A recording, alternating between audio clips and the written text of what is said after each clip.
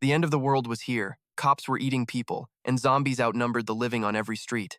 And in all this chaos, a mother, 9 months pregnant, was desperately trying to make a run for it.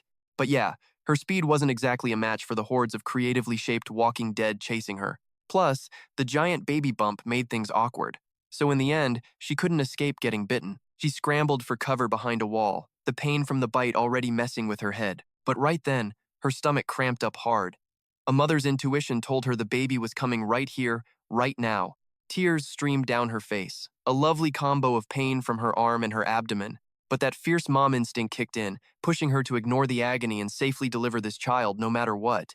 Even as her body began to change, she used her new, long zombie tongue to literally hold her own mouth shut. She refused to scream.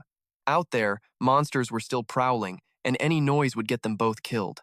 By now, the mother's body had almost completely transformed, but she kept praying, begging God to save her baby, and against all odds, she gave birth to a healthy baby girl. 7 years later, the world is still a zombie-infested garbage fire.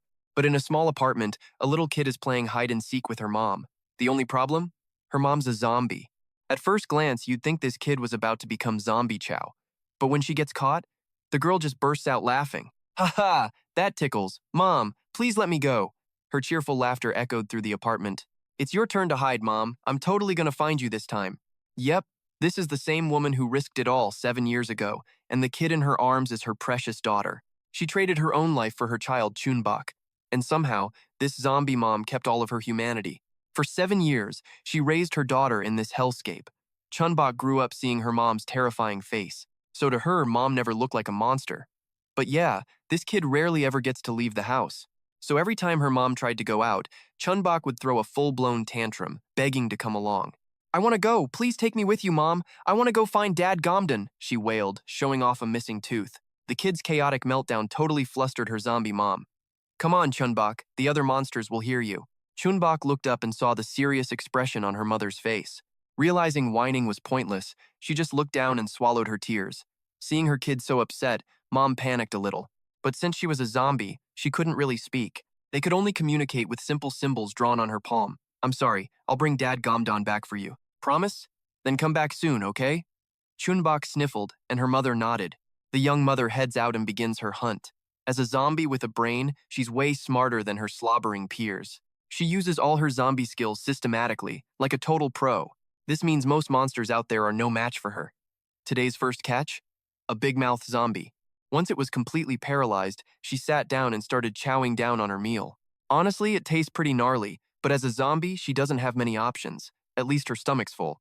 Just as she finished eating, Chun-Bok's mom heard gunshots nearby. She looked up to see 2 survivors facing a hungry horde. The long-haired guy was holding a massive flashlight, and the other dude had a rifle. See? They can't move if we shine the light on them.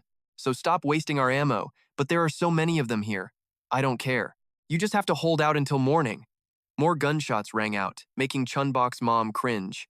This place became zombie central ages ago. She had no idea how these humans got in here or what they were even doing. But one thing was for sure, that flashlight and all that noise would only make the monsters even angrier. Still, Chun-Bok's mom figured this was none of her business. If she got too close, she'd probably just end up with a bullet straight through the skull. But just as she was about to leave, her gaze landed on the backpack the long-haired guy was wearing. And that changed everything. That dinky little flashlight was no match for Chun-Bok's mom. She quickly used her skills to shatter the bulb. The big guy? Yeah, Chun-Bok's mom took him down in seconds. Seeing the situation go south, the blonde dude snatched the gun from his buddy and aimed it right at her. But since it was pitch black, he wasn't even sure if his aim was any good. He watched the zombie creep closer and closer, and this one looked way different from all the others. The guy couldn't hold it together. His whole body started shaking, and he was so terrified that tears started streaming down his face. And in the end, Chun-Bok's mom, a 7-year veteran of this hellscape, was the clear winner. She grabbed the backpack off the other guy and continued on her journey. Not too far away, there was another survivor still kicking. Looks like this guy was on his last leg, no supplies, no weapons. His only means of self-defense was a big rock he was clutching for dear life. This man was just looking for a place to hide, but suddenly, out of nowhere, Chun-Bok's mom appeared. A sharp tentacle shot out, aiming straight for the man's throat, but stopped just 1 centimeter short. After a frantic moment of hyperventilating in fear, the man finally calmed down. And then, the weirdest thing happened. Chun-Bok's mom pulled him into a hug. Oh my God, is that you? My love. The man let out a huge sigh of relief. I finally found you. Gom-don, thank you for coming. What's this? You even found my backpack? I've been so worried ever since those thieves stole it. So that's why she attacked those two guys. Chun-Bok's mom recognized the backpack on the long-haired dude as her husband's. Let's go home, Gom-don. As for that long-haired guy, Chun-Bok's mom didn't bother finishing him off herself. After getting the backpack, she took off, leaving him to fend for himself against the monsters. His partner was still knocked out cold, and now he had no flashlight and no gun.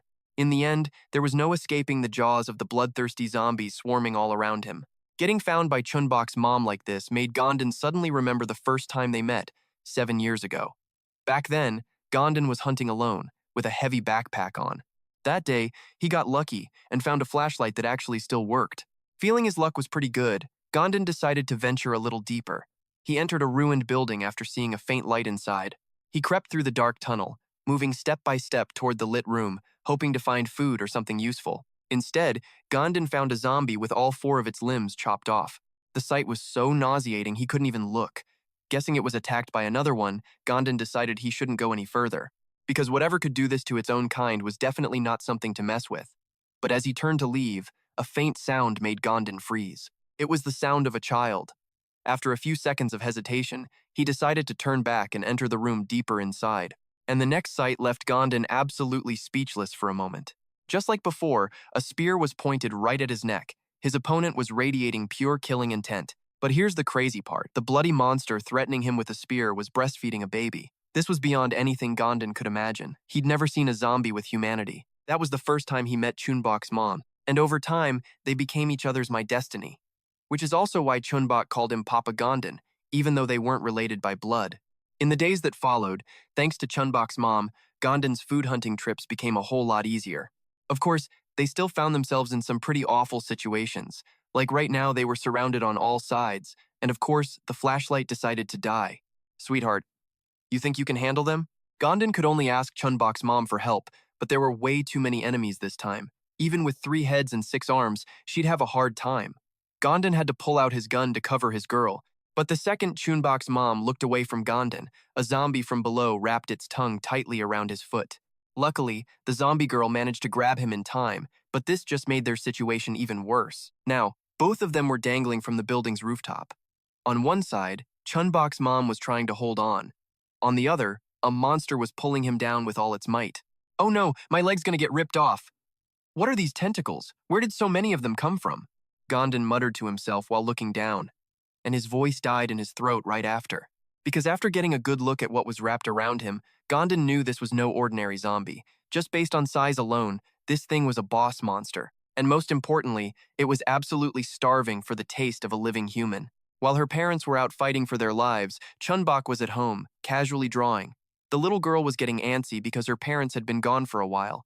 In reality, her parents were currently facing a brutal life-or-death situation. Even though Chun-Bok's mom was a zombie, her strength had its limits, and Gom-don was about to be torn in half. The monster boss below was pulling with terrifying force, and on the rooftop, more and more zombies were swarming in. Chun-Bok's mom was about to lose her grip, but if she does nothing, they're both totally dead. Plus, Chun-Bi is still at home waiting for his mom. With that thought, our zombie mama takes a deep breath, prepping for the biggest gamble of her life, and lets go of the rooftop. It takes Gom-don a full second to realize what she's doing before he starts screaming his head off as they plummet. Down below, that cannon zombie has its mouth wide open, just waiting for dinner to be served. Mid-fall, Mama Chun uses her tentacles still hooked to the roof to snatch another zombie, yeeting it right down the cannon's throat. Exactly as planned, it clamps its mouth shut to chew, forcing the tongue wrapped around Gom-don's leg to retract. He lets out a sigh of relief, but they're still, falling. Seeing her plan was a partial success, Mama Chun starts feeling a massive surge of confidence. Now she just needs to land and take care of the rest to protect Gom-don. As she thinks this, he suddenly pulls her into a super tight hug. Turns out, they both had the same idea to use their own body to shield the other. At least he's got a giant backpack, so he figures he can give Mama Chun a slightly softer, less bone-shattering landing. Luckily for them, they land smack on the giant zombie's face while it's still busy chewing on that snack she just served it. Thanks to that, they actually get a pretty gentle landing. Gom-don holds her tight as they roll right off the zombie's face. Every part of his body is screaming in pain, but he doesn't hesitate for a second, he just slings her over his shoulder and runs. But that terrifyingly huge zombie isn't about to let its meal just get away. To be fair, Using its face as a landing pad really ticked the monster off. And up on Gondon's shoulder, Mama Chun just keeps screaming. Seeing this, he tries to reassure her. Just a sec? I'll put you down. After getting some distance, Gondon finally sets Mama Chun down so she can run on her own. This zombie lady is still shrieking. She's actually trying to scold her husband, but her vocal cords aren't exactly human anymore. Are you crazy? I can take care of myself. I don't need you jumping in. You think you're so tough? You're not a monster like I am. You're the father of my child. If you get hurt, all these furious words are just thoughts inside Mama Chun's head. In reality, when she tries to speak, it's just the same growls and hisses as every other zombie. Gondon kinda guesses his wife is cussing him out, but he doesn't care. Honey, are you okay? Are you hurt anywhere? Gondon asks between gasps. If I'd been here sooner, this wouldn't have happened. I'm so sorry I got you into this mess. Mama Chun is just stunned into silence. The screaming completely stops. She just thinks this man is such a fool, taking all that pain for her, and now ignoring his own injuries to worry about her. But she'd die before letting him get hurt, too. While Mama Chun is desperately trying to think of an escape plan, a claw suddenly punches right through her body from behind. The sight nearly makes Gondon let out a horrified scream. That zombie boss might be huge, but it's not slow, and it had already caught right up to them. The color drains from Gondon's face, absolutely terrified for his one and only. Mama Chun insists she's okay, but she's breaking out in a cold sweat. As the claw retracts, another zombie wraps its hair around her throat. If they keep clinging to them like this, there is no way they're going to escape. Gondon throws his backpack down and starts rummaging for anything that can save her. Behind them, the zombie horde is getting more enthusiastic. Mama Chun is still desperately fighting back with her spear-like tentacle, but it's hopeless against these numbers. After a frantic search, Gondon finally finds what he was looking for. It's a grenade. He pulls the pin without a second thought and chucks it behind them. A huge explosion rocks the area. Gondon sighs in relief that the thing still works, then throws a few more. The chasing zombies are blown to absolute bits, but the boss is still standing, and now it looks even more annoyed by all the explosions. Gondon is down to his last grenade. Mama Chun suddenly holds out her hand. Huh? You want this? Do you have a plan? Gondon gives his wife a skeptical look but hands over the final grenade anyway. With the grenade in hand, Mama Chun starts running even faster, blowing right past Gondon. The monster behind them finally loses its patience and launches another attack. Gondon has to dive to the ground mid-run to dodge the tentacles it hurls at them. Just then Mama Chun stops, turns around, and pulls the pin. Oh my god, Gondon screams. What are you doing? It's too far. It'll never work. Just as he thinks she's about to waste their last grenade, she treats it like a soccer ball and kicks it with her right foot. The force this zombie lady generates is more than enough to send that grenade flying right back at the monster. The giant, brainless monster down below sees her flying in and thinks it's dinner time, so it opens its massive jaw. Big mistake. The grenade sails right into its mouth and detonates right on cue. Chun-Bok's mom lands lightly, turns to the monster's remains, and flips it the bird. Guess becoming a zombie doesn't cure a bad attitude. Gom-don turns to see the giant monster's face has been completely blown off, and he is absolutely overjoyed. He flashes 2 big thumbs up and sprints over to his amazing wife. That's the woman he married, the absolute best. After cleaning up that little problem, they head back to their building, but not before tidying each other up so they don't look a mess for Chun-Bok. The second the door opens, Gom-don shouts, "We're home, Daddy's little girl." Even though they aren't related by blood, Gom-don genuinely adores this kid. Hearing her dad's voice, Chun-Bok practically explodes with joy, racing to the door. Gom-don's home. And look, she finished her homework. The two share their usual greeting, rubbing their cheeks together. Chun-Bok can't stop boasting about how good she was and how hard she worked on her lessons. Gom-don is beaming with pride, then pulls a chocolate bar from his pocket as a little reward for his daughter. The moment Chun-Bok sees that chocolate bar, she looks like she could just float right back into the air with happiness. Oh, Dad is the greatest in the world. She loves him the most. Chun-Bok's mom watches the two of them, feeling a deep sense of joy. No matter how difficult life gets, she's always re-energized whenever she sees her little daughter's smile. And because of that, this mom has sworn that no matter what happens, she will protect this precious family. Dinner that night was an upgrade, and with both mom and dad at home, Chun-Bok was on cloud 9. The kid couldn't stop grinning from ear to ear, showing off her little missing tooth. She tries to offer her mom a bite, but her mom looks hesitant. Gom-don steps in. Mommy says she's already full, honey. What? But she hasn't eaten anything. Daddy saw her eat earlier. But how? I've never ever seen Mom eat dinner before. The two adults have no idea how to explain to their daughter that her mom is a monster who fills her empty stomach with the raw flesh of other monsters. Seeing the innocent, sparkling eyes of her daughter, she gently takes her hand and writes a few words on it. Mommy's full, so don't worry and eat well. Chun-Bok sulks and pulls her hand away, then pops a spoonful of rice in her mouth. But she can't stop wondering what her mom ate to get full and how she eats. To solve this mystery, Chun-Bok decides to conduct a few experiments. The first day, she brings her mom a cookie. In this hellish era, simple snacks like cookies are basically priceless treasures. Chun-Bok originally wanted to offer her mom the whole thing, but couldn't resist the temptation, so she broke it in half, giving her mom the smaller piece. Even so, the craving is written all over her face. "Mommy doesn't like these. You can have it," her mom explains. As if she was just waiting for those words, the kid shoves both halves into her mouth, completely forgetting her mission was to watch her mom eat. The next day, Chun-Bok bothers her mom again by offering her uncooked instant noodles. And the day after that, it's cake.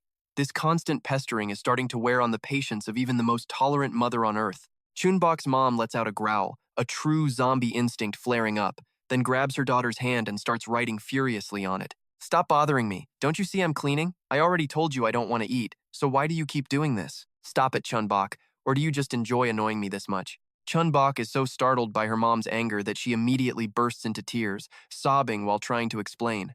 "That's not it. I'm just worried about you. I've never seen you eat anything. I thought you might be hungry, so I was just trying to share my food with you. I'm sorry, Mommy."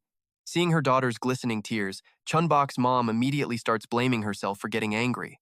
Her hand trembles as she gets ready to write a few more sentences on Chun-Bok's palm. She was about to be honest with her daughter, but at that exact moment, Chun-Bok gets a nosebleed. That single drop of fresh blood instantly ignites the terrifying, bloodthirsty instinct of the undead. When Gom-don sees his daughter, she's standing alone in the room, looking dazed, with blood dripping from her nose.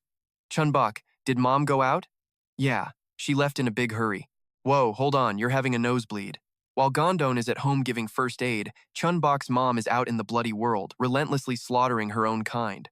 Her method of attack is incredibly brutal, far more vicious than her usual hunting trips. Chun-Bok's mom wishes she could just rip her opponents to shreds to soothe the bloodlust raging inside her. She is being horribly torn between two thoughts, one side insisting she is the girl's mother, and the other whispering how delicious she looks. Though her love is immense, the truth is that Chun-Bok's mom has been a monster for 7 years, and her instincts have been awakened by the scent of her own daughter's blood.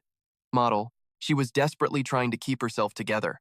She had one job: protect her daughter, not eat her family. But that sweet scent of blood and the smell of her daughter's tender flesh was driving her absolutely insane. She wanted to eat the kid. Chun-Bok's mom was in agony, feeling like her head was about to explode. It took until midnight for her to finally calm down enough to go home. But that loss of control had her tossing and turning all night. This whole thing served as a brutal reminder. From now on, she had to be more careful even around her own daughter. "Sleep well, Chun-Bok. I swear, I will protect you for your entire life." After one peaceful night, Gom-don was up bright and early, getting ready for his next hunt and hoping today's trip would actually be useful. Before heading out, he made sure to remind his daughter not to wake her mom. Apparently, zombies need their beauty sleep during the day. The second the door clicked shut, a sly little smile spread across Chun-Bok's face. Oh yeah, she'd been planning this escape for a while. And today was the perfect chance Dad was out hunting and Mom was fast asleep. Chun-Bok strapped on a small backpack, grabbed a hand shovel, and eagerly headed out.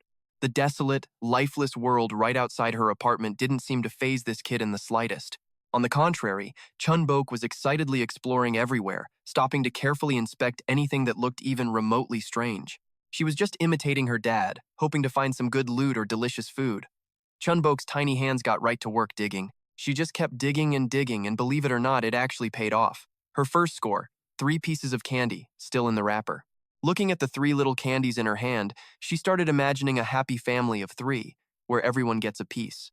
Her parents would totally praise her. Just the thought of it was enough to make Chun-Bok grin like a fool from ear to ear. Wait, I should give one to Higa too.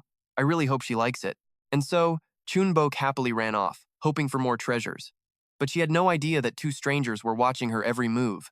They were armed, and the look they were giving Chun-Bok was anything but friendly. Yeah, it was obvious they had bad intentions for this kid. Well, what a lucky day.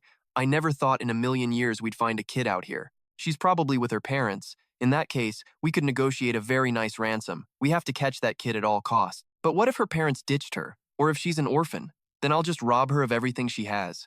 You're thinking too small, you moron. The other woman just laughed, and the smile on her face slowly turned, monstrous. Kids like Chun-Bok are basically a super rare find in this hellish new world.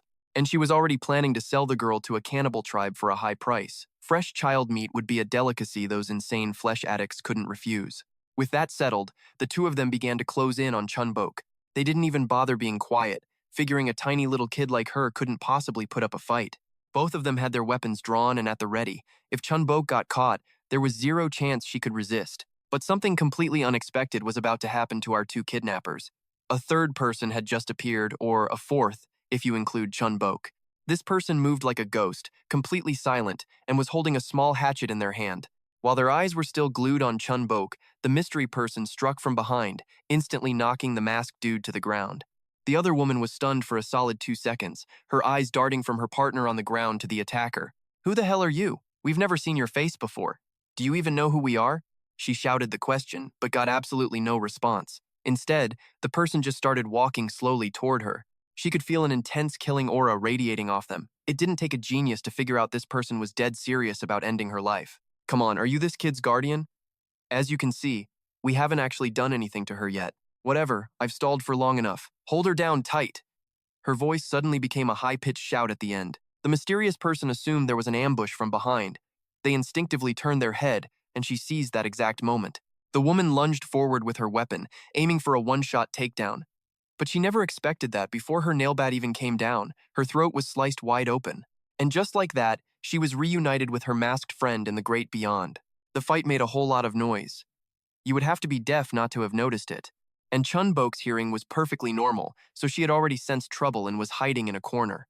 Too bad the sound of adult footsteps was getting louder. Eventually, the mysterious person found Chun-Bok's hiding spot. "Found you." A second ago, Chun-Bok was so tense she could barely breathe, but after hearing that voice, her entire face relaxed instantly. "Higa, why are you here?" But before the girl could even answer, an ugly zombie suddenly appeared on the scene. She had to table the sisterly heart-to-heart and deal with the immediate threat first.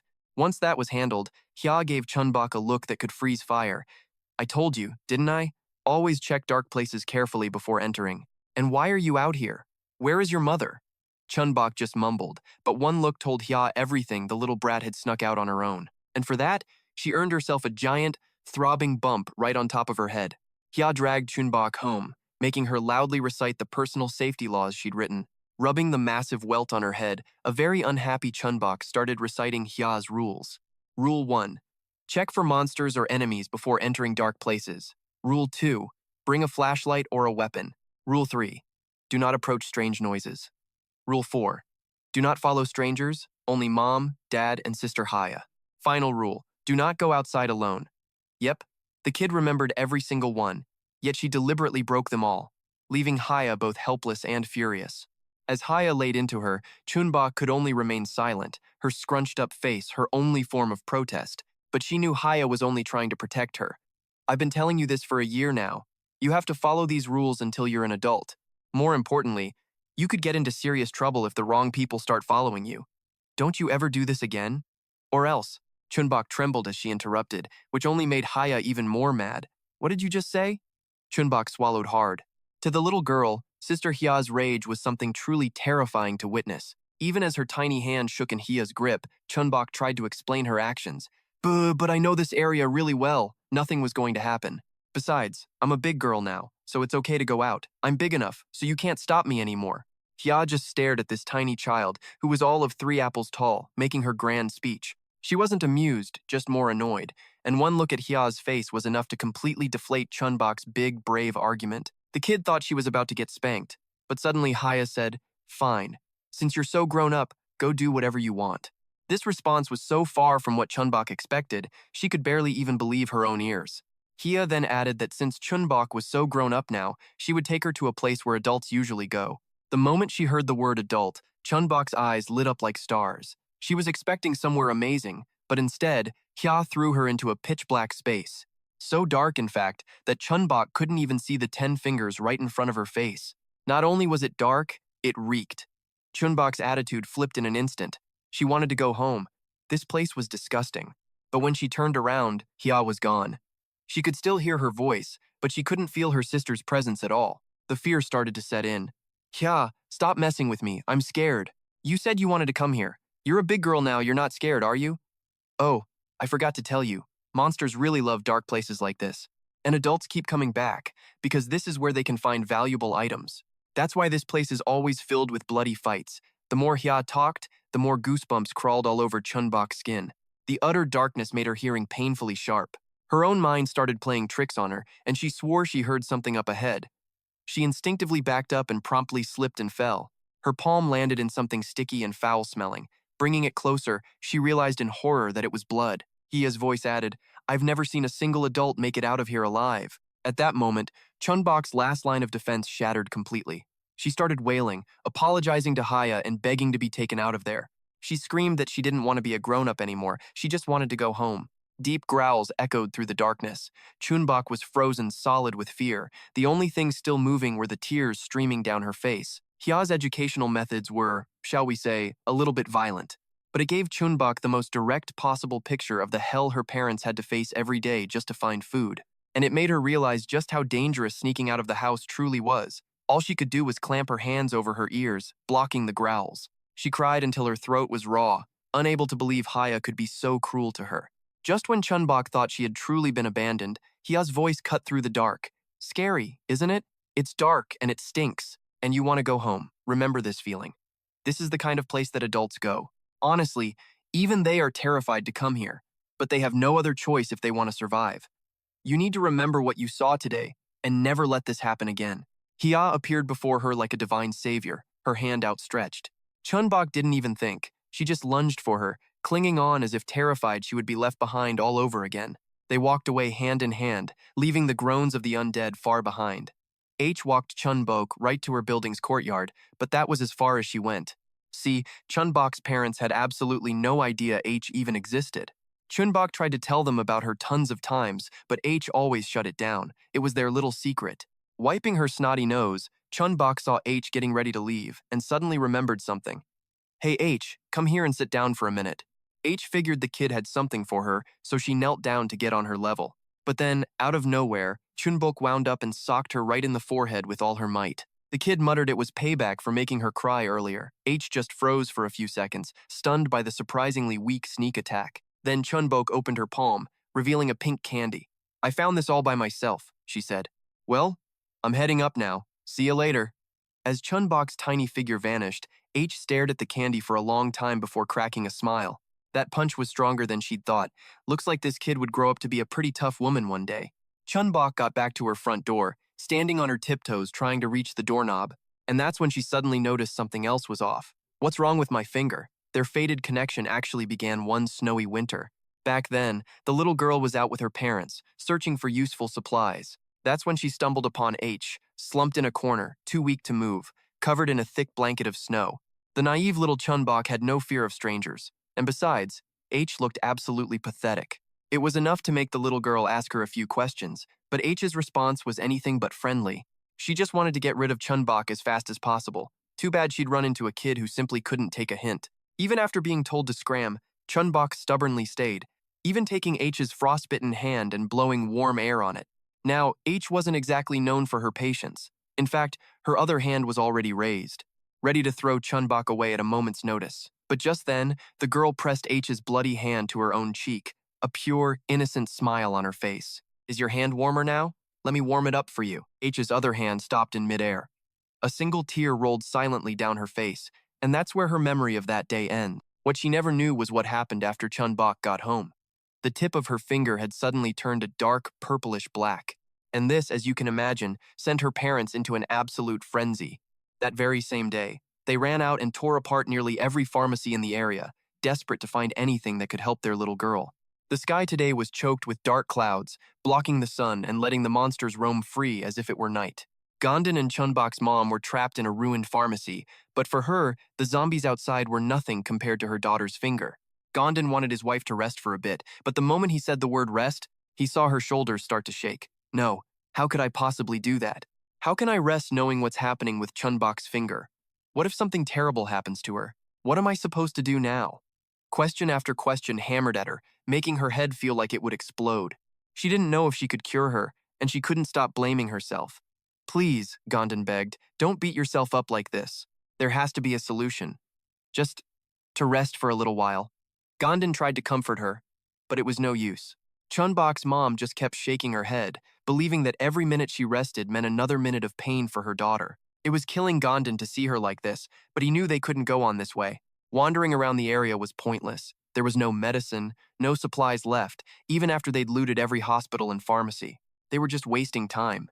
Instead, Gom-don suggested they head for the Village of Hope. He'd heard there was a brilliant doctor there. At this point, it was their last and only chance. The only problem is, getting into that village requires a massive entry fee. They only accept items that are extremely useful and valuable, and right now, their family had nothing like that at all. While Gom-don was stressing over what to do, Chun-Bok's mom quietly traced a few words into his hand. She would go to the pit village. The second he realized what she meant, Gom-don yelled, "Are you crazy? That place is a literal monster nest. It's dangerous even for you." "I'll be fine," she wrote back. "Those monsters are nothing to me." And besides, no matter how dangerous the pit village was, it was a gamble she was willing to take. Because the zombies had completely isolated the village, all of its supplies should still be untouched. This time, Chun-Bok's mom insisted on going solo since she knew the route to this place like the back of her hand. Gom-don, on the other hand, had never set foot in the dungeon village. Plus, he's human. His combat power was a joke compared to his wife's. He'd just be dead weight. Gom-don knew it, but he still hated the idea of her going to the dungeon village alone.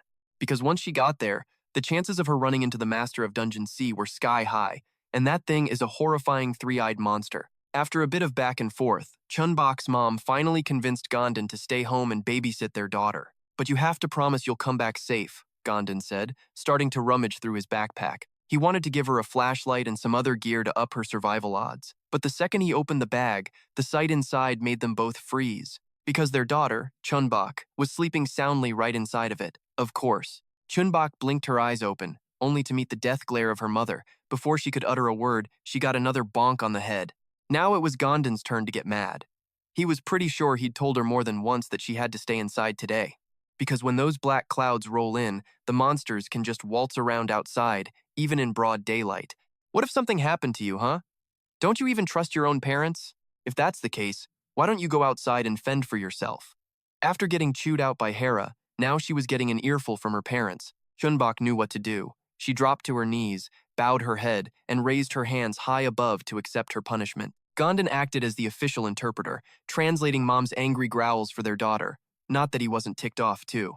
But lecturing a kid in a place this dangerous probably wasn't the brightest idea. So, after a long sermon, Chun-Bok's mom told Gom-don to take their daughter home while she would finally start her solo journey to the dungeon village. Seeing her family split up like that sent Chun-Bok into a full-blown panic. She was terrified. Her mom was still mad, so she latched onto her shirt for dear life. "Mom, where are you going? I want to come with you." Her mom just turned and growled. Gom-don immediately rushed over to pull his daughter off, but this kid was stickier than superglue. Maybe after that little lesson from Hera, she finally understood just how insanely dangerous the place her mom was headed to really was. And most importantly, her mom was going there for her. Chun-Bok didn't want her mom risking her life on her account. She just wanted to go home, all three of them together for dinner, but mom knew her daughter's playbook and couldn't linger, or the waterworks would definitely win. The moment she pulled away and left, Chun-Bok just started wailing behind her. If Gom-don hadn't held her back, she absolutely would have chased after her mom. "You know how strong your mother is, so don't worry. She'll be back with us before you know it," Gom-don reassured her. "But she's going there because of me. I don't want her in danger. Trust your mom. She'll be back with us soon. Now, let's go home." Gom-don was all set to lead his daughter home, but just then, his stomach decided to stage a violent protest. Out of options, Gom-don told his daughter to stay put while he went to find a facility. He never imagined that his seemingly obedient daughter would vanish the second he left. Chun-Bok couldn't forget that dark space Hera had shown her, and she refused to let her mom suffer through that. Meanwhile, her mom wasn't exactly having a great time either. The image of her daughter clinging to her, crying and begging her not to leave, kept replaying in her mind. She just couldn't shake it. Chun-Bok's mom blended right in with the monster horde. Being one of them, she didn't trigger their aggression. By all rights, she should have been able to just cruise on over to the dungeon village. But then, suddenly, the entire zombie horde snapped its attention in one direction. On instinct, her mom turned around to see a cardboard box with 2 eye holes right behind her. "Smells good. Is it food?" The monsters chattered in a language only they could understand. And Chun-Bok's mom was starting to get a very, very bad feeling about this. Just then, some incredibly fake-sounding growls started coming from inside the cardboard box. It was so obviously a human trying to imitate a monster, but having absolutely no clue how, after confirming it was, indeed, fresh meat. The zombies all charged at once, dying to tear whatever was inside to absolute shreds, and each get a piece. But when they ripped the box apart, all they found were scattered bits of paper. Chun-Bok had already been snatched up by her mother's tentacles and lifted high into the air. She fell right into her mom's arms, who was now surrounded by monsters. So much for that plan to go to the dungeon village. That was officially out the window, because now she had to escape this monster mob while carrying this little menace. Chun-Bok, when are you ever going to learn? Why did you follow me again, and where is your father? You are really testing my patience right now. The sheer number of zombies swarming them was insane, and Mama Chun-Bok was fighting a two-front war-slaying monsters while protecting her kid. Still, she was dead set on keeping her daughter completely unharmed, and it looks like the universe actually got the memo. And just like that, the dark clouds parted. A little bit of sunlight peeked through, making the zombies move in super slow motion. A bunch of them just couldn't fight anymore, but the building right in front of them was still basically a monster convention. So yeah, dragging Chun-Bok back in, there was no longer a safe option. Instead, she decides to grab her kid and bolt for the prison cellar while the zombies are on their little sun-induced break. It was now or never. But on the way, of course, one of them manages to slash her with its razor-sharp claws. Blood sprayed everywhere, and Chun-Bok started screaming for her mom. But Mom just gritted her teeth, hiding the pain. Being part monster herself meant the pain wasn't a huge deal. The real problem was that this zombie had found her weak spot. Since she was carrying her daughter, she couldn't fight back, so the thing just kept relentlessly attacking her. Her back was getting absolutely shredded, and the onslaught only stopped when an axe suddenly buried itself in the zombie's head. Mom glanced back, totally stunned, but she had zero time to wonder where a flying axe came from. This was their golden ticket to get down into that cellar and, hopefully, find some temporary safety. Gom-don gasped for air as he watched the two of them disappear inside, hearing zombie groans echo from within. Some were calling for him to come in, another offered him a drink, while one was weirdly curious about his mom's job. He just clenched his teeth, cursing himself. Gom-don clutched his head in his hands. What an absolute idiot. He should never have left the kid alone just to take a leak. How could he lose her over a bathroom break? Meanwhile, H yanked her axe out of the zombie's skull. She slowly approached while Gom-don was still drowning in self-pity, thinking he didn't even deserve to live anymore. Noticing the shadow below him, Gom-don quickly turned around, completely bewildered to see H standing right behind him. His face a mask of surprise, he immediately screamed, "Who are you?" But H's response was to swing her axe at his face. She completely ignored his questions and just kept on swinging. Anyway, let's cut back to the mother-daughter duo. Mom immediately started her lecture. "Why did you follow me? How many times do I have to tell you? It's dangerous out here." She took her daughter's hands, painfully tracing each word onto her palm. "I told you to stay with your father. You're not even feeling well. Do you have any idea how much I worried about you? If you do this again, you are going to be in big trouble." She tried her best to get her point across to Chun-Bok, but then she suddenly froze in surprise. Because her daughter took her hand and wrote on her palm, "I was scared."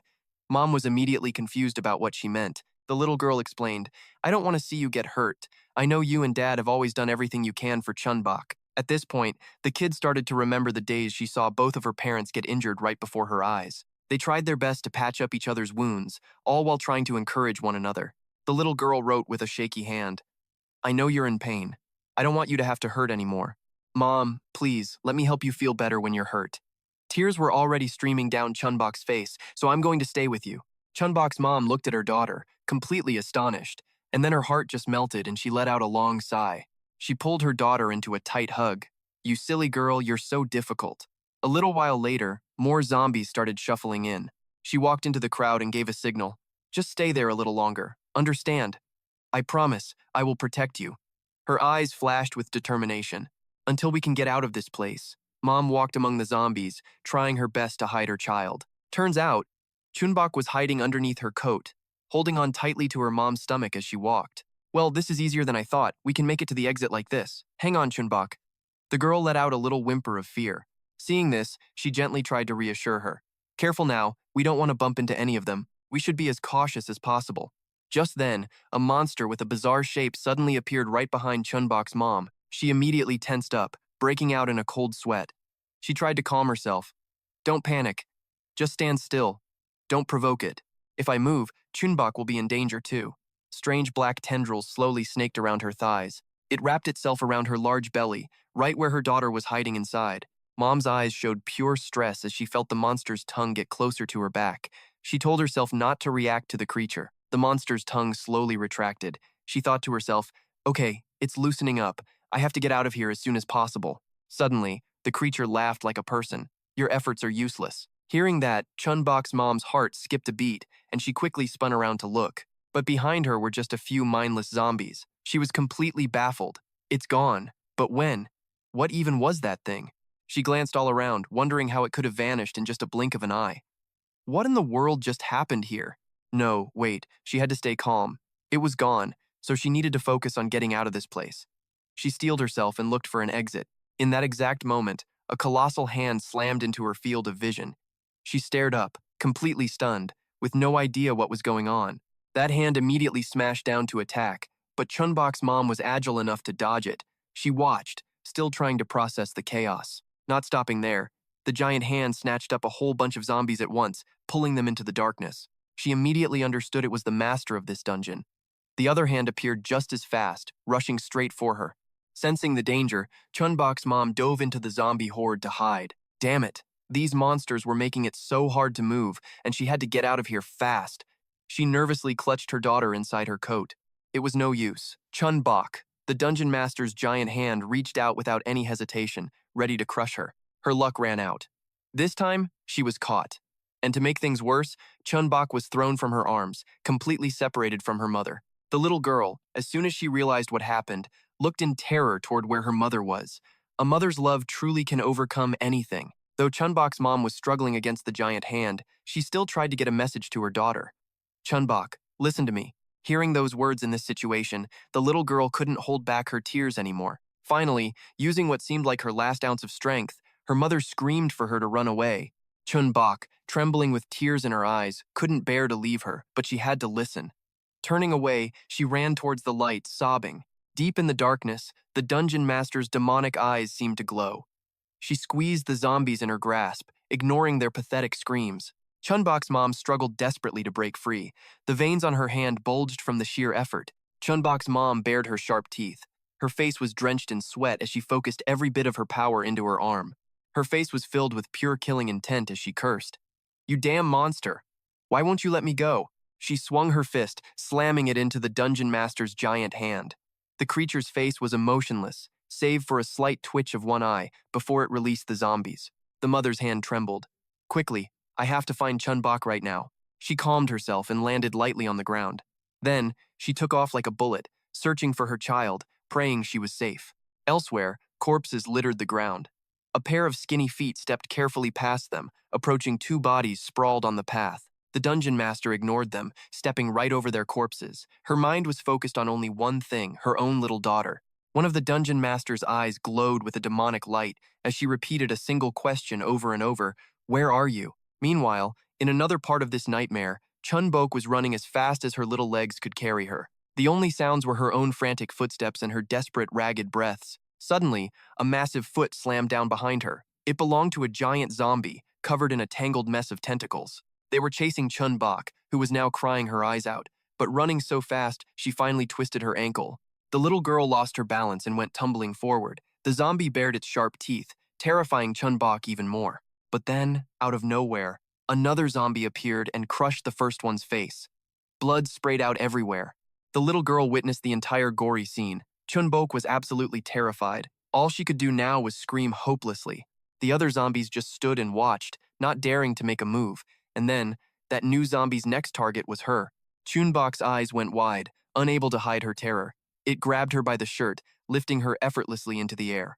Then, suddenly, the zombie dropped her back to the ground. It reached out, touching her with its blood-soaked claws. The little girl shrieked, praying with all her heart that her mother would come and save her. Chun-Bok was so scared she wet herself. "This evil monster is right behind me. I'm so scared, Mom." The zombie tilted its head to the sky, then glanced down at her with pure contempt. It opened its mouth wide, fully intending to swallow Chun-Bok whole. But it suddenly froze, as if it sensed a dangerous presence approaching. The crowd of gawking zombies felt the danger too. They all scrambled to escape, much to the little girl's surprise. Chun-Bok just stared, completely confused about what was happening. She took a deep breath to sense the air around her. Chun-Bok quickly covered her nose. "What is that awful smell?" It was disgusting. "What is that thing?" Suddenly, an arm shot out of nowhere and grabbed her. It dragged Chun-Bok across the ground, causing 2 lollipops to fall from her pocket. The world went silent, leaving only the sound of footsteps. The dungeon master's kid yanks her back, obviously desperate for a playmate. but all Chun-Bok sees is the candy she dropped just a moment ago.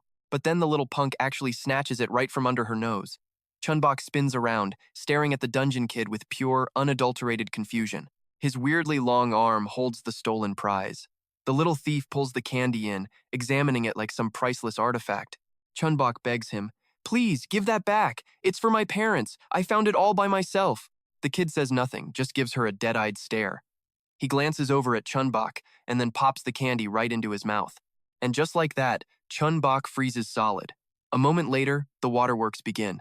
"That was a gift I saved for my mom and dad." But the dungeon kid couldn't care less, happily munching away on his loot. That's it. She flies at him and slugs him right in the face. Chun-Bok pinches his cheeks, trying to force the candy out. Oh, but he's not taking that lying down. He pinches her right back. The two go at it, neither one willing to give an inch. She is dead set on getting her candy back. He grabs her head, but she's just as wild, prying his mouth open in response. Chun-Bok keeps swinging at his face. "Let me go." Taste the thunderous punch of Chun-Bok. Even with a bloody nose, the Dungeon Master's kid somehow finds the strength to fight back. So she just chomps down hard on his head. And that does it. The dungeon kid has had enough and bolts. Chun-Bok's face is swollen. Her hair's a total mess.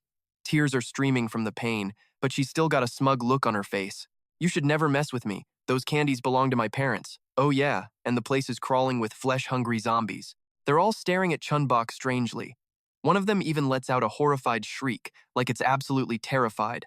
The zombies hesitate, stumbling forward, then a sneeze builds. Chun-Bok lets out a single achoo, and they immediately turn and run for their lives.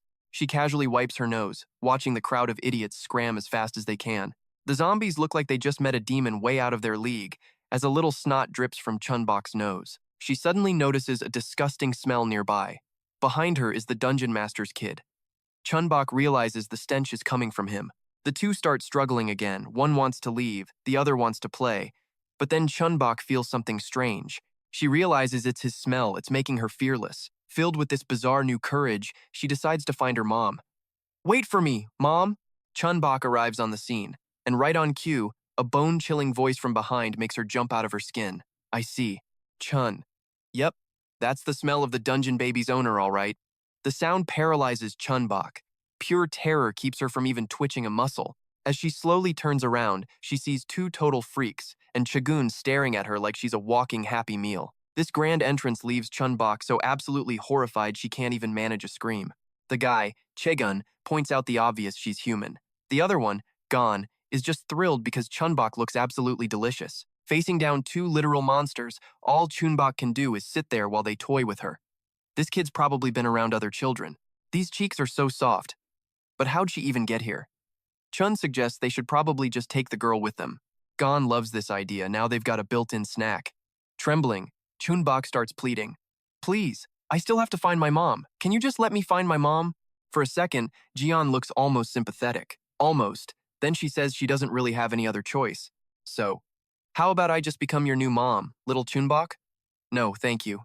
The girl's rejection is instant. Jian just leans into the creepy mom routine. Now, Chun-Bok, are you talking back to your mother?" That shuts her up fast, sweat pouring down her face. Chagun cuts in, saying they should take Chun-Bok to their father. But Jian wants to keep this new toy for herself. He has to remind her why they're even here in the first place, to help their dear old dad eat the Dungeon Master. Jian isn't giving up that easily. "Fine, whatever.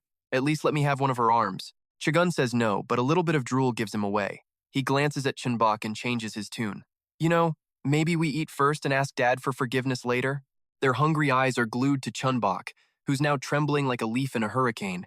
At this point, Chun-Bok can only pray as they get ready to take a bite. All she wants in the world is her real mom. In that final moment, looking like fresh meat on the menu, her desperation to find her mother gives her a sudden burst of courage. Time to gamble. Chun-Bok opens her mouth to say something, her brilliant last-ditch plan fully formed. Suddenly, she whips her head to the side and yells with total shock. "Is that you, Mom?" And like a couple of fools, both Chun and Jazan turn to look. In that split second, Chun-Bok is gone, running for her life. The two monsters just stand there, silently judging their meal as it sprints away. You know, she's so useless it's almost cute. And with that, they give chase, not about to give up on their snack that easily. And look at that, two flesh-hungry monsters found some new motivation, starting a little game of chase with Chun-Bok. This kid's still trying the self-preservation thing, running on pure adrenaline. Her two biggest fans are hot on her tail until Chagun suddenly spots an obstacle. Yep, he stops dead in his tracks. And why? Oh, just a casual horde of zombies appearing out of nowhere to play traffic cop. So our girl Chun-Bok, absolutely terrified, decides to run straight into the zombies. Great plan. She glances back, tears streaming, only to see Chun and Jian raising their pointy, stabby appendages. He just starts maniacally carving through the zombie roadblock.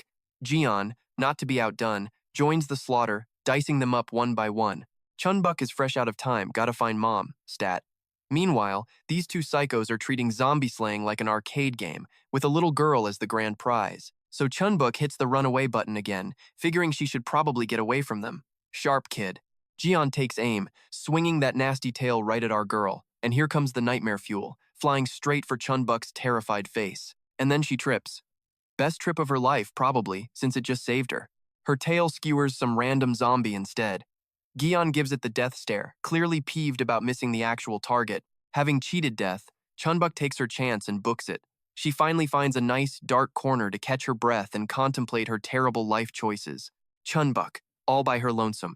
She replays the horror show in her head and, surprise, it's terrifying. Cue the waterworks and a whole new level of fear consuming her. But she pushes on anyway, quietly calling for her mom, Gom-don. And that's when a voice chimes in with a totally not creepy, "Don't worry." Chun-Bok just about jumps out of her skin. Turns out, Mr. Dangerous Chae-gun has been playing stalker this entire time. He pops his head out with that charming psycho voice. "We're going to be your family. Hide and seek is over. Now, come on over." His hand starts reaching for her. Through a face full of tears, she begs, "Please don't. I just want to go home." And here we go, turning despair into power. Red, blood-like veins pop on her hand. It looks hopeless, but Chun-Bok swings back with everything she's got. And would you look at that, her little hand actually did some damage. His hand gets seriously messed up mid-reach. A spray of blood confirms it. Chae-gun's confused he just got sliced by... what exactly? Then Chae-gun realizes something is very wrong. His eyes go wide, staring at that weird cut on his hand. And just like that, he starts screaming. The wound on his palm is spreading, and a world of pain is taking over. "My hand's on fire." "What did you do, you little monster?" Chun-Bok has no idea either. Then she notices her thumb is now sporting a brand new, pointy black nail. Well, that newfound power just saved Chun-Bok's bacon. Elsewhere, Gion is busy chowing down on something bloody. She wonders aloud, so what now? As she struts along, where the heck am I? And where's that loser Chun? Did he ditch me to snack on that girl alone? I was supposed to get the first bite. Her skin looks so soft. I never knew kid skin was so delicate. She gets a little too excited just thinking about Chun-Bok's terrified face. Then she just holds up 2 fingers. Gion takes a big whiff and grins like a maniac. I really want to taste. Her scent is still on my hand. Then she licks her fingers, which is all kinds of disgusting. Now, where is she hiding? Oh, my sweet little Chun-Bok. Suddenly, a hand grabs her. She glances back in surprise. It's Chun-Bok's mom, and she does not look happy. Jian just gives her a blank stare. Yeah, she has absolutely no clue who this lady is. Meanwhile, Chae-gun is still screaming curses at Chun-Bok. She's absolutely petrified by his little tantrum, trying to stammer out, "I didn't mean to." He's screaming in pain, just absolutely losing it. He swings his weapon wildly, and Chun-Bok flinches, but plot twist, he chops off his own arm instead. Which, understandably, leaves the kid a little confused. Like, what is even happening right now? Chae-gun's severed hand hits the floor, right along with a fresh round of his creative cursing. Chi-gun is panting, "I'm going to chew you alive, I swear, it's really gonna bug me if I don't." He keeps going, "I'm gonna grind your hand to dust." As these tentacles wrap around his arm with a sickening crackle and another scream, the horrifying scene has Chun-Bok shaking like a leaf. And yeah, his brain now has only one goal: kill the kid. Chun-Bok's eyes, though? Filled with nothing but pure hatred now. Looked like it was game over for our girl, but her luck is apparently insane. The villain gets decked and lets out a pained grunt. Chae-gun goes flying backward, head slamming into a wall. The kid's eyes are saucers, totally stunned by this development, and she quickly looks behind her. And behind her is... nobody. Just a massive backpack sitting on the ground. Chun-Bok can't even process what's going on. It takes a second before the tears start, and she starts crying out for her dad. And there's Gom-don, face radiating pure murder, growling as he approaches. Oh, he is not happy that Chae-gun touched his daughter. Chun-Bok latches onto Gom-don in a desperate hug. He immediately asks, "Are you okay? I'm so sorry. You must have been terrified." Gom-don immediately noticed something was off with the little girl's hand. Chun-Bok just burst into tears, sobbing that she was terrified. Her mom had been taken, snatched away by a giant hand. He pulled her into a hug to comfort her. "It's okay now. You don't have to say another word." Gom-don tried his best to hide his own helplessness, putting on a brave face for Chun-Bok. Meanwhile, Chae-gun stomped the ground in a rage, his knuckles cracking with a sickening, terrifying sound. Chae-gun started spewing insults again. Who do you think you are? You think I'm some kind of idiot? I'm going to devour every last one of you. Seeing Gom-don talk to the kid, the creature just stared, totally confused. Gom-don just told her, stay right behind Dad. When this is over, we'll go find Mom, okay? Chun-Bok, ever the trooper, asked about her mother. He reassured her, it's all right. Once we find her, we can all go home together. The two of them just kept talking, completely ignoring him, which sent Chae-gun into an absolute fury. He launched himself forward like a hurricane. Without a moment's hesitation, Gom-don calmly threw a brick. It slammed into the creature's head, sending blood flying everywhere. He pointed straight at Chae-gun's face with a warning. Don't you dare curse in front of my daughter, it's not good for her. Hearing that just made the creature even more furious, screaming that he was going to kill him. So once again, Gom-don grabbed another brick, getting ready to throw. He put every ounce of strength he had into the throw, but Chae-gun, without flinching, just blocked the hit with his bare hand. The brick shattered into a million pieces, and for the first time the creature felt a real sense of danger creeping in. Another volley of bricks came flying, all aimed at Chae-gun. All he could do was throw his arm up to block the onslaught. Chae-gun was taking hit after hit. Damn it. Where is all this coming from? How is this possible? Gom-don, feeling the momentum, pulled another brick from a pre-packed bag. He just kept throwing, a relentless barrage of projectiles. Gom-don was just letting the bricks fly in every direction. He poured all his energy into the attack, hoping, praying he could finally hit one of the creature's weak spots. A brick slammed into Chae-gun's leg with a painful-sounding crack, then another one hit his arm, and that blow looked just as agonizing as the last one. Gom-don just kept hammering him with cinder blocks, determined to grind this monster to dust for daring to put his precious Chun-Bok in danger. But right then, a new problem popped up. His earlier momentum was quickly turning into pure stress. Gom-don stared, gutted, into his now empty bag. In that instant, he was snatched up by one of Chae-gun's tentacles. Chun-Bok screamed in panic for her dad, completely helpless to do anything. The tentacle squeezed so tight that Gom-don couldn't even breathe. Chae-gun let out a gleeful laugh. All out of bricks, are we? Not that it mattered from the start, since I can just heal myself. The creature pressed his advantage. Now it's my turn. I'm going to slowly savor your body. But even in this life-or-death moment, Gom-don still looked defiant. The monster just sneered, wanting to kill Gom-don on the spot. Suddenly, Chae-gun felt a chill run down his spine. He sensed danger coming from behind and dodged to the side, just as Higa appeared and sliced off his tentacle with her axe. He just stared, completely stunned, with no idea what was happening. Her axe was already dripping with his blood. Higa's face was filled with killing intent as she declared, "This time, you're definitely going to die." Her expression was absolutely terrifying. Higa glared at Chae-gun. "Get ready." And with that, she shot forward, charging straight at him. Her scarf trailed behind her like a flickering flame. In the dim light, the human and the monster clashed at blinding speed. Even though Higa was relentlessly throwing one fatal blow after another, Chae-gun was able to dodge every single attack with ease. It wasn't until he was finally cornered with nowhere to run that he actually started to fight back. Chae-gun's face was twisted with pure rage. He threw a massive punch forward. Higa didn't show a hint of fear as she charged in. The axe in her hand did its job, slicing clean through Chae-gun's remaining arm. Gom-don sat in a corner, holding Chun-Bok tight. He watched the fight, amazed. Incredible. Is she really cornering that monster with just one axe? Gom-don could only guess she must have slaughtered hundreds of these things before she even got here. A question popped into his head. And she still has enough stamina to fight like that? Chae-gun, now completely restrained, was a little curious. Who is that woman? Higa just gave him a sinister look in return and said, "Gotcha." At that very moment, memories Chae-gun thought were long forgotten came rushing back into his mind. He remembered being asked a question by Gazon a long time ago. What do you think is the difference between monsters and humans? Chae-gun hesitantly answered, "The difference is our strength." She laughed in agreement, then added, "And maybe monsters are just dumber?" A different voice spoke up. Someone who, as a father, offered a deeper insight into humanity. Humans are a cunning bunch. They adapt to their surroundings easily, but they're far too weak to survive. The old man didn't forget to mention the other side, either. We monsters, on the other hand, are incredibly strong, but we only know how to act on instinct. If you compare them, both sides have very different strengths and weaknesses. Gazan quickly followed up. So what about you and me? The image shifts to a human skeleton. The other person answered without hesitation, "We are not weak like humans." Then we get a look at the not-so-average monsters. This old guy starts trash-talking, claiming he's not stupid like the other grunts. He's dead certain they have the best of both worlds, human and monster, and that other monsters wouldn't dare mess with them, which means, according to him, they are the perfect creatures for surviving in this messed up world. Finally, he declares that hunters like them are the chosen ones and they should be grateful. The kid obediently replies, "Yes, father," but then adds a little mischief. "All right." The old man also gives an order. "Go find the child while I take down this Dan guy.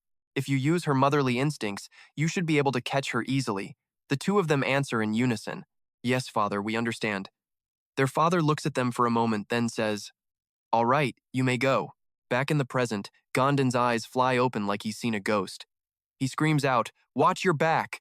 Chun-Bok worries. "Haiga!" Just then, the kid lunges forward for a fierce counterattack, yelling, "I'll tear you to shreds first." Haiga jumps back, gripping her sharp axe, ready to defend. Her eyes are locked on the guy, as if sizing him up to see just how far he could actually go. But while staring him down, Haiga gets blindsided from behind. Turning back, she sees Chun-Bok's mother. The woman scowls at her, totally confused. What the heck is this girl? And right on cue, Chun-Bok's mom transforms into a monster, just like them. She snarls, relentlessly fighting back. Her glowing eyes give Jaeon the chills. They look exactly like her father's. The monster girl grimaces in pain. John starts piecing it together. She's a monster like us. But what is this? Before she can finish that thought, Chun-Bok's mom slams a fist right into John's face, completely shutting her down. John has to admit, Chun-Bok's mom is terrifyingly strong. But she's not about to just stand there and take it. John's eyes glow with a strange red light. She stomps her foot on the ground, taunting. "All right then, let's see what you can do." Gross-looking tentacles start sprouting from her body, squirming around. And on top are some seriously scary sharp spines. She launches two freakishly long tentacles straight at Chun-Bok's mom. John's voice is full of challenge. "Try and block this." In the dark and gloomy scene, her face is ferocious, with glowing yellow eyes and a cold, threatening glare. "Spit it out." Chun-Bok's mom reveals sharp claws, and weird green veins pop out on her skin. She swings hard while yelling, "Where is Chun-Bok?" The attack sends the other girl stumbling all over the place. She grits her teeth through the pain. Damn it. Chun-Bok's mom goes feral, rushing straight for her opponent. John's tentacles get sliced to pieces by her bare hands. Her feet are so fast she easily dodges every tentacle strike. The monster girl just scoffs. "Come on, don't just keep dodging. Go die already." With blinding speed, Chun-Bok's mom zips past the tentacles in a flash. She's suddenly right in front of Jaeon, who just freezes solid. Before she can even process it, Jaeon is attacked by some sharp object that came out of nowhere. Chun-Bok's mom stands a short distance away, just watching her. It sends an indescribable chill down her spine. But Jaeon managed to block it with her hand. Too bad the sharp point went right through her palm. John breaks out in a cold sweat. Crap, that was way too close. Chun-Bok's mom rips the sharp weapon from her hand. Jaeon screams in agony and curses, "You damn monster," while she just watches her writhe with ice-cold eyes.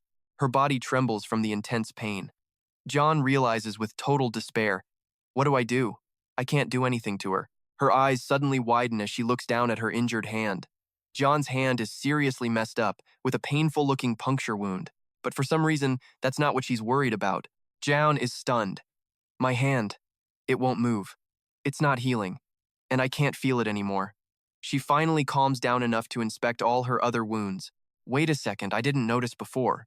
But none of my other wounds are healing either." John looks back at her severed, bloody tentacle stumps.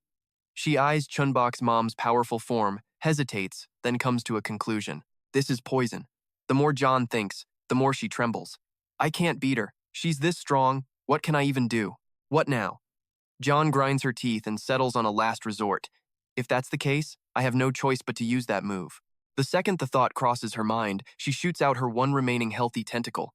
Without a moment's hesitation, John starts cutting off her own injured body parts. For the finale, she sinks her sharp teeth into her own bleeding hand. John groans in pain. Chun-Bok's mom, who's been watching this whole bizarre display, just looks on, completely baffled. She watches as the severed hand, bitten clean off, falls to the ground. Jaeon is panting, having lost way too much blood. After finishing her preparations, her expression turns absolutely vicious. "I'm going to kill you." With that, she charges, desperate to win.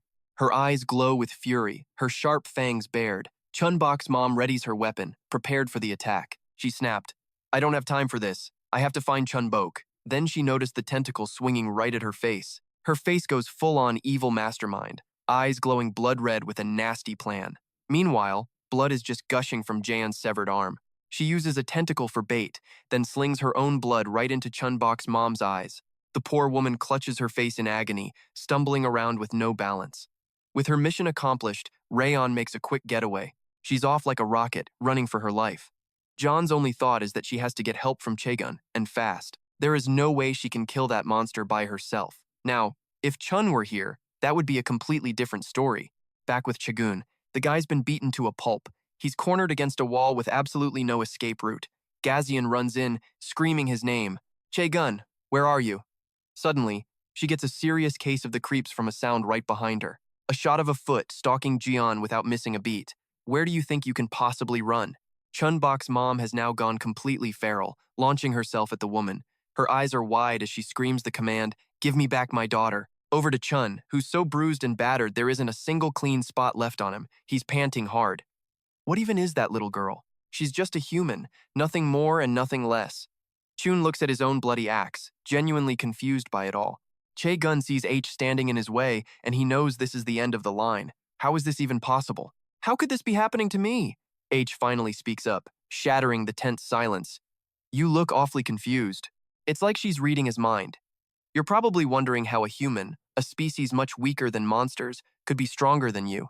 Chaegun hangs on her every word. Don't overthink it, she says simply, then raises her axe high to deliver the final, brutal verdict. Because you're weaker than me. The axe swings down on Chun in a flash. H's eyes are practically gleaming with excitement. Turns out, Chun-Bok's mom has been watching from behind the whole time, observing every single one of Ha's movements. She looks at the axe and digs through her own fuzzy memories. That's the same axe that once helped her defeat a monster. And then it hits her. This girl is the one who saved her. Noticing the intense stare, Gundon chimes in.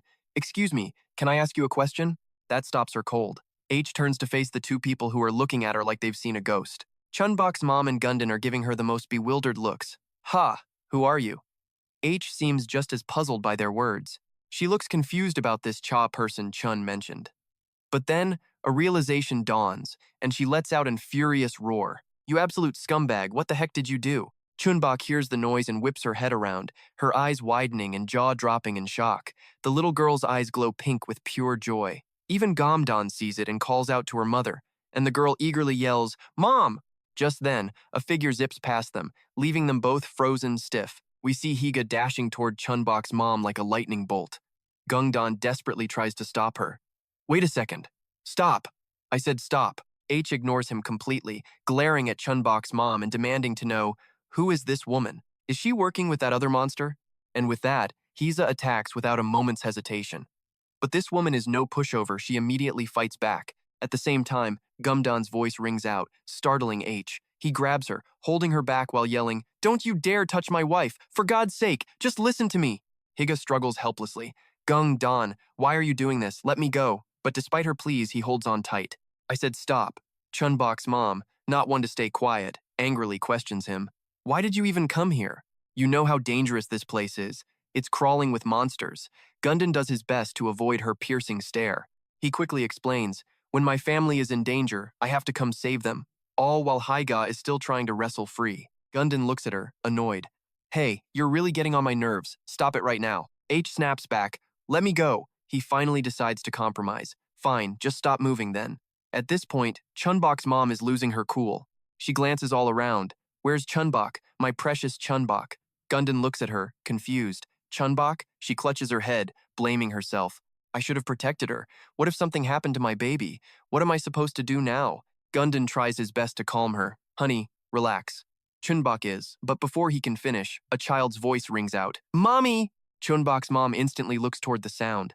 The little girl runs toward her, sobbing and calling out for her. Mommy! Chun-Bok immediately tries to soothe her mom's fears. I tried my absolute best to run away from them. The little girl doesn't forget to check on her mom either. Mommy, are you hurt anywhere? The woman is crying, but clearly out of pure happiness. She opens her arms wide, sobbing, and the little girl runs right into her hug. They hold each other tight in a joyful reunion, with Chun-Bok repeating Mommy. Chun-Bok's mom holds her child close, crying and apologizing.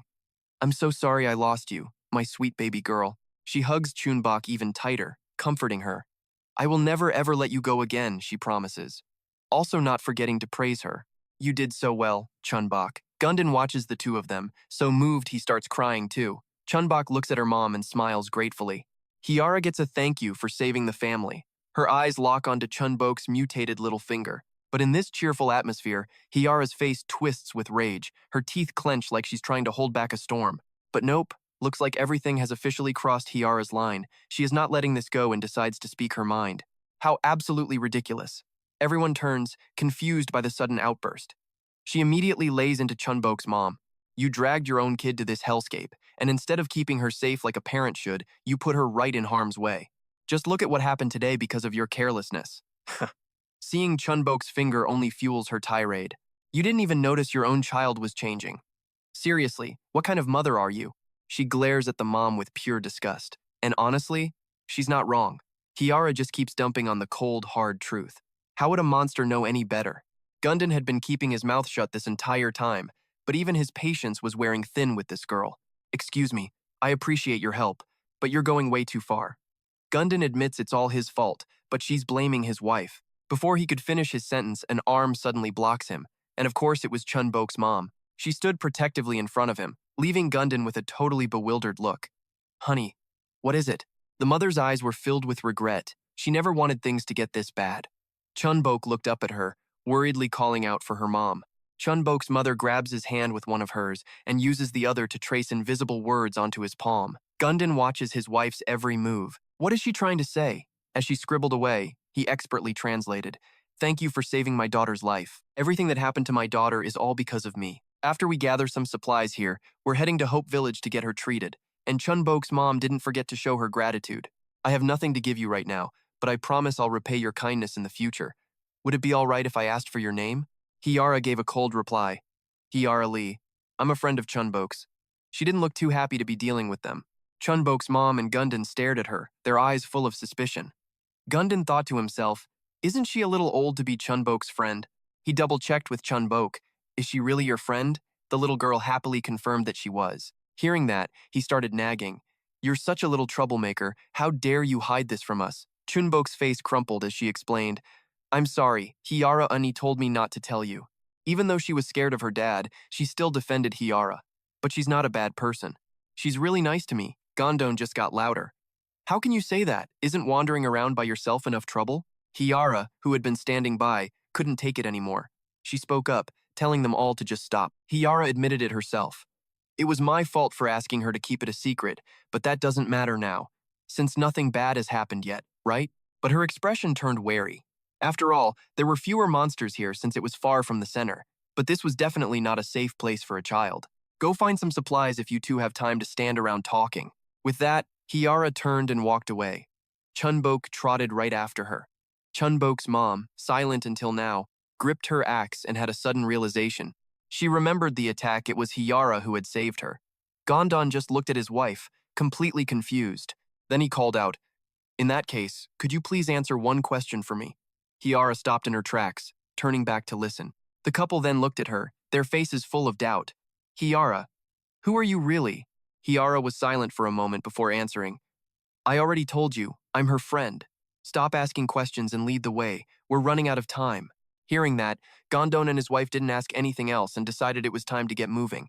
Somewhere, in a dark corner, a hand was fumbling around for something. They arrived at a room stocked full of necessary supplies. A zombie holding a bottle charged at them, but its head was instantly split in two before it could even react. Hyara stood before the pile of zombie corpses, scanning the room to make sure it was clear. Suddenly, a surprised gasp from Gom-don caught her attention.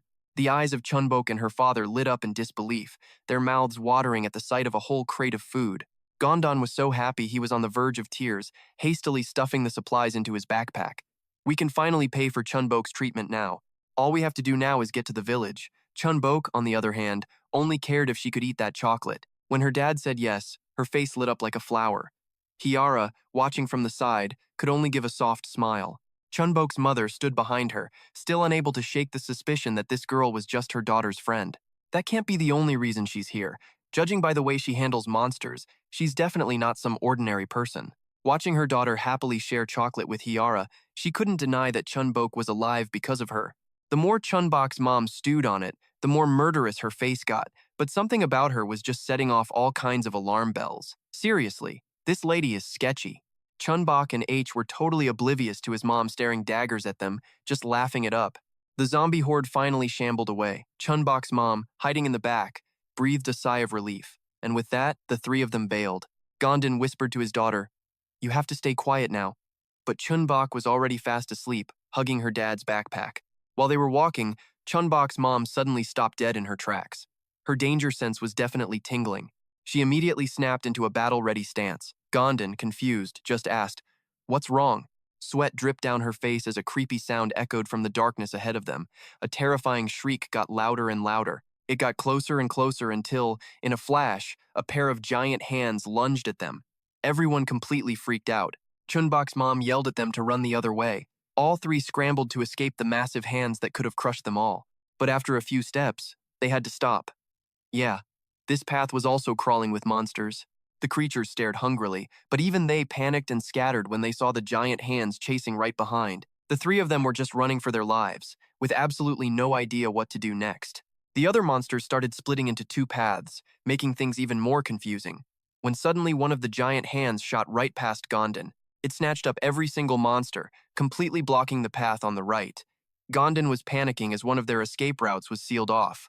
HG seemed to realize the monster's goal was to trap them. Chun-Bok's mom warned, "This dungeon boss is trying to trick us. We have to get out of here now." And right behind them, three glowing red eyes slowly appeared in the darkness. All they could do was run toward what they desperately hoped was the exit, trying to escape that enormous thing. The hand shot out like a bolt of lightning to grab them. They barely managed to dodge it, only to run straight into a dead end. Of course, Chun-Bok's mom clicked her tongue and charged forward to attack. Behind them, a monstrously huge creature finally revealed itself. Drool poured from its mouth as it struggled to force out a few words. "Let me see." The dungeon boss scanned past Gom-don and then HG, saying, "Not you." But then its gaze locked onto Chun-Bok's mom. The dungeon boss noticed her golden eyes. A sinister smile spread across its face. "At last, I've finally found you." The dark, gloomy room fell silent. The dungeon boss sighed contentedly. "This body. It feels a little more comfortable now." Its eyes shot open as it let out a roar. It twisted and cracked every single joint, feeling out a body that was better than it had expected.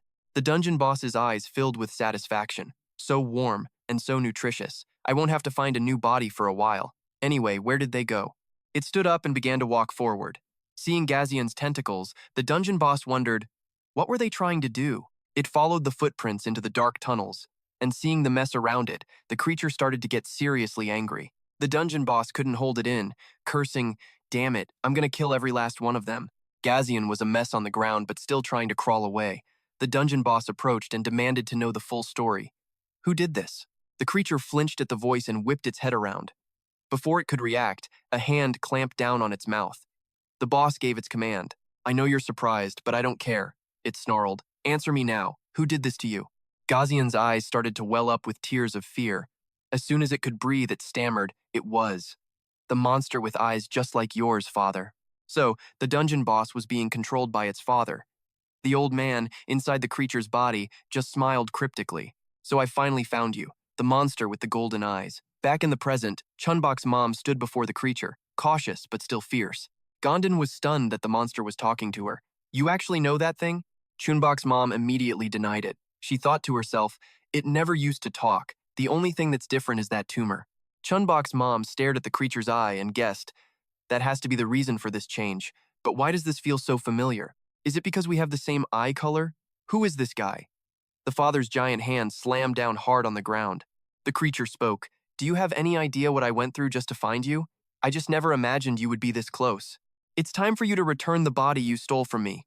Gom-don, terrified, asked Chun-Bok's mom, "Did you steal something from that monster?" But she just kept denying it. "I don't know. I have no idea what that thing is talking about." The father heard her and seemed to understand. "You don't recognize me?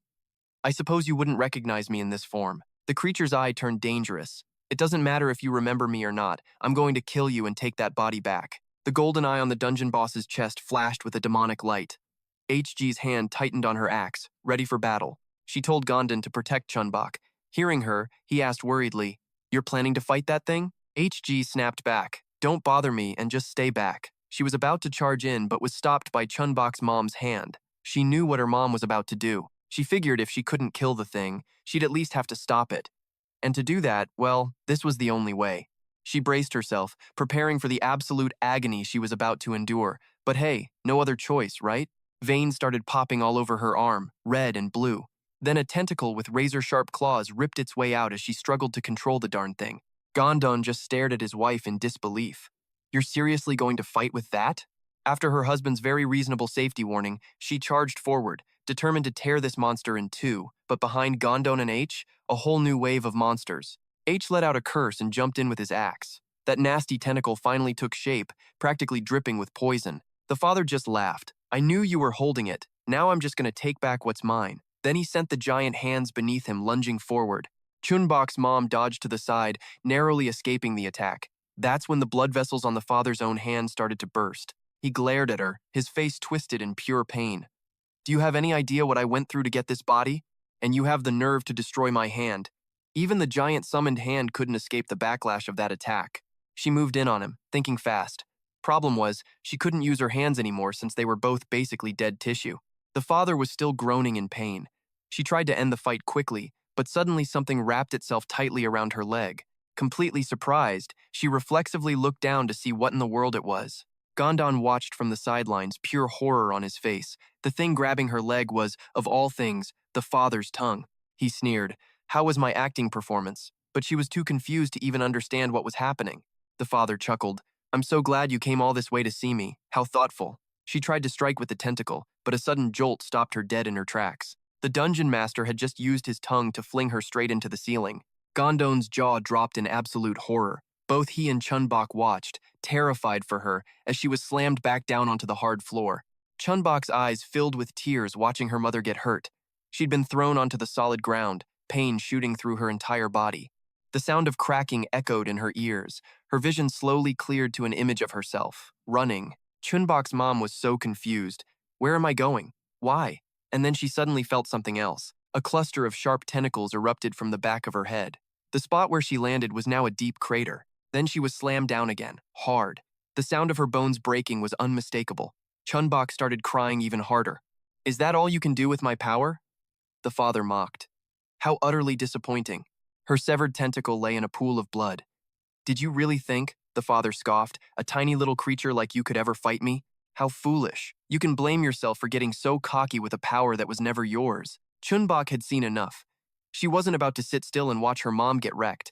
She jumped right out of Gom-don's arms, shocking him. The little girl ran sobbing towards her mom, screaming, "Don't hurt her anymore." H, busy fighting monsters, saw the danger and yelled at Gom-don. "What are you doing? Get her back here." As Gom-don ran towards Chun-Bok, a sharp, clawed hand shot out right beside him. He quickly blocked it with his sword, but he couldn't stop worrying about his daughter.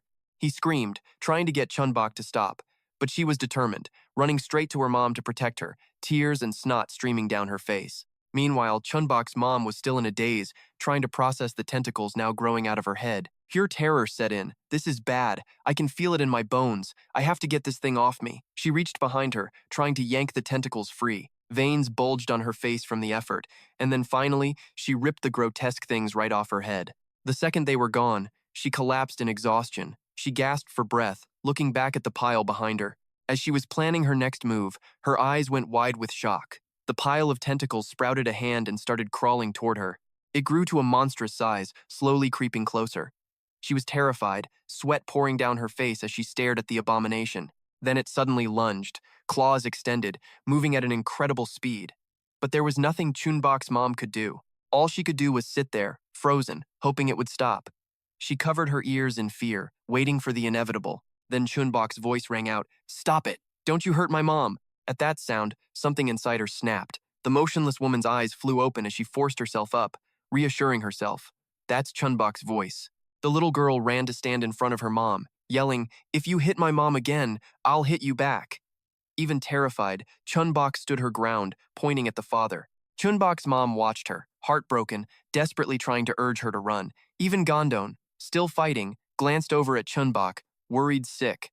Chun-Bok's mom was helpless in agony. "I can't move after that last hit, but I have to protect Chun-Bok." The space falls dead silent, with only Chun-Bok facing down her so-called father. The old man sizes her up for a moment before speaking. "You must be Chun-Bok, huh?" "All right, pop quiz for the little one. What are you?" the old geezer asks, sizing her up. "Are you human?" "Nah, not with those weird fingers." "Or maybe, a monster?" Oh, he sounds way too pleased with that idea. How interesting. How did a pipsqueak like you take a piece of my body? Chun-Bok doesn't answer. She just starts wailing. I don't know. Just stop hitting my mom, you jerk. Chun-Bok's mother can only watch her innocent daughter, completely unable to intervene. What's going on in that little head of hers? His gaze turns predatory.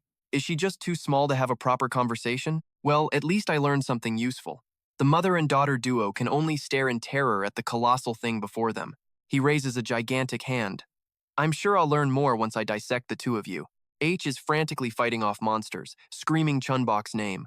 Her mom shoves her back, yelling, Run! It's dangerous here! Get out! She orders Chun-Bok to flee, but the little girl just cries, refusing to budge. I'm not leaving you! I'm going to protect you, Mommy! Chun-Bok's mother looks at her daughter, her heart aching with regret and self-blame. How pathetic. Even little Chun-Bok hasn't given up. She tells herself, my daughter is stronger than me. Get up. Chun-Bok's mother takes control of the tentacle. She pulls her daughter close, determined to protect her family no matter what. Because I am her mother. And right on cue, a massive hand appears behind her, slamming down into the ground with incredible force. Hygeia just stares blankly at the enormous thing. Gom-don is equally stunned by the absolute chaos unfolding. And the big bad? He just laughs, totally thrilled. Now that's what I call a fight. Come on. But then he notices something. He glances down at his hand, it's slowly turning black and corroding. And the surprises keep coming. The dungeon master is under attack again. He can't even comprehend what's happening. The speed is just increasing. Chunks of flesh are literally exploding off his arm. He still hasn't had a chance to react or even fight back. He just glares in utter disbelief at the scene. Did she just awaken her powers in this situation? Because right now, Chun-Bok's mom looks more terrifying than ever. After that assault, the dungeon master's body he controls is an absolute wreck. Gom-don can only gawk at the sight. Its flesh is melting, he mutters, completely bewildered. What in the hell is even happening? Chun-Bok is overjoyed to see the tentacles. Her mom fights and protects her, but the villain isn't scared he's having the time of his life. This is getting fun. Now, give me everything you've got. Then, the sound of frantic footsteps gets clearer and clearer. A stampede of monsters rushes past, all of them desperate to get outside. They're scrambling as if to escape something awful. Behind them, a single child walks slowly, pleading, Play with me. His footsteps are slow, deliberate, and deeply unsettling. Okay, now the main villain is officially ticked off. You dare destroy my precious new body? I admit, I underestimated you, he says, facing Chun-Bok's mom. I tried to be merciful, but you have definitely crossed the line. His voice becomes freakishly distorted. Both of his hands instantly regenerate, and he lunges forward. The three of them watch the giant hand approach, but its target isn't them, it's the pile of corpses. He forces the dungeon master's mouth wide open, stuffing all the dead bodies inside and chewing them down with a sickening crunch. Gom-don is completely lost. The dungeon master's body grows even larger than before, and now, he's sprouted an extra leg. The hunger for prey on its face is more terrifying than ever. Its warped, unbalanced body staggers to its feet. Chun-Bok's jaw drops in awe. It's enormous. Gom-don, however, is just paralyzed by fear. We're so dead. How can we possibly defeat that thing? Killing it is impossible, we can't even outrun it. What am I supposed to do now? But suddenly, something makes Gom-don look down. He's confused why Chun-Bok's mom is handing him their daughter. She just growls, saying nothing. Gom-don realizes her plan and immediately tries to stop her. You are not fighting that thing. Don't even think about it. There has to be a way for all of us to escape together, he pleads, his voice trembling helplessly. So please don't go. You could die out there. An image of tentacles and blood flashes in his mind. As tears stream down his face, she gently cups his cheeks. Chun-Bok's mom offers a brave smile. Trust me, I'll be back soon. She tries to convince him and herself. It's okay. Don't worry. Gom-don clenches his fists, hating his own powerlessness. I'm so sorry for being such a weak husband. I will protect Chun-Bok with my life, so please don't worry about her. You are an amazing mother. Father and daughter unite to cheer her on. Go destroy that monster. Her talk with her family ignites her fighting spirit. She slowly steps forward. Her husband and daughter watch this brutal scene unfold, completely stunned. Even H is horrified by what's happening, getting knocked back by the powerful aftershock. Even though he's terrified, Chun-Bok keeps screaming for his mom, which gets the big monster's attention. What a strange little creature, it thinks. Why on earth would you risk your life to protect your family? I have a family too, you know. But I've never seen anyone pull a stunt this dumb for theirs. In his messed up world, parents are the top priority, and the children simply obey their commands. The father keeps monologuing, repaying them for raising you now, that's a real family. But Chun-Bok's mom cuts him off, shouting, That is not a family. You treat your kids like slaves just to satisfy your own selfish needs. You don't deserve to be called a parent. And with that, she launches two sharp tentacles straight at the monster. The father actually looks surprised for a second, turning just in time to block the attack. He glances at the melted flesh on his arm and just scoffs. What a nuisance. Then he swings a heavy fist right at Chun-Bok's mom. She has no way to dodge a hit that brutal, so she just has to take it head on. But she counters, digging her sharp claws right into his flesh. Her smaller tentacles quickly stab into the monster's arm. She follows up with a series of strikes, using his own arm to climb closer, but his other appendages begin to move, quickly snaking around and grabbing her in a crushing grip. The monster sneers with its insect head. You messed up my arm. For that, I'm going to shatter your bones and crush your organs. As he squeezes harder, Chun-Bok's mom struggles desperately, on the verge of losing consciousness. But then, the monster suddenly falters. He loosens his grip on her and collapses to his knees. He looks down, trying to figure out what's going on. That's when he sees that his leg has been badly wounded. Before Chun-Bok's mom can even react, she hears a voice. Turns out, H was the one who crippled the dungeon master. She yells a warning. I'll buy some time, now go finish off that monster. H urges her to get a move on. Chun-Bok's mom, snapping out of it, replies, I was gonna do that without you telling me. With that, she rockets toward the monster like an arrow. H rushes in with her, and they attack in perfect sync. Gom-don, holding Chun-Bok, just watches in awe. You know, they're actually really good at fighting. The father and son are feeling pretty confident that the ladies will win. But then a creepy voice from nearby makes them flinch. Play with me. Out of the mist, a small child appears, repeating that one chilling phrase over and over. Chun-Bok recognizes him instantly. It's the dungeon master's son, slowly walking toward them with lifeless eyes. Chun-Bok's mom makes a decision she has to protect that kid, even if it costs her everything. She's getting her family out of here no matter what. H gets a grim look on her face. Should she just grab Chun-Bok and bail? She lets loose a powerful slash, splattering blood everywhere. If she ditches them, she can at least save Chun-Bok. Chun-Bok's mom is fighting a painful internal debate, but then it seems she's finally made a choice. They both silently agree they're killing this thing and leaving together. In response, the father monster stomps the ground, making the whole dungeon shake. He clenches his fist, causing the twisted tendons on his host's body to bulge sickeningly. A sickening crack echoes out. The father raises his fist and lets out a maddened scream, his eyes glowing like fire. He suddenly roars, You foolish creatures! You will all die for making the wrong decision. His yellow eyes seem to seal their fate. The innocent dungeon master's son continues his lonely walk through the smoky darkness. Gom-don, still holding Chun-Bok, spots the kid and blurts out, Man, you stink! The kid yells, That's the monster that was messing with me and surprised Big Brother. Chun-Bok adds, Yeah, his arms can stretch really long and he hit me with them. Gom-don just reassures his kid, Don't you worry, I'll handle him. He stares down the little monster, his eyes cold and tense. Just then, the monster kid recognizes Chun-Bok and gets seriously angry. Chun-Bok stares right back at the little creep, his face a mask of annoyance. Feeling brave in his dad's arms, Chun-Bok sticks his tongue out to taunt the monster kid. This, naturally, just makes the kid want to play. But Gom-don just gets up and kicks the dungeon master's son, causing the little monster to freeze in total confusion. The kid looks baffled, still wanting to play, but Gom-don just kicks him away again. He's actually surprised at how weak this thing is. A monster, this pathetic. How is it even here? Most monsters run away when they sense danger. He remembers seeing the other monsters scatter in fear when this kid showed up, which makes absolutely no sense. A sudden noise nearby draws their attention. The monster kid looks over, sees something, and exclaims that he wants to play. The father, controlling the dungeon master's body, suddenly appears, letting out a deafening roar.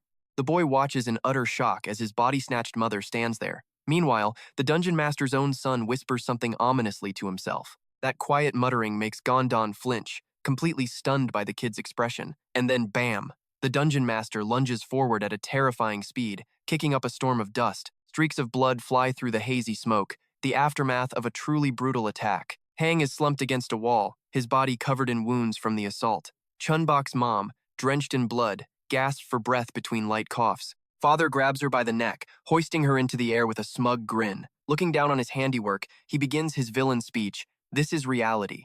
Whether you give everything for your family or how much power you hide, none of it makes a single bit of difference. All you have left now is despair, so how can you possibly be this stubborn? Chun-Bok's mom just growls in fury, her eyes beginning to glow with an intense light. He looks at her power-filled eyes, then at the eye on his own chest, and sees the resemblance. He was right, those eyes scream that she hasn't given up yet. Having said his piece, the old man commands the monster behind him to open its giant mouth. The creature slowly moves her towards its jaws, ready to devour her whole. Father announces, "Now, it's time for you to die." But her eyes show absolutely no sign of giving up, radiating a strength that laughs at death. Suddenly, a loud shout from Gom-don startles both her and H. He demands that the villain get his filthy hands off his wife. The dungeon master just looks down at Gom-don, completely unfazed. He holds the dungeon master's own child high in the air, threatening to harm him. Right beside him, Chun-Bok screams, "Give me back my mom!" Seeing this, Father immediately guesses the kid must be the leader's son. What do you plan to do with him? Chun-Bok's mom desperately tries to stop them. "Stay back! Just run away!" Gom-don is clearly terrified but refuses to back down, insisting on using the boy as a hostage to get his wife back. But oops, wrong body. Father's been in the driver's seat for ages. He just calmly asks, "Are you trying to appeal to my sense of sympathy?" A completely meaningless effort. That one line is enough to leave the husband utterly speechless. He insists that nothing they say can change a thing, but before he can finish, his own hand starts twitching uncontrollably, shocking even him. Not giving up, Gom-don pushes his threat. "If you say that, then you won't mind if I hurt him, right?" Really? He's trying to trigger the real dungeon master's maternal instincts. The sound of her child's voice echoes in her mind. Suddenly, the hand starts shaking even more violently, and Father realizes, uh-oh, he's losing control of this body.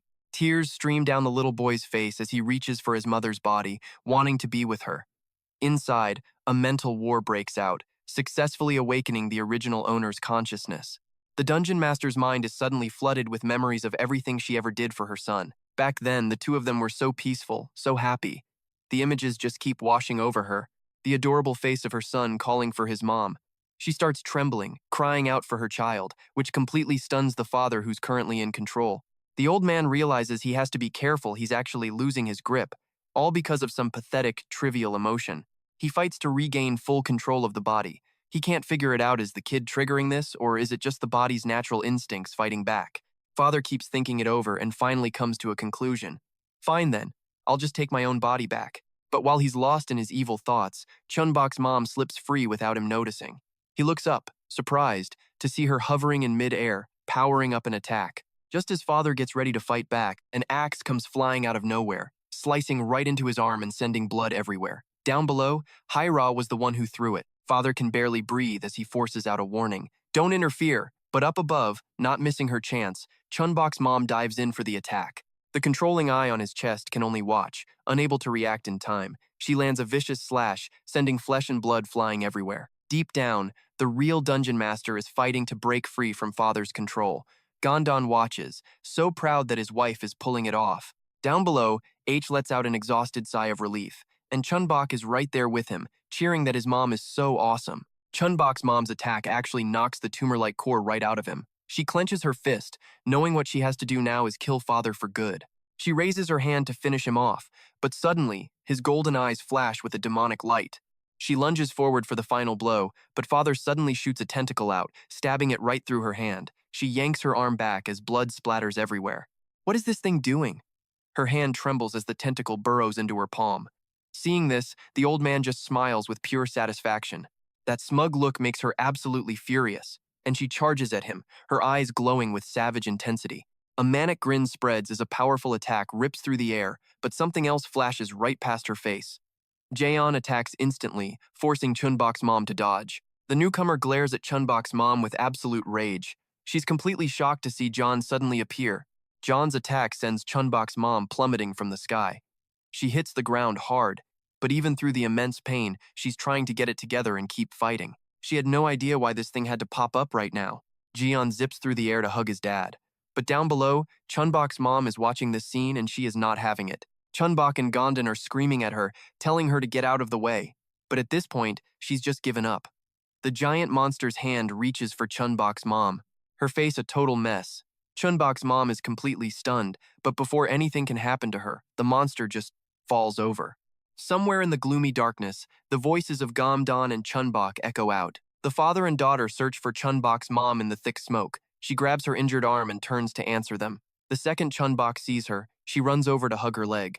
Hyga immediately asks if Chun-Bok is okay. The kid says she's totally fine, then asks Gom-don from behind him where his wife is. H just points, "She's right in front of us." which leaves him completely baffled. A gust of wind blows by, revealing Chun-Bok's mom standing in the hazy smoke. She stares down at the dungeon master lying there, covered in blood. Chun-Bok's mom seems a little let down she didn't get to kill that lump of meat. But hey, the fight is over. The dungeon master is just lying there, covered in wounds and blood, barely breathing. A thought crosses her mind: if she gets rid of the dungeon leader right now, they can get the items here way more easily. And this is her only shot.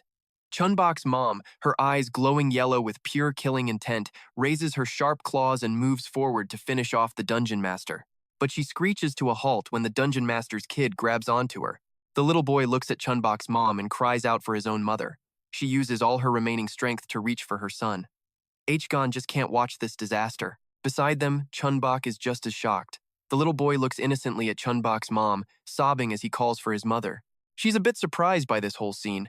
Being a mom herself, her heart softens and she sighs. Then Chun-Bok's mom swings her sharp claws with incredible speed. Those claws plunge right into the dungeon master, who lets out a piercing scream, but the sharp claws begin to absorb the dungeon master's blood. The little boy thinks she's killing his mom, so he starts crying even louder, screaming for her. The dungeon master's kid gets angry and starts hitting Chun-Bok's mom, hoping she'll stop. Chun-Bok sees this, feels a pang of sadness, and calls for her dad. Gom-don cheerfully comforts his daughter, telling her that mom is trying to help the dungeon master. Chun-Bok is just confused, having no idea what her dad is talking about. Finally, Chun-Bok's mom pulls out her claws, her job done. She whirls around, furious at the dungeon master's kid, shouting, "Stop hitting me, that actually hurts." The terrified little boy yanks his hand back and starts sobbing. The tears on the dungeon master's son's face stop as his expression freezes in surprise. The dungeon master sits up and looks at her child. The little boy is absolutely floored, his face blank. And then, finally, he understands everything. He starts crying even harder than before. The dungeon master's son holds his arms out for his mom.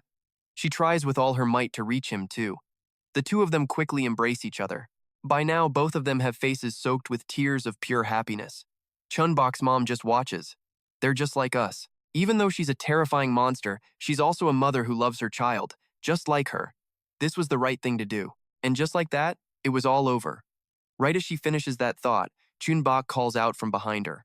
The little girl jumps happily onto her back. "You gave me a heart attack!" The girl, her face flushed red, just hugs her mom tightly to show her love. "Let's go home, Mom." In the end, all four of them turn their backs and leave this place. Gom-don starts talking as they walk. "You two should get treated as soon as possible, but Hyra just says she wants to be left in peace." Chun-Bok doesn't forget to wave goodbye to the dungeon master's kid. The boy seems a little surprised to see her, but then he innocently waves right back at her, down in a dark basement.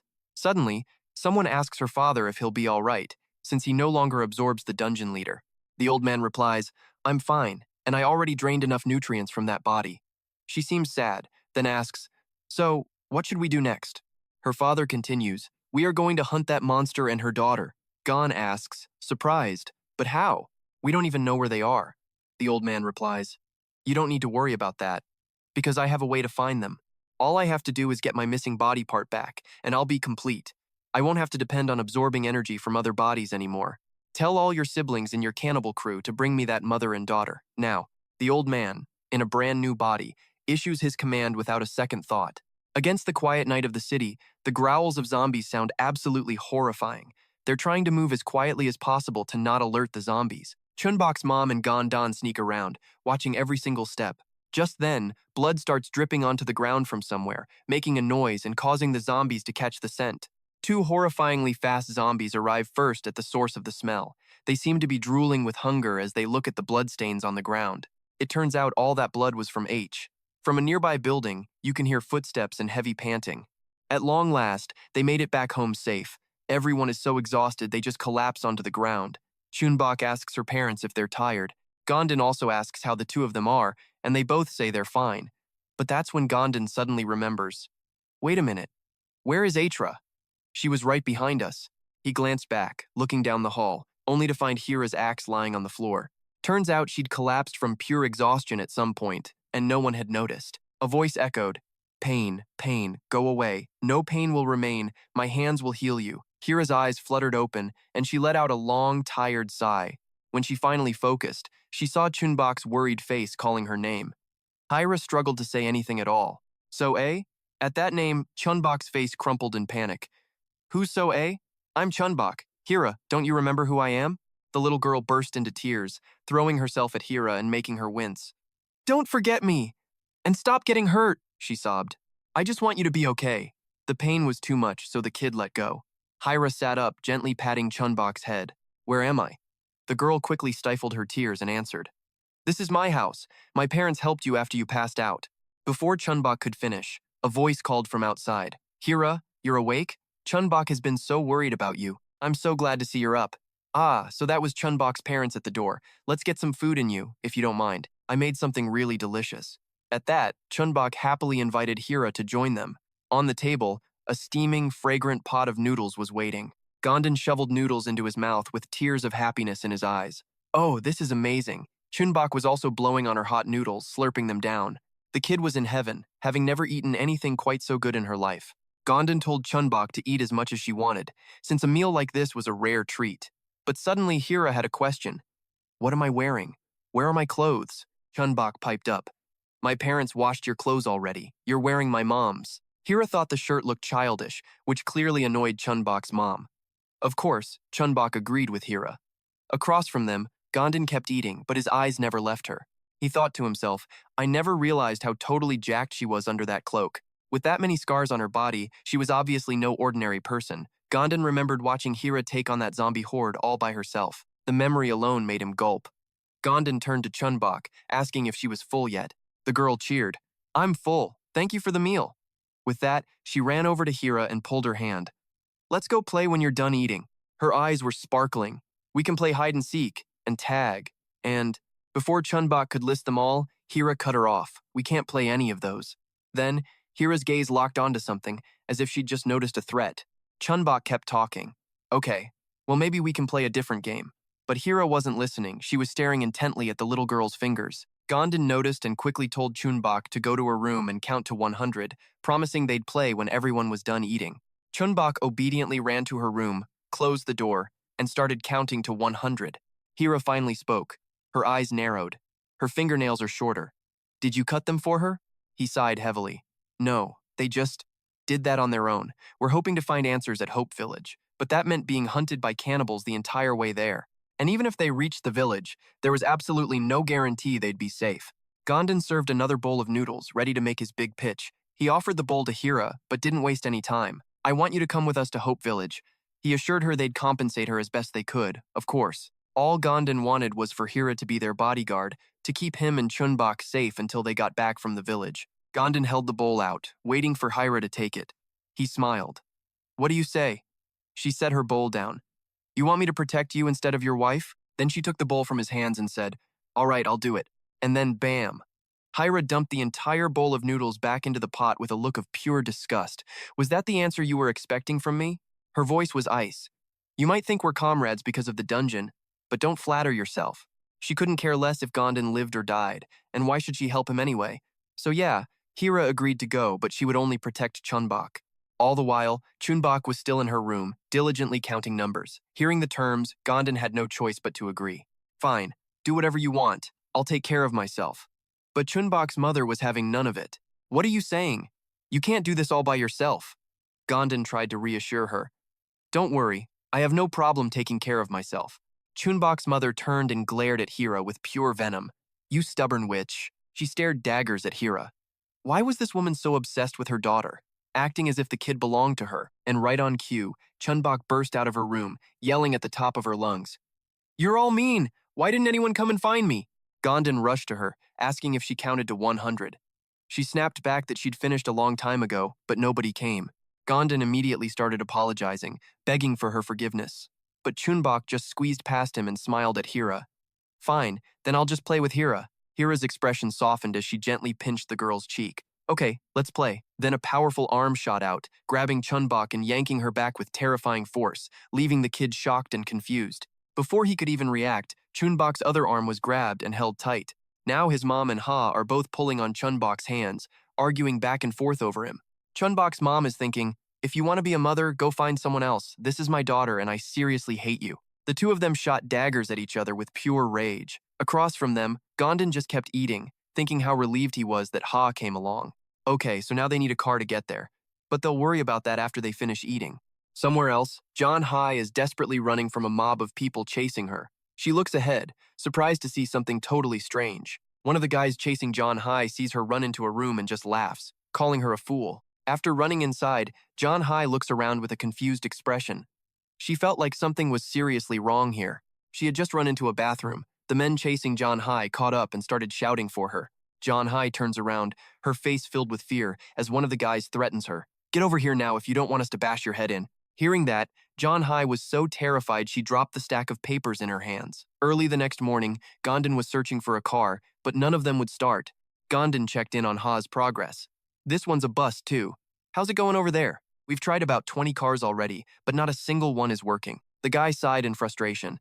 They'd checked every car in the area. How could they possibly meet other survivors if they couldn't travel? Seeing this, Ha immediately started walking off. Gom-don was completely stunned by this. "For real? That's way too dangerous. You haven't even fully recovered yet." Ha suddenly stopped walking, then coldly asked, "And so what if I haven't?" She turned to face Gom-don with a dead serious expression. "Are you planning to do nothing while Chun-Bok is sick?" Hearing that, Gom-don was completely silenced. He had no idea what to say. So Gom-don agreed to lead the way for Ha, telling her to stay behind him since she was a patient. Ha just turned back and scowled without saying a word. She stomped each step with force, rushing toward him. Then suddenly, Ha kicked Gom-don's leg with incredible force, making him scream out in pain. A moment later, Gom-don was walking with extreme difficulty. His foot was still trembling from Ha's powerful kick. He was on the verge of tears as he asked, "What did I even do to you?" Ha coldly replied, "Do you want me to just cut your leg off?" Gom-don thought to himself, "I'm grateful for her help, but she's just plain evil. I might actually die before I get to do anything." Whatever, he thought. I should just focus on finding a car before her mood gets any worse. Meanwhile, Chun-Bok was playing happily at home with his mom. As they passed a building, a loud scream suddenly rang out, startling them both. It was the piercing scream of a girl crying for help. Gom-don intended to stop, but Ha immediately blocked him. She glanced back at him over her shoulder with an annoyed expression. Gom-don looked up, trying to find where the scream was coming from. At this point, Ha was so furious that veins were popping on her face. Gom-don tried to run up, but was pulled down hard by something. Ha gripped his collar tightly and pulled, growling. "Did you already forget why we are out here? Why would you even think about helping someone else when you're too weak to even help yourself?" "Ha," warned Gom-don. "Just focus on Chun-Bok or listen to me, got it?" Gom-don stared intently into Ha's eyes, thinking for a long moment before he finally hesitated. "I have a really great idea. Please just listen to me." Hearing this, Ha's face twisted in rage as if she was about to go insane. At the same time, inside that building, John Hai had been tied up. The men who captured her were arguing about checking the knots. One of the men spoke up. "It's a real shame we can't enjoy this a little, as a reward for our efforts chasing her, right?" But his accomplice immediately objected. "She's the hostage we're using to trade for food at Hope Village. All we have to do now is kill the big guy she was with and steal his car," they continued. "But what if that village doesn't even want her?" At this moment, John Hai was trembling all over, scared and worried for her guide. They looked at her and let out a horrifying smile.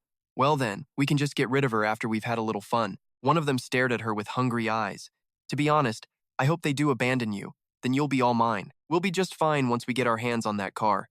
Before he could finish, the sound of a halligan and axe clattered to the ground behind them. Seeing this, the guy furiously turned his head around, gritting his teeth in anger. The guy was shocked to see his two buddies being restrained by Gom-don. Before he could even process it, he was hit with a powerful kick to the face that broke his teeth. His two buddies quickly ran for the exit. "Get out of my way! Who is that big guy?" After taking just a few steps, one of them was hit with a powerful punch to the face, knocking him out cold. The other two behind him were a little dazed. Ha glared at them with murder in her eyes. "Hand over everything you have." The moment she finished her sentence, they charged straight at Ha with their weapons, screaming, "You want to die? You hand over everything you have." But before they could even lay a finger on her, Higa slammed her fists right into their faces. And just like that, John Hai was rescued, sobbing her thanks to Gom-don. After a bit of chit-chat, they all introduced themselves. Gom-don, being nosy, started asking questions while John Hai just so happened to overhear their conversation. "You're from the Village of Hope, aren't you?" John Hai, bless her innocent heart, just nodded. "Yep, that's right." Gom-don shot Higa a smug little grin. "See? I told you we picked the right one. We got lucky saving a villager, so just chill." John Hai, a little curious now, asked, "Are you looking for our village?" Gom-don was surprisingly honest. "Yeah, you could say we have some business there." The moment she heard they wanted to visit the Village of Hope, her eyes literally sparkled.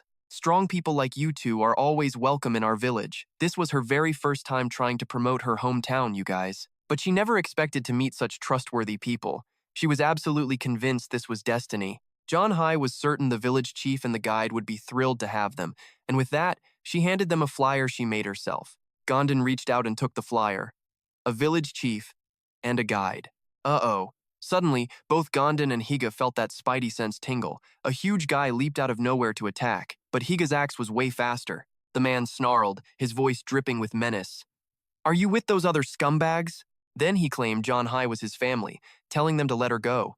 Turns out, this was Suman, and he was not messing around. Give her back, or I'll tear you to pieces. Just as things were getting super tense, another voice cut through the air. Guide, wait. John Hai rushed forward to explain. They saved me. I'm so sorry, sir. I should have been more careful and stayed with you. Suman just stood there for a second, then broke into a wide smile. It's okay. I'm just glad you're not hurt. He turned to Gom-don and apologized for the misunderstanding. But Gom-don's gut was screaming that something was seriously wrong here. He glanced down and saw it. John Hai's legs were shaking uncontrollably, even as Suman kept asking, Everything's all right, isn't it? I told you to be careful and follow me. Even John Hai's voice was trembling as she stammered her reply. I'm so sorry. It's my first time. It won't happen again. Suman's hand on her shoulder started to squeeze, tighter and tighter. His tone was a clear warning now. Next time, stay close. Got it? You know I hate repeating myself. At this point, John Hai was in so much pain she couldn't even speak. She just begged Suman to forgive her. A moment later, she stopped crying and looked up, her shoulder suddenly not hurting anymore. Suman's friendly smile was also completely gone. What do you think you're doing? Why are you holding my hand? Gom-don had caught his wrist from behind. Gom-don said nothing, just glared at Suman with pure rage. Suman coldly shot back. I'm not really into holding hands with other men. Higa, standing nearby, had her axe at the ready. John Hai could feel the situation spiraling out of control and quietly called out to Suman. Just when you thought fists were going to fly, Gom-don suddenly grinned. He beamed, shaking Suman's hand. So you're the guide from the Village of Hope? It's great to finally meet you. I've heard so many amazing things about the village from John Hai. Gom-don was really laying it on thick, impressed by John Hai's pitch. He said she was non-stop, telling them how awesome their guide was. Hearing this, Suman shot a very suspicious look down at John Hai. John Hai had no choice but to play along, her eyes practically begging Suman to just believe the lie. Seeing this, his eyes flashed a dangerous red for a split second. He got the message. Suman was all smiles again. My apologies. I'm Suman Bix, guide for the Village of Hope. Gom-don smiled back, but inside he was thinking, it's working. Now's my chance. He asked Suman if his own family could visit the village. Suman was surprised to hear Gom-don wasn't alone. He pointed over his shoulder at Higa. I have a wife standing right behind me, and a daughter. My daughter is sick. Could we possibly get her treatment at your village? The second the words left his mouth, Gom-don felt a deathly chill as Higa stared daggers into the back of his head. Suman just laughed. We do have a doctor, but there's an entrance fee. Gom-don said not to worry. He came prepared, which Suman was delighted to hear. With that, Suman turned to leave. I need to go inform the villagers. Let's meet back here in front of this building tomorrow. Come on, John Hai. And just like that, she meekly followed him. As she reached the door, she paused for a moment. John Hai then gave Gom-don a deep, polite bow before finally leaving. Gom-don thought to himself what a lucky day it was. Now Chun-Bok could finally be treated. He turned to tell Higa it was time to go, and was immediately met with a brutal kick to the leg. Gom-don hit the deck, howling and clutching his shin. You psycho! What was that for? Turns out, calling her his wife was a pretty big mistake, but Gom-don argued it was the only way to not look suspicious. They bickered back and forth for a good long while. Meanwhile, John Hai walked with Suman, heading back to the village. He glances down at his own throbbing hands and thinks, yep, that guy's grip is no joke. Suman was definitely one of the strongest people around, but Gom-don, he was on another level, and H's reflexes were sharp. She was clearly used to fighting, just like him. A savage grin spreads across his face. The village needed both of them. There was no way he was letting them go. John Hai, walking behind him, whispers excitedly, the village chief is going to be thrilled to hear this. I'll explain everything about the village when they arrive. Can't wait for tomorrow. Meanwhile, back at the house, a voice rings out. You lazy bum, what's taking you so long? Once they got home, Gom-don and H immediately started packing in a hurry. While packing, Gom-don didn't forget to nag Chun-Bok's mom. Did you bandage her wound yet? Right on cue, she finished wrapping up the little girl's injury. Chun-Bok's mom then sweetly asked Han Chun-Bok if she needed anything else. But the little girl said she was fine. Gom-don had already packed plenty. She then asks, but what if there are a lot of bad people there? Before she could finish, Chun-Bok beamed and replied, it's okay, Hai will beat them up, so don't you worry, Mom. Hearing that, Chun-Bok's mom started trembling. Wait, but what about when you go to sleep? You need me to sing you a lullaby. Chun-Bok looked a little confused. That's right, I can't sleep well at night. And just like that, a twinkle appeared in her mom's eyes. Exactly, so that means I have to go with you, right? Chun-Bok obediently agreed. Yeah, you can come with us, Mom. Overhearing this little scheme, Gom-don quickly turns around to scold her. What are you talking about? You know you can't come to the village. His words left Chun-Bok's mom heartbroken. Gom-don went quiet, just thinking for a moment. Then he explained gently, don't worry, it's not like we're going to be there forever. I know you're worried since we've never done this before, but we'll be back soon. Just wait for us here. After saying that, Gom-don reached out and gently stroked her cheek. She struggled to mouth a single word at him. Promise. Seeing this, Gom-don froze for a second. Chun-Bok's mom placed his hand on her cheek. You have to promise me you'll come back soon. He promised, and then gently placed a kiss on her forehead. In that moment, Chun-Bok's mom sadly wondered, why did I have to be a monster? If she wasn't a monster, she could have gone everywhere with her family. The next morning, it was time for them to begin their new journey. Chun-Bok's mom watched sadly as Gom-don and Chun-Bok prepared to leave. She wished she wasn't a zombie so she wouldn't need Hai's help. Then she saw Hai smirk, and it filled her with rage. Chun-Bok said goodbye to her mom as she slowly closed the door, promising she would be back very soon. Her mom imagined a happy scene of their family together if only she were normal. And just like that, the door finally clicked shut. Now she was all alone in the suffocating silence. She let out a long sigh. I have to pull myself together. I still have things to do. Next, Chun-Bok's mom stared at her own hands, lost in thought for a moment. It felt like something had been stabbed right into the center of her palm. She thought, if I'm right about this? Not long after, they met up with Sumin's group and drove towards Hope Village. Sumin suddenly spoke up. I know this car is super cramped, but please, just follow my lead, everyone. I apologize for the inconvenience, but I have to follow the village rules. Gom-don told him he understood, then asked if the doctor was any good. Sumin just let out a laugh.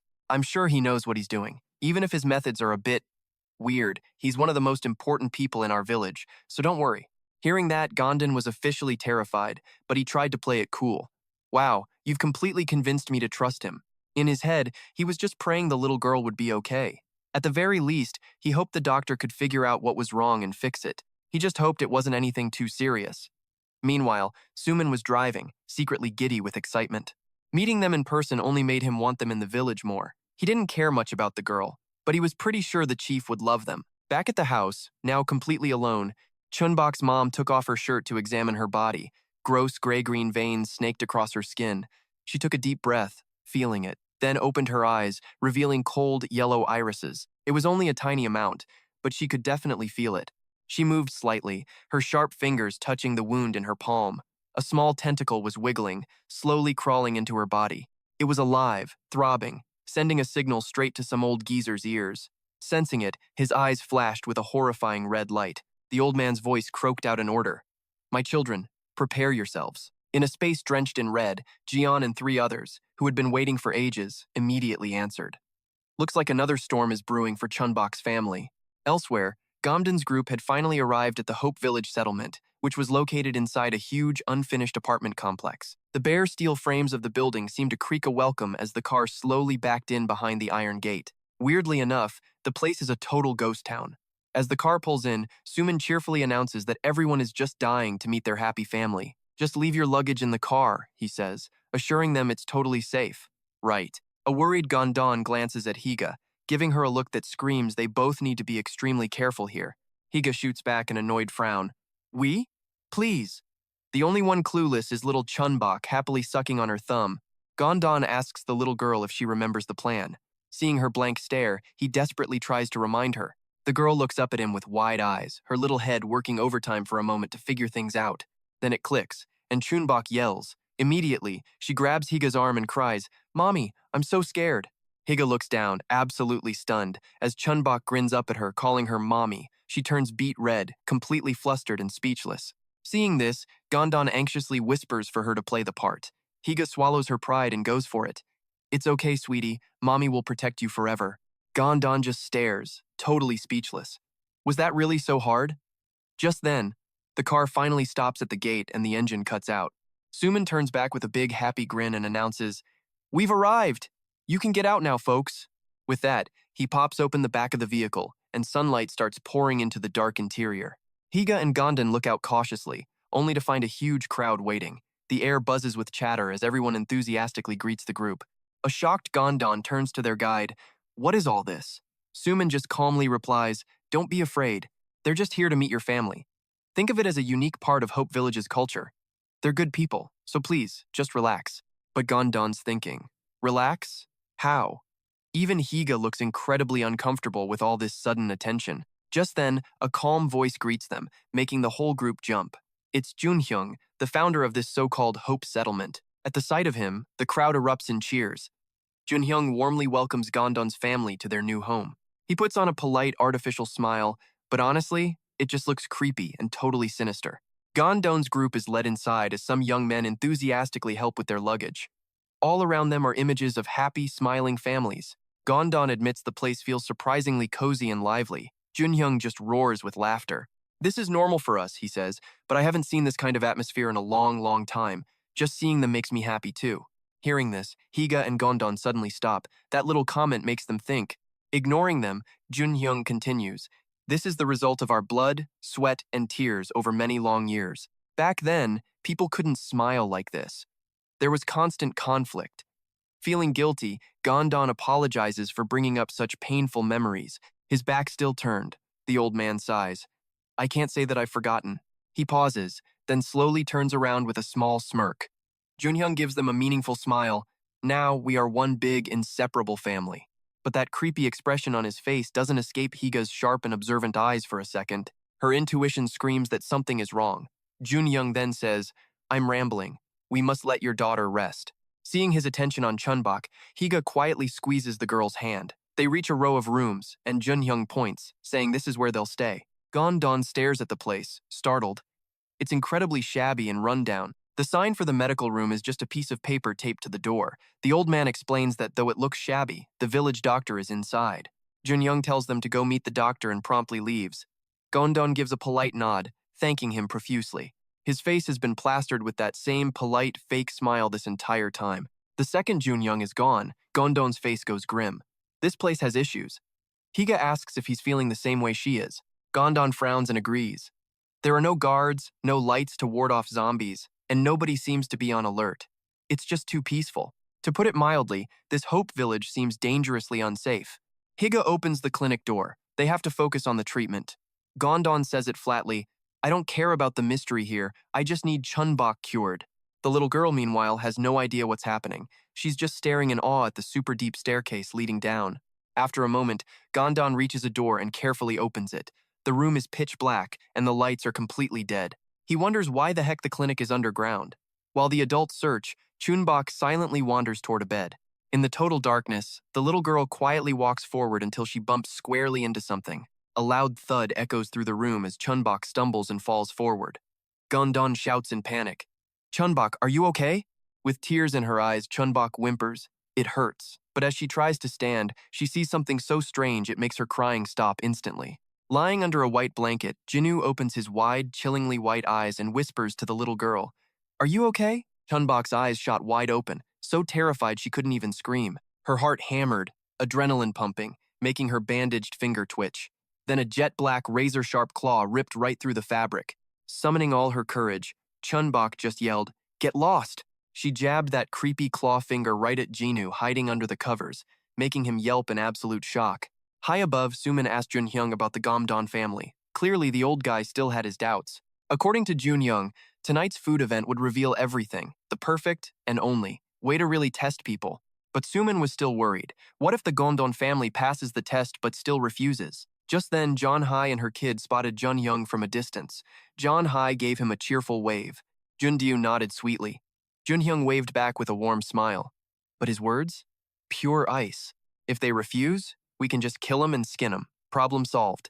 Also, treat the couple's kid well. Our founder is really looking forward to meeting them, and you're not gonna rough this one up like the others, right? Sue just laughed. Of course not. The old man relaxed a bit. Just then, shouting below drew their attention. Some thug was grabbing a guy, and telling him to calm down only made the punk angrier. The thug pulls a knife, demanding to know how to escape the monsters. The poor guy kept saying he didn't know, but the thug wouldn't listen. From above, Jun-hyung watched thoughtfully. A deadly glint flashed in his eyes. So, a lot of new faces in the settlement. He couldn't wait for tonight's show. Anyway, back at the infirmary, Chun-Bok jabs at the scary thing, putting Hyra and Gom-don on edge. Her little hand gets grabbed and she can't pull away. Jinu, furious under the covers, snarled, "What are you doing? Who do you think you are?" Suddenly, Chun-Bok is pulled free as Hyra drags Jinu out from under the bed. She raised an axe, her face pure murder. "Who the hell are you?" she demanded. She rips the blanket away, revealing a terrified Jin-gwon. "I'm the doctor. What are you people doing here?" Only then did Hyra relax, though she still watched him suspiciously. Later, a very awkward Gom-don apologized to Jinu. "I didn't think anyone would be sleeping there." Hearing this, Jinu absolutely exploded with rage. "So what you're saying is, it's my fault for sleeping in a weird place, huh? Ever since the world went crazy, everyone just treats me like a piece of trash. And my pillow, you put a hole right through it." Jinu just wouldn't stop chewing them out. Gom-don frantically promised to compensate him and begged him to relax, thinking to himself, this guy is definitely a weirdo. Compensation is a given, but those two need to apologize to me right now. Gom-don spun around and told them to apologize. Hyra and Chun-Bok just stared back, hesitating. Jinu stared them down, waiting.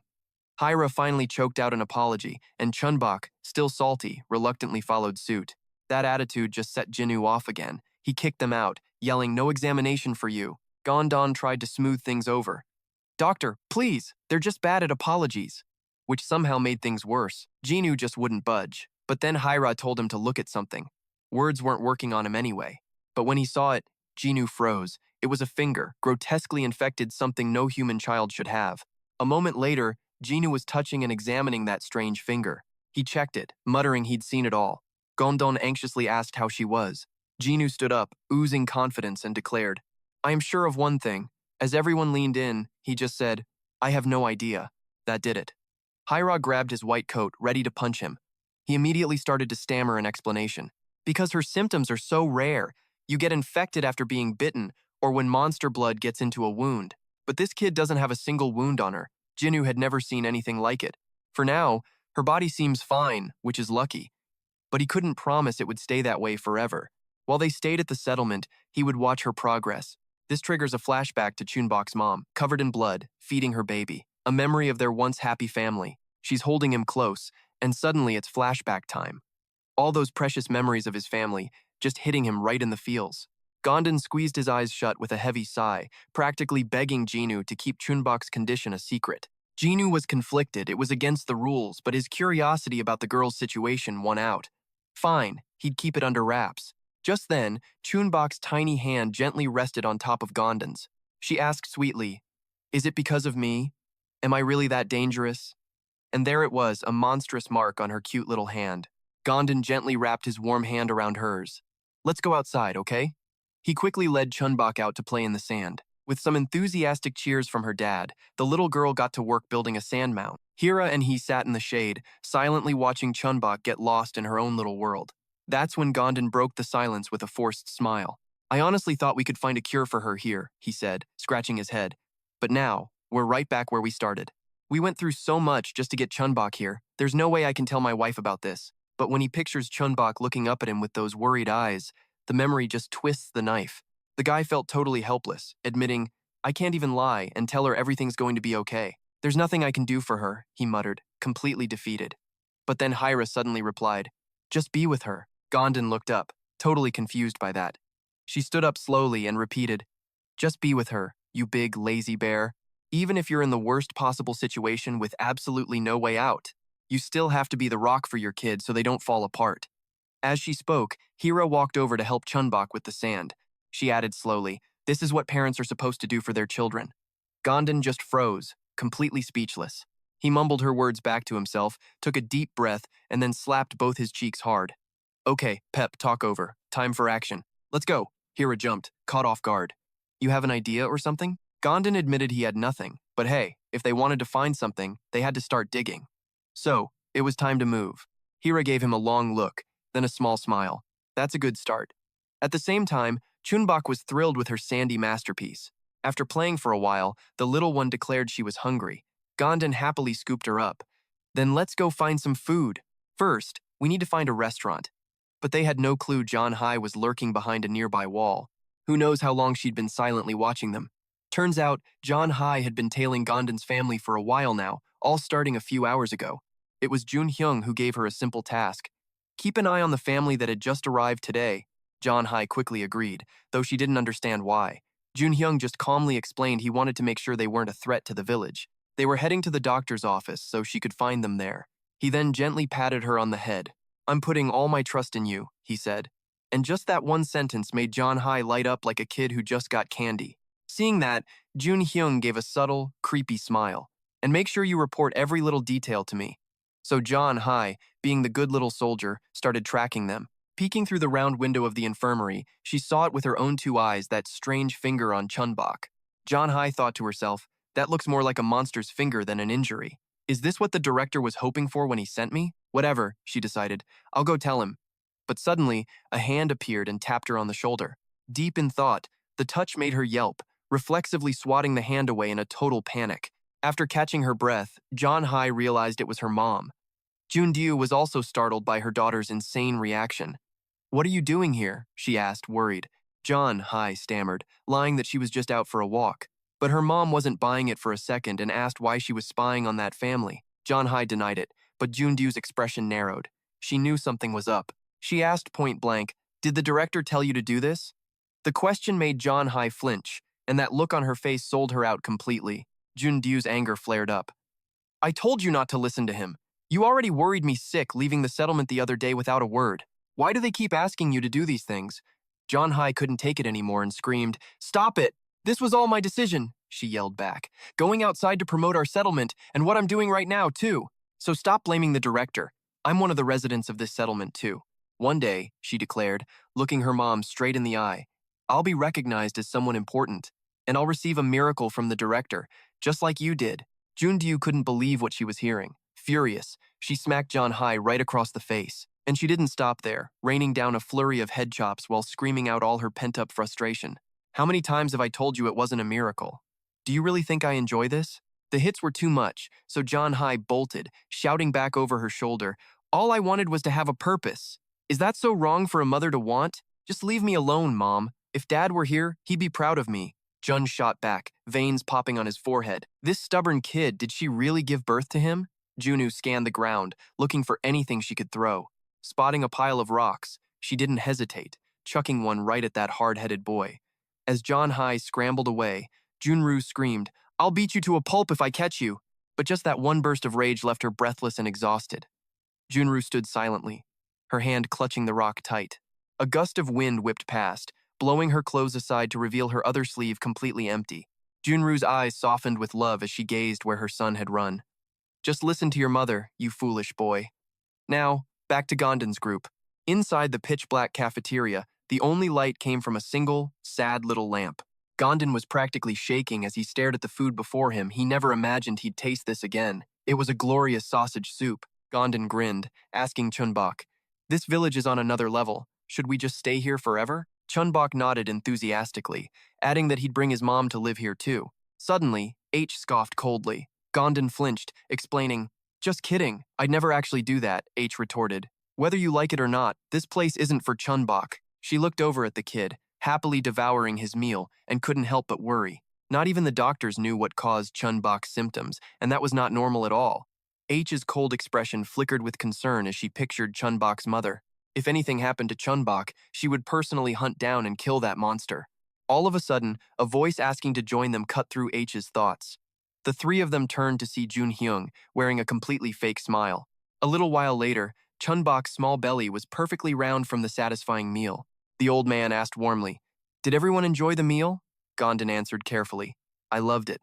I just didn't expect to find sausage soup here. Jun Hyung casually bragged that their settlement had a farm and promised he would show them around next time. The two men kept chatting away, while H silently watched Jun Hyung's every move. The old man then asked Gondon how the medical checkup went. He forced a smile, saying the doctor needed more time. Hearing this, Jun Hyung smiled politely and wiped his mouth, but his eyes were aimed forward with a sinister look, right at a very full Chun-Bok. The kid happily rubbed his round stomach, and if you looked closer, the old man's eyes were locked on the boy's bandaged finger. Suddenly, Jun-hyung invited Gom-don for a walk outside the settlement tonight. Gom-don was stunned it was the middle of the night. At his surprise, the old man gave him a smile that was impossible to refuse. He explained that his people still went out once a week to gather food. They needed a huge amount of food, he said, because there were so many residents and the settlement was still growing. Gom-don forced a smile like he understood, but he was still confused. Why at night, when all the monsters are out? Jun-hyung cut him off with a grin. That's exactly why we have to go out late. The answer was so absurd it left Gom-don speechless, while H became even more guarded. The old man beamed and continued. As you all know, the monsters come out and wander around at night. When that happens, he said, we can slip inside buildings to grab food and materials. It's actually quite simple. H shot back. You think you're being funny? How do you get past all those monsters outside without being killed? She glared at him, her eyes like ice. The friendly atmosphere at the dinner table was now incredibly tense. Gom-don nervously tried to smooth things over for H. I'm sorry, she can be a little sensitive. Jun-hyung brushed it off, insisting this was no joke. His statement made no sense to H, but it just put her guard up even higher. Gom-don was completely baffled. Was this guy seriously saying they could just walk past all those monsters unharmed? Having achieved his goal, Jun-hyung just smiled knowingly. You can see for yourselves, he said, placing a hand on his chest. Tonight I will show you the miracle of Food Day. His face looked sincere, but his eyes were as black as a bottomless pit, sending chills down their spines. As the sun finally set, the last rays of light began to fade away. Flocks of crows flew back to their nests, their signature caws echoing in the evening air. Chun-Bok gripped an iron bar, muttering coldly. It's been about 20 years since we last met, huh? He wasn't talking to just anyone, it was Gom-don's enemy. And that monster? It was the sand sculpture the kid had made that morning. He tightened his grip on the iron bar, aiming it right at the figure. After psyching himself up, Chun-Bok took a running start and charged straight at the monster. The moment he got close, Chun-Bok decisively slammed the long, hard iron bar on its head like a friendly greeting from an old acquaintance. As he swung, he yelled, "This is for Gom-don." But after a beat, Chun-Bok froze in utter shock. The sand monster he'd built shattered into pieces, sending sand flying everywhere. It got in his eyes, making them sting as he whined and clutched his face. "How dare that monster?" he complained. And just then, H's angry shout echoed from nearby. "You idiot. Were you really naive enough to believe that old man?" H shot him a sideways glance, but Gom-don coolly cut her off. "You don't have to rub it in." Gom-don calmly explained himself. "Can't you see I'm still trying every possible solution?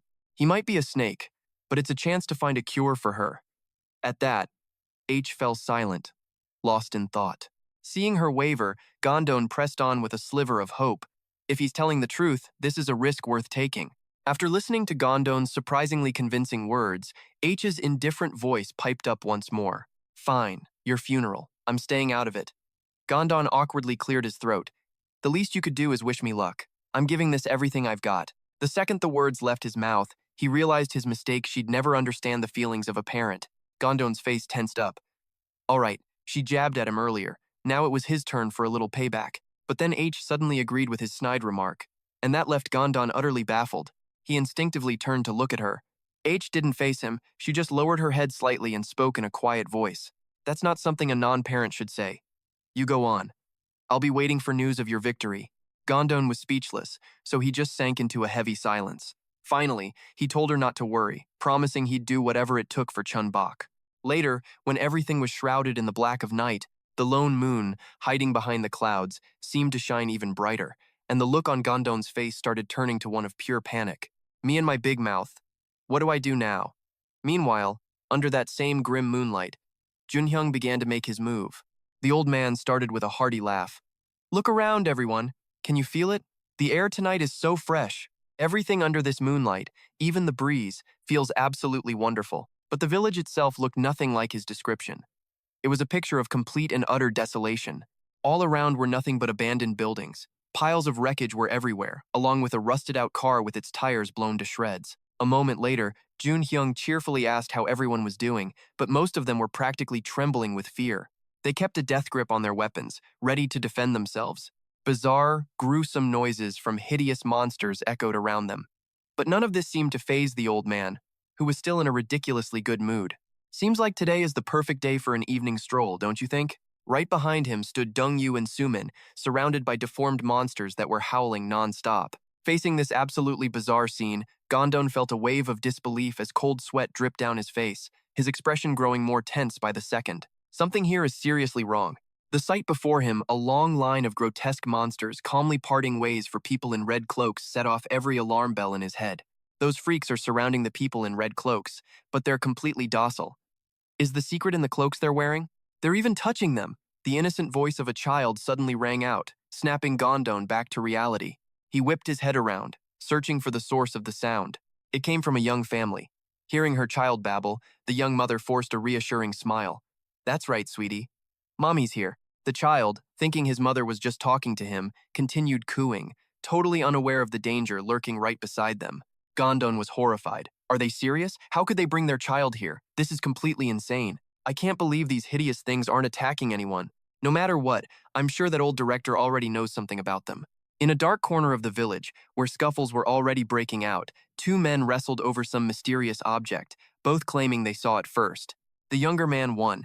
He arrogantly provoked the other guy, who wasn't about to take it lying down. And so, the two went back and forth. Elsewhere, another equally intense struggle was unfolding between two other men. Some choice words were being thrown around. Someone remarked that it seemed like everyone was having a blast. Back with the figures in red cloaks, a conversation suddenly started. "Sir, will you be starting now?" The old man smirked. "Of course. The time is ripe."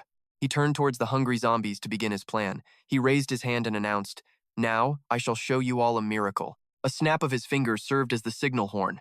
The moment that sound echoed, hundreds of monsters woke from their trance. They roared and charged straight for the humans. This sudden twist left Gom-don in absolute shock as cold sweat poured down his forehead. The monsters were rushing them with total abandon. They swarmed in aggressively, tearing into their delicious-looking meal. The monsters' roars of excitement and humanity's cries for help echoed in a terrifying chorus. In a corner no one was watching, Jun-hyung remarked with glee, "Not the first time, but man, I still love watching this. Look at them. These poor creatures called humans falling into despair, begging for mercy in the face of fear. Still, even their pathetic actions are kind of cute, aren't they?" A twisted smile formed on Jun-hyung's face as he spoke. Hearing his cruel words, Dung didn't argue, just gave him a long, thoughtful stare. The old man's mocking voice rang out again. "I don't see anything special about the guy you picked. Hey guide, maybe your special power isn't so useful anymore, huh?" Sumin coldly cut him off, then calmly said, "You should take a closer look, sir." That confidence left Jun-hyung a little baffled. But a moment later, the old man's eyes shot wide open at the scene before him. A few monsters that hadn't even reached the buffet were already beaten to a bloody pulp. Another one, already deformed, was now even more twisted, and had to say goodbye to a few of its teeth. And the one dishing out these killer blows was none other than Gom-don, fighting back with everything he had. He was using a single backpack to flatten a whole mob of freaks trying to rush him, making the monsters whimper. He fought while yelling, "Get lost, you bastards!" But then seeing the monster's sudden change, he got confused. What's going on? Why did they attack out of nowhere? And why are those guys just standing there watching? Could this have been their plan all along? He knew it was dangerous, but this was way over his head. There are too many of them. Can I even get out of here? Gom-don's expression suddenly darkened. The sight of a disgusting monster gnawing on his arm filled him with pure, unfiltered terror. Just as he was about to give up, his instinct screamed at him more danger was coming. Gom-don swung left on reflex, hitting another monster dead on. The constant danger had his nerves stretched to the breaking point. That was way too close. Cold sweat dripped down Gom-don's forehead. He cursed under his breath. The monster he'd just knocked down was already struggling back to its feet. "Ow, that really hurt, you jerk." A raspy voice from the creature made Gom-don's heart pound. Did you just talk?" A second later, a wave of horrific screams got closer and closer from behind him. He spun around instinctively, and in a flash, his attack took down 4 or 5 monsters at once. Seeing an opening while Gom-don was out of sight, another monster opened its huge mouth, ready for a snack. But his sixth sense kicked in. A sharp elbow thrown backward was all it took to knock the monster out. Gom-don's combat mode was now cranked to the absolute max. From an unseen corner, a conversation started up. "Sir, are you all right?" The person next to him was trembling slightly. "I'm fine. It's just, I've never seen someone fight so entertainingly. Now I finally understand why you were so interested in that kid. Guide, he's holding them off with just a backpack. I never saw that coming. So interesting." But the smirk on Jun-hyung's face vanished a second later. But Gom-don was still completely focused on the fight for his own life. He desperately searched for an answer to the anxiety in his gut. Behind him, a monster took aim at his backpack, his only weapon. Jun-hyung noted grimly, "The majority always has the advantage on the battlefield." Gom-don gritted his teeth, forcing himself to concentrate harder on the fight. Watching from the sidelines, Jun-hyung clapped, completely satisfied. All right, I think that's about enough. Suddenly, his eyes flew open as he witnessed something totally unexpected. The monsters that were so aggressive a moment ago were now howling in agony. Their already inhuman, mutated faces became even more twisted and horrific. It turns out Gom-don had quickly pulled out another weapon to hack his way through their ranks. This simple tool was giving him a serious morale boost. I didn't think this axe would be so useful, but it's still not enough to get me out of here. There are too many of them, and their wounds are regenerating because I'm not hitting their weak spots. The monsters kept making their disgusting noises, communicating with each other. Gom-don had to fight and plan an escape at the same time. I'll never get out unless I wipe them out completely. I have to focus. The monsters were thrilled, their eyes locked on him like he was a five-star meal. He tried to hold on to a tiny sliver of hope. There has to be a way. There's gotta be an exit. But a black hole of despair was swallowing him whole. No way.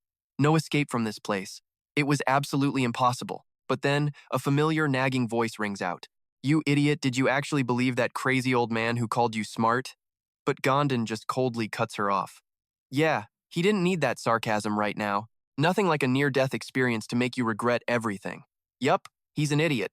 He really should have listened to her. His eyes drift away from the immediate danger zone. Gom-don starts thinking, man, if only I had Chun-Bok's mom's power, I could totally get out of this alive. Or hey, maybe being as strong as Hai-Ra would have been nice. He could have protected Chun-Bok from everything, absolutely everything. But nope, reality check. That's just a wish that ain't ever coming true, pal. Suddenly, a bunch of grimy hands start dragging him down into the mud. All Gom-don can manage is a weak little no. And then boom! A massive explosion goes off, shocking even the random onlookers. The shockwave didn't just rattle the humans, it froze the bloodthirsty monsters in their tracks. Something powerful was brewing, and they wanted no part of it. A deep voice rings out. Either way, it's way too early to give up now.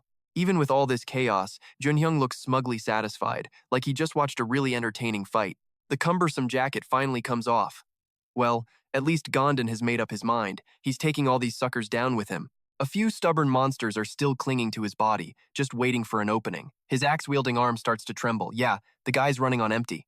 Gom-don musters all his strength and screams, "Get out of the way, you bastards!" The monsters? They're not scared. They find this hilarious.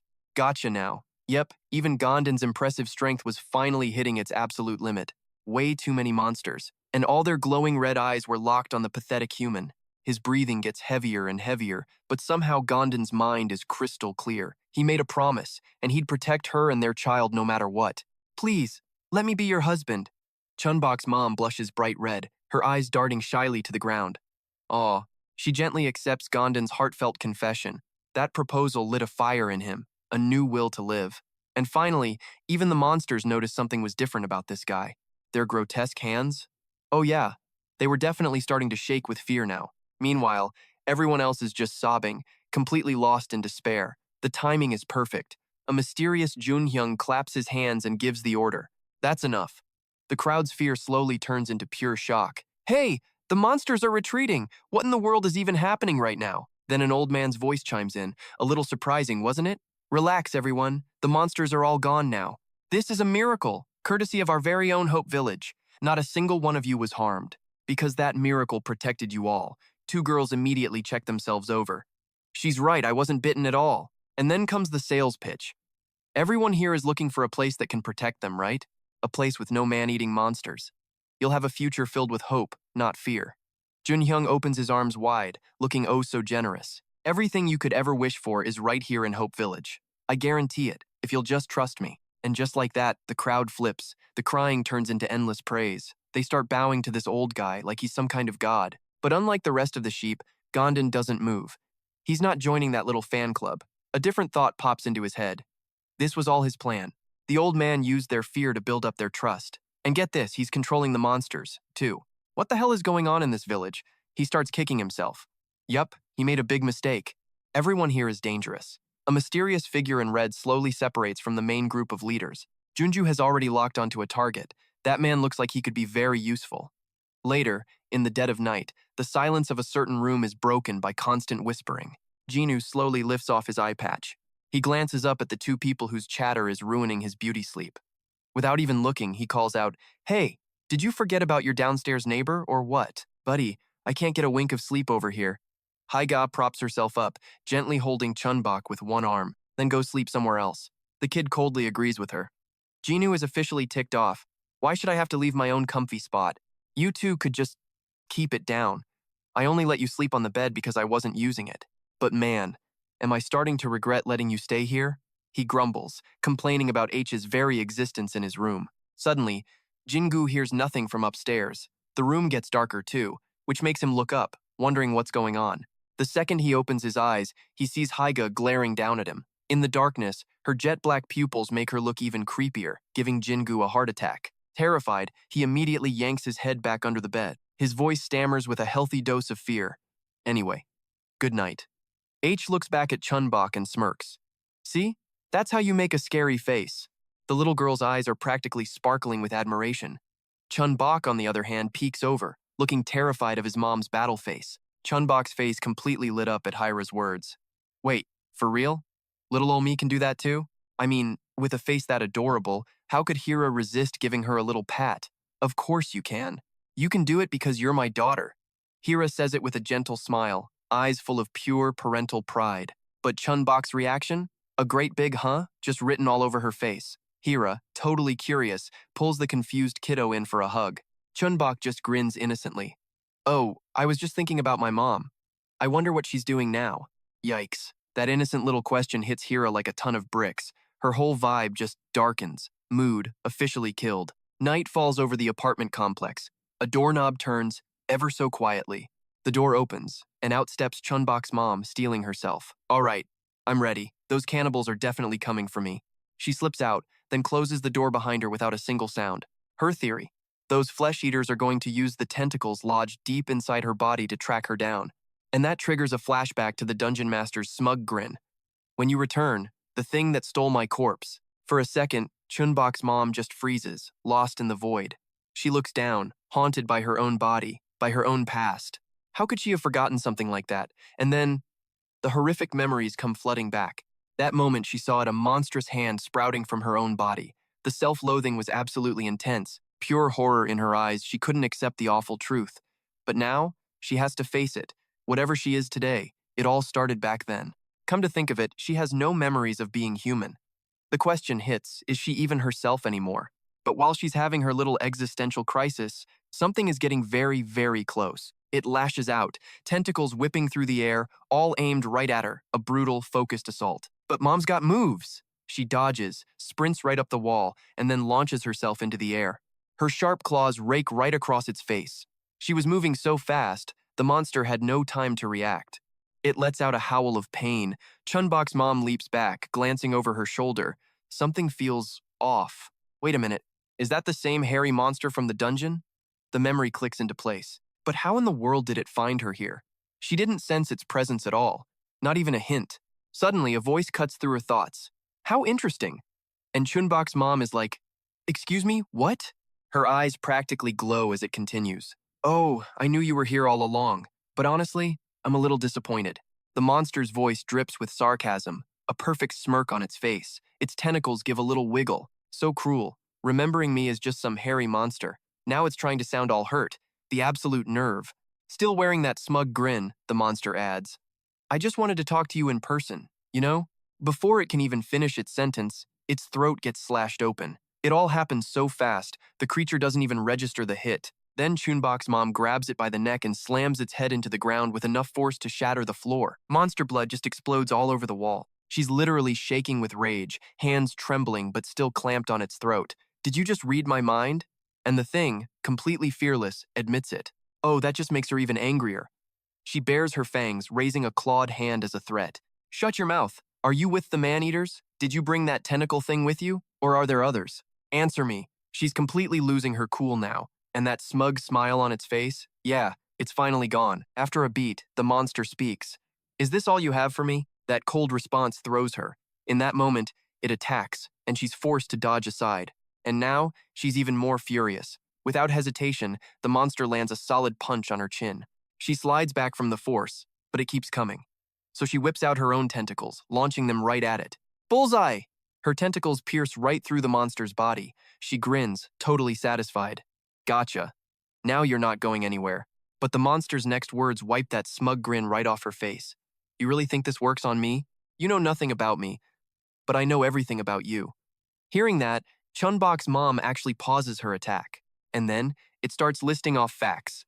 You have a husband and an adorable little daughter. I even know your family joined that settlement with the axe-wielding lady, and of course that the cannibals are hunting you. Okay, that's it. She can't ignore this. What's your point? Get to it. If you're not one of the cannibals, then what in the world are you? Hearing her question, the creature actually seems to think it over. Then its arm starts to swell up, and sharp teeth sprout from its face. Chun-Bok's mom just stares at this lovely transformation, completely grossed out. In the next instant, it launches itself at her with horrifying speed and power. I'll show you exactly who I am. The monster lunges forward with its razor-sharp claws, its mouth gaping wide for a big bite. This thing clearly wants a face-to-face introduction. Its eyes begin to glow as it flashes a massive, creepy smile. The second she sees that face, she just freezes up. Her body completely refuses to move, and while she's rebooting, it gets right up in her space. Just as things are looking really bad, a sudden memory flashes through her mind. She'd sometimes get this feeling, this creepy sensation like someone was constantly watching her. She remembers the cozy, safe feeling of her little home. Back then, she'd always look around to see if anyone was there, but she never, ever found a single soul. Chun-Bok's mom just figured she was just stressed and overtired, but man, was she being naive. Day by day, her eyes were always scanning, searching for the silent figure watching over her and her small family. Every single second of every day, she wanted to know who was targeting her. She'd look around no matter where she was. But now, finally, in this absolutely terrible situation, she knows exactly where that cold, constant stare has been coming from. Suddenly, the monster attacks, snapping Chun-Bok's mom right out of her thoughts. She gets thrown across the cave, the impact creating a huge shockwave. In pain and furious at getting trashed, she can't stop herself from cursing out loud. Wasting absolutely no time, it lunges in to attack her again. And that terrifying gaze she'd been feeling for so long, yep, it was coming from this monster right in front of her. It absolutely demolishes Chun-Bok's mom, slamming her against the rock walls. The monster then zips right back over to her position. The very next second, its eyes bulge wide open. A massive impact sends rock and dust flying everywhere. The monster gets up looking totally confused, like it has no clue what's going on. When it finally looks down, it sees its own arm is gone. A split second later, Chun-Bok's mom slams a powerful kick right into its chest. The monster eats the full force of the kick and goes flying again. The collision kicks up a huge gust of wind, forcing her to slide back. Looking at the situation, she can't help but say it. Since it fell from here, it must be dead. I spoke way too soon. Before she even finishes the sentence, she's already slapping a hand over her own mouth in a complete panic. From below, the ground begins to shake violently before cracking wide open. The monster slowly crawls out, now several sizes larger. Faced with this new development, Chun-Bok's mom is exhausted and beyond angry. She just lets out a stream of helpless curses. The tentacles on her back glow red hot, steam pouring off them with a constant hissing sound. I tried to paralyze you, poison you, and I even cut off your arm, but nothing works. What are you even made of? As she speaks, she glares at its perfectly regenerated arm. But unlike the monster, Chun-Bok's mom is clearly running on empty. She grits her teeth. There has to be a way. She tries to think of a plan, but the monster isn't about to give her that chance. It starts taunting her with a barrage of insults. Stop lying to yourself already. You've already tried everything you have, right? You're all out of tricks. As it speaks, it flashes a look of pure contempt. The more the monster talks, the more her resolve falters. Have I not told you yet? I know everything about you. I can even feel your emotions right now. Do you need me to say them out loud for you? It takes slow, small steps towards her. The monster is now standing right in front of her. When she looks up at it, it seems genuinely surprised. The monster just can't believe that after everything, Chun-Bok's mom is actually afraid of it. Its face at this moment is one of pure satisfaction. She slowly backs up, her feet turning, and then she makes a break for it. She sprints forward with everything she has right now. Running is her only option. She can feel it down to her bones just how dangerous this thing is. But after only a few steps, her stomach is pierced through. The powerful attack leaves her critically wounded. Chun-Bok's mom coughs up blood, her eyes rolling back into her head. Its grip tightens around her body. All she can feel is bone-shattering pain, and all she can do is scream it out. But the monster? It's thrilled. It squeezes her tight and growls. Look at me, you coward. You can't deny my existence any longer. Face the truth. I am you. As it speaks, it rips its hand back, pulling her violently backward with the motion. The monster seems to believe she has finally made it angry. And just like that, he stabs Chun-Bok's mom without mercy. She feels the brutal physical pain and the crushing psychological blow all at once. No way. I am not getting killed by some nameless freak. The monster brutally rips its hand right out of her body. The sound of bones cracking echoes nonstop as blood sprays absolutely everywhere. And yup, that's one of Mom's own tentacles getting torn out, dripping with grime. But she refuses to fall, her family is waiting. Chun-Bok's mom had to protect them. It was her whole mission. The monster, however, just decides to rip her body apart. In that last moment, she thinks of Gom-don and Chun-Bok, her arms shaking uncontrollably from the agony. More tentacles are violently pulled from her. Chun-Bok's mom is in so much pain, she can't even scream.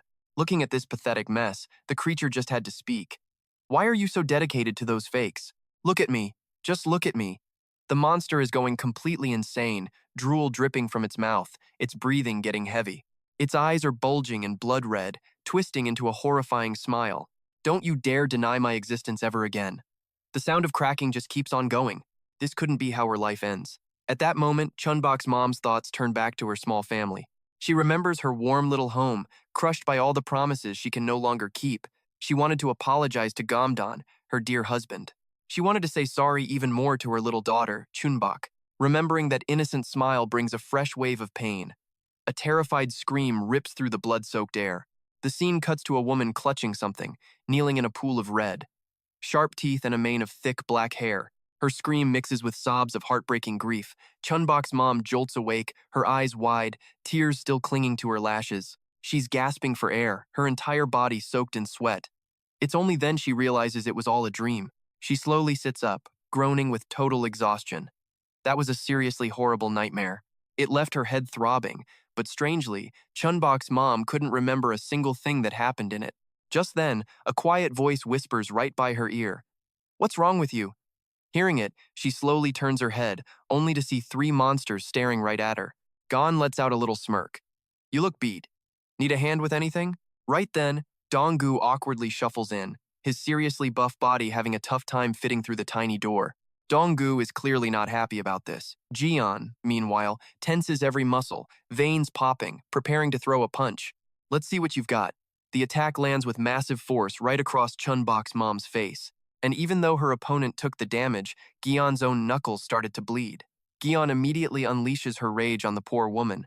"Your stupid teeth actually hurt me, you know that?"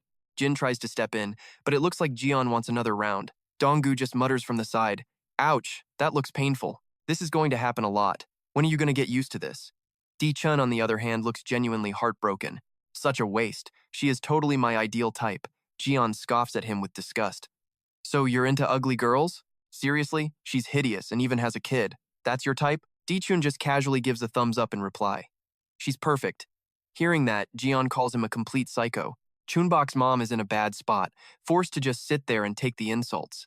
After a moment to recover, she unleashes a surprise kick backwards. Her attack form was pretty weird, but it had enough power to knock her opponent flat. Taking a surprise attack to his weak spot makes Di-chun howl in pain. Realizing she's about to escape, Jian immediately uses her hair to hold her back. "How dare you?" Chun-Bok's mom shows no mercy, kicking her so hard she slams right into the wall. While the rest of them are still standing there stunned, she's already vanished. All Rayon can do is start cussing. She angrily turns on the others. "What were you waiting for, Jejin? Why did you let her go?" Yet Jin remains perfectly calm. "It's all good. We don't need to rush this." Jejin flashes a wicked smile. It doesn't matter where she runs. She is never going to escape our grasp. In another corner of the city, a demonic laugh rises from a crowd of monsters. "Is that really all you can do? Keep running. Run somewhere else for me." Jian is as excited as a predator on the hunt. "We're going to find you eventually. You'll never get away from us with that body full of tentacles." Chun-Bok's mom's heart sinks. The monsters know her weakness. Jian is clearly enjoying this. You can never escape something so small and fast. Her two hair buns slither like venomous snakes toward Chun-Bok's mom's back.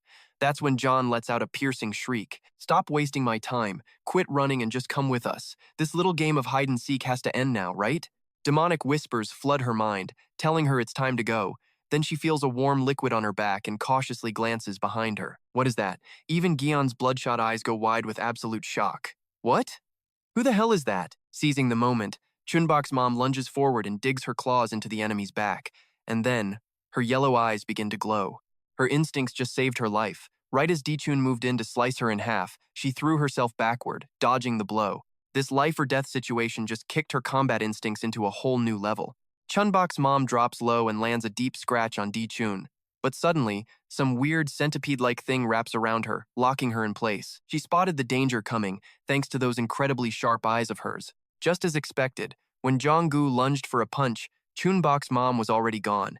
He loses his balance and eats dirt while she instantly flips back up. 2 down, only 1 to go. And of course, a mocking voice just had to chime in. "It's just you and me now, you little freak." Jin looks over, slightly interested. "Are you trying to trap me? And when did you change your jacket?" After her taunt, she turns to her buddies. "Relax," she says. "Your little wounds need to be treated." Chun-Bok's mom watches in shock as the woman sticks tentacles into her allies. The very wounds she inflicted are now healing up at an impossible speed. Another voice cuts in. "So, where's your family?" Jian asks, his voice dripping with sarcasm. "I tried my best to find them, but they're nowhere around here. Where could they have gone without you?" "Oh wait, I know. Your precious little family is over at Hope Village." And the twisted, ugly smile on his face just gets bigger. That's it. Chun-Bok's mom loses all control. Her claws flash, and she lunges like a beast. But surprise, someone else is even faster. A single punch to the gut shuts down her entire attack. You don't stand a chance. Then sharp thorns erupt, piercing her body with dozens of wounds. The force of the blow sends her flying away from the group, but even injured, she forces herself back up to warn them. "You will not harm my family." With that, she fires off 2 sharp stingers that look like they came from a scorpion. Jae-chun just extends his arms to overpower her. "That's enough now," he says. "Stop this." His arms wrap around her stingers like giant pythons. And yep, you can see the sheer panic starting to set in her eyes. In an instant, Jae-chun's arms tighten around her entire body. "Damn it," she thinks. "I'm completely trapped." Jian laughs, loving every second of this. "I told you you'd never escape." His horde of monsters then begins to close in on Chun-Bok's mom. Jian looks unbelievably smug. "You didn't see this coming, now did you? You should be grateful, really. This whole welcome party was prepared just for you. All of us were waiting right here. Don't you forget it. There is no way for you to escape us. We were going to play nice at first, but I guess it's a little too late for that. I'm going to tear you to shreds before I leave." And as you can imagine, Chun-Bok's mom is absolutely furious. She struggles like mad but can't break free. Jian frames her face with his hands, smiling that wicked smile. "Oh, I just love this expression. I finally got the perfect picture. Now, let's end this. Of course, I could save you after father is done with you. I'll give you some very special treatment. I'll keep you by my side, like my own personal pet." But while he's still gloating, Jae-chun's face suddenly twists in terror. He's spotted someone else in the area. How is that possible? The newcomer's breathing grows heavy as they get closer to Gazian. She finally realizes that danger is right on top of her. But it's too late. She's thrown into the air, spun like a toy, and slammed around until she's gravely injured and coughing up blood. And her lackeys? They can't do a thing but stand there and stare as she gets completely demolished. Even though she's not the one taking the hits, Chun-Bok's mom is terrified just watching. Then she glances down and notices something strange. The monsters all around them suddenly start to tremble and cry out, "Oh my God!" Up ahead, a shock of long, rare white hair drifts through the air, a stark contrast to the bloody chaos all around. Chun-Bok's mom instantly knows who it is, Dung. The feared dungeon master has arrived, and the kid beside her just lets out a playful laugh. "Let's play." In the blink of an eye, Gazian and her entire squad are on the ground, completely defeated. Pure terror and confusion well up inside Dean. "I don't understand," he thinks. "We checked this entire area. It was supposed to be clear." She's completely drenched in a cold sweat. Yeah, there's no way this is just a coincidence. A monstrous hand reaches closer. Jin's voice trembles as she asks, "Why is the dungeon master here?" The monsters are shaking uncontrollably now, losing control of their bodies. What the hell is happening? Chun-Bok's mom is on high alert too. Why is all this insanity happening so suddenly? And why on earth is the dungeon master involved? Oh, this is not good. Not good at all. I can't take on another powerhouse like that, so what's the plan? And over here, Jezin's vision is starting to go all blurry. Jae-chun's voice snaps Jin back to reality. "So, how are we supposed to handle this? She's got us totally pinned down. Everyone is literally trembling just because she showed up. Tell us what to do, right now." Jin's subordinates are really not helping his stress levels. Finally, she says something to calm the crowd. "Stop freaking out. We're not here to fight the dungeon master. Our target is the one holding a piece of father's body. All we have to do is grab her and get out of here. That's what family is for. Get her now." Fueled by that little speech, the monsters all charge forward. "It's all for father. I want him to acknowledge me." Get out of my way. I'm gonna be the one to catch her. Mother Chun-Bok is now the center of attention for hundreds of monsters. But amidst the chaos, a child's voice calls out to the dungeon master. Mommy! The little boy's eyes are sparkling as he looks at her with a hungry expression. Let's play. For just a split second, the dungeon master's brutal face softens, but when her gaze shifts again, the cold-hearted look is right back. Her tongue gently licks the corner of her mouth, like she's getting ready for a serious feast. Two massive arms suddenly rip right out of the ground. In an instant, they shoot off in different directions like bloodthirsty beasts. Mother Chun-Bok is caught between a rock and a hard place. In front, a horde of furious monsters, and behind her, a giant killer arm. She's panting, nerves completely fried, when a blinding light reveals two familiar figures in this place of death. Chun-Bok whispers faintly, Mommy? Mother Chun-Bok's hand reaches out, trying to grab hold of her precious family. Never. I can't let them catch me here. That powerful love for her family seems to have unlocked some kind of hidden power. Jezin's monster minions are closing in on Mother Chun-Bok, getting nearer by the second. She lets out a savage roar, the signature power flex of a mutant monster. A second later, Mother Chun-Bok raises her hands to meet them head-on. Come and get me, you bastards! But then, plot twist, the giant arms suddenly smash into the very monsters that were attacking her. They look pathetically weak, getting tossed into the air and torn to absolute shreds. Jin and Jae-chun can only stare from the sidelines, completely horrified. There's no way we can beat that thing. This is terrifying. Jin hesitates, then asks, Did you, happen to notice anything weird over there? Jae-chun replies, trembling, That arm. It's not just randomly attacking our family, is it? He answers, voice full of fear. No, this isn't random. Mother Chun-Bok immediately uses her golden eyes, trying to get a read on the situation, and what she sees makes her eyes go wide with pure shock. The dungeon master has been looking at her this whole time with a friendly expression. Yeah, the other team is not having nearly as good a time.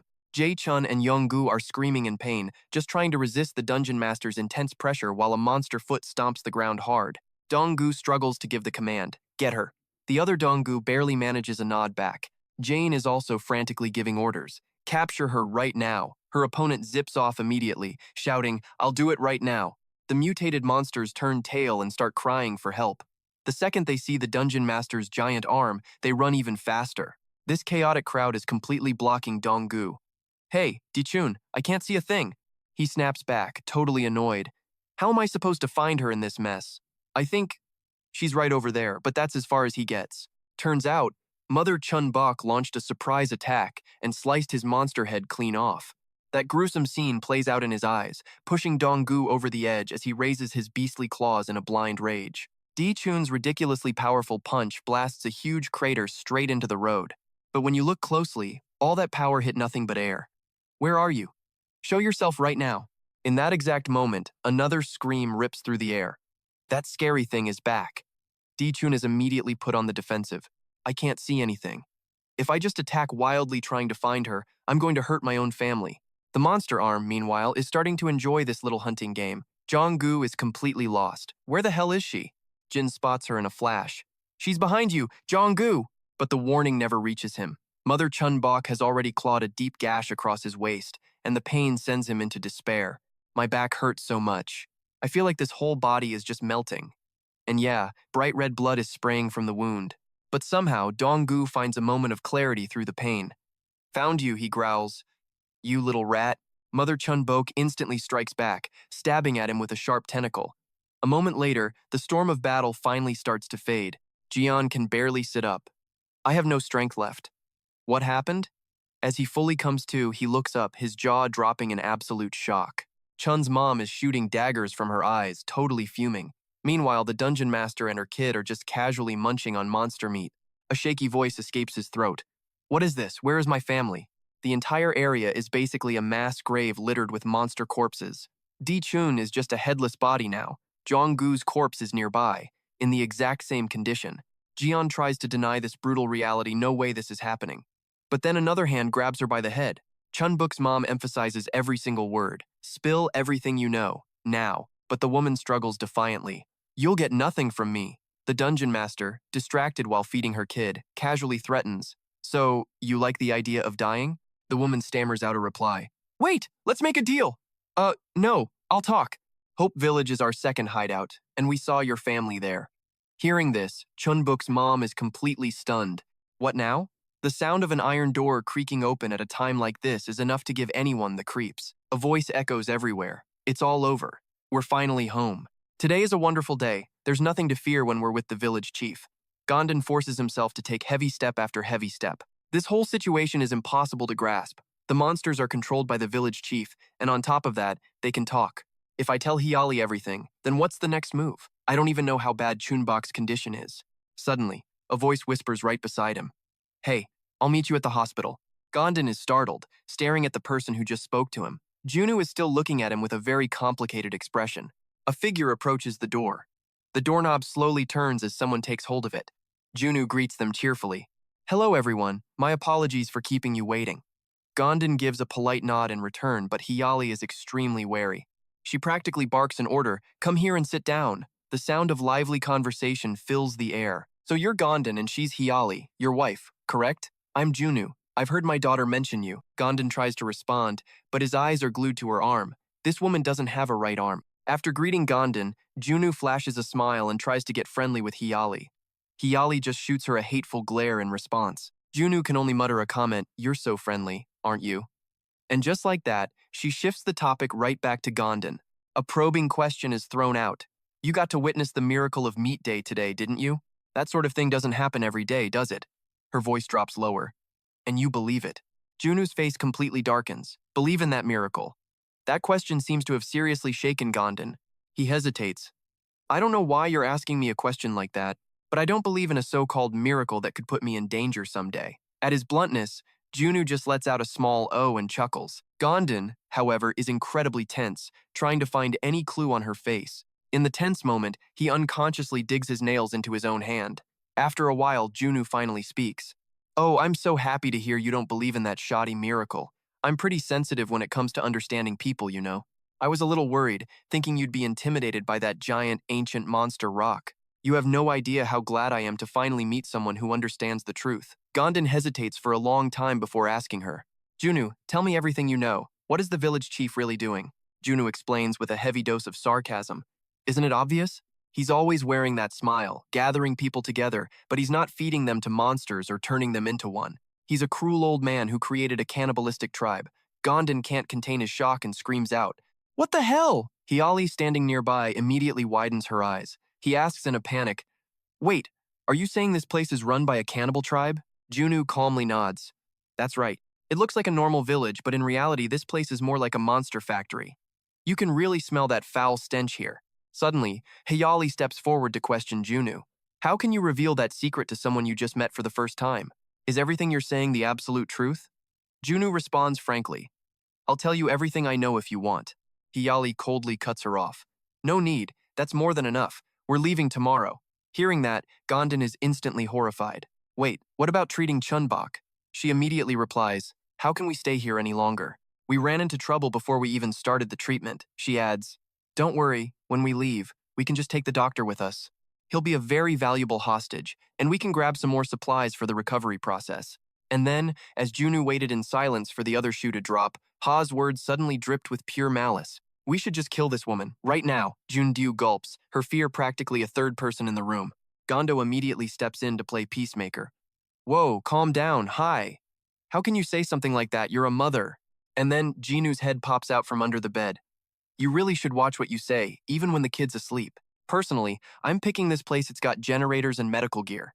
You seriously think you can play doctor at home? Even a real doctor like me would find that difficult, Jun-do adds, seeing her chance.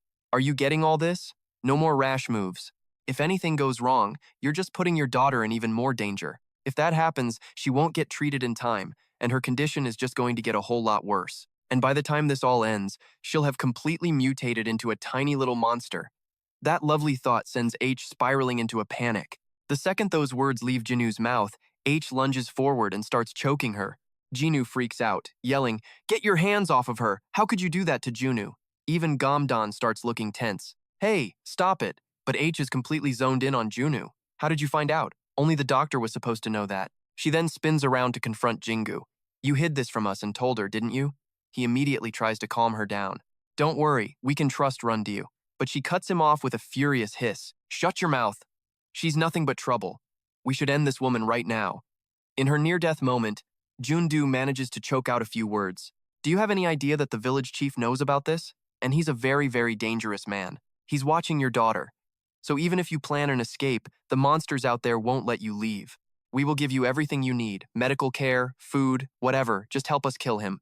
H seems completely stunned by the desperate sobbing. Junju presses on, pouring every ounce of sincerity she has into her voice. So I am begging you. Please, help me. Help me save my daughter. The others are stunned into silence. Jundu's vision starts to go dark as sweat pours down her face.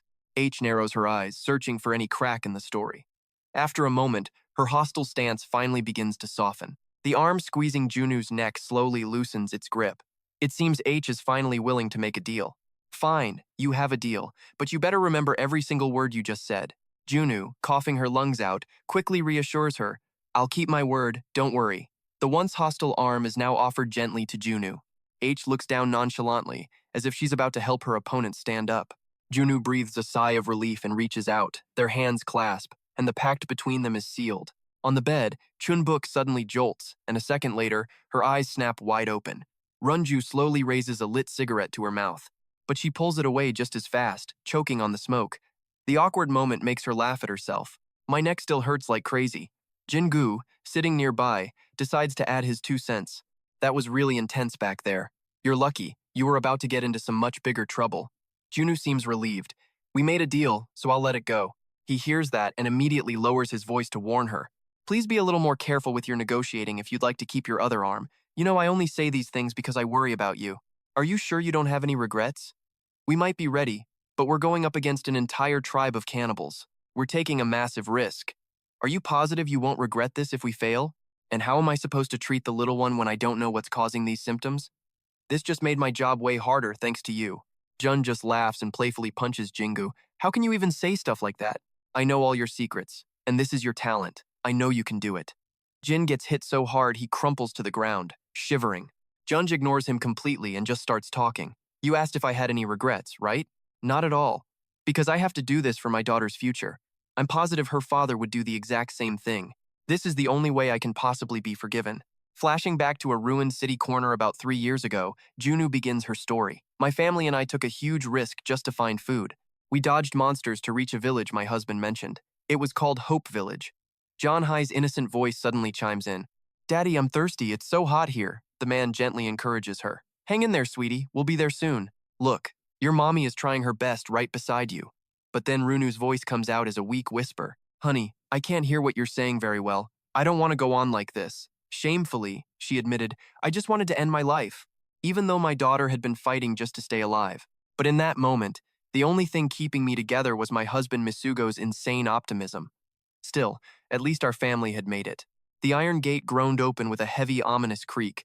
Junu stepped inside, her heart full of doubt. I followed my husband all the way here.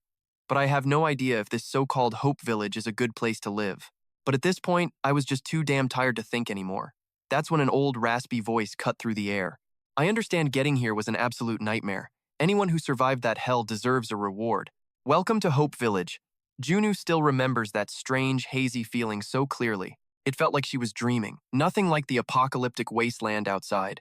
The village was happy, warm, like the end of the world never happened. A flood of tears, a mix of every emotion imaginable, finally broke free. Junu actually felt the weight lift off her shoulders. I let go of my worries and felt instantly lighter. She called out gently to her partner. Oh, my love. Minsu smiled right back at Junu. We actually did it. Now we can finally live a happy life again. Tears soaked Junu's face as she tried to wipe them away, whispering her reply. Yes, our family was happy again after settling down in Hope Village. Janhai, who had been so frail, grew up healthy and strong, playing with all her new friends. And my husband became the deputy village chief for helping the community grow. Thanks to my family and the villagers, I started to heal. I even took charge of caring for the new residents. Minsu suddenly rushed over, hugging her tightly from behind. What are you doing, my love? And then the two of them started joking around, completely forgetting anyone else was even there. Junu could only clench her jaw, trying to shove down the uneasy feeling rising inside her. But a key moment totally changed my mind. During a moment of chaos, a voice instantly calmed the crowd. Everyone, do not be afraid. If we cast away our suspicions and unite as a true family, I can guarantee you all eternal peace and protection for our families. The miracle he performed felt like the only shelter that could keep my family safe. At least, that's what I thought at the time. John-hee asked Junwoo curiously, Mom, have you seen Dung today? Junwoo calmly answered, I heard his family left the village last night. The village chief told me so, she said. John-hee looked a little sad. Why didn't he even say goodbye to me? And though she looked calm, Junwoo was just as unsettled. Come to think of it, it's been 8 months, and a lot more people have left than I expected. Why would anyone leave a perfect place like this? Suddenly, Min-soo burst through the door in a hurry. He was out of breath when he spoke. Honey, can we talk for a second? A wave of suspicion immediately made the air feel thick and heavy. What do you mean by that? Min-soo, completely on edge, repeated himself. Listen, this place is incredibly dangerous. We need to leave. I saw monsters in the bodies of the people who left down in the basement. We need to grab our stuff and get out of here now. If we don't, we're going to be next. Hurry up. In response, Min-soo heard one single unmistakable word. No. Junwoo bit back, emphasizing every word. Didn't you hear me? I said no. If we actually manage to leave here, what happens then? Do you even have a plan? What about John-hye and me? I don't want our lives to be a struggle ever again. If I have to face another living hell, I would rather stay and die right here. I will take care of everything, so don't you do a thing. Min-soo was stunned by her cold attitude. My love? Pure stubbornness sent Junwoo running. This was the peaceful place I finally found. I can't go back to that hell outside. There's no way this village is hiding some dark secret. The village chief can solve this problem, Junhyung answered calmly. Thank you, Junwoo. I know this couldn't have been easy for you.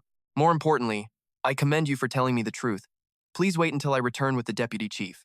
Junwoo felt the weight lift off her. Thank you, Mr. Chief. I will never forget your kindness today. But everything changed in an instant. If only I had never said anything to the village chief, then maybe things wouldn't have gone this way, right? Her mind began to go fuzzy. When did everything start to go so wrong? I really thought my family could be happy here. Was it when I went down to that basement without any suspicion? Or should I have run away the second I saw those monsters? Was it because I didn't trust the village chief enough? Why? Jun-hyung just smiled, a twisted, evil grin, and snapped his fingers. The monster behind him shot out its long tongue, slicing one of Junwoo's arms clean off. A second later, Min-soo gets a monster's hand shoved straight through his stomach. Absolute terror explodes across Junwoo's face as the starving creatures start gnawing on her arm. Junwoo tries to stop shaking long enough to call out for her husband, Min-soo, but he's not exactly in any condition to answer anymore. She touches him, panicked. Min-soo, you're bleeding. Please, stay with me. Why is this happening to us? All I wanted was for our family to be happy. How did everything go so wrong? In the middle of her breakdown, a low voice cuts through the chaos. Junwoo, do you know about the cuckoo bird's instincts? Her body instantly stops trembling, replaced by pure shock. She must have misheard him. What did you just say? So the story goes like this. A cuckoo lays its eggs in another bird's nest. After the mother leaves, the nest's owner incubates the egg for her. And do you have any idea what the baby cuckoo does after it hatches? It shoves the other eggs out of the nest so it can have it all. And the poor adoptive mother bird? Totally clueless, just keeps feeding the little monster. And even when the cuckoo grows up, it never has to hunt, because its foster parents just keep bringing it food. It just lives like that, a parasite, until it leaves the nest. That's why I despise that bird. You get what I'm saying? I raised you with total trust, thinking we were a family, but you turned out to be just like that ungrateful cuckoo. Filthy rats who betray our trust don't belong in this village. Junwoo absolutely breaks, spiraling into a state of total panic. She starts begging, completely helpless. I'm so sorry. It will never happen again. This is all my fault for not convincing my husband. I'll do whatever you want. I'll be your servant, I'll be your slave, I'll do anything, village chief. So please, just save my husband. Please, I'm begging you. Junwoo screams with everything she has left. Please, sir. Village chief? Suman immediately steps forward and kicks her right in the head. Shut your damn mouth, you bitch. How dare you ask for trust after you already betrayed us once? You ungrateful sewer rat. We were a family. We gave you a happy life. After a few more kicks and curses, he finally hears the command. That's enough, instructor. Suman flashes a twisted grin and turns back. Yes, sir. Hyung steps closer to her. Junwoo, your little tip helped us solve this problem. So, I've decided to give you one last chance. A kitchen knife clatters to the ground next to her. Hyung grins, ordering her to kill the cuckoo. Do that, and I'll trust you like a member of the family again. Tears of pure pain and despair stream down her cheeks. Junwoo sobs out the words. Village chief. But he's my. Before she can even finish, the old man cuts her off. So that's your answer, is it? Well then, I guess I have no other choice. We'll take good care of John. Hi, that's what you want, right? The monsters chime in with their own tempting words. Just kill him. You can't save him now anyway. Hey, after you kill him, can I have a bite? Trembling, Junu picks up the knife from the dirt and whispers Minsu's name. He just lies there, helpless, each breath a struggle as he waits. Junu's eyes narrow, it looks like she's finally made a decision. Minsu suddenly calls her name, Honey? It's okay, just do it. I'm fine. The pain was so bad his voice started to fade away at the end. Crying her eyes out, Junu raises the knife. Minsu, I'm so sorry. After the sound of blade hitting flesh, Hyung praises her, satisfied. Well done, Junu. I know how hard that was for you, but you made your choice. He gently puts a hand on her shoulder as if nothing happened. Hyung then pulls her into a soft hug, welcoming her.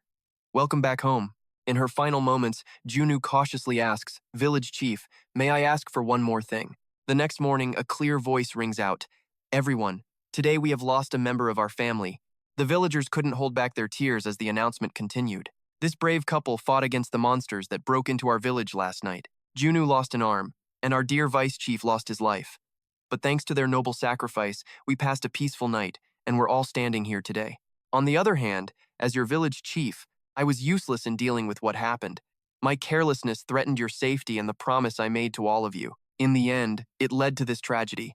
I bow my head and sincerely apologize to everyone here. The crowd immediately starts shaking their heads. We're the ones responsible for this. It's not your fault. Junu's head was still buzzing with pure rage. Yeah, those people were a special kind of untrustworthy. That old geezer, the one responsible for her husband's death, has somehow won everyone's trust and forgiveness. And the other guy, who treated her husband like garbage, is now offering a single pathetic flower. Oh, what a bunch of filthy scumbags. But the most sickening part of it all is the image flashing in Junru's mind, an agonizing face, and the weapon that caused it. A bitter taste fills her throat, and Junu presses her lips together, but it's no use. She's completely helpless as she vomits right on the spot. Deep down, Junu is certain of one thing. The filthiest person in this whole mess is her, the one who directed this entire tragedy. The bowl of food has been cold for hours, untouched by anyone. Junu has completely sunk into the abyss. Her greed got her husband killed. That's the thought torturing her. She can't even end her own life, crushed by the guilt. Ever since her dad died, her daughter John Hai has depended on the village chief. I should just die, she thinks. I can't forgive myself. Junru's hand unconsciously clenches the blanket, but no, she still has a job she needs to finish. If things keep going like this, they'll use her daughter next. The poor kid will live a life even more miserable than she and Misu did. She knows she needs to pull herself together, but even with a bowl of food in front of her, Junu has zero appetite. She makes a decision right then and there. It doesn't matter how much time it's going to take. With her bare hands, she grabs a fistful of rice.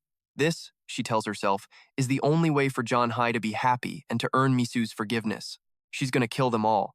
She'll keep John Hai safe and finally give Minsu some peace. She'll do it, no matter what it costs. As if on cue, her mutated finger grows a long nail, pulsing with bloody veins. According to the research logs, Experiment 28 revealed something huge. Chun-Bok is completely different from the other monsters. The researcher gave Subject A blood sample from that mutated finger, and it took only 35 seconds for the subject to start transforming. For the control experiment, they gave Subject B blood from other body parts, and absolutely nothing happened. They ran even more tests, trying countless methods, but couldn't pinpoint the cause of the mutation. However, they did find one thing, a thin membrane that seems to be stopping the virus from spreading through her entire body. More research is needed, but it looks like the kid has a gene that either suppresses the infection or makes her totally immune. Suddenly, a sniffle from Chun-Bok makes Jin-gu jump. Good grief, kid. You nearly gave me a heart attack. What was that sound? Go blow your nose already. Where's the tissue? But Jin-gu freezes when he hears her question. Hey, mister. Am I going to turn into a monster? That monster. I heard you guys talking last night. He's totally flustered, not knowing what to say. This is a hassle. He is absolutely terrible at comforting children. It's obvious the kid is worried. Don't be scared, he tries. It's gonna be tough, but we'll definitely find a way to fix it. And don't pay any attention to what we were saying last night. Yeah, that sounds believable, right? He'd be in so much trouble if she started crying, but to his surprise, Jin-gu hears a perfectly calm voice. I'm not worried at all. When I mutate, I'll become a super strong monster just like my mom, right? If I'm gonna be a monster, I have to be a giant one. Jin-gu can only manage a weak, empty reply. Oh, is that so? Chun-Bok innocently continues, if I become a strong monster, I'll protect my parents. They won't get hurt anymore, and they won't have to run. I'll do anything for my mom and dad. I'll get strong like my mom and bring home lots of bacon. Thinking about her dream of becoming a giant monster makes Chun-Bok's eyes sparkle. A kid's innocence like that is enough to stun any adult, even Jingu. Because for him, a little monster that just whispers creepy things is the stuff of nightmares. He imagines a mutated Chun-Bok holding up a bag of potato chips. Yummy food, yummy. I'm a good girl, right? Jingu rubs his head, trying to calm down. Whoa, okay. His imagination got a little carried away. Just then, a voice calls from behind the door. What are you doing? We're all ready. Let's go. Startled, Jingu calls back to Junu. It's all done already? That was fast. Chun-Bok asks suspiciously. Where is everyone going? Where are my mom and dad? Junru steps closer to pat her head. They'll be back real soon. Hey, speaking of which, you want to play a game with me? She asks, smiling like an angel. Let's play hostage. At that exact moment, outside the hospital, John Hai jumps as someone calls her name. Yes? A woman walks up to her. Do you know where the village chief is? I need to ask him something. John Hai thinks for a moment, then answers. The village chief? I think he's in the basement talking with the new residents. A muffled elderly voice echoes up from the basement. Thank you for becoming a part of our family. The village will get a lot of help having you two. Gom-don and H humbly reply, We're just honored to be here. We're grateful you're letting us stay as new residents. Also, I had no idea a space like this even existed down here. Jun-hyung laid it all out. This is our panic room, where we hide when things go totally sideways. Hold on, Gom-don piped up. Didn't Junu visit you at the hospital on meet day? I'm pretty sure. Oh, she did, the old man said, leaning in. So, what exactly did she tell you?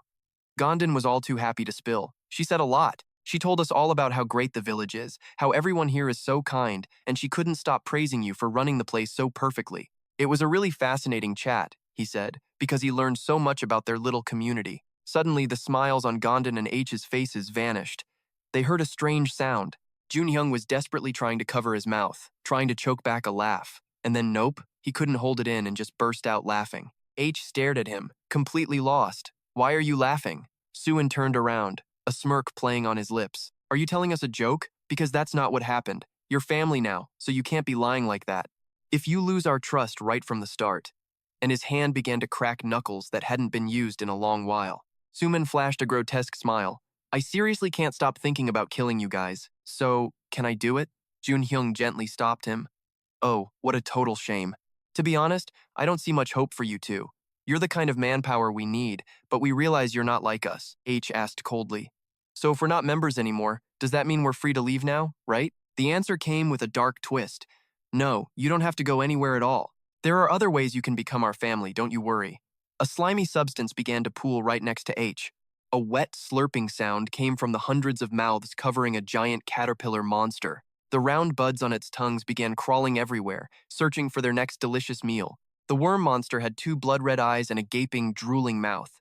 But Hija and Gom-don were somehow too focused on another voice to notice the immediate danger.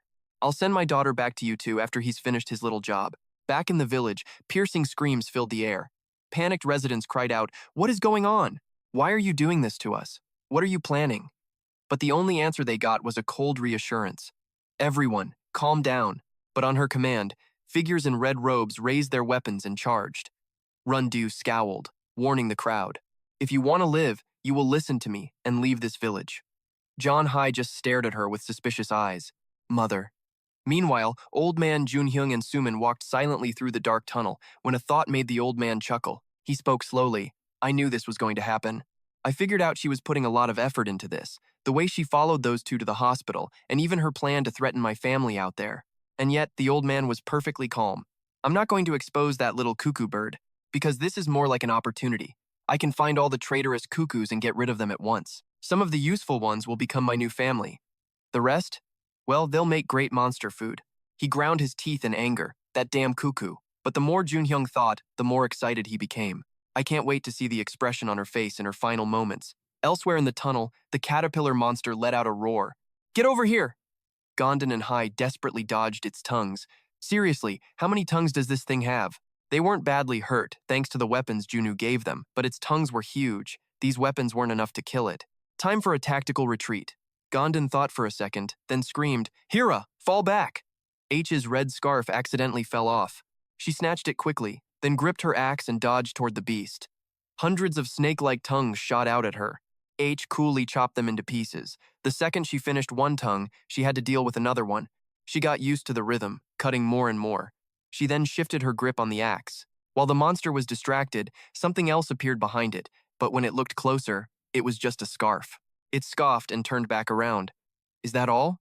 Suddenly, another black object flew forward and covered its head completely.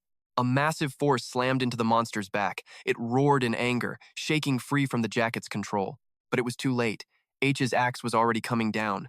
A clean slice drew a line of blood, and another head popped out of the monster's mouth. Oh, how embarrassing, my face! A female body writhed and slithered out. It's right here, you see. A hammer suddenly smashed into the monster lady's head. It was H who delivered the powerful blow. Thanks for that. Just as they finished off the monster, they heard a heavy noise. A group in red robes, armed, stormed into the tunnel. Gom-don starts complaining immediately. Why were the reinforcements so late? We were all nearly killed. But nobody cares. They're too busy asking other questions. Did you take it down all by yourself? Awesome. I knew there was something special about you. Gom-don gives a cold reply. I'm sorry, it wasn't me. But of course, the crowd keeps cheering for him anyway. Right in the middle of this awkward moment, someone cuts in, don't get cocky, and don't let your guard down, because we haven't done much yet. The main event is only just beginning. A pained scream rings out, and fresh blood splatters down. Jinwoo has a weapon sticking right out of his stomach, and the villagers recoil in horror. Oh my god, Jinwoo, they really attacked him. How could they let a child see this? It's inhumane. But Jinwoo is secretly giving Chun-Bok signals. It's an act. Kid, I'm gonna pretend I'm not okay. You have to act scared, got it? Remembering his lines, Chun-Bok starts working on his terrified face.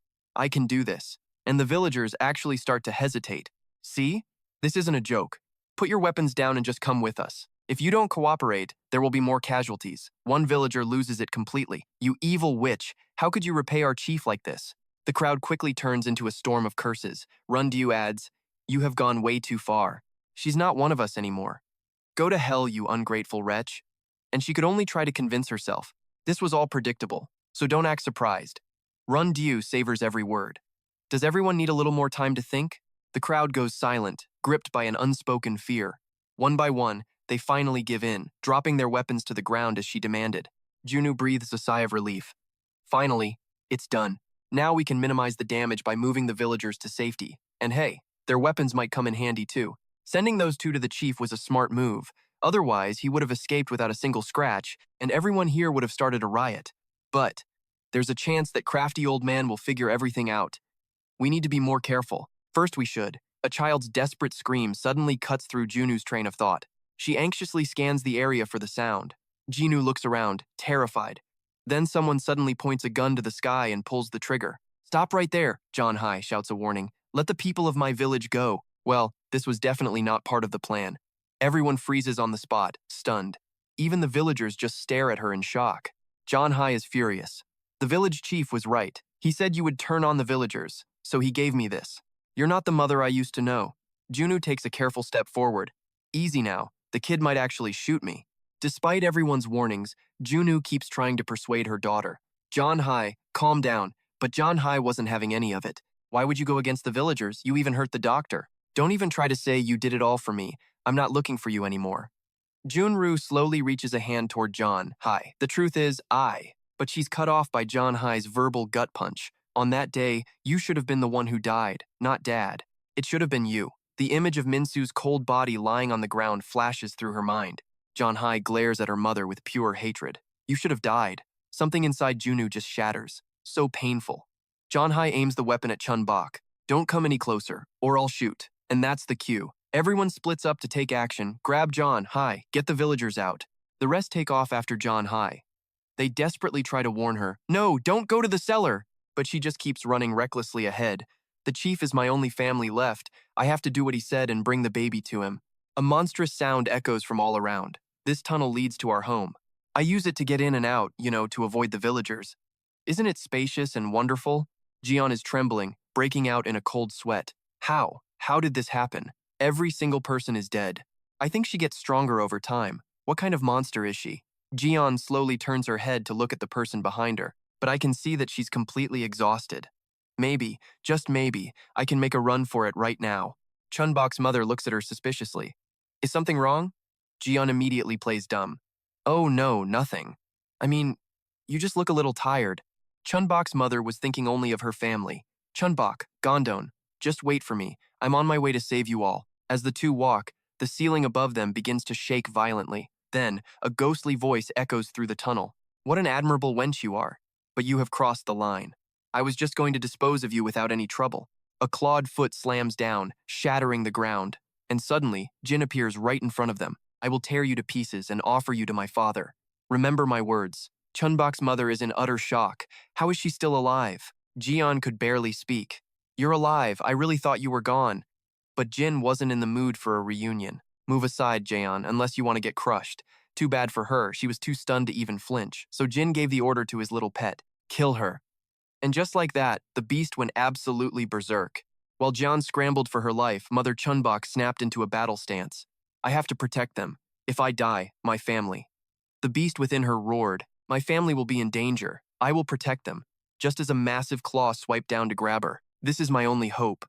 Deep inside her, that strange bundle of cells began sprouting brand new tentacles. Meanwhile, somewhere else, Chun-Bok was struggling for her life. Put me down. I don't like the dark. Just let me go. But John Hai wasn't having it. I just have to get you to the village chief. Suddenly, a voice cut through the air, calling her name. John Hai. It was Junu, running and out of breath. Don't go so far. It's dangerous. Please, just let me explain. John Hai's anger flared as she raised her weapon. Get lost, you traitor. Don't you dare say my name. Why are you even pretending to be a mother? It's disgusting. Stop it. Get out of my way. The only family I have now is the chief and the villagers. Chun-Bok thought for a second, then yelled out, No! You're being so mean. Junu and the others just stared, shocked. Chun-Bok, with all the wisdom of a child, laid it all out. You're a bad person. You can't talk to your mom like that. John Hai immediately shot back. You don't know anything. But the kid's next question hit her right where it hurt. Don't you feel guilty at all? Because you said that to your own mother. And just like that, the hand holding the gun began to tremble. That's when Junu stepped in. I'm sorry, my love. I know I wasn't there for you when you needed me the most. I did it because I truly thought it would be better for you. Junu flashed back to a time when a sad little John Hai could only watch from a distance. She looked so completely alone, with no one by her side. Junu tried to explain how she messed up, how saying it's for your own good doesn't stop you from being a terrible mom. And don't worry about the doctor. That was all just an act. We used fake blood. I swear I would never, ever hurt our family. Please believe me, it's not what you think. John Hai's voice was shaking. Just get away from me. But Junu's voice was gentle. John Hai, it's okay. You can say awful things to me. I don't care what you said, all those terrible things. But please. Her mother's hand gently closed around her own. Junu's face was soaked with tears. Just this one last time. Please trust your awful mother. Please.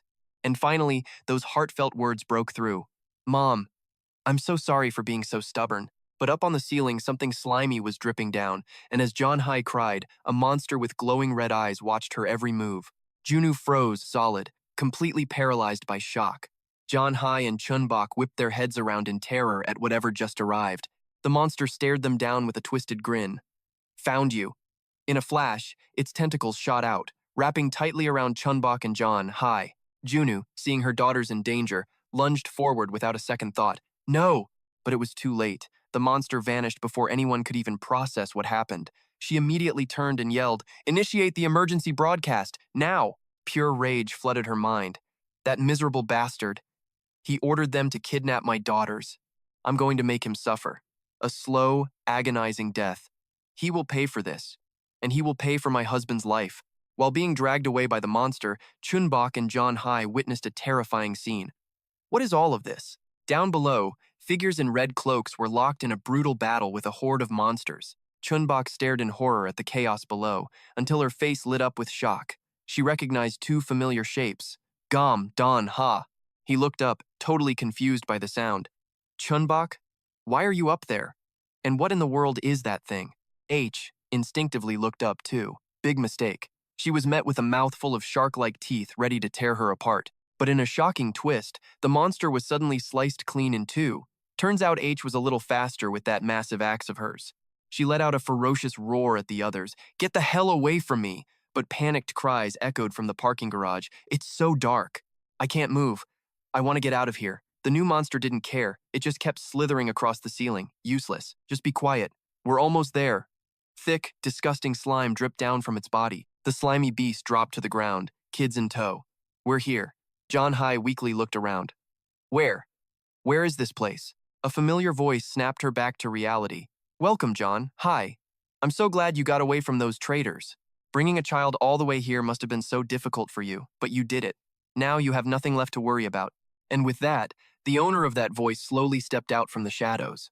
Jun-hyung puts on a big smile, declaring, "From now on, your family will protect you." Then his face goes ice cold. "First things first, hand the little one over to me." His ancient hand twitches, eager to snatch Chun-Bok. The old man's eyes narrow into slits. "John, hi. What do you think you're doing?" She trembles, stepping forward to grab Chun-Bok's hand tight. Fear sends a cold sweat down her entire body. Funny how a little confusion can bring back a flood of old memories. She'd always found it strange when villagers just left without a goodbye, or when she heard rumors of others being exiled for bad behavior. The village chief, that's what he'd always told them.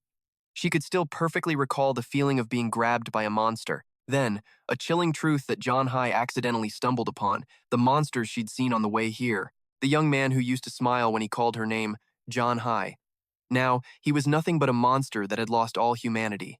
The sisters who were once her closest friends in the village. Their bodies had been twisted into bloodthirsty beasts. John Hai asks through her tears if they were the ones who had left the village. That's not true, is it? The village chief said everyone in this village was family, that they were all equal. But all these monsters here. An angry stomp cuts her off mid-thought. "You ignorant little fool," Swin snarls. "Joe Hai, how dare you question him? Have you forgotten his generosity in raising you? I never taught you to be such an ungrateful brat." John Hai trembles but fires back. "I haven't forgotten, but why did our family have to become monsters?" The only answer she gets is a foot planted squarely in her stomach. Chun-Bok watches in horror as John Hai gets beaten. The impact is so hard she gags, struggling to breathe. Her small body gets kicked and slams to the ground while Suin lectures her. "This is my only warning. If you dare run your mouth again, only then does Jun Hyung step in to play mediator. Calm down now. This might be hard for you to accept.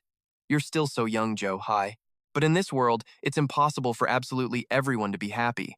Besides, the world is divided into the strong and the weak, and they all have to follow the law of the jungle to survive.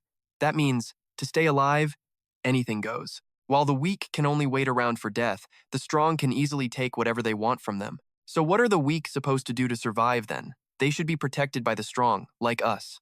Humans are protected by the strong, I mean, by monsters because they've sacrificed their families. You'll get it once you've grown up." John Hai's entire perception of the world shatters in an instant. But in that moment, little Chun-Bok bravely steps forward. "You're mean, a mean old man. Mommy said people who make others cry are bad. Stop being mean to her. If you keep this up, I'm gonna tell my mommy and daddy everything." The whole crowd goes silent, not a single sound. After a few seconds, the slimy monster just can't hold it in and lets out a chuckle. Soon, all the monsters are roaring with laughter. "Oh, how adorable. You'll tell your mommy and daddy? Ooh, we're so scared. By the way, is your mother pretty? Can we meet her?" His little stomach puffs up, filled with air, as Chun-Bok screams at the top of her lungs. "Mommy! Daddy!" Jun-Hyung watches the little girl like she's a small animal. Just let her scream. This is her last little struggle. Isn't she just adorable and admirable? So confident, seeking help even in a hopeless situation like this. Oh, I find this so very lovely. So lovely, in fact, that I want to crush her into a million pieces. Chun-Bok is stunned by the most evil words she's ever heard. Jun-Hyung takes slow, deliberate steps toward her. "Come here, my dear." In this desperate situation, the little girl could do nothing but wait for the inevitable. A single tear of despair rolls down the brave child's cheek. Chun-Bok calls out for help one more time. "Mommy!" An invisible, cold presence begins to creep up behind the old man. Suin feels the same unnatural shift in the air. Jun-Hyung's expression darkens with caution. Suin's eyes begin darting back and forth, searching for the source of the disturbance. Something smacks Jun-Hyung right in the face. When they get a closer look, they see it's Jezin's still bleeding head. On pure reflex, weapons are immediately drawn from their holsters. A loud bang echoes as Sumin pulls the trigger. He glances up at the ceiling in shock. The thing he just shot was a fresh, blood-soaked axe. The outraged monsters roar. Who dares attack our village chief? Another monster announces, "Someone threw a weapon from behind, too." A foot covered in sharp claws slams down onto the ground. The other person lands right beside them, taking their position. Chun-Bok's mother appears, looking absolutely majestic. The one holding the weapon is Haiga. The guttural growl of a monster echoes, "You despicable things." Haiga grinds his teeth and adds, "What did you do to my daughter?" In perfect unison, they both scream, "We're going to exterminate every last one of you." Meanwhile, little Chun-Bok was just thrilled her two moms finally showed up. But a wail from the tunnel really kills the mood. Impossible. How was anyone supposed to beat that thing? It casually offed her sister like it was nothing, and the dripping blood really wasn't helping the vibe. Ga-eun stumbles out of the absolute meat and guts catastrophe. "Father, please forgive me." Classic dramatic exit. She mutters how she can't do anything to stop the monster. Then, as if on cue, Chun-Bok's mom's eyes flare up with a brilliant gold. The other monsters immediately recognize the signal, the golden eyes. "Hey, isn't that the monster our dad was looking for?" And the million-dollar question: how did she even get in here? Weren't our brothers supposed to be guarding the gate? Did she actually just kill them all? Chun-Bok's mom thinks back, stroking her hair. That other woman, she remembers her leaving with a very smug smile. Still, it's a huge relief that Chun-Bok is okay, but where's Gom-don? Because if anything happened to him, she would never, ever forgive that woman. She takes a deep breath, trying to get it together. With calculating eyes, she studies Chun-Bok's mom. Her appearance was transforming right before their very eyes. Now she's rocking 3 tentacles, with some seriously weird stuff jutting out of them. When is this freaky transformation gonna end? She'll be a danger to Chun-Bok. Just then, Junhyung pipes up, staring at the yellow eyes. She's the monster that Father and the original monster are searching for. Some one-eyed dude nervously shuffles up to the old man. "Village chief, are you? All right?" The chief barely moves his bleeding mouth. "Am I okay? Seriously? Do I look okay to you, genius?" "All right, everyone, listen up. Right now, we just need to handle 2 of them. Who even cares how many there are? Basically, just capture the yellow-eyed monster alive. The rest of you, go help guide Soo-min kill the other woman." Amidst the chaos, a hand gently grabs Chun-Bok. "Hey kid," she whispers, "we should get out of here together. Now's the time. We gotta make a run for it. Look, I know I've done some messed up stuff to you, but this is literally our only chance. If your mom sacrifices herself for the cause, we can escape with our lives." Of course, that little whisper gets overheard. Yeah, no way she's winning this now. So now little Chun-Bok is facing down 3 ferocious monsters. Junhyung is practically screaming at the kid. "Run! We have to get the others out of here." But to her complete shock, Chun-Bok is the calmest one in the room. "It's okay. It'll be just fine, because my moms are super strong." And right then, her mom's 3 tentacles start crackling with electricity around their spiky tips. The air screams as the tails slice through it. The 3 tentacles lash out over and over, like sharp whips forming a shield. One of the monsters shrieks in pain after getting hit. What even is that thing? The sickening sound of whips hitting flesh mixes with agonized screams. The wound. It's burning like fire. The monster just trembles, completely tortured. The body of another monster is just casually sliced apart by one of Chun-Bok's mom's tentacles. Just a light graze from those spiky whips is enough to send her enemies flying. Junhyung finally realizes the danger. How in the world did she make them explode? Chun-Bok, on the other hand, is absolutely thrilled that the odds are finally in their favor. Meanwhile, some 6th sense makes Junhyung whip around just as something explodes way too close for comfort. Then, the whole tunnel fills with the sound of gunfire. Oh great, it's a monster whose arms have turned into gun barrels, and it's just firing like a maniac. A lightning-fast figure zips right past Soo-min and her crew. The slimy monster manages to launch its tentacles right after the shape. Gotcha, it thinks. But that confidence evaporates instantly. The thing it speared was nothing more than an empty jacket. Soo-min glances to the side, startled. An axe flies in from the left, sinking deep into the monster's head. A foot plants firmly, stopping a slide. H had dodged, sliding right up in the enemy's face. And then, she delivers a cold, hard punch straight ahead.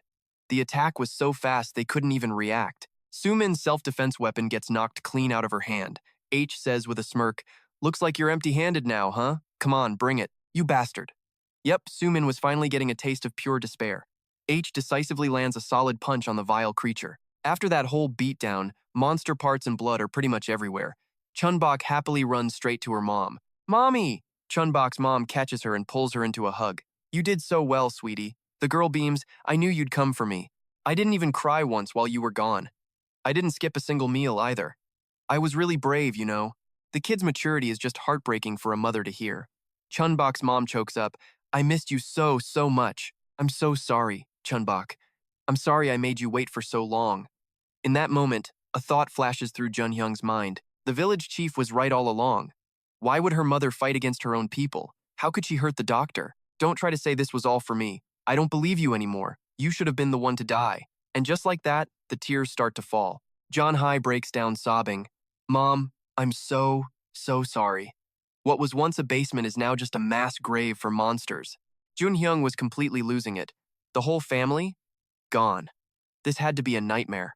And just like that, H appears behind the old geezer. Hey, Grandpa, she sneers. It's all over. No one's coming to save you now. My family's on their way, so don't even think about running away from this.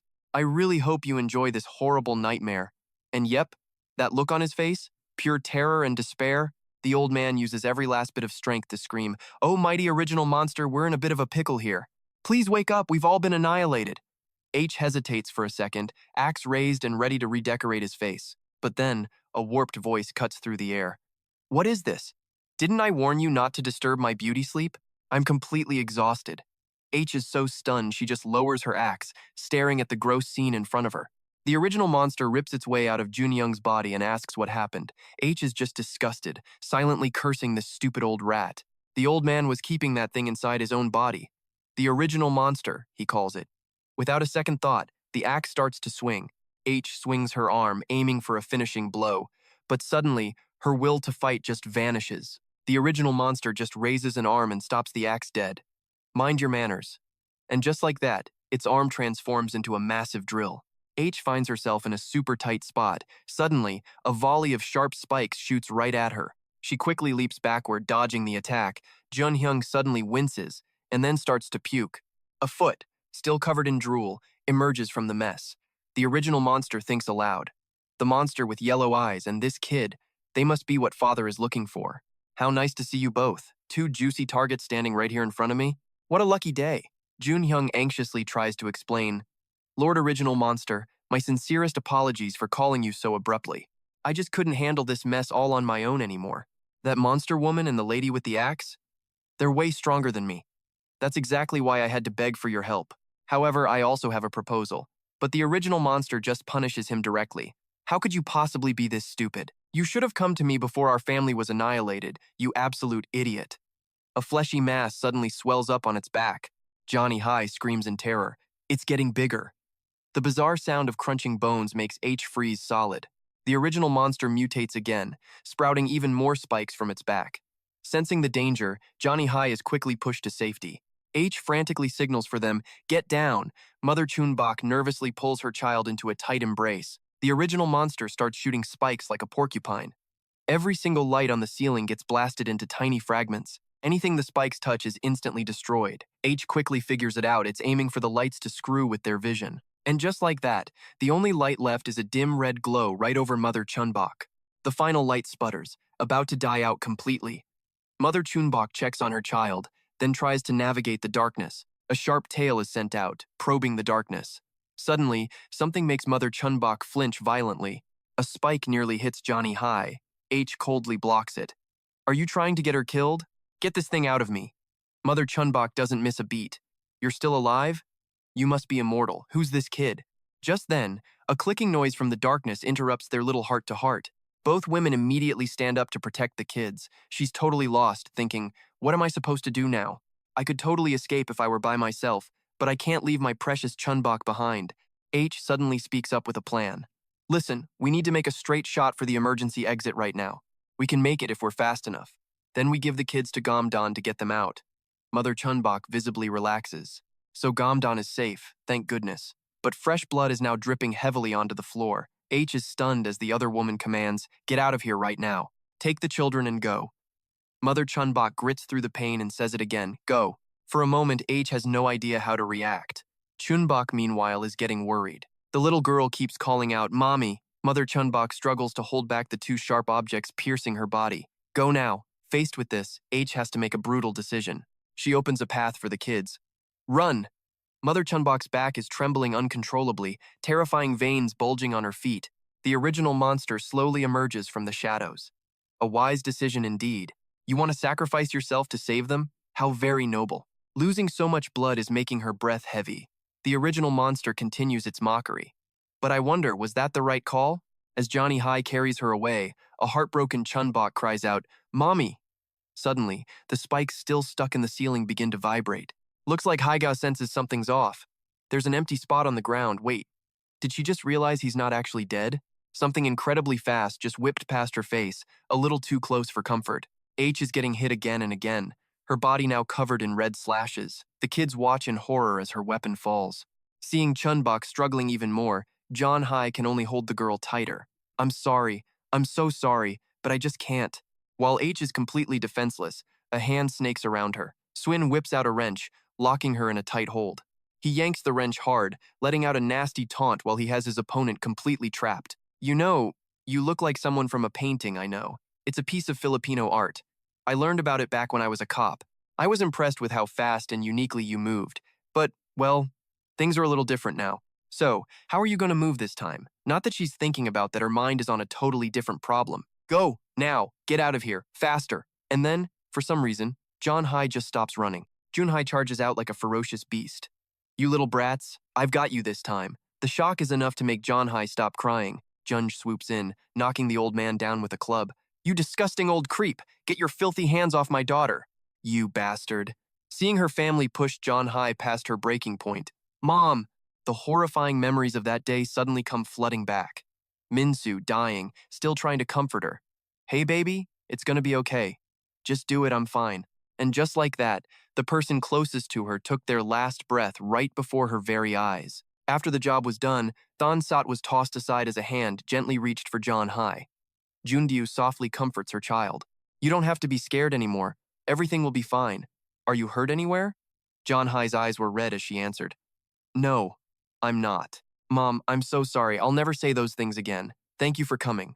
Little Chun-Bok is getting squished in their hug sandwich. Gom-don slowly approaches. Junu, are the kids there? The answer he gets is yes, but Hyra is nowhere to be seen. The kids start to panic. We have to get out of here. We're in big trouble. The monster is huge. Suddenly, a rumbling sound erupts from the tunnel ahead. The strange noise makes the already tense atmosphere 10 times worse. A spray of blood erupts all over the tunnel. Chun-Bok's mother's entire body is pierced with sharp spikes. Gom-don sees the woman he loves like this and completely panics. Chun-Bok sees her mom and starts calling out, Mommy! Junu's teammates warily raise their weapons. What is it? That monster is still alive. He immediately gives the order to fire, but someone stops them. They're all stunned by the sudden command. Gom-don angrily warns them, Do not point your weapons at my wife. I'll kill you if you dare shoot. Honey, I'm coming to you now. Junj hesitates. Wife? But she's your wife? Gom-don starts pulling the spikes from her body. Are you okay? Why are you here? What on earth happened to you? And right on cue, the original monster finally catches up to them. Gom-don feels something touch him and looks up. The others jump back, startled. John Hai and Chun-Bok scream at the same time. It's the evil monster! Gom-don instinctively scoops her into his arms and makes a run for it. Junu orders his teammates to attack. A rain of bullets flies towards the original monster. However, its skin is like a sheet of iron nothing can get through. The firearms team starts to lose hope. It's bulletproof? This is unbelievable. His face darkens with despair. A second later, a tough tentacle punches right through his stomach. The poor guy tries desperately to pull it out. Somebody please help me. What is happening to my body? In the blink of an eye, his skin begins to shrivel up. Help me! Everyone backs away in horror, watching the man's body get completely drained. The original monster's eyes glow red with excitement. How lucky for me, I was just getting hungry. Which dish should I enjoy first? Its tentacles shoot out all at once, accurately piercing every single one of them. I don't want to die. The despair before death is spreading fast. Save me! All the unlucky ones have their nutrients absorbed by the tentacles. Junj managed to pull the kids into a hidden corner to escape the danger. The monster's mouth lets out a satisfied burp after its meal. The original monster is incredibly smug. That was a truly magnificent feast. It suddenly stops and glances around. Disappointment fills its voice. Oh, is there no one left? I'll give you all one chance. I will forgive what happened today and give you a new life if you agree to keep today's events a secret and hand over that yellow-eyed monster mother and child to me. If you do these things, I will grant you a miracle. A woman hesitates, then moves to grab Chun-Bok. The girl spins away in fear, just as someone yells out, Over here! Gom-don whipped his head around, looking for the kid. And there she was, being led out by the hand by that woman. I've brought the child just as you asked. Well, that's not ominous at all. He immediately starts to panic, worried sick about little Chun-Bok. Junu absolutely did not see this coming betrayal from his own teammate. Seriously, what is going through her head? The woman kept talking. I've done what you asked, and I'll catch the other monster soon. So keep your end of the bargain, and let the villagers live their lives like before. But the origin monster just coldly shoots her down. And why would I do that? Then it brutally slices her head clean off with a tentacle. And of course, it decides now is the perfect time for a villain monologue. Everyone has their own value, like a screw has a specific hole it's meant for. All of you have a place where you belong. A community is just people who know their worth within the group. But you destroyed all that with your greed. Through the village chief, I gave you all a wonderful life. I gave you safe shelter and more than enough food. Therefore, I have the power. The way you live depends entirely on us, and becoming our food is just another part of your so-called value. Trusting that village chief was a huge mistake. From this moment on, I'm the one in charge. And poor Jun-Dyu was shaking in his boots. That old man. Who could have possibly guessed he was hiding a monster like that inside him? What are they supposed to do now? Gom-don was also scrambling. Come on, think. There has to be some way to actually kill this thing. Meanwhile, the cells in Chun-Bok's mother's body were rebooting. Almost there. Just a few more minutes, she thought. A little longer and I can kill it. Back at the other brawl, H was gasping for air, waiting to see what her opponent would do next. You're better than I expected. This isn't for the origin monster. I'll give you a death without any pain. You should feel lucky you ran into me. I could have killed you already, but I'll admit, I'm hesitating. Because I recognize your strength and your skill. So what do you say, H? Become my woman, and I promise to give you a happy life. Think about it carefully. Just imagine a peaceful future, completely different from the hell you've been living through. A life where nobody can ever hurt you. Here, the monsters hide themselves within our families. But people who are chosen, like me, get special treatment. I'm sure you would be recognized too. Are you moved by my offer? To which she responds by laughing right in his stupid face. H asks with pure sarcasm, you don't find this just a little ironic? You talk about a happy life, but in reality, you're just a slave to these monsters. You'll slowly lose yourself completely. So how could that possibly be happy? And you want me to live like that? Thanks, but no thanks. Besides, you're pretty ugly. That did it. Radiating pure killing intent, Suman lunges at her, ready to strike. I guess I'll need some time to court you then. Just then, something unexpected zips right past his face. Elsewhere, sharp spikes shoot out like poisonous arrows as a tentacle snatches Chun-Bok, wrapping the kid up tight. The origin monster didn't expect to get sniped like that. The tentacle's pull is intense, yanking Chun-Bok high into the air. It's Chun-Bok's mom, straining as she controls the tentacle to lift her daughter. Gom-don, she throws Chun-Bok right into his arms. Nice catch, that's one problem down. Awesome. Now that Chun-Bok is safe, she just needs a little more time. Chun-Bok's mom fires off her poison spikes all at once. The origin monster is completely unfazed. That's not going to work. Don't you get it yet? My body is incapable of feeling pain. You're just wasting your time, so give up quickly, surrender, and let me serve you up to the master. Nothing's going to change even if you scheme and try to escape. Eternal suffering is all that's waiting for you, that is your destiny. And it's the same for all the other pets hiding here. Without us, all of you would live in constant fear of being eaten alive. Could you really survive for a single day without our protection? You're all as helpless as newborn babies. That is exactly why all of you became our children. I established a village for all of you, like a parent. Don't you dare turn your backs on that truth. The wound on Chun-Bok's mom starts bleeding again. On the other side of the tunnel, H is blocking a shovel attack with her jacket. Suman keeps trying to convince her. Will you agree? Children need their parents' protection to live. They gave us this chance. So it's a noble sacrifice for us to give our lives in return. Blood is pouring from H's eyes, nose, and mouth. Suman lands a heavy punch right into her stomach. He just calmly keeps talking. It doesn't matter if we're slaves or pets, because the fact that we're a family will never change.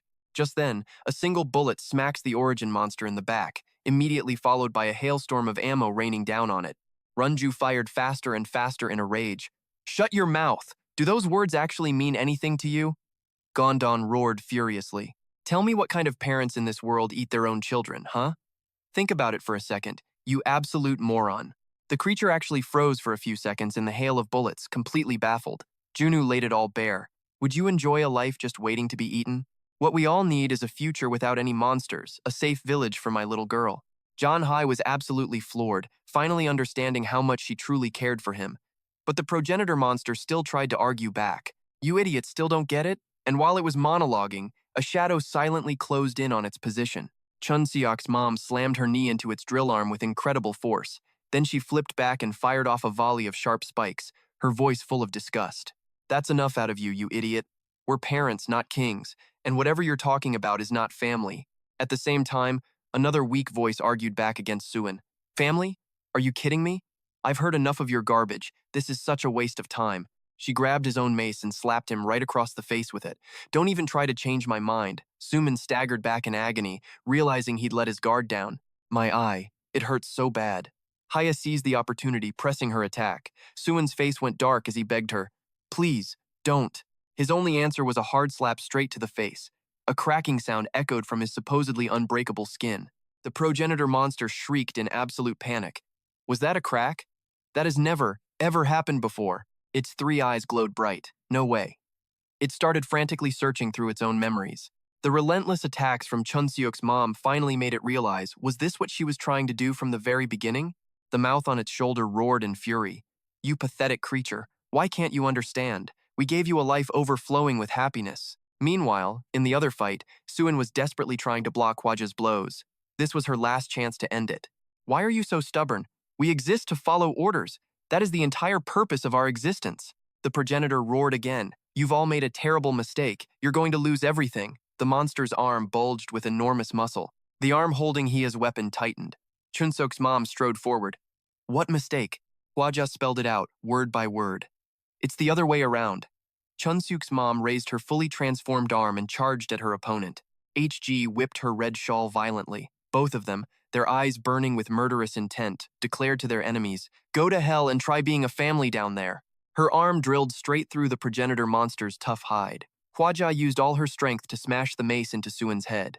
Sumin, covered in his own blood, just collapsed. His body fell to the ground like a soulless doll. Hwaja gasped for air and let out a dry laugh. The joy of being ruled over? Yeah, that's hilarious. And right then, the monster fighting Chun-Seok's mom received its own dose of punishment. Its mouth opened wide as it let out a horrifying scream. The progenitor stared in confusion at the crack spreading wider. What the hell is going on? What did you do to my body? Chun-Seok's mom's eyes lit up. It's over.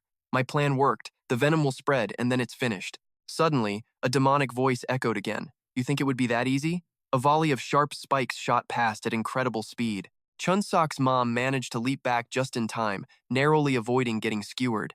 The bizarre sound echoed all around. My death is not the end of this. Go ahead, try and enjoy your little taste of freedom while it lasts. Your death is coming for you too. And you know what? I'm not dying alone. Chun-Seok's mom realized its body was swelling up incredibly fast. The progenitor monster hinted with a twisted voice. Families should always stick together, am I right? Another voice suddenly called out, trying to warn her. Honey, I heard screaming. Hold on, I'm on my way to help. It's so dark in here. She instantly teleported to another spot. Chun-Seok's mom ran, screaming a warning.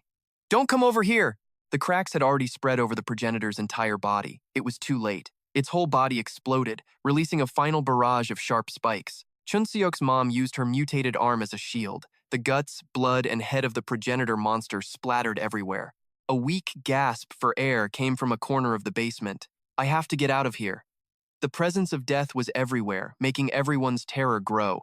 Jun-hyung fumbled around on the ground. There isn't much time. I have to get out of here and destroy those cuckoos. I sacrificed myself for this village, and this is what I get in return? I fed them, gave them shelter, and this is how they thank me. As soon as I get out of here, I'm definitely going to. Just then, Chun-Seok walked up and smacked him hard on the butt. Jun-hyung jumped, startled, looking for who just hit him. What was that? Gom-don grinned, baring his teeth. And where do you think you're going? The old man had absolutely no way out now. His pathetic screams echoed in the cellar. Wait, please, just listen to me. I had no other choice. Gom-don just tossed him right in front of everyone. Oh, here we go. Jun-hyung starts spinning his excuses. It was all for the good of the village. Without me, this place would be nothing. I'm human, he whines. Of course I feel bad for all the sacrifices. Yeah, right. However, their death served a purpose because of that sacrifice. I did my best, so tell me what exactly I did wrong. Junu cuts him off cold. Stop playing the victim. You used this family just to play king for a while. Look around you, old man. This is all your fault. Jun-hyung actually trembles at being called out. Junu furiously raises her weapon. This village isn't yours anymore. Go to hell, you fake cuckoo bird. Terrified, he pleads with her, barely getting her name out. Runu, wait. But it's too late. He gets exactly what he deserves for his mountain of sins. Just then, a name thought to be long buried resurfaces, Misu. It's finally over, big brother. John Hai and the village are safe. I'm sorry I made you wait for so long. You can finally rest in peace. Go on now, and make sure to wait for me in the next world. I'll come find you. Goodbye. After the dust settled, the village started changing, and fast, all within a matter of days. The bodies of the village chief and the monsters were disposed of, and a memorial was held for all the victims. We decided to seal every single path leading to that cellar and placed it under heavy guard, but we hit a snag we couldn't find the guide's body.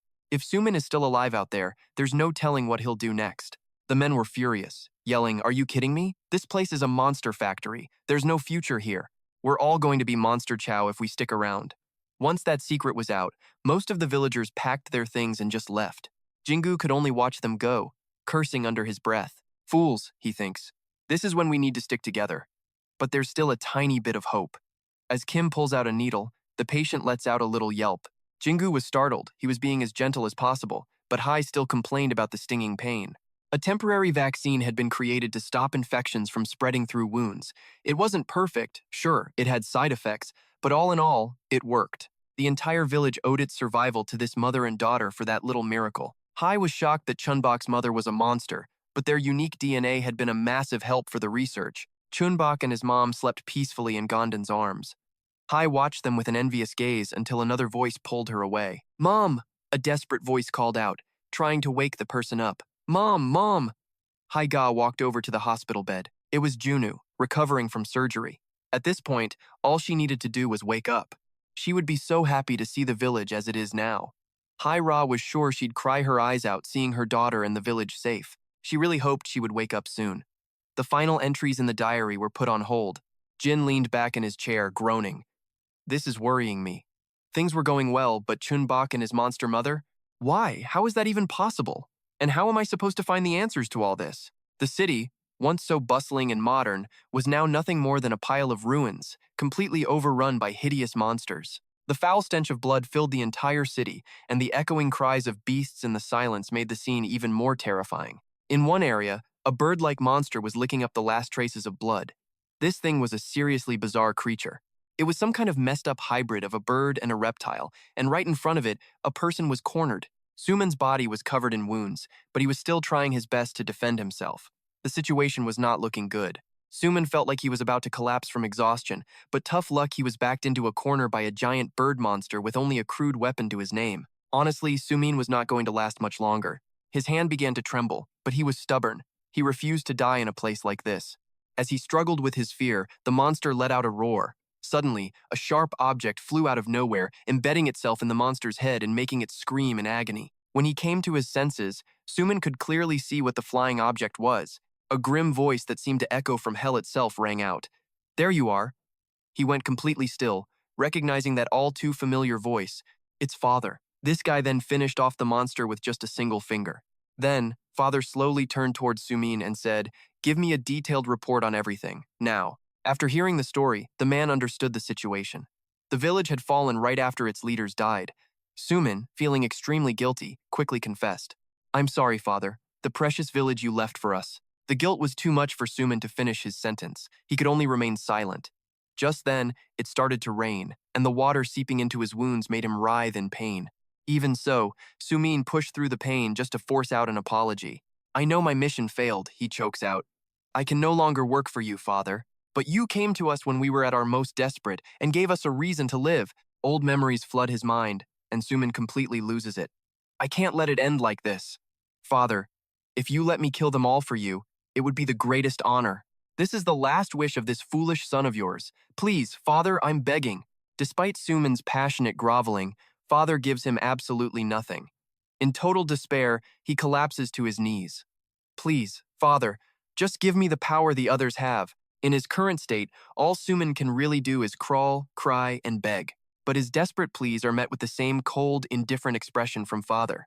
At last, the old man makes a decision, turning and walking towards Suman. Hearing that voice getting closer, he dares to look up. The pain of knowing you didn't try your best is 10 times worse than failure itself. Ah, that's just a line I read in a book. Father approaches Suman with a look of pure understanding. Everyone makes mistakes. The outcome can always change if you learn from your past failures. As he speaks, the old man slowly reaches a hand towards Suman. It's all just a part of growing up, and with that, he gently places a hand on the boy's head. Hearing this, Suman breaks down completely, sobbing with gratitude. "Thank you so much, Father." Suddenly, a dangerous glint appears in the old man's eye. "However, you've crossed the line. I now see that all of you are completely useless, so you have only yourself to blame for this." Blood starts to seep from his head, but Suman is too lost in his blissful dream to notice, still thanking Father. He's still smiling, even as a swarm of wriggling tentacles bursts from his eyes, nose, and mouth. "So this is that happy death you hear about. After Sumin's body hits the floor with a thud, father tosses out one last remark. This is the price for incompetence born from a peaceful life. Having dealt with the useless baggage, he calmly leaves with a sigh, I should never have trusted these filthy animals. And as the massive pool of blood continues to spread, father pays it no mind, completely lost in thought. So many families had failed, and then there was that village. He feels like he's lost far too much just to start all over again like this. And that monster woman, she's his single biggest worry. Just thinking of Chun-Bok's mother is still a shock. She wildly surpassed his predictions, so it's time to act. There is no more time to waste. Suddenly, a voice rings out from right behind him. So, what are we supposed to do now? Father reflexively spins toward the voice. From behind a wall, the voice continues to speak. If you plant more of these so-called families, they're all just going to die too. And if we don't hurry, things are only going to get harder for you. A monstrous hand slowly begins to appear. What options do we have now? Seeing who it is, father replies, there's no need to worry, but you're right, they'll all just die uselessly anyway. But there is another way. As he says this, the wind dramatically flips his hood back, revealing father's treacherous face. This time, I will go myself. Hearing this plan, the monster behind the wall is so shocked it clenches its fist tightly. But that's far too risky. You haven't fully recovered yet. Regardless, the old man had decided this was the only viable path. I have been preparing for this from the very beginning. And now, the time is right. I know that village inside and out, and besides, I have you to help me. And with that, the mysterious monster begins to reveal itself. As the creature stumbles out, father says plainly, I need your help. Jack, it seems, is quite the shy monster. He's barely shown his face before he shrinks back with a foolish laugh. I don't think I can help much, but I'll do my best. Hearing this, father seems quite satisfied. Of course you will. He then angrily clenches the space where his right arm used to be. If it wasn't for her, my body would still be intact, and this whole situation wouldn't be so complicated. Chun-Bok's mother had torn him to pieces. The memory alone is enough to fill him with rage. Back then, he faced a monster who was carrying a child. He figures the baby is the only reason Chun-Bok's mother unlocked such insane power and defeated him. Father swears he will sacrifice anything to get his body back, and the key to the whole plan is Chun-Bok. That girl is completely unaffected by the light. Father knows without a doubt that Chun-Bok holds the secret. His mind is becoming totally consumed by Chun-Bok. If I can take that child's body, my plan will be at least half successful. And because of that, father no longer cares about anything else. He doesn't even notice that his feet are stained with blood, his mind focused only on making the child his #1 priority. 2 months later, a new day begins, and the usual cheerful sounds of village life echo through the air. On this beautiful morning, some are still sleepy, while others greet everyone brightly. On a busy road crowded with people, the air is thick with gossip, broken up by the occasional shout. Yep, sounds like another glorious workday is officially underway. A similar brand of morning chaos is unfolding in one particular home, where a girl named Chun-Bok is saying goodbye with a smile as bright as a sunflower. When the kiddo demands a kiss, her dad absolutely melts into a puddle of pure adoration. Look at her in that dress, it's dangerously cute. Chun-Bok zips over to mom for a peck, sending her mother's happiness meter straight off the charts. See you later, sweetie. The dad, however, kisses her so hard it looks like he's trying to inhale her cheeks. Thanks to dad's loving assault, she's now sporting a bright red third cheek as a souvenir. Chun-Bok offers a pained farewell before leaving. I'll be a good student. Then the door clicks shut. That sound is the last one in the house, ending the morning rush. Once outside, Chun-Bok doesn't leave right away, she just stops. She stands there, perfectly still, lost in thought for a long, long time. An eternity later, her eyebrows furrow. A decision has clearly been made. I don't care about that at all. She leaves that cryptic remark hanging in the air and heads to school. But that sweet expression from earlier? Totally gone. Replaced by a scowl as she grits her teeth and pulls at her hair. A stream of frustrated muttering breaks the silence. 2 times 9 is... When suddenly she shouts with glee, 18! Hearing the right answer, her tutor Junu is thrilled. So smart. I'm so proud of you. Chun-Bok is so excited she just keeps repeating 18. Then Junru cuts in. All right, time for the next lesson. Hearing all this praise, another girl named John-Hai is less than impressed. Big deal, that's just basic stuff. She barely gets the words out before she feels it, Junu's ice-cold stare pointed right at her. The look alone makes John-Hai flinch. She bristles, startled. What? So John-Hai, who's way better at math, gets nothing while Chun-Bok gets a party. She gets furious and raises her voice. What is that supposed to mean, Mom? While Chun-Bok tries to study, the other two argue about who's smarter. Finally, Junru can't take it anymore. Why are you yelling? You're giving me a headache. But the other girl doesn't back down. You started it first. John-hai snaps, jumping to her feet. Stop nagging me in front of Chun-Bok! But despite her shouting, Jun-Ru is completely unfazed. All right, class is over for today. Finally, Junu lets the kids pack up and take a break.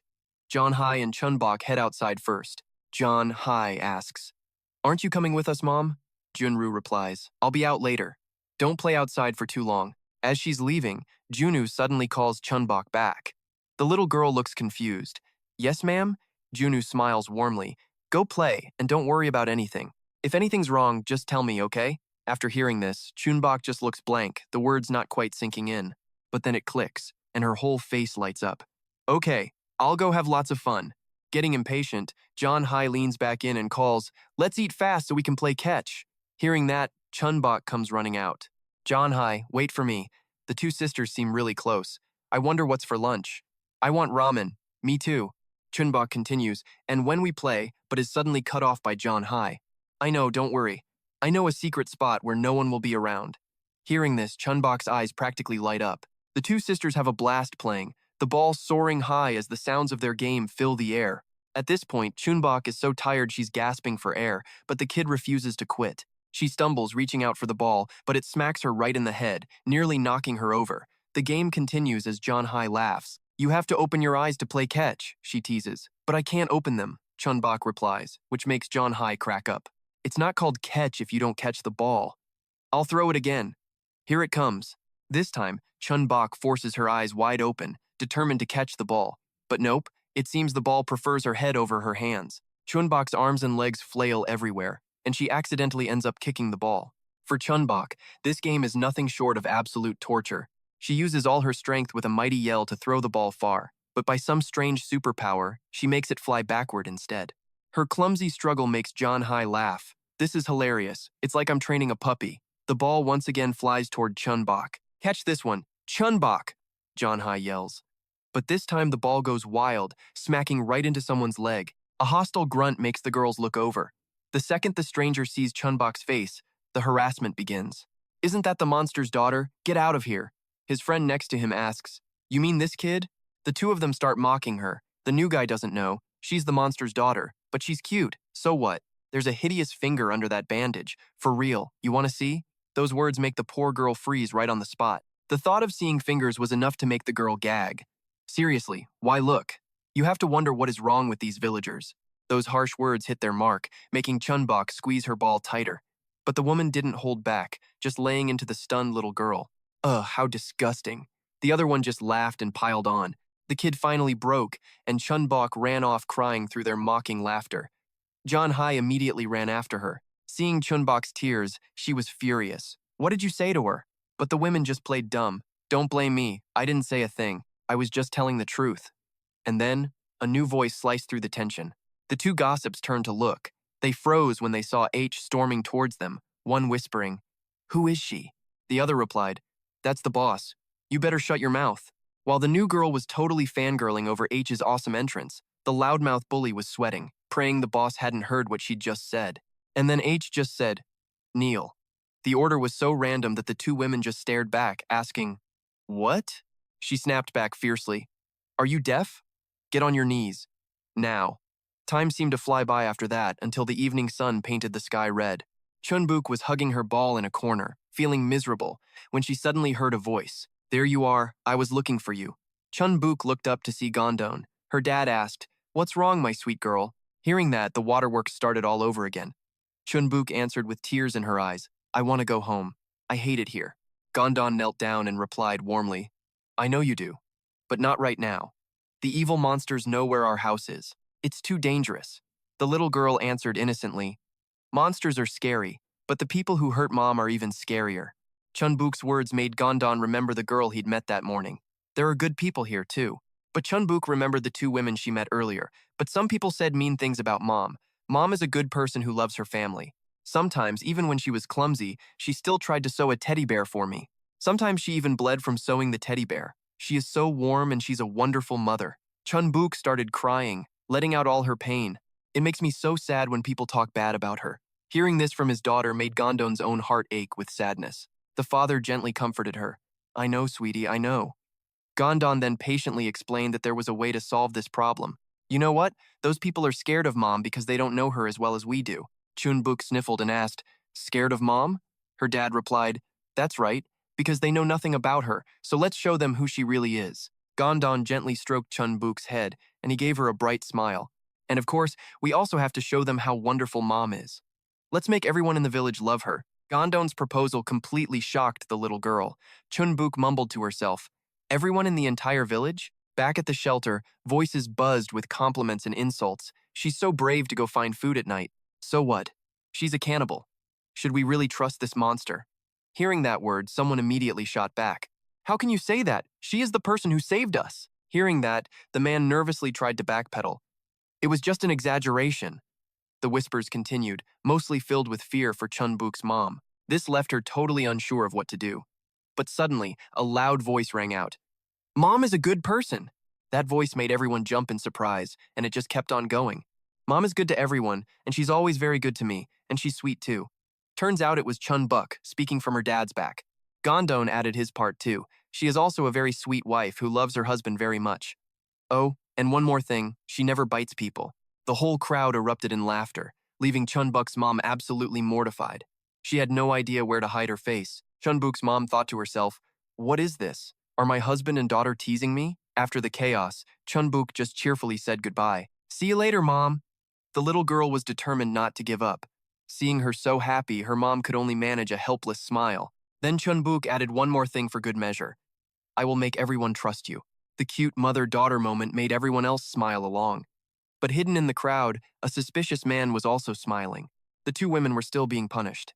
"We won't be like that anymore," H replied coldly. "Give it 10 more minutes, they'll just deny it again. You said the same thing 10 minutes ago." Hearing that, she added another 10 minutes to their punishment. After that, the only sound that echoed was the bitter crying of the two foul-mouthed women.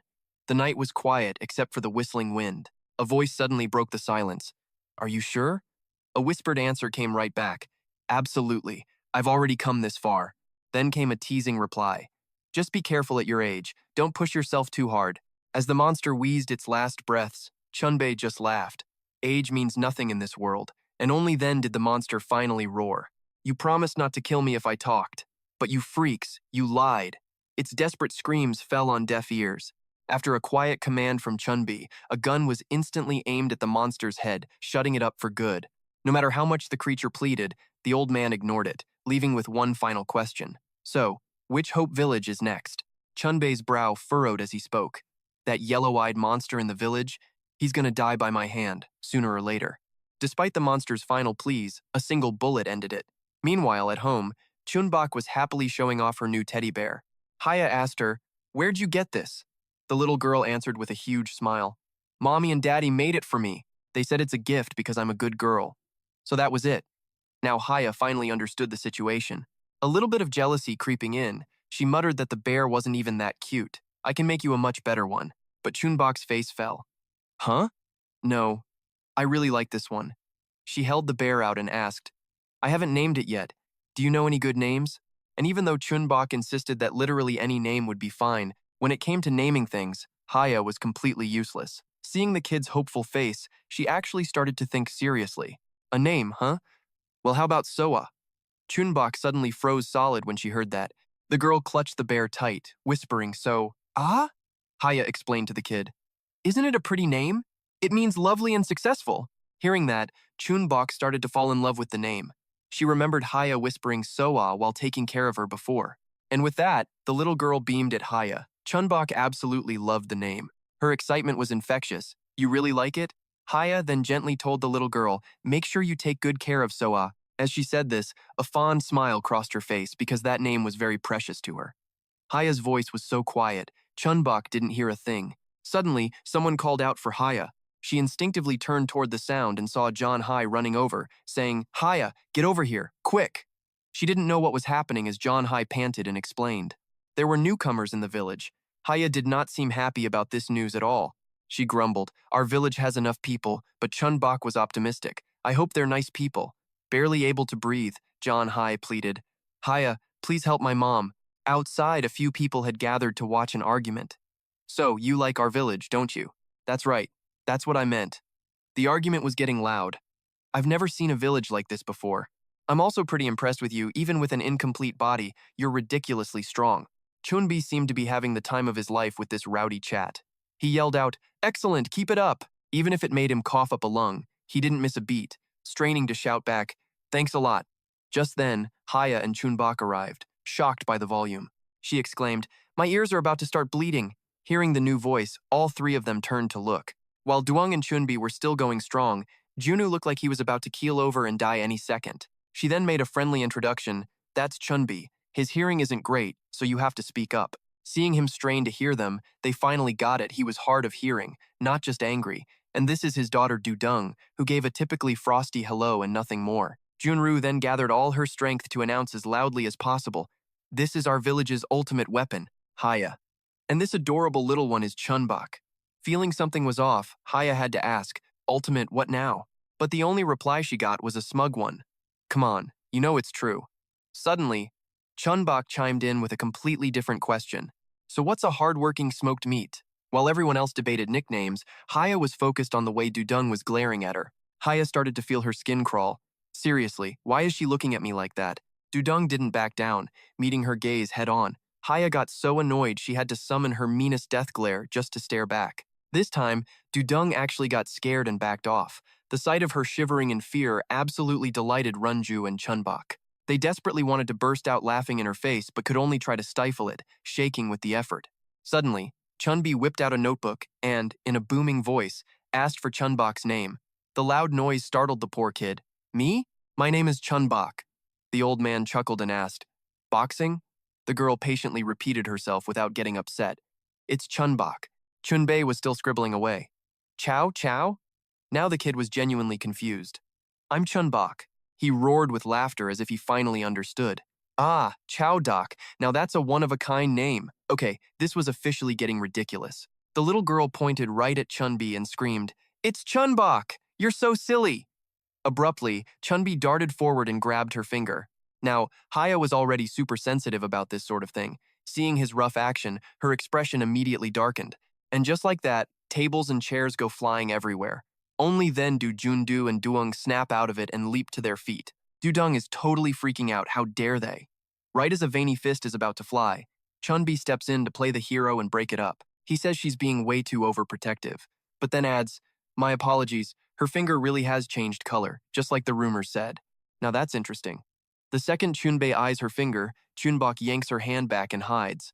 H points to a notebook, one detailing his plan to wipe out a yellow-eyed monster. He says, "Let me ask you something, just out of curiosity. Are there any yellow-eyed monsters in this village?" As he says it, Chun-Bi's face lights up with pure excitement. This just amps up the killer aura radiating from Ha, who basically tells him to find out for himself. Finally, someone else steps in to end this standoff. Rundu screams, "Both of you, stop it." She points out there are kids around, so they need to calm down. But H doesn't back off, leaning in even closer to Chun-Bi. "Hi," Gaia whispers, just loud enough for the two of them. "So what will you do if you find that monster?" That question wipes the smile right off Chun-Bi's face. Hearing this, his expression turns to one of absolute disgust. Chun-Bei slowly replies, "If I find it." But before he can finish, Gom-don appears out of nowhere. "Runu, have you seen Chun-Bok? I can't find her anywhere." His sudden appearance brings everything to a grinding halt. He's suddenly at a loss for words with everyone just staring at him. Then Chun-Bi blurts out, "Wait, is that Gom-don? What are you doing here?" It finally clicks for him. It's his old teacher, and Dung. And what's wild is that Dung is blushing seeing Gom-don again. This reaction definitely doesn't escape Rundu's notice. To explain this, we need to jump back in time a little. Seeing his minions were totally useless, a one-eyed man had to urge them on, screaming, "Get in there, you idiots!" But they all had to accept the truth: this monster was way too strong to push back, and their weapons were pathetic. All they could do was cheer for Gom-don. Absolutely amazing. He's pushing back the monster with his own terrifying strength. Everyone admired Gom-don. Amid the cheers, the man they called the Mighty Bear urged everyone to move quickly and gather supplies. The second they heard his call, all the villagers surged forward, their spirits ignited. "That bastard Gom-don is incredible. I really thought he was just an idiot when we first found him. But who knew he'd become their leader? Look, they even call him the Bear." Chun-Bi's face turns dangerous as he remembers that fight, but then he just bursts out laughing, knowing that a man that mighty ended up marrying a monster. Even though he apologized, Chun-Bok and her mom were deeply offended.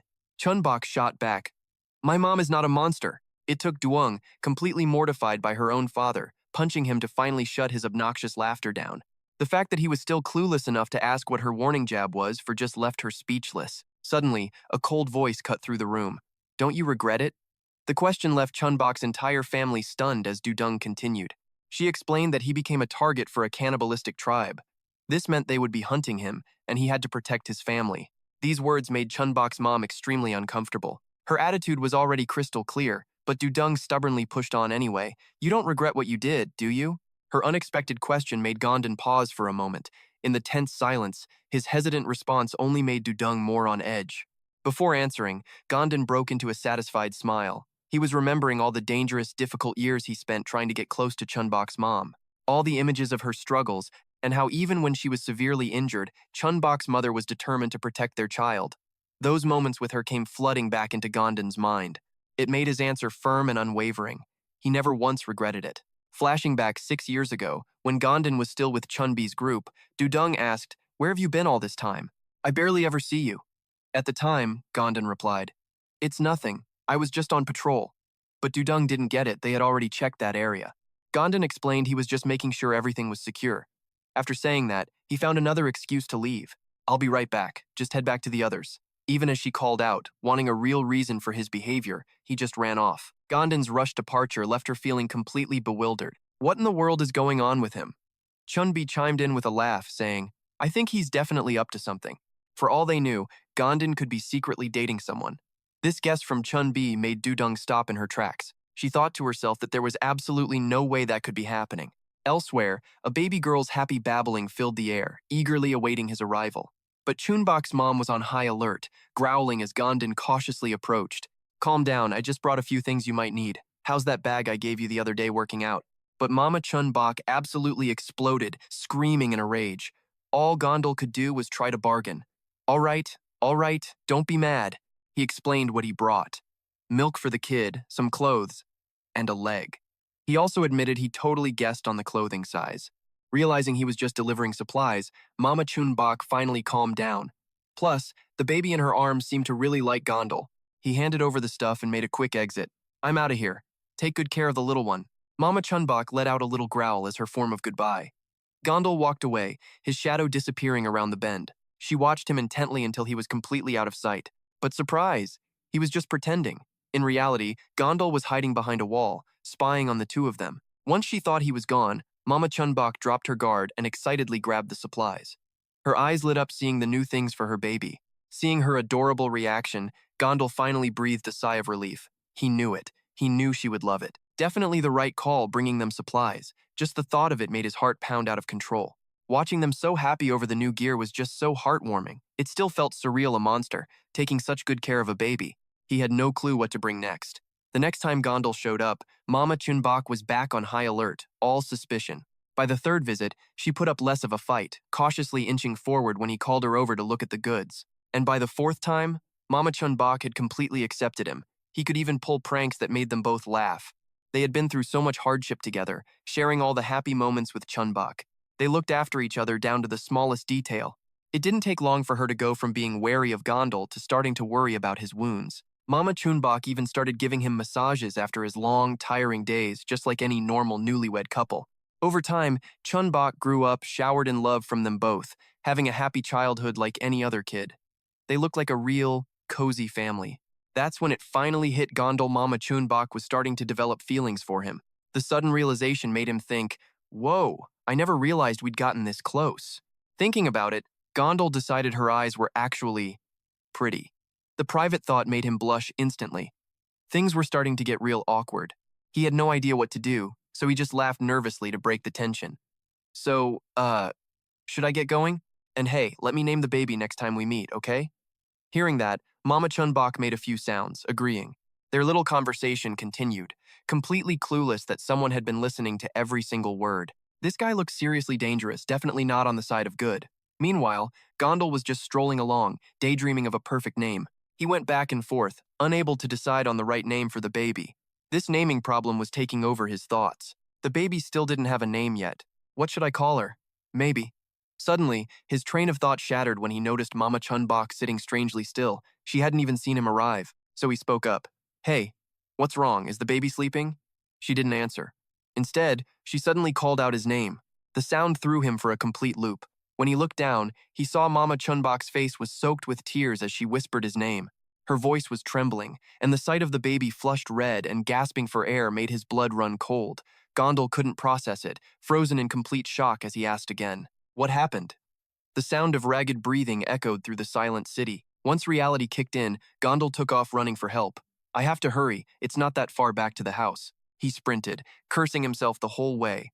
What an idiot. This environment was totally unsafe for raising a child. If I just brought medicine earlier, this wouldn't have happened. Damn it, faster. As he was running, something shot past his face. Luckily, his reflexes were sharp enough to dodge the sneak attack. He may have saved his life, but Gondal still got a deep gash on his forehead. Of all the times to run into a roadblock, so annoying. A roar of pain ripped out of him, followed by a shower of blood. As Gondal fell to his knees, a group surrounded him. "Oh, my bad. Sorry about that, but is this supposed to be the mighty bear I've heard about? I thought for sure you'd dodge it," the one-eyed man sneered. "Too bad. Would have been better if it was a one-hit kill." Realizing who his attacker was, Gondal saw red. "One Eye! You son of a bitch!" Blood kept pouring from the wound. One Eye just taunted him. "Look at your face. So disgusting.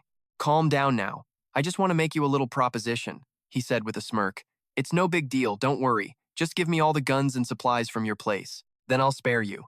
Hearing that, Gondon immediately flew into a rage. He growled, "Spare who? You mean spare you?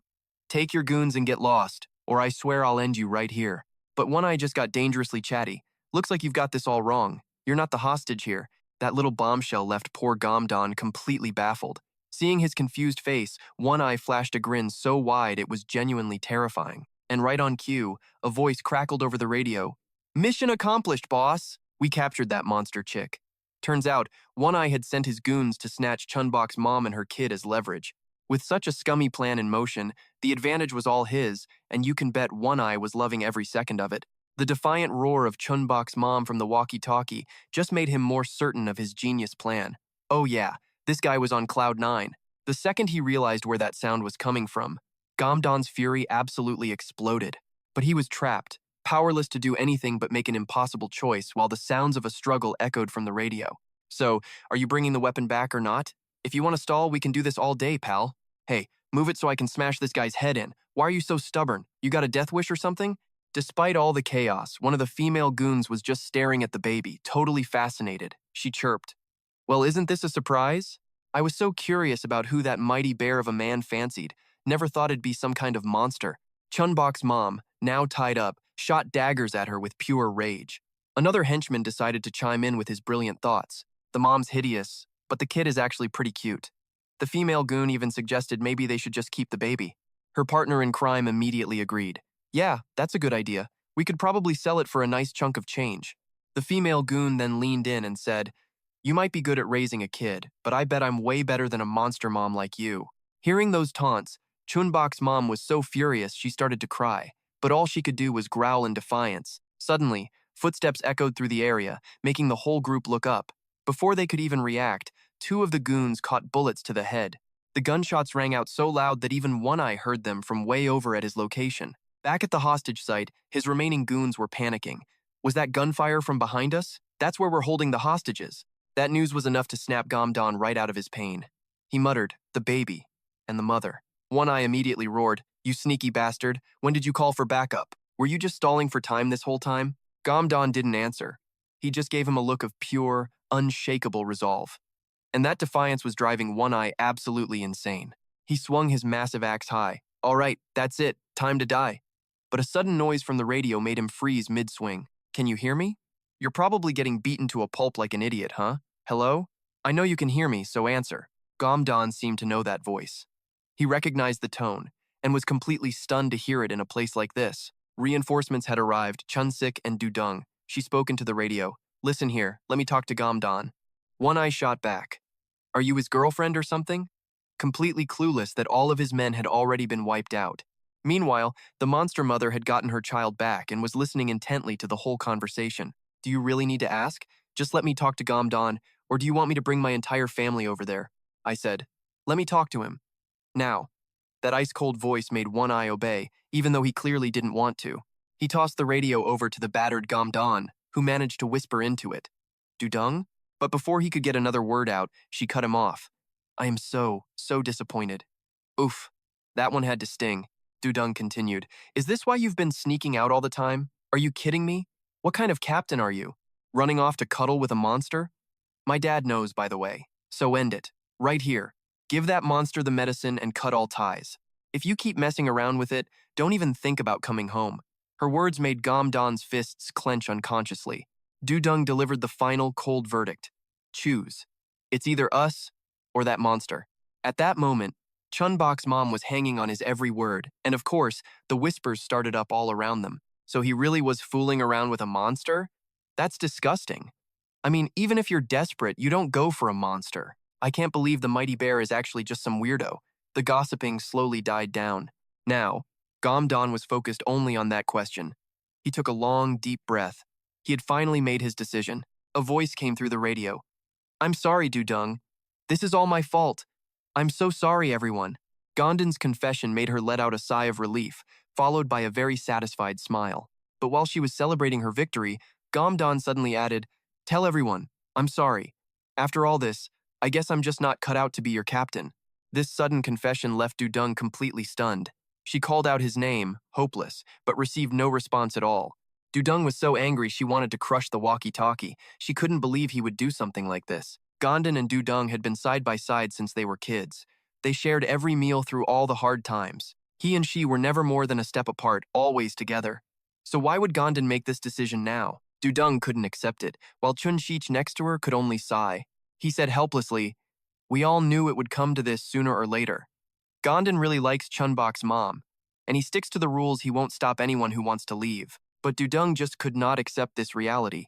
She stared at Chun-Bok's mom in disbelief. He left for this? At that moment, Dung couldn't hold it in anymore as tears streamed down her face. "I'm right here. I love him more. She's just a monster, and he's a total idiot." Meanwhile, on the other side of things, bad guys were dropping one by one. No matter how many charged in, they were all swiftly defeated. Gondon, covered in blood, advanced step by step. His stubborn resolve made a one-eyed goon tremble and retreat backward. "Damn it, are you a monster? How are you still standing after taking so many hits?" The guy was terrified but still talked a big game. "If you hadn't messed with us first, none of this would have happened." Without letting him ramble on, Gondon sent him flying with one powerful blow. Now, the only thing on his mind was getting to that mother and child as fast as possible. His silhouette looked so lonely as he pressed forward by himself. Night fell, and the monsters spilled onto the streets to hunt. By then, Gondon had already made it to Chun-Bok's mother's house. He answered, "I'm fine, it doesn't hurt that much." But Chun-Bok's mom kept making anxious noises, showing her worry. Seeing this, Gondon quickly changed the subject. He said he'd thought of a name for the baby on the way. Looking at her clueless face, he said gently, "It's Chun-Bok. It was my mother's nickname for me, so I'd live a healthy life." Hearing this, Chun-Bok's mom tried to mumble the baby's name, and the little one actually seemed to react. She was amazed and thrilled that her little baby finally had a brand new name. Although she struggled to speak, she managed to show that she loved the name, and Gondon was so happy about it. "It's a cute name, right?" Suddenly, he began to stutter, his face turning bright red. As he started to confess his feelings, he was so nervous he dropped the towel without even noticing. Gondon spoke slowly. "I've been thinking about this recently. At first I was only curious, but now, it's become much more than just curiosity." Hearing this, her face began to flush bright red. Chun-Bok's mom was on the edge of her seat, waiting for what he'd say next. In the quiet, cool space, Gondon gently confessed that he wanted to be with her and Chun-Bok. Even though he had nothing right now, he promised he would always be by their side. No matter what happened, his sincere words managed to touch Chun-Bok's mother's heart. Gondon continued, "So, will you marry me?" Though she was overwhelmed with happiness, she never expected this. Chun-Bok's mom thought in silence for a long moment, before finally, with a shy look, agreeing. Her answer made Gondon absolutely overflow with happiness. Under the bright moonlight, he embraced her and said, "I will love you until we're old and gray. Thank you so much." Back in the present, Dung was starting to feel regret, but she calmed herself down. "Stay calm. This is how I should respond. I've walked through hell and survived to tell the tale. You think I'm scared of you?" That's what she thought, but Dung was too much of a coward to actually say it. Pinned to the wall by Chun-Bok's mom, Dung was shaking uncontrollably, but stubbornly thought, "You won't beat me that easily." Suddenly, Chun-Bok's mom leaned in close and started sniffing her as if she'd found something. Something's weird. I feel like I've seen her somewhere before.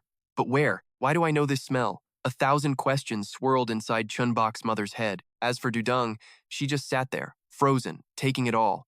She was already in a terrible spot, and now Chun-Bok decided to scare her on purpose. My mom only sniffs suspicious people. Are you hiding something?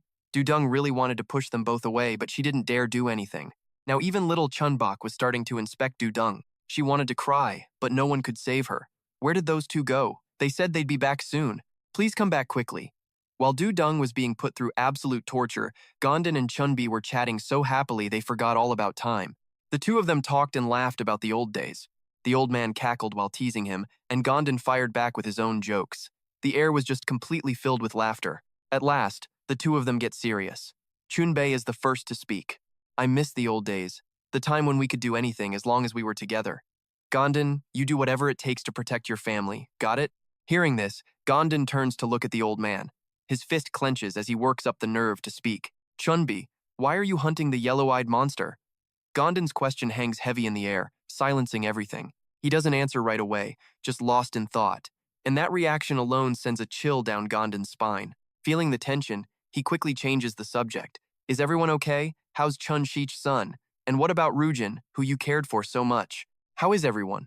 Beautiful memories of the past begin to surface. Memories of them fighting countless battles, side by side. And the others, what are they up to now? Please, just tell me. Chun-Bi tightens his grip on his cigarette. He speaks. You fool. You already know the answer, so why ask? They're all dead. The yellow-eyed monster killed them. Every word that escapes his mouth is laced with suppressed emotion. He tries so hard to keep his expression calm, even though inside, the pain is killing him. But no matter how hard you try to hold it back, a storm will always break. Remembering the horror of that stormy night, he finally roars. I've been through every kind of hell in this damn world, so why can't those monsters just go there and die? That day, his father and his horde of monsters marched on the city. They were so powerful we couldn't push them back. The human race suffered a crushing defeat at the hands of those creatures. The stench of blood filled the air. Everywhere you looked, disgusting monsters were chewing on human flesh. Chun-Bi could even hear the sickening crunch of his own family's bones and flesh being torn apart. Blood splattered everywhere. He desperately wanted to save them, but the only thing he could do was save his daughter. He had never felt so useless. On that fateful night, Dung and Chun-Bi made a pact. They would kill that monster, no matter the cost. Even just recounting the story, he has to clench his fist, fighting back the pure hatred stirring inside him. Suddenly, a noise cuts through Chun-Bi's train of thought. Gom-don speaks, his voice low and somber. You're saying that monster killed everyone? He spits out every word with rage. It hunted my family and it murdered my friends? I swear I will find it and kill it. Suddenly, in this heavy atmosphere, Chun-Bi starts to laugh. Don't worry, you won't have to look for it. His words leave Gom-don utterly confused. Then Chun-Bei's face turns deadly serious. Because it has already infiltrated this village. That conclusion is impossible to believe. Chun-Bi presses on. You said that thing wants to possess your wife and daughter, right? Gom-don confirms it. And the leader of this place wants the same thing, doesn't he? Again, he confirms it's true. Chun-Bi continues. It lost its family and home, so it won't just sit back and watch. So who do you think it will target first? Gom-don's blood runs cold as the answer flashes in his mind. Seeing he won't say it, Chun-Bi answers for him. That's right. Its target is Chun-Bok, the weakest person here. But Gom-don can't believe it and argues back. Impossible. We haven't seen anything suspicious for 2 months. Chun-Bi just smirks. You're still as naive as ever. The fact that it hasn't made a move simply means it's planning something. He seems to have calmed down now. Chun-Bei lights a cigarette and speaks slowly. Gom-don, this piece. It's just a dose of poison. His words are like a hazy puff of smoke. This fleeting happiness will soon turn to ash, and by the time you realize it, it will be far too late. So never let your guard down. Be wary of everything, and always be ready for a fight. This warning sends a shiver down Gom-don's spine. It's time to accept the truth everything is about to burn. Just like that cigarette. Chun-Bi says one last thing.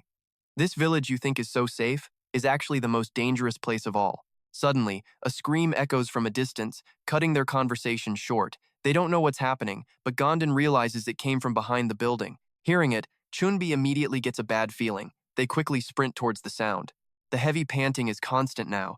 The two of them are getting close to the source of the noise. Gom-don is a local, so he knows the way. He guides Chun-Bi through the alleys. They finally reach the source of the scream, but the scene before them makes them freeze in their tracks. Gom-don asks, "What happened here?" Jin is struggling to support a woman, so he has no idea they've arrived. It's only when he hears Gom-don's voice that Jinu looks up, his face a mask of panic. He repeats the question, "What are you doing?" It seems to be a difficult question to answer. Jinu just stares at him without uttering a single word.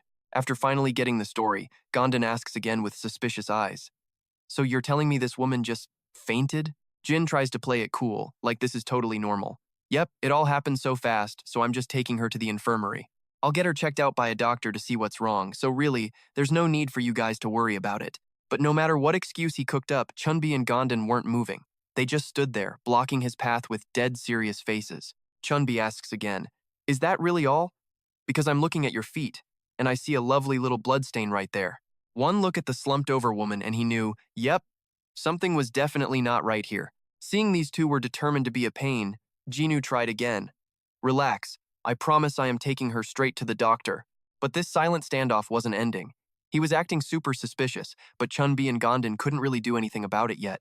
Crap, I know he's lying. At that moment, Chun-Bi decided he wasn't backing down and it was time to make a move. Gom-don puts a hand on the woman's shoulder, offering way too enthusiastically, "Let me help you, man. We should all support each other." The second he touched her, he realized something. This woman was completely ice cold. Okay, he knew she was dead, but she was alive just a little while ago, so there's no way this corpse should be this cold already. All these theories were spinning in Gom-don's head when he felt zero warmth. Then Jinsu's sudden voice snapped him out of it. He wasn't even pretending anymore, just muttering threats. "I said I'll take care of her. Didn't you hear me? Or what, you don't respect my wishes? Forcing your help on me is basically just bullying, you know? So mind your own business, buddy." These blunt words made Gom-don pause for a second before he let out a nervous little chuckle to diffuse the tense as heck atmosphere. "Sorry, Jinu," he says. "Maybe I'm just being a little too nosy here. My bad for being so pushy. It's just that you're usually so quiet, so I got worried." For some reason, Jinsu looked absolutely exhausted. But despite his protests, Chun-Bei and Gom-don kept explaining themselves. "Look, I'm just worried about the woman, that is all. Please, just try to understand." Hearing him apologize, Jinsu actually started to calm down a bit. "No, I'm the one who should be sorry for getting angry." Seeing his opening, Gom-don pounced. "Okay, let me just be clear about this. Please just let me check if she's all right. Can you do that?" It seems Jinu thought he'd given up already, because hearing that offer again made him look totally shocked. "That's it." Jinu was done. "I really hate your type of guy," he spat. As he spoke, Jinsu reached into his jacket for something. "I'm at my limit," he said. That, plus the movement, put Gom-don on high alert. He kept going, "Why do you two keep getting in my way?" Now Chun-Bi was also getting ready for a scrap. The more Jin talked, the more his emotions just exploded.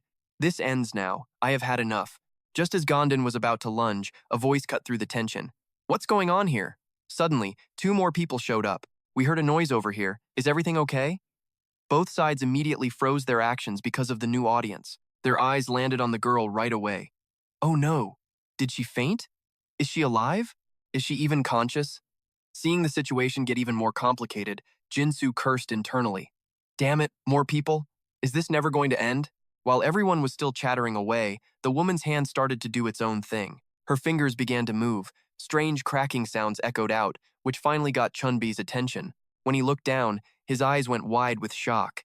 But Gom-don was still clueless. "So, you're still going to be stubborn about this? This is just making you look even more suspicious, you know?"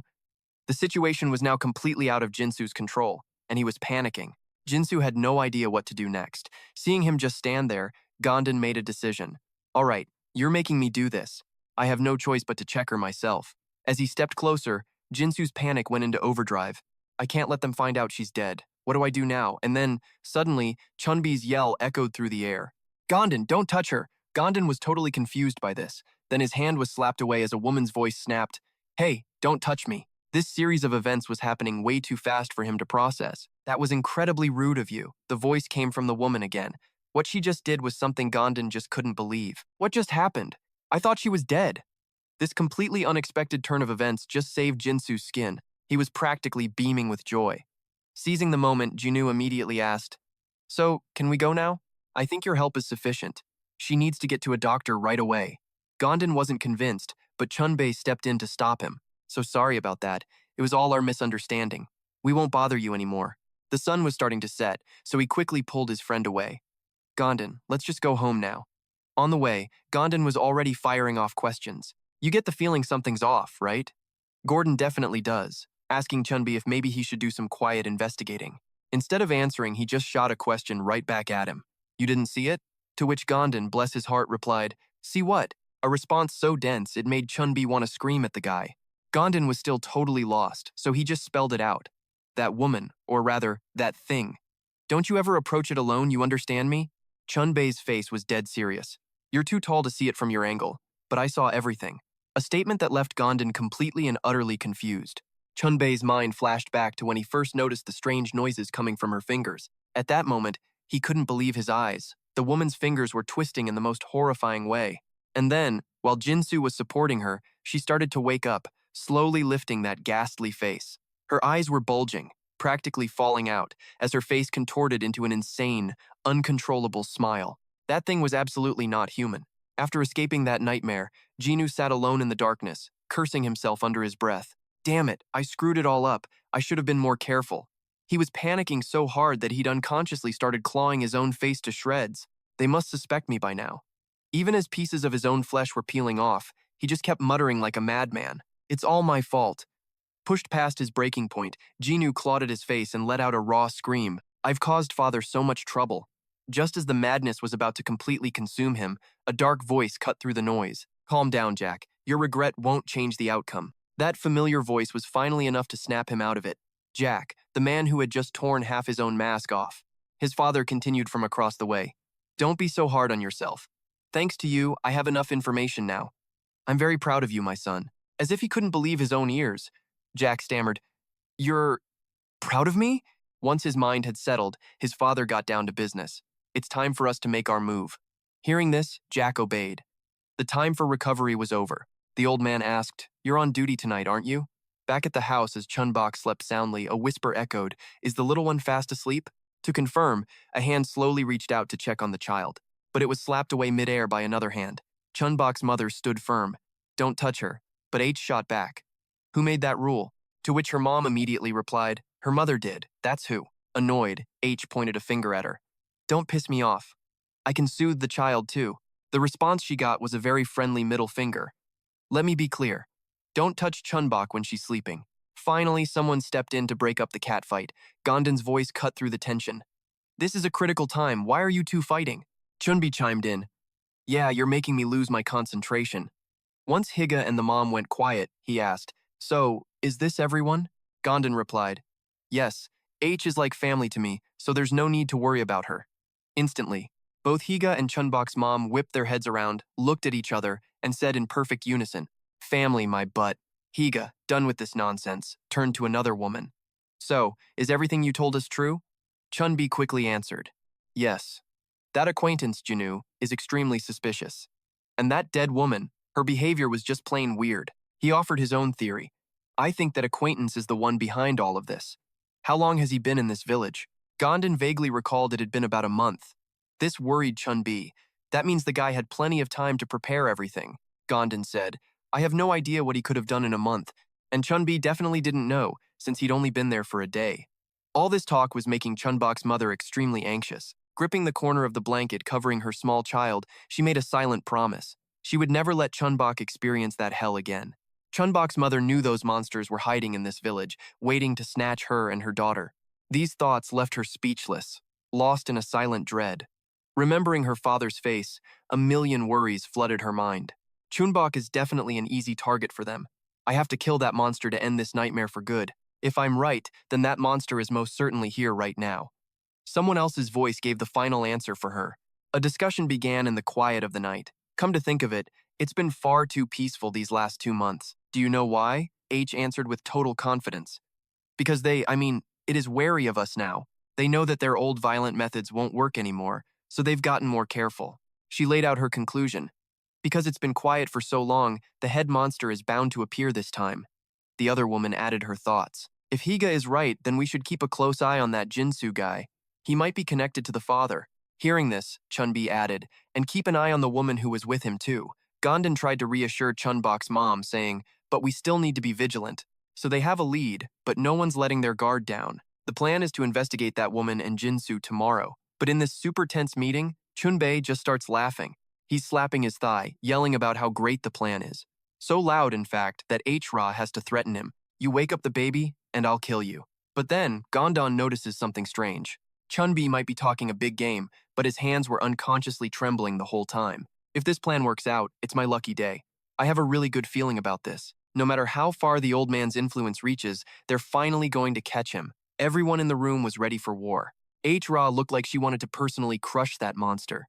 And no matter how hard things got, Gom-don wasn't backing down. And Chun-Bok's mom, there was no way she'd let anything happen to her daughter. She swore to protect little Chun-Bok, her only hope. And then, well, what was coming finally came. Heavy footsteps pound down the hall, and the door bursts open.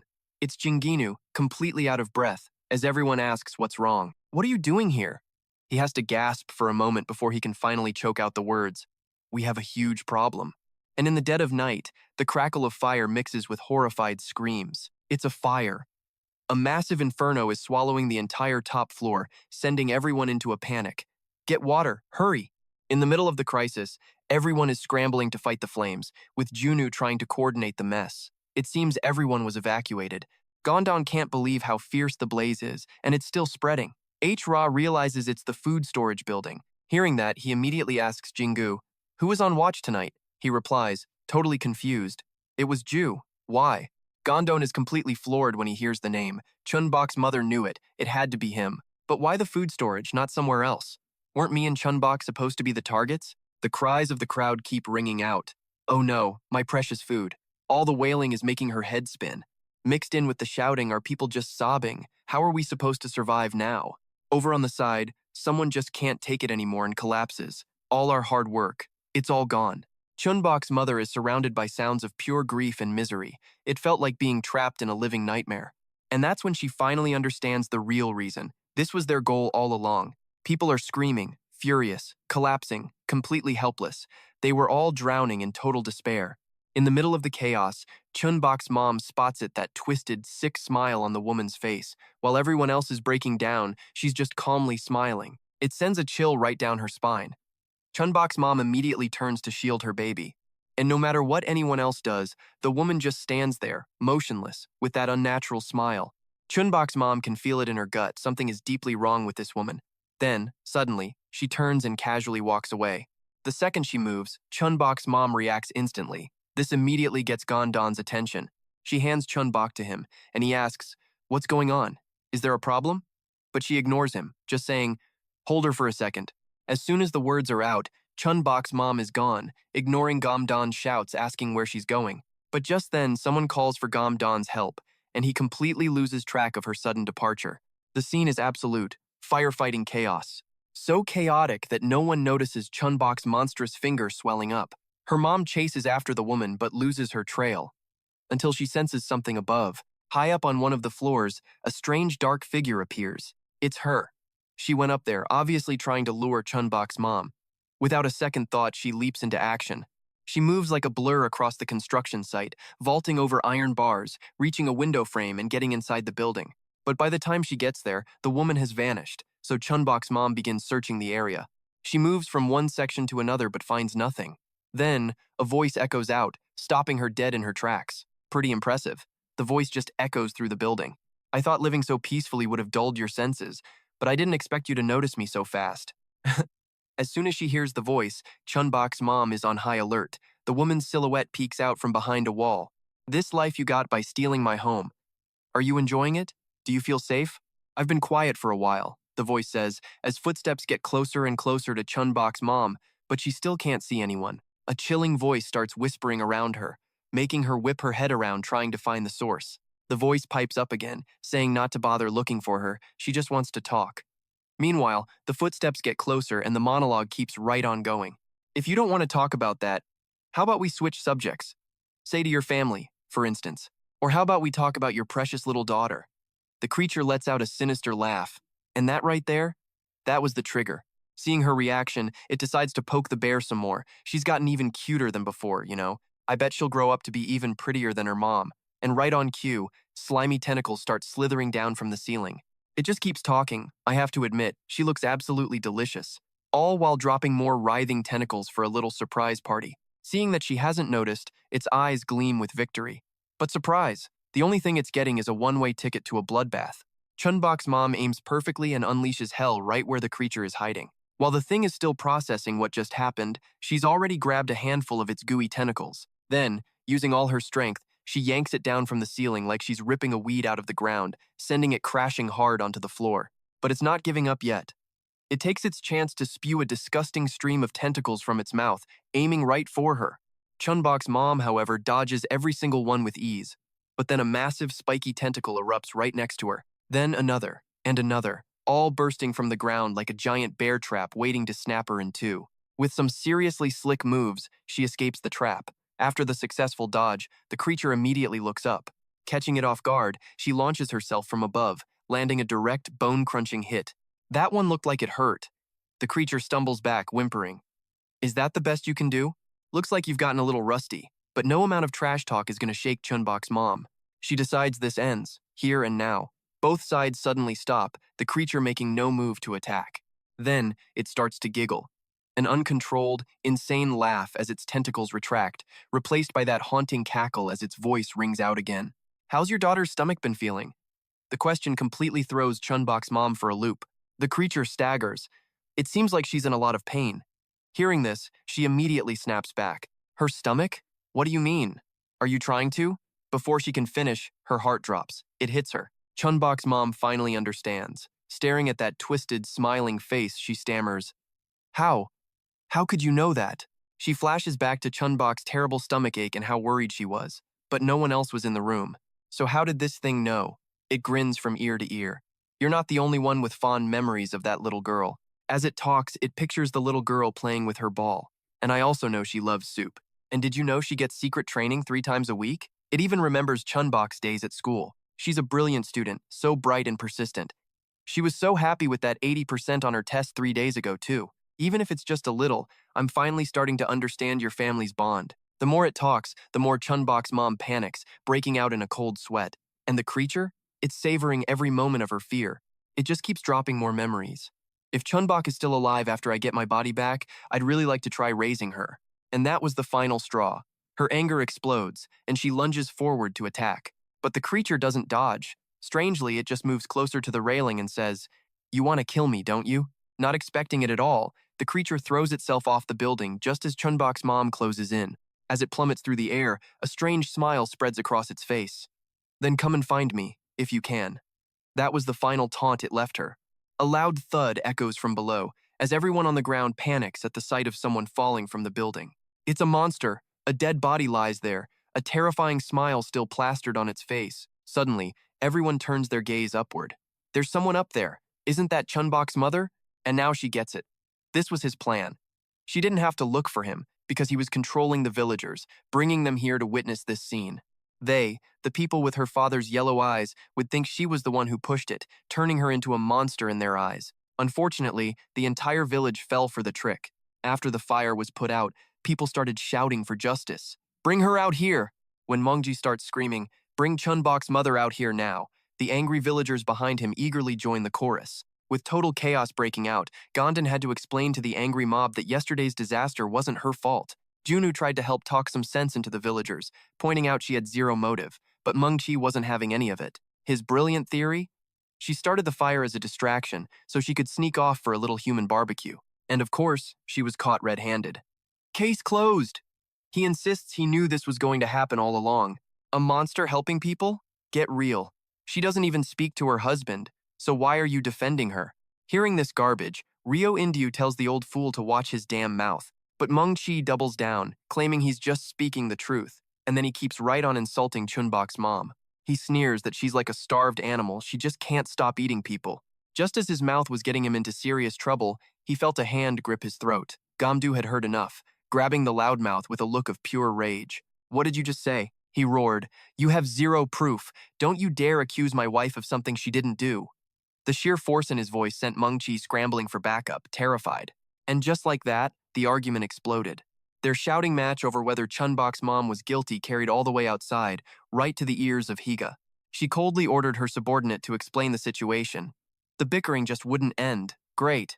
This noise is unbearable, a total mess. Meanwhile, back at their home, absolute peace. Chun-Bok is just playing with her toys. The two of them are happily playing together. The little girl says innocently, "Mommy, the puppy's crying because it's hungry. Please give the poor little puppy some food." Hearing this, her mom pretends to offer the toy dog a meal. The little girl plays right along, making believe that the puppy is eating it all up. Then Chun-Bok excitedly holds the toy high. Ta-da! Now it's a super puppy. It can go for walks every single day. And her mom just smiles, playing along. The little girl is completely absorbed in her little world. Her mom watches her lovingly, finding pure happiness in that innocent, beaming smile. But underneath that calm exterior, Chun-Bok's mom is deeply, deeply worried about everything. She has no idea what to do about the villagers who've been infected by her father's influence. It was the moment they looked up at her that's when she realized it. Every single one of them had been tainted by him. The infection could have spread over time through the water, the food, or maybe even just by touch. How can you solve a problem when everyone around you is basically a spy? She was completely and utterly trapped. She remembers the father and son in the crowd, and a chill runs down her spine. Could Gom-don be infected? And that woman, Hyra? That woman has some seriously intense eyes. One by one, the faces of the villagers flash through her mind. Among all of them, there wasn't a single person she could trust. All while playing with her daughter, she makes a decision. She has to clear her name, but she's terrified that telling them the truth right now will only make everything 100 times worse. Chun-Bok's mom is at a total loss, and then a new, terrifying thought hits her. What if she's infected too? A fresh wave of fear washes over her. What if she loses control and attacks her own daughter? What if she never sees that precious smile again? Then an even more horrifying thought creeps in. Could Chun-Bok also be infected? If that's true, she's just like one of her daughter's toys, completely surrounded by enemies, with absolutely no way out. She has to protect that innocent smile, but the worry is eating her alive. When will this nightmare finally end? I don't know. I honestly have no idea what to do anymore. What can I possibly do? 1,000 worries are swirling in her mind, and somehow, the little girl senses it. Even though her mom is smiling, she knows something is wrong. That's why, right in the middle of their happy game, Chun-Bok just stops and suddenly says something. "Mommy, close your eyes, quick!" Her mom has no idea what she's up to, but Chun-Bok is so insistent that she does as she's told. When the little girl gives her the okay, her mom slowly opens her eyes. In front of her, Chun-Bok is holding up a teddy bear. "Hello! I'm So-ah the Worry Fairy." Then she waves the bear's paw. "Nice to meet you." Her mom is still totally confused. Chun-Bok continues, speaking through the bear. "You seem to be worried about something. Let me help you with that." And in that moment, it clicks. She wonders, was it that obvious on her face? Afraid her daughter would worry more, she quickly denies it, saying nothing's wrong at all. But the little girl presses on. "Are you sure?" Speaking through the bear, she asks, "Are you sure you aren't lying to Chun-Bok?" Hearing that, she freezes completely. Chun-Bok's mom has no excuses left. She's been caught. The bear speaks again, using her own words against her. Chun-Bok's mommy once said lying is necessary because the world is dangerous, but lying to the people you love is wrong. No matter what happens, family will always be there to help you out. But hearing these sweet words from Chun-Bok, her mom feels a pang of guilt. So Chun-Bok, being the genius she is, starts talking through her teddy bear. "Hey, if you can't talk about it, you really don't have to force it." The little girl whispers from behind her bear that whatever's wrong, she'll help. And then bam, she hits her with those giant, sparkling, impossible-to-resist eyes. Because we're family, right? She holds out her hand, basically waiting for her mom to finally open up. Seeing her daughter try so hard to share the burden, Chun-Bok's mom starts to waver. She reaches out to take that tiny hand, suddenly filled with regret. The kid was right, she shouldn't have suspected her. Worst mom ever. But even though she's had this big realization, Chun-Bok's mom still doesn't spill the beans. In her head, she's thinking, "I'm sorry, Chun-Bok, and thank you for calming this crazy mom down." Instead, she just smiles and takes her daughter's hand, saying she's happy her little fairy is worried. "I promise I'll tell you next time, okay?" Seeing her mom finally respond makes Chun-Bok's day. She lights up. "You promise?" And just like that, her mood totally lifts. Mom gives her a loving pat on the head, thinking there has to be a way to fix this. Staring at her daughter's pile of toys, her detective brain kicks into high gear. The villagers reacted, so they must still have their own free will. But she can't figure it out. If she were that monster, she'd just control everyone completely. But this thing isn't. Why, though? Why wouldn't it just pick the easy option? What's the deal? Then, slowly, she connects the dots from the villain letting everyone misunderstand her, to her deliberately letting herself fall, that creepy smile, and all those eyes infected by the father figure. Suddenly, something clicks inside her head. She's finally found a clue. The reason the monster is doing all this is because its power is limited. Its mind control isn't perfect yet, So how is it managing to influence everyone? Suddenly, the door flies open and a voice shouts, "Sorry, but I need to know what's happening. Why didn't you tell me?" There's Gordon, standing dramatically in the doorway, looking totally out of breath and frantic. Gordon doesn't even wait to come inside. He just starts pleading. "I know something's going on. Just tell me. I can help you. I know you're upset, but that won't solve anything at all. You have to tell me. Please." But as Gordon keeps talking, Chun-Bok's mom walks right up and touches his worried face. A loud smooch echoes through the room, and the little kid is completely floored by this development. Chun-Bok remembers to cover her bear's eyes, but totally forgets to cover her own. This sudden kiss leaves Gordon absolutely stunned. He freezes up, having no idea how to react. But for her, this was the moment she decided she could tell him. While they're still in the middle of this kiss, Gordon suddenly realizes something else is happening. She's trying to talk to him by writing on his hand. She knows this plan isn't perfect, but if the monster's influence only works through sight or sound, this method just might work. So, she decided to lock lips with Gordon to exploit this sneaky loophole. Chun-Bok's mom is determined to find that thing and end it. The fire at the food storage building is out, and the damage is absolutely massive. Even though the place is nothing but ash and dust, Chun-Bi and Dung are still searching for any trace of the culprit. But it's no use, everything has been burned to a crisp. Dung scowls. The fire destroyed everything. While Chun-Bei is busy writing something down, he still nods in agreement with his daughter's assessment. But wait, she spots something weird. Underneath all the ash, there seems to be a faint bloodstain. Chun-Bi walks over thoughtfully. "Is this the only piece of evidence we found?" she replies coldly. "Looks like it. Dad, give me the flashlight." He immediately digs one out of his pocket. A beam of light quickly illuminates the long trail of blood they found. Chun-Bi carefully jots down his notes. Still nothing. Maybe this isn't the clue we're looking for. After a long moment, their stakeout yields a new discovery. A faint, almost invisible wisp of smoke is slowly rising from the stain. A sizzling sound and gray smoke starts coming from the blood. Dung excitedly shines the flashlight on it. "I knew it. It smells just like burning rubber. This is definitely monster blood. It's still reacting to light even after being burned." Chun-Bi proudly pats her head. "That's my girl, you have a sharp eye." She pouts back. "Come on, I'm not a kid anymore. This is just basic skill." But her dad just explains, "You will always be my little girl." After saying that, he gently pats her head again. "You did a good job, Dung." "All right, now we're sure."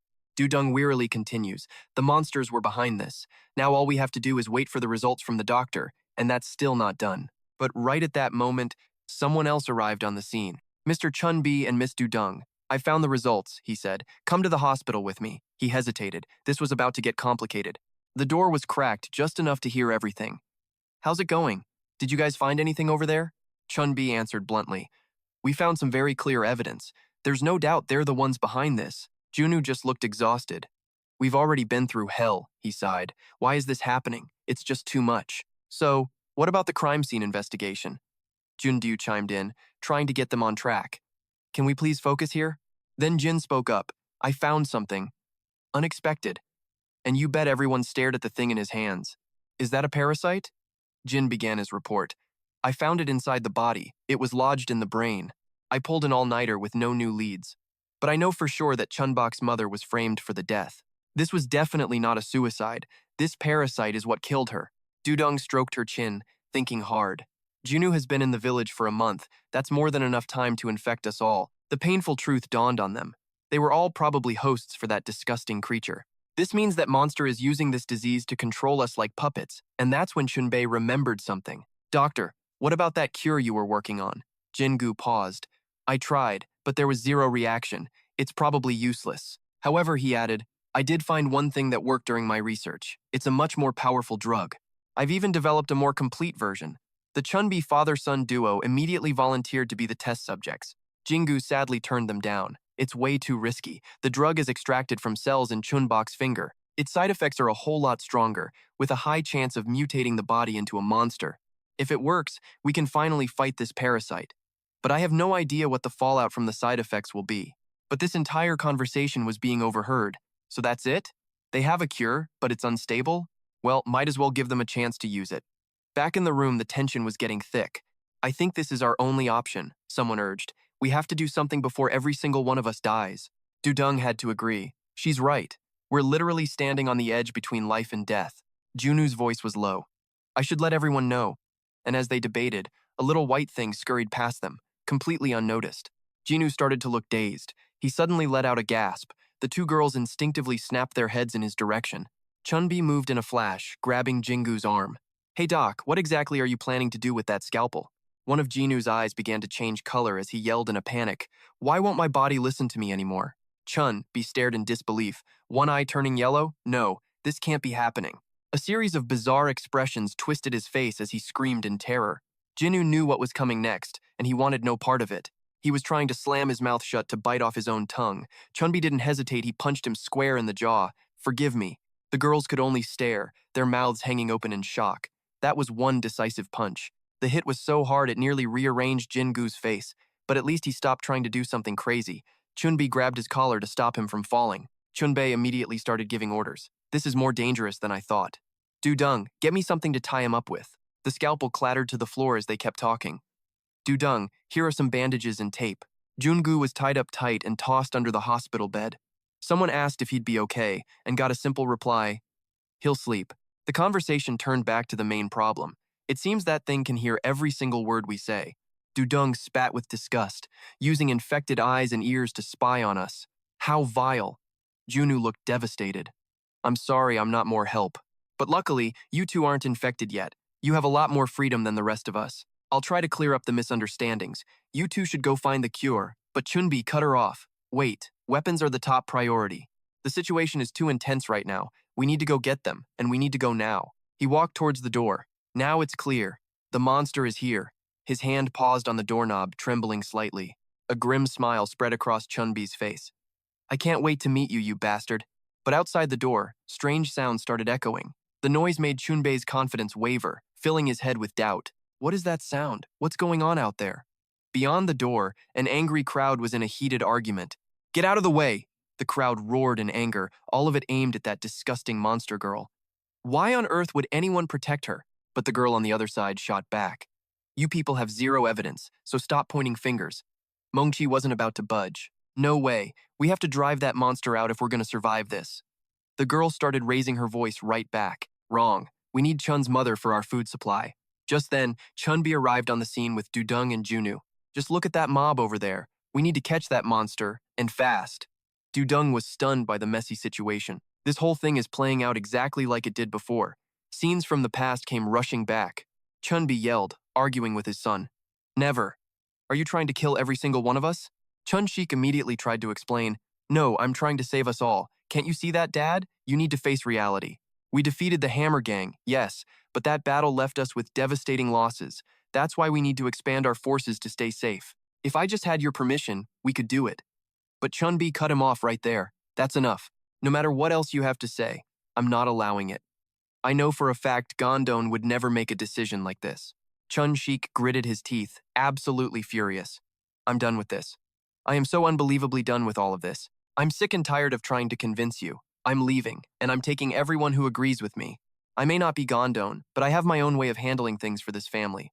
I will go negotiate with the cannibal tribe to protect us. An enraged Chun-Bi slapped his son. You absolute moron, you're going to get everyone killed. Do you have any smarter ideas than that? And just like that, the two factions started throwing fists just like their leaders. The past still haunted Dung. This place was about to become just as chaotic as back then. I have to stop them right now, but my body. In that moment, someone else's voice cut through the chaos. Everyone, stop it now. We are a family, not enemies. We have to unite during difficult times like this. Mongchi challenged her. How are we supposed to unite when you people refuse to listen? Jundu could only try to gently calm him down. After that, she turned to the other side to cool them off. It's okay, just take it easy. But Mongchi just shouted out a warning. I'm telling all of you, we need to deal with that monster. Jundu panicked as the rage began to boil over again. The girl on the other side screamed back. You don't have any proof, just give it up. Another young man decided to shift the focus onto Junu. You're talking with them. You're helping the monster eat us, aren't you? She scrambled to explain herself. What are you even saying? Can't you see? John Hai then jumped into the argument. Who do you think you're suspecting? If you want a piece of someone, aim for me. The man across from them just started repeating the word die. Junu closed her eyes, exhausted. Please, just make it stop. On the other side, a young man just kept yelling, shut up. This dramatic scene, however, piqued father's interest. Look at them, how absolutely pathetic. So this is their precious ideal family? A bunch of useless creatures who only believe what's right in front of them. All they really want is for someone else to protect them. Let's find a better vantage point to observe their disgusting greed. Jiak listened obediently. Then, he replied to the request like a machine. Yes, father. Meanwhile, Junu jumped when someone suddenly shouted her name in the middle of the argument. Mong-chi stepped up, pointing a finger at her. You remember that promise to keep us safe, right? You had better keep that promise, not stand here working against it. This mess only happened because you couldn't handle things right. The crowd instantly agreed with Mong-chi. He's right! I heard this village was supposed to be safe, but that's obviously not the case. Her feet felt heavy walking through the crowd's insults. How are you going to take responsibility for this? This is all your fault. Junu tried to compose herself. I can't afford to look weak. As a leader, it's my job to lead them. But then, someone grabbed a fistful of Junu's shirt. Mong-chi screamed into her ear, this is all happening because you failed at your job. Stop talking and actually do something. Worried, John Hai ignored everything and ran to her. Mom! Mong-chi rudely shoved him away. This is for adults. Kid, get lost. Little by little, the anger boiled over into violence. Get out of the way. She collapsed weakly to the ground, no match for his strength. Mong-chi let his true aggressive nature show. Don't bother me. Like mother, like son. Both of you are equally useless. None of this would be happening if you had just listened. Not everyone agreed with how he was acting. Why would you go and hurt a kid? You think you can solve this with violence?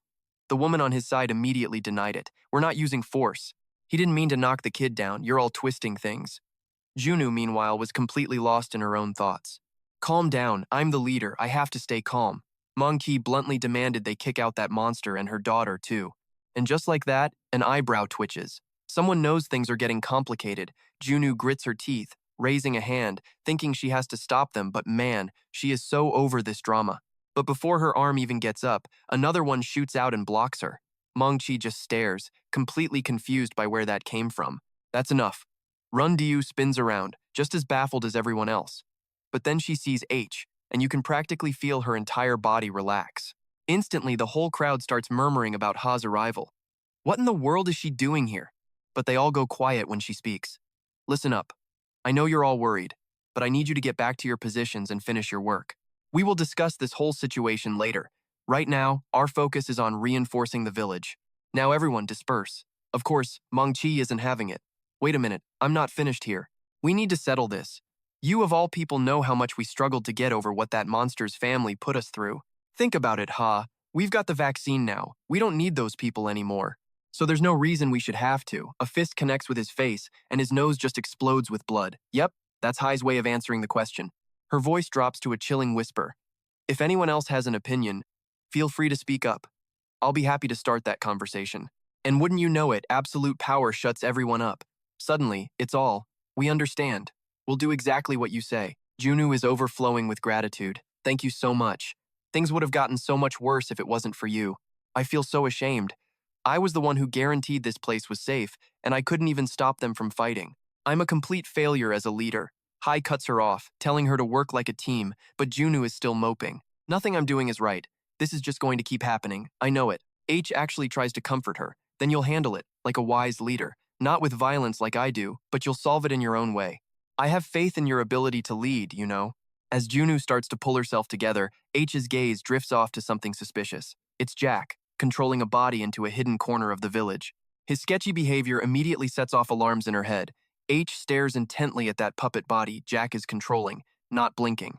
That old man, her gut is screaming at her to remember what happened earlier this morning. She recalls passing him while dealing with the mob. H heard him say it in a mechanical voice. Soon, that mysterious word rings in her head. Soon what? Seeing her about to bolt, a worried Junu asks, Where are you going? H gives a classic short reply. I need to check a few things. Suddenly, Gom-don pops up from behind her. Ha! Wait up. I could really use your help with something. I need you to help me fix some things at the hospital. Can you come with me? We have others, but I need as many hands as I can get. His whole attitude is super weird, making her really confused. And then, to top it all off, Gom-don winks at her. Come on, please, just help me out this time. He's trying so hard to send a message with his eyes like, Get the hint, I have important info. Faced with this terrible attempt at being a spy, H just narrows her eyes, trying to figure out his angle. Her eyes flick back to the corner where her real suspect was. But the body Jack was controlling has completely vanished. Finally, she gives in. All right, fine. But stop looking at me with that weird expression. As they leave, H also asks Junu to come along for backup. She's still thinking she needs to find that old man as soon as possible and figure out what he meant. Meanwhile, in a large room, Chun-Bok and her mom are sleeping peacefully together. The quiet scene is so calm, you just know something's about to ruin it. And there it is. Chun-Bok suddenly purses her lips and starts to wriggle. She sits up, half asleep, mumbling, "I need to go potty." The little girl stumbles towards the bathroom door.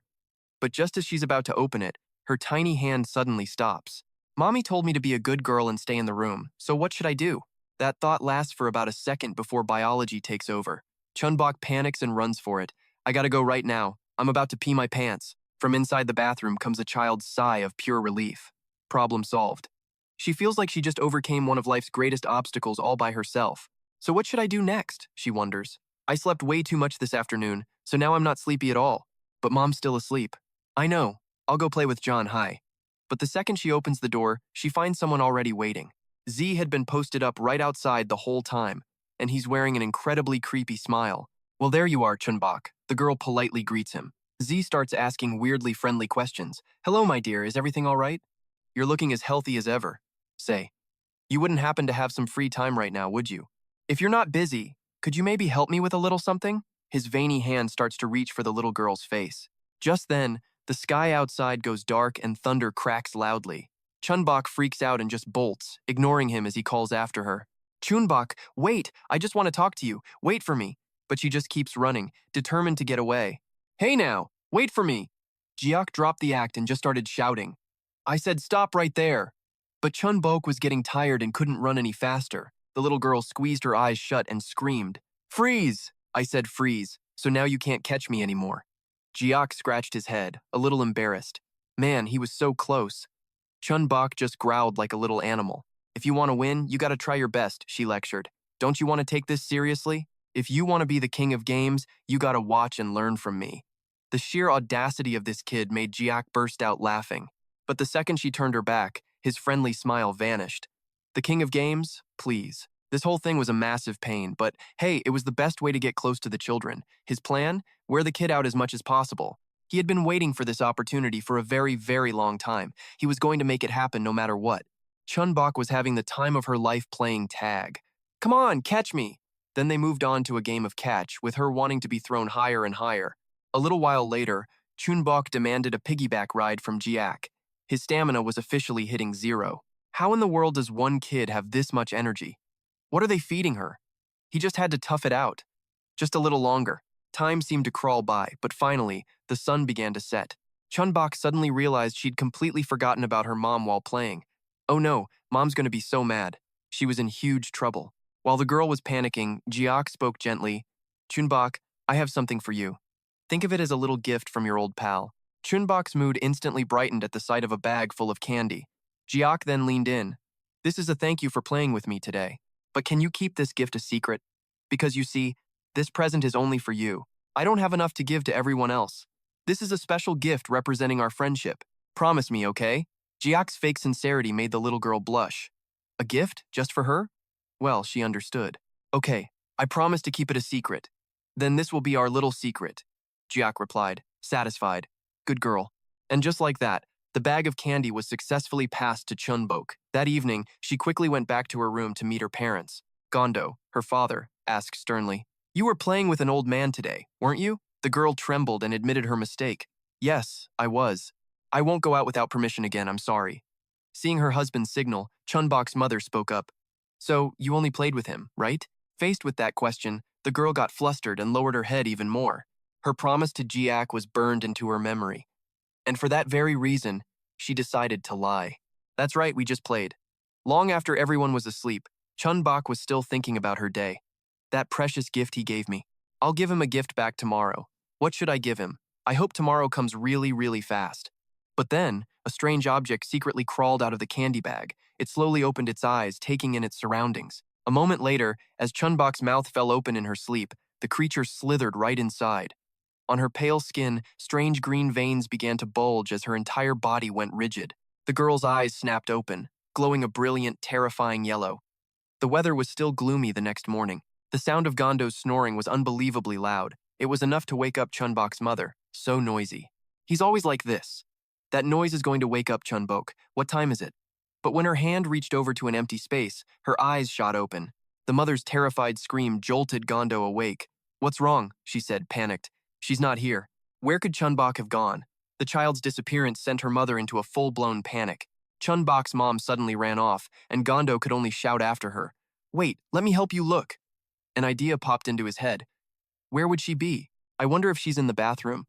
But after a quick search, he found nothing. Chun-Bok's mom searched every corner of the village. Where did she go?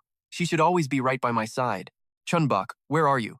While taking a quick break, Gondo spotted a small figure in the distance. The girl was standing perfectly still, like a statue, just staring off into the distance.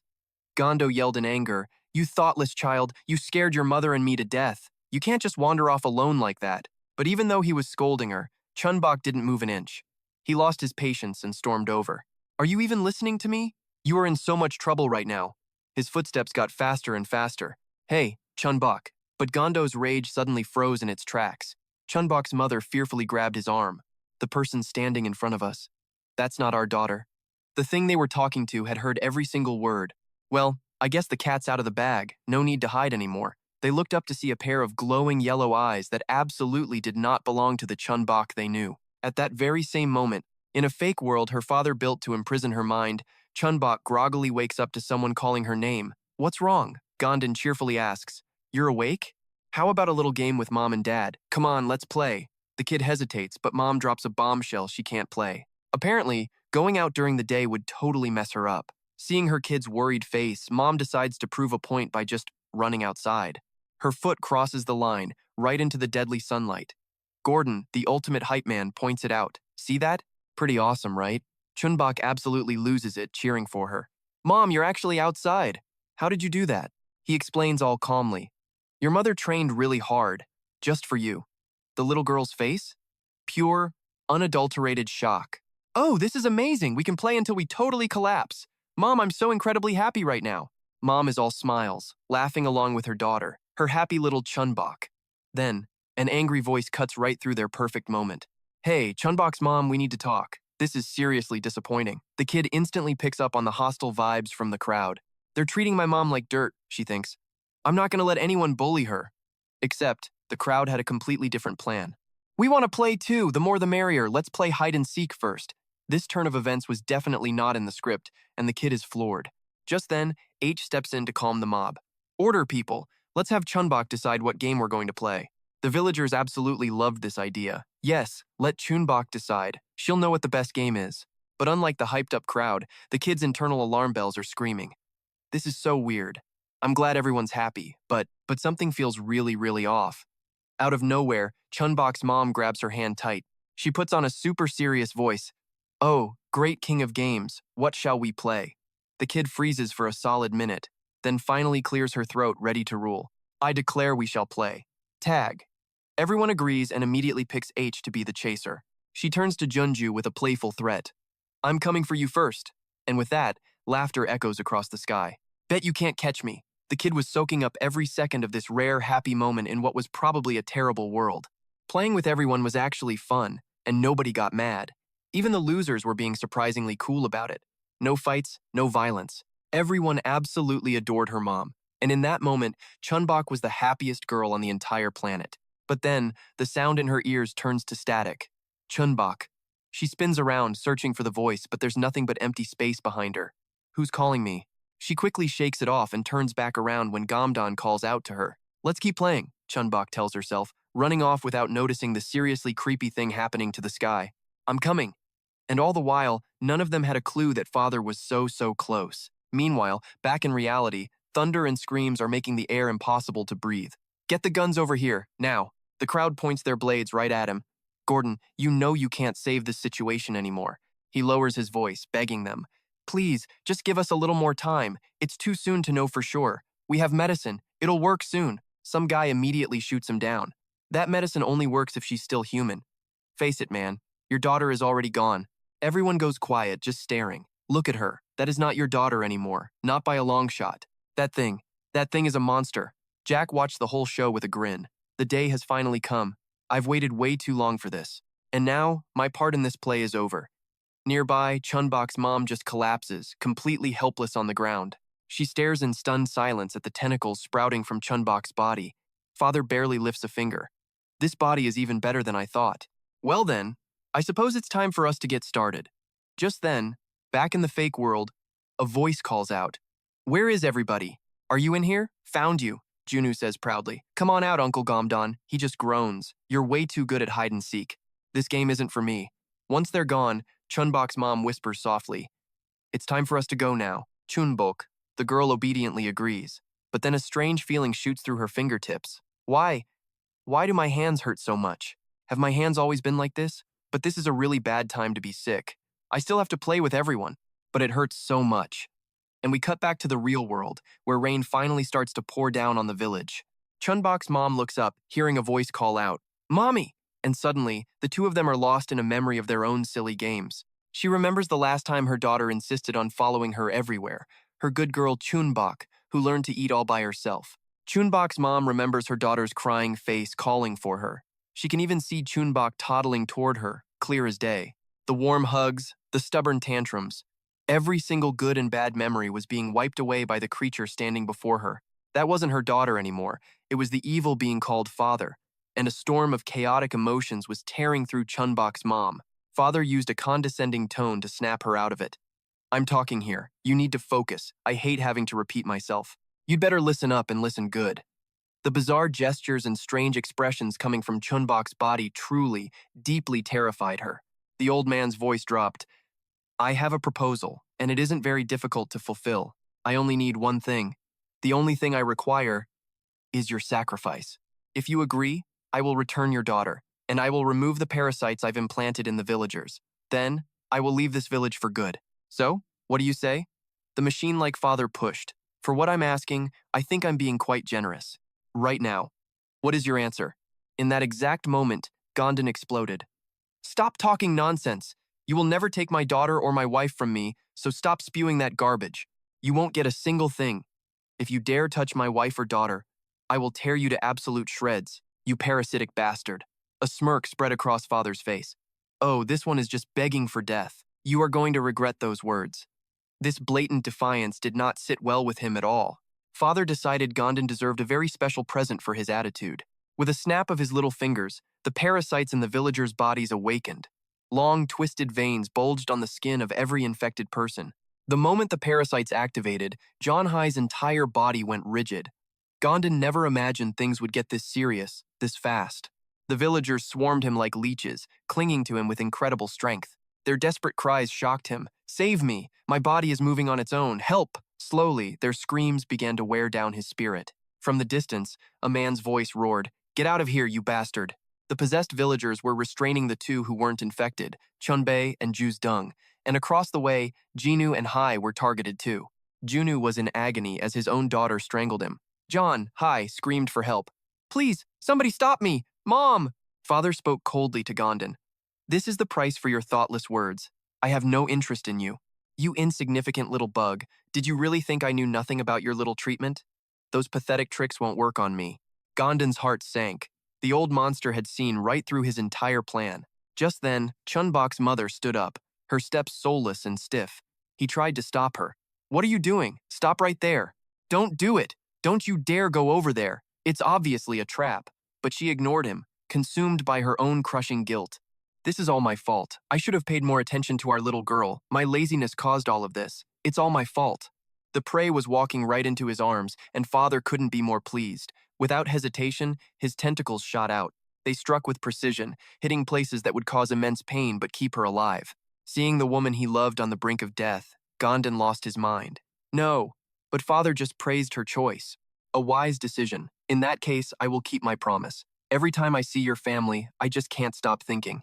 Your family has a huge flaw. Because you are all one family. You are willing to give more, even sacrifice your own life. It's so noble. I can see that. But those things are like shackles, obsessions, like a curse. That's why parents should be the center of a family. He thought of his own loyal children, ready to die for him, and the little society he ruled over in Hope Village. Father proudly explained his philosophy. You control every member so they don't go astray. Then reward them with something called love. That is a true family. Giving your children everything you have doesn't make you a good parent. You are not fit to be a parent to anyone. The old man was about to preach some more, but he never got the chance. Chun-Bok's mother had used his moment of distraction to inject Chun-Bok with the medicine. Bloody veins began to appear as the drug took effect. He stared in disbelief as his own body began reacting to the cure. This is impossible. When did you prepare something like that? After injecting the entire dose, she coldly pulled the needle out. The previous night, Gom-don had signaled her. He had gotten this from the hospital. Everyone was injected, and there were no side effects. Use this if something happens to Chun-Bok. I'll keep some with me too. Do you understand everything I've said? Now, go take a shower and go to sleep when Chun-Bok gets back. We'll play with her together tomorrow. Chun-Bok's mom gently replied, Okay. And now, back in the present, she finally found her courage. You say I'm not fit to be a parent? You're right, I'm not a good one. I feel so guilty toward my daughter because I'm not a normal mother. I feel terrible because there's so little I can do for her. But parents being the center? A true family? I don't care about your parenting style. To me, being a parent, even in this apocalypse, even if you're a monster, wanting your kid to be happy. That's what being a parent is. This isn't a curse. It's a blessing. Tears shimmer and fall after that emotional confession. In this fake world, Chun-Bok's father finally returns to his old form. The little girl chokes out a single word, Mom! Her dad is frozen solid as the drug finally kicks in. The tentacles piercing her mother are ripped out, and he uses the momentum to launch his body backwards. Using the momentum, he leaps off some construction debris to get outside. After a quick warp, he finally lands on an empty patch of sand. His eyes are pure venom, staring down the woman across from him. Unlike before, her steps are now filled with power, stomping down as a warning. Even with her limbs screaming in agony, Chun-Bok's mother grits her teeth and closes the distance. She studies her opponent and makes a call. He's trying to create distance. That can only mean one thing. The drug is working. Chun-Bok, be strong. I'll save you no matter what. Then, a voice echoes from behind. I don't think one dose is going to be enough. I tried playing weak to make things go smoothly, but it looks like I messed up. As his foot slams down, sand explodes everywhere. Gom-don strolls forward, weapon in hand. This time, I think we'll give you a few more shots. The father is immediately forced into a high defense stance. Walking over to her side, he asks gently, Are you all right? Luckily, Chun-Bok's mother is tough. I'm fine. The wound will heal fast. It's nothing to worry about. What about the civilians? Gom-don just manages a wry smile. You don't need to worry. We have a teammate who's even stronger than a monster. A massive force suddenly slams into the back of John Hai's neck. Thanks to that, Junu barely escapes the danger. Turns out Jinu managed to subdue Jo Hai just in time to stop her from going on a rampage. That was way too close. We need to use the special medicine, it's in my bag. He then turns and says, Hee-ra saved us all. We should head back to the hospital and get more medicine. She doesn't hear a word. Her mind is completely fixed on Jack. Hai-ga frowns. You seem to be doing just fine, old man. We're okay because we got injected. But the others couldn't control themselves. Who in the world are you, really? Jack doesn't answer. Instead, he just rips a piece of flesh from his forehead. The mask tears away, revealing his true identity underneath. What do you think I am? The father suspiciously eyes the veins on his body. Is this all because of that special drug? This headache is making it hard to focus, and my body feels so heavy. But it's nothing I can't handle. My resistance to this stuff should kick in any second now. At almost the same time, Gom-don and Chun-Bok's mother lunge forward. They both have the exact same target. He struggles to summon his tentacles. The real problem now is that this body's original consciousness is slowly waking up. Chun-Bok clutches her head in terror. Oh, I remember now. Something crawled into my mouth while I was sleeping. After that, my body felt so weird, and I don't remember anything else. When I opened my eyes again, I was already here. A place with only kind people that I like. My hands aren't purple anymore either. But where are my real parents? I want to leave this place, but how? Seeing her lost in thought, someone calls out, Chun-Bok, what game should we play now? Hunu says with a playful laugh, You pick a game? Want to play tag again? Gom-don, however, has another idea. Or, how about we go inside and play with stones? Seeing that everyone is still busy arguing, the girl has no choice but to shout, Excuse me, but I want to go home right now, and I don't know how. How can I get back? Just tell me. Gom-don replies with a hidden meaning, You want to go back home? Can't help you with that. Then, his face slowly darkens. If you leave this place, you'll become miserable. Chun-Bok couldn't possibly understand the hidden threat in that warning. He suddenly flashes a bright smile again. Because there are so many people outside who hate you, and you have to pretend to smile at them. You remember, don't you? The girl firmly refutes it. That's not true. You're wrong. H also steps forward to try and persuade her. If you go back, your parents will have a very hard time taking care of you. You know that's true, don't you? Though she kept denying it, Chun-Bok's confidence was already starting to crumble. Chun-Bok's mother exposes her directly. Look, you're scared. Because you are a nuisance. You know you're a burden to me. Chun-Bok was left with no words to fight back. A distorted sound began to circle around her head. Let me tell you what you really are. Finally, the little girl cuts in. I don't care. I can't understand your fancy words, but I know one thing for sure. The girl takes a deep breath, preparing for her final rebuttal. In that moment, a wave of emotion washes over her. My family loves me very much. That's not a lie, so I'm going back. I'm going back to everyone. Chun-Bok's mother was left speechless by the girl's determination. Finally, the little girl got the compromise she was waiting for. Fine, go back then. But the scraping sound of tentacles was absolutely chilling. But Dad's voice is stone cold. He tells the poor girl she's going to regret this. And soon, a monstrous hand lands on her face to make good on that promise. The noise from outside finally rips Chun-Bok from her dream. Overjoyed, she calls out for the one person she loves most. Mom. But just as quickly, that happy smile completely evaporates. Mom? A wave of emotions hits her, and suddenly Chun-Bok's whole world feels like it's drowning in despair. Because the mother she loves most is covered in injuries, sobbing uncontrollably. And who should appear but Dad, saying, I told you, you'd regret this. They call this a little thing called cruel reality. Chun-Bok is just frozen, thinking to herself, it's because of me. I'm the one who got Mom hurt. She stares at her own trembling hands. I don't want to see this. I don't want this. Tears start streaming down her cheeks. I don't. The blood vessels in her eyes burst bright red. The pure desire not to see this horror yanks Chun-Bok right back into the fake world. Chun-Bok looks up at the dark, cloudy sky. She lets out a sigh. Finally, it's quiet. My mind is clear now. Except it's not Chun-Bok talking. It's her father's will inside her body, now looking over at Gom-don. I suppose I should thank you. Chun-Bok's consciousness is completely gone now. Dad then glances at her mother, thinking things over. Bizarre, slimy tentacles slowly slither down his pant leg. Another one dangles and sways from his hand. They writhe across his sinister face. He's feeling a little hungry, and with a flick of his tongue, he licks his lips. Meanwhile, back in the real world, the bloodbath continues. A nasty piece of Jack's face falls off and lands in a puddle of blood. Blood splatters across the steel doors. Hira lunges at him, moving at an insane speed. But suddenly, she stops cold and glances behind her. Jack seizes the chance, slashing her shoulder. Then he slowly turns his eyes toward Chun-Myung. The old man frantically swings his hoe at him, but of course, Jack just casually dodges the attack. He looks back at Chun-Myung and just starts laughing. The old man grinds his teeth. This damn kid. Jack immediately attacks again, but Chun-Myung manages to block with his hoe. He can't help but worry. This thing is too fast. One single mistake, and he's dead. Is trapping it the only way? I really don't feel good about this. Chun-Myung quickly leans to the side and shouts for Dung. Hearing the signal, she immediately opens fire. But even with her rapid fire, Jack dodges every bullet with ease. He quickly ducks behind a nearby wall for cover. Annoyed, she clicks her tongue. Jack peeks out from behind the wall and starts whining. Everything is so annoying. Every last one of you is annoying. Seeing Dung's total confusion, Jack just points to the bodies littering the ground. You see them? He continues. That's the old lady who loved to talk to everyone. She loved to gossip, and I always had to listen. She never stopped complaining about everything, and that guy over there is Chi-Gao, a loudmouth who whined whenever anyone asked for help. That bastard lied about everything, and so many more. I had to endure them for 2 months. I even got heartburn from the stress, Jack says, gripping his knife tightly. You shouldn't bother your neighbors. None of them had any manners. Jinu, healing from a distance, suddenly calls out. What the hell did that psycho just say? Junju, seeing him distracted, yells at Jinu to hurry up.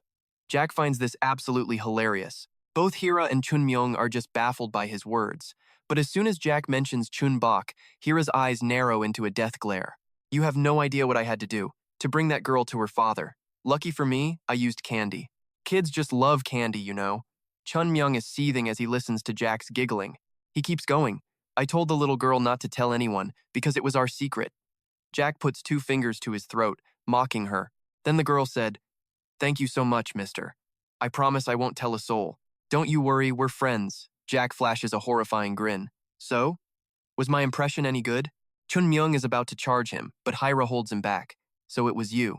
I'm curious if there are others you call father. He steps forward as Hira asks, Exactly how many of you are there?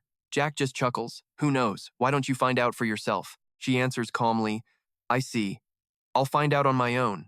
Just as you said. His face darkens, confused by her words. She just smirks. You still don't get what I'm saying, do you? I'm going to find all of them. Hira's arm whips forward. And I will kill every last one of you bastards. Jack suddenly flinches, feeling something pierce his skin. He looks down and realizes the knife she was holding is now buried deep in his neck. Before he can even react, Hira is right in his face. Chun-Myung and Dung can only stare, stunned by her blinding speed. He quickly rips the knife out of his neck, cursing under his breath. Enraged, Jack lunges at Hira with the blade, screaming, "I'm faster!" But before those knives even touched her, H unleashed a flurry of attacks. Jack just stood there, completely clueless about what hit him. He's thinking her fists must be made of solid rock, because his entire body was quickly going numb. H grabs Jack by the head. "Got anything else you want to say?" She growls, her eyes burning with fury. "I'll hear every last word," he thinks to himself as her hand rushes forward. "It's fine. This won't change a thing. It's already started." Meanwhile, an exhausted man lying flat on the ground is suddenly hit by a sharp, agonizing pain that forces his eyes wide open. In an instant, the man starts convulsing as a bizarre tentacle slowly pushes its way out from inside his mouth. This freak show completely stuns H. What in the world is that? The entire village has turned into a horror scene, our tentacles seriously sprouting from the villagers' mouths. Jinu couldn't help but feel incredibly lucky. "If we were any slower, that would be us," Jinu warns. "Jinu, those tentacles are moving outside." They slithered across the yard like giant worms. A scream for help rang out. "Somebody stop them!" A wave of tentacles rushed toward Chun-Bok's back. Gom-don desperately pleaded, "Please, you have to stay," as a demonic hand caressed Chun-Bok's face. "This won't take much longer. All the nutrients my body requires are right here in this place." Chan cracks a twisted, distorted smile. "It's finally time. Time for me to receive my well-deserved reward." A flash of metal gleamed, followed immediately by the sharp sound of slicing. The sudden severing of the tentacles left Chan completely shocked. Even Chun-Bok's own mother never expected someone to act with such brutal efficiency. While she was still in a daze, a hand grabbed her. It was Ha, breaking through the swarm of tentacles all alone. Fear and hopelessness filled Chun-Bok's mother's eyes. She lost her balance and fell to the ground, right as Haiga drew her knife, preparing to fight. Seeing this, Chan spoke up. "Well now, you seem to have a few skills after all." She didn't give his words a second thought and just started slashing. With only a few cuts, H shredded the tentacles to pieces. "There's too many and they're too fast, but I can handle this, I have to." She kept unleashing razor-sharp attacks, but the old man just laughed at her contemptuously. H's assault faltered, and her fighting spirit began to drain away. A monstrous roar echoed as the weapon fell from her hands. "That's enough." He had already plunged his tentacle deep into her body. "You could have survived if you had just stayed out of it." Gom-don frantically ran over, trying to save her. Chun-Bok's mother screamed, trying to warn him off. Chan used a tentacle to torture H's body as punishment. "But you're reckless, just like always. Not like them. You're not even a relative of this little girl. I know you've been with this child for a long time, but your feelings have twisted into an irrational obsession. Ah, it seems I've seen right through you. The only reason you want to live is to protect this child's safety, isn't it?" Haiga's consciousness was fading. She wasn't sure what hurt more, the wound or being exposed. Poking at someone's pain really gets this guy excited. "I knew it. I understand. In this cruel world, hope is the only thing that pushes you to keep living, even if your hope is clinging to a little game of pretend family." The light in H's eyes slowly began to vanish. Finally, she had to admit it to him. "You're right," she whispered. "I have absolutely nothing. I was once just a creature, eroded by constant destruction, who didn't care about life or death because I had no one to be attached to."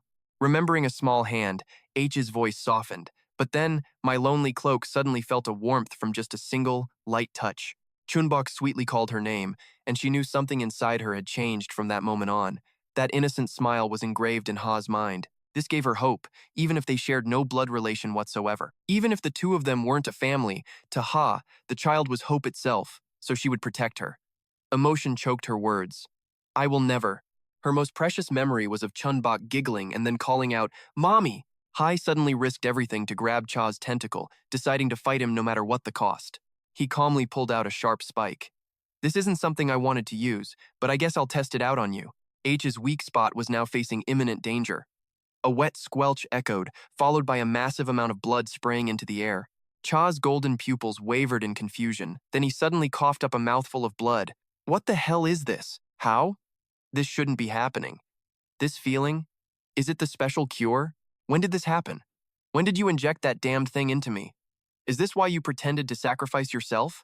Even though she was gravely injured, Haiga felt it was worth it. "I might be dumb, but I always come prepared. Go on, praise me.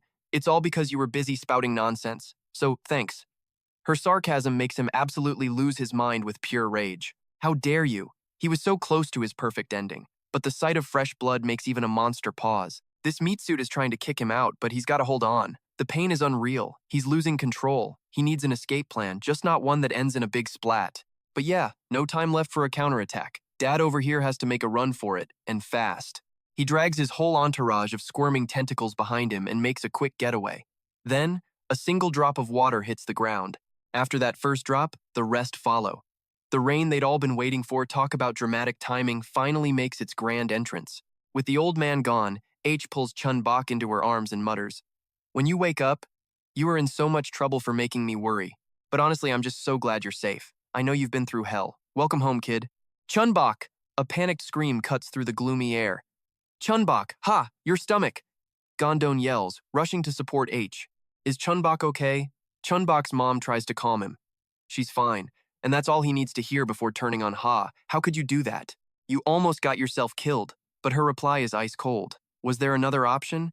I did it because it was the only way. Just stop yelling at me. My head is killing me. Meanwhile, Chun-Bok's mother's golden eyes flicker as she gently lifts the little girl's hand. The kid's fingers are back to normal. A huge wave of relief. They don't have to be afraid of anything anymore. Chun-Bok isn't the monster's target anymore, so she should be happy, right? But she just sighs, getting lost in memories of when her father had her under his control. It was H who saved her from that danger. And not gonna lie, Chun-Bok's mom is seriously impressed with Ha's fighting skills. But the more she thinks about it, the more the guilt just eats her up. I'm so incredibly useless. I let that monster get its hands on my daughter, and I failed to save her. And I still dare to call myself Chun-Bok's mother? How pathetic. Meanwhile, Dad is having a total meltdown.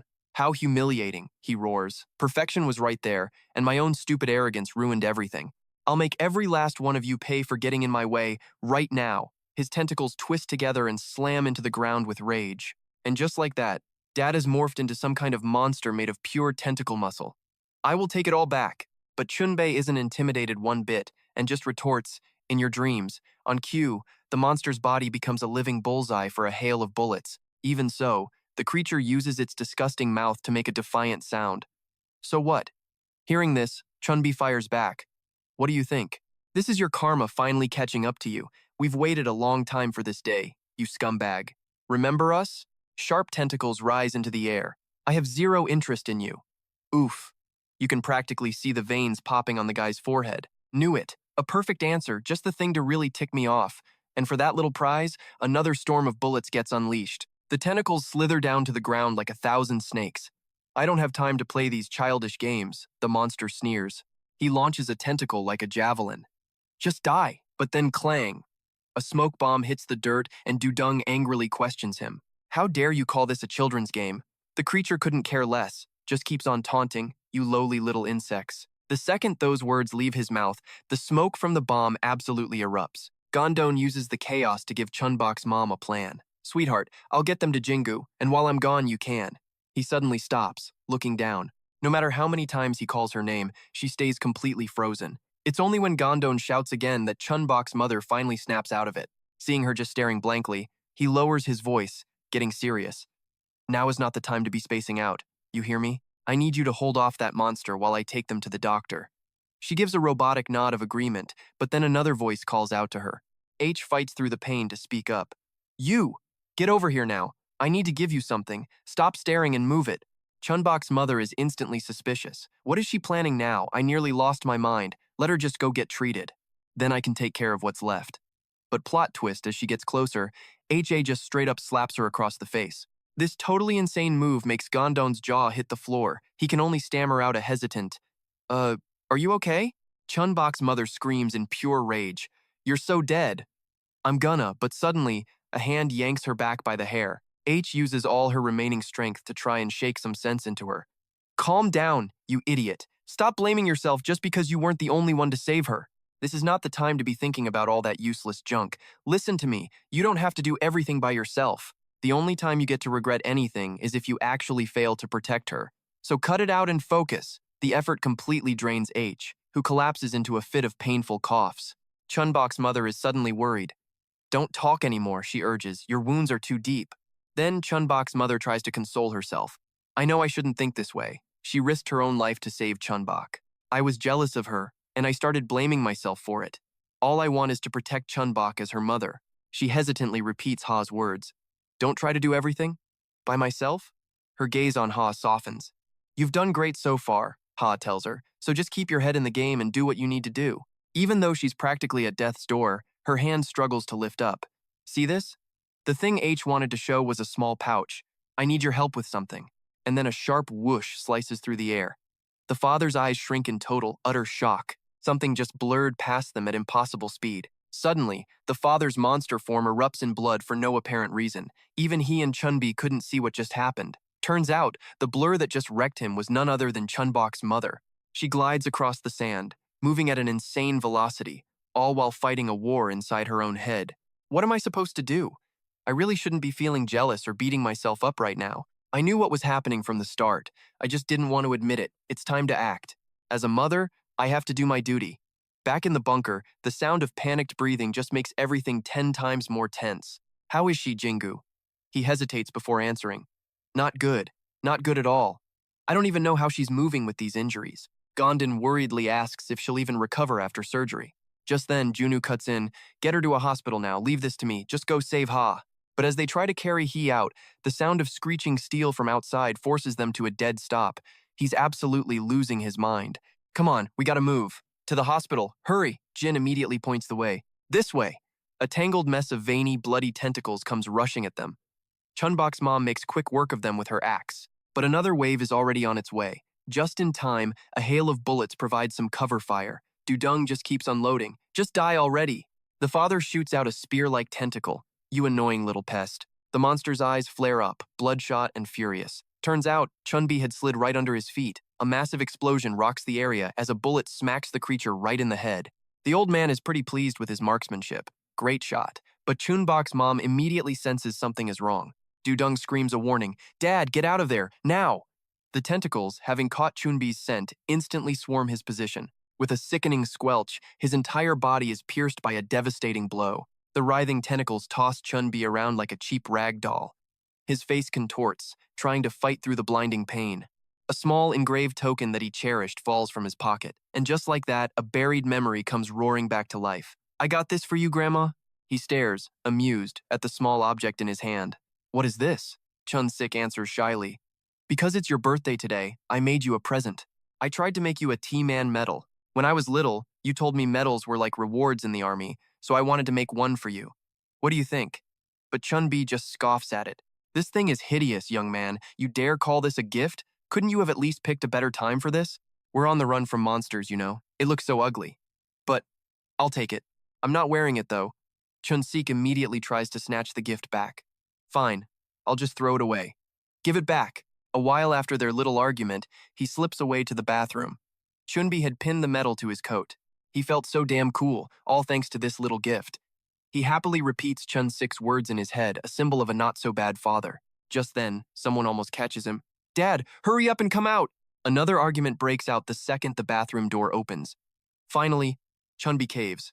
All right, I'm coming. I'd be way too embarrassed to wear this in front of Chun-Sik and the others. I guess I'll only put it on when I'm alone. That fatherly love made him forget the danger he was in for a second. It's like Chun-Bi can hear himself screaming. Never. Have you even listened to yourself? Are you trying to get us all killed? Chun-Sik shoots right back. No, I'm trying to save us. Don't you get it? Face reality. The old man's response is ice cold. I don't care what you say next. I won't allow it. I know him. Gom-don would never make a choice like that. The kid grits his teeth in anguish. I've had enough. I'm going to negotiate with the cannibal tribe to protect everyone. Dung pleads through her tears. Chun-Sik, please snap out of it. He was now a mangled corpse, his eyes still wide open. Chun-Bi gently holds him. You idiot. Look at you, you're a filthy mess. I told you not to do it. Protect everyone? What a joke. You're so useless, you know that? You pathetic, shameful fool. Dung can't stand his cruel words any longer. Dad, stop it. I said stop. Stop it right now. Dung's desperate eyes look up at her family. Chun-Bi is completely losing it. He starts rambling.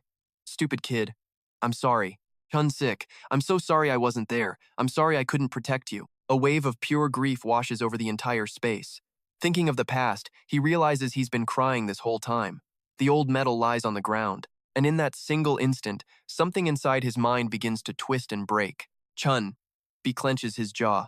All right, I understand now. He slams his fist into the ground, pure rage fueling him. I swear he seethes. I will make you pay, these man-eating freaks. I'll destroy every last one of them. Then he slaps on a badge. I swear I will bring punishment. You and your entire family, you disgusting monsters. He absolutely explodes with rage. I'm going to kill every last one of you.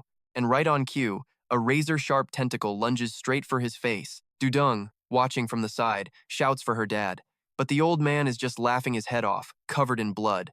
That's when Gom-don appears and kicks him hard in the leg. The tentacle attacking Chun-Bok gets yanked along with him. The old man grunts in pain, checking his leg. Then a mocking voice rings out. You're a lot softer than I expected. Gom-don just spins around, getting ready for another punch. Let's have one more. For some reason, the old man panics and screams, no, at him. Gom-don lands a heavy punch, and the guy spits out a mouthful of blood. Fresh blood splatters everywhere, creating this weirdly beautiful scene. Then the old guy coughs so hard his freaking eyeball pops right out. Gom-don grinds his teeth, putting even more power behind his hits. Every single punch is for his old buddies. Chun-Sik, my friends. Is everyone still watching? Can everyone see Gom-don taking this thing down? I bet you're all smiling about that, right? It won't be much longer now. Just keep watching us. We're about to get revenge for all of you. We're almost there. Chun-Sik, come on. Gom-don jumps back to make some space, and a hail of bullets gives him cover. But those sharp tentacles still manage to cut him up pretty bad. This monster is trying to take him down with it, but he can tell it's getting super weak. He can do this, just gotta push a little bit more. So he just grabs a bunch of tentacles with his bare hands and rips them off. You monster, I am going to punish you. 3 sharp spikes immediately fly straight for him, but Chun-Bok's mom doesn't hesitate for a second, slicing them apart with her axe. She sees her chance and swings again. With the tentacles falling away, this might be their only shot. She's going to end this for good. I'm going to make you regret every single thing you've done, Gom-don roars, finishing her thought. Because you dared to mess with our family. The monster's outer shell finally collapses, revealing its true bloody form inside. Chun-Bok's mom immediately leaps into the air with her axe. Meanwhile, Gom-don is busy keeping the creature's attention. Dung and Chun-Bok are on edge, yelling, "Kill it!" Thanks to Chun-Bok's mom, the monster is totally on the defensive. How dare you insects? But it's all useless. You pathetic little humans. Realizing something is wrong, Chun-Bok shouts a warning. Fall back, it's about to do something. The yellow eyeball on its head suddenly vanishes, and the tentacles all start to go limp. In front of them now is just a grotesque pile of tentacles that look like a mess of ropes. Elsewhere, Dung is blasting away at the remaining tentacles. But even she seems to know she's totally outmatched here. Seeing Dung about to get snagged by the tentacles, Chun-Bok dives in, grabbing his daughter regardless of the danger. But then Gom-don gets caught too. They're squeezing really tight, but I'm okay. Don't worry about me. More and more tentacles wrap around him, trying to turn him into a mummy. Chun-Bok and his daughter are also completely trapped. Once its goal is achieved, the monster finally reveals itself. That's enough. Get out of my way, or they die. Chun-Bok's mom just growls at its ridiculous threat. What was that? You feel real tough now that you've got hostages, huh? You're not leaving here alive. All I have to do is kill you. Remember, I'm way faster than you. Enjoy your death. Suddenly, a bunch of screams echo from inside the building. The bizarre sounds are seriously unsettling. Are those sounds coming from the monsters? Gom-don hesitates, trying to locate the sound.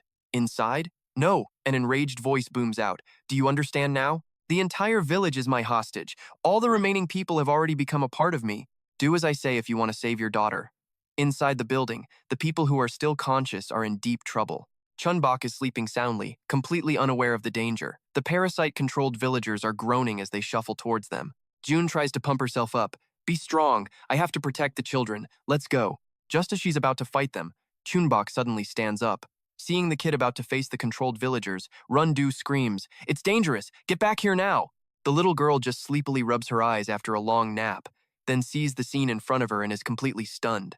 Outside, the monster is also watching in horror. The creature is totally confused now, saying, "What is this? I've lost the connection to my hostages. What the hell is going on here?" Some kind of unidentified goo splats on the floor. Turns out it's Chun-Bok and Junu helping people vomit the disgusting parasites out of their stomachs. Come on, puke it all out.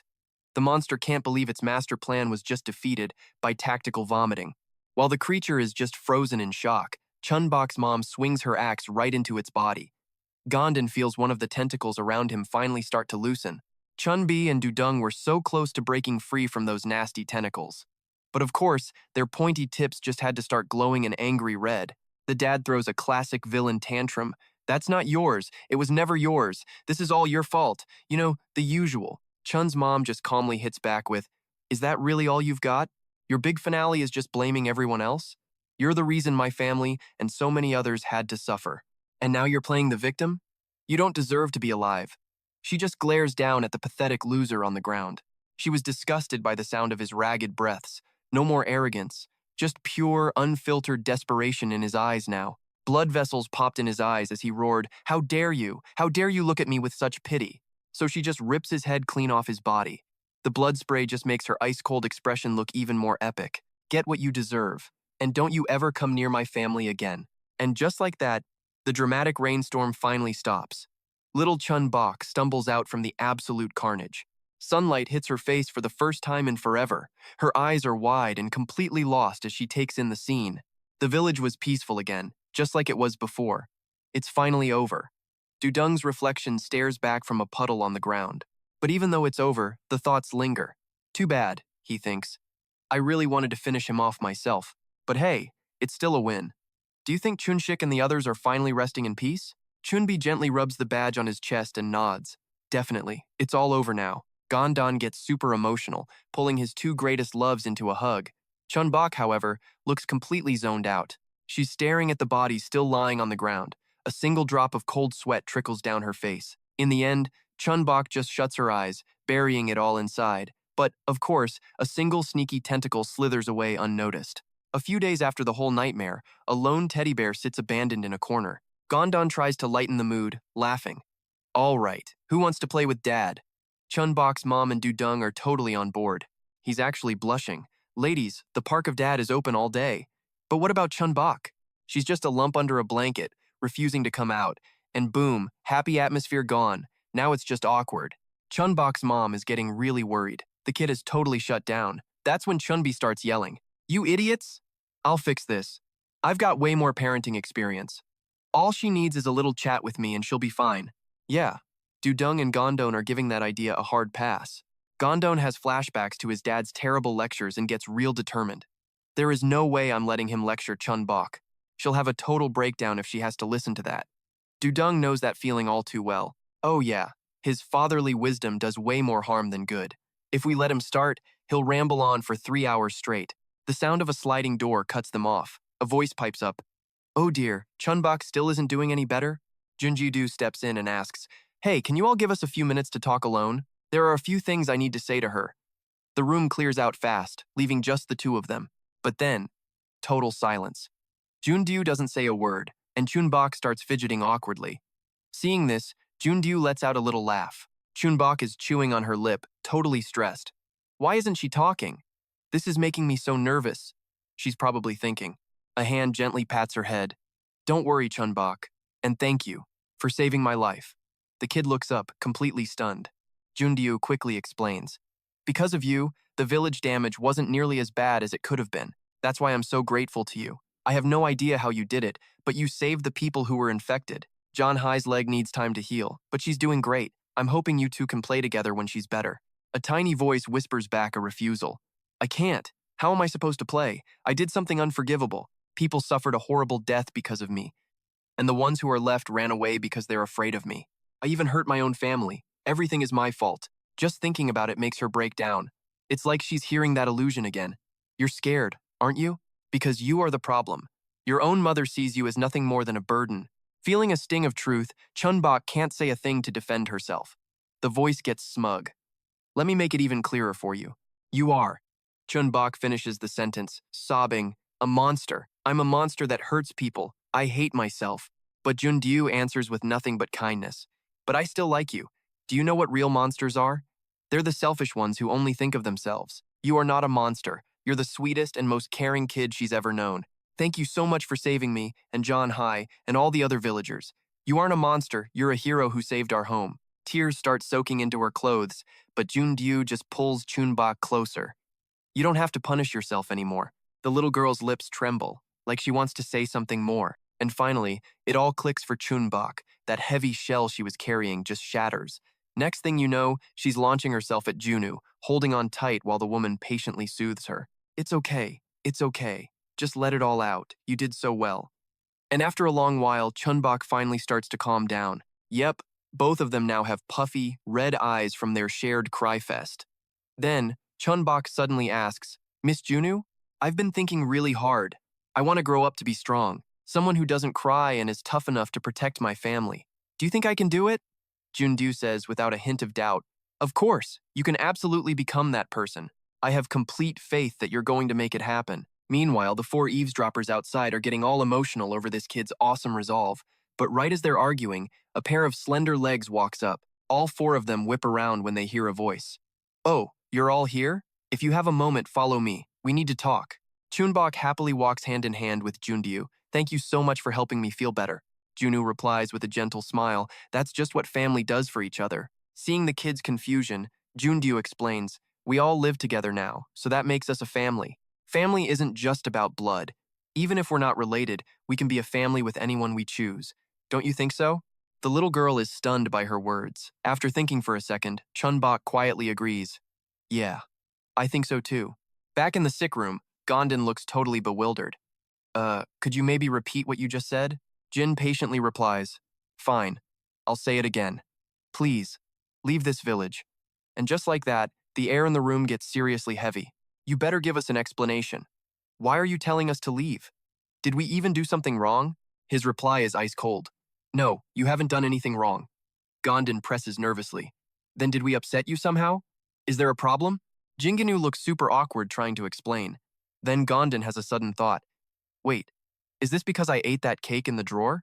Come on, man, you can't possibly be kicking us out over that. The second he says it, he realizes everyone's faces look off.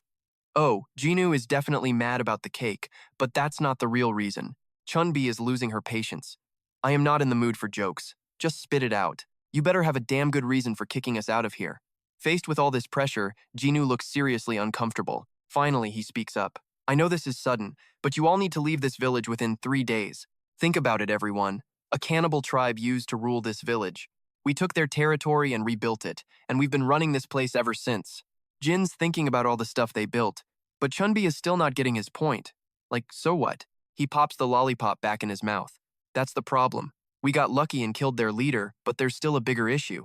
This is the intel we got from that monster Hai managed to capture. If anything happens to their father, the entire horde of monsters will swarm this place. That leader we killed was sneaky. He probably had a backup plan, and their target. Jinu looks up. Is all of you? Gom-don starts to say something, but Jinu cuts him off. They want revenge on us, and they want the tentacles inside Chun-Bok's mother. I also heard they've been stalking both Chun-Bei and Dung, so keeping you here puts us all in extreme danger. Gom-don argues back, but it's dangerous for us too. We'll be in big trouble if we have to leave this place. Jinu decides to get tough. Mr. Kim, keeping you guys here is the biggest threat to this village. I'm grateful you saved us, I really am. But this is different. I can't let any more innocent people get hurt. Gom-don hesitates. What about Chun-Bok and H? We don't even know if they're healthy enough to travel. Jinu reassures him. We'll pick a spot to meet up. I can check on them for you.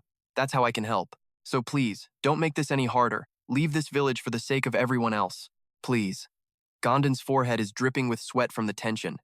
Dung is just biting her lip, trying to hold it all in. After a long silence, someone speaks, startling Jingu. We'll go. The doctor's right. We'll just cause more trouble if we stay. Jingu starts to thank her, but Dung cuts him off sharply. No, this is because of you people. We risked our lives protecting this village. But you? You just put your own safety first. I respect that you want to live. But don't you think this is a bit of a quick turnaround, treating us like family when it's convenient? And now you want to throw us away. I never thought I'd be treated like some disposable tool. You know, I almost feel bad for you. A leader like Junju should be the one saying this to our faces, right? He's just using you as a shield. Honestly, Junju is just as rotten as those cannibals. In a fit of rage, Jinu absolutely crushes the candy in his mouth. But despite the warning, Dung stands his ground. What, I can't say it? The candy stick hits the dirt. Please don't drag Junu and the innocent villagers into this. This was all my decision. Oh, now Dung is absolutely furious. What the hell are you playing at, he screams, as the man bows down before them. I know I'm being selfish, go ahead and criticize me, make demands, I don't care. You can even hit me if you want, but this is the only way I can protect Junju and my family. I don't want them to suffer anymore. Thinking of Junju's smile, Jinu grits his teeth and swallows his pride. Please, help us. His raw confession silences everyone. Then, a voice tells Jinu to lift his head. Chun-Bok's mom draws a symbol on his palm. We're also responsible for the damage done to the village. Like you said, let's just decide on a place to meet up later. Also, we have a few demands, so listen up. You'll help us check on Chun-Bok and Ha. And one last thing, if you even think about running, you'll become rotting meat. First demand on the list. We're taking the rest of the snack packs. Suddenly, Jingu calls out to her. Hey, Chun-Bok's mom, I have a gift for you before you leave. Want to see it? Strange sounds echo from inside the lab. The source seems to be a test subject locked in an iron cage. A mutated rat is being cuddled by another one. A syringe and red chemicals sit on a nearby table as voices fill the room. As you know, Chun-Bok is the only one who's immune to the virus. I've created something like a vaccine using the antivirus in her immune system, and that's when I started considering a few possibilities. What if I combine Chun-Bok's immunity with your mind? The result of that little idea is this tiny guy in the cage. At first, I just gave it Chun-Bok's blood. The thing had an insanely powerful mutation, but when I used the combined blood, the mutation calmed down. Curious, she shines a flashlight into the cage. No way! Is this actually possible? Jingu continues his story. I left them together for 2 weeks. They actually ended up becoming friends. What's more, the test subject isn't harmed by light at all, completely the opposite of the monsters. This is your chance. There is, however, a very real possibility that you'll return to being a normal human. But that's entirely up to you. You can choose to stay like this, or you can take a gamble with me.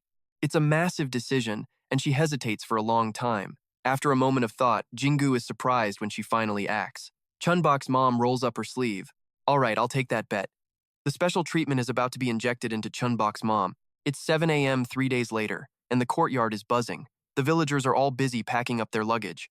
They carefully double-check everything, not wanting to leave any important supplies. Someone points to a vehicle and asks, "Are we really allowed to take the car?" Junu generously replies, "Of course, we have other ones, so don't worry about it." Chun-Bok's mom is internally panicking. It's been 3 days since the shot and nothing's happened. Did it fail? Outside, Chun-Bok just smiles and waves goodbye. Thank you all for everything. Jun-Dyu happily replies, You too, kiddo. I hope you make it home safe. Suddenly, an angry voice cuts in.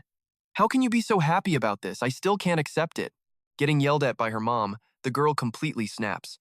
Chun-Bok is my only friend and we're like sisters. This is all your fault, and the other adults who just decided everything. I won't accept it.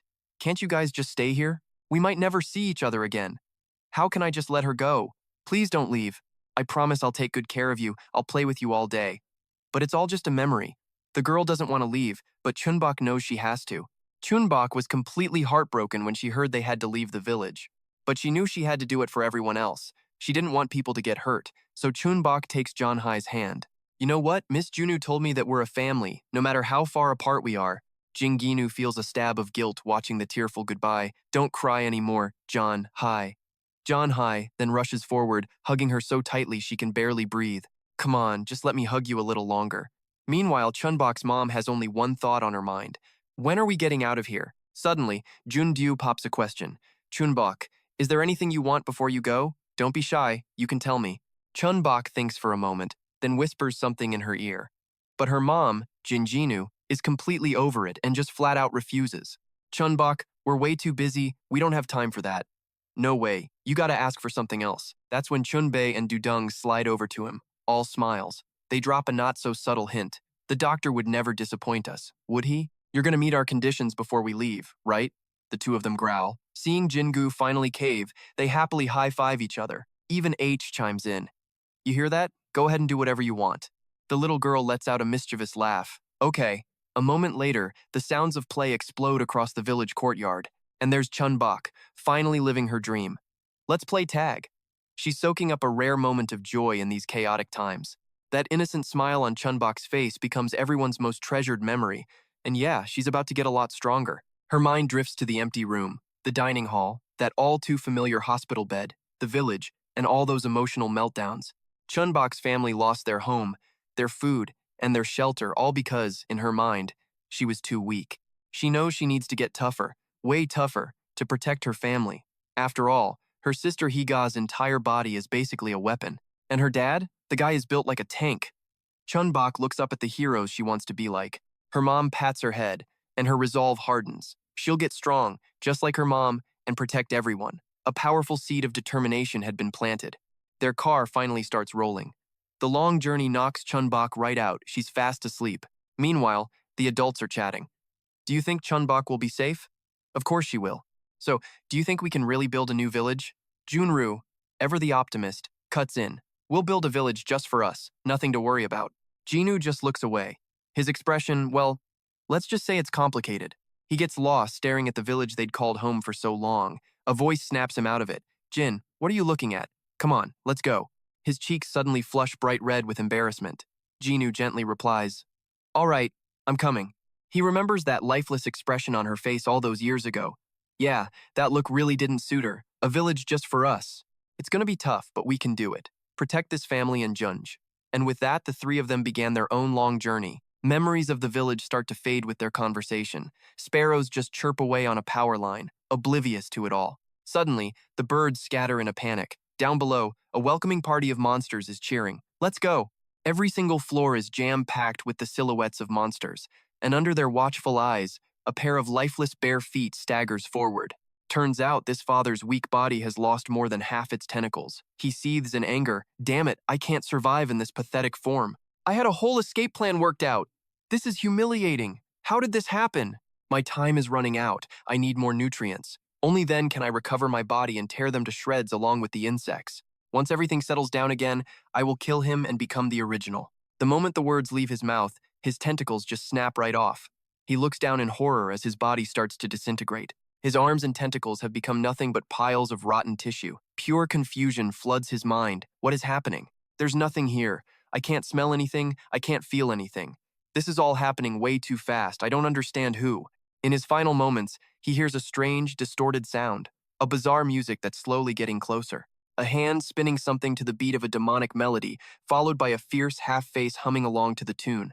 His yellow pupils shrink in absolute terror because a guy called Bigfoot is standing right in front of him holding a dagger. A deadly aura just pours off the guy. Found you. And just like that, night falls hard on this strange place. A door slides open, and guess who walks in? It's Bigfoot, and he's carrying what's left of the monster dad. He's being treated like a piece of luggage, but all the monster can do is tremble without fighting back. The father takes a quick look around. It's a normal room. Is this his headquarters? Why would he bring me to a place like this? Nope. Suddenly, a different voice cuts in. It's been a while, hasn't it? A coffee cup is placed down gently. The real father greets him with a dark tone. I've missed you. A very meaningful smile appears after he speaks. The real father says, with curiosity, tell me what the outside world is like. The imposter father trembles, not daring to answer. Seeing this, he muses, all right, I'll change the question. Have you found her? Bigfoot starts to lose his patience. Stop wasting time and answer. But the real father just calmly sips his tea. It's all right. He worked very hard. After all, give him a minute, no need to rush. Hearing that, the fake dad starts shaking even harder. He's trying to tell himself, don't panic, you can totally get out of this. So many ways out of here. All he needs is to wait for the perfect moment. He's even got a little something tucked away for self-defense. The distance is perfect right now, but not yet. He'll make some small talk, lower his guard, then the real father speaks. I don't think that's a wise choice. The imposter tries to make a desperate move but realizes something's wrong. His body is completely frozen. The real deal just calmly sets down his teacup. Is this really all you've got? How utterly disappointing. 2 years ago, I created you from my own body and sent you to find her. All this time, you never reported back, and you even caused trouble while pretending to be me. Sure, you've gotten a tiny bit stronger now. But did you really think you could stand on the same level as me? I find that absolutely adorable, don't you? The fake father is now trapped inside the teacup, weakly pleading. Please wait, just give me one more chance. The real father just licks his lips. I seem to recall giving you plenty of chances. The fake screams in a panic. I'll give you all the information I have. I swear I'll be honest. Just please, one more chance. His mouth hangs open in pure desperation. Yep, the imposter has officially snapped. No, I don't want to die. This can't be how it ends for me. Don't kill me. In the end, his desperate screams were swallowed whole by the real father. Then, all the images the fake had collected began to flash before his eyes. He sees Chun-Bok's mother, H, and Gon, and even the other members from Hope Village. The memories from that candy incident also appear. And then, he finally sees Chun-Bok. Well now. At last I've found her. He collected more intel than I thought he would. Huh? Ah, so it's this child? Father enjoys the memories flowing through his mind. How very interesting. A large-footed subordinate asks a question. Sir, should I gather the remaining members? He shakes his head. No need to rush. We'll take our time with this. And one more thing. Be ready to move as soon as the family returns. The big-footed man obediently responds to the order. Yes, father. The man himself changes into a sharp, formal suit, an excited grin on his face. This is going to be fun. A child with immunity, you say? I am very eager to meet her in person. Meanwhile, Chun-Bok bolts upright, drenched in a cold sweat. Her mom is sound asleep, totally unaware the bed is soaked. Chun-Bok is confused for a long moment that wasn't me. A pair of small shorts are then tossed right onto her. Chun-Bok lies down next to Gom-don and calms herself down. It's just a dream, only a dream. But the next bright morning, she is bursting with energy, yelling through the house. H calmly clenches her fist with a placid look on her face. She quickly throws a flurry of punches at different spots in the air. Seeing this makes the little girl absolutely furious, and Chun-Bok screams, "Hey, give that back right now!" But her only response is a light tap on the head. H reminds her, "I already told you, be calm and observe carefully." Chun-Bok tries to argue, but H just keeps talking. No excuses. If you want something, you need to trick or understand your opponent. That's the whole point of this training. The kid is all fired up to keep training, but H turns her down, saying she needs to step out for some air. Chun-Bok quickly tries to stop her. "No, please, just one more time. I think I get it now." H then asks Chun-Bi to help the girl, but Chun-Bok complains that he's boring. Just as H opens the door, Dung's voice calls out, "It's almost dinner time. When will you be back?" H calls back, "I'll be right back after I finish a smoke." The woman just hums in response as the door clicks shut. Chun-Bi sits down and holds up a piece of candy. "Now, you're gonna play with me. Let the games begin." Chun-Bok stares intently at the candy, muttering to herself, "Calm down and observe. Observe very carefully." The old man just laughs. "Well, go on then, you chubby little thing." And that's the trigger. The second Chun-Bi calls her chubby, Chun-Bok gets furious and charges right at him. "I'm not gonna forgive you for that." He laughs loudly as her hand gets close to the candy. "That's the spirit. Go on and take it." But instead of grabbing the candy, Chun-Bok punches Chun-Mi right in the face. He cries out in pain while she holds the candy up, cackling. "I did it. Chun-Bok is the winner. I beat up the dumb old man and got it." Chun-Bi shouts back, "You little devil," but she keeps going. "You can't catch the champion, Chun-Bok." Dung finally interrupts. "Both of you, be quiet." In a silent hallway, H slumps to the floor. She sighs, looking down at the cigarette in her hand. H remembers Jinu's words. "To be honest, it's quite serious.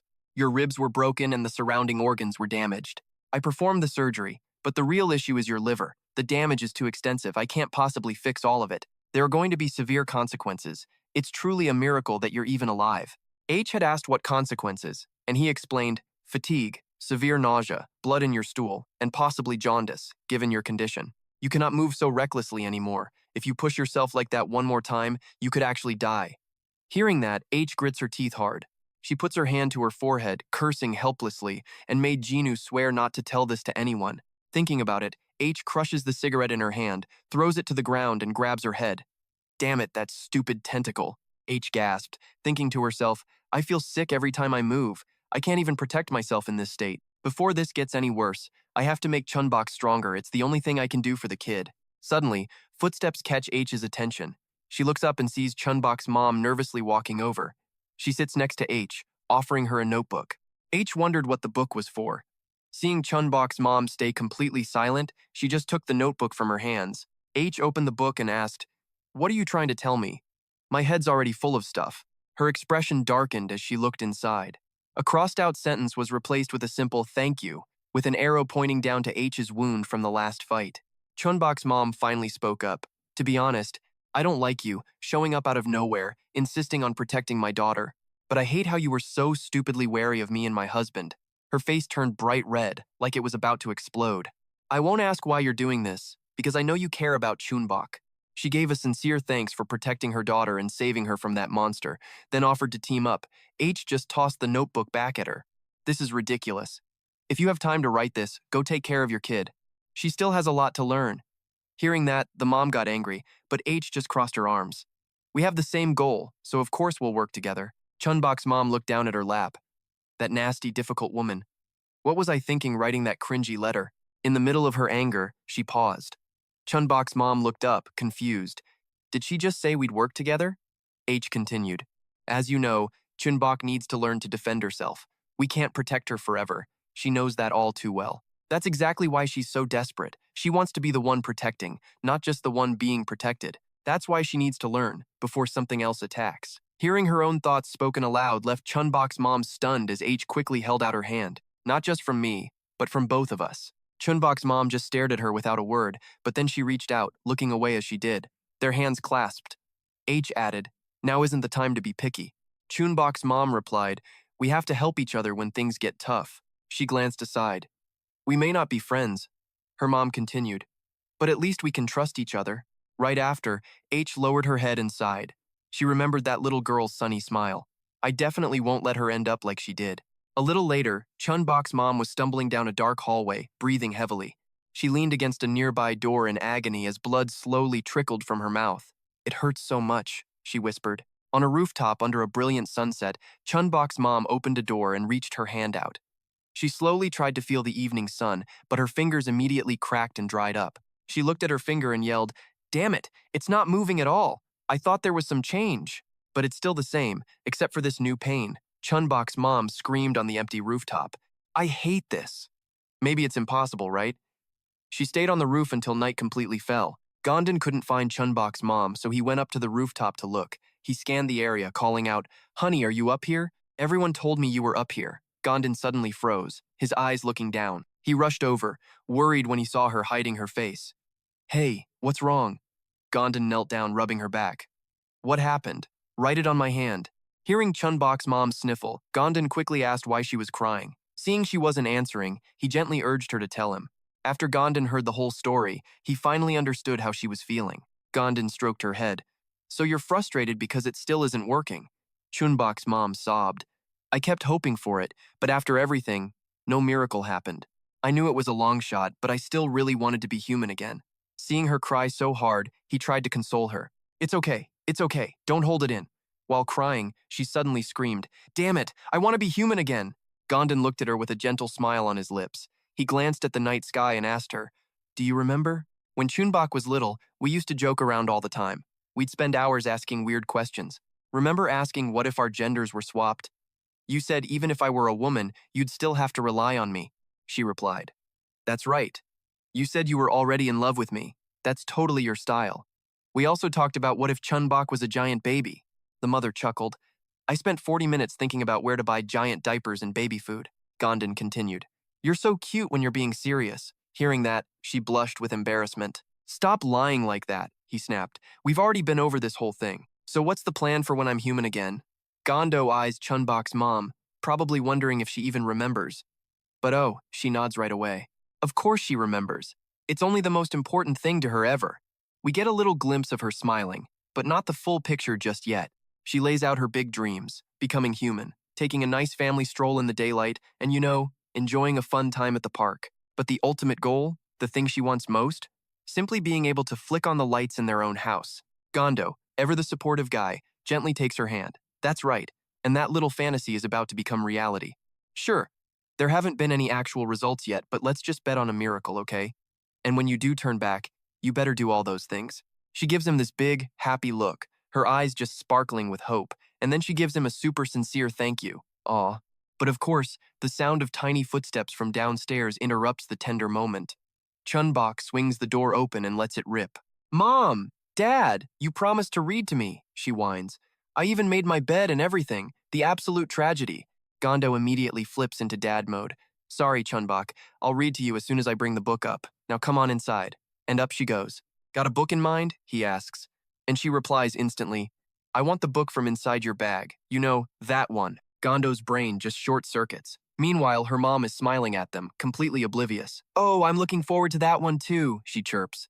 He desperately tries to change the subject. Why don't we read a different book?" But his wife chimes in, "Hey, it's better than no hope at all. We've been through so much. We finally found some peace." And so Gom-don, in a brilliant move of parental negotiation, promises to read 3 whole stories to Chun-Bok, which makes the little kid ecstatic. Chun-Bok's mom thinks to herself, "Even if I can't turn human again, I still have my family. I just have to be stronger and more patient." Gom-don turns to her and calls her inside.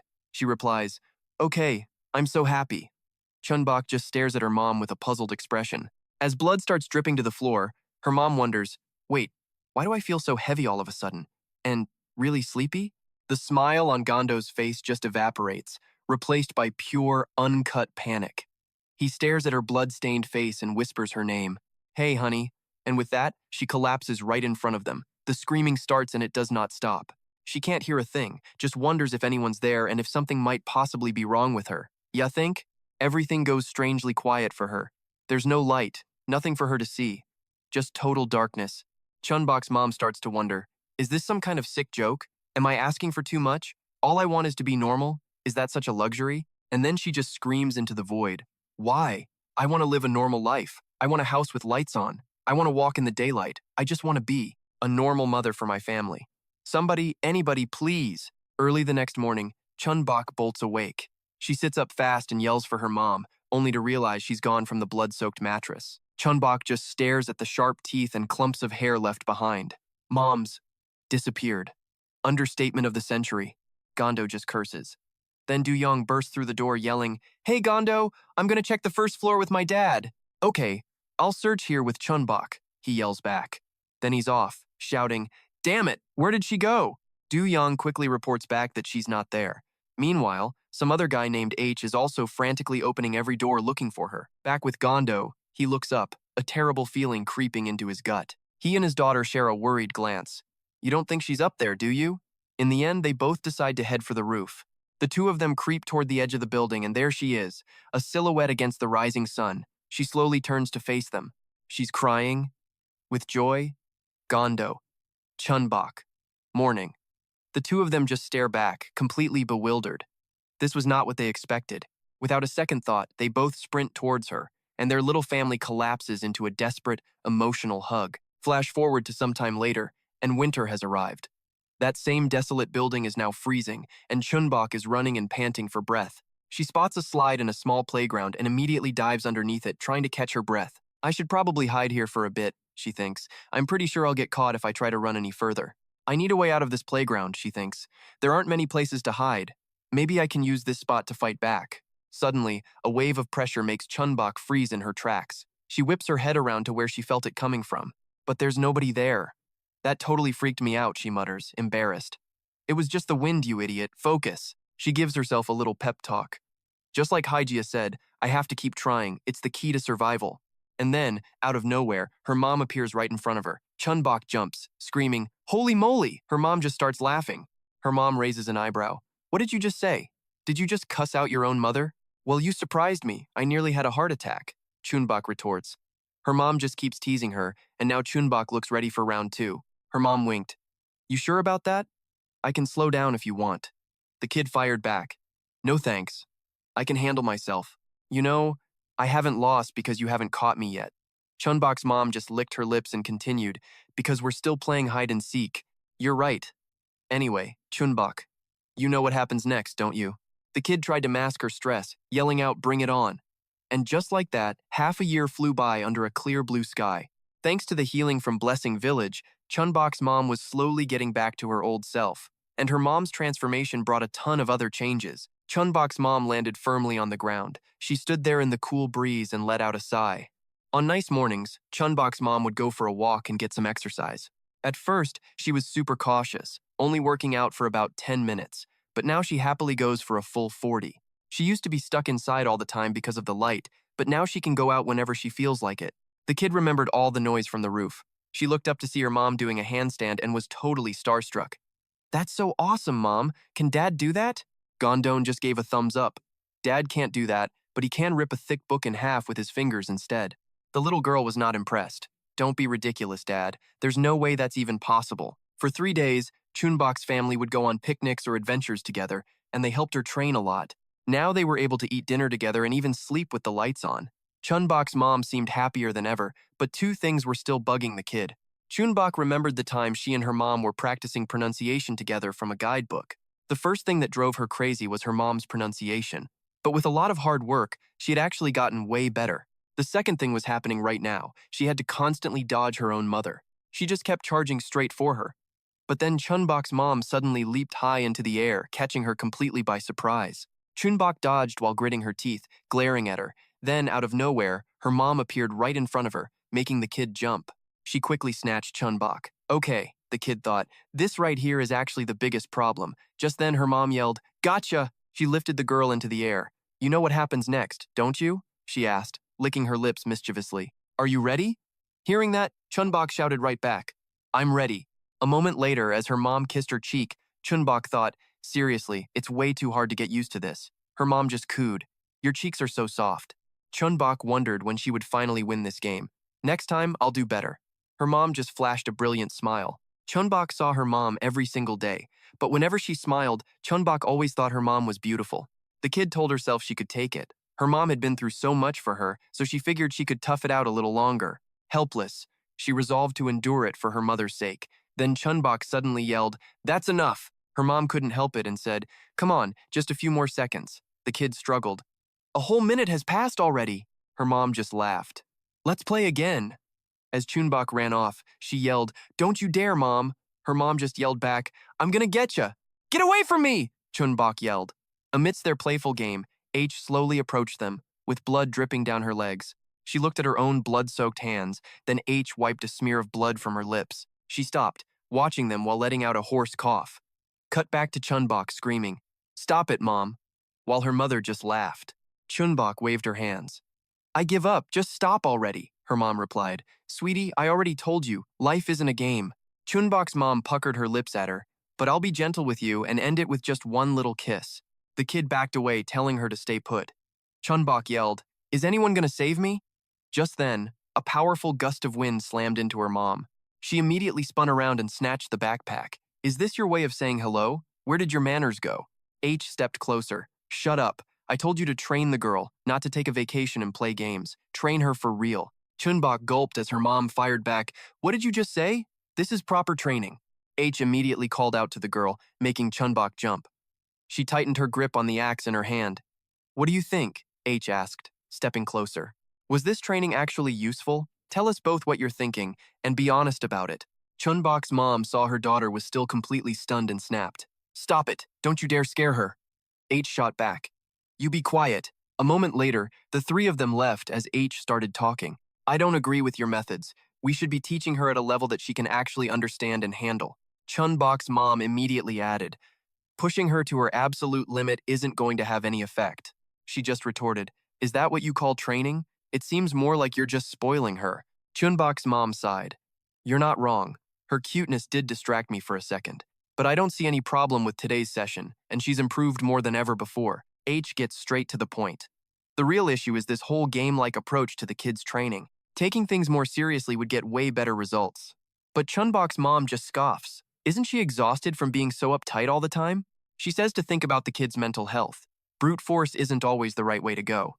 H just stares her down. "I admire your positive attitude, but coming from a mother, I'd just call it naive. Just because you can walk around freely doesn't mean the world is suddenly safe." Chun-Bok's mom mocks her. "Don't you give me that look. You're not well, so forget it. I shouldn't be so harsh on a patient. I'll think about what you said. Now get lost." Hearing that, the ground beneath Hyra cracks. Want to reconsider that statement? She's literally grinding her teeth in anger. "Follow me to the roof. I'll show you just how well I'm doing." Chun-Bok's mom is furious. "Fine, let's see who's the better fighter." And stuck in the middle of this standoff, the poor kid's hands are being crushed under the combined force of both women. She thinks her bones are about to snap. Chun-Bok starts wailing, screaming for them both to please stop. Suddenly, Hyra lets go of the axe, dropping it. She clutches her stomach, and the kid immediately worries. "Hyra, what's wrong? Are you okay?" H is gasping for air. "I'm fine, my muscles just seized up." Chun-Bok quickly suggests, "Don't push yourself. Do you want to rest?" H just brushes her off. "Don't worry, I'm feeling a lot better now." But even after hearing that, the kid's small hands refuse to let go. Chun-Bok remembers the battle from a half-month ago. H was incredibly weak then, telling her the wounds from leaving the village were severe, too severe to heal properly. She was ultimately ordered to stay stable and cut down on physical activities as much as humanly possible. The kid remembers how, because of her health, H used to handle the housework and even helped her with school. She was like a real big sister and a fantastic teacher. But somewhere along the line, H changed. While Chun-Bok was doing homework, H just asked, "Are you sure?" The kid was immediately flustered, suddenly unsure if her answer was right or wrong. H continued, "I've explained this problem to you 3 times already. When are you going to learn?" Chun-Bok quickly apologized, feeling terrified. Since leaving the village, H had scolded her for even the smallest mistakes. So Chun-Bok tried her best not to make any. But the thing that scared her the most was a training session that took place as the sun was setting. H yelled at her. This is meaningless. You've tried 8 times today, but not one attempt lasted more than 5 minutes. If this wasn't practice, you'd be dead. I told you to observe before taking someone down. You have to fight to win, by any means necessary. Do you even know why you lost? Tears slowly started to fall down Chun-Bok's face. H kept going. Because you didn't attack my weak spot, even though you know where it is. That useless kindness of yours is going to kill you, she screamed. It's pointless. If you want to play nice, then let your parents do everything and stop learning this useless junk. Am I wrong? The girl weakly whispered an apology, and H finally went silent. Chun-Bok wiped a tear from her cheek. It's all my fault. Please forgive me. I just didn't want you to feel any pain. I'm sorry. I'll do my absolute best. Seeing her like this nearly breaks H, but Chun-Bok continues. Just give me one more chance. Forgive me. Please don't leave me. H just looks up at the sky, trying to keep her emotions in check. She finally says, don't ever do that again. The kid thinks to herself, I can learn so much from her, but she's absolutely terrifying during our training sessions. And now she'd become the scariest teacher of all. Back in the present, Chun-Bok's mom exclaims, we're finally home, and runs inside. You must be hungry. Chun-Bok, let's go make some dinner. Let me just see how many cups we have here. But suddenly, Hyra puts a hand on the girl's shoulder and tells her to come closer. She takes Chun-Bok's hand and leads her away. Chun-Bok is completely shocked. My hand is shaking. Is this a chocolate bar? Hyra just replies. That's right. Chun-Bok stares at it with sparkling eyes, not even realizing she started to drool. Then she snaps out of it, her gaze fixed on the chocolate bar. Chun-Bok exclaims, Hyra, we have to share this with the family. That's the rule. Hearing that, the corner of H's mouth quirks up into a little smile. She pats the kid's head. This is part of your training. This is important. Listen to me. Sometimes having a backup plan is a good thing, even when you're following the rules. This right here is proof of that. Got it? The kid is stunned, thinking, in just a few days, she's become the scariest teacher ever. As H walks into the house, she calls for Chun-Bok to come inside where it's warm. The girl's opinion does a 180. She's an amazing person who really loves me. One day, I'm going to become a strong person, just like her. Chun-Bok immediately runs after H, shouting, wait for me, Hyra. She then jumps onto her back, both of them laughing together. Cut to another scene across town where a zombie is complaining. Coffee, 2 sugars. This is horrible. 2 sugars. A tiny, timid zombie whispers back. My apologies. The giant zombie just kept whining about how awful his coffee was. Meanwhile, the pharmacy was a total wreck, with huge pools of blood on the floor. Bloody pill boxes were scattered everywhere. Gondol wiped the sweat from his face and sighed. All right, this is probably enough. I'll just hide the rest and come back for it tomorrow. Yeah, hiding it is the best move. Maybe I can trade this stuff for something better later on. He swung the heavy backpack onto his shoulders. Gondon glanced back as the bag groaned. All right, time to get to work. With his crowbar held tight, he made a quick exit. Gondon moved between the city's ruined buildings, then slipped into an abandoned house. He beamed at the guy, but the smile wasn't returned. His new acquaintance was giving him a look of pure, uncut suspicion. The man finally spoke up. Are you looking for something? He just replied, let's just say I need a lot. I can do 5 bottles of painkillers and the disinfectant for 3 cans of peaches each. How's that sound? Gondon instantly agreed to the trade. The other guy then asked, and could I maybe get a bag for these? Hearing that, he hesitated for a second. The dude held up the canned peaches, like, come on, be a little generous here. Then, quick as a flash, Gondon grabbed the guy's arm. The man yelled, what the hell are you doing? Gondon just said, calm down. You shouldn't pull stupid moves during a trade. The guy was furious. Who the hell do you think you are? Gondon kept going. Look, I can see right through your little act. He then shouted, I know you're in there.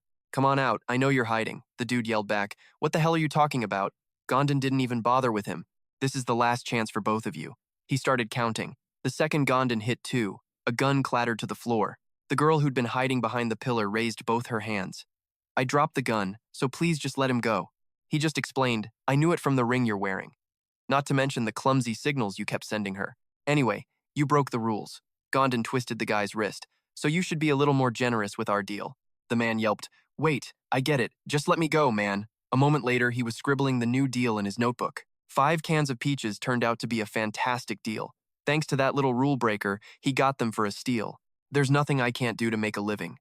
Now let's see. Gondon stood up, already planning his next destination. A little later, he found a mutant-looking dude, who asked, hey, can you get me another one of those? Gondon grinned back. Of course I can. I can do that for my favorite customer. The guy was ecstatic. You're the man! Thanks for the flashlight, he continued. So, I'll just take this pack of wet wipes. A bit later, Gom-don handed the wipes to a little girl. The little girl gasped, "You're the best, mister. Thank you for the pads. This is exactly why I trust you so much. It's because it was you that I tried to keep my promise." The scene shifts to a man kneeling and crying his eyes out. "Thank you so much. You saved my mother from her asthma." Gom-don just brushed it off. "Not at all. You paid a fair price, so there's no need for this." But the guy didn't listen, calling him a savior until Gom-don finally had to tell him to stop. As the sun set, a goon's voice echoed inside an abandoned warehouse. "Gom-don, you're a real nice guy, aren't you? That smile never leaves your face when you trade, and you only sell high-quality stuff. You're so trustworthy, which is exactly why." He pointed a gun straight at Gom-don. "We're always grateful for your business, but you really should have had a backup plan." Gom-don spoke up. "You've all said enough." The goon just smirked. "I don't think you grasp the situation. You're about to die." He arrogantly stuck out his tongue to end the conversation, sneering, "I'll be generous and make it painless. And now, goodbye, Gom-don."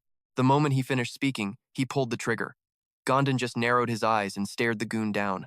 And that's when the thug realized the gun in his hand was completely empty. The other henchmen realized their guns were all empty too. The ropes tying Gom-don down suddenly disintegrated into dust. He spoke up. "You really should have listened to me. Did you guys really think I'd walk in here without a plan?" They were instantly terrified by his massive, imposing figure. Gom-don cracked his knuckles and roared, "Gentlemen, it's time to pay up." Before the goon could react, a giant hand slammed into his face. After cleaning house, Gom-don said, "Thanks a lot for the help." So Young replied, "I just did what you told me to do." He continued, "But you did a great job. By the way, can you really do this?" She answered, "It's fine. It's all over now anyway." As she watched him leave, So Young quietly told him to be careful.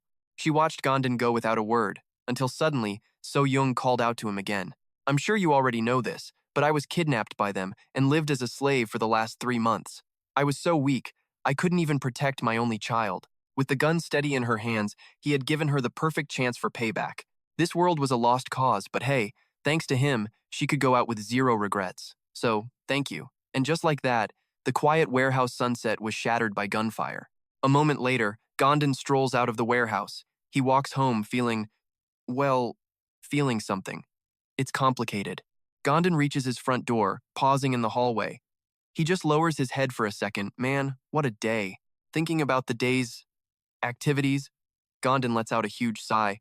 He grabs the doorknob and twists. Instantly, he's tackled by his wife and kid in a massive hug.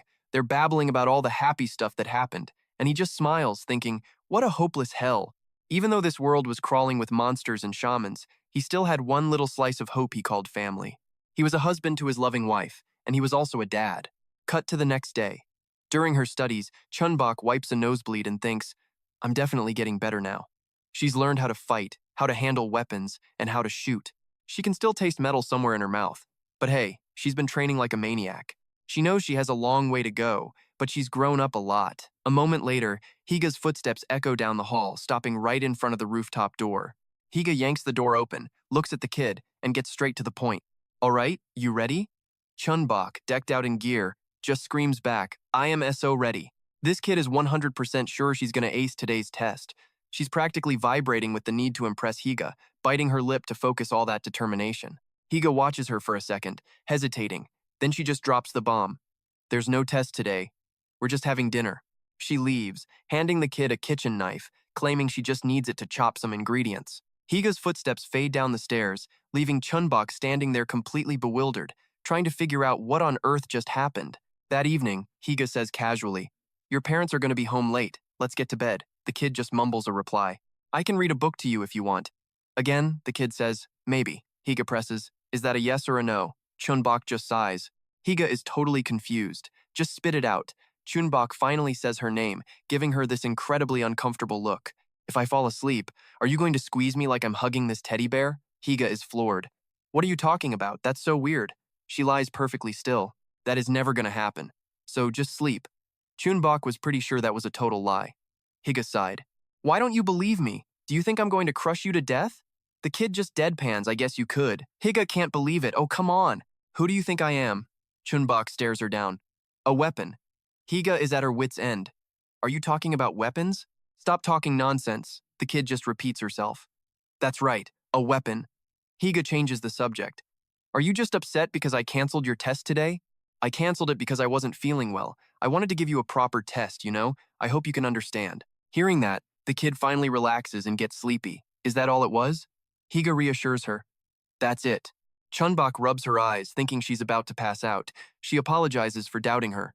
Higa just says, "It's fine, now go to sleep." Chun-Bok hugs her tight. "I'm gonna touch your chest." Higa just cracks a smile. "You really are just a kid." The kid wishes her a good night and drifts off. For a while, there's nothing but silence from the room. Then, suddenly, the door creaks open. Higa sits up, adjusts her clothes and says, "You're a little late. You should have been here sooner." She turns to look at them. "So, is the situation handled?" Chun-Bok's mom crosses her arms. "Couldn't you find a better word for it?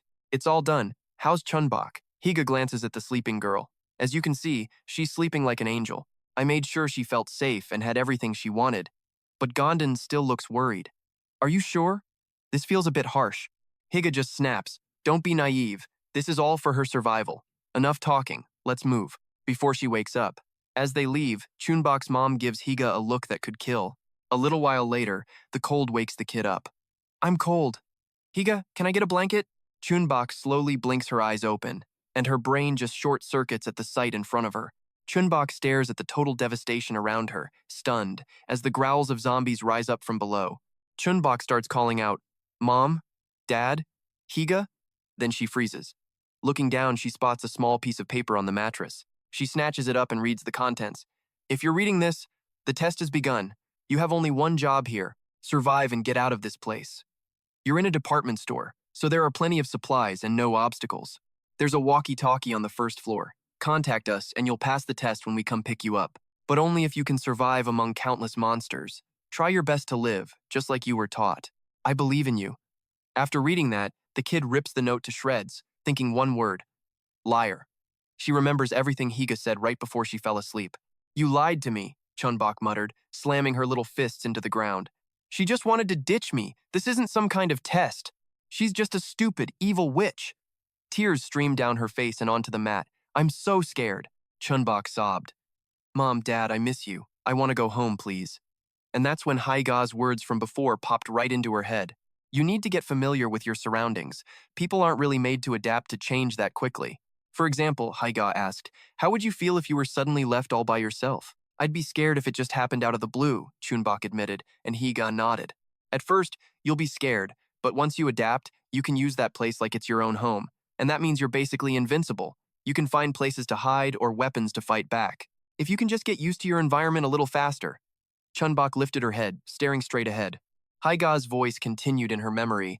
"That building you see over there, it could be the new home that protects you.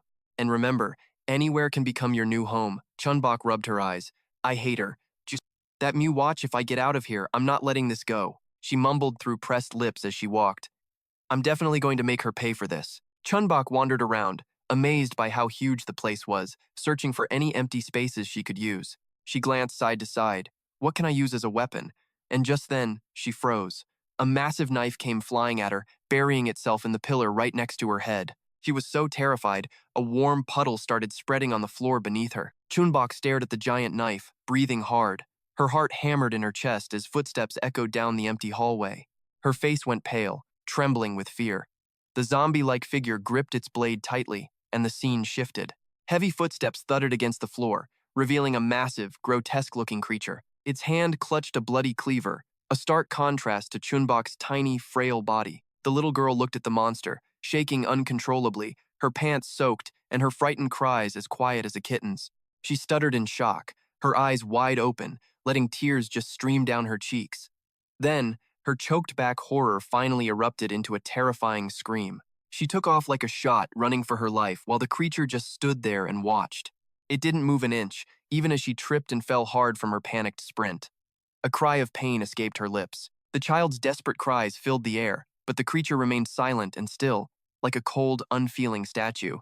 Suddenly, a voice crackled from a walkie-talkie that only the creature could hear. Far away, Chun-Bok's mom and Gom-don were watching everything with worried eyes. Chun-Bok's mom spoke into the radio, her voice laced with annoyance. "Just scare her, don't actually traumatize the kid."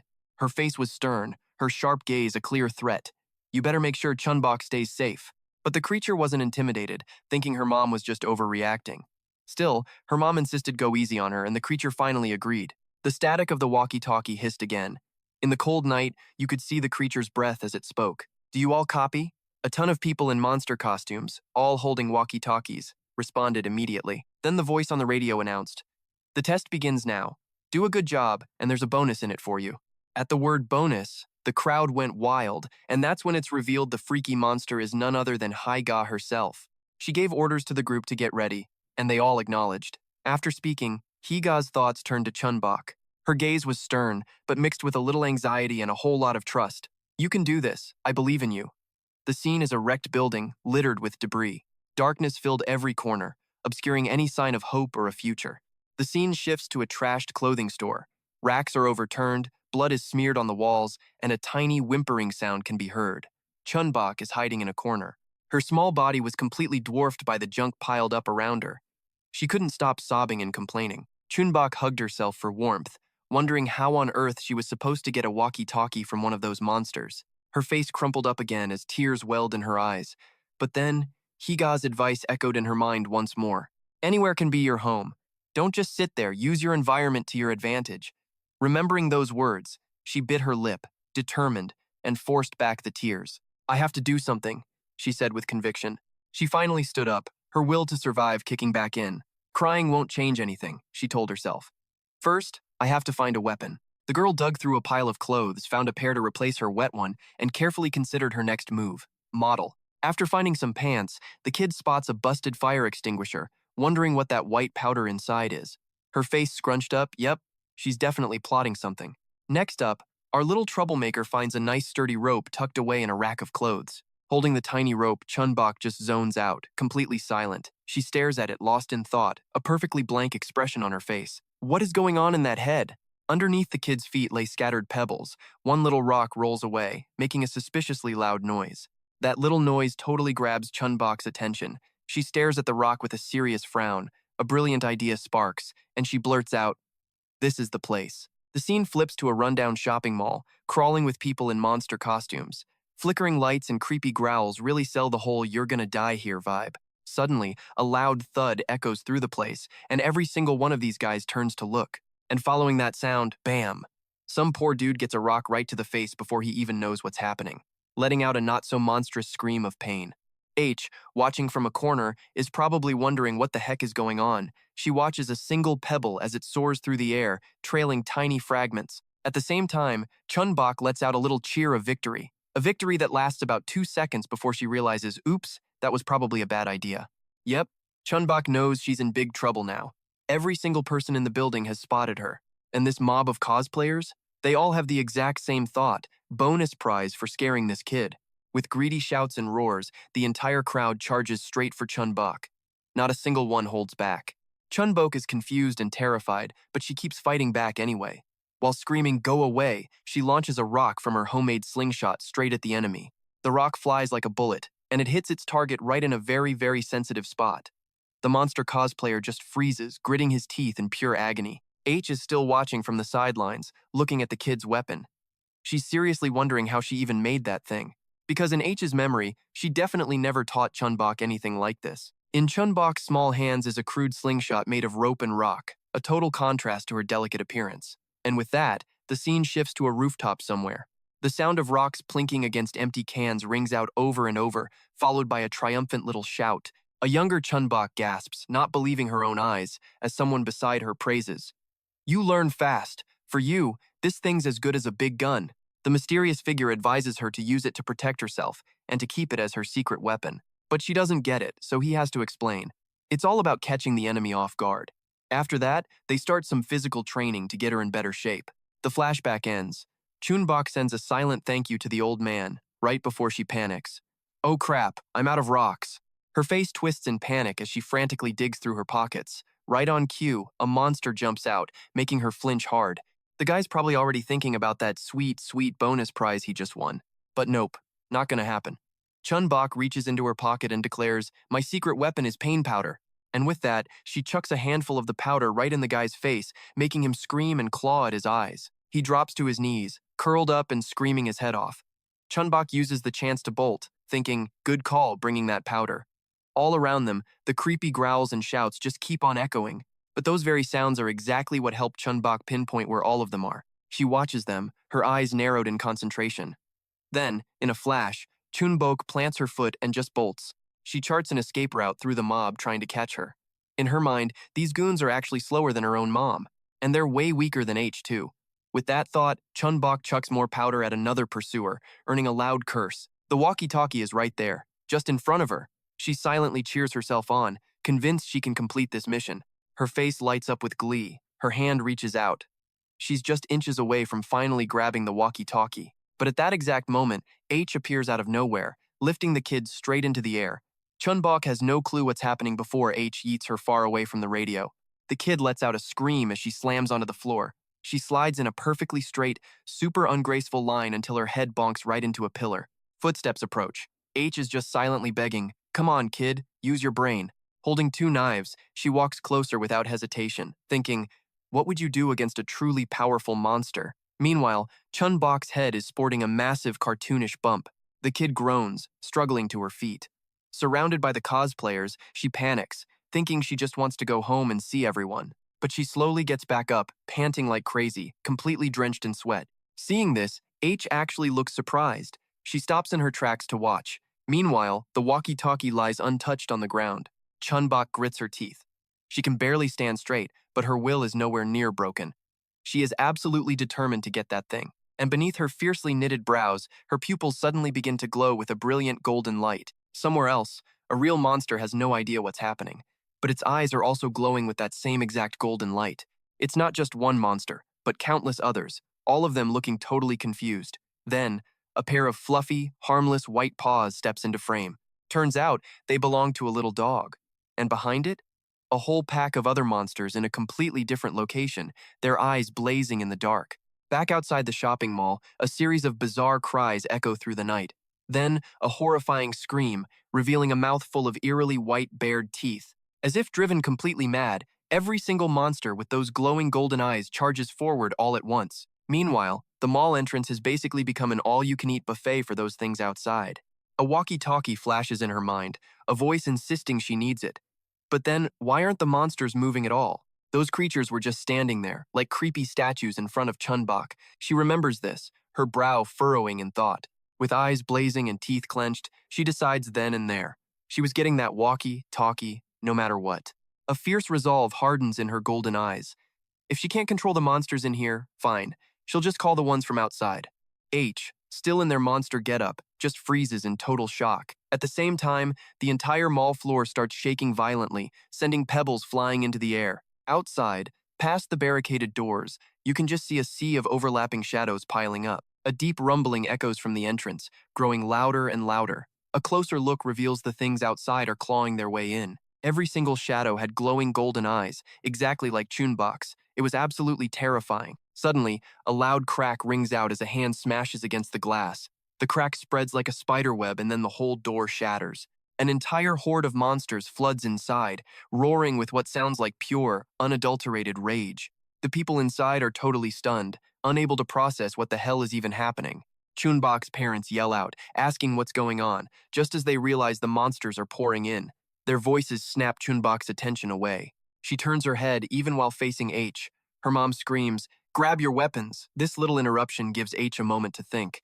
Putting it all together, the weird events, Chun-Bok's golden eyes H comes to one conclusion. This was all the little girl's doing, but Chun-Bok isn't hearing a word H is saying.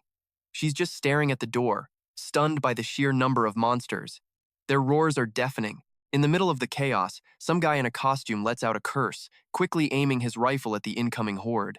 Reflected in the red eyes of his mask is a monster with a nasty set of teeth, lunging right for him. The creature's mouth opens into a terrifying abyss. A piercing shriek rings out, followed by the deafening blast of a gunshot. Amid the confusion, someone grabs Chun-Bok and starts pulling her away. "We're going up," Haiga says, scooping the kid up into her arms. "Everyone, follow H to the elevator, now," she orders, telling the armed survivors to lay down cover fire and stop the monsters from following. As for the people already on the second floor, they were told to fire down and provide support. H quickly speaks into her radio, "Something's blocking the door. The situation is getting worse." Meanwhile, Chun-Bok is the only one kicking and screaming to get away. Gondo, on the other end, can only promise to do his best. His face is a mask of pure stress. Suddenly, a monster's head goes flying. The slash was so clean and fast, it probably didn't even know it was dead. And it wasn't just one. Countless other monsters met the same fate. Their heads dropped like ripe fruit, all with the same baffled look on their faces. A sharp, blood-soaked black claw tears through monster after monster, giving none of them a chance to even react. Turns out it's Chun-Bok's mom. She's cleaning house, telling Ha to save her strength and protect Chun-Bok, promising she'll be right behind them. But Chun-Bok's mom is worried. Seeing those golden eyes on every monster, she fears that one creature might have survived. She glances at the horde, thinking it's impossible. Who in the world could have summoned all of these things here? H is cutting down monsters left and right, her mind fixated on the idea that Chun-Bok called them. Her slashes are powerful, clean, and absolutely brutal. She shoots a look at Chun-Bok, trying to understand how this little girl possessed a power that even she knew nothing about. While fighting alongside the others, she silently cursed herself for being so careless and letting her guard down around Chun-Bok. The monsters just keep coming, an endless tide of claws and teeth. Suddenly, a sharp pain shoots through H's side, forcing her to stop. H looks down at her wound in pure horror. The monsters had already overpowered Hijia and were now swarming her. They pin her down, ignoring Hai's curses. All Hai can do is scream for Chun-Bok to run for her life. Beneath the mask, H's eyes are wide with terror as she stares at Chun-Bok. But then, she realizes something is very, very wrong here. Before her, the monsters have restrained everyone. They've pinned them all down, but haven't made a single killing blow. Everyone is surrounded, completely trapped, but it's obvious to H that nobody is actually dead. Her pupils shrink as she tries to make sense of it. One of the monster's long tongues snakes out, wraps around the walkie-talkie, and offers it forward. The hands reaching for it are small and delicate. That monster, and all the others, are completely surrounding Chun-Bok. Chun-Bok takes the walkie-talkie as the monsters let out a unified roar. Then, every single one of them stands perfectly still. Chun-Bok's face appears, looking dead serious. Her pupils are still glowing gold, but her eyes have this weirdly dark vibe going on. A flashback hits of the last time she used her powers, and oh yeah, she definitely wants that awesome feeling back. Flashback over. Chun-Bok chirps happily about secretly practicing her powers while a line of blood casually drips from her nose. Totally normal. She's thrilled about maybe going home, but her eyes are completely bloodshot and the nosebleed is now a steady drip. She just clutches her walkie-talkie, ignoring the monsters nearby. The kid can't figure out why she couldn't control those monsters from before, a real head-scratcher. And the people who were being controlled by said monsters are asking the exact same question. She briefly wonders if a monster sounded like H, then immediately nope D that thought away. Right, focus. She still has to control all the other monsters here. But a strange bark suddenly gets her attention. Her eyes dart towards the sound. Chun-Bok gasps in surprise when she spots a small, seemingly harmless little dog. She crouches down to pet its head. This is literally the first time she's ever seen a creature like this. The girl is absolutely delighted, grinning from ear to ear as she asks the puppy if it wants to come with her. But her voice cuts off mid-sentence. Her face goes blank, her eyes turning pure white. The dog stops wagging its tail as Chun-Bok lets out a bizarre scream. She's frozen solid. The harmless little puppy's eyes suddenly shift to a sinister, glowing red, staring straight into her soul. The girl is just stunned, pure terror starting to flood her brain. Then comes the sound of cracking bones, a horrifying noise followed by an even more horrifying and bloody scene. Soft fur twists into sharp claws. A veiny, purplish-black leg slams onto the ground. A monster's head emerges with a mouthful of nasty, jagged teeth, letting out a deafening roar. Attached to that is a dog's snout with long fangs, drooling all over the place. Its breathing is heavy and labored. Chun-Bok is paralyzed, her face pale as a ghost. The monster's crimson eyes look down with total contempt. And somewhere in all this chaos, the other monsters just vanished. The previously controlled people are now free. H is still on the floor, cursing. Chun-Bok trembles, staring at the massive shadow covering her. With a massive crash, the creature's foot smashes through the floor. Yeah, no more cute puppy. In front of Chun-Bok now stands a giant monster, baring its teeth and claws, taking up the entire room. The scene shifts, and the monster is now right in her face. Seeing its arm raise up, she thinks she's got to use her power to control this thing, like, right now. But her body has other plans. A searing pain shoots through her head, making it impossible to focus. All she can do is clutch her head and suffer. She has no idea what to do. The monster's claws are getting closer, and at the same time, the guy who was chasing her earlier is also rushing over. Welp, looks like she's officially cornered. The only thing she can think of is the walkie-talkie, which she has no clue how to use. She's panting, holding the radio, with absolutely zero ideas on what to do next. Warm memories of her parents and H start flashing through her mind. With every breath, H's face becomes clearer and clearer. In this life or death moment, Chun-Bok screams out his name. Just then, the monster's claw is about to grab her. Its party mask is torn to shreds as it roars in agony from a sharp pain in its palm. A sickening crack echoes. Chun-Bok sobs, opening her eyes to see who's holding her. H is holding her tight, saying, "I told you I'd come if you called." The little girl says her name in total disbelief. H's face is drenched in sweat. Elsewhere, someone grabs a walkie-talkie, annoyed that Chun-Bok called for H and not them. It's Chun-Bok's mom standing before the writhing monster with a confident smirk. "Leave this to me, sweetie." Chun-Bok calls out to her in shock, but her mom just gives her a brilliant, radiant smile. She taunts he while showing off her power, which really ticks H off. Gom-don arrives, asking about Han Chun-Bok and telling them to get to safety. As the monster groans in pain, Chun-Bok's mom gives it a cold, intimidating glare from her strange, overpowering eyes. To stop the poison, the monster actually rips off its own hand, blood gushing everywhere. It growls furiously at her, but she just stands there, completely unfazed. 3 long tentacles whip through the air. An earth-shattering roar erupts as the monster opens its massive, bloody maw. Chun-Bok lets out a terrified gasp, her brow furrowed with worry. As she screams for her mom, the monster opens its jaws wide, trying to swallow her mother whole. Gross saliva flies everywhere. Its bright red eyes suddenly look down in utter confusion. Because underneath it, Chun-Bok's mom is looking up with a terrifyingly furious expression, her aura insanely powerful. "Just give up, you freak." The monster instantly freezes in fear, its mouth snapping shut as it starts sweating bullets. Her mom's eyes, like bottomless pits, are locked onto it. The monster's pupils shrink to the size of pinpricks, showing just how pants-wettingly terrified it really is. Deep inside Chun-Bok's mom's eyes, there was zero mercy, just a wide, terrifying glare that promised a world of pain. With the faint crackle of shifting bones, Chun-Bok's mom returned to her normal, less monstrous form. She looked down with utter contempt. Before her, the father-son duo and that monster now shrunk to a whimpering puppy were scrambling away in fear. Seeing this, Chun-Bok's mom just had to flash a smug little smile. All done, she turned to the group and said, "All right, let's go home. Everything's fine now." But that smile didn't last long. It froze on her face as she called out Chun-Bok's name, her voice suddenly filled with worry. Night had fallen, with a lonely moon hanging high in the sky, and from a dark bathroom, a furious shout echoed out. Chun-Bok's parents stood outside the bathroom door, desperately apologizing to their daughter, trying to explain that they had a good reason for what they did. But Chun-Bok cut them off, declaring that no real mother would ever do that, which shut them up instantly. Their faces were a perfect picture of confusion. Hiding behind a wall, with just her fingers showing, the girl muttered angrily, "You're all lying to yourselves, especially Hai-ga." She declared she'd never trust them again. While her parents fretted, H just stood there silently, watching the kid. Then suddenly, H decided to speak up, criticizing Chun-Bok. "You're so childish. You haven't learned a thing I taught you, and now you're blaming others?" Chun-Bok's parents whipped around to glare at H. "So why did you want to be stronger in the first place? If you're going to be like that, just go hide behind your mom." At that, Chun-Bok peeked out, tears in her eyes, looking right at H. Chun-Bok stormed towards her, little fists clenched tight. H didn't even flinch, just ask, "Are you planning to cry louder?" But her posture told a different story. She sat down, waiting for Chun-Bok to reach her. Seeing that, Chun-Bok moved even faster, too furious to even speak properly.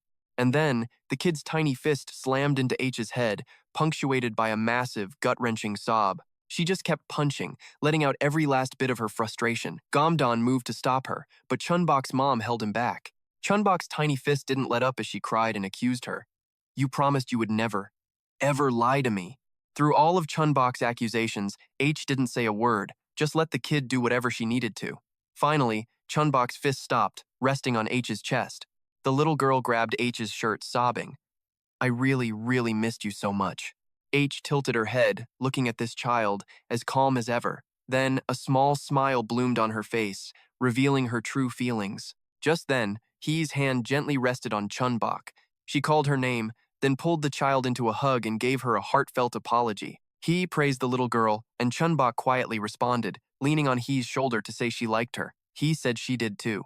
Hearing those words, Chun-Bok smiled with pure satisfaction, letting tears stream down her face. And in the darkness, H's praise echoed. "You did great, Chun-Bok." Later, Chun-Bok was fast asleep next to her mom, letting out little snores. Chun-Bok's mom figured the kid must have been completely exhausted. Then she and Gom-don started discussing Chun-Bok's incredible power. The two of them seriously decided they'd wait for Chun-Bok to wake up before asking more, then moved on to the subject of the people they'd hired. An image flashed of a bloody human arm and a shredded costume. They'd all been killed by the monsters. But hearing this, Chun-Bok's mom actually felt lucky that there weren't any witnesses, a reaction that left Gom-don a little stunned. Chun-Bok's mom noticed Gom-don's strange look and immediately asked what was wrong. But Gom-don just stammered and denied it, so she sweetly linked arms with him. In a car, she pressed a cloth to her wound, urging herself to drive faster and get away. He tried changing the subject to H's upcoming test, saying it'd just be them on patrol. But Mom shot back that they had a car, so they could all stick together. Hearing that, Gom-don awkwardly scratched his head and admitted that Chun-Bok and Dung had borrowed the car and hadn't brought it back yet. Elsewhere, in a deserted parking lot, a distant scream was heard, but it didn't disturb the eerie silence. Gom-don's car was parked right there. Inside the car, Dung was panting, blood from a head wound soaking the scarf around her neck. She pressed a cloth to the injury, telling herself to get going. Somewhere else entirely, Chun-Bok was tied up tightly, covered in blood, and not looking too good at all. In front of him stood a strange figure, staring him down with cold, glowing red eyes. The eyes of a monster. The scene changes. Dawn is breaking over a neighborhood, and someone is calling for people to come outside. On a street filled with rubble and debris, Chun-Bok's family and H were walking along, just chatting casually. Chun-Bok was still a little ticked off about yesterday, so she firmly announced that today, she was the one calling all the shots. Besides H, Chun-Bok's parents looked totally wiped out, but she insisted they had to play with her. She smirked, thinking she'd finally gotten her revenge. Chun-Bok gave H a particular look, which actually made H seem a bit worried when she saw the kid's expression. H couldn't quite meet the child's gaze. She looked away and asked what she wanted, but the kid just kept it a secret, speaking in riddles. A children's playground came into view, the whole area feeling strangely fresh and peaceful. Below the tall, clean, modern apartment buildings, a voice could be heard. "Why are you always like this? I'm trying to help you." Gom-don stood there listening without saying a word. Meanwhile, Chun-Bok was talking a mile a minute at someone, demanding an answer. The look on the little girl's face was pure fury. H stood in front of Chun-Bok, her own face twisted in a reluctant grimace. Her normally styled hair had been forced into pigtails. She stammered out, "Yes, mother," and immediately, a loud laugh erupted. So they're playing house in the park, and Chun-Seok is the mom. Huh, their family's happiness comes at the expense of Higa's dignity. Higa is giving Mom Chun-Seok a death glare of epic proportions. But Chun-Seok couldn't care less. She's way too into her role. Inside Higa's head, though? Pure rage. You can practically see the veins popping on her face. This little incident has been officially noted. But Chun-Seok's mom just purses her lips, trying to hold back a laugh, with literal tear tracks from laughing so hard. Then she lets out a little meow at Higa. That's because, in Chun-Seok's little game, she's been cast as the family cat. And that's it. Higa snaps and launches herself at Chun-Seok's mom, forcing Gom-don and Chun-Seok to quickly break them up. A teddy bear sits silently on the sidelines.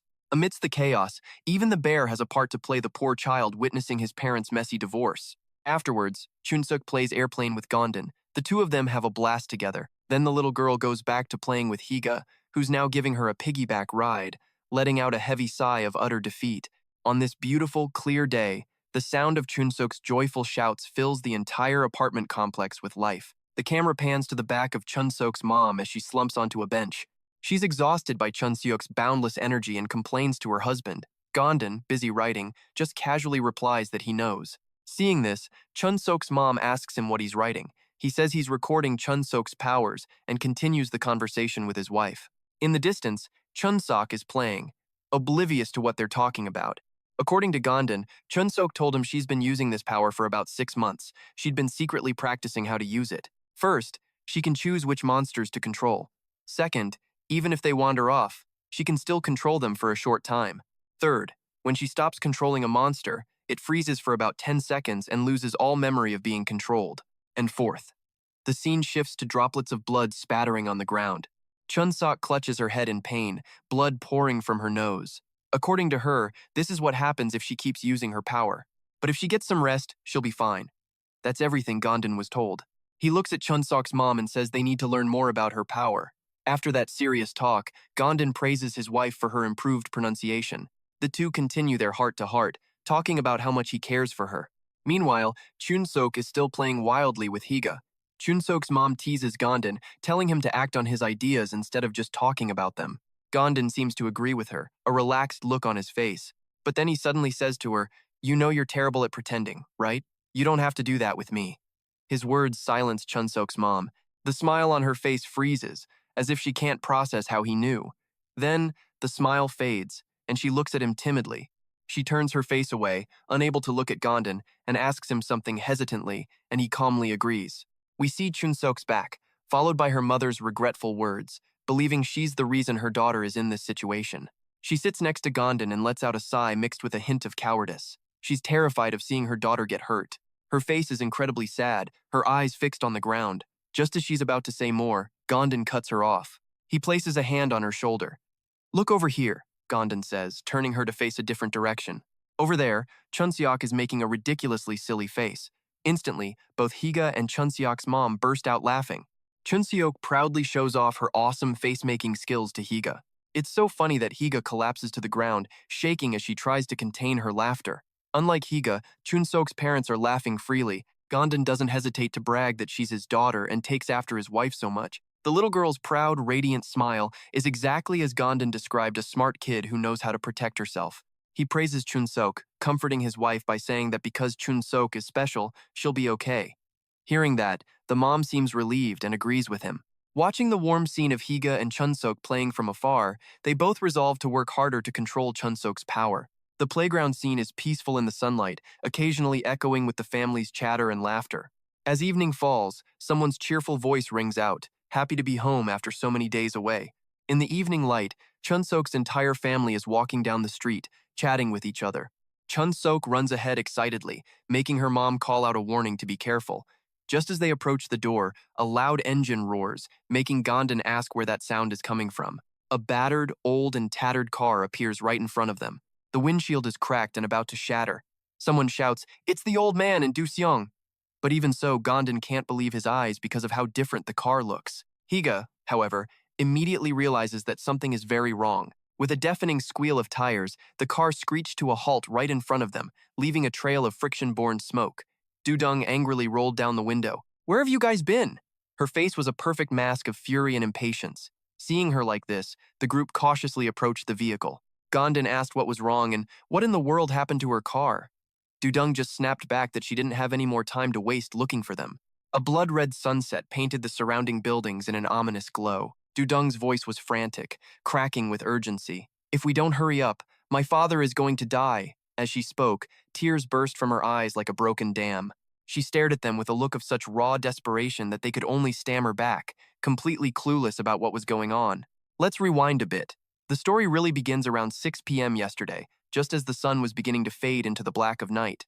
After spending a few days scouting the area and its monsters, she was finally racing back home. She remembered the car growling down the road that day, its wheels screaming against the pavement in a terrifying symphony of speed. Chun-Bi let out a string of curses, completely terrified. He started arguing with Dung, telling her she was the worst driver he'd ever seen. In response, Dung just offered an awkward laugh as a weak defense for herself, all while the car continued to speed through their argument. Chun-Bi couldn't trust someone who'd only been driving for 3 days, but she just told him to relax. Relax? Chun-Bi shot back. Praying is more like it. He was sweating absolute bullets, clutching the seatbelt as if it were a life raft in the middle of the ocean. Dung just shrugged it off, saying, "What's done is done, it'll be fine," and then bam, a massive crash echoed as the entire car was thrown sideways. Something had slammed hard into the side of the vehicle. Dung's eyes flew wide open in shock, with no idea what had just happened. The car shook violently. Chun-Bi glanced at Dung, his face pale with panic. The world began to spin, her name echoing faintly in her ears. She snapped awake from the daze, a bright red streak of blood trickling from her forehead in the corner of her eye. Seeing Dung was awake, Chun-Bei frantically asked if his daughter was all right. They were both tied up tight, barely able to move, let alone understand the situation. After making sure his daughter was okay, Chun-Bei managed to crack a relieved smile. He did this while ignoring the blood gushing from his own head. Dung looked at him, worried, and despite his reassurances, she was absolutely furious. Suddenly, a clicking sound. You're not hurt too badly," a voice echoed. Both of them whipped their heads in shock toward the sound. A single foot appeared before them, bizarrely, small and bony, a stark contrast to the massive cloak it peeked out from under. 3 sharp, bird-like toes accompanied the voice. So glad to see you're both awake. Let's have a quick chat, shall we? The enormous cloak completely hid the creature's face and body, leaving only the sound of its heavy, terrifying footsteps. Chun-Bi narrowed his eyes, staring sharply at the figure. Behind it, a heavy door had been sealed shut. They were tied up in a sealed storage room, surprisingly clean and tidy. Chun-Bi put on a serious face and tried to negotiate. Even though he and Dung were completely helpless, the moment they saw this stranger, neither of them flinched. They were ready for a fight. Annoyed, the creature demanded to know what their abilities were. But they just stared back, completely silent. The thing did not like that one bit. Dung snapped back defiantly, "So what if I heard you?" But her captor didn't care and simply said, "I'm the one asking the questions here, so answer me." Dung hesitated. Her eyes locked on those freakishly weird feet as the creature continued. "Whether you live or die depends entirely on your answer." Its foot twitched, and that's when they saw it. The bizarre, bony foot actually had 4 toes, all while its owner continued to choose its words very, very carefully. "Tell me what you're good at," it said, its monologue punctuated by the creepy clacking of its footsteps. "If you have any use," the creature continued its interrogation, "and especially if you have children, that would be even better." Suddenly, something clicked in Chun-Bi's mind. He looked at the creature with a dead serious expression as the footsteps continued their rhythm. "However, if you have nothing to say." The creature paused for dramatic effect, causing Dung's eyes to widen in pure terror. It turned to Chun-Bi. "You know what happens next." And from under the hood, a pair of glowing red eyes blazed to life. As its hand gripped his hair, Chun-Bei's wound started bleeding profusely. He bit down hard, refusing to let out a single pained groan. The creature coldly used Chun-Bi as a hostage, staring down Dung with those terrifying eyes, demanding an answer. Through the agony, Chun-Bi glared back. The thing kept asking, but besides a terrified Dung, Chun-Bei only let out a muffled grunt, forcing it to ask again. And then, a glorious curse word exploded from his mouth with every ounce of his being, startling the creature into letting go. In its shock, the thing couldn't figure out what his plan was. Dung was just as baffled. It seemed Chun-Bi had finally reached his breaking point. He started ranting about how much he hated scouting missions and the powerful people who forced him into it, all while secretly winking at Dung, who suddenly got it. Dung instantly understood Chun-Bei's plan. She immediately jumped in, starting to praise those very same people. She mentioned the Chun-Bok family to the stranger, cleverly shifting all of the creature's attention over to them instead. Just as they hoped, the stranger took the bait at the mention of a child, her eyes glowing an even deeper red.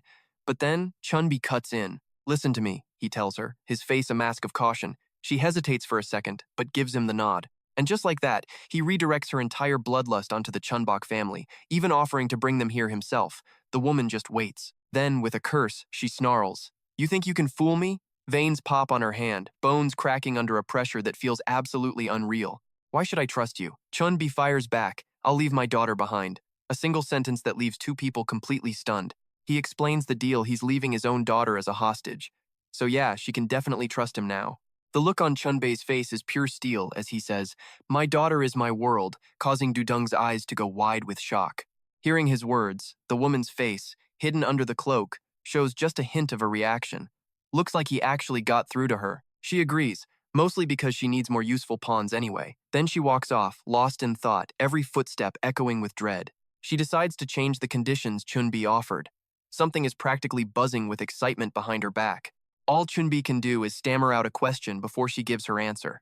And with that, the flashback ends. Dung tells the Chun-Bok family she was taken in his place, and she promised to be back by 6 p.m. today. Fail. And Chun-Bi dies. Inside the beat-up old car, Gom-don is singing the man's praises, while Dung is just hoping everything gets sorted out. Unlike those two, Chun-Bok is just happily playing in Haiga's lap. H coldly asks for a description of the kidnapper, still holding the curious kid. The car speeds along. Dung, driving, says she couldn't see much, thanks to that cloak. Her best guess? A female monster, about her height, with bizarre 4-toed feet and 2 clawed tentacles on her head. Hearing this, Chun-Bok's mom gasps and says she knows who it is. Chun-Bok, sitting there looking all innocent and smug, has absolutely no idea she's at the center of all this danger. But just as Dung starts apologizing to the mom, a massive crash erupts, putting H on high alert. Her expression hardens. Amidst the shredded metal of the car, a tentacle snatches Chun-Bok away. The kid looks totally confused, while H is just frozen solid. Haiga lets out a heartbreaking scream, calling her daughter's name and reaching out, but it's completely useless. Dung finally registers the situation. "Turn the car around now," she yells, as the vehicle lets out a terrifying screech. Chun-Bok is gone. Instantly, someone's voice rings out, shouting, "Follow her!" The kidnapper is leaping across abandoned high-rises at insane speeds. Chun-Bok struggles, demanding to be let go and asking who they are. Just as a tentacle slips out from under the cloak, the kidnapper's voice cuts through the air, telling the kid to shut up. "I don't want to hurt you." Hearing that voice, Chun-Bok jolts. It sounds familiar. As they leap over another rooftop, the kidnapper holding her also mutters to herself, thinking the kid's voice sounds way too familiar. And under the bright moonlight, Gazan finally realizes she just kidnapped Chun-Bok. Talk about an awkward reunion.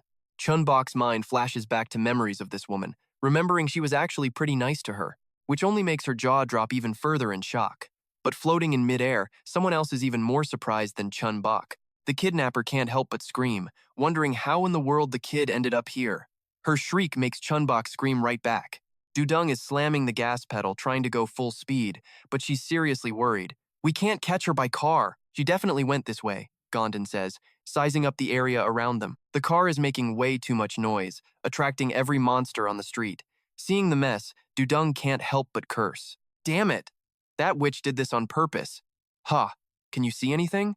Over here, H is coughing and shaking violently. She's gasping for air and spitting up blood, sending everyone into a panic.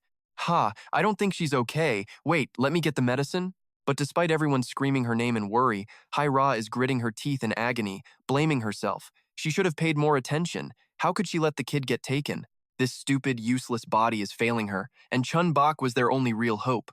Elsewhere, someone is flying through the night, a blur against the wind. It's Chun-Bok's mom, desperately searching for her little girl. Not here either? It's like she just vanished. The kidnapper obviously knows this place like the back of her hand, making a blind search completely pointless. What if? What if I can't find her? Exhausted and panicked, a terrible thought crosses her mind. If Chun-Bok is gone, no, that can't happen. She grinds her teeth, anger and fear boiling inside her.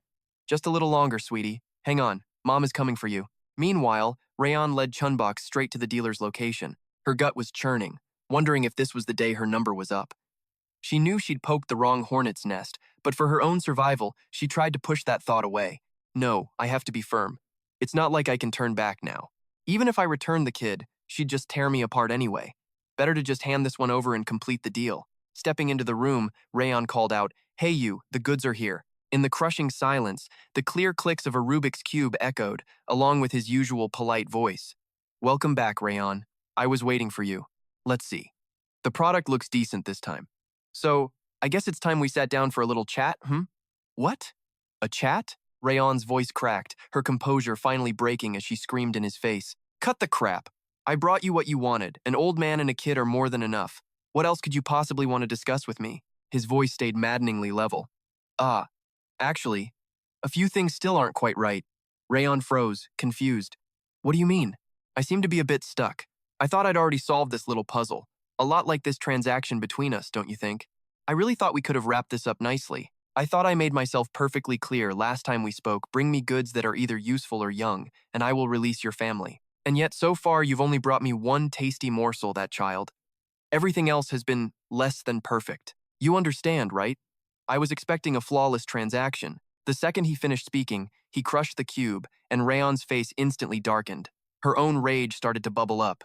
"A flawless transaction? Are you kidding me? I worked my butt off to get you what you wanted, and you're still spouting this nonsense. Enough with the games. Give me back my kids now."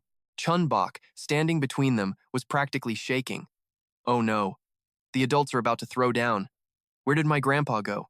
Then, the scene that unfolded left the kids speechless with shock. At the same moment, his deep, menacing voice rang out. "Are you certain this is what you want?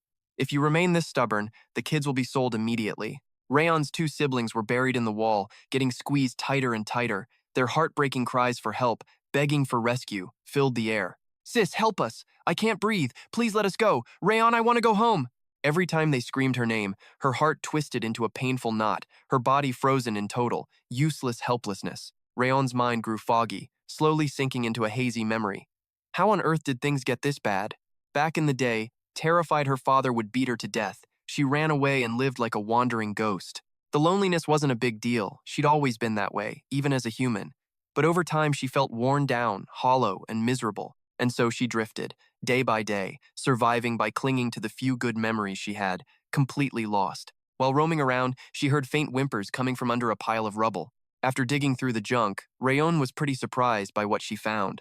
There were two tiny kids huddled in a corner, looking absolutely pitiful. In that moment, she found the kids, and her first thought was not exactly a noble one. The kids were just tiny little things. She figured she should fatten them up a little first, and then eat them. Yeah, she thought. They're too small now, so I'll just wait until they're bigger. Rayon wondered if a month would be enough to pack on some pounds. Spoiler. She regretted that thought almost instantly. No matter how much she fed them, it was never enough. On top of that, they were always bickering and fighting over literally nothing. Raon couldn't get a single second of rest. The kids constantly wrecked the place and made a mess. Rayon, look at this. Rayon, see that. She had to follow them around constantly, cleaning up. But after a month of raising them, they started to grow on her. The little troublemakers were getting annoying in a good way. These two were her little angels, trailing behind her no matter where she went. They were the ones who filled the gaping hole in Rayon's heart. She couldn't even imagine what she would do if they weren't by her side anymore. Back then, at their hotel, she was happily walking to their room calling out, "Kids, time to eat! Today we're having..." But the words died in her throat. Rayon was watching as one of her kids was being slowly swallowed by a monster. At that moment, she wished she had come home just a little bit sooner. And this was the first time she met him. The bastard who had taken her kids. She went completely berserk and attacked him with everything she had. But it was a hopelessly one-sided battle. He watched her gasping for air and said, "I was wondering how these children got so fat and healthy, but I never would have guessed they were being cared for by something like you. You must have raised them with all your heart, haven't you? So, how about we make a little deal?" John's vision was a total blur. All she could do was gasp, staring at his sickeningly fake smile. And just like that, ever since the kids were taken, her life had become a one-way ticket to hell. She was constantly forced to hunt and kill whatever poor soul he took a liking to. But this guy was impossible to please. She felt completely useless every time he'd whine and reject her offerings because they weren't perfect enough for his tastes. All that negativity just kept piling on, basically draining the life right out of her. It got so bad she started wondering how in the world she even got stuck in this mess. Seriously, why? Why was she going through all of this for some random kids? Or hey, maybe she should just leave them? And just thinking about it made her feel a little lighter. Even if the kids died, she did her best, right? But in that moment, it all clicked. Jian mustered up her courage and said it. Stop. Her defiance actually seemed to surprise him. I mean, he was torturing two little kids just to prey on her conscience. Jian was still trembling but tried to bargain. I'll do what you want. I'll bring you even fresher meat. Just keep your promise, and I swear I'll get you what you want. Her hand, clutching Chun-Bok, tightened on its own. Through her choked-up voice, Chun-Bok saw something absolutely incredible. Tears were streaming down her face. She was sobbing, desperately begging him, "Please, oh please, just make it stop." The little girl's innocent eyes went wide as she stared.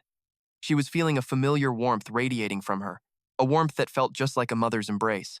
Seeing her break down like that completely changed how Chun-Bok saw her. This wasn't some evil monster.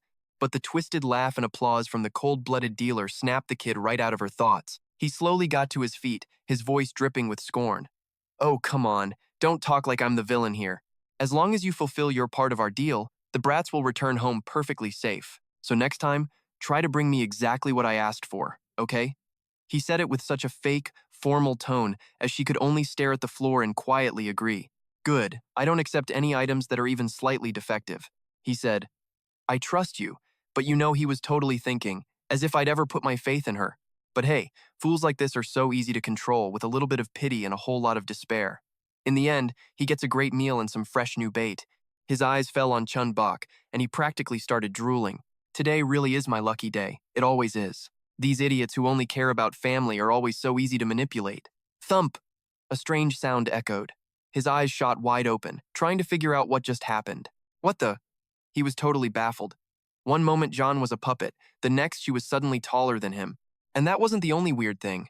Creepy vines were crawling all over the room, spreading out from everywhere. And now, totally helpless, he could only sputter out the words, "No way. Why am I falling?" His entire body started to tremble as pure panic set in. I can't control my body anymore. Then, sharp waves of pain shot through his head, and he unconsciously started letting out these pathetic groans. My head. It feels like it's going to explode. What the hell? Before he could finish, a massive pressure wave made his ears ring, completely wiping his mind blank. And get this, it was Chun-Bok, gritting her teeth in pure rage, using her own power to torture the guy. While he was screaming from the worst migraine ever, Gion was just freaking out, with absolutely no clue what was going on. She looked around, thinking to herself, the room he created, it's completely falling apart. Why did he suddenly collapse like that? While she was zoned out and lost in thought, a clear voice called out, "Big sis!" She was shocked and looked down at Chun-Bok, who was looking right back at her. The kid had to spell it out. Did you completely forget what you were about to do? But Gion's attention was caught by the kid's eyes. They had changed color. Before she could ask, Chun-Bok cut her off. Is that more important than your sister right now?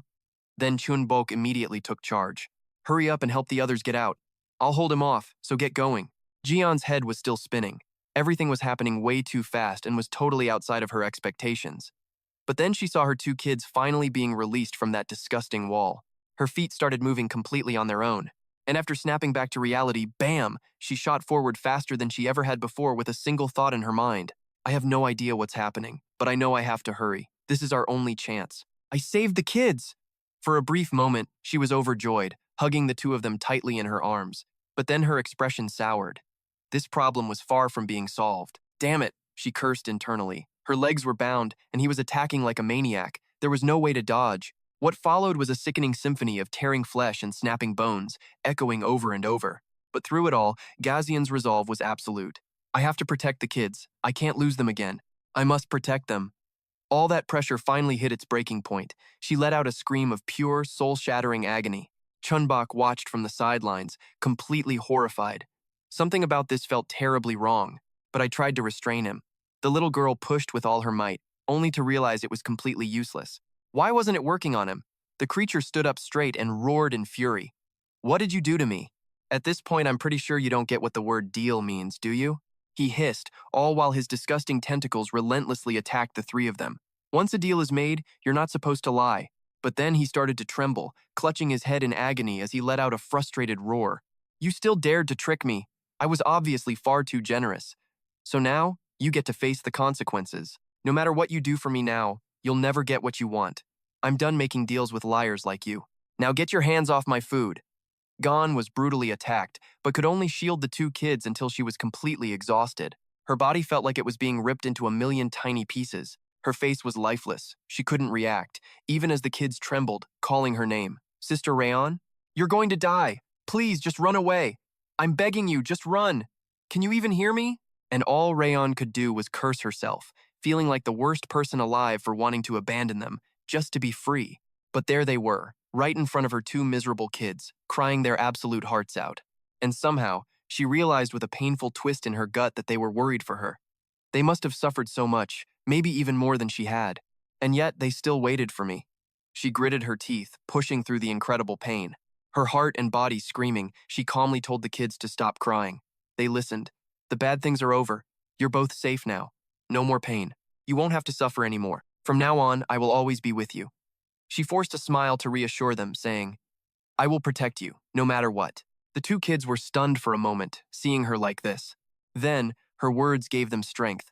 They pressed their lips together, determined to stop crying, and answered, okay.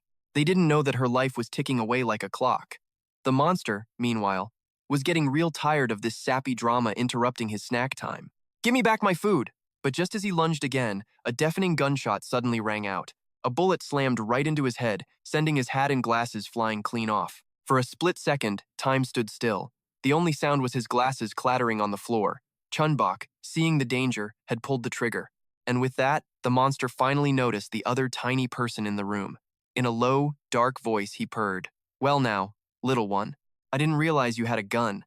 That's a dangerous toy for a child, you know? But don't worry, I can play with you. Then, his body began to transform, swelling up to a massive size. Chun-Bok was completely speechless. He continued in a chillingly calm tone. You will never be bored. I'll play with you, right until the very last second. When she got a clear look at his face, the little girl's heart simply stopped. A silent scream built inside her. Blue!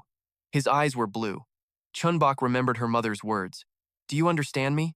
Her mother had placed the gun in her little bag. This is not a toy. You only use this in a real emergency. And Chun-Bok, like any kid, had just waved it off. I know, Mom, don't worry, but her mother had gently insisted. I trust you, my love. Just always keep it with you. And remember, only use it if you really need to protect yourself. Okay? Back in the present, Chun-Bok thought, "Sorry, Mom, I have to use it. This definitely counts as an emergency." Her eyes locked on the monster, her resolve hardened. If she wanted to save her grandpa and the others, she had to defeat him. His blue eyes. She had never seen a monster with that color eye before. Could that be why she couldn't control him? What was she supposed to do now? Come on, brain, start working. Chun-Bok was terrified, sure, but her hands refused to loosen their grip on the gun. And while all this high-stakes drama was unfolding, a door on the far side of the room that nobody noticed decided this was the perfect time to dramatically swing open all on its own. Meanwhile, Chun-Bok was quickly reevaluating just how incredibly doomed she was at this very moment. Jason was seriously hurt, so counting on her for help was a no-go. The only exit was completely blocked by this guy, so running for it was basically a fantasy. It felt like every single object in this room was just another part of him, and while our hero was lost in thought, he had already backed her right up against the wall.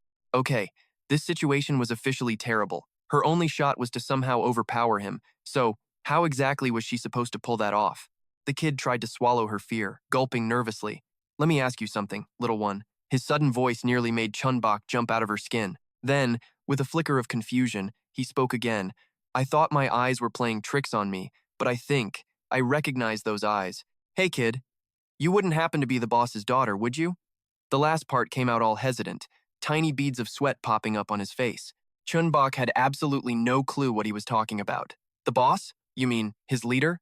And then it hit her. This was it. This was her golden opportunity. She could totally bluff her way out of this and save everyone. With that brilliant idea, she immediately channeled her inner drama queen and let out a massive theatrical laugh. "You really have eyes but can't see a mountain, can you?" Chun-Bok cleared her throat, oozing fake confidence. "You're right. I am my father's daughter." From the sidelines, Gion watched this whole scene unfold, completely baffled. Was she seriously trying to fool him with such a blatant lie? The guy actually seemed confused by her eye color. But what was going to happen when he finally figured out the truth? But wait a minute, could he actually be falling for it? The goon was just standing there, eyes wide and breathing hard. Seeing him hesitate, Chun-Bok cranked the audacity up to 11. "Unbelievable. Aren't you going to greet your superior? Where are your manners? Or do I need to be the one to teach you a lesson?" Chun-Bok even pulled her best intimidating "my dad owns this place" face. And what do you know, the guy immediately dropped to his knees in pure terror. "I have been incredibly disrespectful to you. My lady, I had no idea you were the leader's daughter. Please forgive my foolishness." The other three were completely speechless. Gion could only think to himself, "You have got to be kidding me right now." He bought it. She knew it. Her plan was perfect. And with that little victory, our girl got even bolder. "All right, now you listen to me very carefully." "Yes, my lady, I'm listening," he said, nodding his head like a bobblehead as Chun-Bok laid down the law. "I heard you were causing some trouble in my territory, so I came to see for myself. I can't believe you dare to make deals here without permission. I am so sorry, but as you can see, I was never told." But she cut him right off with a shout. "Hey, are you talking back to me? I'll give you one chance to redeem yourself. Now, you are going to hand over these people, and the other one you caught earlier." Then she tried her best to deepen her voice to sound more intimidating. "If you don't, I'll make sure the leader hears all about this." Inside, the kid was basically throwing herself a parade.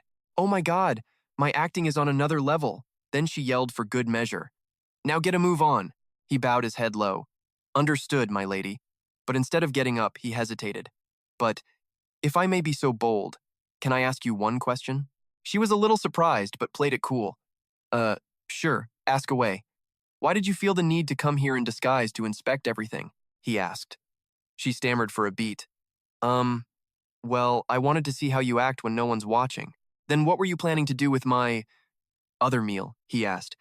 "Oh, I've recently developed an interest in collecting different kinds of food." Right after she finished that truly awful lie, dozens of his hands started sprouting from the wall behind her. But he just kept talking, totally calm. "I see. Well then, allow me to ask just one more question." His face suddenly turned incredibly dark as he stared right into her eyes. "Could you please describe for me what the leader looks like?" Gion gritted his teeth, panicking. "It's over." What can she possibly say to that? Chun-Bok's face fell and she went dead silent, but then her eyes snapped into a strange, steely focus. She looked him dead in the eye and delivered the coldest two words in history: "No comment." Then she immediately launched herself sideways, dodging a swarm of grasping hands, and started firing her gun like there was no tomorrow. The guy was genuinely furious now, letting out a booming, twisted laugh. "You really are a little liar. But not just that, you're also surprisingly strong and fast. Let me tell you, I was just playing along to see what you'd do." You've got nothing to do with my boss. But hey, I guess today is my lucky day after all, because I get a delicious meal that happens to have my boss's eyes. He mocked her while relentlessly attacking, giving her no room to breathe. Chun-Bok scrambled to dodge as best she could. Damn it. This place is way too cramped to dodge his attacks. But looks like this guy wasn't about to give the poor girl any time to think up a strategy. No matter how hard she tried, Chun-Bok couldn't escape this completely flipped situation. Giant arms were closing in on her as his voice slowly rumbled. Playtime's over, little girl. And bam!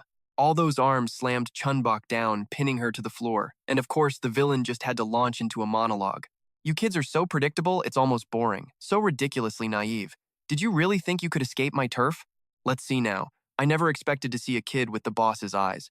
Well, this is an interesting twist. So I'm guessing you're the source of my recent headaches, huh?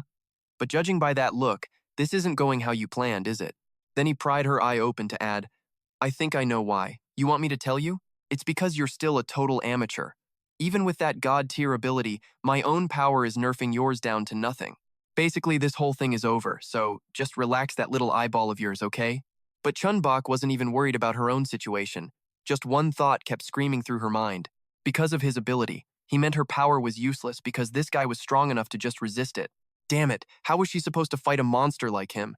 She kept pushing her power at him, making him wince and finally snap. Cut the games and stop using your power already. He squeezed her limbs tighter as he kept talking. If you haven't stopped by the count of 3, I'm tearing you to pieces. Chun-Bok's mind was racing. What do I do? I don't believe for a second he'll spare me if I stop. But what could she do? He hit the number 2, and she was officially panicking. Nobody noticed that the door had just creaked open a little wider. And what she saw next was so impossible, it totally fried her brain. The final count came from the old man, the very same one this goon had kidnapped.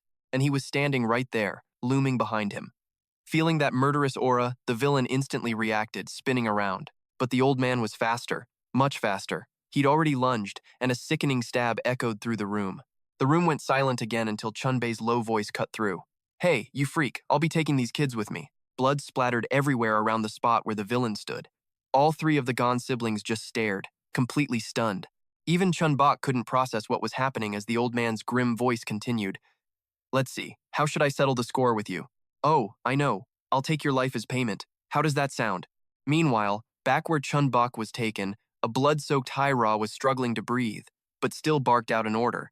Give it to me. Gom-don refused, his voice sharp and firm. You need to rest. Just give me the axe. She kept insisting and got chewed out for it. What are you going to do in that condition? Are you trying to get killed? I get that it's hard when you can't do anything. But Chun-Bok's mom is out looking for her, so we need to trust her. Stay calm and wait. Besides, you also need. I have to go. Hyga's steely words just blew past everything Gom-don said, shocking him into total silence. Her breathing was shot. Her mind was a complete mess, but she argued they'd waited too long, which meant his wife hadn't found her. If only I'd managed to grab her hand in time, this never would have happened. It's all my fault, so I have to be the one to go.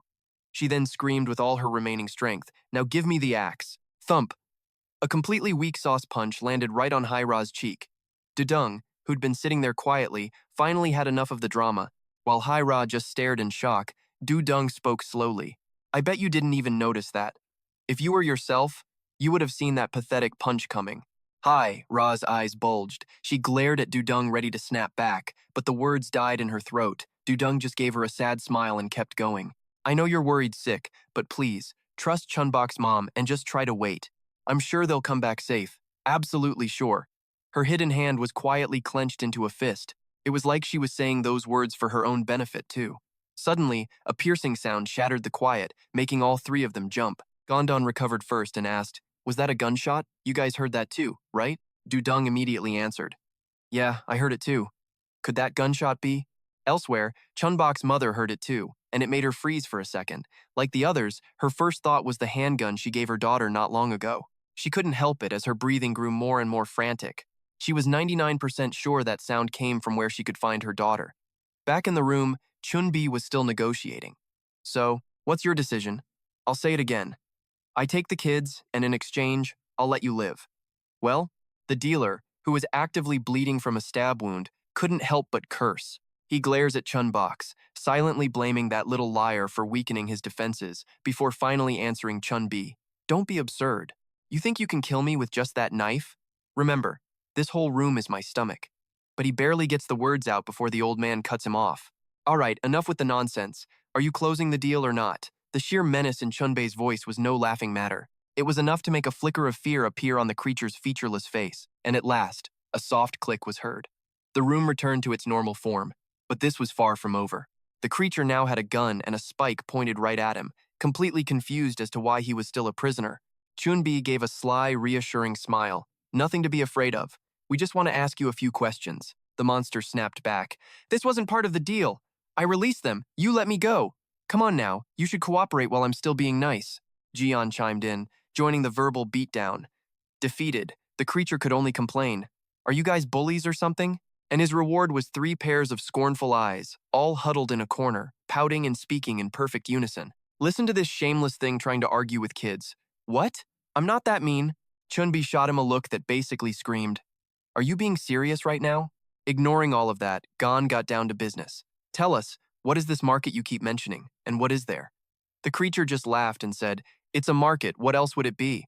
But she immediately shot down his useless answer with a hard glare and yelled, Spit it out! He sighed, thinking for a moment, and then began. At that market, little kids like these go for a high price. Fresh goods like this are rare and valuable. They're even bought as pets sometimes. Is that what you wanted to hear? His words sent her into a blind rage. You son of a dog! You never intended to give the kids back. Seeing her blow up, Chun-Bi blurted out, Whoa, calm down, little lead bug, which naturally only made her angrier. Did you just call me a lead bug, you decrepit old man? Chun-Bi ignored her completely and turned back to the creature. Your eyes are pretty weird. Tell me about them.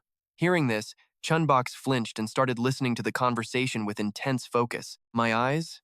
What a boring question. Have you never seen this eye color before? He answered with a sneer, and Chun-Bi immediately set him straight. Hey, shut your mouth and answer properly. So, the creature had to tell the truth. This eye is a special mark my master gave me. Chun-Bi was so surprised he had to ask again. A mark? The monster confirmed without skipping a beat. That's right. It's like a badge of honor for those deemed worthy. The greater a person's value, the better they can absorb and use the power granted to them. Too bad I haven't used it in a while, which is why we're in this mess. If I were better with it, none of you would be standing over me. But suddenly, Chun-Bei's voice turned chillingly dark. Do you remember what you said earlier? And just like that, the creature froze. The familiar sound of a gun cocking and the cold press of metal against its head. He continued, When I was behind the door, I heard you ask the girl if she was your master's child.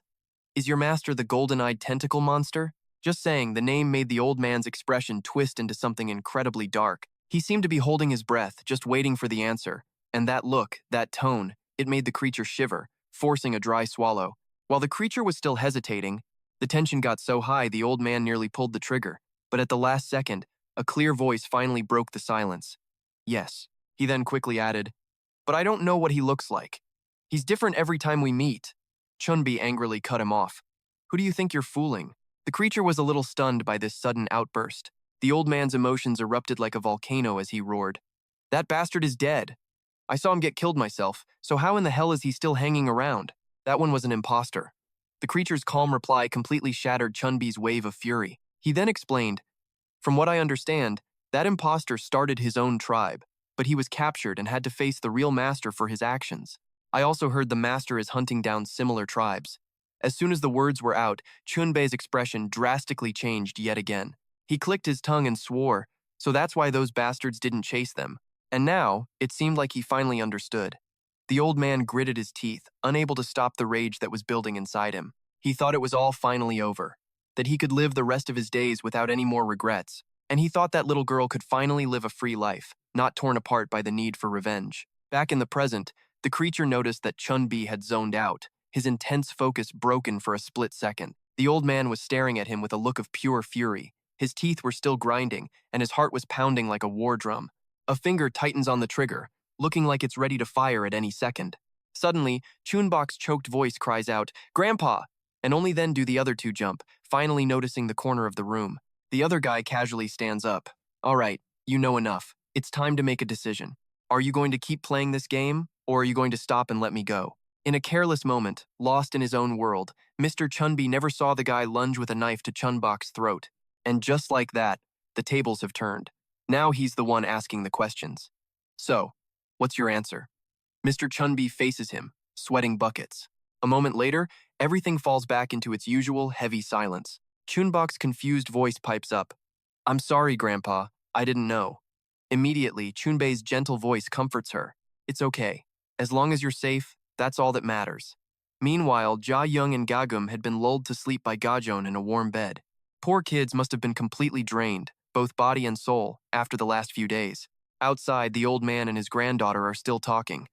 Hey kiddo, yes? What's with your eye? I don't really know. It just suddenly became like this one day. Ah, I see. I didn't mean anything by it. It's okay, Grandpa. Hey little one, yes? Chun-Bi suddenly holds out his pinky, offering a promise. He pulls the girl into a hug, whispering, Can you promise me one thing? The little girl is curious. A promise? She asks, sensing some hidden meaning. He replies softly, just a promise between us. The next morning, the sun shines on the hotel where an absolutely insane fight took place just last night. The door to that fateful room is being opened ever so gently. Chun-Bok's mother is here, and Chun-Bi is guiding her inside. She's still a nervous wreck, so he has to calm her down. The girl is in here. She's sleeping soundly. She lowers her voice, expressing her gratitude. Thank you so much for saving her. She's so excited she rushes straight into the room, completely missing the fact that Chun-Bei was trying to say something else. As she calls out for Chun-Bok and looks into the room, her eyes freeze. Chun-Bok is passed out, completely oblivious to the world, and Raison is sitting right there on the bed, staring blankly at the person who just walked in. Chun-Bok's mother immediately explodes with fury. Her fists clench so tight veins pop as she growls, Oh, so it's you. I had a hunch when I heard everyone's descriptions. You've got some serious nerve showing your face here. At this point, Chun-Bok's mother looks like a wild animal, her eyes promising death as she says something chilling. Let me finish you cleanly, right here. This terrifies John so much, she screams, only managing to yell, Wait, wait! Luckily for her, Chun-Bi arrives just in time to stop the mom's rampage. I understand how you feel, but calm down. Hearing that, Chun-Bok's mother spins around to confront him. You're telling me to calm down? Are you kidding? And so, the bickering starts. No, I'm serious. Well, I'm not in the mood to argue, and trust me, you'll need to save your strength for something else. That makes Chun-Bok's mother stop and ask him properly. What do you mean? He gently pats her shoulder and says, I'll explain to everyone later. It's just that, as you can see, we should probably forget about having any peaceful days for a while. The scene jumps forward in time. They're no longer in that hotel room, but a place that's far more run down and messy. The clatter of chopsticks and spoons and the constant sound of chewing echo in the room. The space is cramped and deadly quiet, but hey, at least they're getting a hot meal. Gom-don just keeps shoveling rice into his mouth in silence. Chun-Bi is the first to speak up. Is there no kimchi? This is way too bland. Turns out they're just eating plain rice, and while he's at it, he scolds Ja-young to stop looking so gloomy and eat up. But she just keeps her head down. I can't. After hearing that story, I have no appetite. I still can't believe the monster we killed was just an imposter. Not to mention everything else that blue-eyed guy said. I honestly thought our fight for revenge was finally over, but knowing the truth, I can't help but feel like it was all for nothing. But wait a second, something still doesn't add up. It's been months since that day, so why haven't they made a single move? Why aren't they hunting us down? While Ja-young is lost in thought, Gom-don suddenly chimes in. What if they don't need to look for us? Ja-young is so surprised by that answer, she looks right up, her face full of questions. Gom-don calmly continues. They might already know where we are, and they're just waiting for the right moment. But the right moment for what? At her question, Gom-don's eyes suddenly darken. He replies in a low voice, to wait for Chun-Bok's power. And without letting Ja-young overthink it, he begins to explain, it was just recently, but I discovered she has a pretty special power. It's resistant to the monster virus, which is more than enough reason for them to be targeting it. But for some reason, they're just waiting. Dung clearly doesn't get it. After a bit of hesitation, he finally speaks up, Okay, this is just a wild guess. Maybe they're waiting because Chun-Bok's power can get even stronger. They might be waiting for her abilities to fully ripen. Chun-Bi doesn't argue with that creepy theory and instead just says, We don't have any concrete evidence, but we have time to find out. For now, let's just focus on gathering more intel on them. After hearing his plan, the other two give him a nod of agreement. Suddenly, a huge crash from inside a room makes all three of them jump. Chun-Bi shouts, Hey Gon, what are you doing in there? A super flustered voice shouts back, No, it's nothing. I just fell. And also, that is not my name. She says that, but the constant thudding sounds coming from the room are making everyone a little suspicious. Is changing clothes really that difficult? By the way, can we even trust her? Of course we can. I brought her here for a reason. She promised to provide some critical information for us. Meanwhile, the situation inside that room is, not looking great. A massive hole has just been punched straight through the wall. Oh man, I am so dead. I'm absolutely dead. Why did I even agree to this? The scene then switches over to little Chun-Bok, who's acting like a tiny drill sergeant.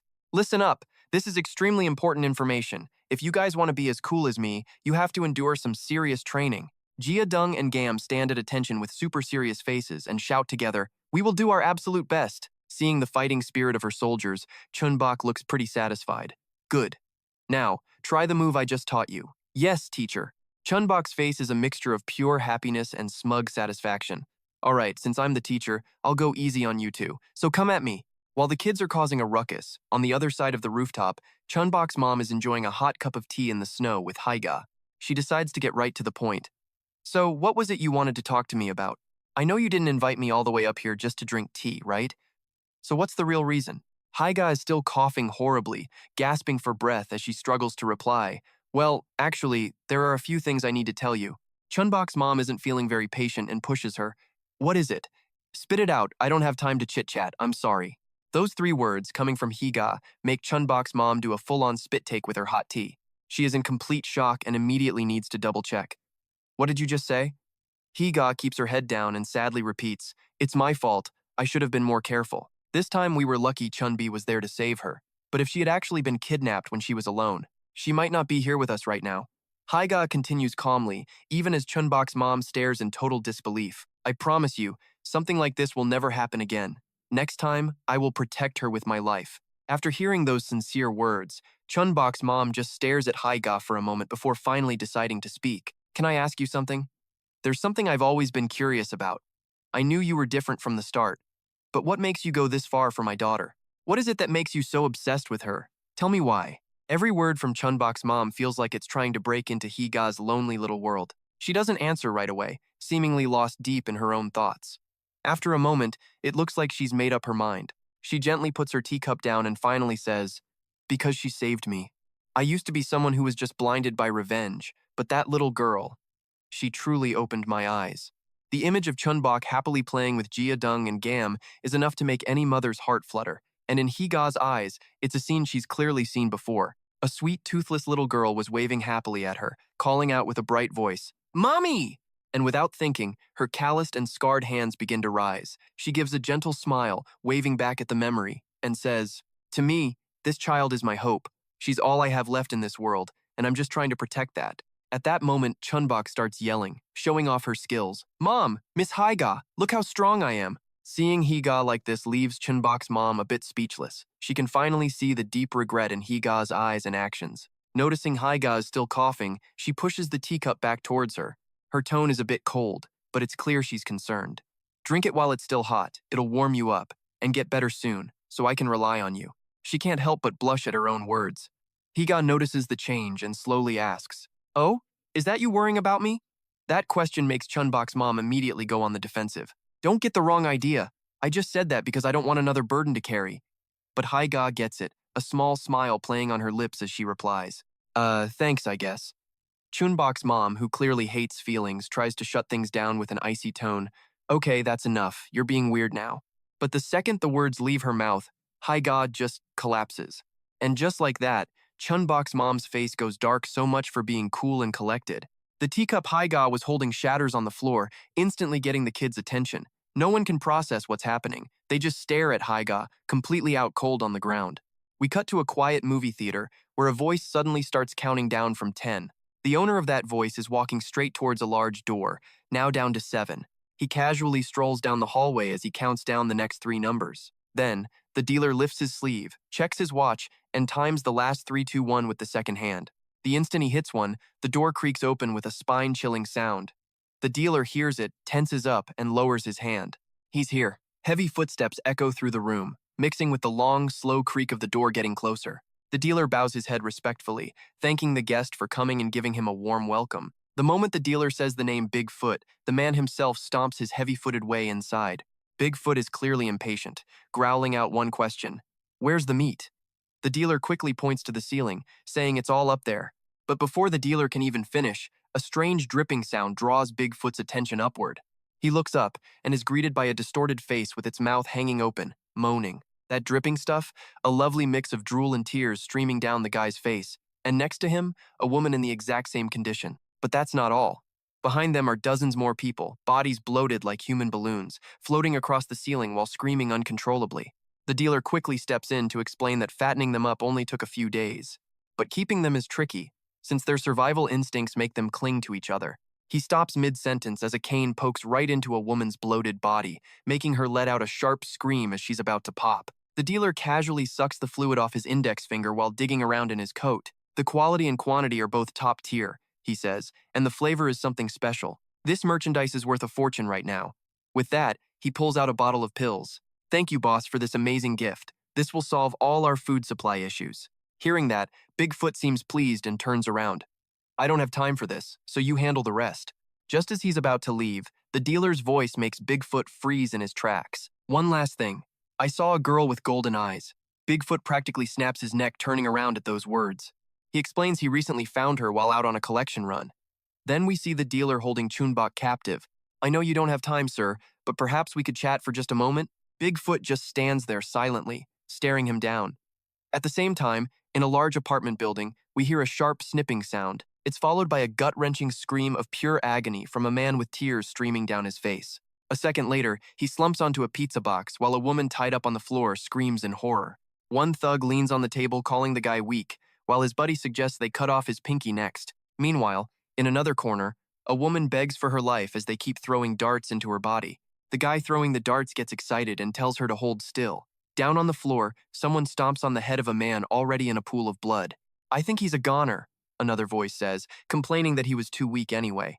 The two decide to go find some new toys. Witnessing all this, a young man breaks into a cold sweat and swallows hard. He's thinking, this is really bad, when a calm voice cuts in. My men can be a bit loud, can't they?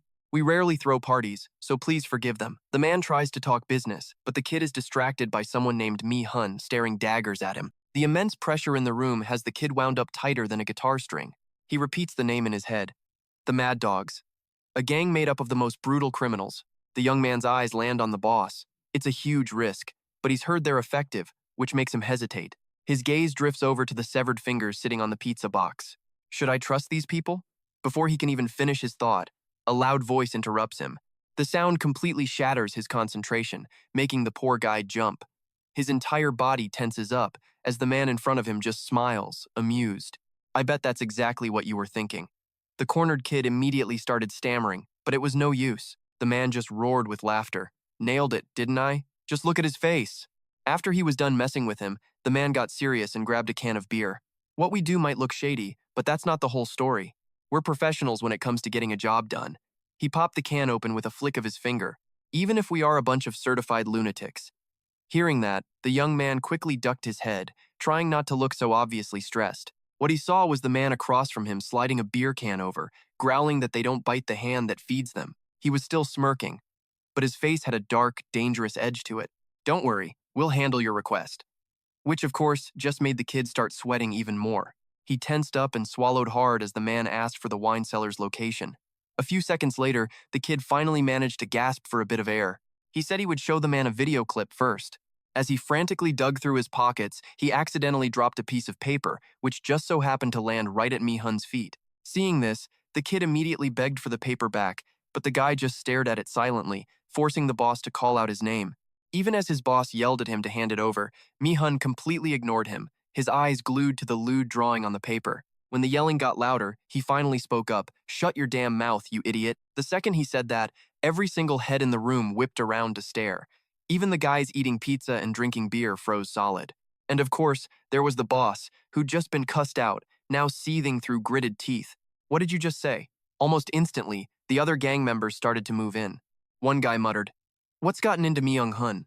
as another grabbed a baseball bat. That's no way to talk to the captain. And with that, he swung the bat with all his might, ready to teach this guy a serious lesson.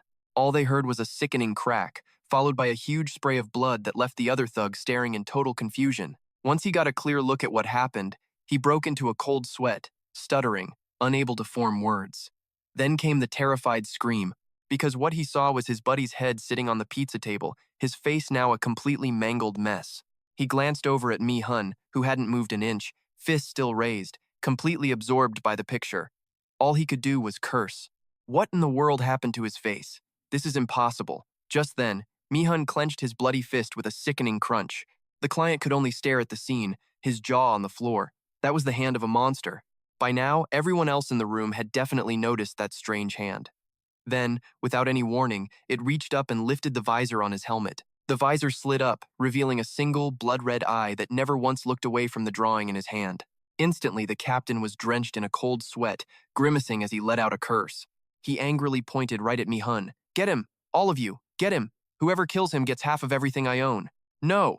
They'll get all of it! Now kill him!" The captain was so furious that veins were popping on his temples. That massive reward worked like a charm. The crowd of goons immediately swarmed in, scrambling to attack him first. Battle cries filled the air and weapons flew, but Mi-hun remained completely focused on that little drawing. He seemed totally unaware of the wave of killing intent washing over him and just quietly whispered the name "Hi. I finally found you." Just as he finished speaking, the armed mob was on him, closing in from every side. A second later, dark red blood exploded everywhere. Then his voice cut through the chaos. "Wait for me. I'll be there soon." Blood poured from the second-story window, staining the sign down below. The words "Soon Rehabilitation Hospital" were slowly being swallowed by a deep crimson red. The scene inside was pure chaos, blood and bodies everywhere, with some limbs not even attached anymore. A sobbing voice begged for his life, saying he was only there to deliver a job to capture the people in the drawing scattered on the floor. And while the few lucky survivors quietly tried to sneak away, Mi-hun replied that he'd just saved the kid from being scammed and killed by these frauds. "I was going to retire after this, but your drawings changed my mind." He explained all this while casually lifting the kid into the air by his neck, forcing a few pained groans out of him. Mi-hun finally cuts to the chase, offering to take on this little assignment himself. The guy just sobs, asking who he even is. Mi-hun's reply, along with those psycho eyes, pretty much says it all. "I'm the real mad dog here. Now it's my turn to ask, so you better choose your next words wisely." Then he holds up a drawing of Haiga, now freshly decorated with his own blood. So, where is this woman? At the same time, in a far less fun part of the building, Haiga is coughing up blood, sending Chun-Bok and Dung into a total panic. She can't take it anymore and starts repeatedly slamming her fists into her own stomach, which only makes more blood pour out. He immediately realizes Haiga is having another seizure. The two of them quickly dive in to keep her from hurting herself anymore. The basin Dung was holding is now just a bucket of blood, and the towel has officially given up on being white. The room descends into chaos, a lovely mix of panicked shouts from the father-daughter duo and Haiga's pained screams. Hearing the commotion, Gom-don frantically searches for medicine outside, yelling at them to just hang on a little longer. Just then, Haiga decides to give Dung a friendly, bloody pat on the shoulder, nearly scaring her half to death. She struggles to ask Dung for a favor. Meanwhile, on the roof, some kids are playing while a mother and daughter share a not-so-happy hug. That would be Mother Chun-Bok, clutching her little daughter who's shaking like a leaf in her arms. And back inside this cheerful, gloomy tower, Haiga asks Dung to bring her something. Mother Chun-Bok asks again, clearly not believing what she heard. Dung just buries her face in a pillow. "Yeah, you heard me. Haiga isn't coming back from this one." Her voice seems to echo into the blood-soaked bathroom. Even Dung is amazed she's still breathing, considering her body is way past its expiration date with no hope for a cure. A single drop of blood falls. She hesitates for a moment, then just rips off the band-aid. "It's time we start preparing for the inevitable." Hearing that, Mother Chun-Bok immediately gets angry, insisting that seeing Jingu tomorrow is going to fix everything. But Gom-don cuts her right off. It's too late for that. He tried his best to treat her in this awful place. Even if Haiga survives, Jingu can't do anything more. Besides, we still have monsters to fight. Jian just lowers his head at that, quietly stroking the heads of the two kids resting on his lap. Chun-Bok covers his face on the sofa and lets out a curse. Looks like it's time to make the decision we've all been putting off. Mother Chun-Bok bites her lip, not wanting to agree, glancing back as another worried voice speaks up. Should we really be holding on to some sliver of hope? All she can do is stare at the closed door to Haiga's room. So, while the grown-ups outside debate whether or not to let her go in peace, inside, Haiga is struggling for every breath, her face drenched in sweat. She manages to answer Chun-Bok's question, but her response is completely wrong. The kid proudly announces that she read it in a book. Chun-Bok then happily promises they'll go to the playground again after she gets better, and this time, Haiga can play the mom. "Oh, that's right, today I even taught Dung and Gaga Gam some fighting moves." She's completely exhausted but forces her eyes open to look at Chun-Bok. The kids are really into it, so next time, you can teach them with me. The little girl is listing all the things they're going to do together. But she suddenly stops, clenching her tiny fist. Right then, Higa calls her name, making her jump. She asks her to close her eyes. Chun-Bok is confused, but Higa just urges her to hurry. Chun-Bok wants to say something else, but the words just won't come out. Finally, she swallows whatever she was going to say and quietly closes her eyes. A moment later, she squeezes them shut tight. Everything goes dark as she listens to some rustling sounds. When Chun-Bok asks if she can open them yet, she just hears a few coughs. A moment later, she hears that it's okay, and slowly begins to open her eyes, just a little at a time. Chun-Bok can make out something that looks like wood. A wooden box comes into view, and she lets out a little gasp of surprise. Higa doesn't say what's inside, just tells her to open it herself. Chun-Bok obeys, placing her small hand on the lid and lifting it up. Her eyes go wide, her shock obvious as she sees what's waiting for her inside the box. Stunned, Chun-Bok lifts up 2 axes that are just her size. "What are these?" Higa replies that they're a gift, just for her. Naturally, Higa is just delighted that Chun-Bok likes them. She explains that she meant to give them to her when she was older, but she can't wait anymore. Higa wants her to use them for protection. Chun-Bok forces a smile, wanting to speak, but it feels like her throat is completely blocked. Higa tells her to keep practicing what she taught her. Use your power correctly. Hearing this, Chun-Bok's smile finally disappears completely. The girl begs Hara to stop, but she's busy giving life advice, eat well and live a full life. The kid just trembles, listening to what sounds like a final testament. Don't waste your life on revenge. Be a good girl, even when I'm gone. And that's it. Chun-Bok can't take it anymore and screams, cutting her off. Hara is clearly exhausted. After that long speech, she uses her last ounce of strength to keep her eyes open, watching the girl who just won't accept reality. Chun-Bok just wails, "If you leave, I'll be a bad kid. I'll hate you and grow up to be a terrible person. You don't want that, do you? So please." Hara's face is slick with sweat, or maybe that's Chun-Bok's tears falling on her. The little girl can't hold it in anymore, collapsing on her in a fit of sobs. "Please, don't leave me. I like you so much, so please stop saying things like that." By now, Chun-Bok's face is completely red from crying. Feeling the tiny hand stroking her hair and hearing those endless sobs, Hara just scoffs internally. "I made such a big promise to your mom, and in the end I just became a burden. But it's okay. I'm just good at causing trouble. They've already been through enough because of me, so really, everything will be fine. It's okay for me to go now." Hara gently pats the head buried in her stomach. Suddenly, the door creaks open with a loud squeal. The sound startles Chun-Bok, who lifts her tear-soaked face to see her mother standing in the doorway. "Chun-Bok, can you step out for a moment? Mom needs to have a private talk with Hara. It'll be quick, sweetie." Hearing that, the kid doesn't suspect a thing and quickly tries to wipe away her tears, but they just keep coming. But then, something makes her glance back at her mother, and what Chun-Bok sees is so horrifying her tears stop instantly. Chun-Bok's blood runs cold, a gleaming knife in her mom's hand. Her voice trembles as she asks what she's holding. Next thing you know, Chun-Bok is being dragged out, screaming her head off. "Let me go! Chun-Bok, calm down, let me go now. Your mom won't hurt Hara, so just wait." But the girl isn't listening, sobbing that it's all a lie. "Then why does mom have a knife? We'll explain later, so please." Before he can finish, she shrieks again. "Stop lying, Dad. I know what that knife means." Chun-Bok's crying gets louder and louder as she screams. "How could you do this to her? I hate you. You're the worst. You're cruel and ridiculous." And then a hand suddenly appears, slapping a cloth over Chun-Bok's face right in front of Gom-don. The poor kid has no time to react. A few seconds later, and she's out cold. Gom-don whirls on Dung, furious. "Are you out of your mind? Why would you do that to our daughter?" She's completely unfazed. "Don't overreact, I just put her to sleep for a bit," Dung continues. "If she kept screaming like that, any monster around would have heard and come for us. Why didn't you just tell her the truth from the start?" Gom-don stammers. Because we can't be sure about anything." Hearing this, Dung asks him what his plan is. Dung presses him. "What if it fails? It will only end up destroying Chun-Bok completely." Gom-don is helpless. All he can say is that it's something incredibly difficult to talk about. "You mean after everything we've been through?" Chun-Bei walks in from outside, his voice low. "Everything's ready. Everyone, prepare yourselves. We should focus on getting out of here first," he says, then adds, "There is no turning back. So let's leave it to her to handle, and we should prepare for the absolute worst-case scenario."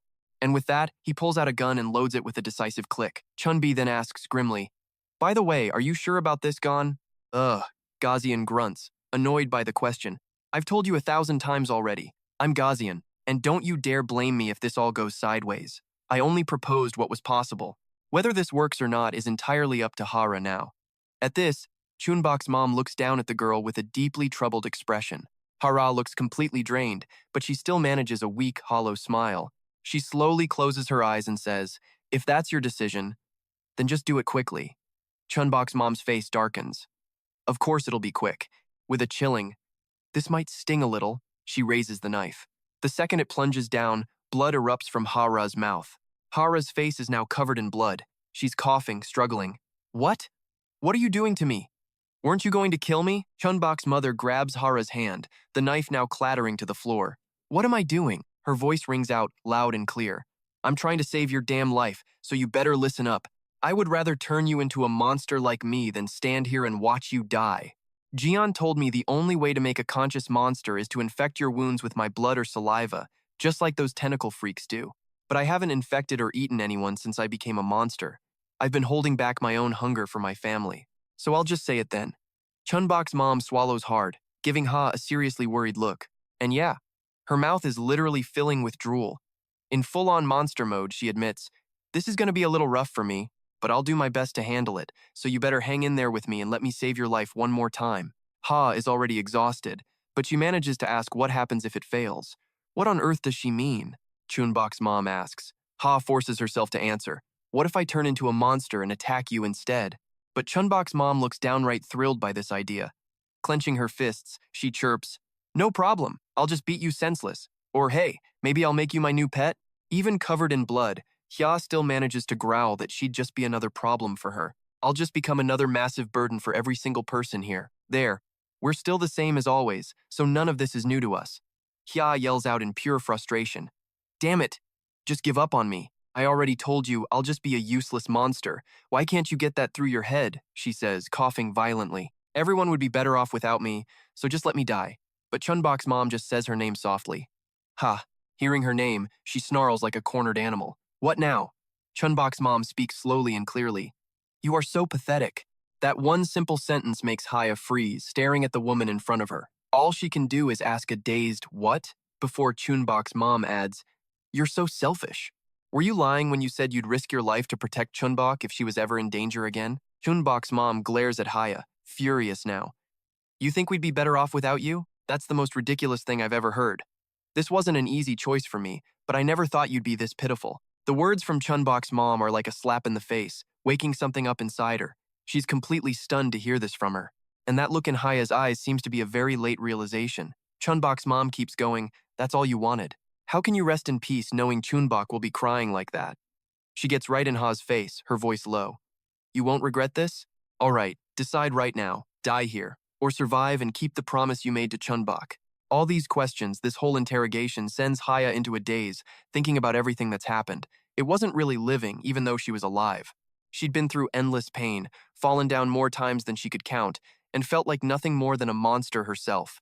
And now, Haya figures she's finally done her part. She's standing on a crumbling cliff edge, a brutal choice waiting for an answer. Haya is terrified, standing on that crumbling piece of rock. "I've done my part." She can hear every single beat of her own heart as she stands on that cliff connected directly to it. Back in reality, Haya calls out to Chun-Bok's mom, "Hey." Chun-Bok's mom snaps back, absolutely furious. "What is it, you brat?" Hya says quietly, "If you really have to do this, then do it right. I'm ready to go through absolute hell." Chun-Bok's mom is drooling buckets now. She grabs Haya's hand and says, "You talk way too much, you know that? Now, let's see you endure that pain you were talking about." And with that, she bites down hard on Hya's hand, trying to infect her with the virus. Chun-Bok's mom bites harder and harder. The infection process is pure agony. The pain is so intense, Haya's brain just feels numb. She's in so much pain, she feels like she's about to pass out. The scene changes to the sound of whispers. Is he asleep? Yeah, I guess he needs more rest. It's always like this when he brings someone here. Yeah, I get it. But when is he gonna wake up? Keep it down, let him sleep, but I think he's already awake. Great. Take him to Mi-hun. Yeah, this is the same genius who tried to get revenge on Chun-Bok but got sent to the hospital instead. He's thinking to himself, "Why am I in a bed? I was." He flashes back to the moment right before he lost consciousness. "Oh right, I lost to that Rosia guy and passed out. But what's with all the noise in here?" Everyone's eyes are locked right on him. He slowly opens his own eyes, and the first thing he sees is a crowd of people staring him down. The shock is so real he lets out a scream that makes literally everyone in the hospital jump out of their skin. After waking up, he scrambles into the corner of the bed in terror, yelling, "Who are all these people? And where the heck am I?" One of the onlookers runs off to call Mi-hun on the phone. "Mi-hun, He's awake. Meanwhile, our guy is still panicking. Are you guys gonna attack me? Everyone tries to calm him down, saying, we were just told to look after you. Footsteps rush towards his bed. Don't come any closer to me. Just stay away. How about some candy? No, I don't want any. Mi-hun comes running over, looking extremely rushed. He rips the curtain aside to get a look at our panicking patient. Mi-hun grabs him by the shirt and starts dragging him, making him yell in fear, why am I here? Without saying a word, Mi-hun just starts hauling him away. Wait, where are you taking me? To have a talk? Where else? Please just let go of me first. Shut your mouth if you want to live. And as our guy gets dragged off, the portrait he drew of Chun-Bok flutters to the ground. There it lies, a forgotten sketch of Chun-Bok on the dirty floor. But not for long, someone swoops in and snatches it up.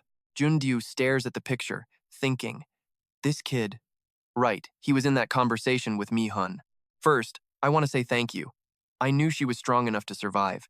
I've spent all these years searching because I just knew she was still alive. But I never ever imagined someone would just stumble across her one day, out of the blue. You have no idea how my life has changed, do you? The kid stammers out. Right, Mi-hun replies, leaning in. So, how is she? The kid just freezes up, stammering and breaking into a cold sweat. Not a good look. Mi-hun presses on. Tell me everything you know about her. What's she like, her face, her voice? What are her expressions like? Does she stand out, make an impact? Tell me. Tell me everything you know, now. The kid's getting absolutely grilled, and his fear is skyrocketing. The sweat is just pouring off him now. He's thinking, I've imagined a ton of dangerous situations before, but this guy, no, this monster, why am I even near him? Noticing the silence, Mi-hun gets impatient. Hey, say something. The kid practically jumps out of his skin, a jolt of pure terror shooting down his spine. He finally opens his mouth, though the words still stumble out. I have one request. Arrest every single person in this picture. That's all I ask. The kid keeps talking, spilling his guts. You see, not long ago, H's group hired us to pretend to be monsters. But then one of the girls in her group used some weird power to summon real monsters, and because of them, I lost my entire family. I want revenge. Please, just capture them for me. Hearing this, Mi seems to get the picture, at least part of it. So that's why you're so desperate for revenge, huh? He ruffles the kid's hair, speaking softly. I get it. But there's one thing you don't understand.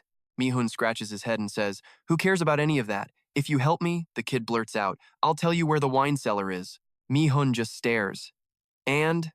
The kid stammers. I also know where the food storage is. But that's clearly not enough for Mi-hun. And now the kid's got nothing left to bargain with. Not that Mi-hun cared about any of that stuff anyway. No, I don't need any of that. You know what I want to hear, don't you? The poor kid's heart is about to explode out of his chest, his face completely drenched in sweat. He's just stammering, totally lost on what to say to satisfy this monster. Mi-hun leans in, face to face, his expression buzzing with anticipation. The kid finally mumbles something about Ha. I'm sorry, but I have no idea where she is. If you find the others. He doesn't even finish before Mi-hun explodes in rage, smashing the table to bits. Fine. That's what I suspected. But I hope you don't think I'm some idiot who's just going to grant your little wish. The child you mentioned. I'll grant your request. But I expect a much more fitting reward. Every word he speaks sends a fresh wave of terror through the kid. Mi-hun clenches his massive fist. I just want to find Hyra. I don't need anything else in the world but her. What do you say? Faced with this absolute giant, the kid looks impossibly small and terrified. But, what? What do you want? He whispers. Can I ask you something? Is that really enough for you? What's your real goal here? The unexpected question actually makes Mi-hun freeze for a solid 5 seconds. He stops fidgeting and looks at the kid with a blank face. Just curious. You really want to know, kid? Yes, I want to know. All right, then I'll tell you. With that, he pulls a nearby chair over. He sits down right in front of the kid and starts his story. You see, H is a woman I'm very weak to. That's why I want to kill her. Mi-hun flashes a horrifying smile. So to me, she is very, very important. He continues, recalling his time with H in an almost gleeful tone. She's strong. Sometimes she's incredibly strict, but other times, she can be so sweet. As he speaks, it's like her image is playing right inside his head. She's the strongest woman I have ever known. To me, she's an unbeatable woman. In his eyes, Hyra is basically a monster herself. He casually loosens the chain on his wrist. That's why I'm going to. Mi-hun stares at the kid. Tame her. Make her my dog, a dog who can't live without me. I can't wait to see her. I wonder where she is right now. After hearing all this, the kid can only think one thing. Is this guy completely insane? He's strong, sure, but he's a violent psycho. Plus, with that obsession he has for that woman, is he really the right guy for the job I need done? But the bigger question is, where could they even be? The creepy, tense atmosphere between them is suddenly shattered by the sound of a door opening. A sigh. So, there you are, Mi-hun. If you're done here, could I have a little chat with him? Mi-hun just gives Jingu a dead, empty stare. Jingu presses on. It'll only take a few minutes, please, I'm asking you. And the person who demanded to speak with Mi-hun was none other than Jingu. Yeah, his tragic backstory is about to get unpacked. Apparently, these guys had been through some serious hell back in the village. Surviving by watching your friends die, or maybe just stabbing them in the back over some dumb suspicion, all while you're living in your own personal cursed hell. But our boy here still had one last, desperate wish. All he wanted was to live a totally normal life. And maybe that insane hope is what guided them. After what felt like forever, they finally managed to find a house. The moment they finally secured their new home, they all got together and laid down some ground rules, to avoid the same old mistakes and keep the peace they desperately wanted. A bunch of laws were made, but pretty much everyone knew the main unspoken rule. We do not talk about Chun-Bok's crew. That was priority number one. For the good of the whole village, nobody dared to open their mouth and just got on with it. After that, other rules took shape, and things started running smoother. Yeah, it was rough at first, full of hardship and some petty drama, but slowly, the village actually started to come together. We all started getting a little closer, inching toward that normal life this guy had been dreaming about for so long. And Jingu was actually happy. He really thought this whole normal life thing could go on forever. Yeah. That peace and quiet didn't last. The good old crisis he knew so well came crashing back. Slow, dragging footsteps entered their village, a weak voice pleading, "We need food," and a doctor. Everyone just froze, staring at the newcomer because they could not believe their eyes. Was that really Hyra? Jingu thought. Then one day, a group from the outside appeared. No, scratch that a literal monster appeared right in front of them. And that brings us back from memory lane, right into this little chat between Mi-hun and Jingu. Mi-hun, looking bored out of his skull, snaps, "Can't you see I'm busy? Come back later." Jingu pleads, "Junzi needs you." Fear was practically dripping off Jingu's face. He looked so terrified he could barely even speak to Mi-hun, so he turns away. "I'll wait. Just, please hurry." Mi-hun finally agrees, "Fine, wait outside." A door slams shut, signaling Jingu was gone. Now it was just Mi-hun and this other kid left in the room. He stares the kid down. "You heard the man. Let's hurry this up and make a decision already." The kid's face, drenched in sweat, looks up at Mi-hun in terror. "But I already told you everything I know. Are you sure about that?" "Huh? What do you mean?" Mi-hun grabs the kid's face with his huge, rough hand, totally confusing the poor guy. He stares him down. "You have to know, right? There's something you're still not understanding here. How dare you ask me for help when you don't even know where they are? Think. You have to know. So think carefully." His massive hand literally tears the skin on the kid's face. He screams out in pure agony, "You're hurting me!" But despite the kid's desperate cries, Mi-hun just keeps ordering him to think harder. "I believe you know. Hurry it up and think for me." The kid, completely terrified, finally just screams, "Let me go." But the more he struggled, the more Mi-hun turned into a full-on monster. "Use your brain and remember something." A hand grabs Mi-hun's shoulder, telling him to stop. That's enough. Seeing he wouldn't quit, Jingu yells, "Stop it! You're going to kill him." Jingu was just trying to get him to stop. Big mistake. Now he was part of the problem. He gets a punch that nearly knocks the wind out of him, sending him flying. Mi-hun glares, "Didn't you hear what I told you before? I said I'm busy right now. The other kid is just a sobbing mess now. Please, just stop. I swear I don't know anything else."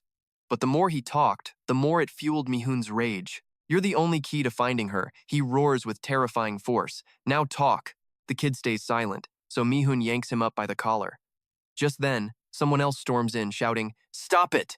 Jingu looks up like he's seen a ghost. "Runju?" She storms in, pointing right at Mi-hun. "What the hell do you think you're doing?" I had a feeling something was wrong when Jingu didn't come back. Jin, slumped in the corner, mutters, "You shouldn't have come. Are you okay, Jingu?" "Not okay at all." Mi-hun just lets out a heavy sigh when he sees Runju appear. He turns to the others behind him. "Can the two of you please just do me a favor and get out? This kid knows something important. He's the only clue I have to find." "Ha, seriously, this kid is my only key. I'll hand him over when I'm done with him." His expression was absolutely menacing. "Please, just give us a little privacy." Jingu and Runju just stood there, completely helpless, until she finally gave up with a long sigh. That's when Runju decided to play the law card. About the fifth rule in this village, anybody from outside needs permission from the leader, which is me. You know that rule, don't you? But what are you doing now? You're ignoring me, the leader of this village, and dragging some random person in here with you? This guy wasn't just threatening the kid, he was beating him up too. Seriously. But Mi-hun? He just stares back, deadpan, and asks. And? Junwoo, looking a little nervous, stares him down. I need you to follow the rules as usual. The room goes dead silent, and the vibe between the three gets super heavy. After letting them stew in it, Mi-hun finally turns, gives them a death glare, and says, Scram. But Junwoo isn't done yet, warning him, Stop what you're doing. Mi-hun treats her words like a buzzing mosquito. Don't make me repeat myself. But Junwoo, refusing to lose, warns him again. This is your last chance. Mi-hun actually pauses for a second, but his dead-eyed stare at her doesn't waver at all. Junwoo glares right back at him, like it's a staring contest where the first one to blink loses. But while they're locked in this epic stare-down, a chair suddenly comes flying straight at Junwoo. The one who threw it? Mi-hun, of course. Luckily, Jingu reacts fast, grabbing Junwoo and taking the full force of the chair himself.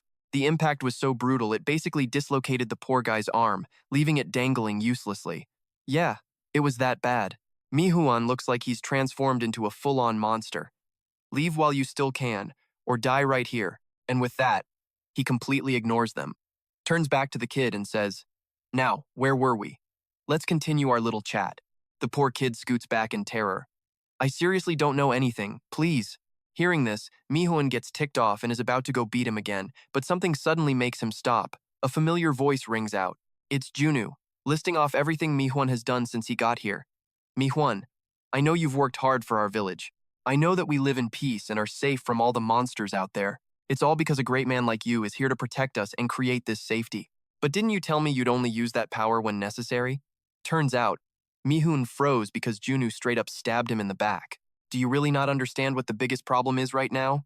Junwoo, watching from the side, is sweating buckets thinking, Is my sister insane? That guy's a monster, and she's trying to negotiate with him. Even though she was decisive enough to stab the guy, Junwoo's hand is still trembling from pure fear. She keeps going. Even a monster can recognize who saved them, so let me make this clear. If you ever dare to touch my family again, her face and her hand are rock steady now, looking terrifying as she says, I will never forgive you. Hearing this, Mi-hun slowly turns his head to look at Junwoo. His eyes have changed somehow, they're not as scary anymore. He remembers Haega saying something similar before, Don't touch my family, or I'll kill you. The more he thinks, the more his pupils shrink as he stares at this small girl. Then he lowers his hands, scratches his head, and his voice calms down. Got it. I'm sorry, Junwoo. I went over the line. Then he turns to Junwoo and says, Junwoo, I'm sorry. Junwoo is so surprised to hear an apology from this guy, he just stammers out, it's okay. Mi-hun clutches his back wound, looks at Junwoo and says, I can't believe you actually did that to me. Junwoo gets a little flustered, replying, Well, you heal fast, right? Consider it a warning. Mi-hun just says, You really play rough, don't you? Junwoo actually smirks at that. If you don't want me to get mean, then don't mess up again. She's saying that, but inside she's feeling super guilty. Please forgive me. I know what you're looking for, but I really can't let you see her. When Haega is truly better, I promise I'll tell you everything. Just when things seem to be calming down, Mi-hun's rough hand shoots out. He snatches the drawing of Chun-Bok from Junwoo, the one she found outside the kid's hospital room. What is this? Why do you have a picture of this kid? Junwoo gets a really bad feeling about this and starts to get super flustered. She tries to calm herself, putting on an innocent smile. It was on the floor, so I picked it up. That's all. She keeps trying to act cool, letting out a sigh. It's lunchtime, so I should get going to the diner. I'm starving. She turns to the terrified kid on the ground and tries to sound casual. Hey kid, let's talk after we eat, okay? Can you get up? The kid quickly agrees, yes. But Mi-hun totally sees through her terrible acting. Junwoo, be honest with me. He turns back into a monster, getting right in her face. Do you know the kid in this picture? His question makes her heart just about leap out of her chest. Meanwhile, somewhere else, in a ruined house, a voice starts singing a lullaby. Hush, little baby, don't say a word. Mama's gonna buy you a mockingbird. The song just echoes through the empty, ruined rooms. And if that mockingbird won't sing, Mama's gonna buy you a… Whoops, never mind. The singing just stopped cold. We find little Chun-Bok sitting on some kind of monster lady, asking, Hira, why'd you stop singing? You know, a casual question for someone whose body is clearly in agony and wrapped in chains. Hira tries to answer, but all that comes out is a bunch of pained mumbling. Not exactly a coherent response. But Chun-Bok, ever the optimist, just cheerfully says, Looks like you're still awake. The kid then tries to comfort her. It's okay, I won't leave you. Just try to relax, all right? Okay? And yeah, watching this whole messed up interaction unfold is none other than our boy, Gazion. He stares at the scene, one kid and one chained-up adult, probably thinking to himself, is it possible for me to just not hear this? Should we just put this monster out of her misery already? Seriously, what is the game plan here? Elsewhere, Young-do is patching up Gom-don's wounds. He anxiously asks, did you find anything? We have to keep searching. But how? If she comes back like this, he sees two possibilities. First, they could try talking with Jinwoo today. He might have some way to fix her, or at the very least, help out Chun-Bok's mom somehow. And what about the second option? Young-do asks. Gom-don just says, that all depends on when her consciousness decides to return, which basically means she's a nightmare to control. But hey, when she does calm down, they have Chun-Bok on standby for emotional support. That could be the key to keeping her stable. The look on Young-do's face, though, is a little more complicated than that. She glances at the massive wound on his back and asks, keep her calm, you say? Her hand gently touches the injury, as if to prove a point. For a solid second, Gom-don seems genuinely surprised, but not by the plan, by the fact that Young-do just swore. So naturally, he has to ask, what did you just say? Young-do's voice practically drips with anger. I can't believe you're still talking like that.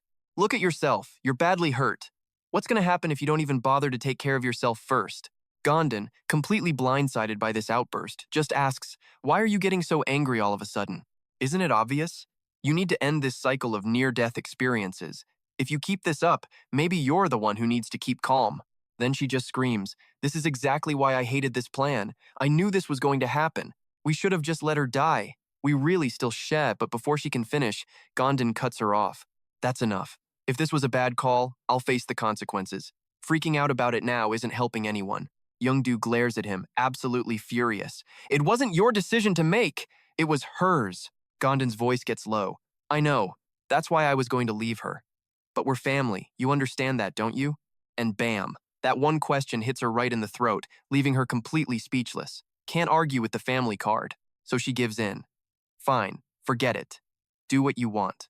But please, just stop getting yourself hurt. Seeing his little sister this worried, Gom-don can only promise that he'll try. She just stands there, silent and completely still. Meanwhile, in the distance, old man Chun-Bok is playing with his two little grandkids, who are having a blast using his biceps as a swing set. All patched up, Gom-don puts his coat back on and thanks Young-do. Thanks for fixing me up, she replies coldly. It's nothing. She clenches her own bleeding hand, thinking to herself, family, huh? Her mind flashes back to all the moments Gom-don was there for her. Her eyes suddenly fill with sadness as she thinks, if I'm really your family, then I would never let you get hurt like this. And with that, she drives her fist straight into a nearby wall. Ouch. What is his wife even doing while he's out here getting wrecked? This is all so annoying. In a deserted stairwell, heavy footsteps begin to echo. The steps get louder and louder, but the hallway and stairs are completely empty, not a single person in sight. It's Gom-don, walking heavily as he thinks to himself, she must be going through a really rough time, all because our plans went south. He opens a door, his thoughts simple and clear. I am her husband. The door clicks shut behind him as he thinks, I have to be the one to support her. He approaches Chun-Bok's mom, starting to say, we can talk about, but he stops dead, his face a perfect mask of shock. Because Chun-Bok's mom, still in monster form, is absolutely inhaling a pile of food off the floor. Excuse me, honey, what are you doing? She just keeps on chewing. After swallowing a huge mouthful, she says, I was hungry, so I ate. Do you want any? Gom-don just slumps to the floor and lets out a massive sigh, which leaves Chun-Bok's mom looking thoroughly confused. He sits there in silence for a full minute, making her incredibly nervous until she finally blurts out, okay, listen, I really meant to share with everyone, but I was so hungry. Are you mad at me? His only response to that excuse is three simple words, I know. This makes Chun-Bok's mom both furious and flustered, her face turning red as she yells, whatever, I'm human too. At that, Gom-don just loses it and starts laughing. He can't help himself as he holds his wife's face, asking, so I guess this means I have to support your survival, right? Hey, knock it off. How do you think it feels to watch you chow down all by yourself? Stop it, I mean it. After a bit of goofing around, the two of them finally get serious. He admits he thought she'd be feeling awful, since things haven't exactly been great lately. Do you think I'm that weak? Not at all, but are you ready? With her hands planted on her hips, Mama Chun-Bok radiates pure confidence. Of course I am. All my wounds are healed, so yeah, you could say I'm pretty darn ready. Hearing that puts him at ease, and he confirms the car is ready too. Time to go see Jingu and Mr. Ha, you bet. But suddenly she stops and looks at him, her tone shifting to serious. Before I head to Gom-don, I know everything is a total mess right now, but I'm gonna sort it all out, so please don't worry too much, okay? Her sudden reassurance catches Gom-don completely by surprise. Feeling his wife's love, he just reaches out and pulls her close. Honey? Huh? What's up? And just like that, Gom-don sweeps her off her feet, pulling her into a tight embrace. A surprised Mama Chun-Bok stammers out, "What's going on?" "Nothing. It's just, you're being way too adorable right now." Gom-don holds her tight, reminding her to be careful and not get herself into any danger. She understands the anxiety he's carrying, so she hugs him back gently and replies, "I know. I'll be back soon." With their goodbyes said, she leaves without a second glance, leaving him standing all alone on that rooftop. With Mama Chun-Bok gone, Gom-don figures he might as well clean up the place. But as he thinks that, he notices something. He realizes the pile of snacks on the ground were barely even touched. Meanwhile, she is slowly descending the same staircase that was recently covered in blood. Every single step brings back another fragmented memory from that awful day. A wave of self-disgust washes over Mama Chun-Bok as she recalls trying to infect Haiga. Remembering that hug with her husband, she thinks, "This is so bad." And right on cue, the craving hits her again. Saliva starts pouring from her mouth, so much that two hands couldn't possibly catch it all. She just hopes that if it comes to it, she'll be able. But her thought is cut short as her silhouette appears on the stairs. She's about to fall over. Something appears in front of Mama Chun-Bok, causing her to stop dead in her tracks. Long strands of dark hair slither across the floor like a nest of snakes. A terrible feeling forces Mama Chun-Bok to a halt. Behind her, she senses a ferocious monster and it looks hungry, drooling at the very sight of her. It's that hairy monster, the one that's always been stalking Mama Chun-Bok. And guess what? It's back. A hot flush makes her ears burn bright red. In sharp contrast, peaceful clouds drift across a deep blue sky. Abandoned skyscrapers still stand tall and proud. And into that silence, the sudden roar of an old car engine breaks the quiet. Inside the vehicle, Mama Chun-Bok is completely lost in her own chaotic thoughts. "I knew things would turn out like this, but I can't go against my principles. I've prepared for everything, so I have to face whatever comes next. No matter what the consequences are." Yeah, she admits, this whole line of thinking is pretty strange. Her mind flashes back to biting Hira, to that moment she tried to infect her. The thrill of it all makes the craving come roaring back. "I felt better after biting Hira. Not only that, my senses became incredibly sharp. The only real issue is whether I can actually endure this craving of mine. I have to resist it. It'll be fine. Endure it," she tells herself over and over. But the memory of Hira's bloody hand sends her drooling all over the place again. "I have to." She's lost in her thoughts when the person next to her can't stand it anymore and just yells, "Hey!" The sudden shout snaps Mama Chun-Bok back to reality. The rickety old car slams to a halt. The screech of tires on pavement is absolutely deafening. Seeing Mr. Chun-Bei brake so hard, a worried Mama Chun-Bok asks, "What happened, Chun-Bei? Something has been bothering me this whole time, and I just can't focus." She looks at him, totally confused, and asks what he means. Chun-Bei sighs heavily. "Come on. Are you hiding something from me?" Still not getting it, she asks again. "Hiding what?" Chun-Bei takes a deep breath and then just yells, "Tell me right now if you're planning on doing something stupid, you hear me?" Mama Chun-Bok still has no idea what he's talking about. "What?" she asks, her face turning bright red as she tries to explain. "No, it's not like that. It's not what you think." "Oh, really? Then why has your stomach been growling this entire time?" "Oh, it's just, my stomach is feeling a little upset." Hearing her answer, he breathes a sigh of relief and bursts out laughing. "I see. Well, just let me know if you feel better later. Just relax, okay? Let things happen as naturally as possible. That's the best way." Hearing Mr. Chun-Bei's encouragement touches her deeply.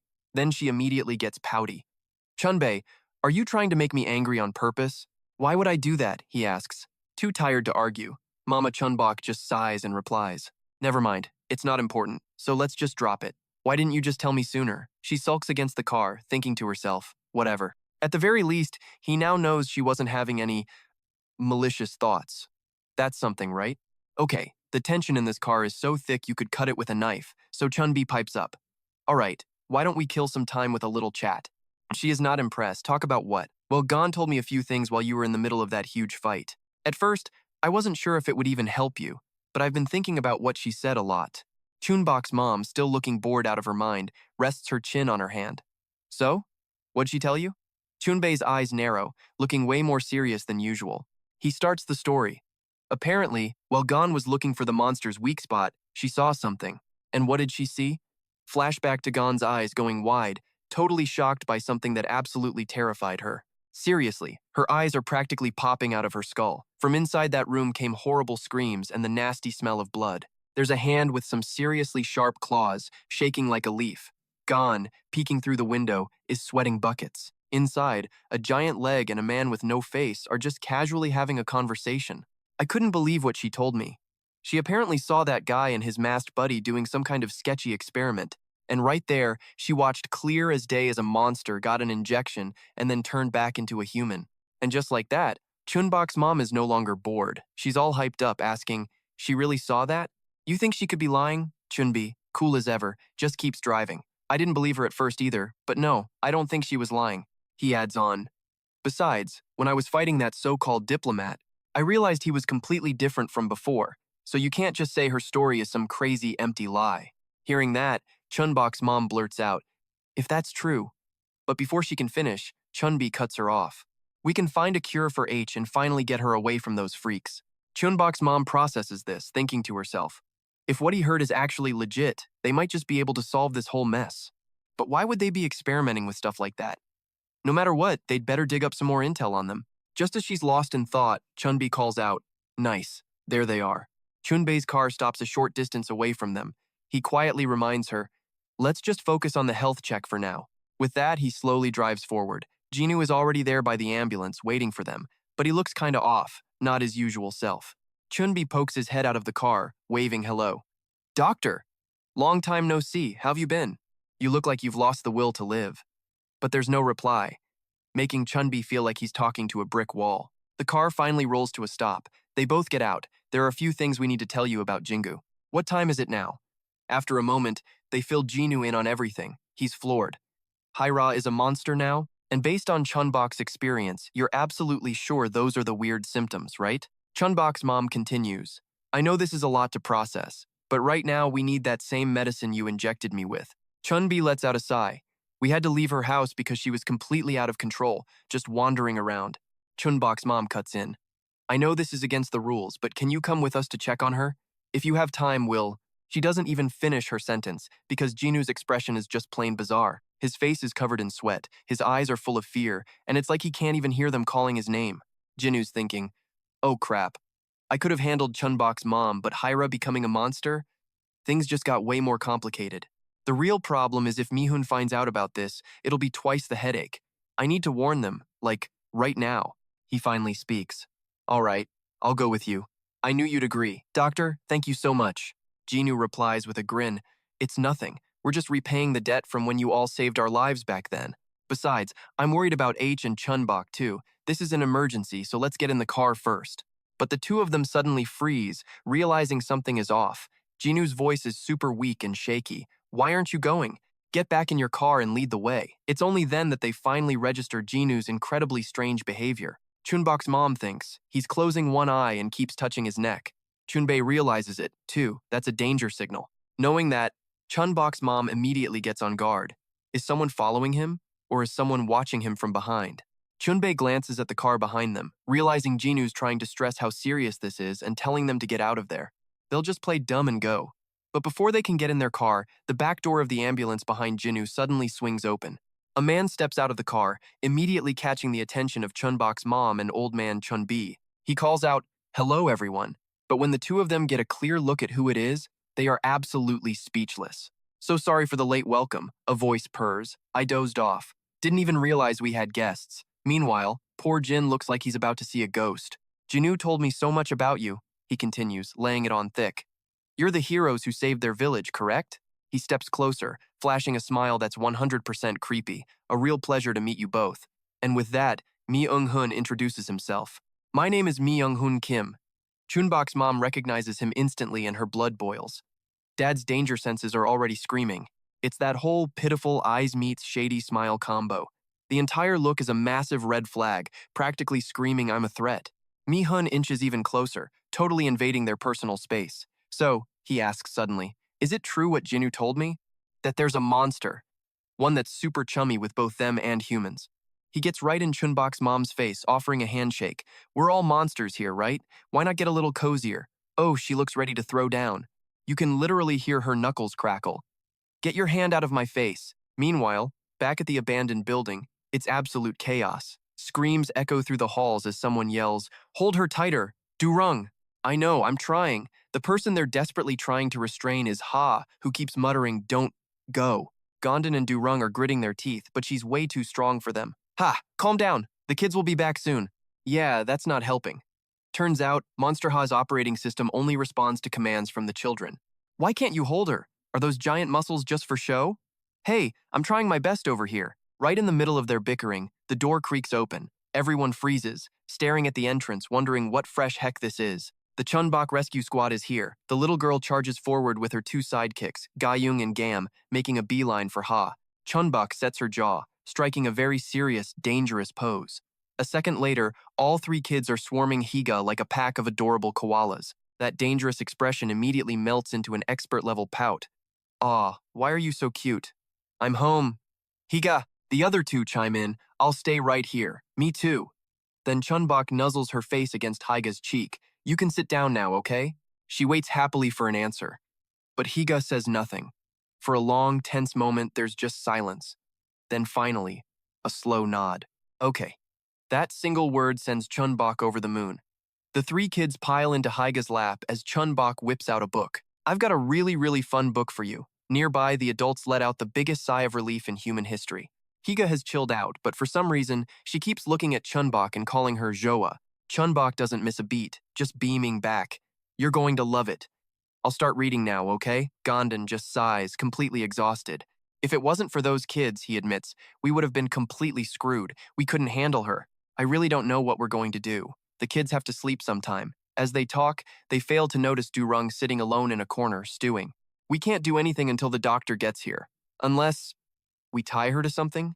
With what? Our charming personalities? You know how ridiculously strong she is. They keep arguing. Maybe we should just let her leave? Don't be an idiot. She's family. All the while, Du-rung's fists are clenched, her anger quietly simmering. It's only after that last comment that Gom-don finally realizes something is seriously wrong with Du-rung. He catches her trying to leave. Busted. She turns back, plastering on a painfully fake smile to explain. I think I need to get some fresh air. And with that, she's out the door, leaving Gom-don to stare after her, confused and worried. Cut to another scene where someone is rubbing their eyes. Hey, I'm getting really sleepy. You guys mind if I take a quick nap? Complete silence. She turns around, bewildered. Hello? Sorry. Is anyone even listening to me? Turns out, she's been delivering a monologue to an entirely empty room. Just then, the door to the building creaks open yet again. The stairwell is deserted, littered with old piles of broken bricks and shattered glass that no one's bothered to clean up. There sits Du-rung, her face buried in her hands, her hair blowing in the draft. She looks like she's been crying. Then, footsteps approach from behind her. She doesn't even bother to look up. She already knows who it is. Why did you follow me? She asks, her voice muffled. Gom-don's reply is simple. Because I was worried about you. Her voice sounds as broken as the glass on the floor. I just came out for some air. It's cold. Go back inside, Du-rung. I'll come in later. He tries to step closer, but she flinches away. Don't come near me. He gives up and just holds out his jacket. Fine. At least put this on, and I'll go back inside. But she's not having it. Just go. Not until you take the jacket. She glares at him. I said I'm fine.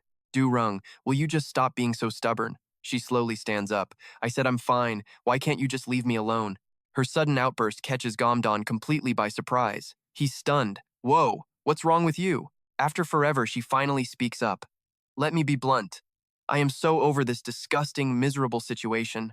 Hearing that heavy talk, Gom-don's face turned serious. What's that supposed to mean? Oh, she was just completely fed up with it all. They were constantly fighting off different monsters, and now their home was pretty much a pile of rubble. Then H had to go and turn into a monster, becoming a massive burden. On top of that, we have to babysit kids. This whole disaster is your wife's fault. H was just smashing everything with some bizarre power. Her dad was getting older, and Gom-don was trying to protect everyone all by himself. And now, they had yet another monster and a bunch of kids to worry about. Everything was a total mess with no end in sight. Her words left Gom-don absolutely speechless, and then she just started laughing like a complete psycho. But just as quickly, that laughter shattered, turning into full-on, ugly crying. Through her sobs, she kept going, I'm just so sick of being useless. She felt awful watching her brother carry all this weight because of her.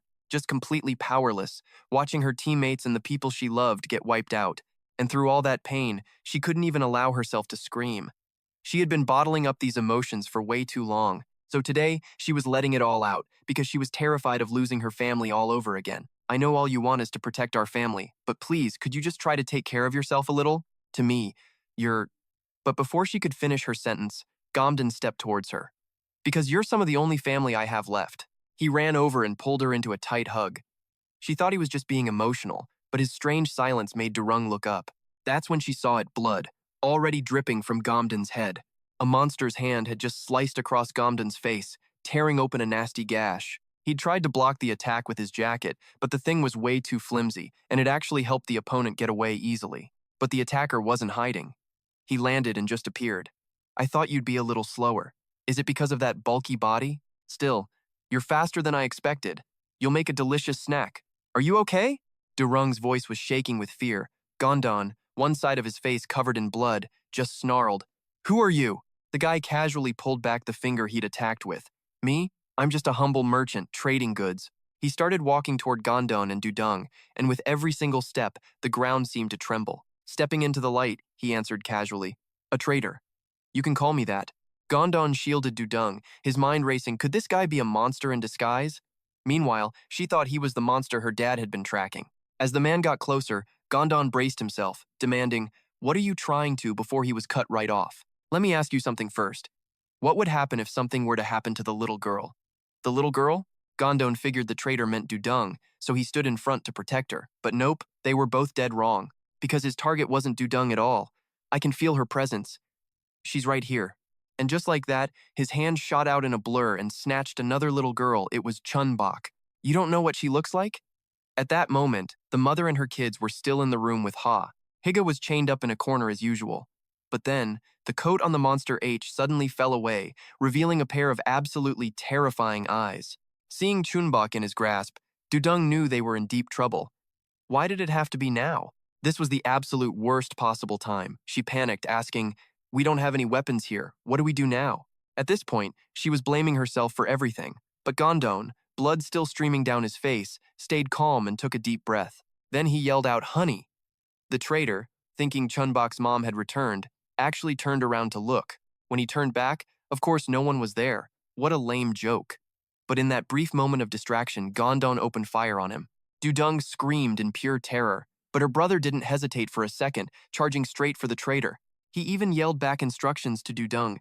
Hurry up, go wake Gon and bring the weapons. I'll hold him off here. Right then, Gom-don was thinking he was the only one who could fight. He'd treat this as a challenge, but he had to stall for time. Dung ran, looking back at Gom-don with worry. Hurry, I can only hold out until you get back. Gom-don kept his gun pointed at the traitor and fired again and again. Time to get to work, we're going to be okay. The traitor gets absolutely riddled with bullets, blood just gushing out of his body. But Gom-don's expression says it all. We fought this hard to survive. I am not giving up my daughter for you. A bullet slams right into the traitor's lens and cracks it, but Gom-don's determined reflection doesn't even flinch. The traitor glares through the busted glass at Gom-don. You're a complete idiot for not listening to me. I told you this from the very beginning, didn't I? Meanwhile, Dung hasn't actually gotten very far. Suddenly she stops dead, her eyes wide with total shock as she stares back at Gom-don. While Gom-don is busy with the traitor, some massive dude just ambushes him from behind. That flying kick looks like it sent Gom-don's brain into another dimension for a bit. The impact literally shakes the ground. A terrified Dung screams Gom-don's name, completely losing it. The traitor actually whines to his goon, hey, those were my favorite glasses, man. That's enough, the big guy grunts. Stop playing around. You're wasting our time. Dung is still totally frozen from that sneak attack, and while she's just staring at Gom-don on the ground, yep, someone else sneaks up behind her. She finally realizes she's being attacked, but it's way, way too late for that. The new attacker is a woman with a seriously creepy snake-like arm, and she's talking to her arm. Aren't you hungry? You can eat her. The arm gets weirdly excited, like a starving dog. The woman sees this and smirks. Looks like you're about to get a tasty little snack. Even though he's wrecked, Gom-don sees Dung is about to become dinner and forces himself to call out her name. The traitor just squats down, pokes Gom-don's open wound, and says, look at all that blood. I bet that hurts. Anyway, I have a question for you. You know that girl over there? So where's her mom? The question makes Gom-don's heart just plummet. And this guy is loving every single second of it. You better answer wisely. My next move depends entirely on what you say. The traitor's laugh is just messing with Gom-don's head. Our boy is in a seriously bad spot. One wrong answer, and it's not just a game over for him, it's for his wife and daughter too. He thinks about that miserable shelter they call home, and he knows nobody's there. Not his wife, not Mr. Chun-Bi, and not H. That means the only person he can save right now is Dung. He has to protect her, or she'll die. He sees her face, and the pain is unbearable, but his will screams at him. No, you are not giving up. His hand twitches as he tries to stand. He's got to do something. Anything. Come on, body, just move. He's screaming inside, trying to push past the pain, but his body refuses to listen. Why in the world can't his body just move? The traitor, holding Chun-Bok, sits down and stares. Why are you even trying so hard? You can't do anything. Do you really think that's your ticket out of here? Come on, you know there's no escape. You aren't strong enough to beat us, and we are definitely not making any deals. Look, I know how much people seem to like you. You've got friends, a great love, even coworkers who care. But do you have any idea what happens to everyone who likes you? Every word is just another stab to Gom-don's heart. And here's the final blow that just shatters his spirit.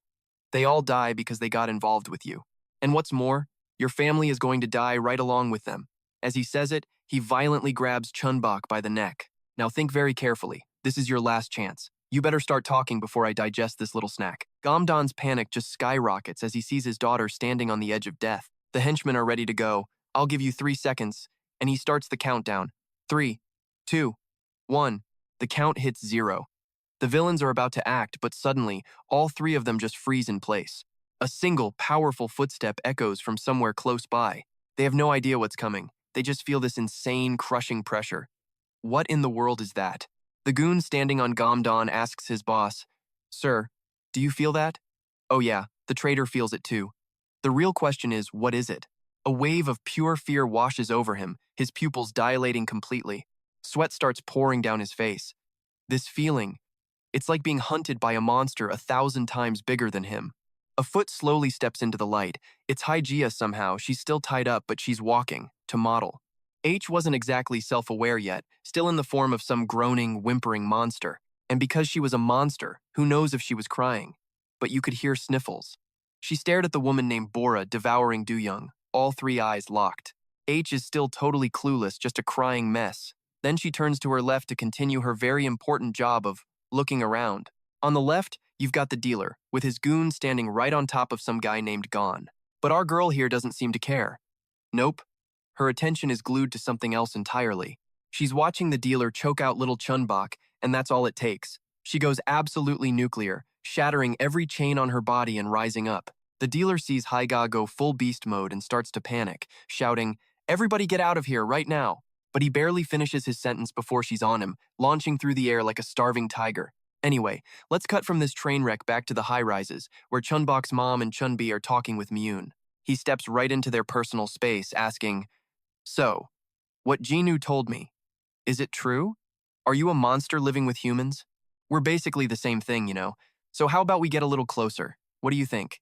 Chun-Bok's mom not only dodges the handshake, she gives him a death glare and says, "You better pull that hand back if you don't want to die here." Taking the hint, Mi-hun wisely pulls his hand back. Meanwhile, Chun-Bei is still suspicious, noticing something weird on Jingu's face. Jingu looks pale as a ghost, unable to tear his eyes away from Mi-hun. Chun-Bok's mom is officially over it. "I only have one thing to say to you." Her face contorts with rage, and clutching her head, she just screams, "Get lost. I don't know why you're here, but we are very busy. So leave while I'm still giving you the option, you get it?" But Mi-hun doesn't answer. He just inches closer, confusing the heck out of her. Instead of getting mad like usual, he seems to be enjoying her little threat. "It's not often I feel this way, but I'm in a surprisingly good mood today. So I'm giving you 2 choices, one good and one bad." Chun-Bok's mom just side-eyes him, letting out a world-weary sigh. Mi-hun, still totally absorbed in his monologue, holds up 2 fingers. "The good option is, you come with me quietly, and no one has to get hurt." In other words, a nice, peaceful ending for everyone involved. Chun-Bi actually seems to think over Mi-hun's proposal for a second. Chun-Bok's mom, however, has completely lost her patience. Her hand is already tensed, ready to strike at a moment's notice. Mi-hun keeps talking, and the bad news is, but before he can finish his little speech, both of them attack him at once. She lunges forward with her claws out, while the old man readies his gun. And then a gunshot rips through the quiet lot. The only one scared is Jingu, who's so terrified he just collapses onto the ground. Seeing the 2 murderous faces in front of him, Mi-hun just laughs. "So that's what you've decided." Then, quick as a flash, Mi-hun snags her clawed hand and crushes Chun-Bei's gun. You're really choosing the bad option? With one hand holding her wrist, his other hand decides to, grope something big and round. She's so shocked she can't even react. That hand doesn't let go, either it just squeezes harder. Tears well in her eyes as her body instinctively recoils, already preparing to counterattack. Chun-Bi sees his opening and makes a mad dash for it. He uses Mi-hun's momentary distraction to pump a few rounds into his back, but apparently, bullets don't do squat to this guy. He just catches them bare-handed. This leaves Chun-Bi completely stunned. No, more like utterly baffled by this dude's party trick. With his attack failed, he knows he's next on the chopping block, so he throws his arm up to block Mi-hun's attack. With his hand now injured, Chun-Bi has a thought. I knew this guy wasn't normal, but I never expected him to be able to catch bullets with his reflexes. Staring at the man in front of him, Chun-Bi can't help but think, he's a literal monster. Chun-Bi's face is sheet white as he watches Mi-hun, while blood starts dripping to the ground. But whose is it? Oh, it's Mi-hun's blood all right, because his hand has been completely chopped off, gushing everywhere, and his face? Totally blank. The culprit behind the hand on the pavement is none other than Chun-Bok's mom. She screams with rage, "You sick pervert!" Clutching her chest, she yells, "I have never met anyone as shameless as you. How can you be such a disgusting creep?" Gritting her teeth, eyes burning, she tells him, "You are going to die. I will teach you some manners." Mi-hun, holding up his stump, just replies, "You were so fast I didn't even feel it." She snaps back, "That's why you don't play with fire. Your punishment comes next." Mi-hun just grins and says, "You've got some nerve, big sis." And then he holds up his severed arm as a brand new hand sprouts from the wound. Mi-hun raises his new middle finger, scoffs, and says, "I don't care." He then shoves his other hand into his mouth and starts digging for something, much to the confusion of Chun-Bok's mom. While these two are fighting, Chun-Bi quietly sneaks back to the car trunk to find something, as if he just remembered a key detail. The once blue clouds have turned a gloomy gray. A bright orange no parking sign stands out in the bleakness. This time, Mi-hun doesn't speak to them face to face. He hides among the buildings, letting his voice echo out. "I'd love to keep playing with you all, but I'm afraid I've been far too kind." And with that, he ducks behind a wall to watch. Mi-hun took one deliberate step forward, then in a flash, he was gone. Chun-Bi was on high alert, but still only caught a glimpse of a black shadow. Chun-Bok's mom knew something was off, playtime was officially over, and she got dead serious. While the two were on edge, a group of men in black leaped into the air, blades drawn and ready for a fight. "Come and play with us," one of them sneered. They all wore helmets so you couldn't see a single face. In an instant, they closed in on Chun-Bi. He didn't waste a second, pulling out a gun and putting 2 bullets right through their skulls. But one gun wasn't going to cut it, so Chun-Bi drew a dagger and joined the fray. For an old guy, he still moved like a pro. With a single sweeping motion, he dropped several goons to the ground. Watching this, Mi-hun clapped his hands, absolutely thrilled by the show. In just a heartbeat, Chun-Bi had wiped out every single one of his attackers. But even after clearing the field, Chun-Bi wasn't satisfied, panting heavily. This darn old age, he couldn't keep this up for long. He was grumbling to himself about it. But then he spotted something that made his thoughts grind to a halt. Chun-Bi looked down at a guy he'd just beaten. As the man writhed in pain, his helmet slipped, revealing a horrifying, monstrous face underneath. On the other side of the fight, Chun-Bok's mom was still having trouble. She was struggling against the rest of the helmet-wearing goons. They moved like some kind of disposable puppets. Sure, they could attack and she could easily block, but seriously, what kind of freak was behind all this? He looks totally human, right? But the power he's using is straight out of a monster movie. She'd never met anyone like him before. Thinking of Mi-hun suddenly brought an image of H to her mind. Could this guy possibly know how to cure H? As she was lost in thought, 2 of the helmet guys grabbed her arms. She shot them a glare that could kill and then absolutely roared. "What the hell do you think you're doing? Get lost!" But as she was yelling, the roar of a motorcycle engine cut through the air, distracting her. One of the helmet goons was on a bike, flying straight for her. He was right above her head, about to bring the whole thing crashing down. By the time Chun-Bok's mom turned to look, the bike was already on top of her. The crash echoed through the entire area. Luckily, Chun-Bok's mom was quick on her feet and managed to dodge the vehicle. She furiously yelled, "That's enough! Why are you doing this to us? Did someone send you?" Mi-hun just casually leaned against an ambulance. "That's right. I was asked to take your group away. None of this would have happened if you had just shut up and come with us from the start. But hey, I've got a great idea, so just hear me out. Like I said, our job is to deliver you to our client. But honestly, the reward for that doesn't mean much to me." "But why? The woman in your group?" As soon as he mentioned her name, both Chun-Bi and Chun-Bok's mom froze. How did he know about Ha? They fell silent. Mi-hun kept talking. "We had to split up because of an urgent situation, but she will always be our family." She's incredibly important to us, someone I can't live without. And more than anything, she's my fiancée. He puffed his chest out proudly, his face turning red just talking about Ha.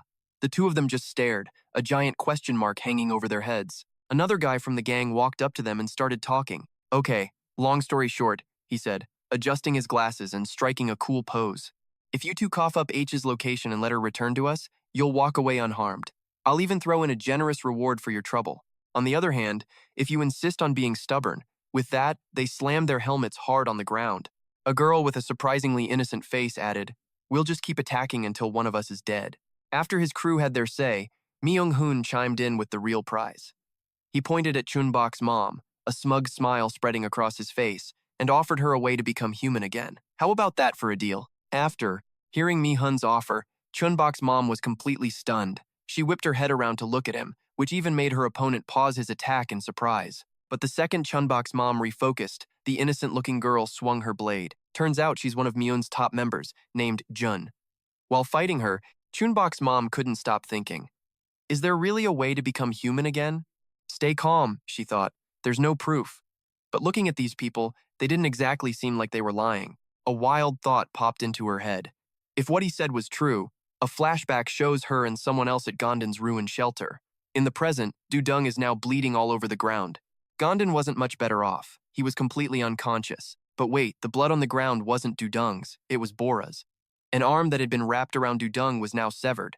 And the one who did it was none other than Hai. Far away, Chun-Bok's mom was still lost in the idea that they could all become human again. Back to the brawl between Chun-Bok's mom and Mi-hun, a deep voice suddenly booms through the chaos. Is what you're saying true, young man?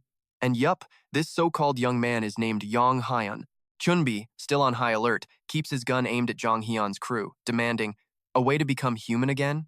That sounds completely ridiculous and unbelievable. The guy stares down the barrel of the gun, totally calm, and says, you'll have to put the gun down if you want more information, right? Chun-Bi isn't budging. Give me something believable, or you're gonna go meet your ancestors real soon. And you'll actually believe what I'm about to say? Chun-Bi, ready to pull the trigger, replies, just consider it the dying wish of an old man. Jang Hyun cracks a weird smile and finally speaks, it's a market. Chun-Bi is confused. What now? Jang Hyun explains that it's the place to find what they're looking for, but it's a pretty dangerous spot. Okay, but where is this market? This time, Jang Hyun just claps his hands together. He grins slyly and says, that's enough questions for now. Don't you think you're getting a little greedy, old man? Chun-Bi just scoffs and looks away, not even bothering to answer. Jang Hyun glances at the goons Chun-Bi took out. Not bad for an old guy. Honestly, I'm impressed. But what if I start getting serious too? And with that, he dumps the contents of a vial right into his mouth. Chun-Bi is shocked. What in the hell? Are you eating that? Jang Hyun just chews away. Yep, hair and fingernails. He chomps on them like it's nothing. You're about to see something real interesting, and not only is he chewing it, he blows a bubble like it's chewing gum. After he's done, Jang Hyun spits it out, and where he spat, something starts sprouting from the ground. The stuff he spat out just keeps growing taller and taller, weird skin-colored tree things. Chun-Bi has never seen anything like it and stays on guard. After a few moments, the things finally take shape. The two globs Jang Hyun spat out have created two people. He points at his new creations and looks at Chun-Bi. Alright, let's get back to what we were doing, shall we? Chun-Bi knows exactly what that means and immediately gets into a defensive stance. The sounds of fighting erupt once again. Meanwhile, Chun-Bok's mom is still dealing with Jun. She gets distracted when she notices things going south for Chun-Bi. Jun, of course, uses that opening to attack. Luckily, mom reacts just in time to block her. She angrily slaps Jun across the face. Take that! But the move throws her off balance, sending her into a free fall. She hits the ground hard while Jun lands perfectly. She sits up in pain. Damn it all. Chun-Bok's mom grinds her teeth in fury, but then something else catches her attention. Her eyes fly open in shock. Her entire surroundings have turned completely white. Everything that was just happening, the fight, the people, it's all gone. She just sits there wondering, how long is this going to last? Chun-Bok's mom slowly gets to her feet, suspecting this might have something to do with that girl's strange scent. But everything around her is just a blank white void. But get this, her ears have suddenly become incredibly sharp. Probably because she can't see, or even move freely with whatever is around her. She gets a really bad feeling, like a gun and a knife are constantly held to her throat. Even though she's blind, she decides to counterattack, trusting nothing but her instincts, and what do you know, it actually works. She thinks to herself, she can use the noise as an advantage, plus she still vaguely remembers the layout of the area. Okay, I'm starting to get how this works. I'll take them out one by one before they can pull any more weird tricks. Then her plan is to beat the ever-living crap out of that pervert before hearing him out about that cure. If it's real, they could save Chun-Bok and Ha. Better yet, she could finally be free of this curse. Suddenly, a voice echoes in her mind. Do you really think so? Just as she was getting hyped, the voice stops her cold. The voice continues its creepy monologue. What's your plan after that? You can only live because you have this power. It feels like it's trying to consume her. Have you thought this through? Her body completely freezes up. She thinks, I can't move. The furry monster laughs and says, Don't worry, I just came to say hello. Don't just stand there like a statue. You'd better get moving. Just like that, she's back in reality, but she still looks completely shaken. The sounds of fighting are still raging on, boring Mi-hun to death. He lets out a massive yawn. After 2 whole cigarettes, he's had enough. All right, I guess that's it. Jinu walks over to where Chun-Bi and Chun-Bok's mom are lying on the ground, saying he doesn't get why they'd pass up such an amazing deal. I guess all I can say is they're incredibly loyal to their family. Myung-hoon approaches his goons and asks if Dong-hyun is ready. He points to a doll that looks exactly like Chun-Bi and says, Of course, I already made a look-alike dummy of that old guy, so yeah, let's get ready and roll out. Mi-hun then turns to another girl, asking, And you? Do-run replies, Yes, ma'am, you're a truly good person. All right, everyone, the time has finally come. We've been through hell and back, but this moment is what it's all about. Today, we finally get to meet her, our founder, our supreme leader, and our family. Mi-hun says, starting to walk as he gives the order. Let's go. Time to go meet my bride again. We'll finally be reunited. Meanwhile, the broker is reporting everything that went down to his boss, Bigfoot, thinking, my sensory perception is top-notch. So wherever a piece of my body is, I can use it to feel things. Tracking that kid is ridiculously easy. Of course, he knows those body parts will just rot in a few days. He then continues his report to Bigfoot. I'm the only one who can find her, sir. So please, just give me one more chance. Bigfoot just swirls the wine in his glass and asks, A chance? The broker immediately starts sucking up, pouring wine and saying, I swear I will bring her to you personally. However, would it be possible to borrow 2 of your men? Ideally, some big beefy guys for protection. Bigfoot, still hiding behind that thick mask of his, asks, And what reward do you want? The broker replies, Oh, nothing too grand. I just want to become a trusted member of your family, sir. But inside his head, he's gloating, I am so lucky. This gig is totally going to land me a sweet promotion. Just then, Bigfoot cuts in. One more thing. Yes, sir. What is it? Bigfoot whispers, Bring the mother too. Succeed, and I'll put in a good word for you with my father. And with that, Bigfoot just turns and leaves. The broker panics, But I don't have any information on the mother. Another man answers, Our family will provide you with what you need. With that, the guy tosses something to the broker, who snags it out of the air. What's this? You might need it. If you have any trouble capturing them, just make them eat it. You're the one who proposed this mission, yet you did nothing. This time, now that you've accepted, I will not tolerate any failure. Got it? You better deliver on your promises. The broker just gives a slight bow, then raises his glass and takes a slow sip. After downing the entire glass, he mutters to himself, Next time we meet, we'll be raising this glass to celebrate, sir. That's my plan. And so ends the meeting of the bad guys. Back at the cult's hideout, someone's voice cuts through the air. Well, now this is just freaking great. We find Bora literally smushing 2 monster brains together her pets, apparently asking, How did everything end up like this? The broker's subordinate can only sigh and reply, It was an unforeseen circumstance, but Bora isn't having it. Nobody told me there was a monster of that level here. She snaps, poking her pet brains. Is this how you took care of her? He coolly replies, We can't let this happen again. Such a shame, she scoffs. We were so close to finishing the plan. How ironic that a little kid had to stop her and save our butts, right? Inside, Bora is freaking out. Damn it, I can't go back empty-handed. If capturing her alive is out, I have to find another way. Suddenly, the broker's henchman goes quiet, having noticed something. Bora looks over, annoyed. What did you just say? I hear motorcycles, a lot of them are coming, and seriously, this dude has the hearing of a wolf. The bikers he's talking about? They're Mi-hun's crew, and they're pulling up fast. And now, for a look inside Mi-hun's head. A long time ago. A very, very long time. Ever since that day, I've searched everywhere for her. I wanted to give up and just die, but I couldn't. I always believed that I would see her again. You see, I can't live without Higa. A vision of her walking away fills his mind. In his little daydream, she turns back to look at him lovingly. Finally, we can meet again. For now, we stick to the plan. And after that, it's our grand reunion. I'll invite her to come back, and it'll be amazing when she agrees. But I know her too well. She'll definitely refuse, and if she does, I'll propose we settle it the old way. Whoever wins the fight has to obey the other. I'm strong enough to beat her now. Man, just thinking about it is getting me so hyped. The loser has to become the winner's dog. That's always been the rule for the hunting dogs gang. And just like that, Higa will be my family again. Then, most importantly, I'll treat her incredibly well. That's how our relationship will be restored. And then I'll start spending quality time with her. She'll definitely feel how sincere I am. At this point, his imagination starts going completely haywire. We'll fall in love, give our all to each other, and become a real family. Someone needs a reality check, and fast.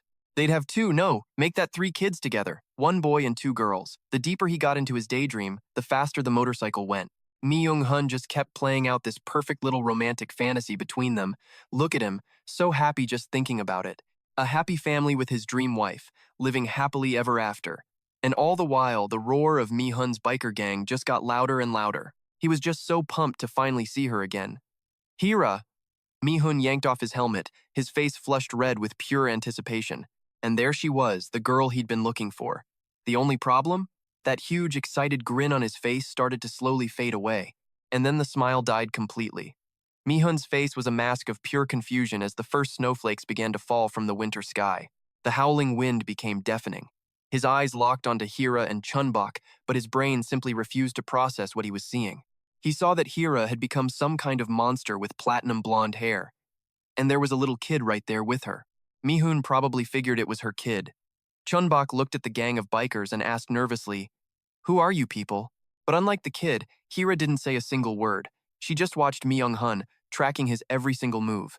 Mi-hun got off his bike. "Are you? Really, Hira?" Scared, Chun-Bok grabbed Hira's leg. "Mister, do you know her? Are you from the village? Are you here to cure Hira? Is that it?" The kid's face relaxed, thinking he was a friend. "So, where are my mom and dad?" she asked. "Oh, and by the way, she's really dangerous right now, so—" But she couldn't finish, her expression suddenly darkening. Mi-hun's patience finally snapped. "What the hell is going on here?" "Damn it," Chun-Bok flinched, sensing danger. But a second later, the kid whipped out a gun and pointed it straight at Mi-hun. "Who are you?" Chun-Bok demanded cautiously. Mi-hun didn't answer, instead firing back with his own questions. "You answer me. What happened to her? I heard she wasn't bitten, so why does she look like this?" Chun-Bok, still on guard, answered, "My mom said she was sick, so she did this to her. They told me she would be cured, so we were all just waiting here." "Ah, I see," Mi-hun said. "So it's your mother's fault, right? She's with us right now. So I'll take care of her after we're done with things here." Hearing that, Chun-Bok panicked, not understanding what was happening at all. She stared at Mi-hun, furious.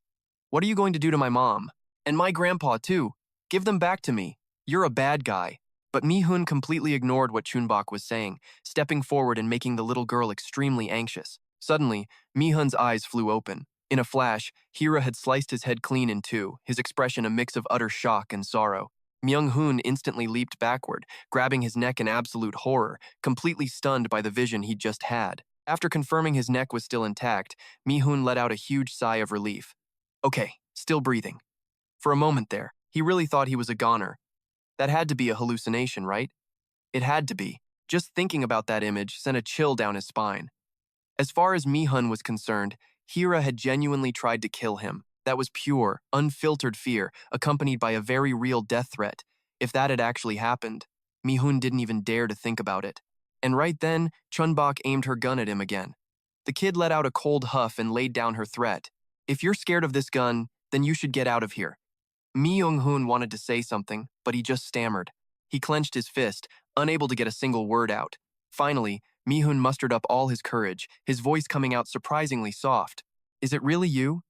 He still couldn't bring himself to believe the reality in front of him, barely managing to say, "It's been a while, Hira." A moment later, a heavy silence fell over the area outside the apartment building. Now, Jong-hyun and Do-young were both just staring, stunned by the person across from them. One of them finally spoke, completely bewildered. "Whoa, is that really Hira?" Chun-Bok was startled to see her start limping away somewhere. The kid quietly called out Hira's name. Mi-hun, standing a ways off, finally spoke up. "Everyone, stay right there." Seeing this, Dong-hyun looked alarmed. "Hey, Mi-hun, if that's really Hira, shouldn't we?" Before he could finish his thought, Mi-hun roared his name. Jong-hyun froze in fear, swallowing whatever he was about to say. Mi-hun glanced back over his shoulder. his eyes looking absolutely terrifying. I don't want to repeat myself. Stay here. I know you're confused, but this is the moment I've been waiting for, so just watch from over there. His words left the rest of them completely shocked. Mi-hun himself was a mess of emotions, his eyes locked on one spot. He looked at Hira, and it seemed like he wanted to say something. He took one heavy step after another, his voice ringing out gently. Hira, you felt it too, haven't you? That things are never easy. Do you remember? Every time we fought, you always beat me, even though I was the one who started it. But still, I kept picking fights because I just wanted to win. He continued walking forward with every word he spoke. Snow began to fall, and the sky turned a gloomy gray. But Mi-hun still had some last words for Ha.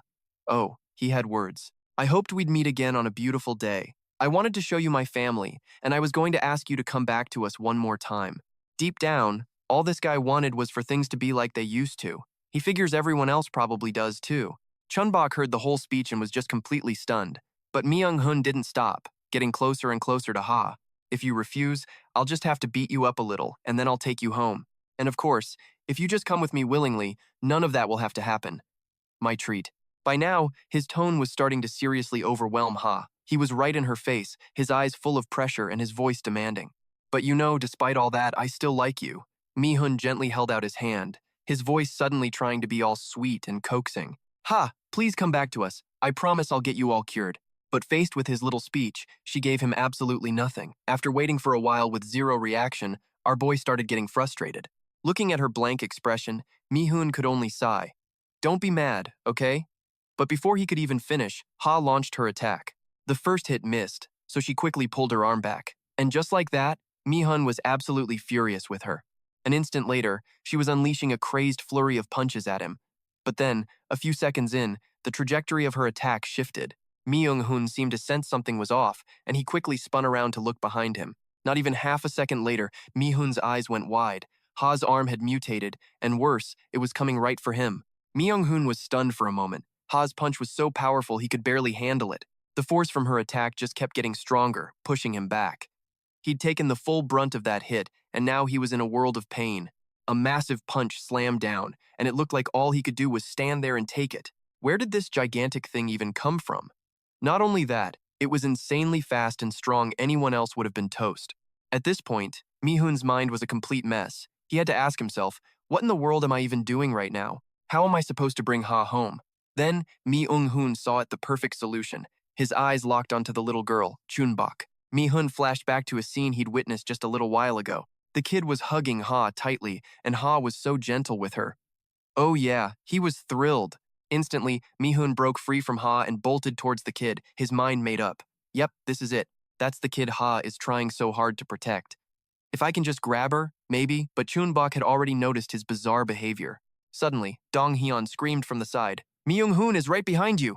The second he finished his sentence, Ha's hand had already grabbed his shirt. She forcefully threw him into the air, the sneak attack taking him completely by surprise. Mi-hun was terrified. He couldn't believe it, he never thought she could be this fast. And on top of it all, Han Yang was watching every single one of Ha's movements as her body began to change. This was definitely not part of Mi-hun's plan. He looked down from high above, totally and utterly shocked. She can transform her body into different kinds of weapons. And after transforming, Ha didn't hesitate for a second before attacking Mi-hun. That horrifying punch created a huge shockwave. The people below could only stare up in awe. Even Chun-Bok couldn't believe her eyes. The kid's jaw was on the floor. Mi-hun was beaten to a crisp, looking down from above at the wreckage below with a broken heart. This is so unfair. Why? Why isn't anything going the way I planned it? The resentment in Mi-hun's heart swelled, and his powerless body began to fall rapidly to the ground. As his body floated in the air, Mi-hun's mind was racing with questions. All I ever wanted was to be happy. I wanted to see her, talk to her, get back together, and then start a family. So why did everything have to turn out like this? Why is it like this? Mi-hun slowly drowned in questions, sinking into a darkness of his own making. Mi-hun desperately reached out his hand to pull Ha back, but she just kept moving farther and farther away, beyond his grasp. Waking from the darkness, Mi-hun was even more unhinged. His mind was set now. That's right, it's all her fault. She's the one who made us like this. If she hadn't abandoned us, we wouldn't have had to suffer like this. If she had just returned my feelings, I wouldn't have created this entire mess. In the end, all responsibility was placed squarely on Ha. As far as Mi-hun was concerned, she was the one and only reason their relationship had reached this dead end. What was happening now finally caught Ha's attention. She stared at the spot where Mi-hun had landed, which was now just a pile of rubble. And yet, he stood up, his voice raspy. You know, thanks to you, I've finally had an awakening. Mi-hun gives a slow smile, shrugging off his coat to reveal a seriously messed up back. I was trying to bring you over to our side without anyone getting hurt. But now, he growled, ripping his shirt right open. My plans have changed. A ridiculously chiseled body appears. Mi-hun casually sweeps his bangs back with his hand. He stands on a rooftop and dramatically declares, I will do everything in my power to take you, H. Even if you're crippled, I will still care for, protect, and love you. So, let's get serious, shall we? I won't hesitate anymore. Mi-hun stood there on the roof, his blazing red eyes locked onto H, not looking away for a second. Outside the apartment building, loud crashes echoed nonstop. Inside a room, some kids were frantically trying to wake up Gom-don and Do-young. Rayon saw the whole mess and could only curse under his breath, hiding in a tiny corner and fuming. Seriously, where was the kid's mother? And who the heck were these people? All he knew was that coming here was a huge mistake. The constant booming noises made his heart pound. Jung-hyun sensed the danger and turned to shout a warning. Everybody, stay put. Problem is, Chun-Bok was currently standing right in the center of all the chaos. Objects were getting blasted right past the poor girl. Chun-Bok struggled to speak. Hra, please stop. But right after she said that, the bloodshed got even worse. A brutal attack sent blood splattering everywhere, leaving a huge gash on Mi-hun's head. But H, on the other side, wasn't doing any better. Her arm was completely severed, but that didn't stop them. They just kept on fighting. The looks on their faces said it all they wanted to eat each other alive. Two powerful fists collide, creating a massive shockwave. Mi-hun gets knocked back, losing an arm, but his rage just skyrockets as he targets her arm again. Ugh, this is just ridiculous. If that's what you want to do, then just give me that knife. Hcha was in the same boat as Mi-hun, she'd lost an arm too. But wouldn't you know it, H's injured arm quickly regenerated. Seeing this, Mi-hun couldn't hide his shock, his brows knitting together. She's not just strong, her healing is insane. Looks like she's just like me. And just as Mi-hun thought, his own arm healed in a flash. The weapon in H's hand slowly began to transform again. Mi-hun took in the scene, burning it into his memory. We really are a match made in heaven. I'm going to take you with me, no matter what happens. From now on, you'll never be alone again. The second that thought ended, he launched himself at H in a crazed frenzy, his eyes wild with excitement. Mi-hun's eyes grew wider, his mind filled with an overwhelming possessiveness. Hra, to me, you're like my familiar toys, all neatly arranged. Dinosaurs and titans on the sides, with a robot right in the middle. A cheerful, babbling voice echoes. Mi-hun was suddenly lost in a childhood memory. When I was a kid, I loved pretending to be a giant. When I had nothing to do, I found so much joy in playing these imaginary games. No one could resist playing the giant. Because it's so huge, and it has incredible power. He would use his imaginary size to crush the tiny people in his head. For Mi-hun, becoming that thing held a very special meaning that only he understood. While playing his usual game, he suddenly turned around. And what was waiting for him? Violence. Just as he expected, only by becoming a giant could he escape all that pain. A loud crash, then a raspy voice speaks up. Is this the best you can do? You think I enjoy doing this to you? This is all for your own good, remember that. A trembling Mi-hun cowered in a corner, listening to the man's questions. After the beating, the man casually put on his coat to leave. But not before giving one last order.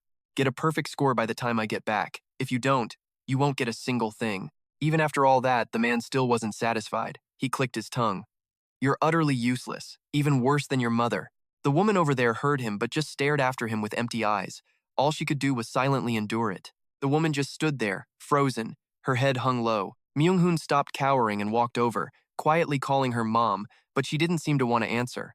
He just stood beside her, his heart filled with anxiety. The look the woman gave him held absolutely zero affection. She pinned all the blame on Mi-hun, a kid fresh off a beating, and he just stood there taking it. But for Mi-hun, her coldness was a relief compared to that man's fists. At least her words didn't leave bruises. Mi-hun had always been beaten savagely. Looking back, it was clear. The man only hit where it hurt most, so bad he'd nearly black out. Of course, that man became Mi-hun's own personal giant, a walking nightmare. He really thought he could never escape. Every single day was just more despair. He just learned to brace for the hits. But then one day, a genuine miracle happened out of nowhere. The man dishing out daily beatings was in serious trouble. He was wasted as usual and ended up causing a huge, chaotic scene. Mi-hun only pushed the man out of pure fear. And well, that was the result. This was the guy he never dared to even look at. When he saw his greatest fear just lying there on the ground like that, he realized the man looked so small and pathetic, while Mi-hun had become the giant from his dreams.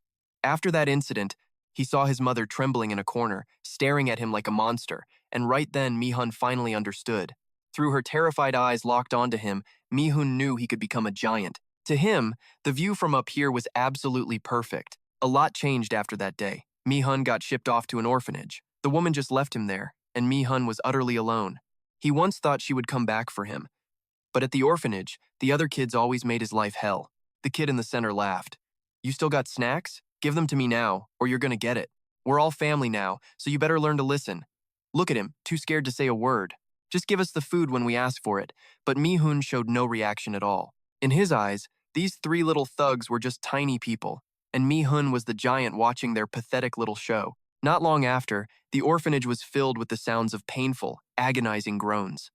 A lot of sobbing, too. For the first time since he was born, Mi-hun actually felt grateful to that man. He happily ate his chocolate. The violence and trauma that once terrified him had now become a very useful weapon for self-defense. Instead of just sitting there and taking it, Mi-hun stood up and fought those kids back. Afterwards, he sat and enjoyed his spoils of war. Mi-hun had become the giant he always wanted to be. Sometime later, sounds of a fight echoed through an apartment complex. A brawl had just ended, and a student timidly walked up to Mi-hun, stammering, "Thank you, I owe you one. This money was for my mom's hospital fees. I'm so grateful." The kid was crying his eyes out, just a total emotional wreck. And then Mi-hun spoke, shutting the kid up instantly. "It's fine. I did it because I wanted to." But the kid still tried to thank him. "I will never forget this kindness." A second later, Mi-hun held out his hand with a serious face. "Give me everything you have." His words made the student's brain completely short-circuit. He couldn't even form a complete sentence. Before the kid could process, Mi-hun laid on the pressure. "You have 3 seconds." As he grew up, it seemed like nothing could impress Mi-hun anymore. No matter how big or strong they were, to him they were all just tiny little ants, and Mi-hun was the giant who stepped on them. After countless fights and receiving his share of losses, he even learned how to effectively take someone's life. Mi-hun was an invincible giant, and there was nothing left in the world that could scare him, and Mi-hun felt incredibly free. But at the exact same time, he realized everything was becoming unbelievably boring. Mi-hun was bored with everything, even the whole giant persona he'd created for himself. Once Mi-hun got used to that emptiness, he completely lost the motivation to do anything. He just wandered around in a constant state of boredom. He was always complaining, just muttering things with zero energy. But on this day, things were different. Loud noises kept ringing out, along with screams. They were all shouting, "Everyone run for your lives! Help!" This actually made Mi-hun curious enough to glance over. A second later, he was stunned by what he saw. But life is always strange. A bizarre voice echoed, and Mi-hun was too horrified to even react. A massive hand reached down, trying to grab him. Mi-hun was now facing a real monster, probably thinking, "Who would have thought I'd have to face an actual giant?" It felt like he'd been smacked in the head. He was in total shock from its sudden, impossible appearance. He was so stunned he couldn't even speak, just standing there like a statue. But deep down, a whole new life was kicking off, and honestly, Mi-hun was totally here for it. A massive collision rocks the city, but for a guy like Mi-hun, monsters crawling all over the world just made things a whole lot more interesting. While cities crumbled into heaps of trash, he was on a wild hunt, just itching to smash some monsters. Mi-hun wasn't just throwing punches, oh no. He got real creative with his weapons, using any dirty trick he could think of to wipe out the monsters. Even with his bare fists, the guy was an absolute beast. And yeah, he was getting more unhinged by the day. Mi-hun's life philosophy was super simple. If he didn't like you, you were gone. If he liked your stuff, well, it was his now. Mi-hun was living his absolute best life. This dude was completely in love with the new world. It was all so fun, always something new and exciting waiting for him. But then it all started to feel pointless. Suddenly, the whole thing just felt boring. Which brings us to this moment. With him standing in front of some poor guy, the man was practically shaking in his boots, begging, "Wait, hold on, I give up, so please, just let me go. If you tell me to bark, I'll bark." But before the guy could even finish, Mi-hun split him clean in two. His eyes went wide, like he couldn't even process what just happened. After the man dropped dead, Mi-hun just coldly muttered one word, "Idiot." The initial fun of it all was wearing off. It didn't matter if he was toying with ants or, hundreds of human lives. And even when his lackeys were cheering him on, this whole power game just wasn't fun for him anymore. Mi-hun wanted to be some kind of unstoppable giant with no rules. But honestly, it was all meaningless. Those emo thoughts were dragging him deep into the darkness, until one day, some girl pops up out of nowhere and asks, "Hey, you guys the Mad Dogs gang? I heard that if I beat the leader here, I get to become the new king. So, can I give that a try?" she asked, strolling forward with her luggage and a huge grin. The goons in the back heard this and just burst out laughing. "You? You seriously think you can fight? For real? We've already sent 12 wannabes like you to hell today." But Haiga just seemed to enjoy their little insults. "Looks like I came to the right place. All right then, let's get this party started." With that, she dropped her backpack to the ground, ready for a brawl. Mi-hun, who was bored out of his mind, was totally stunned by this weirdo challenger. The second she got into her fighting stance, her entire vibe shifted into something else. She flashed this creepy smile and her weapon of choice, a giant axe. This fight was going to be over quick.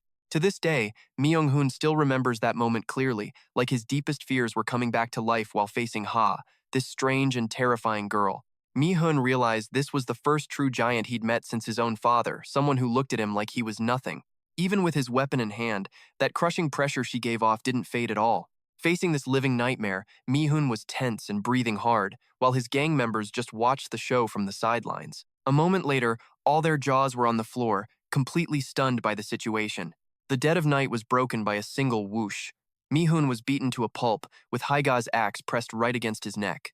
Mi-hun looked completely shocked to be in this position, and Ha, having totally won, just smirked with pure satisfaction.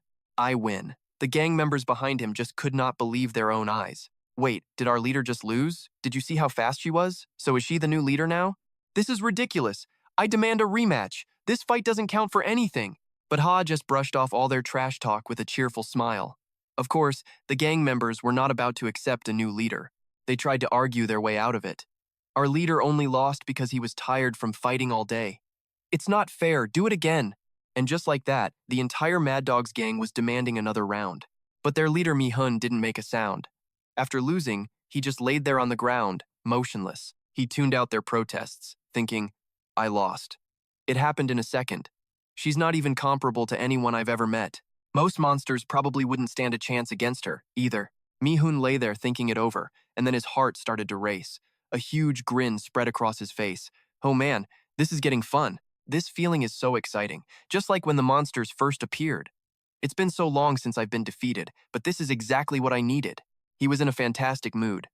Mi-hun had a crazy thought, what if he just kept her as the leader? But Haiga's voice cut him off. "I forgot to tell you something. I don't plan on being the leader here for long. I hope you didn't misunderstand." Her words sent Mi-hun into a total tailspin. Meanwhile, the other members started talking. "What does she mean? Not for long? Does that mean she's leaving soon? I guess so. That's great, right, boss? You're our only leader." With that, they all started cheering like idiots again. It took a moment for Mi-hun to snap out of his daze. He shot right up. "Wait a second, what did she just say?" A little later, the apartment hallway is dead silent, until suddenly hurried footsteps echo. Someone's in a serious rush. A nervous Dong Hyun leans in close to Do, whispering, "He's really angry. Do not get in his way." Do glances at the figure, curious. "Because of what that girl said?" He sighs. "But isn't that a good thing for us? So why is he in such a bad mood? He's such a weird guy." Meanwhile, Mi-hun's face is getting uglier by the second. He's so furious, he completely loses control, violently slamming his fist against the door over and over again. But after a moment with no answer, Mi-hun loses his patience and bursts in, pointing an accusing finger. "Hey, you jerk! You take back what you just said." At that moment, Higa is changing and freezes as he barges in, yelling at her. But even Mi-hun has his limits. He quickly squints one eye shut, then squeezes both of them tight, real smooth. Mi-hun speaks again. "Are you really a woman?" Higa calmly accepts it, and he just replies, "I get it now." A split second later, Higa clocks Mi-hun with a solid punch, her face red with rage as she screams, "Then get the hell out!" After Higa finishes changing, the two sit down to talk. He's the one who starts. "Take back what you said about leaving tomorrow." She's a bit confused by his demand. "Tell me why you want to leave this place." Higa just leans back casually.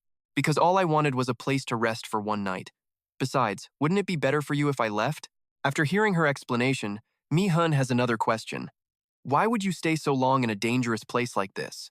Higa answers cheerfully, "I just don't want to risk my life, that's all. So don't worry about me." Before she can say another word, Mi-hun cuts her off. "I will protect you. I can take care of anyone. And if you want something done, I'll help you. I'll show everyone who the real leader is." He looks dead serious saying this. It's so ridiculous that Haiga just bursts out laughing. You? You're going to protect me? I don't need your protection. So just leave me alone, okay? As you can see, I need some rest. Haiga tries to push Mi-hun out the door, but he won't budge an inch, his eyes locked right on her. A moment later, Mi-hun speaks. Good. This random comment makes Haiga stop laughing, totally confused. Seeing her confusion, Mi-hun continues. You have a nice suitcase, don't you? He says, eyeing her blue luggage. His words instantly wipe the smile off Haiga's face. In a flash, she's giving him a death glare. Seeing her expression just makes Mi-hun chuckle. But right after he laughs, a loud crash echoes through the room. Haiga attacks, but he blocks it easily, taunting her. Why would you need something like that? Planning on going somewhere? Understanding what he's implying, she gets straight to the point. What do you want from me? And Mi-hun doesn't beat around the bush. I have two conditions. 1, you don't give up being the leader. 2, you fight me whenever I ask you to. If you accept these terms, I'll keep my promise. This is an amazing offer, don't you think so? The more Mi-hun talks, the more excited he gets. But Haiga just looks completely stunned, staring at him with wide eyes. I don't get why you want me to stay. What's in it for you if I'm here? Haiga now has him totally cornered. He's shaking but still smirking. Oh, there's a lot I could get. I could get you, for instance. A mighty giant. Mi-hun stares Haiga down, spitting out each word with excitement. But she still looks terrifying, and his face is turning blue from her grip. Finally, a small smirk plays on Haiga's lips. You are the craziest man I have ever met. Fine. It's not like I have anywhere else to go anyway. She lets him go. He asks in disbelief. So you're staying? Haiga slowly nods, and the next second, Mi-hun is celebrating like a little kid who just got candy. Awesome! But she suddenly cuts him off. I have a condition too. He doesn't hesitate. Name it. With his approval, she says softly, You can come out now, Chun-Bok. The suitcase opens, and a small child is inside. Haiga quickly introduces her. This beautiful little girl is my treasure. She's my whole world. Seeing Chun-Bok, Mi-hun is completely stunned. She holds the little girl in a warm embrace, looking at Chun-Bok with pure adoration. Promise me that you'll protect her, no matter what happens. That's what I want. What do you say? Mi-hun immediately drops to one knee, his voice low. I have no reason to hesitate. I will be the most loyal dog in the world. Please give me your orders, my master. Mi-hun looks absolutely ecstatic right now. Haiga just frowns at his bizarre behavior. Don't compare yourself to an animal in front of my daughter. Mi-hun quickly agrees. A while later, outside the apartment building, Mi-hun makes an announcement. All right, I'm gonna get straight to the point for all of you. Haiga is officially the new leader of the Mad Dogs gang. Don't you forget it. As he says this, both he and Haiga are smiling from ear to ear. Model. But the rest of the gang? Yeah, they weren't having any of it. They immediately stood up to shoot the idea down. What the hell is this? She already said she was quitting tomorrow. Mi-hun is our one and only leader, not her. But no matter what they whined about, Mi-hun just didn't seem to care. Whoa now, don't give us that look. The members weren't backing down. You need to rethink this, Chief. I'm not risking my neck for some woman and her kid. Now get lost before we kill you. So-A tensed up at the threat. Just as everyone was about to blow a fuse, a slow clap cut through the noise. HG clapped rhythmically, a smirk on her lips. Let's all quiet down a bit now. I get how you all feel. Who wouldn't be annoyed when some outsider suddenly becomes your leader? I can sympathize with you on this one, but as she spoke, her tone got deeper, more serious. And then, H's next words left the entire gang completely stunned. However, the way this gang operates, the strongest one becomes the leader. So, if any of you have a problem with me, let's fight. If you want me out of here, then come and get me. Every word was delivered with a confident, almost thrilled smile. She clenched her fists. The other members? Dead silent. Even Jong-hyun was staring with his eyes wide open as H continued. So, let's see those bright and shining faces now. The moment she finished speaking, they all slapped on the brightest smiles they could manage. Only Diaho struggled. H seemed to be enjoying this. Excellent. Now keep those faces on and stop cursing at each other, all right? The members could only accept their fate. From that moment on, Mi-hun knew it was a good thing. H became their leader. Nobody liked her at first, but they had no choice but to follow her. Over time, they actually started to like her. One guy even commented with awe, Hey man, this supply run is epic. His friend quickly agreed, saying it was all thanks to Haijia, the best leader ever.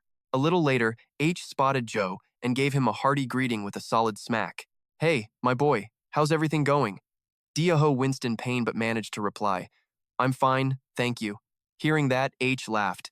Feel free to talk to me anytime. After that, their days were filled with good times. The place was always roaring with laughter. The whole gang would drink together and watch, sing and dance, and before they knew it, H had become part of their big, messy family. So much had changed since that day, except for one person.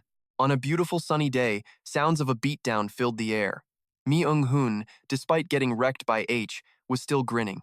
He just lay there, laughing his head off. Damn it, you're invincible. Are you even human?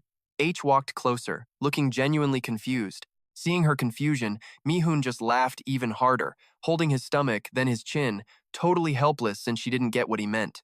He was about to explain, but then he paused. H had leaned down, holding out her hand. She asked with a bit of worry, "Hey, are you okay? You look terrible. You're bleeding again. Let's get that wound treated."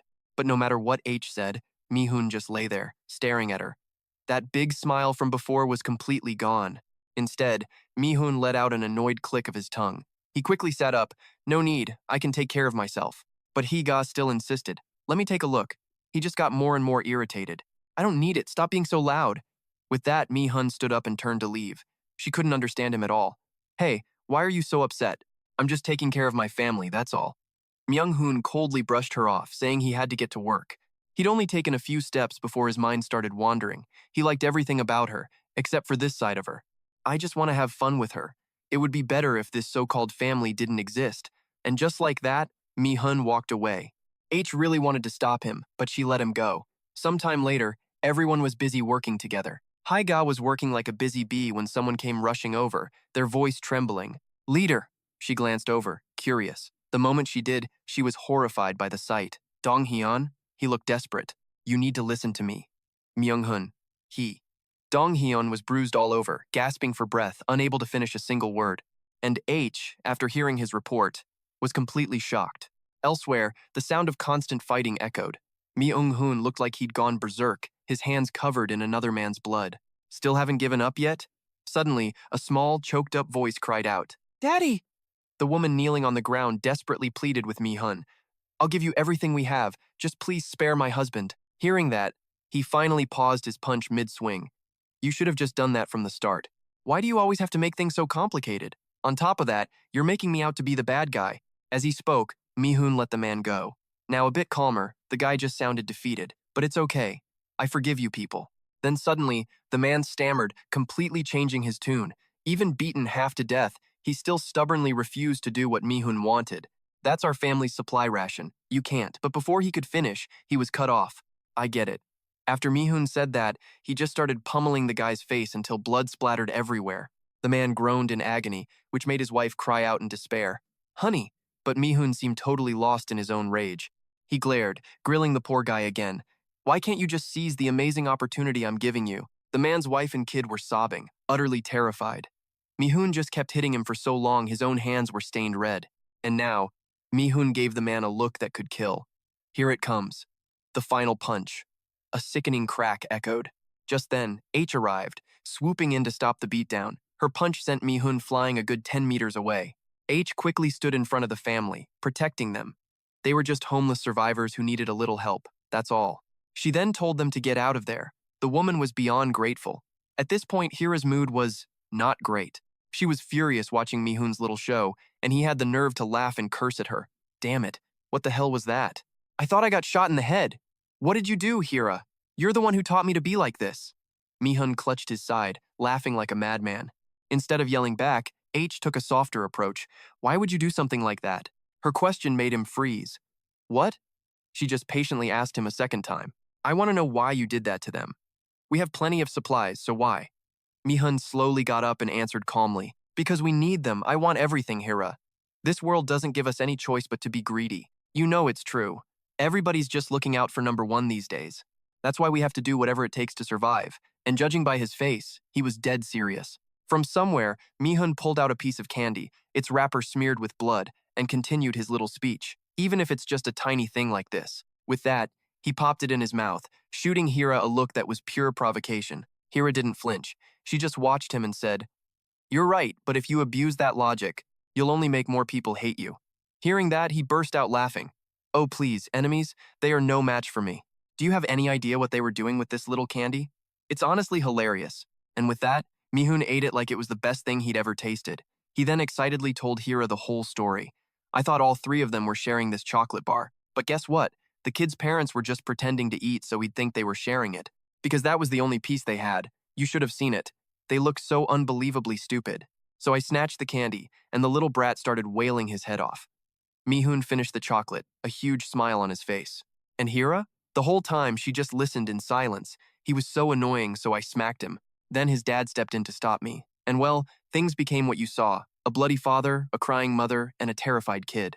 The whole scene was just pathetic. Mi-hun then pointed to the last piece of chocolate in his mouth. His point was clear. All this carnage started because of a single piece of candy. It was then that Hira finally said his name.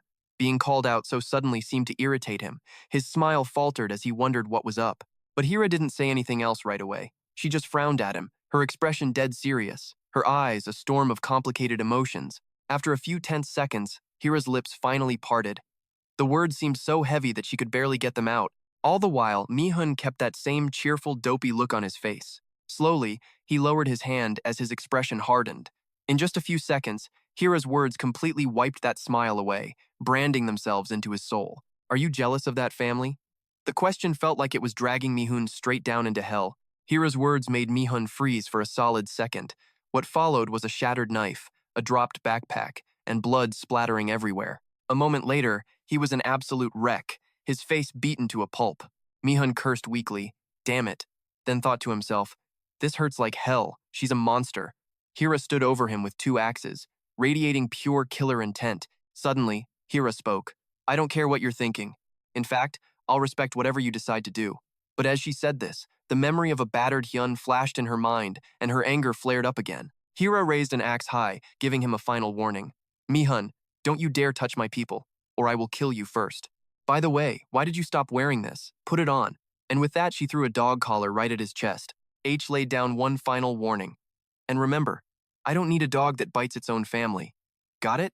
Hearing this, Mi-hun struggled to lift his head, completely lost as to what she was even talking about.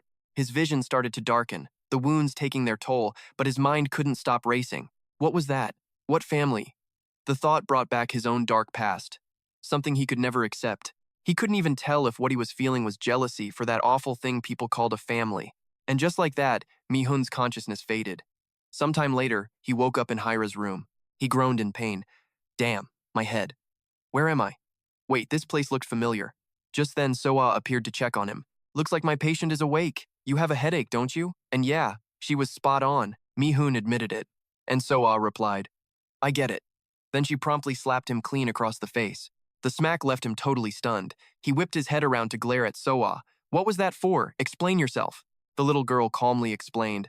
It's a painkiller I invented. He just stared, completely dumbfounded. Seeing his confusion, Soa eagerly elaborated. I reduce your pain by replacing it with a different pain. It's amazing, right? I came up with it all by myself. At this point, the guy was just utterly helpless. Please, whatever you do, don't go into medicine. But why am I here? The girl sat down and answered. Everyone brought you here. Mi-hun just nodded faintly, as if he understood. Soa then quickly handed him some medicine to take.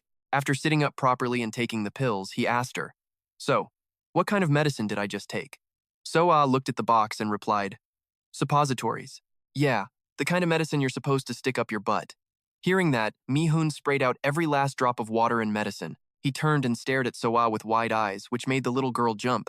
But then she just got angry. Why did you spit out the medicine? Take it again. Mi-hun was beyond frustrated. Don't you know the difference between medicine for your mouth and for your butt? The girl shot back. They both go in a hole. Faced with that flawless logic, he was speechless, utterly defeated. You are never taking care of me again. Mi-hun rubbed his forehead, exhausted. This right here is why he hated kids. Then he looked down at his body and got confused. What are these bandages on my chest? I don't remember getting hit here. Soa leaned in and said, You were hurt, so I treated it. But strangely, Mi-hun didn't feel any pain there. The little girl averted her eyes slightly, then continued speaking in a soft, steady voice. Are you hurt? It's a wound in the heart. Her words made Mi-hun go completely silent as he just stared at her.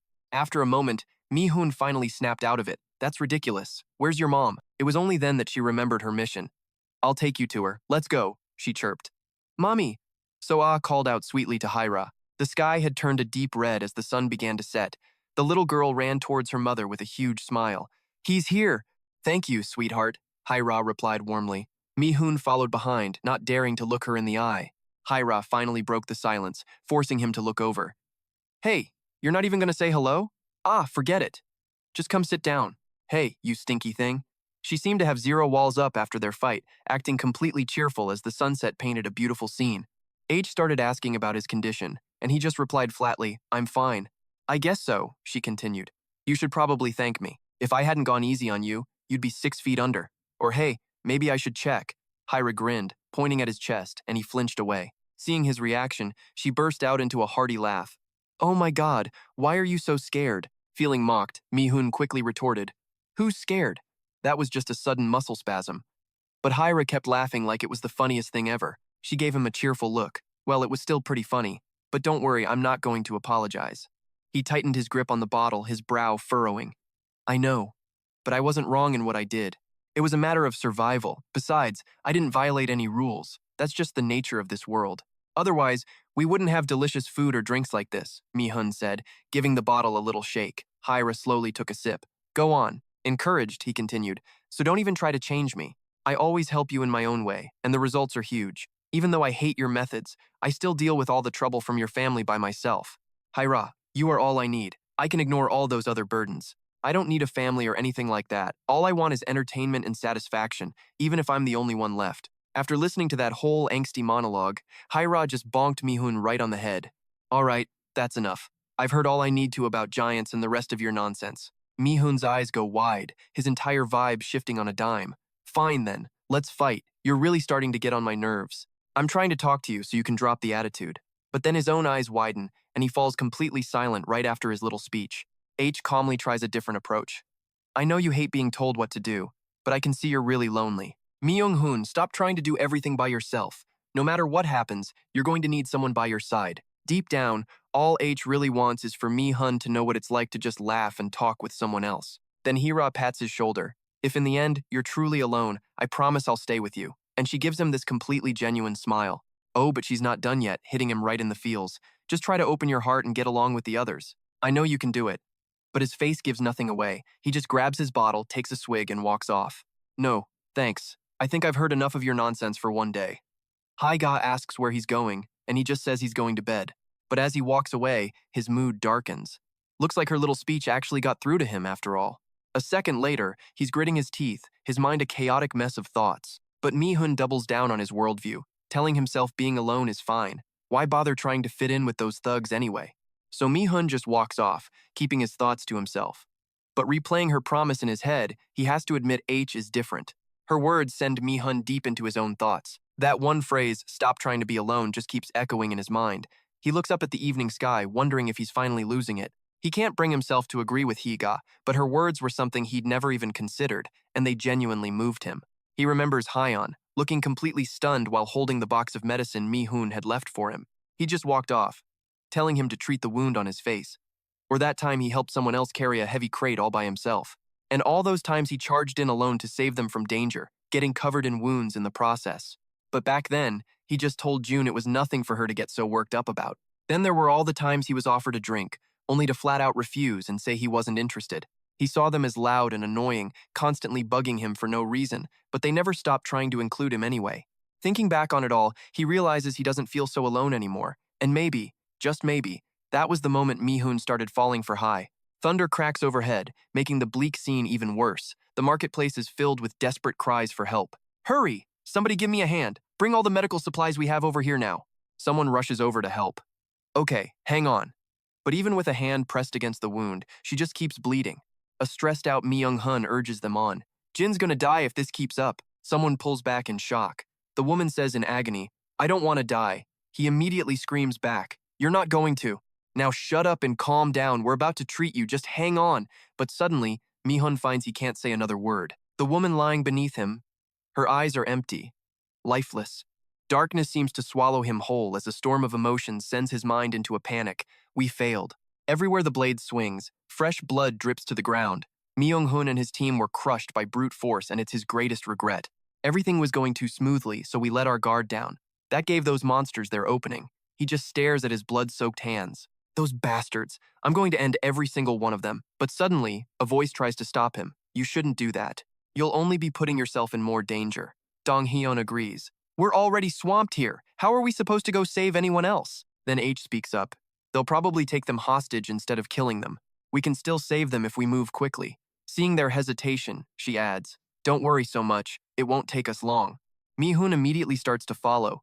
Let me go with H, but Joe steps in, trying to talk some sense into him. I get how you feel, but right now I need you here. Someone has to be in command in case we get attacked. A hand gently rests on Mi-hun's shoulder, trying to calm him. H's voice is soft. Please. She gives his shoulder a light squeeze, trying to make him understand. Finally, Mi-hun backs down. I get it. A little girl with an iron pipe runs up. Mom, I want to help too. Can you give me something to do? Or maybe teach me a few moves? Hang kneels down to explain. You're a very brave girl, and I really appreciate you asking to help. But this is a job for Mom, so you need to stay here, okay? You know I can't stand to see you get hurt. So despite her sadness, obediently agreed with her mom. And Hyra promised, you can trust me, sweetie. I'll be done fast. I'll be back soon, so don't you worry. I'm okay. Outside, the rain just kept pouring down harder. Seeing the door ahead, one of them shouted an order. Hurry up, get inside! Dong-hyun threw his weight against the door. He kept directing traffic.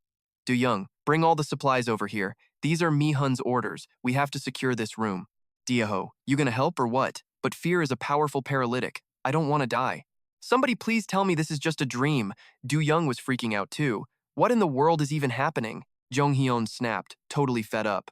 Shut your mouth and come help me already. I don't know what's going on, but I have to protect this place. Little drops of blood started soaking into the floor. Dia-ho just stared blankly at his own arm as it began to mutate. So-ah sensed something was wrong and asked, Mister, are you okay? He was panicking inside. Can't let them find out. Yeah, I'm fine. A small hand touched his arm. It's gonna be okay soon. My mom is coming back and she'll save all of us. Don't worry. The look on Dia-ho's face was strained as he tried to agree. Right. Then, a monstrous sound echoed from down the stairs. Starving monsters were screaming as they charged forward. Mi-hun, completely unfazed, took one of them down without a second thought. The crude axe in his hand suddenly became a terrifyingly effective weapon. How could I not have known? The truth is, I was just lying to myself. It was obvious the rust on the weapon was from monster blood. We knew, but we chose to deny it. If only I hadn't gotten close to them. If only I hadn't met her until this was all over. If only I hadn't become someone who actually cares about other people. If only I'd never known this happiness. Mi-hun had been killing monsters in a frenzy. He suddenly begged in agony, please, just forgive me. Ragged breathing filled the dark room. Bodies were scattered everywhere on the ground, nothing but blood and monster corpses. Hyungmoon had single-handedly wiped out every last monster. He muttered to himself, it's over. It's finally all done. All I need to do now is clean everything up before Hyra gets back. I'll clean up, bury the ones we lost, and I should check on the survivors first. Suddenly, a desperate scream called his name. Myung-hun, we have to run. Then came the sound of sobbing. I'm sorry, I'm so sorry. But So-ah was. Oh God. What do we do? The sounds faded, and all Mi-hun could see was the little girl dying in Jung-hyun's arms. His eyes shot wide open. This nightmare wasn't over, not even close. A memory he thought was long buried came rushing back. She used to call his name just like that. Myung-hun, please. And now, both of them had been shot. Myung-hun's eyes were empty, his clothes soaked in his comrade's blood, as a tall, twisted figure emerged from the darkness. Thin threads were creeping out from tiny holes on Joe's hands. Scene change outside. The sky is dumping rain. Below, you can hear people yelling to hurry up. I have to make good time. If what they said is true, the wound needs to be stitched. I have to be more careful. Please. Please be safe, everyone. Mi-hun and So-ah, too. The moment she opened the door, Hyra froze in horror. Where is everyone? Sweat was pouring down her face, her expression a mask of pure shock and disbelief. Pinned under Dia-ho's foot, Mi-hun was drowning in regret. If only he'd stopped Hyra from leaving. So, covered in wounds, saw her and cried out, Mommy! Mi-hun could barely force her name out. Hyra. He desperately wondered if anything would have been different. Everything had spiraled completely out of control, and Hyra let out a wild scream. A broken voice calling his name finally woke him up. Mi-hun? Mi-hun? He was stunned. What the hell? Did I just get knocked out? What about Hyra? Jung-hyun coldly reminded him. Worry about yourself first. Looking ahead, he saw Chun-Bok and Hyra grabbing weapons. Mi-hun ripped the junk off his body and stood up. Seriously? I was almost done here. I'll finish this up real quick. Just sit back and watch. Hyra tore off her outer jacket, ready for a brutal fight as he made his announcement. Ready for round two? Ha! His muscular arm aimed a perfect punch right at her face. But at the same time, Hyra countered with the exact same move. Mi-hun's whole body flew backward as he coughed up a mouthful of blood. His monster eye instantly glowed red, totally provoked. He threw punch after punch into her body, trying to fight back. The internal damage was so bad that blood streamed from her nose and mouth. Suddenly, Hyra grabbed Mi-hun by the hair. Her arm quickly mutated, and she hoisted up a giant chunk of rock. With his head pinned, all Mi-hun could do was stare at the incoming rock. He actually raised a hand, hoping to catch it. Then, something weird happened inside his head. Oh great, is this feeling back again? While he was spacing out, H delivered a crushing blow. The impact made even the onlookers flinch, but then Mi-hun started moving way faster. I get it now. He cranked up his speed, using a rock to counterattack. Then his attention snapped elsewhere. It's you, isn't it? You're the one who's been messing with me. So that's why this body keeps seizing up. Didn't anyone teach you not to butt into adult business? He flicked a pebble, knocking Chun-Bok right over. Hyra was too exhausted to do a thing. A nasty gash opened up where the stone hit. Her eyes flared with a mix of worry and pure rage. Mi-hun just smugly smoothed his hair back. Feeling much lighter now. Big mistake. Hyra surged up and clocked him one. Except, Mi-hun caught the punch without even trying. Just as I figured. Your attacks are getting weaker. She's definitely on her last legs. He stuck his tongue out, looking way too excited. She's hit her limit. Time is on my side, which means my dream is about to come true. I'm so close to getting it. We're finally going to become a family. Mi-hun pictured their perfect little home, their perfect little kids. You don't have to be lonely anymore, because I'll always be there for you. I'll heal all your scars and I'll make you happy again. And then a monster's roar yanked him right out of his creepy daydream. Dua? Everyone was confused, hearing Hyra just call out that name. Dua? Chun-Bok frantically tried to comfort her. I'm okay. You need to run. They'll catch you. Just run. No matter what the kid said, Hyra was lost, touching her wound and calling for Soa. At that moment, Chun-Bok saw someone getting closer to them. A single bullet shot out, hitting its mark perfectly. Chun-Bok fired again as a warning. Don't you dare come near us. Get lost. She gritted her teeth, trying to fire again, but the gun was empty. Stay back. Mi-hun's eyes turned bloodshot, hearing her choked cries. Mommy's sorry. Hyra kept whispering it. Mommy is so sorry. She used every last bit of her strength to hug Chun-Bok tight. A strange connection sparked in Mi-hun's brain. A memory of Hyra gently smiling at Soa, stroking her hair. His fantasy of them together just shattered. I get it now. I was never even in the picture to begin with. It was like that from the start. A sudden heavy blow struck the back of her neck. Chun-Bok panicked, trying to shake her awake. Hey, wake up! Just then, a voice called out, making the kid turn by reflex. Hey kid, I've got a question. This woman, no, this monster, what is she to you? Why do you care so much about her? Chun-Bok started trembling, completely terrified, but she still managed to growl out an answer. Family. She's the most precious family I have. That answer stopped Mi-hun cold. His mind suddenly became crystal clear. I see. So you see her as family, not some monster. And then his hand shot out, grabbing Chun-Bok by the arm and lifting her into the air. He gave the kid the creepiest look. Thanks, kid. She's still alive, all thanks to you guys. Chun-Bok struggled to reply. I'm glad about that. A stream of tears ran down her small face. I'm really happy. Mi-hun's entire tone shifted. So then he just picked up both Chun-Bok and Hyra. Let's go home now. Oh, and don't forget to bring our friends who are hiding. After the fight with Mi-hun was over, he brought them back to the village, and the gossip started almost immediately. Hey, isn't that them? That's the monster's mother and her group. Is that her? They seem fine and she's actually beautiful. That doesn't matter, they might have saved the village, but honestly, they're just a massive burden. I just hope nothing bad happens from here on out. Well, if they're here, at least we don't have to pack up and leave. The whole village seemed to agree. Yeah, I just wish they'd leave before something awful happens. At the gate, 2 people in helmets stood guard as someone shouted. Everyone be quiet! Young-hee stormed up to the 2 guards and yelled. Their very existence is a huge problem. She shoved them hard and told them to get lost. Let me go. Just let me inside. Young-do rushed forward and said, Young-hee, that's enough now. She grabbed Young-hee in a tight hug and screamed, Stop it! Young-hee struggled against her, yelling that this was ridiculous. Mom, you know this is wrong, don't you? Young-do tried to explain. I have my reasons, so please, just calm down first. Young-hee furiously shot back. How could you do this to them? Did you forget they saved our village? You told me they were our family. In a deserted hallway, a quiet question hung in the air. What about the others? Down that same empty hall was a room that looked just like a cell. And the child? It was dead silent in the makeshift prison, not a single sound. But after a moment, faint, desperate gasps could be heard. The sound was coming from the door, from behind the thick iron bars.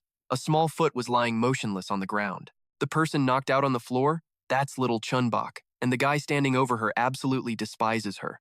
He just stares at Chun-Bok for an eternity, his eyes full of rage, before yelling, Get up, you monster! In another room, a much nicer conversation is happening. How are you feeling? Your wound is all healed now. I'm sorry I can't give you any food now, but I'll find something for you when I get back. So please, just stay put and wait for me, all right? But even with all this affection from Mi-hun, she still seemed deeply unsettled. So, she just huddled in a corner, completely terrified. Seeing this, he sighed. Come on, don't look at me like that. You're making me sad. She was still not a fan of this whole interaction with Mi-hun, so she just kept on growling. Mi-hun tried to make her smile, but was met with a total rejection. Seeing the girl he loved so scared of him made him feel completely helpless, so he sighed and said, You know what? I had a dream last night. And with that, Mi-hun began to tell her the story he dreamed up. It was a terrible dream. It was the day we lost every single person we knew. Ju turned into a monster and just wrecked everything. You remember, don't you? It was also the day that Soa, the person I loved so dearly. Mi-hun's sentence trailed off. He continued his story. You wanted me to teach you a few fighting skills. You even grabbed my face and promised from that day on you would do whatever I wanted. Just call your name. You held my face, crying and begging, Don't leave me, okay? You hugged me tight and said you couldn't bear it if I wasn't around. To be honest, I even found your heartbreak incredibly cute. After that, Mi-hun helped H stand up. Even when everyone else gave up, I knew you'd pull through. So during those days, I took care of you like a child. But then you started spouting some nonsense about leaving, a scream ripped from Mi-hun that was cheating. He fell to his knees, begging H, hit me hard, I won't even try to run. Even as Mi-hun roared, Damn it, you think I took care of you just to get this in return? What you're doing is just suicide. I swear I'll curse you forever if you leave. But all he received in return was an apology. I'm sorry, Mi-hun. You can blame me if you want, but my heart is already set on this. H looked back at him one last time and said, I'm going to get revenge, because that's all I can do now. Thank you for your care these past few days. And with that, she left without a second glance, leaving Mi-hun utterly heartbroken. Mi-hun thought to himself, Back then I was too weak to stop you, so I let you carry that burden alone. The only thing I could do at that time was watch you walk away. But I'm not going to let you leave me so easily this time. I could never forget my one and only master.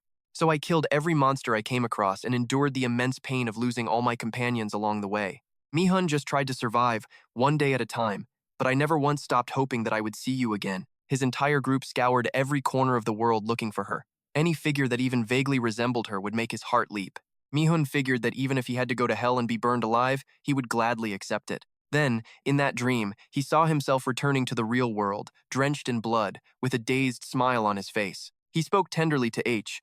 Can you just keep living in the past, H? You don't have to endure anything anymore because I will be here to protect you, always and forever. Mi-hun seemed to transform into a delighted monster, declaring, I've become a terrifying giant now. I won't let anyone hurt you ever again. So just sit back and get ready for a life of pure happiness for the rest of your days. Mi-hun then started acting like a total clown in front of her. Happy birthday, H. Every day will be your birthday from now on. Do you like that? Is there any gift you want now that you're back? Personally, I think. He just kept rambling. Only H remained calm and observant, as always. In her eyes, he looked like a child showing off a piece of candy. Suddenly, Mi-hun froze. He stopped his silly act. When H patted his head, he really did seem to become a child. He gave a monstrous smile and asked, What are you doing? Do you see Soa in me again? Oh, come on, look closely. I'm not. Mi-hun didn't finish his sentence, catching sight of H's beautiful but sorrowful face. The sight stunned him and left him speechless. Mi-hun bowed his head and sighed. Damn it. That face is just not fair. Suddenly, H burst into tears, which made Mi-hun panic. Wait for me, H. He became like a child clinging to her, promising, I swear I'll cure you, even if I have to go back to that brutal hell. Cut to an abandoned building. There, a woman's voice rang out. That's right there. A man's voice immediately replied. Okay, just a little more. The two continued their dialogue. Go a little deeper. Of course. Like this? The woman was Young. She was blushing, saying, Just a little more. Suddenly, she screamed, That's my butt. Oops, my bad. All right, do it properly. Turns out Gom-don was just helping her with some ropes. The two of them were tied up together. Chun-Bok and Gazen were no exception. They were also tied up with Gom-don. Chun-Bok, being old, was panting as he cursed. Damn it. This position is definitely the work of those dwarves. It seems we won't be getting out of here anytime soon. So how's the wife, Gom-don? All eyes turn to Chun-Bok's mom, who's just chilling in the corner. Gom-don, ever the helpful one, says, I have no idea what to do with her. She's just not responding. But Young, the group's detective, pipes up. Something's not right, Gom-don. We were all seriously messed up, so how are we totally fine now? Gom-don replies, Not the time to worry about that.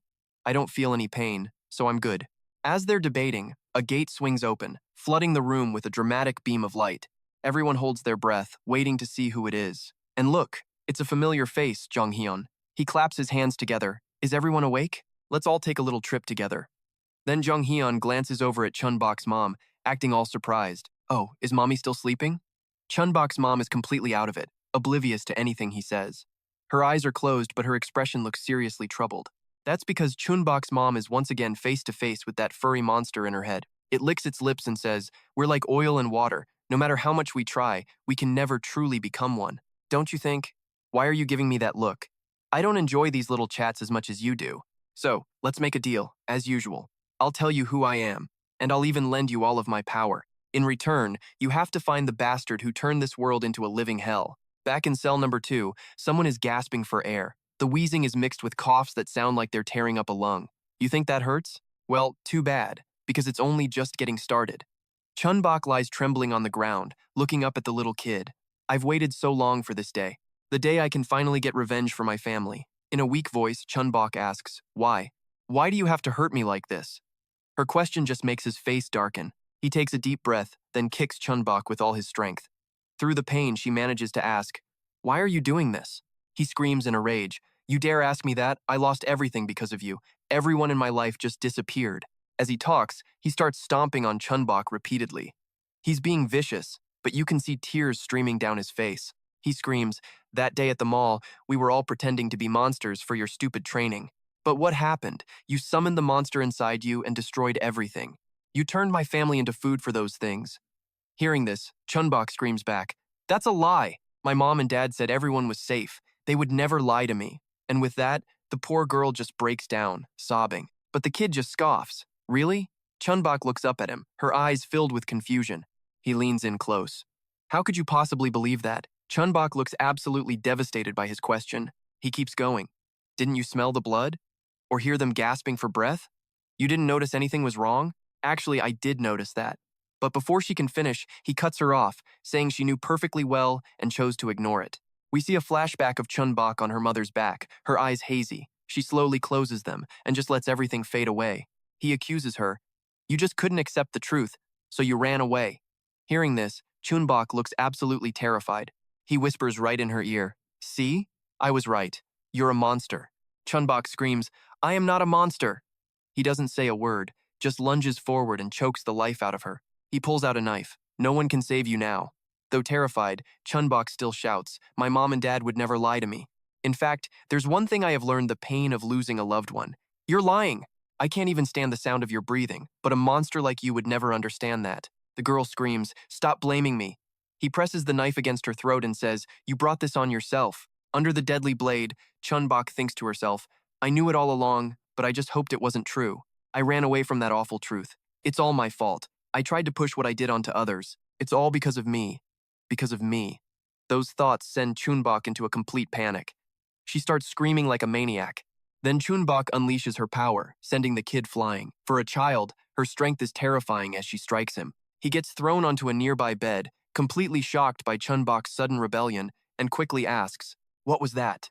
As he regains his senses and looks up, he spots it. His eyes widen in pure rage. No way. The gate to cell number 2 is no longer closed like before, it's been blown wide open. He screams in anger and runs out of cell 2. As he runs, he yells, "Get back here, you monster." Chun-Bok has successfully escaped and is now standing by some iron bars. Her hands are shaking and her voice trembles along with them. "I'm not." Chun-Bok stares down at his own hands, tears streaming down his face as he mutters nonstop, I'm not a monster." As night begins to fall, our boy Chun-Bok starts getting seriously freaked out. He's just sitting on a swing, having a little chat with himself. How did this suddenly happen? Or did Mi-hun know about this and still give her to me? He starts chewing his nails, plotting to kill the little monster just like it killed his family. I have to.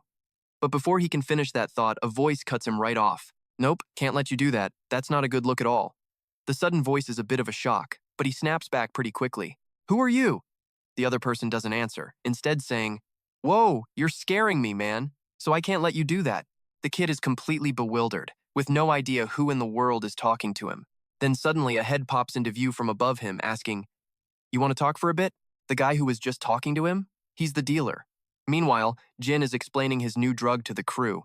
"Simply put, what I made is a regeneration drug. As you can see, I developed it from stuff I found in Chun-Bok's fingernails. The result is a medicine that successfully allows monsters to temporarily regenerate. It lets them heal easily and quickly. That's what I used on all of you. You Dung, holding a coffee cup, chimes in. So why did you suddenly decide to share your stash with us? Jinu takes a cool sip of coffee before he answers. I was saving it for a situation just like this one. The ingredients are pretty rare, you know, Chun-Bi quickly replies. Thank you for healing us.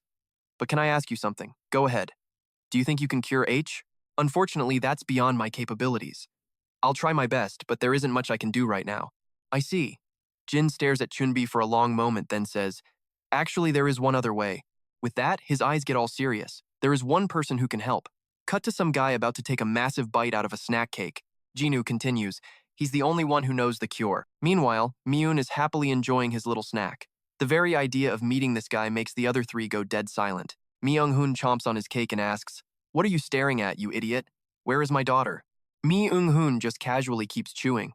Turns out the guy they sent to find him is none other than Gom-don. Gom-don, with a face full of fury, glares at Mi-hun. I know why you brought us here, but where did you put my daughter? Mi-hun just keeps eating, not answering. After a moment, he finally says, I'll give her back when my client's job is done, so just chill. Besides, don't you want to get rid of that kid's power? Hearing this, Gom-don just stares at Mi-hun, completely baffled. Not getting what he means, he asks, what are you talking about? Seeing Gom-don is clueless, Mi-hun just gets up and walks off. All right, we're done here. He starts to explain, we brought you here so we can work together, since it seems our goals are the same. Gom-don asks, surprised? Work together? Yep, that's the short version. He then chugs his coffee and says, we just need to steal a few things. Being the old-timer, Chun-Bi gets it immediately. He glances over at Dong-hyun and asks, guess it's time we talk about that market you mentioned before, huh? Dong-hyun just grins. Looks like you're ready. Myung-hun thinks it over, then says, that's right, I want to go to the market with you. Jong-hyun is totally shocked by this answer. Wait, what are you saying? You're actually going to that place? Mi-hun silently sips the coffee in his hand. Faced with Mi-hun's cold silence, the gears in Dong-hyun's brain go into absolute overdrive. He slams his hand on the table, steaming mad at Mi-hun. This isn't what we talked about. The plan never included bringing these guys along. So why are you doing this now? You could have at least talked it over with me first. Faced with Dong-hyun's little outburst, Mi-hun tells him, sorry, but if the mom were okay, I'd stick to the original plan. But she's not. Plus, it's way too dangerous to go in using only my power. Besides, I don't want to leave H's side for any reason. This is the best plan we have right now. Jong-hyun holds his head. No way. There has to be another way. Mi-hun just tries to comfort him. It'll all be fine. I'm leaving. Jong-hyun is completely stunned by his decisiveness, staring in awe. Then, the sound of Gom-don's heavy footsteps fills the room. He walks right up to Mi-hun. Is this the way to save her? I'm going with you. Gom-don opens his eyes wide, staring him down. Mi-hun is not about to back down and stares right back. Gom-don's eyes get even wider, and they're locked in this stare-off for ages. Suddenly, Mi-hun speaks up. I like your eyes. They suit that giant face of yours. Then Mi-hun turns to Dong-hyun and says, come on, be a good boy and explain the whole plan. It's a little late to tell them now. He just stalls, scratching his head. Chun-Bi is not impressed and gives him the dirtiest look. An image flashed in his mind, the Dao people, right next to Dong-hyun's incredibly punchable evil face. But pushing that aside, he looks at Dong-hyun. All right, start talking about that market you guys keep mentioning. What is that place? Finally, Dong-hyun decides to grace them with his voice. He lets out a huge sigh before answering Chun-Bi's question. It's a market for monsters. A massive, town-sized place run by a monster crew called The Family. They trade absolutely everything there. Gom-don just had to interrupt. Everything? Yep. And their main goal is finding certain items among all that. Everything. The grand prize is a medicine that turns monsters back into people. We could probably get it there, but hey, no guarantees. Chun-Bi gets desperate. So, is it there? But before she gets too worked up, Dung jumps in to stop her. Dad, don't ask about things you already know. Hearing Dong-hyun's answer, Gom-don thinks to himself, if that medicine is real, they could actually cure this. If he could just get that medicine, then Chun-Bok and the kid would be. Mi-hun sees Gom-don daydreaming and snaps, hurry up and decide, we need to go. Gom-don quickly pulls himself together and asks, wait, before we go, do you have any intel on this family organization? Mi-hun's brilliant response, not really. You'll have to figure it out yourself. What am I, your secretary? And then, all right, fine, I do know one thing. Mi-hun then flips him the bird with a flourish and says, they're a bunch of scumbags, the kind of people who do this. I wonder what you'll do when you meet them. With that, Gom-don's crew arrives at the market. Welcome, welcome, step right up. The marketplace is buzzing with activity. Fresh fruit, super cheap today. Business is booming. I'll take 1 cod and 2 pieces of meat. Another vendor shouts, fresh seafood right here. Get your fresh seafood. We've got the freshest ingredients to go. Plus, we have that premium, all-natural fresh meat, a rare special today only. Hearing that, a crowd rushes over to the stall to check it out. They immediately start buying the cuts of human meat on display. I'll take the chest piece. I want the left arm. Give me both legs. Here you are, sir. 1 very full bag. The people chained up nearby watch this horror show, screaming for help. Is anyone there? Please, save us. I won't run anymore. I don't want to die. And it's not just adults, these monsters even cage up little kids, waiting for the butcher. A human head has been sitting out for so long that insects are crawling all over its face, and apparently, it's just one of many sold today. Then, quiet footsteps are heard entering the market. It seems the members of the family have finally arrived. Heavy footsteps plod through the crowd. The leader of the gang turns to look at the rest of his crew. He asks slowly, is the family all here? A guy with giant feet grumbles, this place always feels so sketchy. But right outside the market, there's total silence. A complete flip from the insane chaos just moments before. The shop signs are dark and still. The streets deserted, except for a single tall, cloaked figure walking alone. And in that dead silence, a single glowing green eye with a narrow pupil watches intently. A black cat follows the stranger's every move, standing and watching until his shadow finally disappears into the distance. Elsewhere, a plate of fresh meat is arranged in a super fancy style. The person sitting there begins to speak slowly. He's on his way. I know you're all hungry, but please, just wait a little longer. This sparks a wave of comments. Some praise how good the food looks, while others complain, is it really okay for the eldest son to be this slow? This is a family reunion. It's been so long since we had one of these. Someone else jumps to his defense. Our older brother is a very busy man, so try to be a little more understanding. I know, but making us wait this long is pretty rude, especially with father here. The chatter keeps going, even as the man quietly opens the door and walks in. It's only when they finally notice his presence that everyone's attention snaps right to him. One guy's even yelling at him to get on his knees for being late, but our man here could not care less. He just casually takes off his shoes, walks on in, and drops a quick little update for the room. No problems with the rodents today, which of course kicks off a dozen different conversations at once. Is that so? Well, that's good. Hey, are you ignoring me? Kneel. All right, that's enough. Let's just start dinner. The man with the very polite-looking gloves calmly picks up a glass, addressing the dinner table with a low, grumbling voice. Looks like everyone has finally gathered. Your mother is here, as well as Bigfoot and the Knight. Plus, we have Battery. So, let's begin our dinner. What follows is the most obnoxious, non-stop chewing you've ever heard. Bathory just sits there, watching him eat, a vein about to pop on her forehead from pure rage. Finally, she just can't take it anymore, and snaps. Knight, can you please eat in silence? Seriously, what is with your disgusting table manners? The so-called gentle mother immediately steps in. Don't be so mean to your brother. How's the food, son? He doesn't even look up, just mumbles with his mouth full. It's amazing. Bry's blood is boiling now, her voice getting louder. He's so rude because you spoil him rotten, Mom. Suddenly, the Knight stops eating and just says her name, which makes her pause for a second. He says slowly, you're being too loud. Be quiet and eat. And just like that, she's seeing red all over again. You're even louder than me. And there you have it, the perfect picture of a model family siblings bickering nonstop while someone else just sighs. But then, a deep voice cuts through the chaos. At last, the time has come. His words instantly silence the entire room. Everyone freezes what they're doing and turns their full attention in one direction. The man they call father cracks a slow smile and announces, I need to meet the mother and that child. Hearing this, the woman playing the role of mother speaks up softly. Oh, is it time already? Don't you think it's a little soon? He replies, I have a feeling the time is right, but the child, her ability seems quite similar to mine. And from what Bigfoot told me, I've discovered something else. It's possible that child's potential is even greater than my own. I saw her absorb my clone with my own eyes. It's fascinating. She was supposed to be a simple snack, yet she has power on that level, and even knows how to use it. The mother keeps a bright smile plastered on her face and says, well, if that's true, then I suppose we should meet her, shouldn't we? Absolutely, and our long wait is finally over. That child is the key to the evolution we've been dreaming of. Bigfoot speaks up again. So, is that why you plan to bring the girl's mother along, father? The man replies calmly, no. That was the original plan, but now I think it would be much more fun to use her as a hostage to control the child. And when she's no longer useful, I'll just absorb her or kill her. Suddenly, Bathory cuts in, her voice full of excitement. Father, give that mission to me. I'll definitely capture them. And of course, only if you allow it. Before she can even finish, the Knight barks at her, shut up, making her eyes darken with pure menace. He slowly forces out each word. Father, didn't finish speaking, so sit quietly. I understand how you feel, but you shouldn't be so reckless. Hearing that, she immediately scoffs. I knew it. My dear brother is annoyed that his little sister is trying to contribute to father's cause, isn't he? With that same flat tone, he stiffly replies, It's not like that. Then what is it, big brother? Her face is still smiling, but the bag she's holding is starting to twist out of shape. Seeing this, the knight's hand immediately grips the hammer on his back. But before anyone can make a move, a sudden chill runs down both of their spines at the exact same time. Their pupils shrink as they both whip their heads in the same direction. A completely unfamiliar voice rings out. Enough! The gentle mother from before now looks like a demon, glaring daggers at them both. How dare you two act so disrespectful in front of your father? The two of them freeze up instantly, all fight gone. She continues her tirade. If you were chosen to be father's children, you should know how to behave properly. Were you given this power just so you could tear each other apart?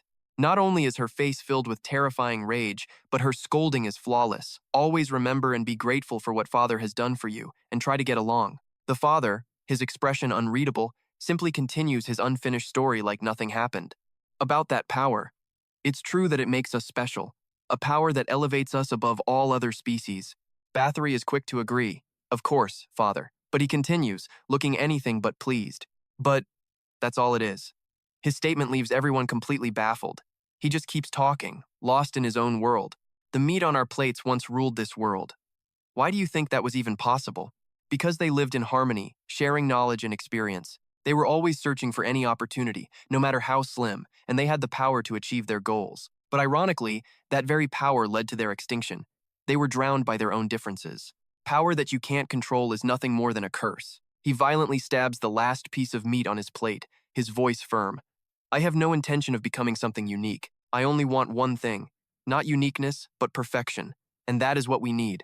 Then he looks at each member of his family, his voice low as he gives the order. You will capture them, no matter the cost.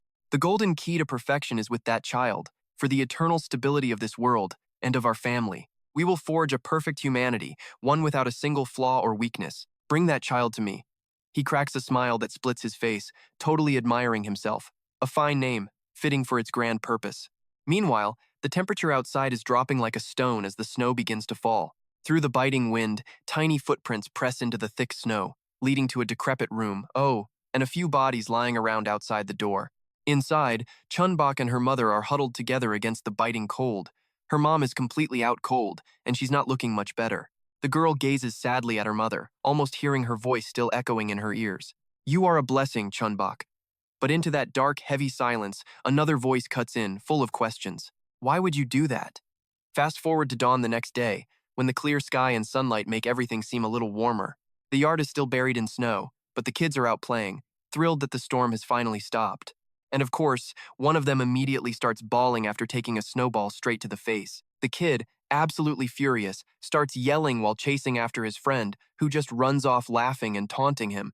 Laughter and shouting fill the air as they switch from playing tag back to an all-out chaotic snowball fight. But in stark contrast to the vibrant energy outside, this hospital-like hallway is unnervingly quiet. At the end of the hall, the door to room 206 is shut tight, without a single sound coming from within. Someone is in there, though a patient, with her daughter sitting watch, and the one in the bed, none other than Chun-Bok's mother. She's still stuck in a deep coma. Chun-Bok sits in total silence beside her, completely unaware of the movement right at her door. That is, until someone gently pushes the door open. Chun-Bok looks up, listening, but her eyes never leave her mother. A voice speaks up. Follow me, I need to talk to you. The moment the two of them step out of the room, somebody spots them, and she doesn't hesitate to speak up. Are you really just letting that punk lead Chun-Bok away? Yeah, John Hai is seriously worried about her sister. He's just going to hurt her again. How can you possibly be okay with this? I heard Mi-hun and her family went to that market. What were you thinking? But Jundu's calm voice cuts through the rising panic. Get the kids down from the rooftop. I'll go talk with the other families. She then glances after the two figures, adding, Don't worry so much, little sister, trust me. But Jundu's brow furrows, thinking about what Chun-Bok had said. The kid told her she would be fine. But if that's true, why did she look like that? Outside the building, a majestic mountain range looms. The landscape is smothered in snow but still looks gorgeous under a clear blue sky. It's so quiet you can hear a small river trickling somewhere. You can also hear the heavy crunch of footsteps echoing from far away. Feet sink deep into the snow with every long stride, pulling up huge clumps of white powder with each step. In this landscape of pure white, two figures, one large and one small, are slowly trekking forward. Chun-Bok is the first to break the silence. We seem to be getting pretty far from the village, but he clearly doesn't think it's far enough. He just keeps walking, completely ignoring Chun-Bok's attempted warning. He trudges forward in utter silence, not saying a single word, and she, a tiny figure, just trails along right behind him. The look on her face is incredibly grim and impossible to read. Then she heaves a long, frosty sigh before deciding to speak up again. The truth is, I have always known. I knew about this, but I was too much of a coward to believe it, so I hid behind my family, and with that, she stops walking. I am so sorry. Those words actually make him freeze in his tracks. I'm truly sorry that I caused you to lose your family, and that I destroyed your plan for revenge. This small, lonely girl is speaking with a maturity far beyond her years. I am sincerely sorry. He listens, but says nothing. After a moment's hesitation, his expression darkens as he turns to confront her. Yeah? And so what? His voice is cold, cruel, as it drills into her. You think I can just forget everything because you said you're sorry? You're only saying that to make yourself feel better, so cut the pathetic act. No matter how much you apologize, your sin isn't going anywhere. Stop your pretending. And he finishes it by calling out Chun-Bok's name with pure contempt. You monster. She hears him but doesn't reply right away. Then, after a beat, she responds calmly, I am human. Maybe I'm not a normal person, but I believe I was once, and even if you call me a monster's child, I don't care. And even with these weird powers, she wanted to believe she was still human. Spoiler alert, she was wrong. Then her face got all serious, her voice turning to steel as she firmed up her resolve. You're right, I am a monster, a hideous monster who stole a life that someone else held dear. So now, I'll take responsibility for that. The guy just stood there with his back to her, completely clueless. Meanwhile, she was slowly pulling something out, all to make sure no one else had to suffer. I will carry the weight of everything I've done wrong for the rest of my days. I'm sorry, but you'll have to wait until I settle a family matter, and when everything is finished, I'll come for you. The second she finished talking, Chun-Bok was already behind him, swinging hard. Her eyes were locked on him with pure killer instinct. He was so startled and focused on her little speech, he didn't have time to dodge and got his head smashed right in. Blood sprayed everywhere, a splash of bright red on the white snow. He clutched his shoulder, screaming in pain. What did you just do? Are you crazy? Her voice was still perfectly level. I wanted to say that to him, not to you. You scum. Her ice-cold attitude, on top of her actually daring to attack him, left the guy completely stunned for a moment. But a second later, his true form began to surface, his voice dropping deeper and deeper. He threw his mouth wide open in a huge laugh, taunting her back. Unbelievable. When did you know? I can't believe you figured it out. You're way more observant than I thought. I'm usually super confident in my transformations, but you saw right through it. And with that, he casually shifted back to his true form. I was planning to lead you farther away, but I guess this is far enough. I've prepared for this, so don't even think about trying any tricks. Now come here quietly. But she cut him right off. Where is he? He didn't get it, so she had to ask again. Where is he? He finally glanced down at the hat, the only thing left of that poor kid, and said, Ah, you mean that thing?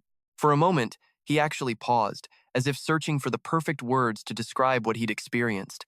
Then his voice went all distant as he said, That little brat was a useful piece of meat. Thanks to him, I learned more about the situation around here. He even told me all about his relationship with you. So, as a courtesy, I made sure he didn't have to suffer too much. The wind howled past, conveniently knocking a glove off the snowman on the roof, and what was underneath looked an awful lot like a human hand. The monster just burst out laughing. Oh man, just thinking about it still cracks me up. Do you know what that kid said before he died? In his memory, he had the kid stabbed in multiple places, but the boy was still defiantly cursing him out. Damn it, all of you can go to hell. You and everyone here, it's all because of that girl. Why? Why do I have to suffer like this? I will never forgive them. The boy in the memory was a mess of pain and tears, and the monster, wearing the boy's face, repeated his words in a twisted voice. I want all of you to die. After that, he erupted into hysterical laughter like a complete madman. Seriously, I almost choked laughing while he was whining. Even with no power at all, he dared to hold such a massive grudge. It was hilarious. He just kept laughing like a lunatic. What could a measly piece of meat do? Absolutely ridiculous. Chun-Bok stood there in dead silence, but the sound of her gritting teeth was crystal clear. He just started rambling again, dismissing her. Now you're going to come with me quietly, and you better do as I say. If you disobey, I'll have my disciples destroy this village for you. So let's get. Before he could finish, Chun-Bok launched herself into the air right in front of his face. All he had time to do was widen his eyes in total shock. Chun-Bok's mind was drowning in sorrow and regret. I'm sorry. If I hadn't done that, if I had just stopped you back then, none of this would have happened. I'm sorry. This is all I can do.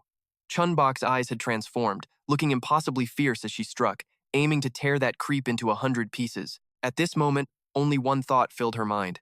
This is my atonement. Please forgive me. From the crowd, a loud voice shouted, "Stay calm, don't push. Attack team, prepare on the first floor." Jun burst through the door, yelling, "Wait here and evacuate through the back door on my signal." Jingu ran up. "We're all prepared and set up," she continued. "Good. What's the situation outside?" He was on edge. Jong, Hyen, and Ron are outside holding them back. The dealer's lackeys are continuously attacking the people around them.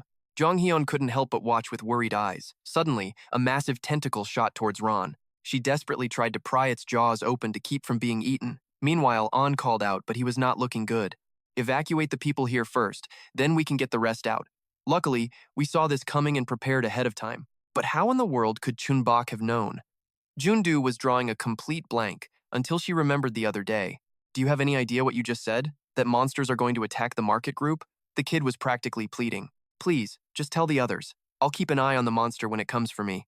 Jundu shot back that she'd talk to everyone and find another way. But the kid just said, "If you do that, they'll know, and people will get hurt. I'll keep the monster that's after me busy, so you just need to handle the ones attacking here." Chun-Bok's ice-cold stare left Jundu completely speechless. It made her wonder what on earth happened to this kid. Sometime before this, a traitor set his cup down to listen to a masked man. "Bring the mother here for me too. Succeed and I'll put in a good word for you with my father," the traitor shot back. "But I don't have any information on the mother." The man replied, "My family will provide you with the info." The masked figure then tossed the traitor a vial, who asked what it was. He quickly explained, "You might not need it, but if you run into trouble trying to catch them, make them eat this." The traitor eyed the vial while the masked man explained, "They're blue pills. Turns out, it's a drug that gives a temporary power boost and lets you stand in the sunlight. But the best part? That incredible feeling of being totally overflowing with power." The traitor screamed, "This feels amazing. I never thought it would be this incredible. It's way better than you described." The masked man just smirked. "I told you, I came prepared." Chun-Bok trembled, looking at the traitor with pure terror in her eyes. He continued, "Anyway, you came right to me." But in reality, the traitor's face was getting stomped into the snow. So much for his grand plan. But why? He looked at Chun-Bok, completely bewildered, his mind reeling. What the hell just happened? The traitor still couldn't accept reality, thinking, "This brat. She was nothing compared to my strength. How did she get so powerful in such a short amount of time?" The traitor sighed in defeat. He spoke up. "Can I ask you something? How did you know about my plan?" Hearing that, Chun-Bok raised her axe and answered, "I just heard it. From the very beginning, I could hear what you were thinking." And in that instant, she swung the axe down hard. It was over. Hearing her answer, the traitor's eyes slowly closed, thinking, "You really are a monster." The girl just stood there in the biting, snowy wind. The storm ended, but Chun-Bok remained silent and dazed. Sensing someone approaching from behind, the kid immediately turned around. Seeing Chun-Bi with Mi-hun, Chun-Bok just said, "Oh, it's you?" He was completely horrified by the scene, the bloody body, her emotionless eyes, and the traitor's shattered corpse at her feet. Chun-Bi had to ask, "Did you do this?" The kid didn't hesitate. "Yes." He was so stunned he had to ask again. "Did you just say yes?" Seeing Chun-Bok's injured arm made Chun-Bi worry, but she just brushed it off. "It'll heal, I'm fine." He just stared at her with total disbelief. Chun-Bi quickly asked, "Chun-Bok, did you use that power?" In response, all he got was silence. He immediately roared, "Damn it, what the hell were you thinking? Did you already forget our promise? I told you using that thing was too dangerous. If you keep abusing that power, you're going to pay a heavy price. Think about your family." Chun-Bok's reply stunned him. "I'll be the one to pay that price." He was floored. "Are you being serious right now?" The girl just tightened her grip on her axe. Chun-Bok stared at a wool hat on the ground and answered, "People are dying because I keep trying to avoid paying that price myself. I know my parents are already facing the consequences. I don't want anyone else to suffer because of me anymore. Knowing all that, I can't avoid it any longer. So yeah, I'd rather become a monster." Chun-Bei was frozen solid, hearing those words from his own niece. Chun-Bok turned to Mi-hun and said, "I want to go to the market." That's when he snapped. "Are you insane? We must have spoiled you way too much. We're not going there for groceries. Don't get ahead of yourself. You think having that power makes you a monster? This is your final warning. Shut your mouth and stay put." But then, the girl quietly thanked Chun-Bei, making him pause. Her hand trembled slightly as she picked up the wool hat. "I know you're only saying that for me, but I can't turn back now. You said having this power doesn't make me a monster, right? But I'm already a monster, so it'll be okay." Chun-Bok started to walk away, shaking just a little. "I don't want to hide and be protected by everyone anymore, because that hurts me even more." Chun-Bi silently asked Chun-Bok's mother, "What are we supposed to do with your daughter? Your daughter is carrying." an unbearable burden on her shoulders. Damn it. Meanwhile, back at the shelter, everything continued as normal. The dealer's henchman, staring at the bodies on the ground, suddenly snaps his head back. Bora feels it too, a powerful pressure that makes her turn around. And there's Gom-don, clenching his fists and marching forward with a face full of pure, unadulterated rage. He stands right behind the henchman, a towering shadow of fury. Gom-don's eyes practically scream a challenge. Come on, you punk. Let's go. Run. Be careful. Get back here, you idiot. Dung is losing her mind. Are you stupid or something? Gom-don, how could you let them take the food we worked so hard to get? I could have fought them for it. Gom-don quickly explains. I did it because you're more important than a pile of supplies. Besides, if anything went wrong, you could have been badly hurt. Hearing that, Dung's face goes completely red, instantly turning into a well-behaved kid. But she's still suspicious. Are you really worried about me? You seem so calm. Gom-don just lifts her onto his shoulders. That's how I was able to save you. He continues. Plus, I have very few reasons to get angry. Even when I am, I pretend to be calm. You'll get it when you're my age, he says. But Dung keeps asking, so what happens if you just can't take it anymore? Gom-don answers bluntly, I don't think that day will ever come. As night falls, the ruined city settles into a restless sleep. But in one corner of the city, a bloody scene is unfolding. Two people hold their breath, trying to be as quiet as possible. Gom-don bites down hard, forcing himself not to make a single sound of pain. Dung gives him some honest advice. One day, your emotions are going to explode. Don't try to hold it all in. Promise me. If you don't let it out, that anger could even kill the very person you're trying to protect. The wind howls through the building. The dealer's goon stands over a pile of corpses. Bora, ready for a fight, spins around in shock. A massive hand suddenly appears from behind. Then, a huge figure materializes right behind the henchman. It's Gom-don, seething with rage. Come and get it, you scum. Bora can't believe it. Is that the big guy from before? The goon just adjusts his tie. I guess they faked leaving. This makes things difficult for my plan. But it's fine. Not a problem, the dealer's goon says, his voice calm and deadly. We'll just kill everyone out here and then bring the woman inside. Simple enough. Gom-don remains silent, his expression cold as ice. The two of them freeze for a second as someone else interrupts. You bastards! Dung suddenly charges forward, throwing something into the air. Take this! Bora curiously looks up at the sky as the object flies higher and higher. The light glinting off it makes it hard to see. The henchman instinctively follows its trajectory. As the object falls, he realizes it's just a rock. But then, a grenade suddenly lands right in front of Bora. Once again, the two of them are too slow to react to Dung's completely unpredictable move. The weapon creates a massive explosion, and the sheer force of the blast sends the henchman flying back several meters. As the smoke from the explosion clears, a trembling voice begs, Please, don't do this. I know you did this for me, but this isn't the right way. I'm so scared. I have never, ever seen you like this before. If you completely lose control, I'll have to consider stopping you, no matter what it takes. It doesn't matter if I get hurt, but it kills me to see you like this. I'm begging you, please don't push yourself this far. Gom-don takes Chun-Bok's mother's hands in his own bloody ones. She just whispers to him, Please. His hand tightens around the steel-pierced wrist. Then Gom-don decisively sends a monster flying with a single punch. The creature spits out a mouthful of teeth in agony, its eyes filled with terror. Gom-don's gaze is pure hatred and murder. The monster digs its knees in to stop from flying away, pure fear taking over. Unimaginable power. A second later, it vanishes, gone like the wind. But the henchman lunges forward, slashing with his claws in a counterattack. Is that all? I'm actually impressed. Who would have thought a slow piece of meat like you would dare to fight back? As I expected, you're much better suited for me to devour. Fresh blood sprays like a fountain the moment he finishes his sentence. Gom-don's last thoughts are of her. Forgive me. Honey, I went and did the thing you told me not to. I tried to hold it back, but all this fighting has worn me out. Dung was right, there's no point in holding back. But I hope you see the two deep punch marks straight through his body. Gom-don looks like a bloodthirsty monster, ready to unleash another devastating blow. Thinking of Chun-Bok's mother, he swings his arm and smashes his fist into the henchman's face. This is for you. He follows it with a relentless barrage of punches, making the henchman's arm tremble under the continuous assault. But Gom-don doesn't care. He mercilessly continues to punish his enemy. Mi-hun just stares, stunned by his absolute power.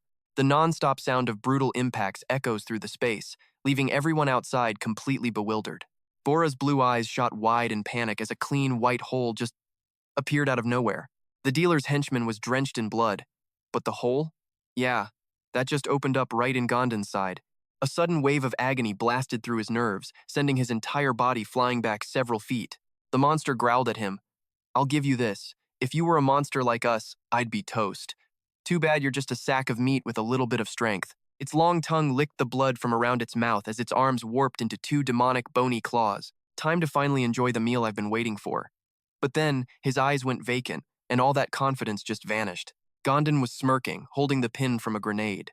The monster just stared back, not quite processing his plan. When it saw the bomb already stuffed inside its own body, the look of pure terror was priceless. In a flash, the thing exploded right in front of him. Gom-don let out a huge sigh after the long fight, and reality started to slip away. He saw Chun-Bok's earliest moments, the smiles on his family's faces, the hugs he gave her, all the times the two of them were together. Memories of Chun-Bok's mother came flooding back. Sweetheart? Suddenly, a sweet voice and a warm embrace woke him up. Honey, I'm right here. He was stunned to feel the presence he had missed so dearly. I'm sorry I was late. Bigfoot had finished his drug delivery, so he immediately went to report to his mom. Just like you told me, I gave the stuff to the buyer. If things get dicey, he'll use it. Hearing that, she was very pleased. Well done, my son. But then Bigfoot got curious. Clutching a vial in his hand, he asked, when is that other drug you mentioned going to be finished? She acted like it was no big deal, casually asking him, is there a problem? Well, the unfinished version isn't bad, but there's an issue. The users are getting seriously plump. The meat quality is better, but the fat-to-muscle ratio is way off. We're getting less to actually eat. The customers down at the market have been complaining about it. Hearing this, his mother slowly set down her teacup and asked, so, what should we do? And even though she was clearly furious, she kept a friendly smile on her face. What a bunch of ungrateful swine. Shouldn't they just eat whatever we give them and shut up? Her whole vibe changed in an instant. Oh, and listen, don't tell your father, but the issue you mentioned is almost handled, so don't you worry. Even so, Bigfoot still seemed hesitant, not entirely sure if he should actually believe what she was telling him. Noticing his hesitation, her voice turned sharp. Got it? Now go do your job. The fun part is just getting started. She took a bite of her cake and laughed cheerfully. This kind of work is just so much fun. After a moment, her sly eyes narrowed as she was clearly scheming up her next move.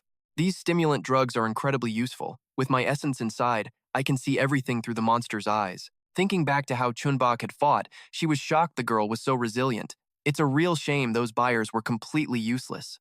Her memory rewound like an old tape to a time before. Back then, Chun-Bok was so weak, nearly dying at the hands of the monsters. Finishing Chun-Bok off would have been way too easy, and it would have ruined all the fun of the hunt. She couldn't really remember what happened right after that. But then Chun-Bok's mother arrived just in the nick of time and saved Gom-don. The arrival of an opponent on her own level made the whole game much more interesting. The monster moved first, stomping the ground with enough force to make the earth shake, complete with growls and cracking knuckles like some kind of tough guy. It eagerly charged forward, looking for a fight to see how this would play out. But no matter how much it postured, it only looked more pathetic to Chun-Bok's mom. A gloomy voice echoed out, I was born for two reasons. One was to be my father's right hand, and the other reason was because of you. It slurred its words as drool dripped disgustingly from its mouth. I was born from the combination of those two things. Getting lost in its own monologue, it suddenly stopped to ask, are you even listening? Her only response was, shut up, you're making me sick. The hairy monster abruptly changed its tone. It wants to make a deal. It asked what she disliked. But Chun-Bok's mom was not cooperating, snapping back, I hate everything. So it told her resistance was useless and that she should just accept it. Chun-Bok's mom was not having any of it. Why should I trust you and work with you? You're the one bothering me. Inside that disgusting space made of hair, screams echoed. I've got enough trouble, now let me out of here.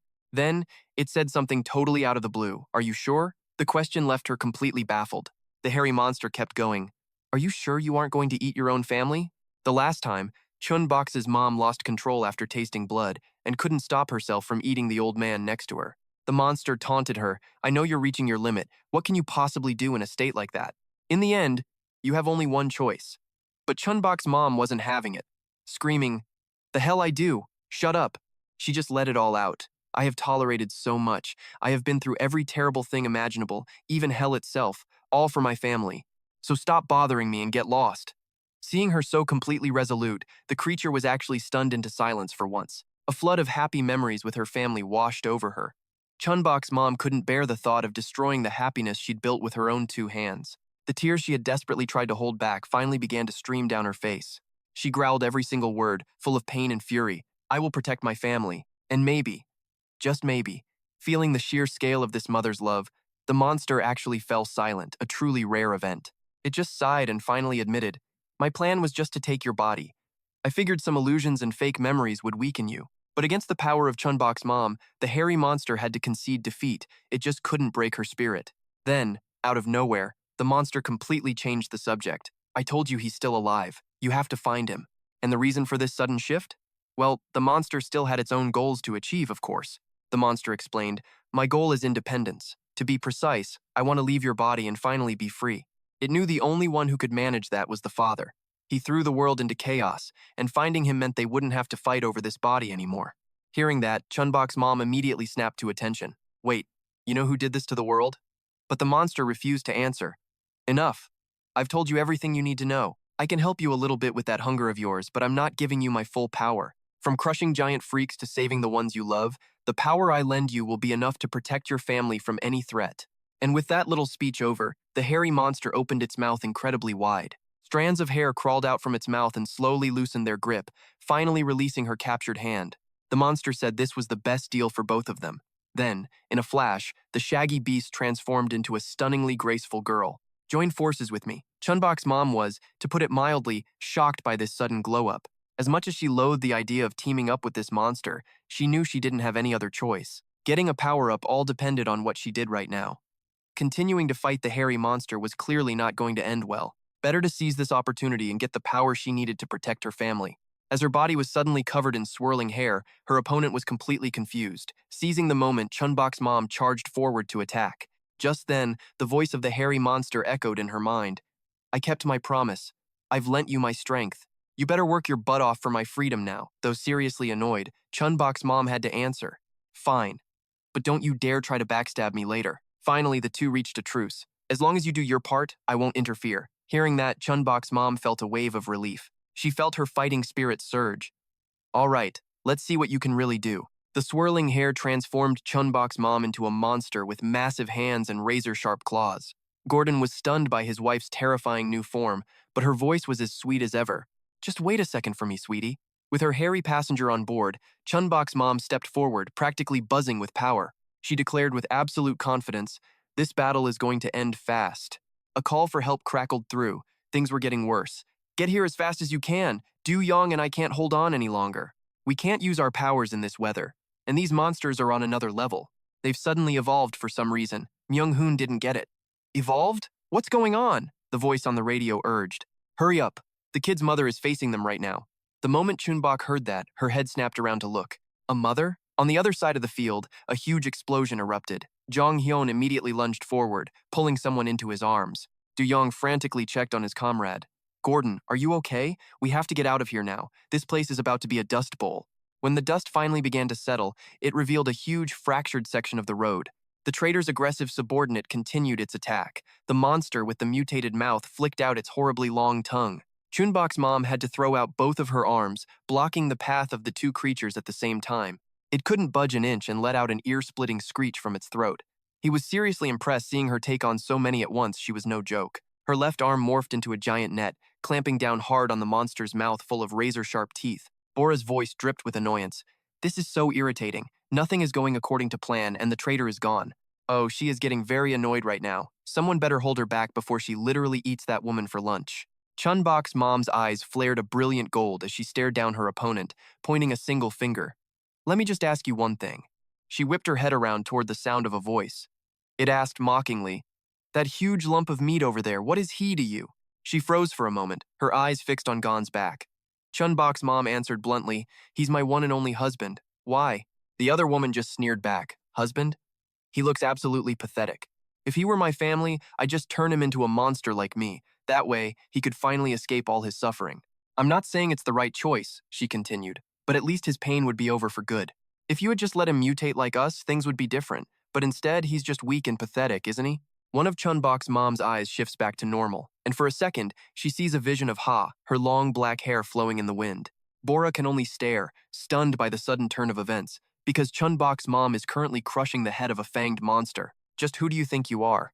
The dealer's minion had absolutely no clue what she was even asking. An explosion erupts out of nowhere. He ducks behind his shield, but her sheer power cracks it right down the middle. Even the ground beneath him starts to crumble. Chun-Bok's mom unleashes a savage claw attack, and his shield just shatters, leaving him to watch his defense get pulverized. Oh, snap. She moves in, rips his arm clean off, and issues a simple warning. You really should watch your mouth. And just like that, all his earlier confidence is gone. Poof. His shield is toast. She's way stronger than him, but he still needs to buy some time. Bora chimes in with a threat. Stay put, or watch them die.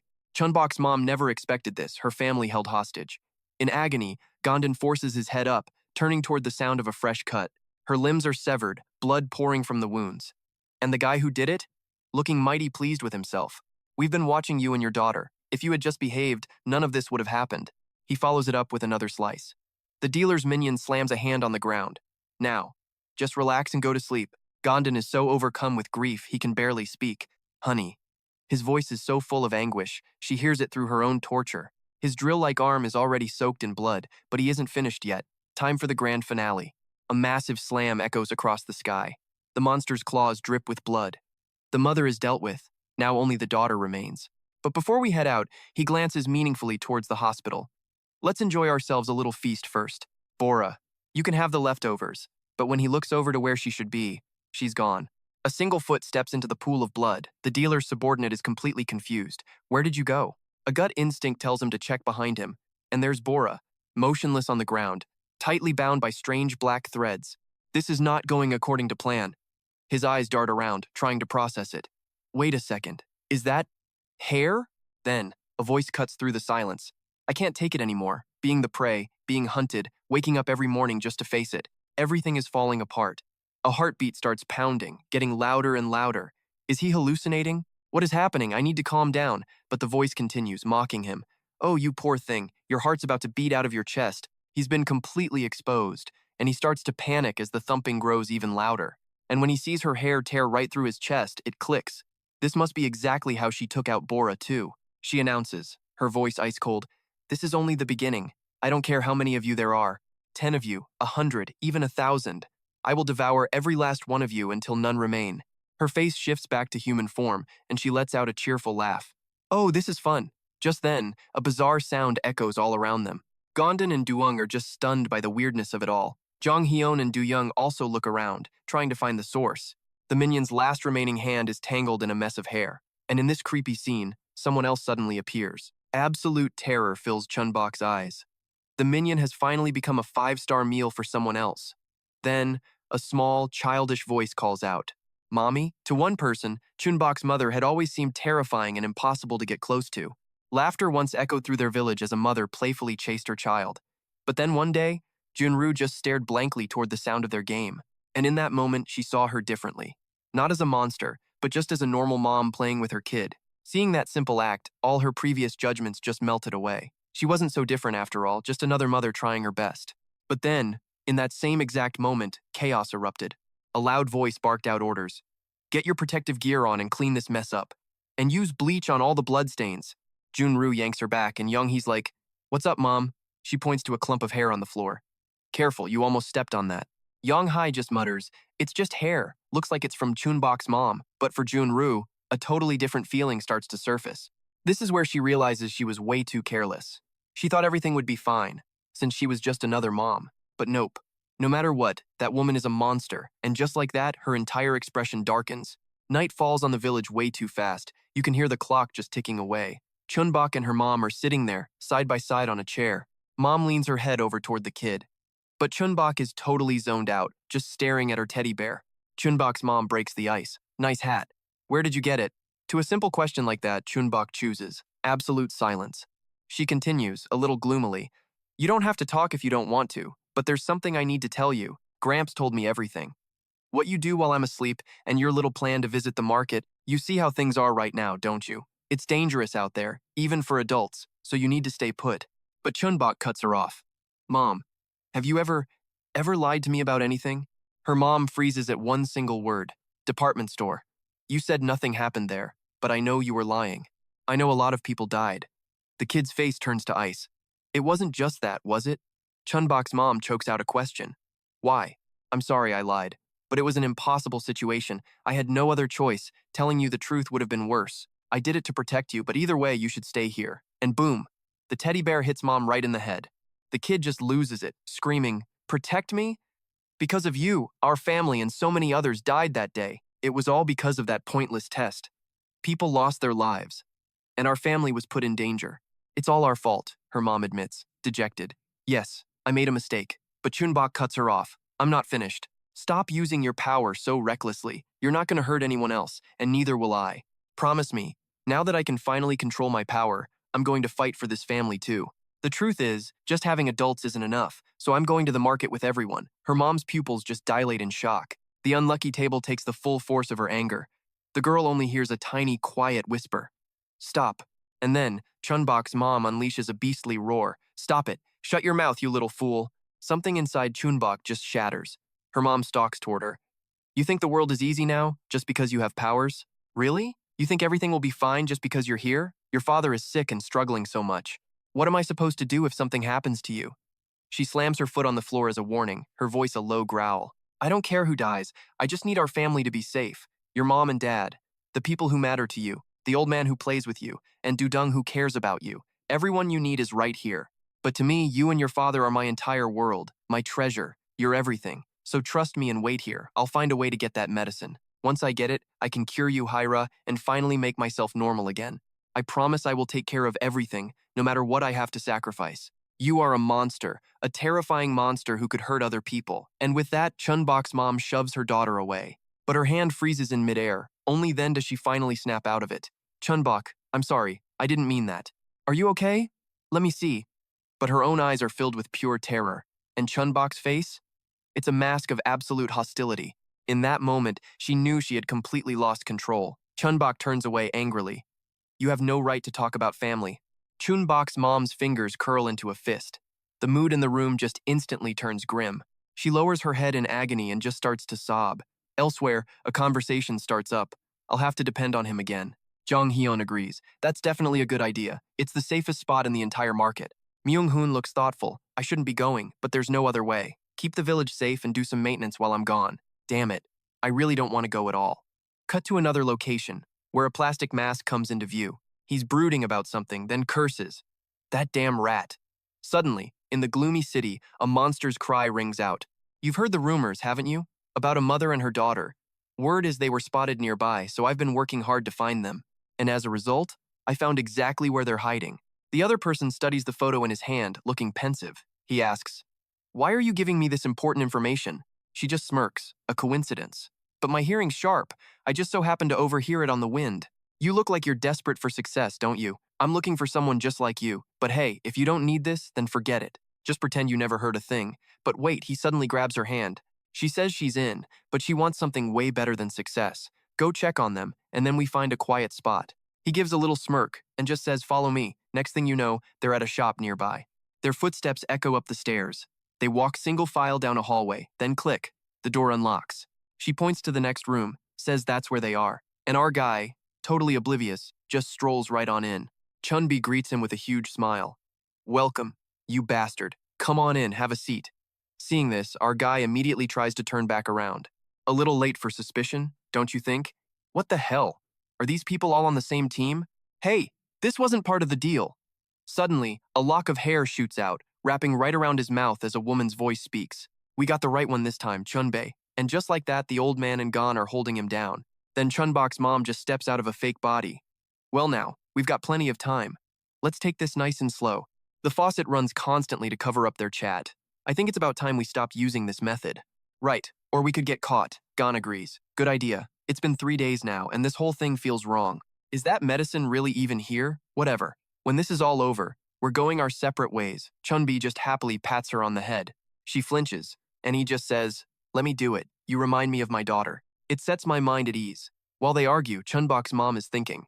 Clean water, fire, gas, and even power outside. This place even has tons of food. This is the first time she's seen so many resources since the world changed. The group running this place is definitely no joke. This place is incredibly dangerous, but she's got a feeling. She's positive the medicine is here. Remembering something, she turns to ask where Chun-Bok is. Chun-Bi answers honestly, she's still by the lockers. Chun-Bok's mom immediately starts searching, and there she is, sulking by herself. Seeing her daughter still there, she lets out a quiet sigh of relief. She gently places some food on the kid's head. Here's the chocolate you like. I grabbed it on my way back, but the kid doesn't react at all. Mom's patience is wearing thin. If you're still mad at me, then fine. It annoys me that you're here, but remember this, never do anything alone. You listen to me and your grandpa. Just doing that is a huge help to us. Hey, are you even listening to me? Chun-Bok's answer is ice cold. I get it. You can go now. That defiance makes her furious, and Mi-hun's words pop into her head. I'll take full responsibility for the kid's safety. Is that good enough for you? Chun-Bok's mom was not having it. Of course not. Are you kidding me? He immediately started mocking her. Wow, so overprotective. While you were sleeping, she took action and helped reduce the damage. I'm saying this because I know she's strong. I like kids like that. Stop underestimating her and focus on who she really is. In my eyes, she's no different than a grown hunting dog. But yeah, Chun-Bok's mom still wasn't buying it. That bastard. What does he even expect from a child? I need to be more careful. After checking on Chun-Bok, she steps out and asks if that psycho has shown up yet. Chun-Bi shakes his head, so Gon asks suspiciously, didn't he say to just trust him and wait? Where the hell is he now? Chun-Bok's mom says, whatever, we just need to handle this guy before he shows up. But where do we go after that? Then, a creepy laugh echoes all around them. A bunch of kid-like monsters are playing around, when one of them pipes up. So how did you find me? The other guy explains, it took a while. You haven't been outside lately, have you? Anyway, enough chit-chat, I'm crashing at your place for a while. The duck-headed guy immediately refuses. What? No way, get out. But when he doesn't move, Duckhead yells, 'Cause you're a worthless piece of trash. So what if you have powers? We were the ones who cleaned up your mess. I only put you to work because it was annoying. But after seeing that, why would I ever take you back? We don't need anything from you anymore, so get lost. But then Mi-hun just changes the subject. Did you find it? You know, the medicine that turns humans back to normal. If you had, you wouldn't be sitting here like this. It would be amazing if I could control the monsters. That would make everything so much easier. Or if I could get a super strong yellow-eyed monster. And hearing that, Duckhead suddenly starts paying very close attention. Mi-hun keeps rambling. Wouldn't that be great? Don't you agree? He sees the other guy has gone quiet and asks, what's wrong? Need to use the restroom? You gotta take a dump. Is that it? The handle in his grip is immediately crushed out of shape. The dude with the duck haircut lowers his voice. I'll check first, but if you stick your nose in our business again, you better be ready. The other guy just smirks. Relax. Have I ever lied? I put it somewhere safe. Just follow me. A bunch of monstrous, terrified eyes all stare in one direction, as every one of the knight's footsteps makes the ground shake. A green light glows from inside his helmet. Now then, where is it? In a dark, sealed-off room, of course. A voice cuts through the gloom. From what I've heard, 3 of the family heads are putting drugs on the market, and the one on patrol right now is Swalon, correct? Chun-Bi asks. In front of him is a tied-up prisoner, with Rayon screaming at his side. He's a knight. Chun-Bi just rolls with it, but she's still absolutely fuming. Just then, the prisoner makes an offer to Chun-Bi, saying he'll cooperate to help him cover his tracks. His face is a bloody mess, but his eyes are dead serious. Team up with me. I'll help you. What do you say? Before he can finish, a wad of black hair gags him silent. Chun-Bok's mom is clearly not amused. Enough of your nonsense. She leans back in her chair, totally unimpressed. Choose your next words carefully if you want to live. Now, answer the question. Her eyes glow a freaky gold in the darkness as she points right at him, the drug that turns monsters into people. It's not important to you. So why would you develop it? The prisoner watches her carefully, his eyes never relaxing for a second. The black hair slowly recedes, freeing his mouth to speak again. Blood is still dripping down his head, forcing one eye shut. He says it with pure contempt. It's a stupid question. We made it because we needed it. That drug turns our own kind into our food. At those words, both Chun-Bei and Jazin look absolutely disgusted, unable to even speak. He explains that meat is hard to find, and that fear ruins the quality of the flesh. You know, typical cannibal problems. So, this new drug solves that problem. The stuff hitting the streets is just an unfinished version made for humans. And now everyone has the lovely mental image of people being force-fed like foie gras. He flashes this horrifying grin, his white teeth stained with blood, which really sells the whole terrifying monologue. I hear the drug is perfected now. Is that enough for you? Chun-Bei stares at him coldly, like he can't even comprehend the words. They're even starting to eat each other. That last line echoes right into Chun-Bok's ears. The poor girl is curled up behind a cabinet in total despair as the adults keep discussing that horrific drug. After getting his confirmation, Chun-Bi viciously grabs the prisoner by the hair, forcing him to look up. The man can only let out a small groan of pain. Chun-Bi's face is half swallowed by darkness like a demon about to emerge. And the pleasure? What's that for? He asks. In front of him, the prisoner's smile twists and stretches, making his whole face look completely deranged. He's laughing at the question, his smile getting wider and wider. You guys are lucky, he says, blood dripping everywhere. I mean, you're really lucky to find an empty house like this. Pure rage flashes across Chun-Bi's face at his nonsense, and he grinds his teeth. Unlike him, Chun-Bok's mom is just stunned, while Rayon whispers to herself, wondering.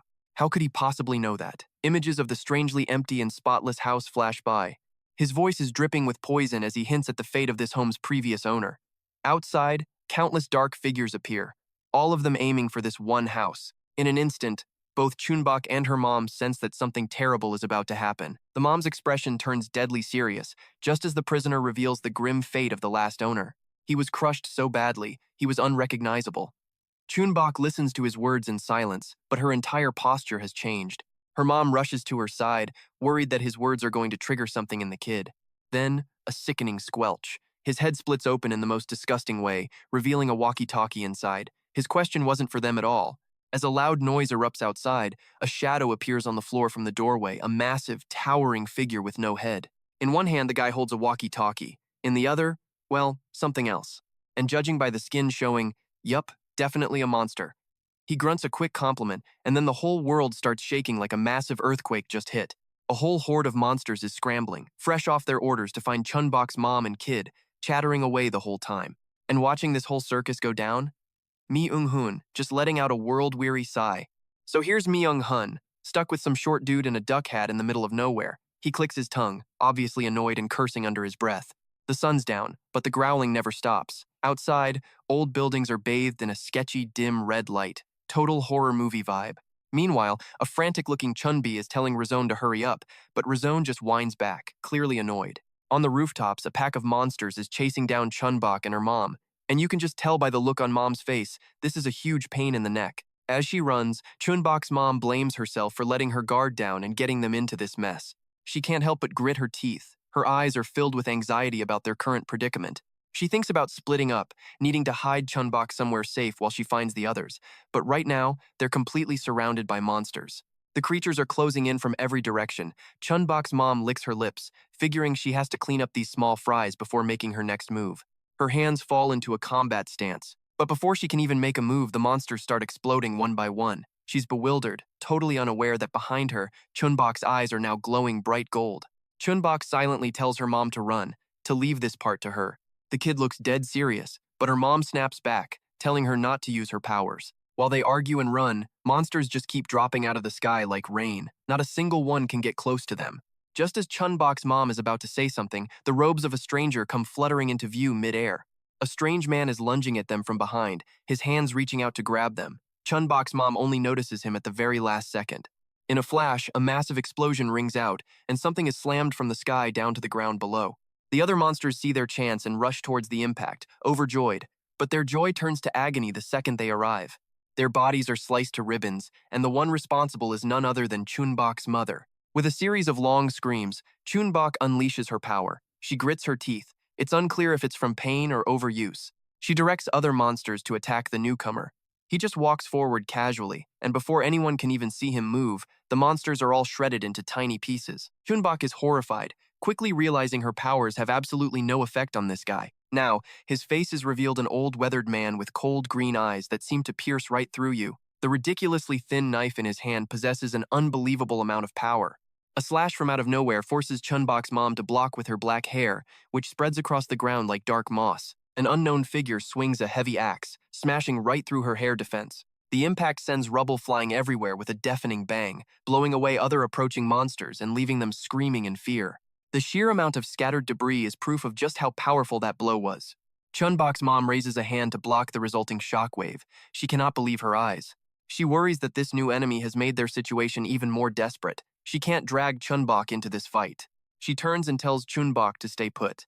But the kid doesn't even look back, telling her to focus on the enemy. Chun-Bok's mom begs her to stay safe and leave everything to her. Before them stands the knight, and beside him, the guy who just knocked them down. They're just standing there, an imposing wall of danger. There's no way she wants her daughter involved in this. What would waiting change? Chun-Bok asks. Her words make her mother furrow her brow in confusion. From behind her, the kid makes her case. She isn't a burden, she can help everyone too. Her daughter's words stop her for a moment. A single mom rings out, and she is utterly astonished. Her eyes go wide at what the kid says next. Chun-Bok turns to face her, her expression completely serious. She asks her mom to trust her, to believe that she can fight. Chun-Bok's mom is still just standing there, completely and utterly stunned. Looking into Chun-Bok's eyes, a thought crosses her mind. Maybe Chun-Bok's power is what she needs to get the medicine. But if she agrees, would it be the right thing to do? In her mind's eye, she still sees the happy and innocent Chun-Bok of the past. But then she closes her eyes, erasing that image.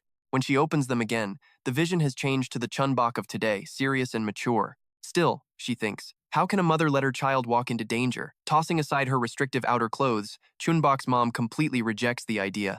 But Chun-Bok's gaze and her tone of voice show she has no intention of backing down.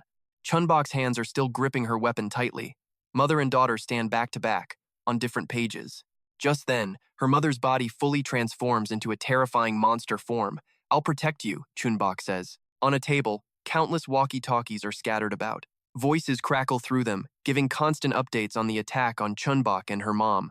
Amid the orders from some monster, the soft footsteps of someone descending the stairs are heard, announcing, "The big rat just contacted us. He's seen them. Should we proceed with the plan or abort?" That guy talks to someone hunched over in front of him as a small figure appears at the door, holding a drink box. It's too dark to see the person's face, just a blinding glare from a pair of glasses. He looks at the kid and speaks.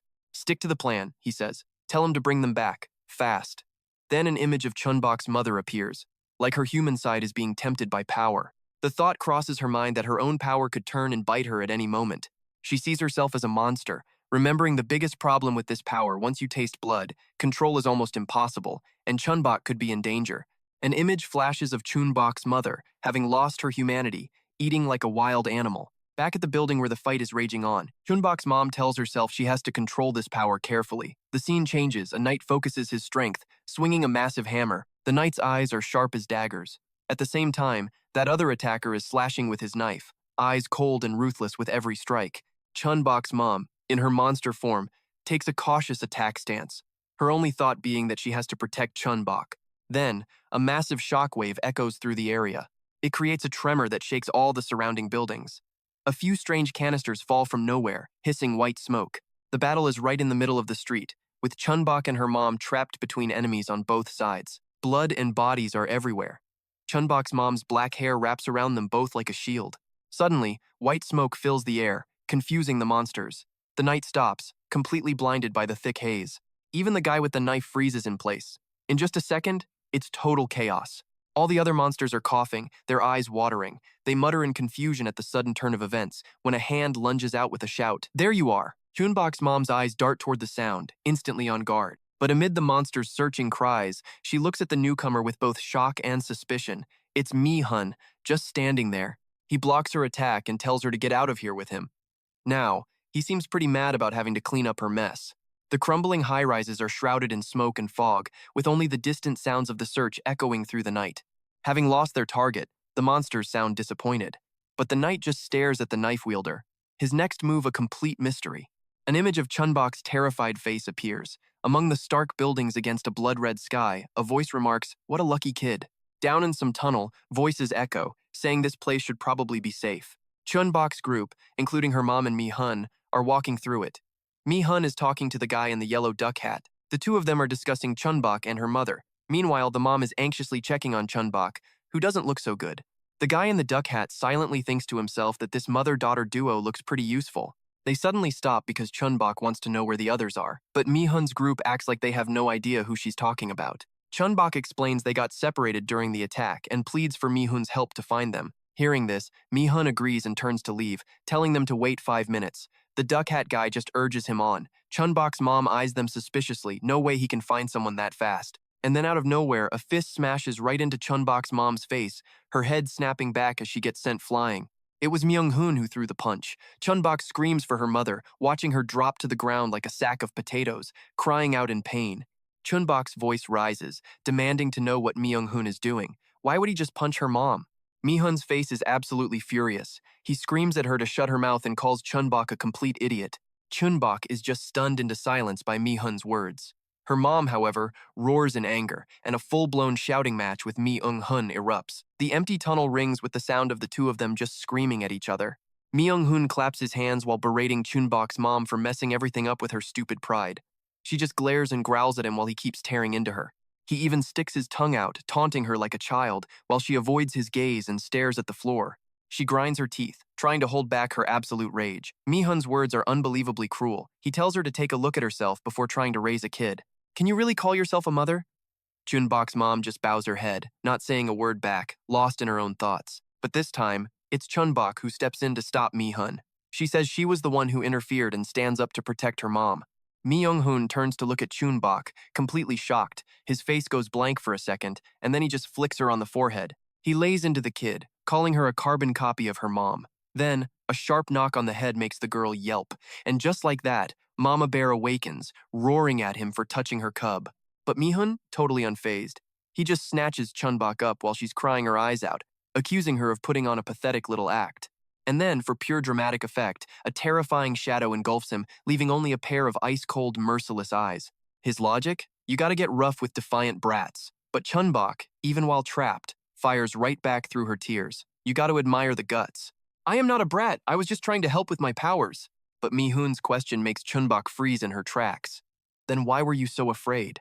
Mi-hun is furious. She used her power with zero thought for the danger how it could have easily gotten her killed. An image of the girl flashes by, her face tight with fear, her trembling hands gripping an axe. Mi-hun's words echo, charging in blindly is just a ticket to the grave. Mi-hun gazes sadly at Chun-Bok, admitting that H taught him this valuable lesson. If you really want to help adults, then just listen. Don't pull pointless stunts. Her mom just stands by, letting Mi-hun lay down the law. Oof, a direct hit. Chun-Bok looks absolutely crushed when Mi-hun calls her out for being a kid playing grown-up. Her eyes just go completely lifeless as he tells her to quit the dangerous heroics. It does not help anything, understand? His face is deadly serious as he stares her down, making sure she gets it. Then he just shoves the kid back at her mom, who barely catches her and keeps scolding. Forget the other two, he orders. You're coming with me now. Watching this whole family drama unfold, the dude in the yellow duck hat looks completely baffled. He storms off without a single glance back, telling Duck Hat to shut his mouth and follow. And as he stomps away, you can just about hear him muttering, "Damn kid." And suddenly, he's reminded of another girl, an image of a weak, bloody child looking up at him. The footsteps echo until yellow duck hat guy stops at some old, rusty door. Well, he announces, we're here. With a long, drawn-out creak, the door swings open. A voice from inside tells them to enter. Chun-Bok and her mom follow Mi-hun inside. The kid's eyes go wide with shock, while mom is immediately on high alert. Someone's mumbling in the background as Chun-Bok's mom, eyes wide, asks what this place is. Then scene change. We're in a fancy-pants mansion now. Two goons stand at attention, carefully reporting the status of their current mission. One of them finally speaks up, his voice dripping with caution. Apologies, we lost their trail. We've searched the entire area. But Hannah's mother cuts him off, her gaze like daggers. Did you see anything else? We were watching from our end. The guy stammers, swallowing nervously. It was difficult. I could not see anything at all. She pauses for dramatic effect, then says slowly, I understand. You were there. And you failed. Meanwhile, Cha Dong-guk starts tapping his fingers on his knee. His eyes darken, fury instantly boiling over. He starts cursing up a storm. This means those damn rats got involved. Next to him, Hannah's mother is barely holding it together, fists clenched. Seriously, she scoffs. They're such a pain. These damn pests are draining all our hard work. They want things that are not theirs to take. Stealing our food was bad enough, she continues. But this? We need to get rid of them, and fast. And right on cue, Cha Dong-guk suddenly grabs her hand. Oh, the drama. I know how you feel, he says, but take a breath. He goes on. 6 months ago, they were nothing. But now, they're a real threat. And for some reason, her cheeks flush as her mind starts racing. Oh wow, his hand. Cha Dong-guk continues in a low voice. To catch them, we need to find their little rat's nest. His voice is firm. He's sure that if they showed up, it means they have got a very detailed plan. And with everything they have managed to steal, they have probably gotten a lot stronger by now. He's certain the more time we give them, the more dangerous they will become. Meanwhile, back in some gloomy corridor, a single flickering light casts long, creepy shadows down the cold, empty walls. Classic evil lair vibes. The second he spots Chun-Bok and her mom, Chun-Bi starts waving like crazy. Hey, you're finally here! Chun-Bok cries out, overjoyed to see him. Grandpa heads back into the cold room. The pale light just makes the place feel even more empty and depressing. Cha Dong-guk keeps talking, which is why we have to catch their leader, the king rat himself. Hannah's mother suggests increasing patrols. He immediately shoots her down, saying that will not work. We need to lure them into a trap. She narrows her eyes, skeptical. Lure them with what, exactly? Cha Dong-guk slowly reaches into his coat, his fingers brushing against the fabric before pulling out a tiny vial. The classic villain reveal. This particular drug is currently in production, then he just drops it, the vial clattering loudly on the floor. We can make as many of these as we want. It bounces once before shattering, sending glass flying absolutely everywhere. The murky yellow liquid inside splashes out, staining the cold, hard floor. Dung-guk's dad sounds super annoyed. Still, all this effort for a bunch of rats? It's pathetic. He suggests leaking the info straight to the market. Then, Dung-guk's dad suddenly spins around, a nasty, twisted smirk playing on his lips. A cold, satisfied gleam flashes in his eyes. Get ready for what's coming, it's gonna be one hell of a party. Cut to a cramped little office in the market, where a single white light shines down on a room buried in files. The guy with the duck hair sits there, overflowing with arrogance. I'm only saying this once, so listen up. I'm the big rat, the leader of this place. The harvest rat pokes Tae. Hey, you asleep over there? He glances at the two beside him and starts the introductions. She's the harvest rat, in charge of our supplies. And this idiot here is T. He handles our planning and intel. Chun-Bok's mom asks nervously, T as in, trouble? Duck hair shakes his head. No, just the letter T, he adds with a smirk. He may not look reliable, but he knows this market inside and out. If you have any problems, ask him, Duck hair says. That's it from me. He'll take it from here. The guy just sits there with his eyes shut, slouched way back in his chair.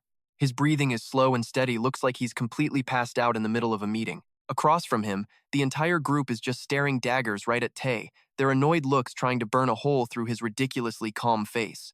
After a long moment, his eyes finally flutter open, heavy-lidded, like he was just ripped from the world's best nap. Tae lazily opens his mouth. Especially after I saved your friend. Anyway, I was just sleepy.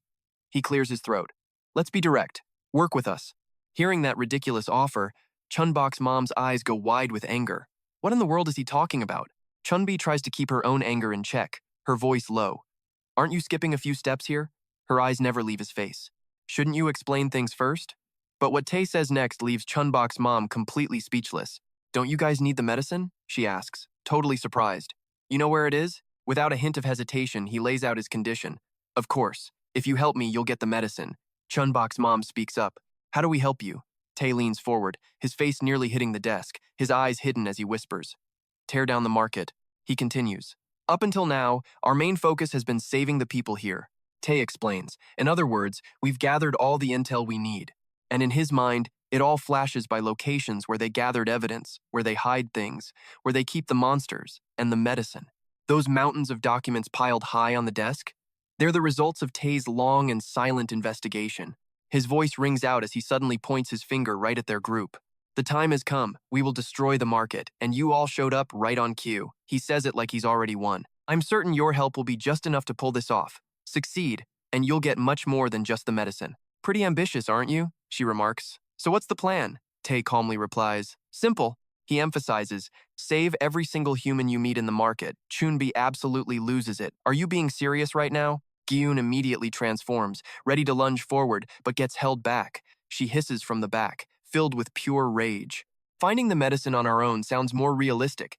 Mi-hun's fingers curl into a tight fist, his knuckles cracking loudly. Stop spouting nonsense. We don't have time for this. Duck hair grits his teeth, his voice a low, threatening growl. Put that hand away. His eyes bulge, a glare sharp enough to kill, but the guy doesn't even flinch, staring right back at Mi-hun. Their gazes clash, neither backing down as the air grows thick with tension. But just then, Chun-Bok's mom's decisive voice cuts through it all, stunning Tae. We'll do it. Hearing that, he whips his head around to face her, pure shock written on his face. Huh? Mi-hun asks, completely floored. What do you mean? Chun-Bok's mom replies firmly. We will cooperate. He snaps back, annoyed. Who says you get to make that call? She frowns, her voice low. We don't have any other choice. Chun-Bok's mom explains that no one knows this market better than them. This is a golden opportunity for all of us. You can see the worry on her face. The enemy already knows we're here, so it's better to work with them. Chun-Bok's mom glances at Mi-hun with a challenging tone. Besides, it's not like you have a better idea. If you do, let's hear it. Tae just shrugs, hands open, like the whole thing is already settled. A faint smirk plays on his lips. So, I guess we have a deal. She doesn't hesitate, immediately laying out her demands. I have a few conditions. He replies coldly. Spit it out. Mama Chun-Bok leans in close, whispering right in his ear. Help us wrap this up as fast as possible, and let us crash here in the meantime. And what do we have here? This little scene is giving the harvest mouse some very wrong ideas. Her cheeks are burning bright red. Oh my, she whispers. Did you know about? Mother Chun-Bok's words just stream into Tae's ear, making the corner of his mouth curl up in amusement. But a second later, that smile is gone. His lips press into a thin line, and his eyes turn dead serious. Before I answer that, I have to tell you a few things. I am. The moment he speaks, Mother Chun-Bok freezes, her shocked eyes glued right on him. The people behind her aren't doing any better. A wave of pure astonishment hits every single face. Chun-Bi is in total disbelief, frozen solid right on the spot. Beside him, Chun-Bok's jaw is on the floor, completely and utterly speechless. The duck-haired guy starts cursing. "You idiot, why would you say that right now?" Seeing them charge forward, he leaps in their way, yelling, "Hey, stop!" In that exact moment, the girl snaps upright, her arms swinging wide, her eyes flashing with a murderous glint. At the same time, the yellow duckie's chair crashes to the floor, and right after that, a deafening explosion rips through the room. The main door is blown wide open as a rescue team floods in like a tidal wave, weapons ready, and in just a single instant, the rope on the beam snaps. The entire wooden block swings wildly, then tilts completely to one side. It crashes down with a ground-shaking boom. Tae just frowns, his voice ice-cold. "Have you all calmed down yet?" The man tightens his grip on his gun, aiming it straight at him. "Hey, pretty boy, run that by me again. What did you just say?" He just glances back, his expression so calm it's chilling. "I'm making it clear so there are no misunderstandings between us later. I used to." Before he can even finish, Mother Chun-Bok grinds her teeth. The sound is sharp in the suffocating silence. Tae continues, "Work for the cannibal tribe, and I was also once." Chun-Bei can't take it anymore, his face paling with rage at what's coming next. "The right-hand man of those monsters." Chun-Bei's voice is full of doubt. "Why would you tell us that now?" Mother Chun-Bok demands angrily. "Are you working for the market?" Her sharp claws press against Tae's face, her voice dripping with pure, undisguised killing intent. "Answer me," he explains. "If we were with the market, why would we save you? I get you're desperate, but don't be stupid." Tae adds, "Your group already has one monster from that tribe in it. I just want to avoid any potential trouble later when you find out." He speaks slowly, his calculating eyes never leaving her face. "Are you planning to get revenge on the cannibal tribe or what?" He shoots back, "No, this has nothing to do with the tribe. There's another reason. They treated me badly, so I want to destroy the market." The air basically freezes solid. Chun-Bi just stands there, wide-eyed, a small sound escaping his lips almost automatically. "Huh?" Mother Chun-Bok pauses for a second, her voice dropping with suspicion. "What are you planning to do?" Hearing this confession, Gon suddenly freezes. An old memory hits her, and she blurts it out. "I remember who you are. You're the one we lost contact with, so it was you. The information broker." The man is stunned. "You know this guy?" Gon nods. "I worked with him when I was still in the tribe." She explains, "He was the only human my father ever acknowledged." Jian chimes in. "He's annoying and eccentric, but his intel is incredibly reliable. He became the right-hand man thanks to his contributions building Hope Village." Just then, his voice cuts in again, making Mother Chun-Bok instantly go on high alert. "You asked me if I had any intel on the leader's family, didn't you?" Immediately, Tae pushes himself up, the chair beneath him letting out a dry creak. The answer, of course, is yes. "However, if you want to know," he points a finger right at her. "You better think this through." Tae's voice is like ice. "We don't need you for our plan, but you won't get the cure without us." She stands there, completely silent. In that moment, Mother Chun-Bok's mind is a tangled mess, a million thoughts crashing into each other with no way out. Right now, a spark of confidence flashes in Tae's eyes, like he already knows he's won this game. He presses on, his low voice carrying an invisible weight. "So, what do you think?" A moment later, seeing her slowly reach out her hand, a small smirk plays on Tae's lips. "That's a wise decision. Let's get along." After that, they wasted no time and immediately got to work on their plan. That night, inside a pitch-black room, a door creaks open. Faint light from outside spills in, slicing through the silent darkness. Seeing Chun-Bok, the people inside freeze in terror, letting out weak little moans. The girl quietly counts, 1, 2, and 3. Mother Chun-Bok startles slightly, asking in a low voice, "Is that all of them?" The girl looks up and gives a small nod. "Yep." As Chun-Bok's small hand reaches for the woman, she instinctively throws her arms up to cover her face, screaming in absolute despair. The little girl whispers, "Don't be afraid," and the woman just freezes, her brain completely short-circuiting as her scream gets stuck in her throat. The kid's hand stays right there in the air. "We came to save you, so let's get out of here." She asks, surprised, "What about all the monsters outside?" Chun-Bok explains, "Oh, we already dealt with them. Everyone is safe now." The woman can't believe what she's hearing, her lips trembling as she mumbles, "Are we really getting out of here?" Someone next to her chokes out the words, We're being saved." Chun-Bok's mom leans against the door, lost in thought. It's been 5 days since this little rescue operation started with her, Chun-Bok, and Mi-hun. After everything was over, they all quickly bailed out of that dark, haunting room. The rescued survivors followed quietly, the raw fear still clinging to their eyes. Mi-hun chats on the phone while walking. "We're on our way." Behind him, Chun-Bok holds a woman's hand, carefully instructing her.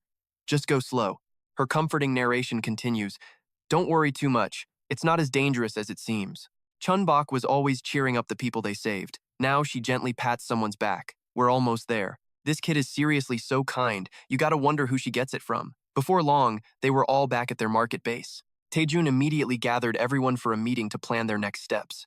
An event is expected to happen at the market soon. Based on the timing and the rumors, it's probably an event related to medicine, so they'd better be prepared for whatever's coming. He lays out the plan.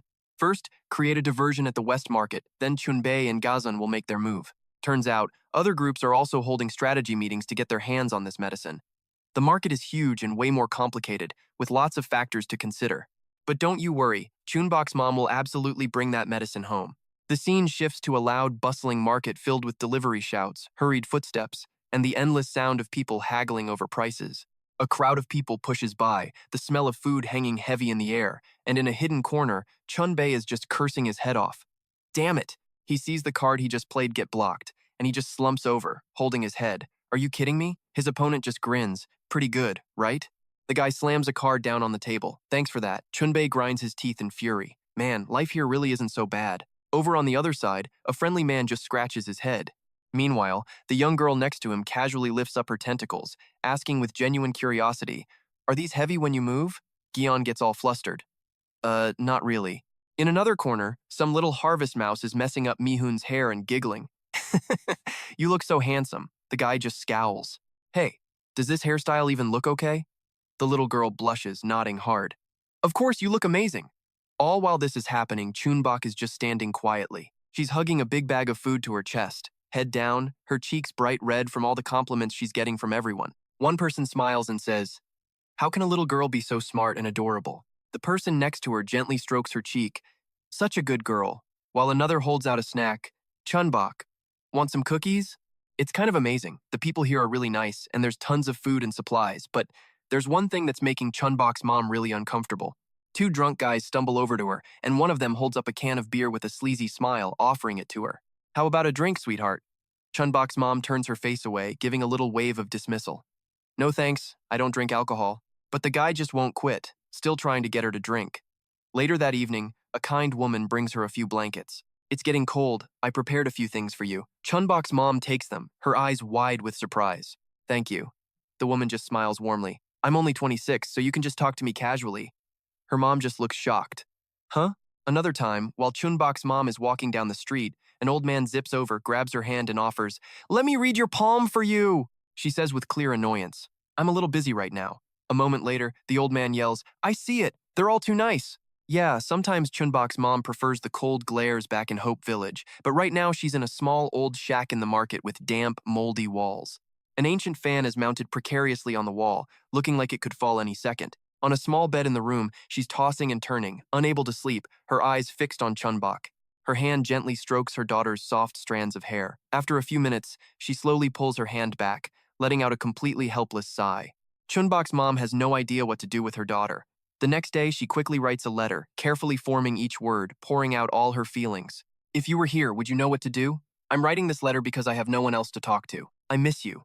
When this is all over, I'll come right back to you." Suddenly, there's a knock at the door. "Sorry, it's me." The door creaks open. "I'm so sorry, but could I possibly ask you for help one more time?"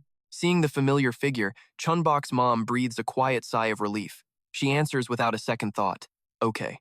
The little harvest mouse kid snuggles right into her arms, his tiny shoulders relaxing with total trust. A warm smile spreading across his face. A pure smile, like he just found his mom in a strange, new world. The little girl mumbles, her voice a bit shy. "Sorry for bothering you." The boy just buries his face into his new favorite person, letting out a little sigh. The mom offers a kind smile and a gentle, "It's okay, don't worry about it." The harvest mouse explains, "He's usually really shy around others, but it looks like he really likes you." Chun-Bok's mom figures it's just because she saved the kid.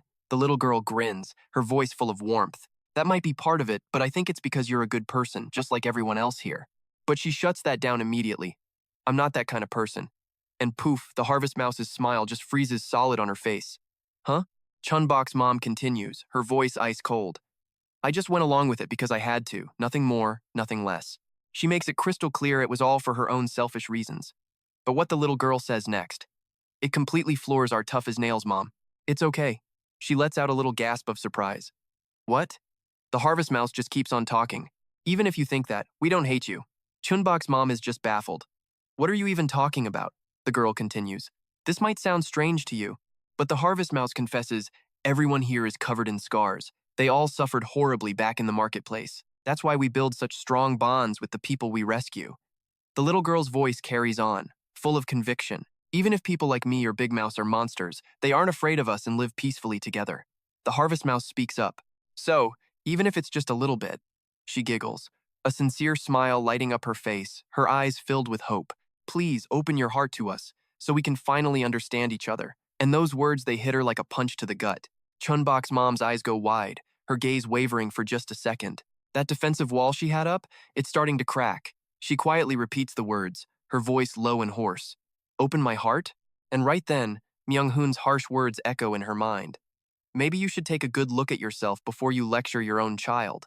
Are you even a mother? Back then, Chun-Bok's mom didn't react at all, just stood there silently, lips pressed tight, her gaze falling as a storm of thoughts brewed inside her. And it hits her. That's right. I never tried to understand Chun-Bok. I never opened up first. I just expected her to understand me. She gently strokes the harvest mouse's head. That's right. Her soft gaze, music, locks onto the small figure beside her, her voice now ringing with determination. All right, I'll try. A new resolve hardens inside her. I need to be the one to take the first step, because I'm her mother. A few days earlier, Chun-Bok clutched a box, turned away sharply, and spat out one stubborn word. No. Chun-Bok's mom was furious, her face darkening. Her stare was like solid ice as she tried to bottle up the rage boiling inside her. Why won't you just talk to me? The kid just shrugs her off. I'm busy. Her mom tries to reason with her. I have something to tell you. I told you. I'm busy. It won't take long. But Chun-Bok's answer is a flat no. Her mom asks, why not? Before she can even finish the question, her eyes land on Chun-Bok's small shoulders, which are shaking slightly. Chun-Bok's mom freezes, her heart dropping into her stomach. She rushes over, full of concern. What's wrong? I just want to talk. But all she gets in return is an angry glare from her daughter.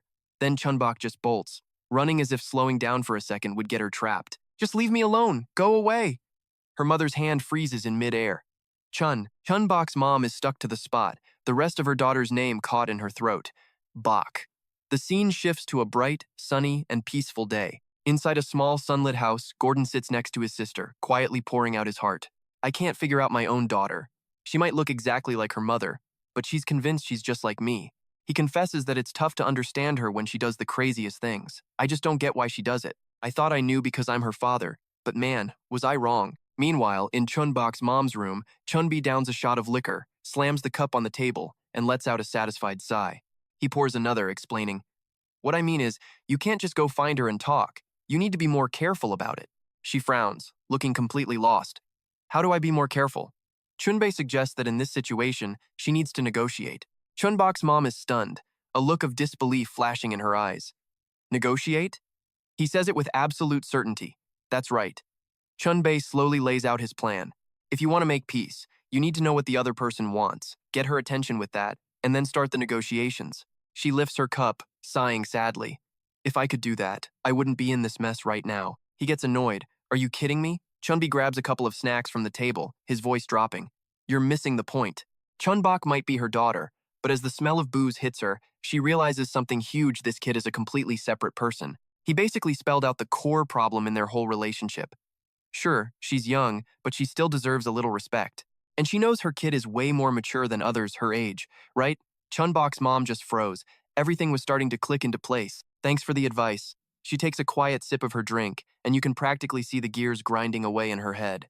He was right, she'd been completely thoughtless, not seeing the big picture at all. It dawned on her that they'd never even fought before, which meant she had to be extra careful. Chun-Bok wasn't some little kid anymore. Her mom's eyes were locked on the floor, her face a perfect picture of deep, serious thought. I have to respect her as an individual. A silent resolution is made. She's not just my kid, I'm going to try this again. And just like that, Mom makes a beeline for the bedroom.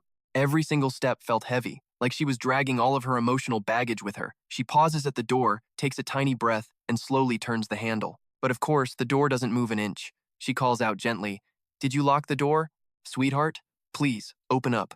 From inside the room, Chun-Bok's voice fires back, sharp and final. "No." Chun-Bok's mom jumped, her hand on the door trembling. "What?"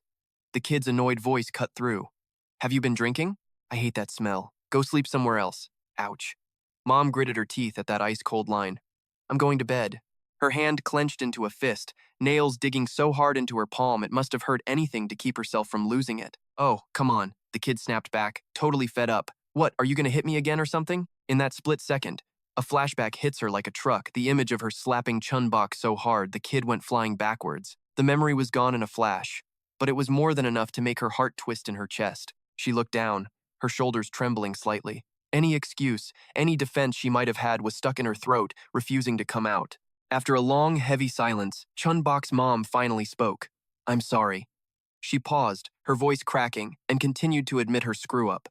I should never have done that. The image of Chun-Bok's bright red cheek from the slap was burned into her memory, an unforgettable stain. I didn't just scare you, I hurt you. I'm sorry for being such a terrible mother. On the other side of the door, the kid was dead silent, just listening to every single word her mother said. Chun-Bok's mom laid out all her fears. How am I supposed to just stand by and watch you run into danger? Her face flushed bright red, and it was hard to tell if it was from the raw emotion or just plain shame over what she did. To you, I probably seem way too controlling, but I have my own fears. And with that, she decided it was time for the floodgates to open. I'm already worried sick about your father. If anything happened to you, I'd completely fall apart. That, she admitted, was her absolute biggest fear. Can't you understand that? But Chun-Bok made her position clear. I'm not saying I don't get it, but I'm not ready to forgive you. Besides, she added, we have things we need to handle first. The kid kept going. I heard we need more people to get the medicine. That means they're going to need my help too, if you can deal with it. Her mom's voice dropped low. You want me to trust you, don't you? The silence was thick. Finally, she reluctantly gave in. Fine. Her eyes were a total mess of worry and hope. But can you trust me? And one more thing, you better take care of yourself. That's all I'm asking for. From the other side, nothing but a heavy silence, so tense you could hear every breath. But right then, the door creaked open just a tiny little bit, making the softest sound. Chun-Bok peeked through the gap. That's a reasonable request. I thought so. Suddenly, her mom raised a hand, leaving the kid completely confused. Her voice turned gentle. Come on, pinky promise. Then she added, let's promise to trust each other. The second she said it, Chun-Bok's hand was out, her small finger curling, ready to seal the deal. She locked pinkies with her mom. A quiet thought ran through her head. This isn't perfect, but for right now, it's enough. A single drop of sweat rolled down her cheek, and just like that, all the pent-up tension seemed to finally break. A promise is enough, Chun-Bok thought, feeling a little bit lighter. Her mom, though, was still lost in her own world. It was a vague, uncertain promise, and the girl's thoughts wouldn't stop racing until this whole mess was over. So at this moment, even though they were on completely different emotional planets, this mother-daughter duo shared a single goal: they had to get stronger. And soon enough, the day of the hyped-up medicine announcement finally came. The main street heading to the square was an absolute sea of people, just a constant shoving flow of bodies. A low buzz of chatter filled the air. A zombie turned to his buddy, totally curious. Is today the day? The zombie next to him nodded firmly. Yup, they're announcing the new drug today. He scanned the packed square, his voice dropping to a whisper. So where are we? Over there, a woman's just chatting with friends at some little roadside stall. I hear they're gonna test it out in the market square. Her friend stops cold, a flicker of morbid curiosity in her eyes. Test it on who? She asks, all casual. On the market's criminals, of course. Who else? Her friend couldn't resist. Well then, let's go see. In a corner of the market, not even the delicious food smells could hold anyone back. Everyone was rushing. Every single pair of eyes glued to the square where a massive crowd was already forming. Mother Hannah stood dead center, back straight, her ice-cold gaze sweeping over the silent masses as she made her announcement. As you all know, getting your hands on meat has become, let's say, a little difficult lately. She immediately held up a small yellow vial of liquid, and to make matters worse, the rats aren't helping. But don't you worry if we don't have enough meat, we'll simply have to make our own. Instead of the thunderous applause she was clearly expecting, the square fell into a dead, awkward silence. Mother Hannah froze, the smile on her lips slowly turning to stone. Down below, the zombies just grimaced, and a low rumble of skeptical whispers began to snake through the crowd. Isn't this, going a little too far? I mean, we're basically turning our own kind into food, and what about the side effects? Mother Hannah snapped. Oh, or would you rather starve to death? Just then, her heavy grabbed a prisoner by the head. The poor guy let out a horrifying scream. She kept on with her sales pitch. Why are you all so concerned with minor details? Sure, keeping the market running is important, but this is about our survival. It looks cruel, she admitted, but we don't have another choice. If any of you are still on the fence about this, well, just see for yourselves. The zombies below looked down, quietly weighing her words while her goon poured the drug down the prisoner's throat. No hesitation at all, because once it's consumed, it gets to work right away. So very simple. And she promises it won't cause any side effects after the process. The prisoner just screamed, feeling his organs being crushed, grinding into dust, bit by bit.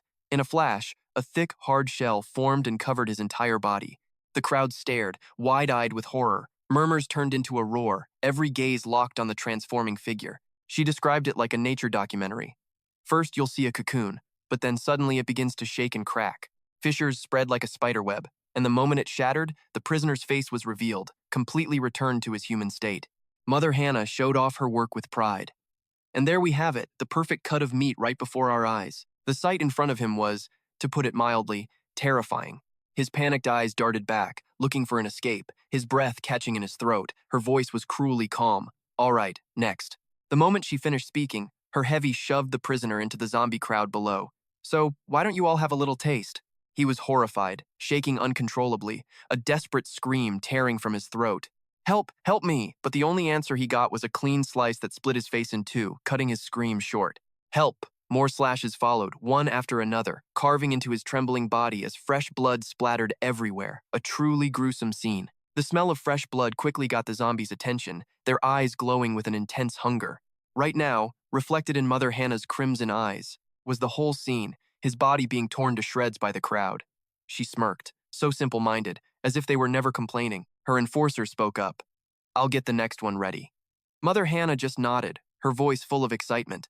Excellent, let's continue. Her eyes were glued to the feast below, a satisfied smile plastered on her face. We're going to feed them until they're completely stuffed. The sound of ravenous chewing echoed through the square, mixed with the tearing of flesh. One zombie, still not satisfied, growled out, I want more. Another one praised the meal, blood dripping from its mouth. That was seriously delicious. Nearby, another one hunched over, devouring its piece like someone would steal it, muttering, this drug is too good to waste. In the distance, another held its warm piece of meat, eyes wide with awe. Incredible. Mother Hannah held up the vial and announced, thank you for the enthusiastic feedback, everyone. We will continue to work hard for the future of our market. Of course, there will be some obstacles along the way, she continued, but we can overcome them together, all for a better future. Below, the zombies roared in a crazed frenzy, chanting future at the exact same time. Somewhere else entirely, all the chaotic sounds from the square were coming through a radio. Tay soaks in every word, his lips curling in contempt. What a bunch of morons. He hits the comms, his voice sharp. Let's begin. The market sprawls out under a grim gray sky, a maze of old, cramped rooftops packed tightly together. Inside, a massive crowd pushes and shoves, the constant murmur filling the suffocating air. Mi-hun's figure just melts into the chaotic mob, not standing out, but not exactly invisible either. He's got a death grip on a big cardboard box, its corners all worn out, like it's hiding some big secret. Mi-hun lowers his voice, his eyes darting ahead. We're almost there. He checks one more time. This is the place, right? Mama Chun-Bok nods. Yeah, that's it. With her hat pulled low, her face is almost completely hidden in shadow. Her cold golden eyes are terrifyingly still, her lips sealed shut, giving nothing away. Meanwhile, back at Mission Control, Tai is glued to the radio, chattering away with his team. Everyone saw what that little drug of ours can do today, right? Our plan is to take down the market and snatch that medicine within 5 days. From now on, focus on your assigned tasks. He quickly checks in on their progress. Team A, what's the status on supply retrieval? The guy with the duck hair immediately reports back. We're still on the move. He explains their little problem. There are way too many monsters around to move any faster. Hearing that, Tay lays down the law. Those supplies are crucial, so be as careful as you possibly can. Take it slow if you have to. Back on the streets, Mr. Duck Hare and Harvest Mouse keep moving, cautiously scanning the area while talking on the radio. Roger that. And of course, their little stroll immediately catches the eye of a nearby zombie. It thinks to itself, aw, they look so cute. Are they on a treasure hunt? A moment later, Tay's voice crackles back over the comms. Team B, how's the delivery coming along? Mi-hun reports, we just got here, preparing to make the handoff now. Tay gives a gentle warning. I get it, just be careful not to drop it. Before long, the two of them arrive at a pork restaurant. An old busted sign hangs precariously overhead. A dim, murky yellow light spills out from inside. Tay's voice comes over the radio. Like I said before, just walk on in. They quickly head inside as instructed to hand off the package to the owner. The second they cross the threshold, the zombie shopkeeper spots them, the corners of his mouth curling up. It's a cold, chilling smile. Tay continues his instructions. No need for any drama. Mama Chun-Bok, give him the box already. He adds, just make the delivery and leave. Her eyes are glued on the zombie, her whole body rigid with tension. When it doesn't make any weird moves, Mama Chun-Bok is actually a little surprised. A few seconds later, it speaks politely. Thank you. Tae's voice comes through, smug and casual. See? He's one of us. He reassures them. They're good actors, so don't worry about being spotted. Mi-hun, still lugging the heavy box on his shoulder, replies coldly. Well, that's good. He tilts his head, curiosity finally getting the better of him, and blurts out, by the way, what's in the box? Tae's reply is totally flat, completely ignoring his nosiness. Not now, but you'll find out eventually. Mi-hun just says, whatever, doesn't matter, as long as it can tear this place down, he adds. Just make sure you deliver the medicine to us when this is all over. The second the call ends, he's already muttering, clearly annoyed. Always the same. What an empty-headed moron. Next up, Tae gets back on the line with Team A. What's their situation? Harvest Mouse hesitates. She lifts a hand to her forehead, squinting at the chaos before reporting back. The vehicle team is rescuing survivors right now, and they have handled the monster situation quite neatly. At that moment, long, sturdy tentacles whip through the air, slicing across a zombie. In a flash, its head goes flying from its neck. Fresh blood splatters all over the ground. Another one gets a bullet through the chest before it can even react. The two of them work in perfect sync, diving into the brutal fight, blow after blow, fast and ruthless, leaving absolutely no chance for survival. Very quickly, the zombie horde is completely wiped out, their bodies scattered all over the ground. Chun-Bok lowers his weapon. He glances around, then asks, so, are we done here? The other guy just gives a slight nod. Yeah. Gon glances back at the crowd behind them, his voice firm. We've saved all the survivors, so let's get going. Their teammates quickly start helping the exhausted survivors, who have no energy left. Easy does it, they say gently, but one of them watches with a worried look. I know they're busy, he thinks, but I still have a bad feeling about this. Just then, a voice from behind startles them both. Excuse me. Hearing the woman's plea, they both just freeze, completely speechless. In a flash, they were standing in front of a busted-up old house. The door was sealed shut, but a jumble of broken cries for help kept leaking out. So desperate. Can you please help me? Is anyone out there? Please save me. It hurts so bad. Please, save us, Chun-Bok yelled out. Is anyone in there? Hearing a voice from outside, the people inside cheered up instantly, their hopeful voices trembling as they all shouted back. Yes, please. A voice from inside begged desperately. Save me. I'm not a monster. Just as he was about to step forward, someone suddenly yelled out, Chun-Bok, don't open it. He was trying to control his body, swallowing hard. I have no clue what's inside, but it smells incredible, and I just can't stop drooling. Chun-Bok broke out in a cold sweat, a wave of unease washing over him, his face etched with worry. Facing that silent door, he was frozen, unable to move forward or back. Seeing Chun-Bok's hesitation, a teammate tried to reassure him just check to be safe. What if they were survivors who needed help or couldn't move on their own? He hesitated for a long time, his eyes locked on the door. Finally, Chun-Bok made a decision. His hand moved slowly, landing on the doorknob. From inside, the whimpering sounds continued, weak and broken. It hurt so much. A teammate carefully reminded him, don't let your guard down. From within, a curious voice called out, stretching the words strangely, is the door open yet? In an instant, the door burst open, and a mess of freakishly long, bizarre arms shot out. A joyful voice screamed, we're free! The scene was a direct assault on their senses, leaving them completely stunned for a solid second. Right after, they all raised their weapons in unison, one of them screaming in pure panic. Oh my God! The person next to him stared, his voice choked with shock. What the hell is that? Gion clenched his jaw, fighting back the urge to vomit that was rising in his throat. Chun-Bok stared in total disbelief, his voice trembling as the words escaped him. What is this? What happened? Seeing his own little girl transformed into a monster, his heart felt like it was being crushed. Chun-Bok cried out in agony. Doo-doo, cut to the base, deep inside the market. The space was completely silent. The only sound was the steady crackle from T's radio. A report came through, the voice clear but heavy. This is Team C. We've rescued 10 survivors and we opened a door a survivor told us about.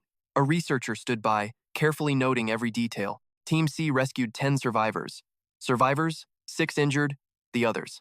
He asked about the situation over there. Go on, what did you find? The other end went suddenly quiet, followed only by panicked breathing, like someone trying not to be sick. But in the end, the man couldn't hold it in and vomited violently.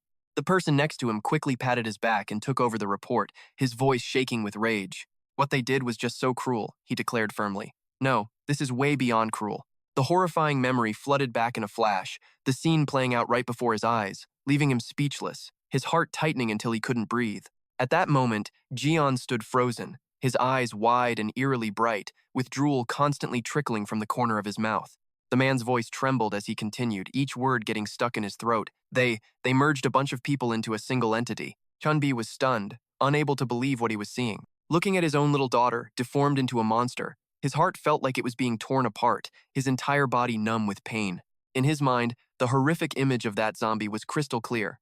Even the bodies, the man on the radio choked out, and the children, its glistening body slowly dragged itself towards Chun-Bi. Distorted masses of flesh twitched, wrapped tightly together as if fighting for one last breath. From deep inside, broken screams and pleas overlapped each other. "Help me, I can't breathe. Please just set me free," he screamed in terror. "They've been turned into one chaotic monster." On the other end, T spoke calmly, his voice completely devoid of emotion. "Do you think it could pose a threat?" The man dismissed it. "No, it can't move on its own." T's voice was low. "I see." The man hesitated for a moment, then asked, "What should we do?" T replied, "Leave it. Return with the survivors." He froze, for a second not believing what he'd just heard. "Are you sure?" T spoke calmly, his voice even, without a trace of hesitation. "If you are not under attack, prioritize your main objective." The man tightened his grip on his gun, his knuckles turning white from the force. His eyes remained fixed on the monster, unable to shake off a deep sense of unease. "But shouldn't we handle it, just as a precaution?" T shot that down. "No, that could cause unforeseen trouble." He continued, "Just leave them there and withdraw. We can't risk creating any new variables at this critical moment." In that very instant, the zombie's pale hand suddenly reached out. Trembling fingertips lightly touched Chun-Bi's ankle, its dry, cracked lips moving. "Please help." Murky tears welled up, streaming down Duang's face, mixed with an unconcealable despair. The man on the radio sighed softly. "Understood." The moment he finished, a piercing blast erupted through the radio, so sharp it stunned Tae for a split second. On the other side, a man panicked, trying to stop him. "Wait, don't shoot, it could be dangerous." But before he could finish, more shots rang out, one after another, relentless. He screamed, "Hey, stop!" Bullets kept tearing through the air, muzzle flashes non-stop. The harsh sound pounded his ears as he yanked Chun-Bi backward. "Old man, I already told you to stop." Immediately, another guy whipped around, roaring with fury. "You heard the order, so why did you shoot?" His voice dropped, heavy with a sadness that made everyone just freeze. "I'm sorry, guys." Chun-Bei's eyes were glued to the figure of his daughter lying on the ground. "That's right. Our priority is rescuing survivors. I know we're in danger and we have to act carefully." He took a deep, shuddering breath. Chun-Bi, however, was firm. "I can't just turn a blind eye. Just let it go this one time." Those words made Tae fall silent, and the air turned to ice for a moment. You could see him hesitate, clearly weighing his options. After a moment, Tae finally spoke, slow and deliberate. "Looks like nothing happened, so I'll let it slide this time." But then his voice hardened, his eyes flashing with a cold light. "If you ever act on your own like that again, I won't be so forgiving." Hearing this, the old man let out a soft sigh, the tension on his face finally easing. "I understand." With that, T ordered, "Let's go back if you're done here." They all answered in unison, "Yes, sir." Seeing Chun-Bi still frozen in place, Gon shouted his name, "Chun-Bi!" He didn't answer. His eyes were still fixed on the body on the ground, his heart so heavy he couldn't process what he was seeing. The truth is, Chun-Bi had known for a while. A single nagging thought took root in his mind. She looked so much like her. He quickly turned and walked away, his heavy steps echoing down the silent hall, with only one thought burning in his mind. "Du-young, Dad will be home soon. Just wait for me." The scene cuts to a massive building looming under a grim gray sky. Heavy clouds press down, drenching the entire place in a cold, lonely feeling. Suddenly, a voice shattered the silence. "Over here!" Someone else held out a hand, their voice rushed. "Give me the tape." As they walked, Jundu confided, "You know, this feels really strange." Jingu guessed, "Is it because we've never done this before?" She laughed cheerfully. "I feel that way too. But just look at how happy everyone is." "You're right," he agreed. Jin hugged a box tightly, his eyes constantly darting around the area. "So tomorrow is Christmas," Jundu confirmed it. "Yep, our village's very first Christmas."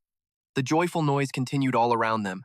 Laughter and conversation filled the air, a rare, festive atmosphere after so many tense days. A woman pointed into the distance. "Over there?" The man next to her just nodded. "All right, up ahead." Kids huddled together, carefully painting a colorful picture. One looked up, his voice full of excitement. "We need more paint." Looking at the decorative banner hanging on the door, someone remarked that it seemed a little forced. "After everything that's happened, is this really okay?" The person beside them replied, "But we've planned this for ages. Especially after everything, we need a day to actually celebrate. It was the day they had all been waiting for. On an old wall calendar, the 25th was circled in bright red, with a messy note above it. The village's first day. In another corner, Yong-hai sat down beside two little kids, helping them draw Christmas cards. She gently explained, "Santa Claus will bring you Christmas presents." The two kids instantly stopped, looking completely puzzled. Huh? Who's Santa Claus? A low murmur of chatter spread through the room, mixed with a few rare smiles. Everyone's worked so hard for so long. Let's just put our worries aside and enjoy this moment. Suddenly, their eyes fell on Choi, standing out in her bright red coat.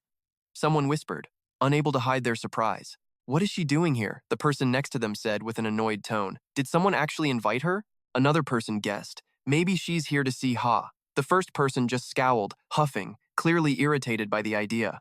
"Humph, that girl and her group are a real problem." The person next to them added, "You know, Mi-hun also makes me really uncomfortable." That person paused for a second, then added, "Honestly, it probably would have been better if none of them ever came back." She hugged her bag to her chest, a look of complete confusion on her face. She has zero clue why everyone's giving her the stink eye. Suddenly, a voice cuts right through the heavy atmosphere. "Ha, still okay, thanks to the people who took care of her." In a bare room under a pale yellow light, H sits on the cold floor, gently touching a new red hat. The person next to her just watches, then offers some praise. "Oh, that looks really good on you, Hyra." Cut to a quiet hospital, where Dung gently invites him to a Christmas party tomorrow. "Wanna come?" Or, she offers, "I could just bring you some food. I get along great with everyone here, so just ask anything."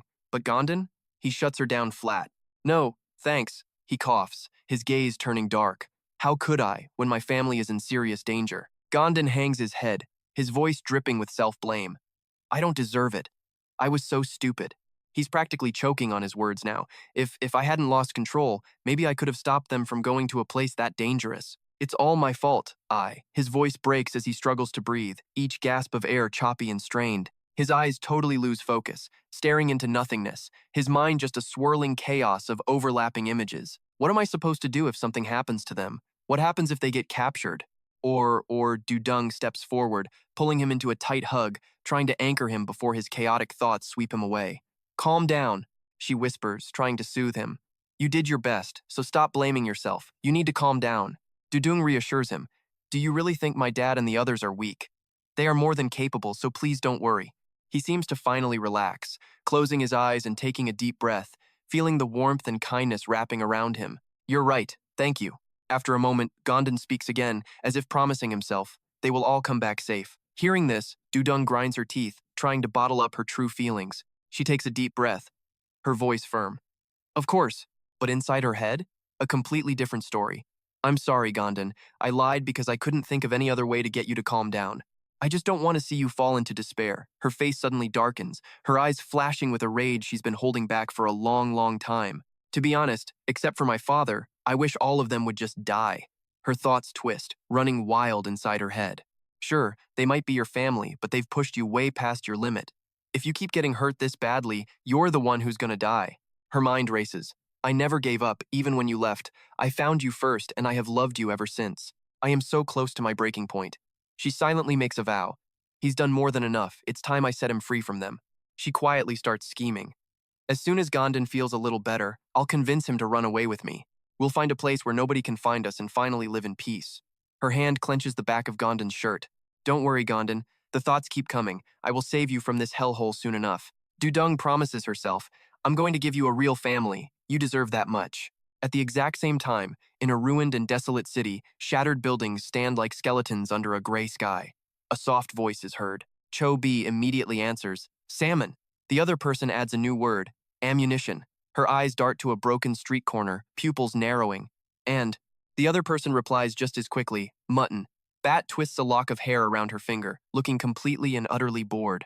"Bread," the first one says. "Plate," she continues, the music of their voices droning on. "It's like a meaningless game." "Carp," the other person says quickly. "Bar." Bat lets out a soft sigh. So boring. The man in front of her stammers. "Giraffe?" She screams. "I mean, this game is so boring." The other guy flinches, his face going pale with panic. "Oh, I'm sorry, miss." After a second, he carefully asks, "Are you feeling anything?" Miss BY replies in a cold tone, "We're getting close. Keep moving." The man freezes, unable to shake his sense of dread. He has to confirm. "Are you actually sure this time?" She snaps back in fury. "Are you questioning me right now?" The man scrambles to apologize. No, of course not, miss. Battery reaches into her designer handbag, her long, slender fingers searching around inside. If you feel like we're getting closer, then we probably are, so stay on high alert. He answers with complete respect. Yes, miss, she grunts. All right then.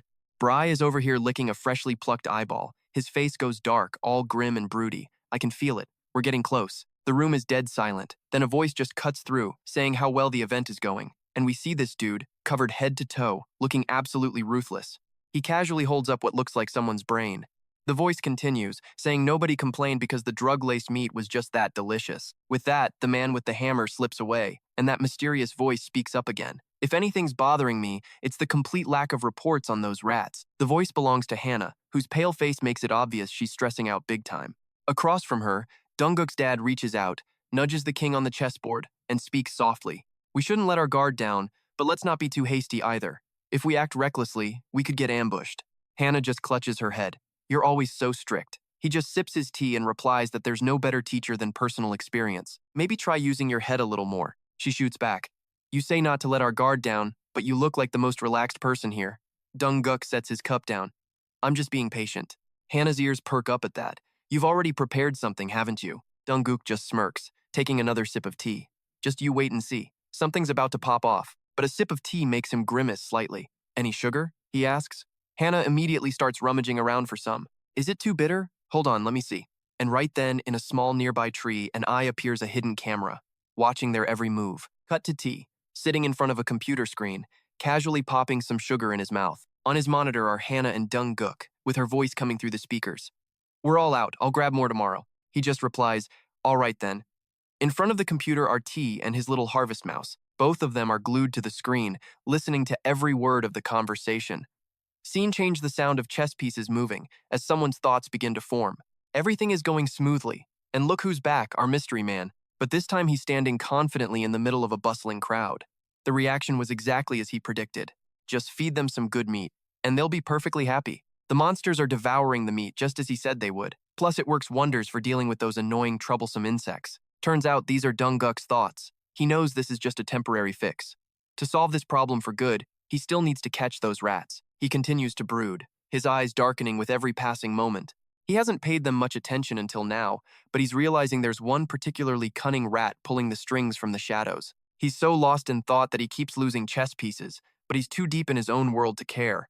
They'll definitely figure out the purpose of this event, but even if they do, they can't just sit on their hands. At the same time, T is also deep in thought about something. This is a trap. The entire event is just a distraction. Hannah throws her arms out, laughing at someone else's misfortune. They're using drugs to draw our attention and watch our reactions. Not only that, but they've already set traps waiting for someone to fall in. Dung-guk continues the game, moving his rook to the end of the board. He continues his thought. It looks simple, but for an enemy with no intel on us, it's a very effective approach. His mind keeps racing. Their plan is most likely to use a captured pawn to gather information, and then finally, checkmate all of us. T, with a blank expression, casually wipes his lips, thinking to himself. Their intentions are easy enough to see, but the problem is, how are the traps set up, and where are they even hidden? Scene change to a duck-headed dude waving a red flag, shouting, "Catch me and become the next leader." The second he says it, someone in the crowd pipes up, "Me, I want to be the leader!" Mi-hun, who's carrying a huge sack, glances at the guy next to him. But that monster wouldn't just set traps without a plan and then wait. After everything he's been through, he must be incredibly cautious by now. Don't overdo it. The big day is just a few days away. The person beside him hears this and quietly responds. All right, that person continues. Of course, we've also prepared thoroughly to deal with any issues that might come up. A massive door creaks open, and in walk Junhyung and John. Junhyung calls out, "Is anybody there?" The people inside immediately flash looks of pure panic. T's thoughts resurface, but no matter how much info you gather, there's always an opening. And that opening, no matter how small, will always become a fatal weakness. And then, Dung-guk's sharp words echo in response. Impressive. You've already mapped out the structure of this place. You schemed and stirred up the market with your sharp judgment and decisiveness. Chess pieces lie scattered across the ground as his voice resonates. I don't know what kind of meat you are, but you're truly a force to be reckoned with. He thoughtfully holds his teacup, continuing. However, no matter what kind of meat it is, it always has a weak spot. T's thoughts immediately fire back in response, a place that is, or is forced to become, a fatal weak spot. Hearing that, he flashes this savage grin that's basically designed to terrify people. Suddenly, a guy on the team clutches his stomach and groans, and the person next to him asks, "What's wrong? Are you okay?" But the guy is already shaking like a leaf, struggling to answer, "Help me. Please don't leave me." The buddy hears this and immediately backs away, raising his gun and shouting, "Everyone, fall back! We have to get out of here!" Hung's face totally flips. But Dung? He just keeps playing the game, flashing this absolutely savage grin. He's like, "Looks like meat is just meat after all. Your big weakness? You try to save too many of your own kind." And bam, gunfire just rips through the hallway, turning this whole chaotic scene into an even bigger disaster. Jian screams in agony, clutching his head, "My ears," while Jun-hyung pulls off this insane one-handed shootout, yelling, "Let's move, get out of here." Over at Tae's command post, the radios are blowing up. "I hear 'em, it's the rats. They took the bait, people, assemble." The little mouse girl next to Tae quickly tries to report, "The vehicle team is," but he completely cuts her off before she can finish. "I know," Tae snaps, grabbing his radio to bark out orders. "Team C, forget the survivors, leave immediately." The other end just says Roger that. Tae clicks off the radio, already lost in his own world of tactical brooding. And of course it was Team C, his super stealthy squad, the one group that got caught, probably because they were too busy playing hero. He gets so mad he starts stabbing these little boxes on his desk with a pen. Anyway, back to Hannah and Jungkook's little game. According to what he just heard, it sounds like some serious tea is about to be spilled. This whole trap wasn't designed to wipe them out. Oh no. It was just to reveal their location. He grins, saying, "If they're not hurt, they can escape through my prepared route. I am not losing their trail this time. Once that sound rings out, everything I've set up will close in. I even mapped out every likely route those little rats will take. So yeah, it's just a matter of time." Meanwhile, Jun-hyung's crew is still desperately trying to run for their lives. The monster suddenly spits some nasty gunk right at Gazon. She whips her head around, her eyes wide with shock. A super creepy-looking girl pops her head out from behind a wall. "Found you." Then she and her buddy step out too. Absolutely nothing. Well, this is awkward. The girl puts her hands on her hips, totally annoyed. There is nobody here. Her partner is just as confused. "I thought they ran this way." And then of course a classic "damn it." But then the girl catches a scent or something and screams, "This way, hurry!" Her partner practically jumps out of his skin. "What? Over there?" Meanwhile, Tae is just calmly holding some box-shaped thing, looking all mysterious and thoughtful. But with all the chaos we've been causing at the market, they've probably figured out a few of the routes we use. He glances at a map covered in notes, thinking to himself, we've given them the slip plenty of times when they were just blindly chasing. If they're pulling a stunt like this, they must be serious. But lucky for us, we still have plenty of escape routes. The radio suddenly crackles. "Hey," Tae snatches it and immediately replies, "What's the situation? What happened?" On the other end, it's Jun-hyung. "I can't get out." Tae, with a completely flat face, just asks, "You can't get out?" Jun-hyung desperately replies, "Yeah, is there anywhere around here for us to hide?" Tae doesn't answer that, just asking a few questions. "First, tell me why you two can't escape." The old man is getting furious. "Damn it, she's injured." And yeah, the woman next to him is clutching a totally mangled, bloody arm, moaning in pain. Jun-hyung continues his report to Tae. "She lost her right arm, and it's not regenerating. She's bleeding everywhere, they can smell it and track us." Tae just asks, "And what about the others?" The old man answers, "Everyone scattered. It's just us now." Tae calmly replies, "That is the problem." Hearing that ice-cold response, the old guy completely loses it, screaming into the radio, "Whatever, just tell me if there's a place to hide. I'll take care of her, just point us in the right direction." The second he's done speaking, Jun-hyung glances right and his face drains of all color. And we cut back to Hannah and Jungkook's game. She says, "That's the report we just got." He replies, "Is that so?" "Good news," Hannah just smiles. "You predicted this, didn't you?" Jungkook softly explains, "I simply moved the location of the bait. And by the way, I prepared a little welcoming party. It took a lot of work, but it was so worth it." Meanwhile, Jun-hyung and Gon are terrified. The old man raises his gun, on high alert, while Gon covers her mouth, afraid that even making a sound will get her killed. Because even the slightest noise could mean it's all over. And through all this, Tae just stares silently at the radio. Jungkook menacingly kicks the king piece off the board and says coldly, "Everything is going exactly according to my plan." Back with Jun-hyung, the situation is incredibly tense. Some night-looking guy and his dog are getting way too close. The guy calls out first, "Come on out, you little rats." Jun-hyung hears him, cocks his gun, and sighs. What a terrible day. A different voice rings out somewhere else. "Everyone, speed up." Mi-hun hears this and is like, "Speed up?" Chun-Bok's mom chimes in, "We still have plenty of time. Is it because there's still so much to deliver?" Our girl was just zoning out, wondering if rushing the job would totally mess up the delivery schedule. Still, I've got a really bad feeling. Speaking of which, is Chun-Bok, okay? Right on cue, he lets out a massive sneeze, making Duckhead here super nervous. Hey, be careful, she quickly agrees. He grabs the radio, thinking, yep, this means one of the other teams is definitely in trouble. I mean, their team already nabbed the goods, and by goods I mean that little bag Chun-Bok is clutching. So who's the unlucky squad? Let's flash back to Team C, when T was giving Junhyung and Jason the big speech. He explains that basically everyone else has already signed on to this crazy plan. But since you two are new, I'm warning you this mission is extremely dangerous. Junhyung just scoffs. Isn't it a little late for that warning now? Besides, it's not like these gigs are ever safe. I made my decision before I got here, so don't worry about me. T goes silent for a long moment, then drops the truth bomb. It is far more dangerous than you think. Team C's mission might have the lowest priority, sure, but it's also got the highest chance of being the most deadly. Yeah, it sounds like a riddle, but it's the truth. Despite the warning, this old dude is still smirking, acting like he can't be touched. Seeing this, T tries again. So if you two change your minds, tell me now. I'll transfer you to a different team. The old guy just smirks back at him. Oh, I'm surprised you care about us. T fires back. But moving to another squad doesn't mean it'll be any safer. All this time, Jason is dead silent, just listening. Junhyung speaks up again. Then what's the difference? I'm staying. T turns to Jason right beside him. Don't say I didn't warn you. And still, Kim Jason says nothing. What about you? Fast forward to the present.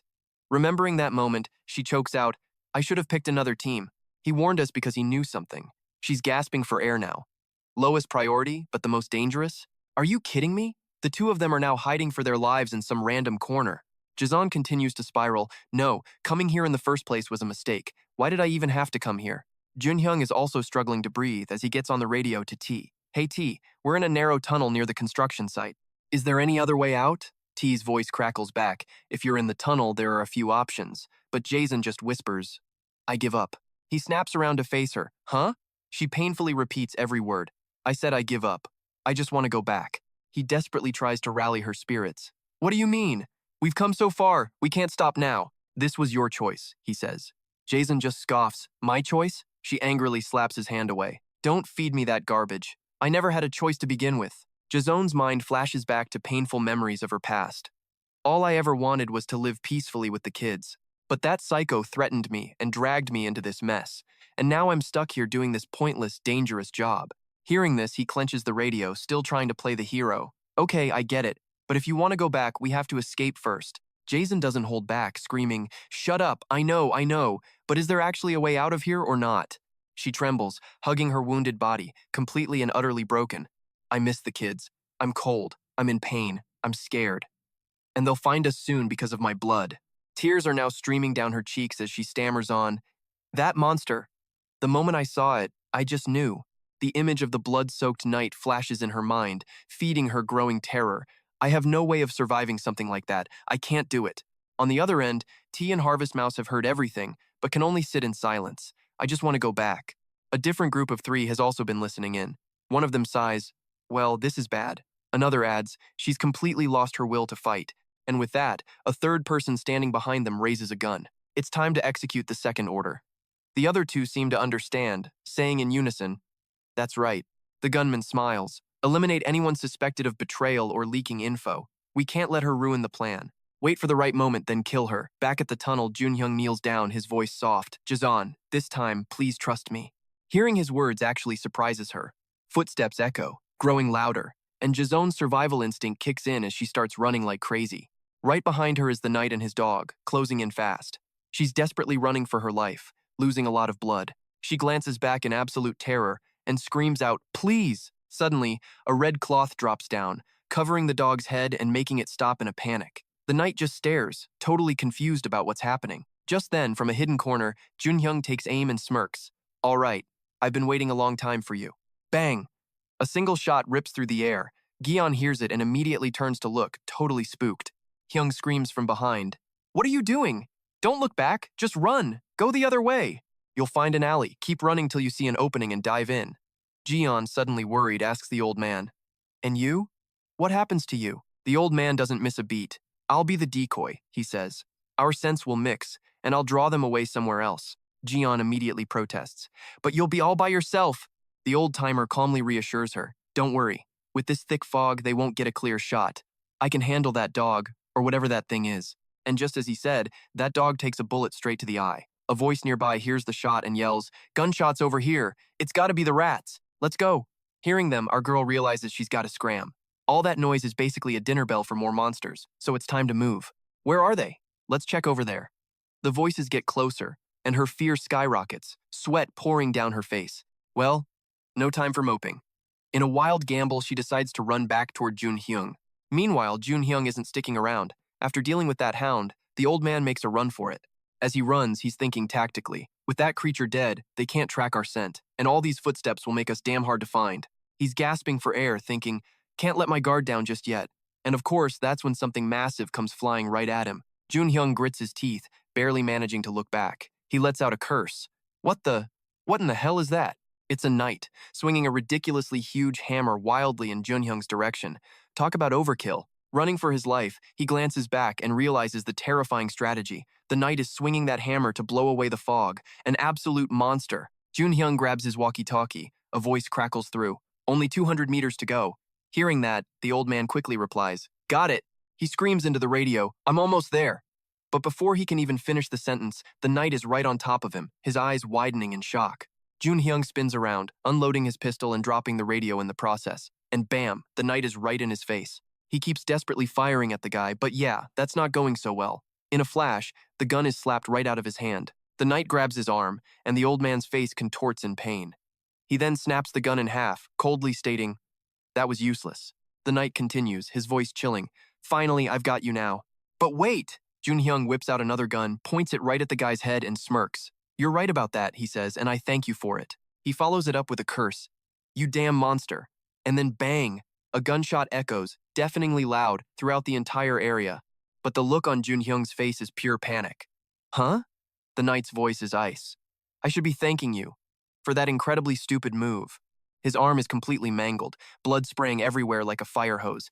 "It's how I managed to capture you in mostly one piece." The gun clatters to the ground. Jun-hyung is utterly defeated. At 4:15 p.m., you are under arrest for theft in the marketplace. You have no right to remain silent. You have no right to an attorney. You must answer every question, and everything you say will be judged by my father. The knight flashes a sinister grin. "Do you understand these rights? Huh? You filthy rat." The air fills with the sound of chatter. "Everyone head to the square. I want to see what these rats look like." Another voice chimes in. "Damn it, I wanted to be the one to catch them." "How many did they catch?" "4. That's it? Only 4? Chun-Bok's mother searches through the crowd in a panic. The discussion continues around her. 3 kids and 1 old man. Old guys are always tough, but hey, this'll be fun to watch, right? Over in one corner, a group is huddled together, muttering angrily. "Those damned thieves, just kill them already. Look at them, they're scared. A curse on you all, you'll see." Someone laughs. But Chun-Bok isn't having it and furiously fires back. "Damn it, what the hell are you all laughing at? Didn't your parents teach you any manners?" "Oh yeah, real funny. They used to call me a living camera, you know.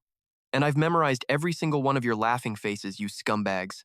I'm going to kill every last one of you." The nearby knight just tells him to shut it, but he just glares and screams right back. "You be quiet!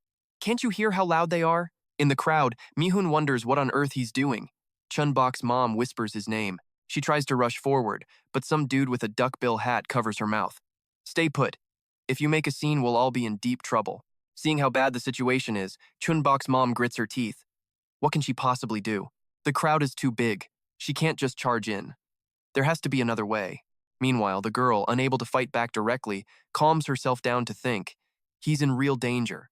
Maybe she can save him with her power. Chun-Bok's mom frowns, running the calculations.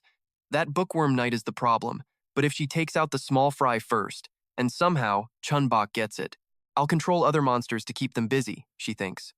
Then I can finally save him. "No, I have to save him," she screams out.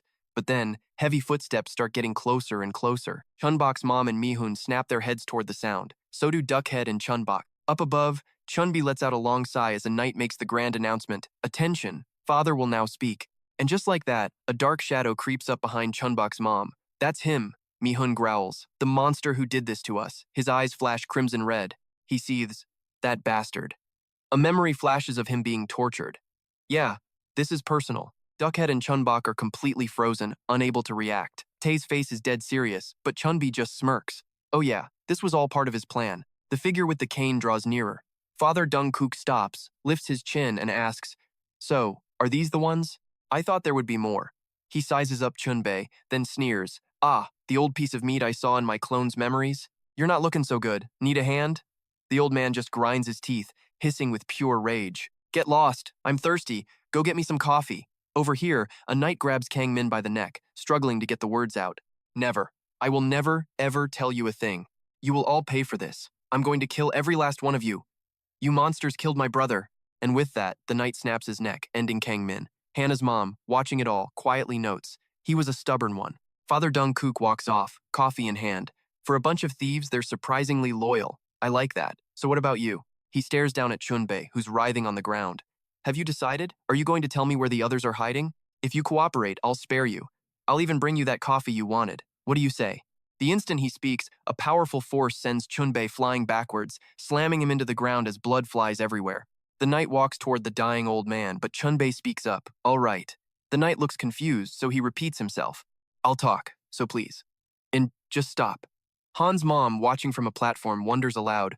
What is he saying? The knight explains. He says he'll talk. They all nod. Well then, let's hear him. But from a corner of the crowd, a hidden figure thinks, this is bad. He gets on the radio to report. Looks like Chun-Bok couldn't take it anymore. He's about to crack. Tae's voice replies, understood. He gives the order for the team to get in position. Guns are out, fingers on triggers, ready to go. The reply comes back, Roger that. From the shadows, a voice promises, the moment you say a single word, we'll make sure you go without any pain. Meanwhile, the knight holds a blade to his throat, pressing him. Hurry up. Where is your base? And where is the child? Chun-Bok pants, completely exhausted. I'm sorry, everyone. An old man like me causing all this trouble, but I really don't want to die. He knows he's just an old man with only a few days left to live. But he refuses to die like this. How did he end up here? Humiliated in front of these monsters. It's utterly pathetic. If he had to go, he'd always imagined it would be in his cramped, shabby apartment, with warm sunlight and a soft spring breeze, listening to birds singing, surrounded by all his family and friends, all of them packed into that tiny room. He wanted to die peacefully, like falling asleep, but that seems pretty much impossible now. But before I go, I can still do one thing. The knight, seeing him silent, finally loses his patience and screams. I said hurry up. Chun-Bok forces himself up, his voice low. My, you're an impatient one. Don't rush an old man. Come closer. As he says this, he coughs up a mouthful of blood. The second the knight gets near, Chun-Bok spits it right in his face. He lets out a crazed laugh, screaming, you should have never laid a hand on me. Ha ha. The knight wipes the blood from his face in disgust. How revolting. Chun-Bok just keeps on talking. All right, I'll tell you what you want to hear. Everyone, don't worry about this old man. I've lived a full life anyway. I'm going out with my head held high. And one more thing, never give up. One day, they will pay for everything they've done. I absolutely guarantee it. If you all want to see that day, you have to survive at all costs. Got it? His voice crackles over Tae's radio. Hey Tae, the old man's eyes lower in resignation, leaving one last message. I'm counting on you. Across from him, the knight's eyes glow as he raises his sword. Chun-Bok doesn't fight back, he just smiles. Keep your promise. Dad wanted to get you a gift, but I guess that's not possible anymore. I'm sorry. Don't become someone like your dad. Instead, eat well, get plenty of rest, and live a long, happy life. And under the setting sun, Dung finally lets it all out. I seriously cannot believe my dad. He always leaves the important stuff to me. I know he can be forgetful, but this happens literally all the time. Gordon listens, then offers his take. That just means he has a lot of faith in you. She just scowls, not looking convinced at all. Yeah, well, I guess. But still, Dung gently leans on his shoulder. I'm feeling cold. Is it okay if I lean on you like this for a little while? Gom-don, playing the gentleman, suggests. If you're cold, we should go inside. Her cheeks flush as she whispers. It's warm enough like this. After a long pause, he wonders aloud if everyone else is okay. Dung is silent for a moment, then says, don't worry, my dad is with them. And just like that, Dung's already daydreaming about seeing her dad, Chun-Bok, again. In her mind, he'll swing her up in a big hug and laugh. Haha, my little girl, have you put on weight again? Since the last time we met, you're so heavy. And she'd shoot back that she hasn't, he's just getting old. Then he'd tease, see, no wonder you can't find a boyfriend, and Dung would totally roast him. Seriously? Is that the first thing on your mind? Then Chun-Bok would set her down and cup her face to get a better look. Good grief, what's wrong with your face? She'd squirm and try to explain it's just her new skincare routine. And he'd act all surprised. Really? Then why do you look worse than usual? Of course, Dung would totally lose it. Dad. Leaning against Gom-don, she smiles at the thought. He would absolutely say that. She could picture it perfectly, that's just how her father always was. The two sit in silence as night falls, but Dung's mind is still wandering. Her dad is probably going to be exhausted when he gets back.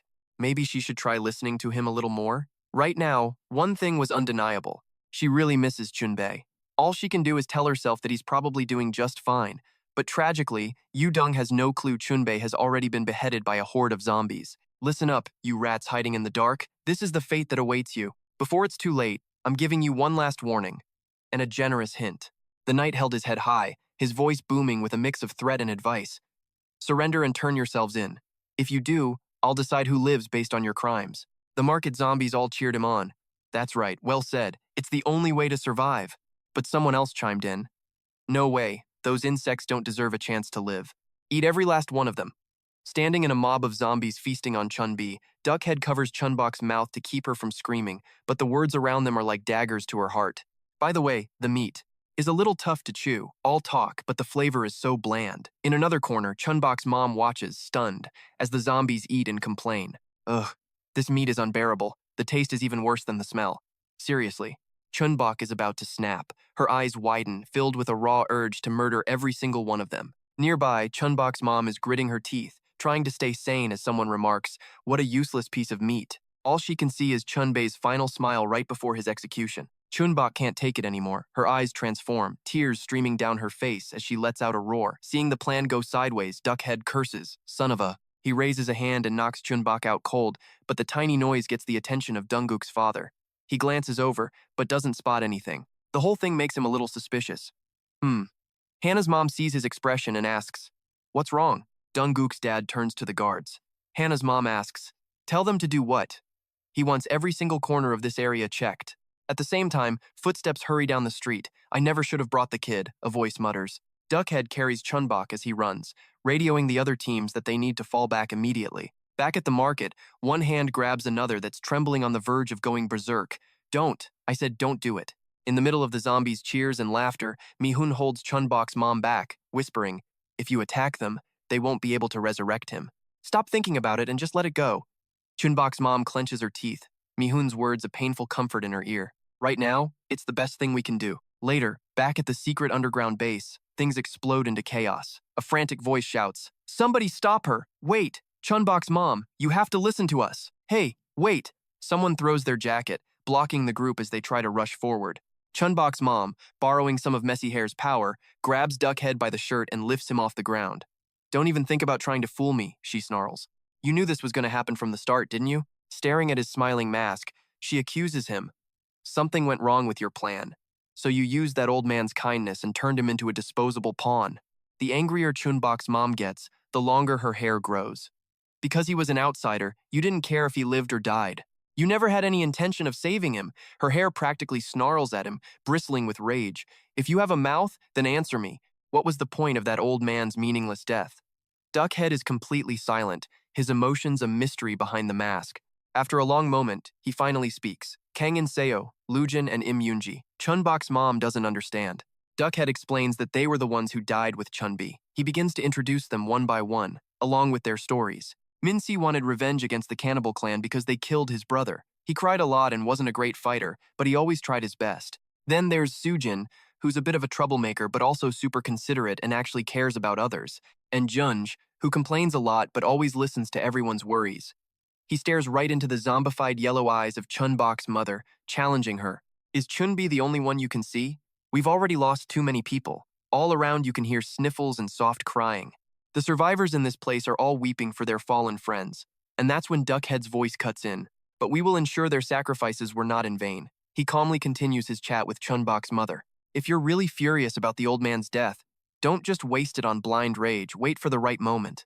And one more thing. She suddenly felt a tiny shift in his emotions. Turns out, Duckhead was losing it too. All that repressed anger he'd been holding back finally erupted. He growls, "Don't you dare think our hatred for that family is any less than yours. The moment I saw those bastards, I wanted to rip them to shreds." Chun-Bok's mother narrows her eyes, trying to figure out if he's being serious. After a moment, she lets Duckhead go and coldly turns away. He just adjusts his clothes like nothing happened and says, "All right, everyone, listen up. We took some losses today, but our preparations are almost done. Duckhead glances over at Tay and Harvest Mouse. The harvest isn't far off now. He looks at Mi-hun and promises, "The market is about to fall. That's all for today. Dismissed." At the same time, someone who missed the meeting entirely is sleeping soundly. Yep, it's Chun-Bok, who got himself knocked unconscious. That night was pitch black, cloudy, and grim. No one had a clue what tomorrow would bring. Down in the shelter, everyone had turned off the lights. Slow footsteps echoed through the enclosed space. In a corner room, a door remained shut, as if it wanted nothing to do with the outside world. Suddenly, a creaking sound cuts through the silence as the door is pushed open. It's Tay who opened it. The hallway is dark, and the room is just a gloomy shadow. In the blackness, Gon is curled up in a corner, refusing visitors. Tay says nothing, just slowly walks over and stands there, watching. Well, with an audience like that, she had no choice but to tell him off. "Go away, I'm not in the mood to talk." But Tay just says, "I came here to tell you something." Without looking back, Gon says quietly, "You're here because you hate me being here. Don't worry, I won't stay long." Seeing that she wasn't exactly cooperating, Tay got straight to the point. "I'm busy, so I'll be direct." He stared indifferently at the girl huddled in the corner. "When you said you wanted to quit the mission, I was going to kill you not just for losing your will to fight, but because you're too dangerous alive. The only reason you're still alive right now." Her fingers dug into her arm as he said it was because of Chun-Bi. She lifted her head but still didn't turn around. "What?" Tay continued coldly. "He must have realized my plan when he offered to be bait, so he asked me to give you one more chance, on the condition he didn't reveal a thing until the very end." Gon sat frozen, silently listening as Tay continued. "I didn't have to accept that request, especially when he asked for another favor, but the old man kept his word, so I decided to agree, just this once." Then he added with calm sarcasm, "But looking at you now, giving you a chance seems pointless. Even so, that life he risked everything to protect is yours, so leave before sunrise." Having said what he needed to, Tay opened the door and left, not wasting another second in there. Now, alone in the room, she buried her head in her knees again, whispering, "That damn old man. I never asked you to save me. I was just scared." Back then, Chun-Bi had gently patted her head. "Of course you're scared. That's a normal feeling. In fact, it's necessary for survival," she mumbled. "You told me to leave, so I left. I didn't do anything wrong." At that moment, hiding from the zombie hounds, Chun-Bi had comforted her. "You did nothing wrong. I'll catch up soon. Don't worry about me." He even smiled confidently. "Why are you acting like someone's about to die? I'm just buying time. Just watch. Those bastards will never touch me." Tears slid down Gon's cheeks. "Liar. That was all a load of crap. I know you were scared too." She'd felt it then. The hand patting her head was trembling with fear, even though he was smiling. Gon buried her face in her hands and sobbed. "Seriously, that idiot. What was that whole tough guy act, you stupid old man?" Finally, she choked out, "Chun-Bi, I'm sorry." At the same time, in another locked room, someone asked, "Is everyone asleep?" The other replied, "Yeah, they must be exhausted." Tay asked, "You think anyone noticed what happened?" Duckhead, rummaging in his backpack, replied confidently, "Of course not. I was extra careful this time." Tay nodded. "Good." Then he reached over and patted the head of Harvest Mouse, who was crying beside him. The little girl sniffled and said, "I've seen so many people die, but it hurts every single time. You'll never get used to this," she said. But Tay just calmly replied, "You don't have to. It's okay to feel the pain. Just don't hide from it." The little girl actually nodded, so he kept going. "Just be strong and remember this feeling. It will be the fuel that drives you forward." Meanwhile, Mr. Duckbeak opens a secret pouch in his backpack. All three of them lean in close for the big reveal. What's inside? Special little potions they picked up at the market. The guy whispers that it cost them big time, but it'll all work out. In their little hideout, the clock is ticking towards 3 a.m. The room is dead silent, except for the clock's ticking. Chun-Bok sleeping beside her mom, except she can't really sleep, just moaning constantly. Chun-Bok sobs in her sleep, crying out, "Grandpa, oh Grandpa, I'm sorry, I'm so sorry." But unlike her daughter, Mom is sleeping peacefully, or rather, she's escaping reality by having a chat with someone else inside her own head. She saw him with her own eyes, she argues, so she knows getting close won't be easy. Her inner demon just replies, "I understand." Chun-Bok's mom continues, "That octopus monster was strong, sure, but this new guy is different. I felt it the moment I saw him." The messy-haired entity replies, "Oh, I know that better than anyone, since I used to be a part of him. He's on a completely different level than those fake monsters. If we fight him now, we don't stand a chance." Chun-Bok's mom adds, "I know your plan is to use him to split from my body, but let's put a pin in that for now." And the messy-haired parasite actually agrees with her decision. "I guess I'll just wait. By the way, how long are you going to put up with this? It's getting on my nerves." Mom snaps back, "I'm the one who's struggling here, thanks." She tries to calm it. "It's fine, I'll be better after I eat something." The parasite wonders, why not just eat them? Chun-Bok's mom is totally confused. Eat what? And the thing just can't believe she's not getting it. Are you serious right now? It says, all casual. Human flesh. Mom's voice turns to ice. What? But the parasite just keeps pushing. Think about it. You only started recovering after you drank that woman's blood, right? That's how you felt my presence and got my power. If you eat human flesh this time, you'll be so much stronger than before. With that power, you could get revenge for Chun-Bi. But Chun-Bok's mom has had enough, shouting, "Shut up, I will not eat people for revenge, especially when I still have a family to protect." The parasite replies, "Suit yourself. Let's just see how long you can hold out." Then Chun-Bok's mom says, "A thought just crossed my mind. The creature's curiosity is piqued." She answers, "If you manage to contact him and tell him your thoughts, what if he says no? Do you have a plan B?" Hearing this, the parasite gets this bizarre smile on its face, its eyes silently flicking over to Chun-Bok's mom. If that happens. But before it can finish, a sharp voice yanks her awake. "Get up! There's an announcement! Everyone to the meeting room to plan for the day!" Not getting to hear the rest of that answer leaves Chun-Bok's mom feeling deeply unsettled. We cut to a knock on a door. When no one answers, the girl they call Harvest Mouse speaks up. "I'm coming in." She slides the door open and steps inside quietly. "You didn't show, so I came to check. How are you feeling?" Still getting silence, Harvest Mouse just watches for a second before sitting on the bed. "You know, I might be a monster, but I like humans. I don't hate anyone here. Since I joined the market, I've met so many people. Whenever someone gets hurt or can't make it back, I always feel that pain. It's still like that, but the thing that hurts me most is knowing there's so little I can do. That thought just makes me feel small and helpless. What happened with Chun-Bi was tragic, but you can't let it stop you from moving." She pleads, "Chun-Bok, please come with me." But Chun-Bok is too busy blaming herself. "No, there's nothing I can do." The girl sits beside her and asks, "Why would you think that?" Chun-Bok confesses honestly to Harvest Mouse, "Because I couldn't save him. I had the power to stop that monster. But I was too scared to do anything at all. With this kind of power, I thought nothing could stop me. I really wanted to protect everybody. But instead, I only hurt them and couldn't save my own family. I'm so useless." Harvest Mouse looks totally lost on how to help Chun-Bok. After thinking for a second, she finally asks, "So you're just gonna lie here and do nothing? If you do nothing because you feel useless, you're just going to actually become useless. Yes, you have amazing power, but it's not about how strong it is, it's about what you decide to do with it. Compared to that clan, we're all small and weak. Everyone knows that, but nobody is just sitting still. Everyone is working together to fight. We have to keep moving forward, even if it's for the people we lost." Think about Chun-Bi's last words. You still remember what he said, don't you? Chun-Bok lies there, tears streaming down her face as the girl recalls his words. "Don't you all worry about this, old man. I've lived a long life after all. I'll go out with my head held high. And one more thing. Never stop moving. One day, they will pay for everything they've done. I guarantee it. So if you all want to see that day, you have to survive. At all costs. Got it?" The Harvest Mouse chimes in. "No matter how small you feel, we just have to do everything we can." Man, the pep talks are relentless today. Harvest Mouse holds out his arm. "Come with me, Chun-Bok." And of course, she was always ready to welcome him with open arms. She finally sits up and takes his hand. Chun-Bok grips it tight, saying with newfound faith, "Okay, I'll do my best. I promise." Then we get a dramatic hero shot flapping coats, led by Duckbeak, Chun-Bok's mom, and Mi-hun.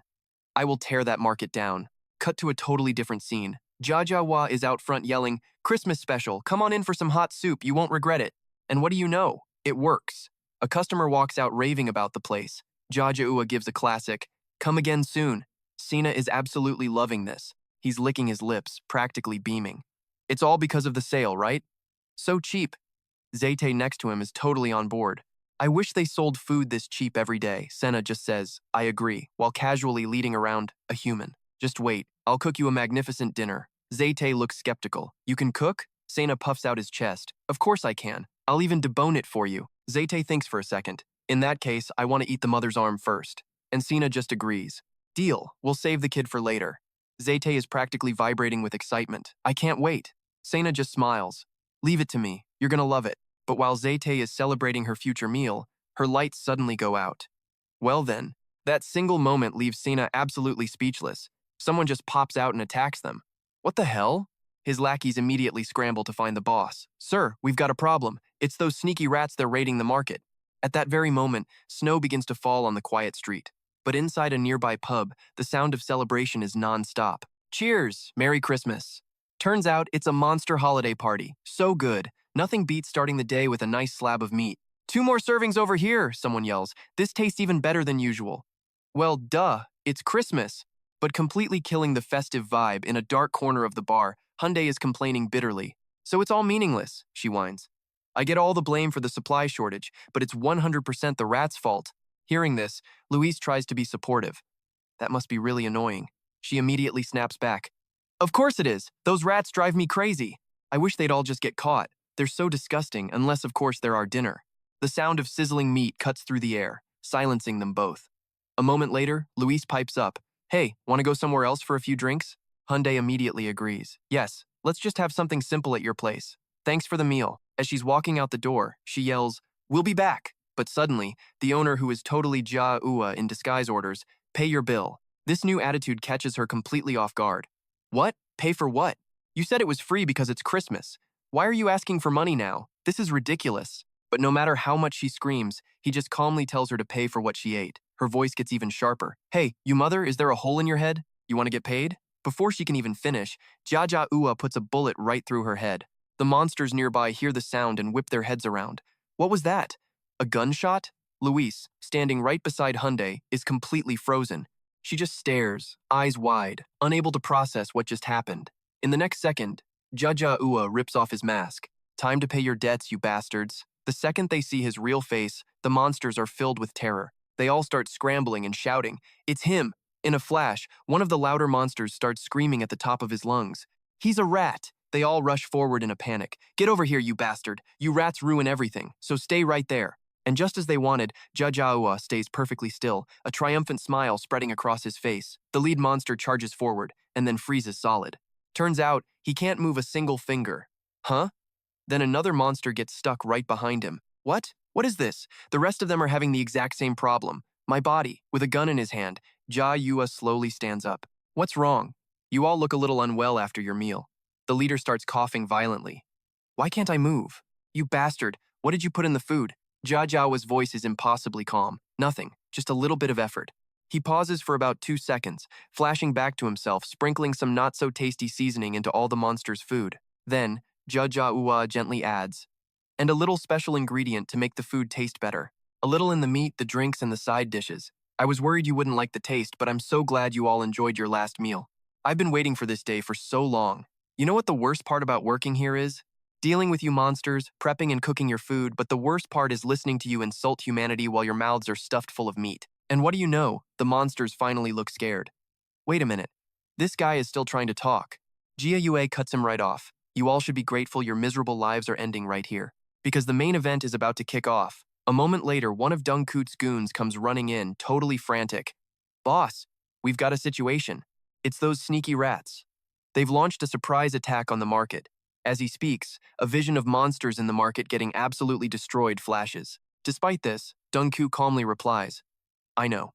His laid-back attitude just makes the henchman freeze up.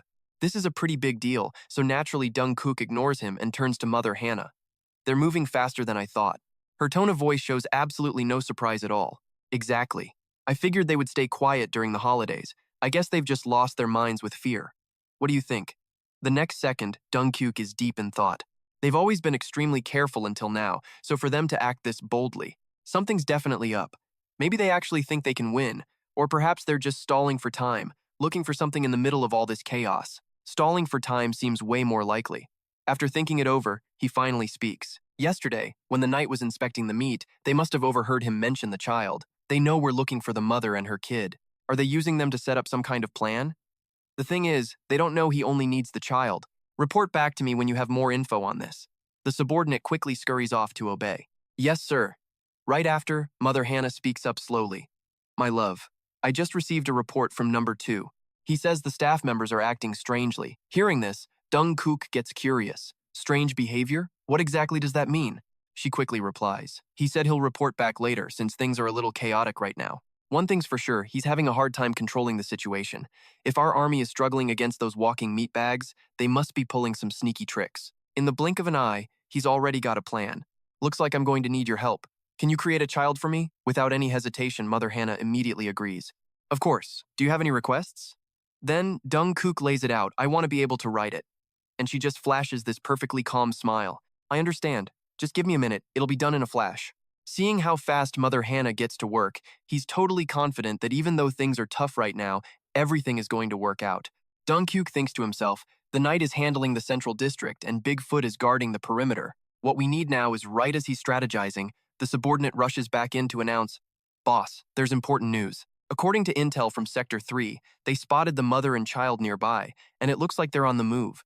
After hearing this, Dung goes quiet for a long moment, and then a chilling smile spreads across his face. Oh boy. Based on the report, a vision of Mother Chun-Bok desperately fleeing appears. Dung says with glee, "It seems we'll be catching them much sooner than I thought." Mi-hun is going berserk, attacking every monster with a knife, making them scream in terror.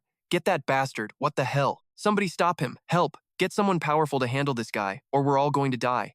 He just grins with pure defiance. Come on, I'm going to kill every last one of you." A crowd runs down the street, too afraid to even look back. "The rat you've all been looking for is right here, right in front of your faces. So where do you think you're all running?"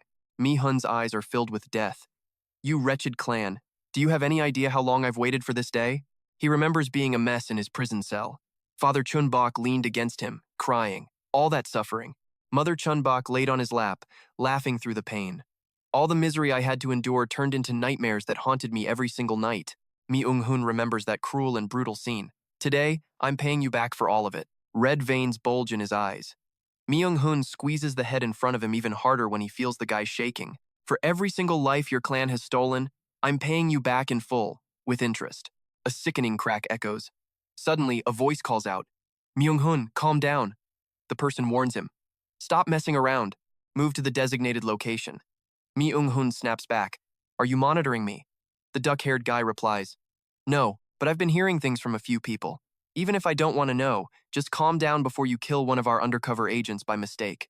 He yells into the communication device. "You think I'm that stupid? I know that. Hey, if you're undercover, you better speak up." Mi-hun's voice gets quiet. "Anyway, I'll handle this myself. You worry about your own business." The guy curses. "Don't do that. You idiot," he snaps back, "damn it." Then the duck-haired guy starts ordering his men. "Let's move, people." They snap to it. "Yes, sir." "All right." So Chu-Chi here bolts forward, trying to be the last one out. Tears are streaming down his face in pure terror as monsters get brutally massacred all around him. One gets its head blown in half, another is shot straight through the gut, and one more is just, well, missing its head entirely. They're getting shot through the heart. Some are even torn in half. And all Chu-Chi can think is, how are they so strong? I have to get out of here. As he's running, something drops down right behind him. Chu-Chi turns around and just screams his lungs out. And who is it but Mi-hun, popping up for a game of rock, paper, scissors? Seriously. He throws a fist, looking almost disappointed. But Chu-Chi throws paper. He's crying, begging, "Can I go now? Because I won." Mi-hun just stares at him, saying absolutely nothing. And then, a smile spreads across his face. "Nope, just for fun." Chu-Chi's tears are still flowing, but now his brain is just broken. He stammers out a question. "Then why?" Mi-hun replies, "You really want to know why?" Then he grins and holds up that fist. "It's simple, because I thought it was fun." Chu-Chi is just stunned. Just like you guys, a sickening crunch echoes in the freezing air. This area has been handled. Mi-hun wipes some blood off his face, satisfied, and walks off. Time to get going. Cut to a housing complex. Don't push and wait your turn. There is no need to hurry. "Hey, you over there, get in line." Harvest Mouse barks orders at everyone. "We have enough time, so just move slowly." Everyone's luggage is already outside, so don't worry. Just then, a sound comes from the walkie-talkie. "Do you copy, Harvest Mouse?" The girl answers. "This is Harvest Mouse. What do you need?" Harvest Mouse directs the crowd, slowly, everyone. Then into the radio, "The other side requested a status update from your position." The line of people shuffles away. "We're evacuating survivors. It's a bit crowded, but things are going smoothly." The voice asks again, "Any news from F-Team?" The girl hesitates for a moment. F-Team is in the dark hallway of a building, and in a bedroom, a woman is still sleeping peacefully. Then, out of nowhere, a bullet rips right through her. Henry reports over the radio, "It's clean. Everyone in the room has been taken care of. We've dealt with the sleeping monsters. We'll report back as soon as the building is secure. Over." Harvest Mouse keeps walking. "Anything else?" The girl answers. "No unusual reports yet." Harvest Mouse lets out a little laugh, pleased with her plan. "We still need more time, but as long as the bait can keep their attention." High above on the snowy rooftops, we see Ran assembling a weapon on top of a building. He finishes attaching the scope to his rifle. The rest is up to F-Team to complete their preparations. Harvest Mouse speaks into the radio. "Report, over." He answers back. "Understood, stick to the plan. The conversation is over. Clear, out." The girl asks quietly, "How many of us are left?" Just as the evacuation ends, a voice chimes in. This is F-Team. Harvest Mouse looks totally confused. Huh? The radio asks, do you copy? Harvest Mouse. The girl shouts back, this is Harvest Mouse. What do you need? The voice on the other end continues. We've confirmed the bait's current location, along with the monsters chasing them. On a narrow street, surrounded by buildings, we see a pair of legs just pumping desperately down the road. A woman carrying her daughter on her back is sprinting away from her pursuers. She runs from one street to the next. Jian is too terrified to look back, her eyes wide with those telltale red dots showing through. A crab monster clings to the buildings, chasing her. It smiles, then reaches out with its massive claw, almost close enough to touch her. Suddenly, she bursts forward with incredible speed, barely escaping the hand of death. The crab monster seems baffled by this, then it smiles. Look at them run now that they're discovered. And inside the crab monster, a woman calling herself Mother smirks. They probably don't know we're in here. Father crosses his legs. You think they're planning something? He leans his head on his hand and smiles. If they're the real deal, catching them will end this chase. And even if they're fakes, we can still interrogate them. Jian is still running her heart out to escape the crab monster. For a role like this, they must be reliable enough to be given that responsibility. Father clenches his fist, which means there's a high chance they know a lot of intel. So we have a good shot at figuring out the rat's intentions, or finding the exact location of the mother and child. It's still chasing them relentlessly. Either way, we don't lose out. Let's catch them first and figure it out later. And Father flashes a wicked, evil grin. Is this the target we've been searching for? Gon is still trying so hard to run away. Or are they just the bait? The head knight barks out his orders for everyone to hear. All right, elites, listen up. The old man gave his command. According to that one-eyed geezer, we prioritize the target above all else, and I mean everything else. Let nothing get in your way, and tread carefully. And once you've captured them, you report directly to me. Back in the present, the knight is having a full-blown meltdown. Those damn rats. Stealing wasn't enough for them. Now they've turned the entire market into a complete war zone. How dare they? You filthy scumbags. This market's gonna be mine one day, and I'm not letting a bunch of rats ruin it. I'm gonna wipe every last one of them out. Suddenly, a robotic arm lunges for her, but for now, she's still too quick for it. But this robot is relentless. It just keeps attacking, over and over, and then bam, it finally snags her. At the controls, Hannah's mom screams with excitement, I've got them! A second later, the robot decides to activate its super windy fan mode. And just like that, it's blowing them farther away. Oh, she does not look happy about this. Okay, forget what I just said. I can't catch them. They're too fast. The one who turned it on was Dung-kook's dad, telling her to just keep their distance and follow. But one look at the scene ahead of them, and Dad has a change of heart. Dung-kook's dad quickly switches tunes. Looks like she's adjusting her speed to lure us in. Follow her and wait for my signal to grab them. Hannah's mom, totally delighted, grins from ear to ear. All right, until you give the signal, I'll play tag with them. And just like that, she starts a little game of cat and mouse. The robot's arm extends even further. From her pilot's seat, Hannah's mom raises a hand to a button, frowning. But a little thrill wouldn't hurt, right? The decisive blow is launched in a flash. Thankfully, Gion's got the speed to weave and dodge the attack. She bolts with every ounce of speed she has, the giant killer robot hot on her heels. Getting closer, it stretches out those sharp metal claws again. This time, the robot manages to slice up Gion's arms and legs. Just then, she spots a light glowing up ahead, so even with her injuries, she pushes forward at top speed. But when she finally gets a good look, it's just an abandoned warehouse. And that's when the robot arm smacks her again. The impact separates the two of them. Just like that, they both hit the hard floor with a painful thud. Shaking, she scrambles to her feet, using her own body as a shield for the child. Meanwhile, the robot finally powers down its attack. Next, its mouth opens up to let the pilots out, and it's Dung-kook's dad announcing, "Playtime is over. Let's see what we have here." While a look of shock washes over his face, Hannah's mom just scoffs. Oh my god. She just lets out a huge laugh seeing them both helpless on the ground. Dung-kook's dad steps closer to Gion, whispering, running so carefully, so annoying. But now that the chase is over, I feel so relieved. Just as he's crowning himself the winner, a voice suddenly rings out from behind. Oh, you can tell that startled him. Turns out, it was Gion disguised as Chun-Bi's mom the whole time. She looks thrilled. You got played, you absolute idiots. Gion gives them a smug little grin. Cue the flashback to her conversation with Tae. Back then, he told her, you remember what I said, right? The only reason I didn't kill you was because of Chun-Bi, so you know what's coming. The answer is no. You hesitated once and almost blew the mission. Even if I forgive you, I can never trust you again. Go home. Find those kids you mentioned and go live a quiet life somewhere hidden away. Gion replied sadly. I know. I can't deny how pathetic I looked that day. Even though I didn't choose to come here, I acted like a total crybaby. Thinking back on it now is so embarrassing. Honestly, I'm still scared. I've never seen anything like that. Even saying this now, a part of me still wants to go back. But the kids cared about Chun-Bi, and Chun-Bi sacrificed himself for me. How can I possibly face them with this weight on my conscience? I can't go back like this. I know you don't trust me, and I don't plan on getting killed, but I can't stand the thought of hiding and crying in a corner with regret later. Above all else, I refuse to run away like a coward. This time, I will make things right, so please just give me one more chance. She finishes, staring Tae down with pure resolve. Jian, practically sweating bullets, waits for his judgment. After a few seconds, Tae reluctantly answers, I think Chun-Bei's final wish was for me to give you another chance. Tomorrow is the day we take down the market. This time, I'm giving you a critical mission. But remember this, if I see any sign of you failing again, you will not be leaving this place alive. And I won't be the one to do it, he will. With that, Tai points over at Jingu, who just puts on a defiant smirk. Responding to Jingu's little act, Jian glares at him with hateful eyes and promises firmly, I understand. And we're back to the warehouse.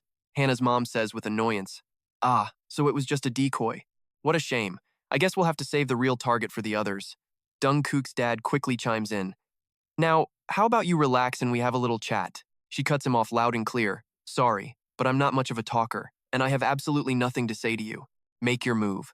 Jian grits her teeth, staring them down, but the woman just laughs, and the guy joins in. You might not feel like talking now, but you'll change your mind soon enough. No need to be tense, I don't intend to get my hands dirty. Jian looks completely baffled as the two of them casually walk back toward the robot. Dung Kook's dad tells her, You can play with this thing for a while. As he finishes, the robot lets out a roar. Then he has the nerve to act all generous, adding, And whenever you feel like sharing, I'll be ready to listen. Through the robot's eyes, they get a perfect view of Jion's furious face. Oh, she wants revenge now, charging straight for it.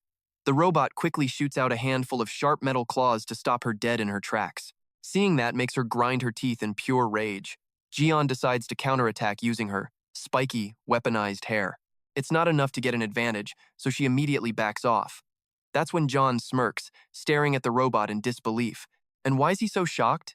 Because a swarm of robot hands is suddenly rushing towards him, trying to crush him into a pancake. In their desperate attempt to grab him, the hands are just completely wrecking the floor. Talk about having tunnel vision. The more it misses, the crazier the robot gets, smashing everything around it. A moment later, it finally snags Jason's blood-soaked shirt. They use the robot's eyes to scan the area for her, but she's vanished. The machine lets out a confused whirring sound. Then its gaze lands back on the bloody shirt clutched in its hand. And while they're distracted, Rayon strikes from out of nowhere, severely damaging the robot's eyes. This thing screams in absolute mechanical fury. Seizing the opportunity, Gon launches a second assault, and with that, she completely wrecks the robot until it can't even move anymore. The two pilots decide to leave their control chairs.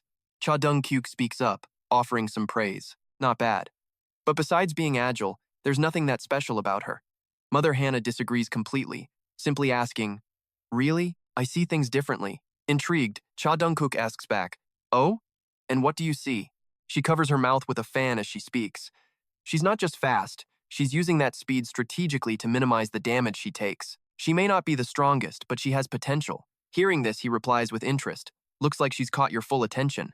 Mother Hannah takes a few steps forward and says, Let me go talk to her. Gazion sees the woman walking towards her and immediately tenses up, while Mother Hannah just strolls over with a casual smile. This completely relaxed attitude just ticks her off. Gazin is both confused and surprised that this lady is walking straight for her. Without a moment of hesitation, she decides to attack the robot one more time. The two clash so fast, it's just a blur to the naked eye. Finally, covered in wounds, she gets thrown to the side. Wanting to end this, the robot moves in to crush its opponent for good. But just then, Mother Hannah shouts, stopping it. Wait, I have something I want to say to this child. Hearing that just leaves her confused. She orders the machine again. Back down, sweetie. Taking the opening, Gaon demands to know what Mother Hannah wants. What are you planning? Don't come near me. The woman replies softly, I just want to talk. But our girl raises her guard and snaps back. Talk my ass. I don't know anything, so stop playing games with me. Mother Hannah just smiles. You don't expect me to believe that, do you? You probably already know that attacking me is useless. The second the words are out, Rayon lunges at her. But her opponent dodges easily. See? You're so exhausted you can't even really try anymore. Mother Hannah reaches a hand out to her, speaking softly. You can't kill me, so stop wasting your energy and calm down. When Mother Hannah's hand touches her, Gon is totally confused. Huh? I feel something. Warm and soft. The woman asks her gently, Does it hurt a lot? She's completely stunned as her opponent starts to clean her wound, saying, "Oh, look at this. Your adorable face is a total mess. Was this really worth giving it your all? You seem smart enough to understand, so could you take a moment to listen?" Gon scowls at her. "What do you want to say?" She maintains a perfectly calm expression as she answers, "I think you and your friend are truly impressive." Huh? Not getting it, our girl just yells, "What?" So, Mother Hannah explains, "Not only did you cause trouble in the market without getting caught, but you also planned everything that happened today. Who else could possibly pull something like that off? But think about it. Do you really think you can win? It might look like your team is winning now, but things will settle down soon enough. No matter how hard you all try, you can't fight our strength in numbers. That is why I want to give you a chance." Jian is still skeptical. "A chance?" The woman reaches out, touching her cheek. "Yes, a chance. I don't understand why you'd side with these rats, but if you join us, we can solve every single one of your problems. And if everything goes well, you could even become the youngest member of our family." Gon hesitates, no eye, but the woman cuts her right off. "You're hesitating because you feel guilty about betraying your friends, right? You and those rats are not on the same level. You are one of us, and they are nothing but meat. Isn't using a word like betrayal for a bunch of food a little dramatic? Stop struggling along with those pieces of meat. Join our family." Hannah lays it on thick, pulling her into a warm hug to really sell the whole emotional appeal. And what do you know, it works. "All right," she says. Hannah is absolutely thrilled. Smart choice, welcome to the family. Little does she know, Gazen's performance deserves an Oscar. The second the old lady drops her guard, she strikes back. "You really?" Mother Hannah lets out a confused gasp as Jeon's claws pierce her. Our girl sneers. "Did you really think I'd fall for that?" Done with this nonsense, she shoves Mother Hannah away and yells, "You were obviously going to toss me aside once I wasn't useful anymore. Who do you think would be fooled by those sugar-coated lies?" "Hey lady, do I look like an idiot to you?" Thanks for giving me a breather though. Getting blindsided like that makes Hannah furious. "This was the best shot you had. I thought you were smart, but this is disappointing. Maybe I exaggerated a bit, but I wasn't lying. You're gonna regret this." But Jeon just fires back. "I won't regret anything, you blockhead." This actually makes Mother Hannah gasp in surprise. "And just to be clear," she adds, "even if you were telling the truth, I would never ever accept it. Maybe I don't like those rats either, but we have a common goal destroying your market, and that's all I really want." Mother Hannah scoffs at her. "And you think that's actually possible? Wake up, kid." John takes that as a challenge and just launches herself forward, face full of rage, screaming, "Bring it on!" Elsewhere, Gom-don is trying to reach T on the radio. "Hey, you copy? What's going on? Got a new update for you. I've arrived at the location you sent me." Once the signal connects, he immediately asks about the situation. He gives it to him straight. Not great. The boss and the mother followed her into the factory. It was fine, but now it's dead quiet. T practically shouts into the radio, "You can't take them. Just stay put and observe. I know it's a bit late to say this." And Gom-don just lays it all out. "But I don't trust her. We're ready to go. You really want us to wait any longer?" T repeats his orders as he leaves the building. "If you see any sign of betrayal, take her out immediately and then get away." He casually puts out his cigarette in a nearby fire and replies, "All right then. Don't worry, I'll make it quick." Just then, a panicked harvest mouse runs up to him. "T, I'm here to report." He quickly turns to her, asking, "What's the situation on your side?" She rushes to explain. "The monsters are putting up a strong resistance, slowing our advance. Some units are falling behind. Plus, we've lost contact with a few split-up teams. What should we do?" T then asks about Team F. How much longer until Team F is ready to go? The harvest mouse hesitates. They said they still need more time. A tense look crosses T's face as he thinks, the raid's impact is fading. The drugged monsters have probably all died or retreated by now. And since Team B didn't have enough prep time yesterday, this was pretty much bound to happen. So much for a perfect plan. Seeing his stressed out face, the little mouse looks confused, but T just says, "I'll handle the places that fell behind myself. Go check on the other positions and let me know when Team F is ready." The harvest mouse obediently nods. "Yes, sir."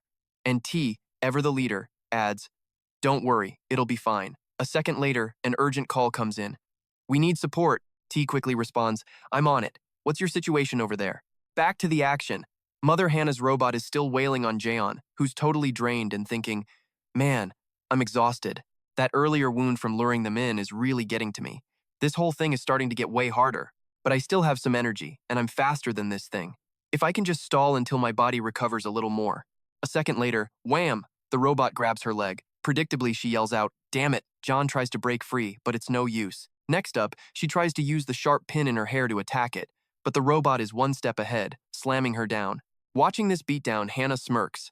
"How about now? Feeling like giving up yet?" Just watching is starting to bore me, you know. So I'll say it again. Surrender and tell me everything you know. Covered in wounds, John struggles to get back on her feet while Hannah coos, just listen and I'll treat you well. But the pain is too much. She's fading fast, cursing internally. Damn it, it's not that I don't want to surrender. I'm just so tired. Who wouldn't be tempted by an offer like that? Was this whole thing a gigantic mistake? Trapped in a spiral of pointless feelings, she ends up doing something totally unlike her usual self. Oh, the drama. I can't stop shaking. I'm in pain, I'm tired, and I'm scared. If she can't win, John's legs start to give out. And just like that, she collapses to the ground with a pathetic little groan. Mother Hannah just looks down at her. Stop being stubborn. There's no way out of this. Just give up and make it easier on yourself. The outcome is already decided, anyway.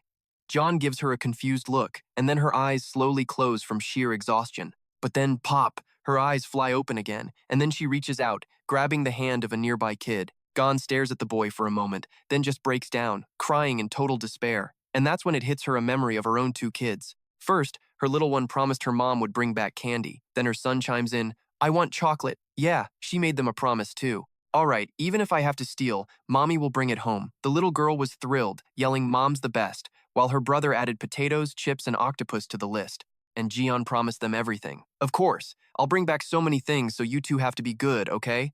Hearing that, both kids cheered. Yes, and okay. Then, we snap back to the present, where Hannah is just smirking at Gon. But Jian just laughs right back, giving herself a little pep talk. Calm down. I promised I wouldn't whine anymore. She's using her kids as fuel now, thinking to herself, even if I surrender and join their family to survive, as long as they rule this world, my kids will never live happily. But she knows she can't win. Not in this state. Even if some miracle happened, even if she won, she'd just be captured and tortured by that woman. There's only one option left. And she can't believe it's come to this. For someone who used to live freely in a tribe of cannibals, this is a new low. A few minutes later, she tosses 2 cloth bags on the floor. Jian quickly grabs a walkie-talkie to contact her people. Mother Hannah has no clue what's going on. After a few seconds, she just starts yelling, Can you even hear me? I tried my best to hold them off, but I don't think I'm getting out of here. T is on the other end, listening intently as she keeps talking. This isn't exactly unexpected. I'm not strong enough. And worse, my opponents are the heads of the family. So listen to me, stop worrying about me, just focus on what you need to do. The decoys have done their job and the escape was a success. The assault team radios in that they're ready. Hearing her, he takes her words seriously. After a moment, T asks Rajan, Are you okay with this? And she tells him the absolute truth. No, not at all. I told you I don't want to do this. I'm terrified. I miss my kids and right now all I want to do is run. But I have to do this. So don't you dare forget the promise we made. She tells the assault team. Right now, the snipers are in position. The targets are in the building right across from the warehouse. He's just waiting on T's command to act. Another sniper is nearby, lying on some iron scaffolding. A few moments later, T gives the order, Merry Christmas. And immediately, the shot rings out. That single gunshot leaves Mother Hannah and Father Dung both surprised and completely baffled. And it didn't stop there. Just as they heard that massive sound, we see countless oil drums that were planted outside. The shot wasn't for a person, but for the barrels. For 1 second, the warehouse is peaceful. The next second, a massive explosion rips through the warehouse, fire spreading instantly. That sets off a chain reaction of smaller explosions. It's not just the warehouse, the nearby buildings are now engulfed in smoke and flames. The gunfire is relentless, and everywhere you look, more fires are erupting. Father Dung calmly scans the situation without flinching, while Mother Hannah completely loses her cool, gritting her teeth with a scowl. Like him, Jian just stands there silently, letting the fire creep closer to her. At the same time, a strange white smoke starts rolling in, and through it all, she's both crying and smiling. A few moments later, a beautiful, smiling vision of Gion appears in the white smoke. From the outside, the warehouse was peaceful, but in the blink of an eye, after one massive boom, it was suddenly a raging inferno. The flames pretty much destroyed the entire warehouse, and since it was out of control, the fire quickly spread to the surrounding buildings. Soon enough, the whole city block was a raging mess of fire and black smoke. When the knights arrived, they could only scream in confusion. What the hell is this? The support team shows up to find pure chaos, completely clueless about the situation. Jay yells at his subordinate, What is happening here? While Michael just mutters, Am I dreaming right now? Daniel quickly shouts, Somebody do something! While a terrified David yells, Another explosion, run! A moment later, Henry throws his hands up in celebration. We did it! Yithan is just as thrilled. That's right, burn them to ash. Then some dude with a duck haircut suddenly runs off, saying, I'll move according to the plan, so keep going. Yithan immediately responds, "Yes, sir." As the guy runs off, he thinks to himself, "This took longer than I expected, but now we have the upper hand. It'll all be over soon." Cutscene. Several buildings are now collapsing from the fire damage.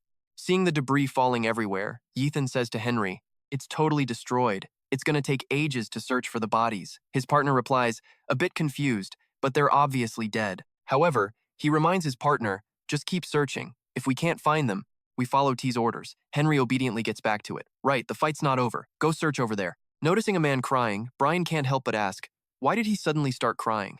Jan pipes up, "They must be pretty close. I've never seen that guy cry before." Mi-hun just throws his head back and roars with laughter. "Serves you dogs right. I hope you two meet again in hell." Brian, completely weirded out by this reaction, just calls him what he is, a total psycho. Meanwhile, Mi-hun is still screaming his lungs out. "I swear I will never ever forget this day."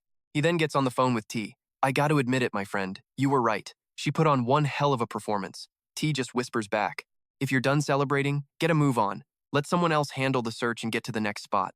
Mi-hun is all too happy to agree. "Fine, whatever you say." But after he hangs up, the dude starts muttering to himself again. "She gave me a good laugh. I'll give her that. But now, it's back to work. I'll be back." We cut to T, who's been running the numbers this whole time. So far, everything is unfolding exactly according to his plan. With that little explosion, they wiped out most of the clan's key players. Even the big boss and his mother are currently missing in action. It would be amazing if this was really the end of them, but he knows better than to be that optimistic. Even with the upper hand now, this is absolutely no time to get cocky. They don't have the people or the time to waste digging through all this rubble. While the enemy is still reeling, they have to finish off the rest of these monsters. And that idiot? He probably thought that whole 100-year goal was real, but all of it was just bait. No matter what path he chose, the result was always going to be the same. He walked straight into the trap.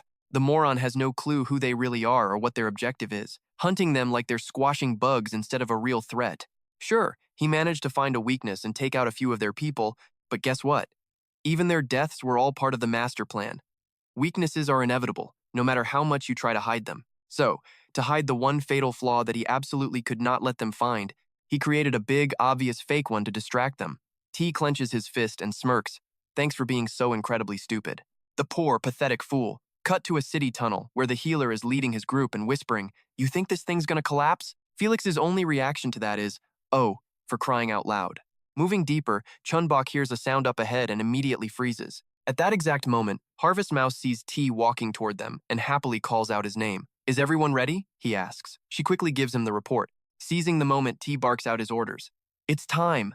And remember, there are still monsters out there. We know the others are fighting for their lives out there right now." "We're ready, sir." "Then let's move out." Everyone quickly follows T. Back with Chun-Bok, she starts moving again, only to stop dead in her tracks 2 steps later. Chun-Bok's face turns deadly serious. Elsewhere, Liam is clearing rubble, complaining, "Son of a what the hell happened here? Those damn rats. The damage is insane. How long is it going to take us to clean up this disaster? The whole market is completely destroyed." Noah quickly shushes him. "Hey, keep it down," which gets a very confused, "Huh?" in response. He then leans in to explain what's up. The person who's most upset right now is the knight. No one loved this market more than him. Liam gets it. Oh yeah, he must be devastated. Let's be careful not to make him any angrier. A second later, Liam's face twists in fear as he grits his teeth.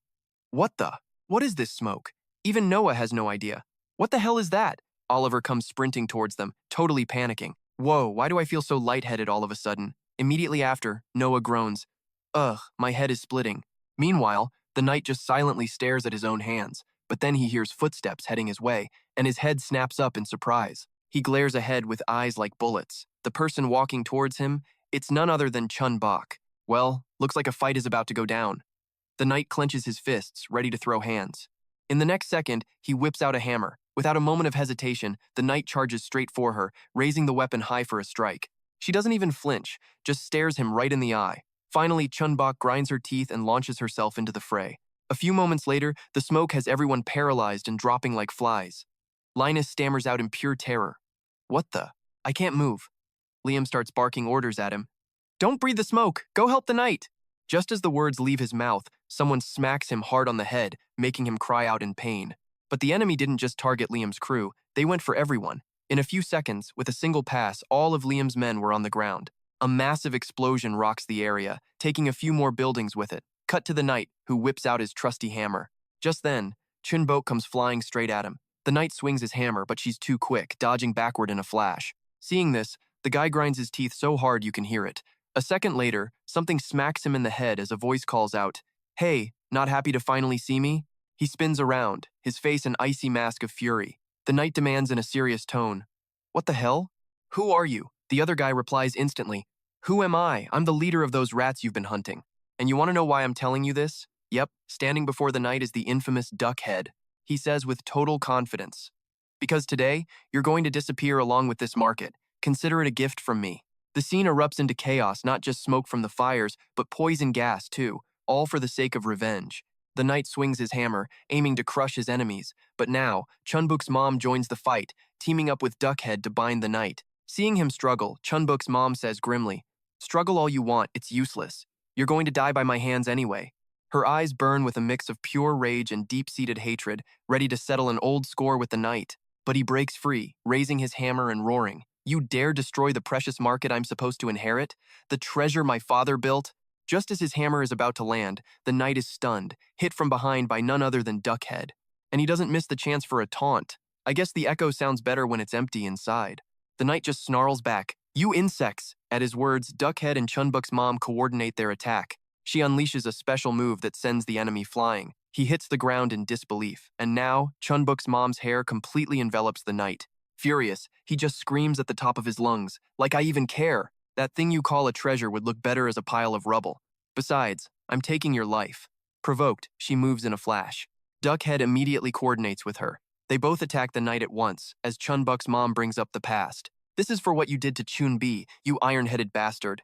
Her hair transforms into a truly deadly weapon. When their enemy actually dodges the attack, Chun-Bok's mom shows a flash of irritation. A few seconds later, the knight quickly retreats. He decides to go on the offensive, yelling, "Come on, kill me if you dare, you bastards! You steal our meat, you destroy my market, and now you have the nerve to stand before me? You must be insane.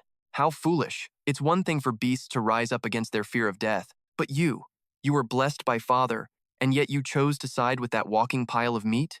Father worked tirelessly to create a perfect world for us. You ungrateful wretches are even worse than those rebellious animals. I won't let you escape!" But just as he thinks he has the upper hand, Mi-hun makes his appearance. He attacks the knight from above. The knight glares back furiously as Mi-hun lands and asks, "Whoa now, how is he still standing?" Duckhead shoots back, "You were late, so don't complain." Mi-hun studies the knight for a moment, then asks, "Hey, something's weird about his clothes." He states it bluntly, his clothes are just as tough as his body is. "What a pain in the neck," he grumbles. The knight just stares at the three of them, his rage practically glowing. A moment later, the knight thinks to himself, "Okay, there are three of them now. The escaped test subject, the rat leader, and the child's mother. If I want to take all of them down." As the knight's gaze lands on her, Chun-Bok's mom just frowns back. Meanwhile, he makes his final decision, muttering to himself that he has no other choice. "I'll crush the rat leader and the test subject. As for the mother, I'll leave her barely alive for Father." A moment later, Mi-hun screams at what he sees. "What the?" It's because the knight is just transformed into a giant stone egg. A few seconds later, the stone egg starts to crack. All three of them just stare in complete disbelief. Chun-Bok's mom is especially confused by this sight. In an instant, a massive stone man appears right in front of them. The knight looks at them and makes a silent vow not to let them escape. The final battle begins with a huge explosion, sending glass flying everywhere. Following that, other objects begin to dance through the air. The walls crack and furniture is thrown around. The wall cracked because Mi-hun was thrown right through it by the knight. He clutches his head and yells, "Damn it, we're totally screwed!" Outside, Chun-Bok's mom is also in deep trouble, sent flying a huge distance by the knight's attack. Duckhead suffers the same fate. All they can see is smoke and the knight's towering figure. A few moments later, an earth-shattering explosion rains down.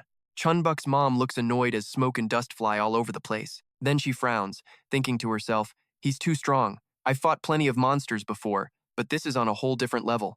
As the smoke clears, Chun-Bok's mom realizes he now has a shield, right as Duckhead prepares for a sneak attack. At the same time, she looks at the knight and whispers to herself, "He's in another league." Just as she thinks this, he makes his move, but the knight counters every attack with ease. And so our resident duck-headed knight starts complaining, "My attacks aren't as strong as they used to be." The second those words leave his mouth, a giant rock comes flying and smacks him right on the head. The sender? Mi-hun. Yeah, that came as a bit of a surprise. Seeing her chance, Chun-Bok's mom springs into action.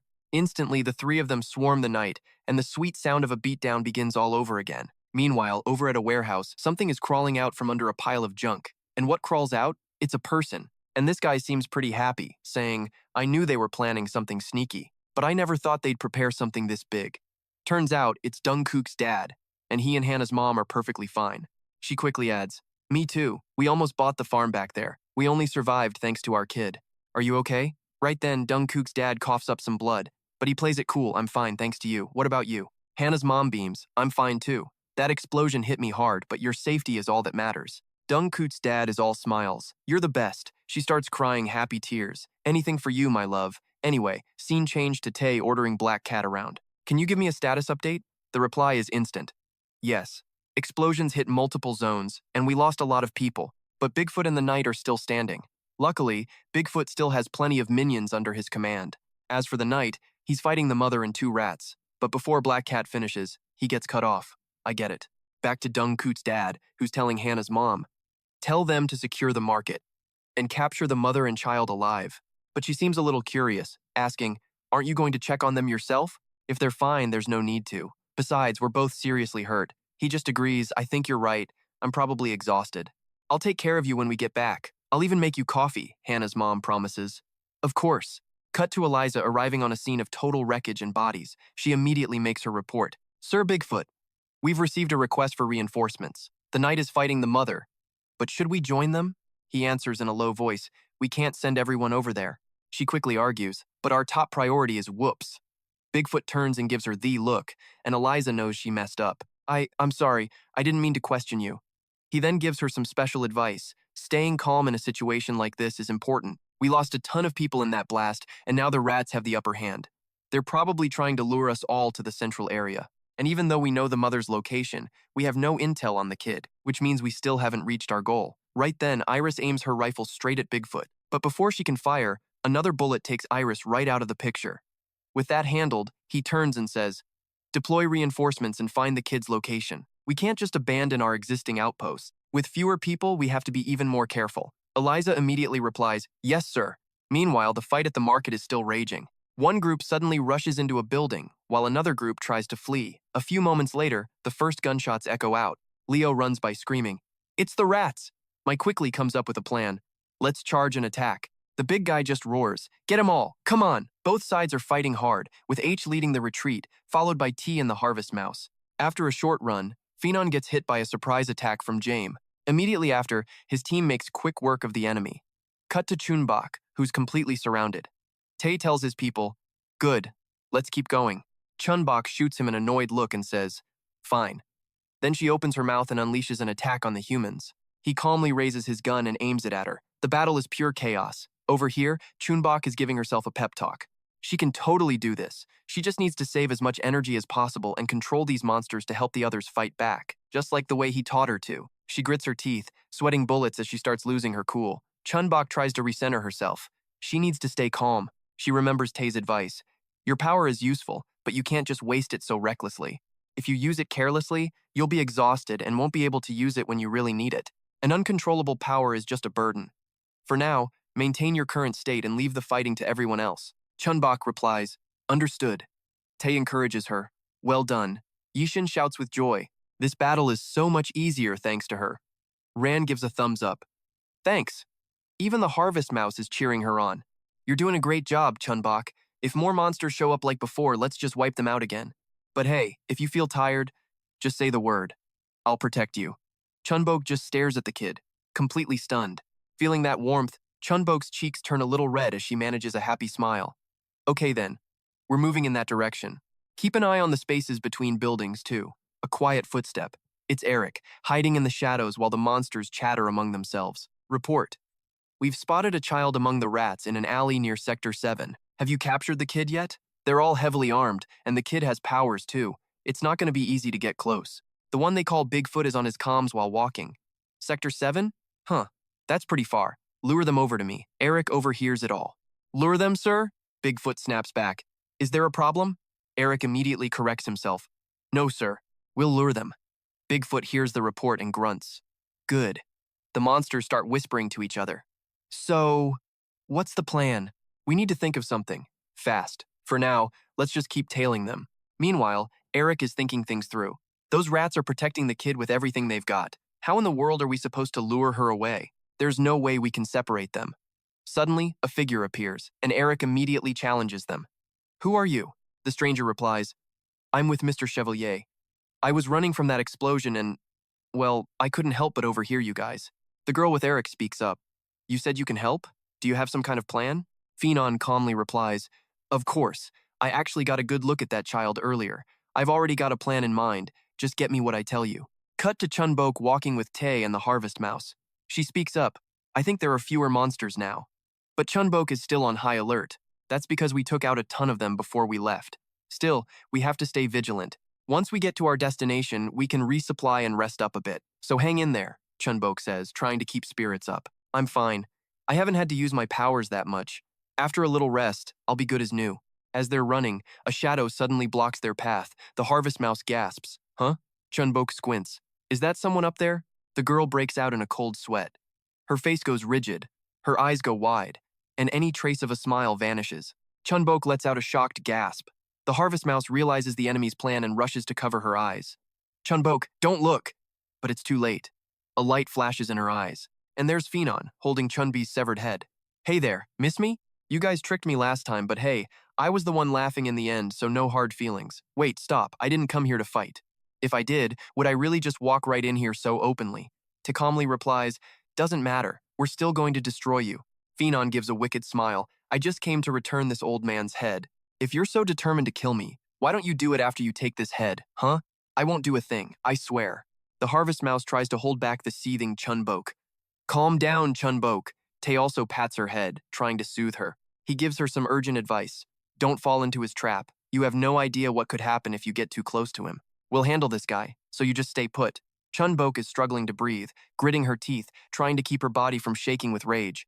Chun-Bei's head flies into the air. Phenon keeps provoking her. If you don't come closer, I'll just return it like this. Chun-Bok can't take it anymore, sweat pouring down her face. That monster Phenon keeps twisting the knife, attacking the one thing she cherished and lost. Chun-Bok's tears fall as she chokes out a single word. Grandpa. Just then, pieces of the head rain down from the sky. It explodes right in front of her. The sight is just too much for the poor kid. Everyone is filled with pity and rage. They unload their guns at Phenon. You bastard. He just hides behind a pillar, laughing his head off. Relax. I was just kidding. The real head is right here. After we killed him that day, we put his head on display for all of you to see. For a stale old piece of meat, he turned out to be much more useful this way. If you want it back, then come and get it. Ha ha ha. But as he's cackling, Phenon glances back for a second. Chun-Bok has finally snapped. She lunges forward. I'm not letting you get away. Harvest Mouse tries to block the kid, screaming for her to stop. T quickly warns her it's a full-on ambush, and as she takes off anyway, he can only say, Huh? Harvest Mouse. The little girl yells back that she's going to protect Chun-Bok. Wai-shin looks to T, basically asking, All right, genius, what do we do now? He answers immediately. Chasing them now is way too dangerous. We stick to the plan. We keep killing monsters as we go. Wai-shin is clearly worried, but T tells him not to be. He just stares forward silently. Meanwhile, Harvest Mouse is already chasing after Chun-Bok. Tae had total faith in the kid. What could go wrong with Harvest Mouse watching her? Meanwhile, Fano was busy taunting Chun-Bok nonstop. Is that all? Look at you. You better run a little faster if you want to get him back. Oh no, I'm about to be caught, Fano thought, enjoying this way too much. Ha ha ha, even with her weird powers, she's still just a kid, so easy to fool. Well, didn't expect another tag-along, but what's one more at this point? That's right, people. Don't you dare slow down now. Harvest Mouse manages to snag the raging Chun-Bok. Chun-Bok, calm down. But nope, she's thrashing and screaming, Let me go. Harvest Mouse tries to shake some sense into her. You can't just chase after him. Chun-Bok just screams back, I almost had him. You know this is a trap, right? Harvest Mouse warns. If you keep running after him, you are just asking for major trouble. Look, I'm just as mad that he insulted Chun-Bi, but right now, we've got to stay calm and stick to the actual plan. We have to destroy it. That's how we get our revenge for Chun-Bi. It's not too late for that, so let's turn back. And miraculously, Chun-Bok actually listens and sees the logic. She tries to calm down, but Phenon just had to keep talking. Well now, you really should listen to your little friend, kiddo. But did you know Mr. Chevalier is fighting your mother right now? And it's pretty obvious who's gonna win that one. So after the fight's over, I'll be sure to return your mother's head to you. I'll even wrap it up nicely for you. And yeah, that was absolutely the last straw for our little firecracker. Chun-Bok immediately launches herself away from Harvest Mouse. The little mouse tries to stop her. Chun-Bok, don't! Come back now! Harvest Mouse lets out a massive scream, Chun-Bok, and just like that, Mi-hun is off and running again, baiting her right along. Good, I'm almost there, just a little bit more. Oh, Mi-hun might be running, but inside he is absolutely throwing a party. He flashes a wicked grin. I've arrived. And right on cue, a whole new squad of monsters appears, thrilled to see him. There he is. He must have succeeded, Mi-hun declares with a smug look. It's time. Shall we start the show? At Mi-hun's call, figures leap out from behind the buildings, from both sides too, just as Harvest Mouse catches up to Chun-Bok. A whole swarm of monsters jumps down from every direction. Harvest Mouse starts sweating bullets. Well, I knew it was a trap. While Harvest Mouse is trying to figure a way out, Chun-Bok is completely blinded by her rage. Of course she is. The monsters make their move, leaping down from above and completely surrounding them, blocking every possible escape route. They charge, attacking Chun-Bok all at once. But she just uses her powers to pull all the monsters toward herself. They now stand guard around Harvest Mouse and Chun-Bok. She cries out, Thunbo, and suddenly Eric and his team attack. Harvest Mouse is panicking. She's yelling at Chun-Bok, trying to get through to her, but it's useless. Chun-Bok, we have to run. Use the monsters you're controlling to, but Harvest Mouse gets a really bad feeling about this whole situation. Chun-Bok just stands there, silent, breathing heavily. Harvest Mouse tenses up. Oh yeah, this is bad. She's so worked up she can't hear a single word being said. Meanwhile, the monsters are adapting to Chun-Bok's abilities. They're just stalling for time while blocking her attacks. At this rate, they're going to be captured any second now. While she's lost in thought, a hand reaches for her. Harvest Mouse snaps to it and fires a shot at it. She grits her teeth, making a decision. First, she needs to hold these monsters off. She turns around, spotting another one. Harvest Mouse aims her weapon that way. Then we'll find a way to escape, no matter how hard she has to think. While Harvest Mouse is trying to hold them off with her little handgun, Mi-hun is just watching silently from a distance. A monster is closing in on Chun-Bok. She's right behind her, but Chun-Bok doesn't even react. Luckily, Harvest Mouse is on it. Stay away from her, she yells, leaping into the air. That kid's smarter than she looks. Eric gives a reminder. No need to rush. Mr. Bigfoot is on his way. We just have to hold them off until he gets here. The monster was growling, but then its eyes suddenly flash red. At the same time, Chun-Bok collapses. Harvest Mouse cries out her name. Huh? Chun-Bok. The monsters sneer. You held out for a while, but you're finally out of energy, aren't you? Playtime is over, Eric says, walking closer. A kid should act like a kid and listen to the adults. Chun-Bok's eyes are now crying tears of blood, and at this sight, the monsters are completely stunned by what happens next. Harvest Mouse is holding Chun-Bok. Huh? She tells herself over and over. I can do this. I can do this. With that, Harvest Mouse makes a leap, weaving through the entire crowd of monsters. What? They're escaping! Stop them! Catch them! Harvest Mouse is incredibly tense. She grinds her teeth, determined to keep running no matter how much her legs are screaming. Right now, there's nobody else to help. She's the only one who can protect Chun-Bok, and she has to protect her. Harvest Mouse is panting, completely exhausted. This is our only chance, she thinks to herself, desperate. If I tried to run when she was using her power, she'd fight me and we'd get caught, but she's too weak to stop me now. Chun-Bok, slung over her shoulder, is just as tired, but she keeps trying to insist she's fine, all while the monsters are chasing and screaming. Stop right there. We tried to bring you in without any harm, but if you keep this up, things are going to get ugly. Despite all their threats, Harvest Mouse just kept on running for her life. Well, that seemed to tick off the monsters because they charged right at her. After a while, even Harvest Mouse started to get tired, but she didn't stop. In fact, for some reason, Harvest Mouse started picking up speed. Suddenly, a cheap shot from a sneaky monster. Lucky for her, she dodged it just in time, only for another one to appear. Seeing this, Chun-Bok started squirming and screaming, "Let me go! I can still fight!" This little tantrum just seemed to annoy Harvest Mouse. She just whacks Chun-Bok on the back and yells, "Be quiet!" The kid immediately let out a little yelp of surprise. Ouch! Harvest Mouse was quick with the reality check. You idiot, you can't even run properly. So stop acting all tough and calm down.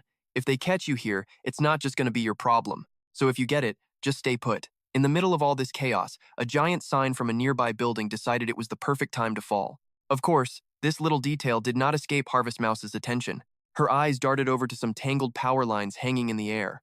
The next second, she had her gun out. With just 2 shots, she sent that giant sign crashing to the ground. Turns out, Harvest Mouse was using the sign to block the monsters chasing them. What was that? A moment later, she fired 2 more shots, this time at the power lines. A monster nearby was totally oblivious. Enough, no more games, come on. Right after he said that, he got a nasty shock from the live wires. At the same time, Harvest Mouse remembered something Tay taught her and thought to herself. She just needed to do what he taught her, observe the environment around her, think, and use it. As she thought, she kept running another lap. As long as she never stopped running, they could escape this place. Just as Harvest Mouse finished that thought, a deformed monster hand grabbed her backpack. With Harvest Mouse letting out a piercing scream, it yanked her backwards. The monster cried out happily, "Gotcha!" But in a flash, Harvest Mouse threw Chun-Bok into the sky. She quickly aimed the barrel of her gun right at its face. Huh? Before the monster could even figure out what was happening, Harvest Mouse shot it right in the eye. While the monster was screaming its head off in pain, she used the momentum to jump high and catch Chun-Bok, placing her on her shoulder. A declaration from her past suddenly came to mind. "I told you I would, didn't I?" Back in the present, Harvest Mouse repeated it with force. "I will protect you." A moment later, a cross-eyed monster was rummaging around everywhere. Apparently, they hadn't given up. They were desperately trying to find any sign of Harvest Mouse and Chun-Bok. "Where did they go?" "You idiot," the lead monster pointed, ordering, "Search over here too." Elisa spoke up with an observation. "They may be small, but their physical strength is impressive. Their movements aren't normal." Hearing that, Eric immediately replied, "I agree. They're tougher than I thought." That girl was running while carrying another kid, but they haven't gone far. There are traces of blood that they left behind. They must be somewhere around here. If we hurry, we can catch up to them. We can't let them get away. At the same time, in a small, deserted alley, Chun-Bok's cautious voice rang out. "Are you okay?" Harvest Mouse immediately answered. "I'm fine." Chun-Bok asked again, worried. "Doesn't your leg hurt?" Without any hesitation, the girl tried to comfort her. "It doesn't hurt as much as it looks." The next second, the kid kept on. "I'll give you my shoes." Harvest Mouse had to say it again. "I'm really fine." Even so, Chun-Bok still didn't believe her. But before she could finish her sentence, Harvest Mouse cut her off. "Stop worrying about me and just rest. I need to think for a bit." Finally, Chun-Bok decided to listen. All right. After that, Harvest Mouse started to get lost in her own thoughts. Now what? Her leg was hurt and needed time to heal. Harvest Mouse didn't have much ammunition left either. She still had her own walkie-talkie, but she had lost everything else with her bag. Though her whole body was trembling in pain, Harvest Mouse still forced herself to think. Come on, think. There must be some way to get out of this situation. In a flash, her eyes shot open like she'd just realized something. Chun-Bok looked just as bewildered as Harvest Mouse. Turns out, the monsters had found the place where they were both hiding. "This time, let's search here," one monster said decisively. "We need to find them before they run away again." Along with that came the heavy footsteps of Bigfoot. The guy's tall figure slowly stepped into the small alley. In the alley, the trash cans were all lined up nice and neat, and old Bigfoot here had his sights set squarely on them. The guy didn't seem to be in any kind of hurry. Even so, Bigfoot's eyes were already filled with suspicion. Right after that, he slowly crept forward. Bigfoot quickly positioned himself right in front of an outer trash can. With zero hesitation, the big guy starts grabbing the lid. His massive hand slowly starts to lift it. He flips it open and finds absolutely nothing inside the trash can. A second later, Bigfoot slams the lid shut in disappointment. But he's not giving up yet, quickly targeting the second can. And inside that very can, Chun-Bok's heart is beating out of his chest. Luckily, one of his henchmen shows up right in the nick of time. "Sir, Bigfoot, we found a new trail." Hearing this, Bigfoot turns around, suddenly curious. "What is it?" The monster quickly answers him. "It was found a little farther from here.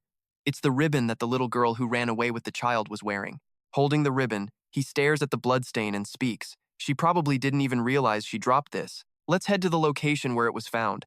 We'll continue the search from there," the henchman announces loudly. "Yes, sir." Bigfoot finally leaves the alley. "We can't let them get away a second time. This time, make sure to take a picture of them." And even though they're gone, the two trash cans remain perfectly still. After a long moment, the two trash cans finally start to move. Peeking his head out, Chun-Bok exclaims, "Wow, it's like we're psychic." Harvest Mouse immediately adds, "We did it." But suddenly, the little girl hesitates, looking like she has something to say about what happened before, but before Chun-Bok can finish, she raises a hand to stop them. "It's lucky they didn't find us, but other monsters could still be nearby.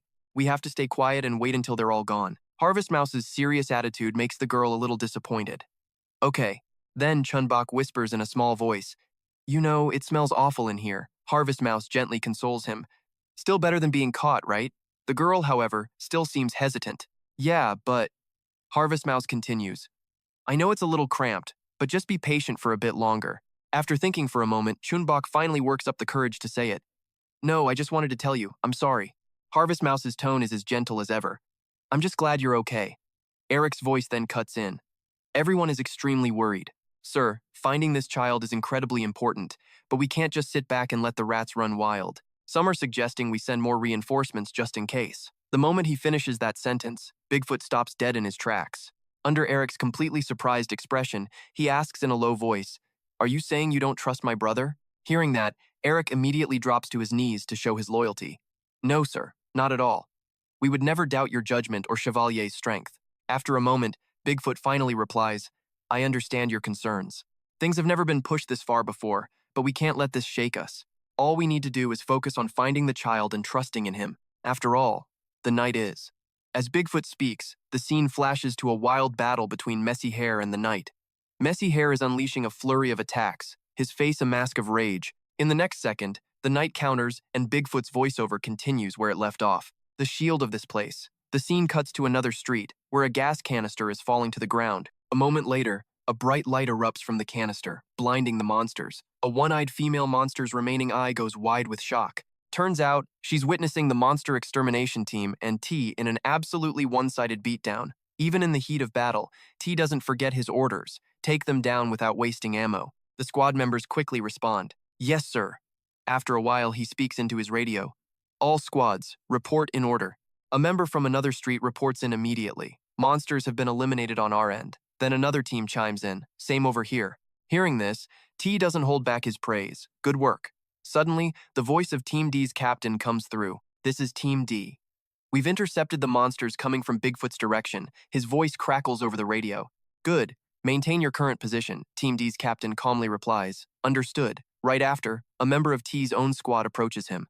With most of the monsters taken care of, everything is going according to plan, but T stays on guard, reminding him, "We can't let our guard down. We're not done yet. We still have more important things to do." Team F, report your status. The scene shifts to Team F's battle situation. Mi-hun's arms are a blur as he unleashes attack after attack. Then, he clenches his fist and takes a hit. In a flash, Mi-hun slams the Knight with a kick, a flaming kick. From a distance, the other member of Team F watches intently and reports back. They are currently engaged in combat. The situation is a stalemate with no major developments. On the other end of the radio, T speculates grimly. The Knight, their main pillar, is still standing. If this situation drags on, Bigfoot might get involved. At this, he gives a serious order. "You need to eliminate the Knight as soon as possible." Back at the fight, Mi-hun's eyes are wide, like he's just seen something terrifying. So, it turns out he got tagged by the Knight. And damn, with just one hit, the guy sent me flying 100 meters. Right away, Messy Hair's tentacles shot out to help. The Knight saw them and was like, "What the heck are those?" Hearing him, she cheerfully explained, "I copied your move. Looks way better than yours, don't you think?" The guy got pissed, yelling, "You arrogant brat." But Messy Hair just kept poking the bear. "Jealous, huh?" Then they both charged, clashing at light speed. The next second, her tentacles were completely destroyed by the Knight. Without missing a beat, he scoffed, "Is that all you got?" But that created an opening, and Mi-hun smashed a massive punch right into the Knight's face. He didn't stop there either, landing a few more. "Come on, at least pretend that hurts. You're taking all the fun out of this fight." In a flash, the Knight recovered and hit back. Welp, looks like he finally got provoked enough to shut him up. But even while getting pummeled, Mi-hun still wouldn't close his mouth. Oh, come on. Luckily, he used an opening to back away, shouting, "Drop the shield, you coward!" Right after, they dove back into a fiery battle. Suddenly, a mace made out of Messy Hair's tentacles appeared out of nowhere. She slammed it toward the Knight's back, but life's not a fairy tale. Before it even made contact, the attack was blocked cold. With pure contempt in his voice, the Knight stated the obvious, "Why don't you get it? You can never defeat me. You never should have appeared before me. No matter what you do, you're getting captured. And soon, we'll find your child and use them as the final piece for our perfection." The moment she heard that, Messy Hair got even more furious. Her strange silence totally confused the Knight. In a flash, Duckhead Guy flew right in front of him. "Is that so? Sounds like a fantastic plan." And with that, he threw a punch. "Well then, I guess I'd better put a stop to this." Messy Hair quickly moved to coordinate with him. Even so, the Knight's shield reacted just in time. He created a whirlwind, trying to blow everything away. This overwhelming power made Messy Hair more than a little nervous. The Knight wasn't using any special techniques, just raw force, but it was so strong it might as well have been one. Instead of a direct clash, she suddenly got an idea and moved to block him herself. Her reckless move made Duckhead stop in his tracks. Even Mi-hun, who was running in, was shocked. "What is that?" Realizing something was wrong, he screamed, "Hey, get out of there!" Turns out, at the exact moment Messy Hair attacked, the Knight was thrusting his weapon straight at her. Messy Hair screamed but didn't stop her attack. Just as Duckhead's warning ended, the Knight's weapon struck home. "Hey, move!" Right before Chun-Bok's mom's eyes, Messy Hair's blood sprayed everywhere. The next second, her head was sliced clean off her body. Mi-hun immediately lunged at the knight to attack. Oh my god, dude. Seeing this, Duckhead flew over to check on Messy Hair's body. Damn it, hey, are you still alive in there? The moment he landed, her body stood up. I'm fine. Duckhead was not convinced. How bad is it? Turns out the hit was so hard it knocked the disguise off, revealing Chun-Bok's mom. My head and shoulders are just lightly scratched, that's all. Damn. Chun-Bok's mom panted, thinking to herself that she never expected the knight could attack like that. If that had been a direct hit, Chun-Bok's mom would have lost her entire head for real. After watching for a second, he calmly said, "Looks like you can still fight." Their little chat made Mi-hun roar. "Do you seriously have time to talk?" Duckhead realized with a sinking feeling that the knight was still full of energy. The next second, he shook his numb hand and sighed. This isn't enough. He was landing attacks, but none were strong enough to take him down. Damn it, at this rate, this will never end. Hearing that, Duckhead sank back into deep thought. They had also taken a hit, not fatal, but definitely damaging. This was bad. This fight was taking way longer than they expected. If they drag it out, more monsters might appear. With that thought, Duckhead boldly stepped forward. If they wanted to turn things around, he had to speak up. "Hey, you two." Mi-hun was immediately curious. "What is it?" Without hesitating, Duckhead began to lay out his plan. Figured it was about time the three of them started working together. In the next second, he asked, "You got a plan or what?" His tone suddenly became serious. "We don't have much time, so I'll make this quick." While keeping a close eye on the knight, Duckhead continued, "Here's what we're gonna do." A moment later, Chun-Bok's mom charged into battle at incredible speed.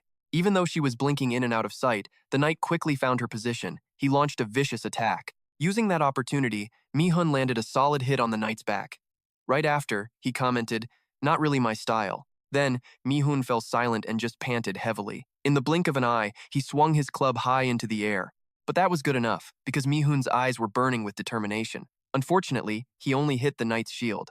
Without letting the guy rest for a second, Duckhead flew right up to the knight, easily dodging even while the dude was mid-attack. Their relentless assault was starting to annoy the knight. So irritating. He mentally analyzed the pattern in his head. This test subject wasn't his opponent, but the guy certainly wasn't going to just give up.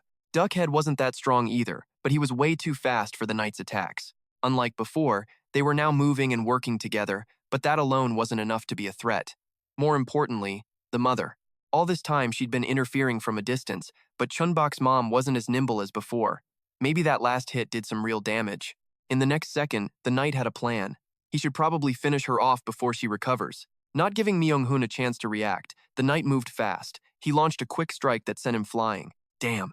The blow was so powerful that Chun-Bok's mom, even from a distance, had to cover her face. Suddenly, she froze as if she'd just noticed something. Just as expected, Chun-Bok's mom dodged the knight's sneak attack. Seeing her evade, he clicked his tongue, thinking, "Can she dodge this one?" The knight's eyes flashed with grim resolve. This time, he was going to catch her. Without hesitating, the knight threw another similar attack. But strangely, he stopped short. What? Turns out Mi-hun had caught the knight's outstretched arm. "All right, I got you now." Despite that, the knight was completely unfazed. "So what if you did?" As he spoke, his arm was pulled even harder. So Chun-Bok's mom was helping too. He continued to provoke them. "Are you trying to play tug-of-war with me? Don't tell me you actually think you can overpower me." Right behind the knight, the figure of Duckhead appeared, just as he'd predicted. The knight glanced back and said, "I knew it." Just as he lunged for Duckhead's cloak, the kid reappeared right in front of him. "Perfect. You walked right into our trap." Duckhead immediately set off a smoke bomb. This move completely infuriated the knight. What a little brat. But he wasn't done yet. The kid unleashed a new attack. "Eat this too." The guy coughed relentlessly but didn't forget his smack talk. "Well now, what a dirty little kid." "My vision is fading. I can't see." A second later, the figure of Chun-Bok's mom appeared through the dense smoke. Not hesitating for a moment, she gritted her teeth and slammed the knight with a steel punch. His blood sprayed out like a fountain. Over with Mi-hun, he yelled out loud, "Hey, I can't hold on anymore. Cut it off." Duckhead was trying to sever the knight's arm, but why was it so hard? Chun-Bok's mom wasn't having any luck either. Damn it, their combined strength was driving him absolutely insane. "You insects." With a single move, the knight easily broke free from all three of them. Damn it. Mi-hun couldn't help but roar in frustration. "Why is it taking you idiots so long to cut it?" His harsh tone ticked off Chun-Bok's mom. "You think we aren't trying?" What an idiot, he was about to break their formation. Duckhead pulled out his blade and gave an order. "Shut your mouths. Both of you focus." At the same time, the knight growled as he approached. "You filthy insects. How dare you? You dare to destroy my land, my people, and now you even dare to touch my body?" Unforgivable. I will never forgive you. As he finished speaking, he ripped apart the entire landscape around him. Then, the knight screamed in fury, I will make you regret everything. For all that you have done, prepare to die. Following his words, the surrounding land became even more desolate. Right where the knight was standing, an incredible explosion erupted. Seeing this, Duckhead urgently shouted, This is our chance to take him down. The next second, the knight viciously stomped his foot, making the whole ground tremble. The knight roared, You're dreaming. Just because you landed one hit, you think this is over? Despite his threats, Chun-Bok's mom returned with her hair all messy, ready to jump back into the fight. The noise from their battlefield was so deafening it affected the neighboring lands. Buildings began to crumble. But luckily, a monster's arms swatted the large rocks away. Even as other monsters were fleeing in terror, one monster with glasses tried to speak up. Hold your ground, we must counterattack. We need to help the knight. Right after he said that, he went silent for a very long time. Turns out a giant boulder had fallen from the sky and landed right in front of him. The guy was shaking like a leaf. In a flash, the monster in glasses turned tail and bolted. Run! Just run as far as you possibly can. Meanwhile, back at this ridiculously lopsided fight between the knight and Duckhead, Mi-hun's hair is a total mess. The knight's raw power is tearing up the entire street, and this guy just does not let up. The knight, his face an absolute mask of fury, just charges straight ahead. Seeing this, our boy Duckhead starts to sweat, thinking, crap, that last hit should have done way more damage. The goons backing up the knight are even stronger, so getting close is pretty much a suicide mission. In complete contrast, Mi-hun is having the time of his life. He thinks making the guy even angrier is a brilliant idea. Only Messy Hair seems to share Duckhead's concerned vibe. And just like that, they've completely blown their chance. After a moment, our guy lets out a heavy sigh of resignation. But then, to the knight's absolute astonishment, Duckhead bellows the order to retreat. Messy Hair whips his head around, totally lost, while Mi-hun's face is just a blank slate of pure confusion. Despite the chaos, he keeps screaming, Fall back, we need to regroup. Snapping out of their daze, the other two finally bolt after Duckhead. This, of course, just sends the knight into a bigger rage. You scum, are you running away? You think I'll let you go that easily? Noticing their pursuer, a worried Mi-hun asks the million-dollar question. Are we just gonna keep running like this? Duckhead's tone, however, is unbelievably calm. Nope, we split up first, then meet up later. Without a moment's hesitation, the three of them scatter in 3 different directions, a classic move that earns a look of utter contempt from the knight. Look at them run, just like little rats. A sadistic grin spreads across his face as he quickly makes his choice. I'll catch that mother first. Unfortunately, Messy Hair transforms back into Mother Chun-Bok, and she is not doing so great. It's taking her way longer than usual to recover, and her head is still spinning. Looking back, Mother Chun-Bok regrets everything, thinking she should have seen the knight's attack coming and dodged. She grits her teeth, trying to power through the pain. At that exact moment, 3 monsters sneak up from behind, poised for a cheap shot. As if sensing them, Mother Chun-Bok glances over her shoulder. Luckily, the ambushers get wiped out in a single hit, and she's totally safe. Blood splatters everywhere. It was Mi-hun who jumped in at the last second to help. Hey, get it together. You need to calm down. Mother Chun-Bok is immediately stunned. I thought you went the other way, he quickly explains. I saw monsters chasing you, so I came back. Hearing this, she offers a rare compliment. You're sharper than you look. Mi-hun, ever the charmer, just grunts back. Oh, shut up. After a beat, Mother Chun-Bok curiously asks, So where's Big Mouse? He answers between breaths. He's buying time for us. Pausing for maybe 2 seconds, Mi-hun's voice drops. Anyway, save your strength until the real moment comes. Focus on recovering for now. And right as he says that, another massive horde of monsters comes charging in. Mi-hun steps in front of her. I'll hold them off until we regroup, so don't you dare fall behind me. Back with the knight, the chase is still on. Just as Mi-hun predicted, Duckhead has stopped and is pulling out his weapon. He slowly mutters, Well now. And in an instant, the knight's attack comes crashing down. With just one punch, the flat road in front of Duckhead is now a giant crater, yet somehow he still has time to pull out his walkie-talkie. Can you hear me? I was hoping to end this quick, but it looks like I'm gonna need more time. As Tez's voice crackles on the other end, the knight attacks again with pure ferocity. Is that so? He continues speaking with dead seriousness. Then it can't be helped. Do your best, and if the situation gets really bad, call me back. Just as Tay finishes, the walkie-talkie cuts out, leaving Duckhead completely disconnected. Right now, the dark tunnel is completely filled with smoke and debris. The path that was once clear is now a total wasteland. The fight between Duckhead and the knight is still raging. He launches an attack, only for it to slam into the knight's unyielding shield. The knight just growls. You think that trick's gonna work a second time? The next second, he winds up for a devastating blow. Luckily, both Duckhead and me manage to dodge just in time, but the knight doesn't stop. Suddenly, Mi-hun scoops up a huge rock. He and Mother Chun-Bok coordinate, hurling the stone right at the guy while dodging his relentless attacks. The knight boasts confidently, "I might not be as quick as I used to be in this cramped space, but now you have nowhere left to run." Hearing that, Duckhead coolly asks, "Is that so?" I didn't notice, while tapping his radio again. Both Mother Chun-Bok and Mi-hun are just stalling for Duckhead. Seeing this, the knight roars in frustration. With a powerful blow, he knocks her away. You can see the pure rage in Mother Chun-Bok's eyes. This time, even Mi-hun gets sent flying. By some miracle, Duckhead dodges the attack. The knight then opens his mouth wide, as if he's about to swallow them whole. The three of them decide on plan number 36, book it. But it seems the knight saw right through their brilliant strategy. He cackles loudly. "You lured me here just to trap yourselves? You idiots, there's no escape now." In the final moment, Duckhead's yell cuts through the chaos. "Get in now." The second they're through, a heavy door slams shut right in the knight's face. The knight, still acting all high and mighty, taunts them.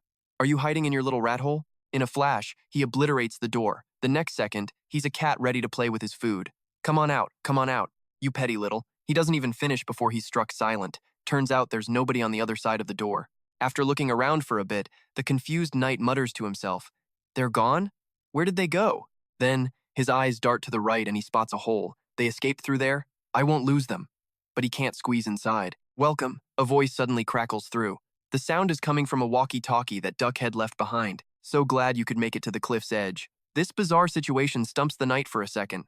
"What is this?" Tay keeps talking. "The reason those three led you here? It wasn't because they couldn't handle you, you just caused more trouble than expected. So we adjusted our plan to eliminate you permanently." As soon as he hears that, the knight's head snaps up.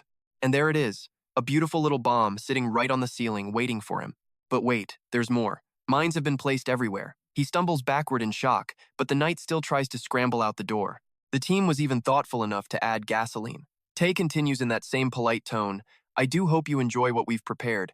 You know, you really are just like your parents." He holds up the detonator, adding one final comment, way too overconfident. And now, about to be buried under tons of rubble. The knight frantically scans the area for any way out. They tricked him, those absolute bastards. He needs to get out of here now. In an instant, slimy tentacles wrap around him tightly. What the hell is this? Ah, it seems Mother Chun-Bok has made her entrance. And where do you think you're going? We worked way too hard preparing this for you to just leave. Mi-hun flashes him the international sign for get lost and laughs his head off. "Goodbye, you idiot." But even tied up, the knight refuses to go down quietly. "How dare you trick me? You filthy rats." But no one is listening to his villain monologue anymore. The three of them turn tail and run for it. "Get back here, I'll kill every last one of you. You bastards, you're wrong." To think this pathetic little trap is the end? The knight struggles against Mother Chun-Bok's grip, screaming at the top of his lungs, "You'll never break my shield. Never. I will not die here. I'll survive, and I'll kill every single one of you. I will!" Apparently, all that screaming was enough to shake a few minds loose from the ceiling. Right on cue, Tay calmly presses the activation button. The knight's eyes widen as he sees an image of Dung flash before him. He lets out one last defiant scream. "Father!" The moment the word leaves his lips, the bombs and mines all detonate. The entire tunnel is swallowed by a sea of fire. Flames erupt from every direction. Duckhead, Mother Chun-Bok, and Mi-hun are in a dead sprint, trying to outrun the explosion. A moment later, Tay gives an order over the radio. "All teams, report." An agent in another area quickly replies, "All monsters in the designated areas have been eliminated." A second later, another team member speaks up. "Same here, everything is clear. We're currently chasing down the stragglers." He quickly replies, "Understood." The rest of the team anxiously stares at the collapsed tunnel. Why aren't they out yet? The entire place came down. Please don't tell me. But there's no radio signal. While they all start to panic, Tay just stares intently at the rubble. Did they actually do it? Suddenly, Duckhead's weapon clatters out of the smoke, followed by his footsteps. The team members all stare ahead, their faces full of hope. And right behind Duckhead are Mother Chun-Bok and Mi-hun. He triumphantly throws his hands into the air. "We just couldn't contain ourselves," Duckhead yells. "We did it. We took down the knight." Everyone rushes forward in a wave of celebration. "All three of you made it back. You guys did great. You all really did it." Meanwhile, Mother Chun-Bok slumps to the ground, letting out a massive sigh of relief. It's over. They actually pulled it off. There's still so much left to do, but no matter what, we got revenge for you, Grandpa. So please, rest in peace, Chun-Mai. In a filthy alley, the terrified voice of a four-eyed monster rings out. "I can't believe Sir Knight is dead. There has to be some kind of mistake, right?" The buff monster of the group speaks up, but the guys who came back said those rats were acting suspiciously. Hearing this, Four Eyes starts sweating buckets. Should we just run for it? His cowardice makes the big guy angry. Are you really just going to hand everything over to those rats? Four Eyes, showing zero respect, fires right back. What do you want me to do? You want us to die in there with those guys? Seeing the tension rising, Eric immediately speaks up.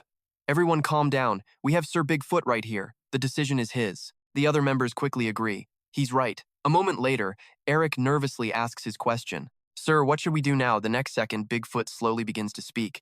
All right, listen up, minions. With the night officially dead, the market is a lost cause. From here on out, we bail. The monsters immediately start whining. You're just abandoning the market? If you lead us, it's not too late. Then Eric pipes up. He's right. With your power, all those rats. But Bigfoot cuts him off mid-sentence. No, he says, staring out at the utter chaos. He explains, we're the only ones left now. We can't turn the tables, and our morale is shot. We can't risk it all on a fight we're probably going to lose. But Eric, bless his heart, was still pushing it. Well, then at least let's find the kid and head back. Bigfoot, however, just calmly analyzes the facts. If we waste any more time, grabbing the kid is pointless. We'll just get ourselves surrounded. No matter how much it sucks, we have to survive. We'll get another shot. Some of our guys might still be diving in. I'll go in and buy us some time. And just like that, his underlings obey. Yes, Kang I. Then Bigfoot grabs his weapon and wades right into the battle. He stares forward, looking all deep and philosophical. Across the city, the sound of constant gunfire rips through the air. Turns out those monsters were getting absolutely annihilated by T's squad members, and you can bet the team was thrilled about it. All right, let's wipe them all out, one yells. It's over there, let's grab it fast. Nearby, T calmly warns them not to chase too far down the rabbit hole. A team member quickly shouts back, got it, before walking over to the duck-headed kid with a question. Why aren't you using a shovel? The kid's answer is quick. I'm good. This works better for me. T just shrugs. Suit yourself. I'm just glad this fight ended before it got to around 3. As they talk, the duck-headed kid just keeps on digging. I agree, says the kid. So, how did things go today? T asks right back. Which front do you want to hear about first? Without a single hesitation, he answers, the market. So T begins his report. We successfully achieved total domination of the market. We've eliminated all the monsters and we're just handling the stragglers now. We're also taking any supplies we can find. This should help us restock quite a bit. He trails off. And as for our casualties, and right as T says that, the camera pans to a devastating scene inside the morgue.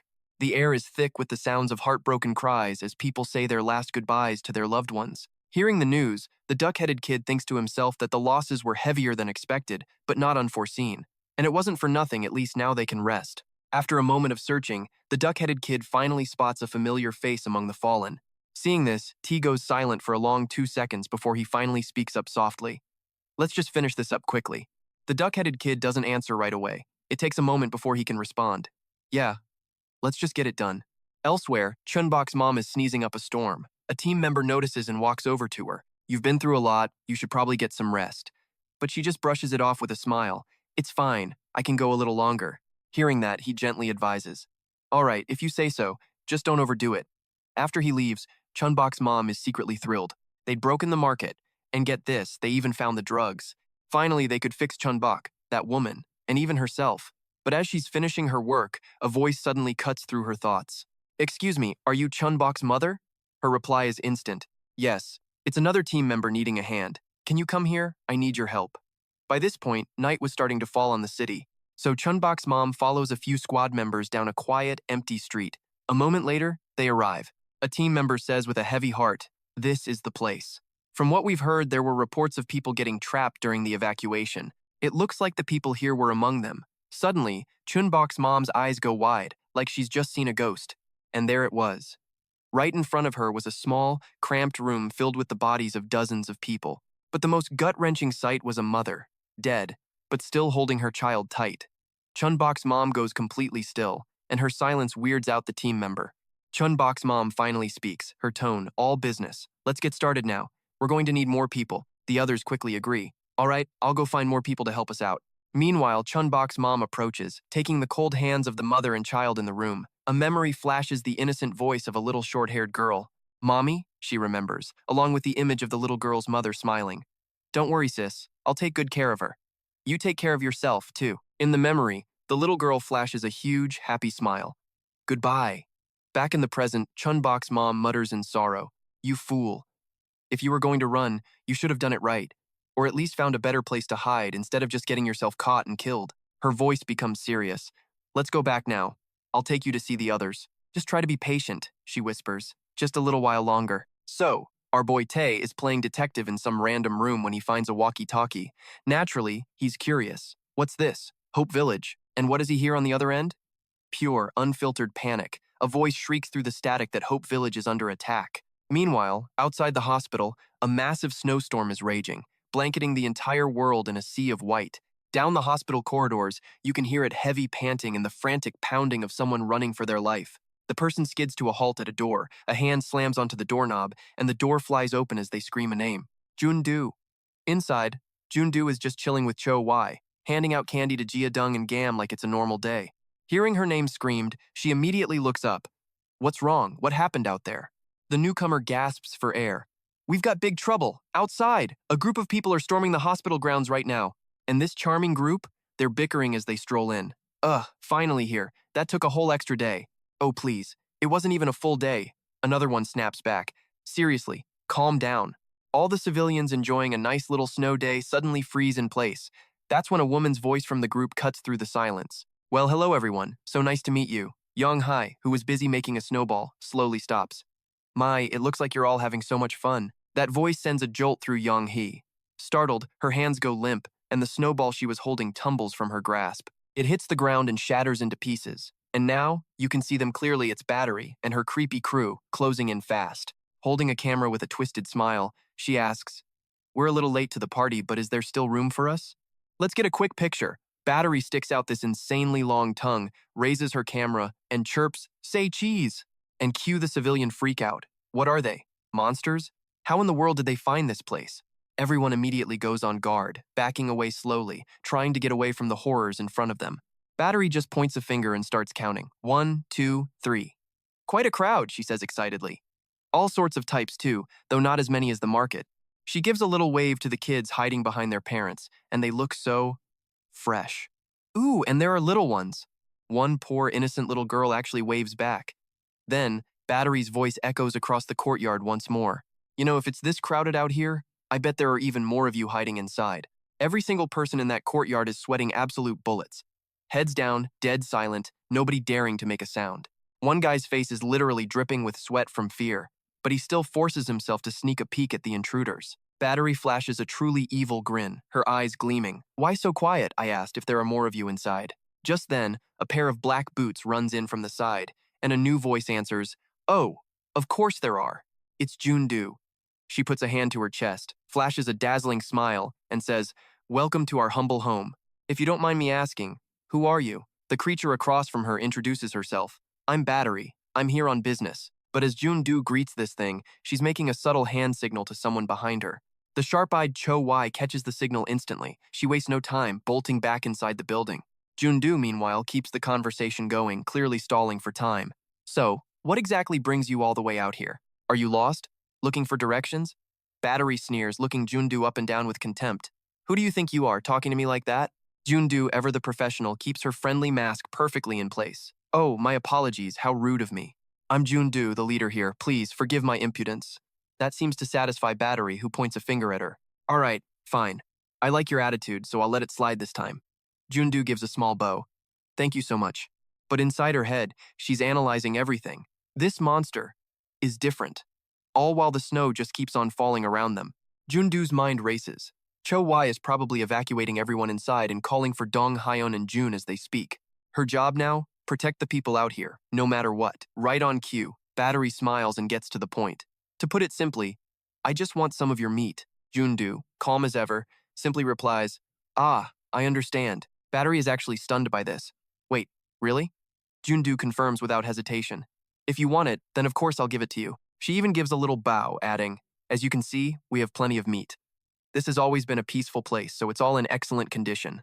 Then Jun-do goes full-on saleswoman. Let me know if you're looking for a specific type. I can introduce you to each one personally.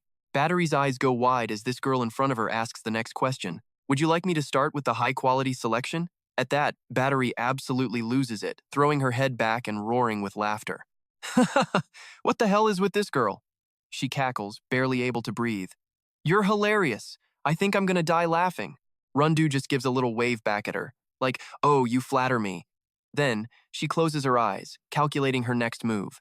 All right, new plan. Introduce them one by one, and stall for as much time as possible before the other two arrive. Suddenly, a hand extends right in front of Rundu. It's Bathory. Okay then, she says, let's begin.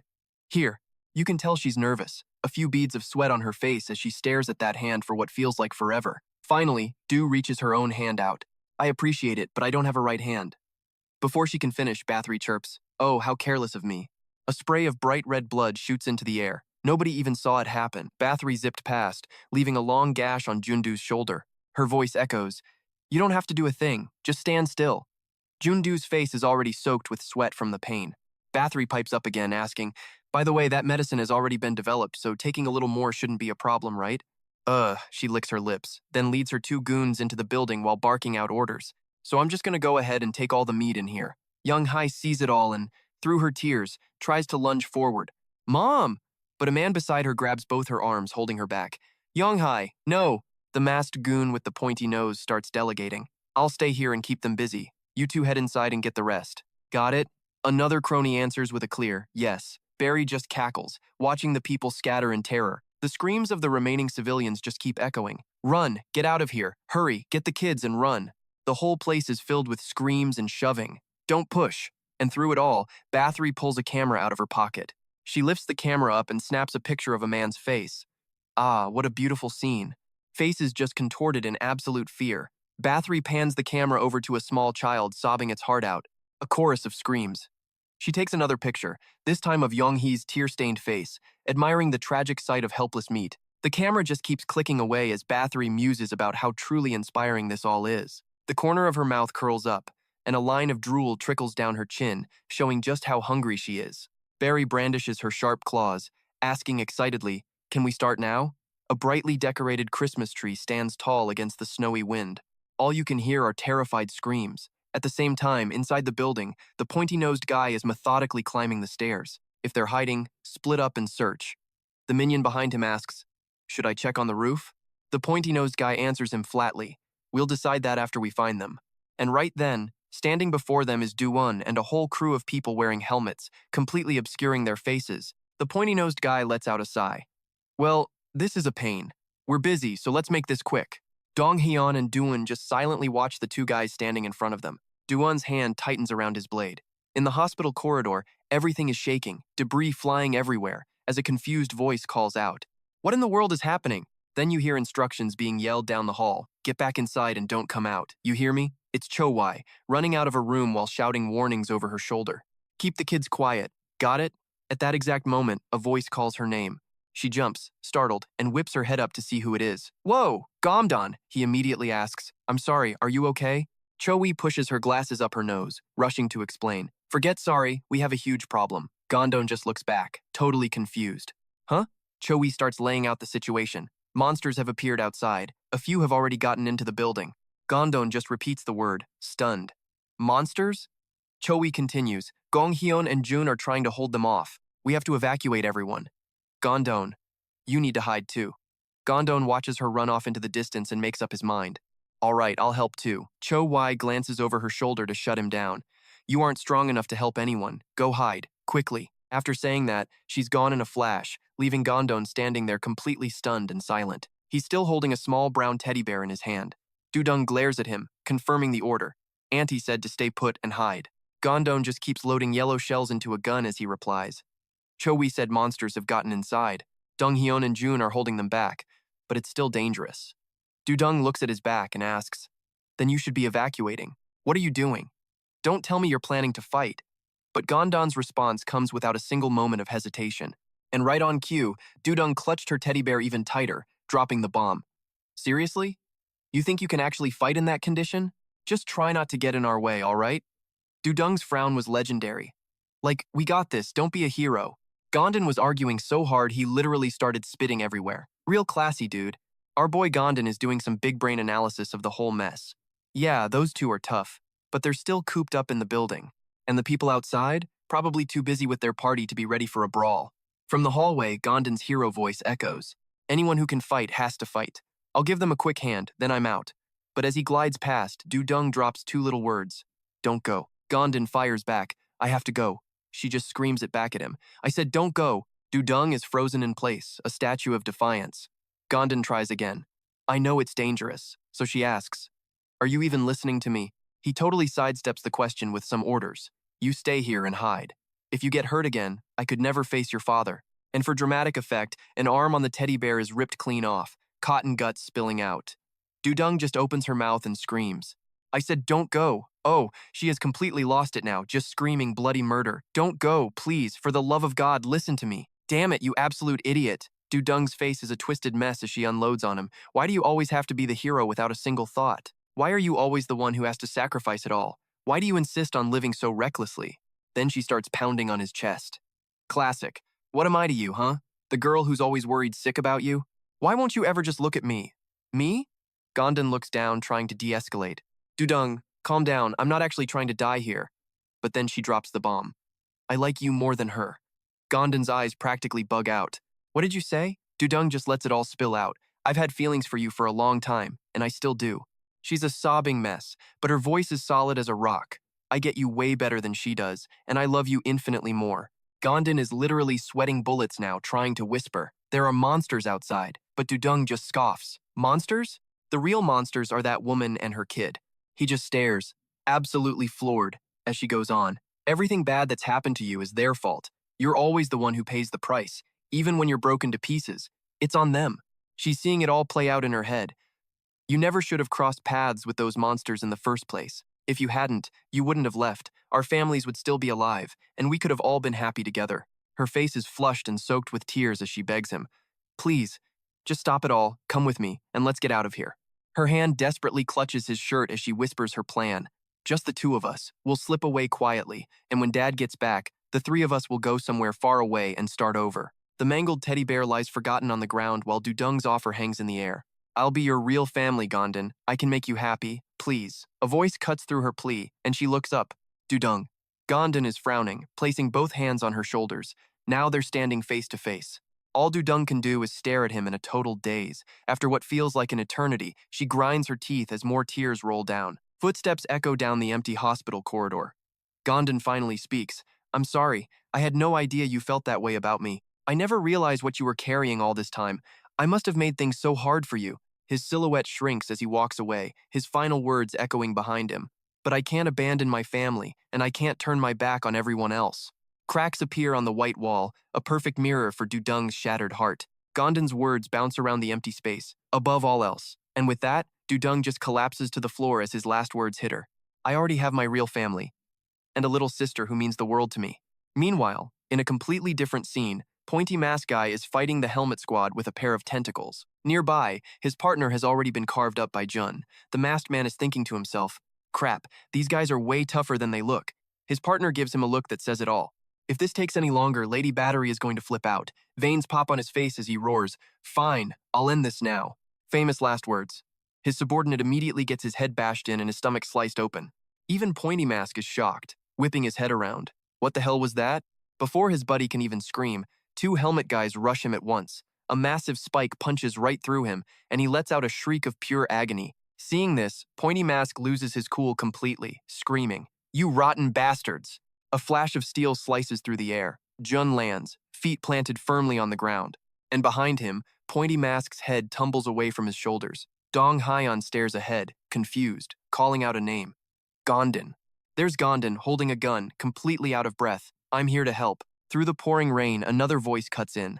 Thanks for the assist. You really sped things up for us. Gom-don starts to reply. The timing was perfect. First, we need to get out of here fast, but Dong Hyeon cuts him right off. Let's go, but hey, before that, I need a tiny favor. Gom-don was like, a favor from me? Dong Hyeon proposed. While we keep the monsters busy out there, but trailed off, bending down to snatch a single hair from a mask. He held it up, inspecting it like some kind of clue. Can you go and get Hi Gaia? And Gom-don just about lost his mind. Hi Gaia, he stammered, but she's terrified of monsters. Dong Hyeon was blunt. Yeah, well, we need all the help we can get. Gom-don started sweating, clearly not on board with this plan. Why can't someone else get her? And I fight with you guys. Dong Hyeon tried to calm him down. Gom-don, breathe, and listen to me. Look, I know this sounds weird coming from the guy you just saved, but you are in no shape to fight, man. Gom-don was just speechless. Dong-hyun pressed on. Plus, we have no time to find everyone in hiding, and nobody else would even dare get close to her. But you? You're different. You can actually get near her. But even if all three of us go, nothing will change. Gom-don pressed him. What do you mean by that? So Dong-hyun laid out the horrible truth. The monster outside? It has green eyes, and apparently if it's got green eyes, you can't win. Ever. All we can really do is stall for more time. And honestly, even if High Gaia helps, our chances are basically zero, especially considering the state she's in. But they were out of options. Gom-don was sweating buckets as Dong-hyun just kept begging. Please, you have to help me. Gom-don stared at the floor, totally weighed down. Each step forward felt heavy with worry. Man, it had been a while. He hadn't seen High Gaia since she changed. Who knew how this would go? Taking a deep breath, he slowly opened the door. Gom-don called out her name. Gaia? There she was, huddled up in a dark corner. He crept closer. It's me, Gom-don. I know, I've lost a little weight. Her eyes slowly lifted to meet his as he asked softly, Do you recognize me? You remember me, right? An image flashed through her mind, Gom-don, gently offering her a bowl of hot noodles. Her expression softened instantly. Her arm reached out. Yes. Gom-don was flooded with relief. You remember. Thank God. He let his guard down, taking her hand. Can you come with me? But she suddenly froze, startling Gom-don. He turned back, looking closer. Wait, have her hands always been this thin? Actually, she looked way thinner than before. He'd heard it was hard to get her to eat, but wow. She was even skinnier than him now. Even if he got her out, Dong-hyun was probably right. Gom-don squeezed his eyes shut. I'm sorry, Gaia. I was so caught up with my other family. I just left you all alone. I only came back when I needed something. God, I feel like such a coward saying this, especially seeing you like this. But please, help us. We need you. Meanwhile, over with our green-eyed monster, Battery. There. Perfect. It's been a while since I've created such a masterpiece. Branches writhed trying to escape, the main trunk swelled with greed, and its roots gripped the earth, refusing to let go. Good thing I used so many ingredients. The perfect piece to celebrate Christmas, wouldn't you say?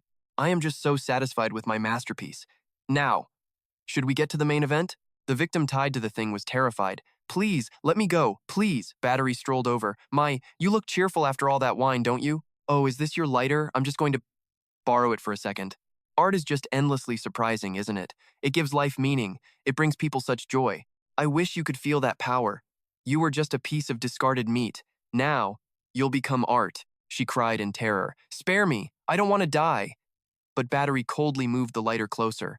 Ah, it's so hot. Somebody, please help me. A piercing scream of agony echoed through the air, and that awful scream just kept getting worse and worse. Battery laughed, ecstatic. Ha ha ha, brilliant. Now it's your turn. Yong-hee, tied up above, was panting, completely exhausted. She was sweating, terrified as she stared at the monster before her. And Battery? It looked absolutely fascinated, exclaiming, I love it.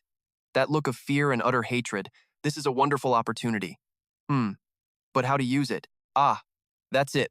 Remembering how Yong-hee screamed when it attacked Jun, Battery looked over at Jun-do, who was kneeling on the ground, gasping in terror. Hey, it sneered. Isn't that pathetic one-armed woman over there your mother? Yong-hee shot back. Watch your mouth. Yeah, she's my mother. So what? Battery just grinned. Is that so? Then she squeezes that grotesque thing, making veins pop as it throbs. Battery sticks out her tongue and spits right at Yong-hee, splitting her clean in two. Yong-hee lets out a horrifying scream of pure agony. What's wrong? A little shocked? The psycho then grabs her camera and aims it right at Yong-hee. Come on, smile for me. She goes back on the attack, slamming Yong-hee with a storm of sharp tendrils. Down below, Run-do couldn't handle the sickening slapping sounds and just screamed. Stop! Please, for the love of God, stop! What did she ever do to you? If you need a punching bag, then hit me. I'll do anything you say, so please. Please just stop. Hearing this, Bathy finally pauses, completely unimpressed. Oh, stop all that crying. Even if I wanted to, I couldn't possibly stop with you wailing like that. If you want someone to do something for you, aren't there better ways to get your point across? Jun-do could only look up toward Yong-hee, her pain pushed to the absolute breaking point, eyes wide, lashes trembling as tears streamed down her face. Barry's voice was ice cold. Am I wrong? In response, Run-do just started smashing her head on the ground, begging, I am so sorry. I'm sorry for offending you. For trying to trick you, I am truly sorry. If you'll just have mercy on my daughter, I will do anything you ask. So please, I'm begging you, please forgive me. Watching this pathetic display, Bathy couldn't help but crack a smug little smile. She replies casually, All right then, you should have just done that from the start. See? Isn't this so much better? Run-do lifts her head. Thank you. From the bottom of my heart. Bathy just lets out a laugh. You want to thank me? For what? And with that, Bathy goes right back to torturing Yong-hai, whose agonizing screams fill the air. Jundu looks up in disbelief, watching her own daughter being brutalized. Bathy states nonchalantly, I never said I was going to stop. Even if you begged me perfectly, that look on your face. That's what's giving me inspiration again. Rundu completely snaps, panic and despair colliding as she grabs her head, trying to make it all go away. Everything was spiraling completely out of her control. Bathy was thrilled. I have a feeling my next masterpiece is going to be amazing. The scene cuts to Dong Hyen staring at Bathy's previous art. The woman taking pictures of Yong-hee senses something and turns around. Dong Hyun is there, grinding his teeth, his brow furrowed with rage. A vein was practically pulsing on his forehead. Du-run, meanwhile, could only stare in shock at Yong-hai up above. Bathy's eyes lit up with twisted delight. Well, look what we have here. All the little meatbags have crawled out. Huh? You all look so familiar. Oh, right. You're the escaped experiments. Were you hiding in there? It's been a while, hasn't it? I honestly thought you were all long dead by now. I can't believe you're still kicking. Seems like one of you is missing, though. Did he die? With that, Bathy glances at Yong-hai. Damn it, is she dead already? What a weakling. She snaps her fingers. Whatever, I've got plenty of other ways to keep myself entertained. Bathy drops Yong-hai, who hits the ground with a sickening thud. Jundu frantically rushes over. Yong-hai! But her body has no strength left. All she can do is crawl to her daughter's side. Yong-hai, you can't die like this. Please, open your eyes. Yong-hai, without you, I. Nearby, Du-run is gritting her teeth, holding it all in. She's flashing back to her days as a test subject in that sealed room. Dong Hyun quickly grabs her shoulder to hold her back. Calm down, he urges. I feel the exact same way you do. I want to kill that witch so badly it's driving me insane. But we can't. At least, not with the power we have now. So for now, we just have to hold on until Hyra gets here. Du-run regains her composure and nods. Right. A dark, twisted laugh escapes Bry's lips. It has been a while since you all escaped, hasn't it? Why don't you show me how you've gotten used to the little powers we gifted you? Hands flailed in absolute desperation, beyond reason or words, driven by nothing but pure, primal fear. Hands spasmed and twisted, desperately clawing at anything and everything to find a way out. Come on now. The scene changes to inside a room. Everyone, please remain calm. Stay inside until everything settles down. I know it's an inconvenience, but please wait here. Jin continues. Got it? But the people are lost in their own worried thoughts. Someone coughs. Excuse me, are we actually going to be okay? Jin reassures them, don't worry, the Pitbull Guild is holding them off outside. I'll be back later. He gets a nod. Okay, as he heads out the door, he adds one last reminder. Please try to stay as quiet as possible while we're gone. Over here, Choi is so anxious she's literally chewing her nails off. The sweat is just pouring down her face from pure fear. What am I supposed to do? Is it too late if I? Suddenly, Jingu yells her name, making her jump. Choi. She yelps. Huh? What? What is it? Jingu asks. Why are you just frozen like that? She stammers. I was just thinking. Why'd you call me? Were you not listening to me? Go out and bring in anyone who's still out there. Flustered, Choi scrambles to obey as Jingu yells, hurry up.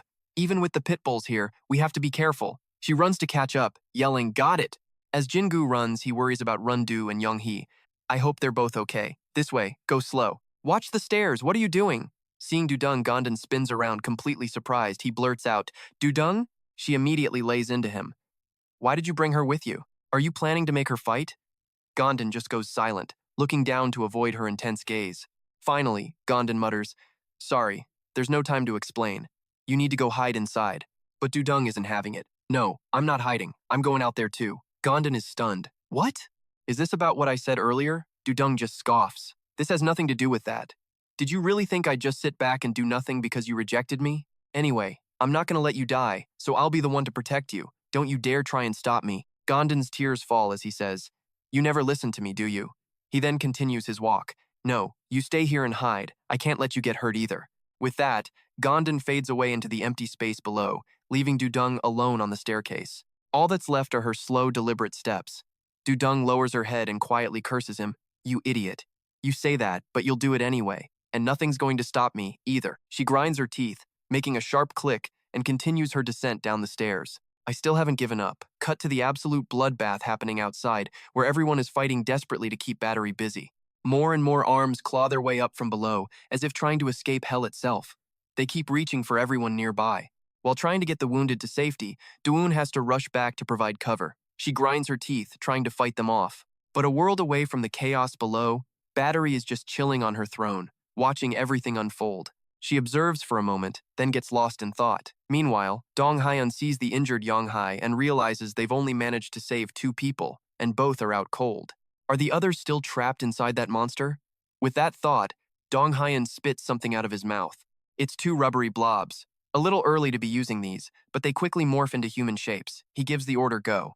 Dong Hyun is sweating, calculating the odds. I doubt they'll last long out there, but at least they'll buy enough time until Hai arrives. He pulls out 2 vials from his pocket as we cut to an arm getting sliced in half. Battery silently tilts her head, watching to see what just happened. The power of those 2 rubber things Jong Hyun spat out is immense. Wherever they go, they completely wipe out Battery's arms. One by one, the limbs fall, and she just pouts in their direction. The 2 mysterious beasts tear through Battery's arms like crazy, charging straight for her tower, before leaping from above to attack her directly. She looks up in shock. One of them has a garlic bulb strapped to his back, and the other one is still rocking his crow's beak. Bathy just calmly observes, then tosses her bag into the air as its mouth gapes open and swallows them whole. Both of them are sucked into its mouth, which then snaps shut. So, are they dead? They somehow managed to get past me, so I figured they had some potential. I never expected them to be beaten by that thing. How pathetic. Bothri grinds her teeth in anger as she scolds them. Useless. After seeing the situation, Dong Hyun's face fills with worry. No way. I knew they wouldn't last long, but I never thought they'd get taken out in a literal flash. Unable to find a worthy opponent, Bothri rests her chin on her hand, looking utterly bored. So boring, no fun at all, what a waste of time. Maybe I'll just wipe this place clean and go check on the goods inside the building? He just stares at his opponent, completely speechless. But inside, his mind is racing. This is bad. I don't have many clones left, and their condition isn't great. Doon is also having a tough time with that other monster. And worst of all, I can't find Haiga anywhere. We seriously need to hold her off for just a little longer, but as Dong Hyun hesitates, Bath Theory frowns and says, is it that thing again? Hearing the tone of her voice, Dong Hyun grows even more tense, sweating as he thinks to himself. I was planning on saving it for when Hai came out to face her, but it seems I have no other choice now. He's currently holding 2 small tubes. Seeing this, Bothri asks angrily, if you pull out something lame again, I'll make you suffer so much you'll beg me to finish you. So she won't suspect a thing. Dong Hyun quickly puts the items in his mouth. Flashback. He remembers H and Mother Chun-Bok, whispering to himself, this is my trump card. I used the hair and nails of Hai and Mother Chun-Bok to create these copies. They'll definitely be much stronger than the ones I released before. The problem is, as soon as the drug takes effect, Dong Hyun takes off his glasses. Doon sees the sight before her and stammers, completely stunned. Meanwhile, he can only grind his teeth to endure the excruciating pain rampaging through his body. When he can't take it anymore, Dong Hyun's tongue lolls out and he lets out a scream. As he does, a purple fluid drips out. Worried, she runs toward him and exclaims in shock. Oh! Hearing Jun Run's voice, Dong Han hesitates before saying, I'm fine. He glances at Battery and thinks to himself, it takes an immense amount of pain to create them. I even lose control of the other copies I made. Right before his eyes, his remaining clones begin to fall one by one, and right on cue, backup arrives. But Jong Hyun's brain is cooking up a wild idea. What if the 2 copies just merged into one? When he sees who showed up, he almost groans. It's he. Still, Jong Hyun's face lights up a little. Hey, this is their last shot. Without wasting a second, Battery leaps down from above. A moment later, she touches down on the ground. With a ridiculously smug look, Battery immediately starts running her mouth. Well now? This thing looks a little different, huh? Hai just glares back, which of course only encourages the villain to taunt her more. All right, bring it on then. But Hai doesn't rush in, she's patiently observing the situation. There's the opening. He lunges forward. She uses 3 sharp pins from her hair to attack Battery as we cut to a nearby building. Ruzun is desperately trying to help Jong Hyun escape. Suddenly, he just asks, you know it too, don't you? That we can't possibly beat that monster with just this. At first, she looks surprised, but a second later, Duru's face twists into a frustrated frown. While those 2 are duking it out, Jong Hyun lays out the grim reality for her. Like I told Gom-don, we don't even know if Hai can actually beat that thing. All we can do is buy as much time as possible and hopefully wear her down a little. And if we're feeling a little extra greedy, we'll get revenge for everyone she's killed by pinning her down, or at least hurting her. Back at the fight, things get intense. Blood splatters everywhere, followed by Battery's sickeningly triumphant smile. But just a second later, that smug look is wiped clean off her face, replaced by pure shock. Battery is freaking out because her opponent has completely vanished. Then, like a flash of lightning, Hai reappears. She's right in Battery's face when we hear Jong Hyun's voiceover, or at the very least do some serious damage. Seeing her enemy right in front of her, the villain just smiles. The scene pans out and everything goes dead silent. Through the thick mist, we see a single silhouette. In the corner, you can spot Battery's coat. Yep, it's her all right, because a blood-soaked Hai is lying broken at her feet. She strolls closer, sighing with satisfaction. Now that was fun. I finally got to stretch my bones. Almost let her get a lucky shot in. Where's the other one? Seeing this, Jong Hyun is absolutely tense. The second Battery looks away. Daru attacks from behind, but she's not fast enough. The attack fails, and she gets wounded for trying. Battery easily grabs Daru and sneers. Nice try, though. But it was way too obvious. As she's thrown aside, Jong Hyun screams in pure panic. Daru! Daru! She's bleeding everywhere, and he can only scream her name in terror. And then he feels a presence right behind him. He turns, his face a mask of pure shock. Huh? He's seething, but she just sounds amused. Thanks for that. I had a surprisingly good time. I was gonna torture you if that fight was boring, but honestly, you deserve a little credit for holding out this long. Since today is a special day, consider this your reward from me. As Battery spouts this nonsense, Gom-don's group finally arrives. She tells Jong Hyun not to be afraid, that it won't hurt. Seeing Jong Hyun captured, the rescuer panics. But Battery just keeps taking pictures, chirping, "Merry Christmas." This little stunt sends Gom-don and Kwon into a rage. Even Daru, worried sick, tries to cry out his name, Jong Hyun. Suddenly, a rose bush starts sprouting from his body. He covers her mouth, whispering his name, Jong Hyun. He hears her voice and manages to glance over at Hai. She lowers her hand, letting him see her face. Even as he's dying, Jong Hyun has to admit to himself that Battery was telling the truth. It really doesn't hurt at all, so I guess she wasn't lying. Maybe I should be glad. But one look at Daru, and that thought vaporizes. No, there is nothing to be glad about in this situation. The one thing he can be happy about is the person he thought wouldn't arrive in time. She's standing right behind Gom-don. He looks right at her, a single thought forming in his mind. She made it. Ha! Please give her absolute hell for all our fallen comrades. The three of them can only stand there, watching their friend suffer. A moment later, Jong Hyun collapses. At the sight, Gom-don and Daru are completely frozen in shock. As Battery gains more power, the tree trunk glows, and the faces of her victims begin to warp horribly. The snow is just covered in bodies. So many are decomposed that only their clothes are left. It takes a moment for the shock to wear off, but then Daru lets out a scream of pure, hopeless despair. Gom-don immediately draws his gun for payback, screaming, You damn monster." She just casually blocks the bullets with her hair. On top of that, Battery pulls out her camera again, snaps his picture, and asks, "And who the hell are you?" Then she attacks Gom-don with her hair. This move makes him panic. Because her hair is lined with razor-sharp teeth, it slices his arm clean off, sending his gun flying as he coughs up blood. Daru watches in utter disbelief as Gom-don is injured. Battery sadistically picks up his severed arm and says, "You're much weaker than you look. For all your barking, I'm actually pretty curious what you taste like." Bri casually sips some blood right from Gom-don's arm, and guess what? She complains about the taste, figures it'd be nasty, and scene. Dung immediately scrambles over to the guy. "Gom-don? Wake up, Gom-don! Open your eyes, please, don't you dare die on me like this!" "Oh, Gom-don." The dude's barely conscious, so she just starts screaming his name in total desperation. And so, Gom-don bites the dust. Higa, our tragic heroine, starts walking forward. Before her lie Juzun and Gom-don. After a dramatic pause, the wailing begins as tears stream down her face. Higa mourns her teammates. But wait! Juzun suddenly wakes up, speaking and crawling toward her like a zombie, crying while crawling, a true multitasker.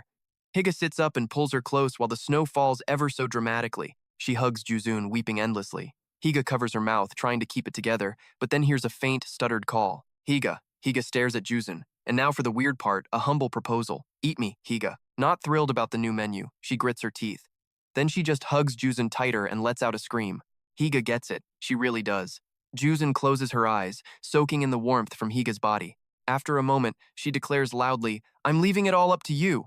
And right on cue, her brain plays a highlight reel of happier times. That's super helpful right now, thanks brain. Not getting the memo, a new player named Battery asks, "What's the deal with you two?" Higa angrily snaps back, "Don't come any closer."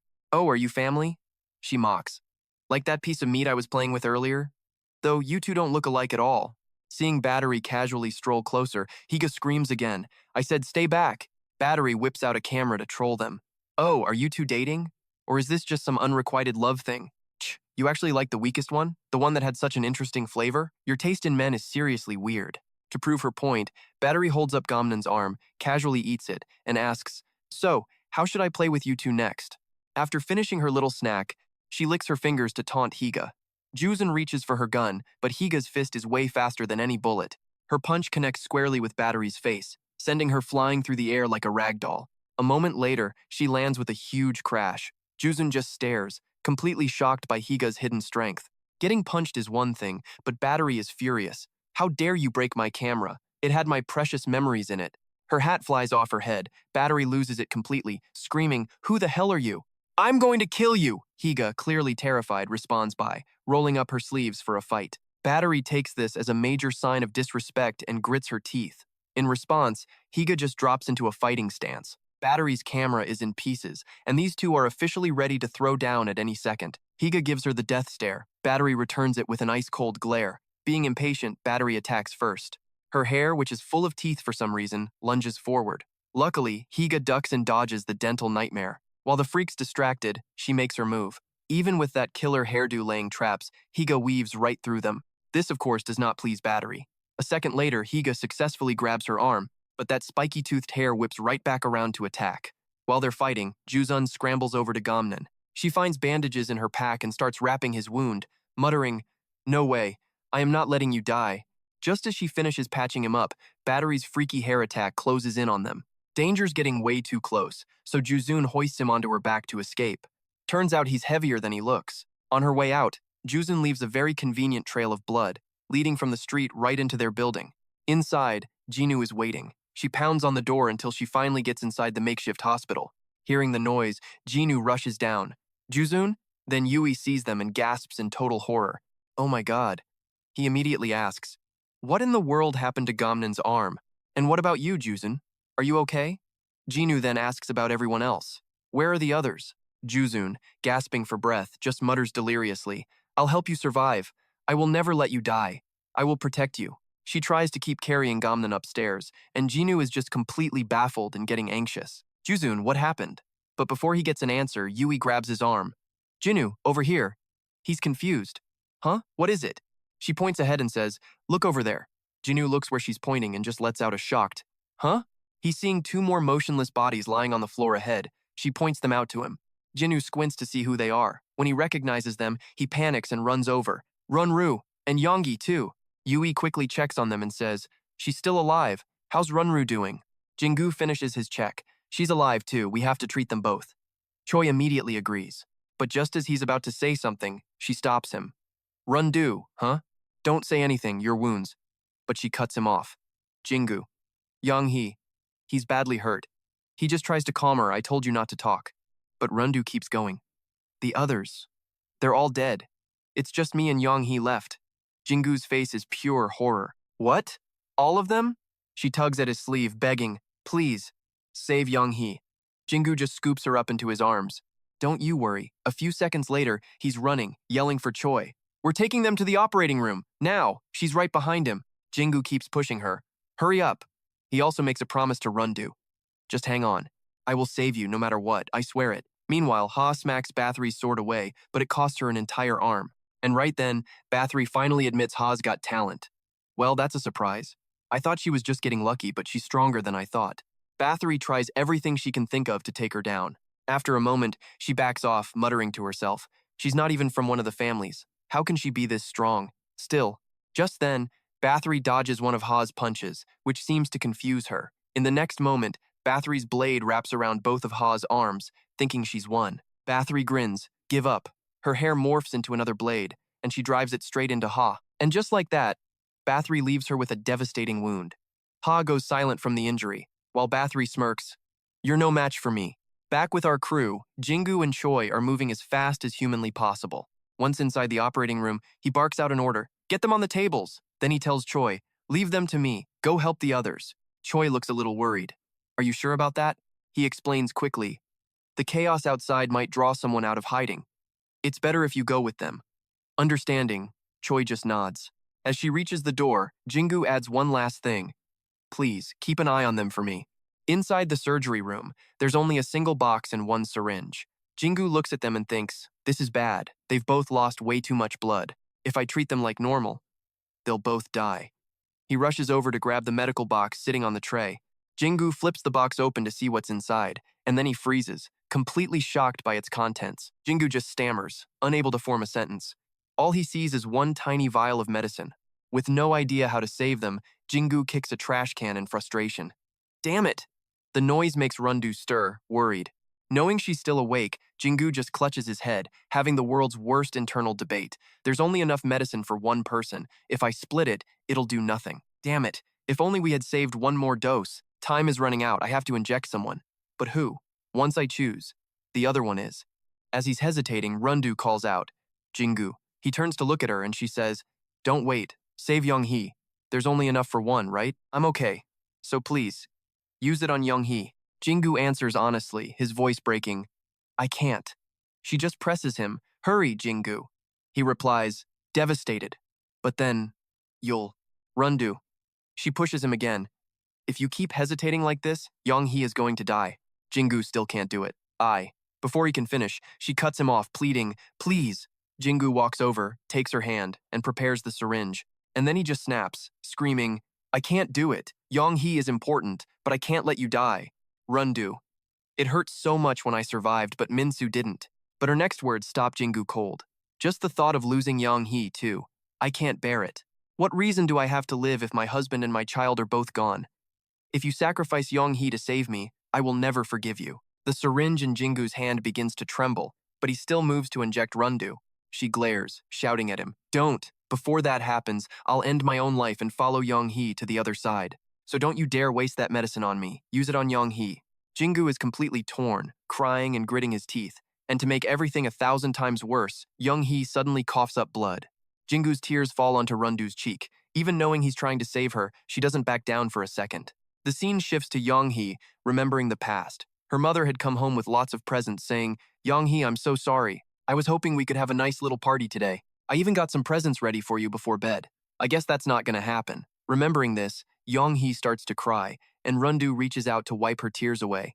Her mother's voice keeps echoing in Young-hee's head. It's a little earlier than planned. But now, Mom's gonna see your father.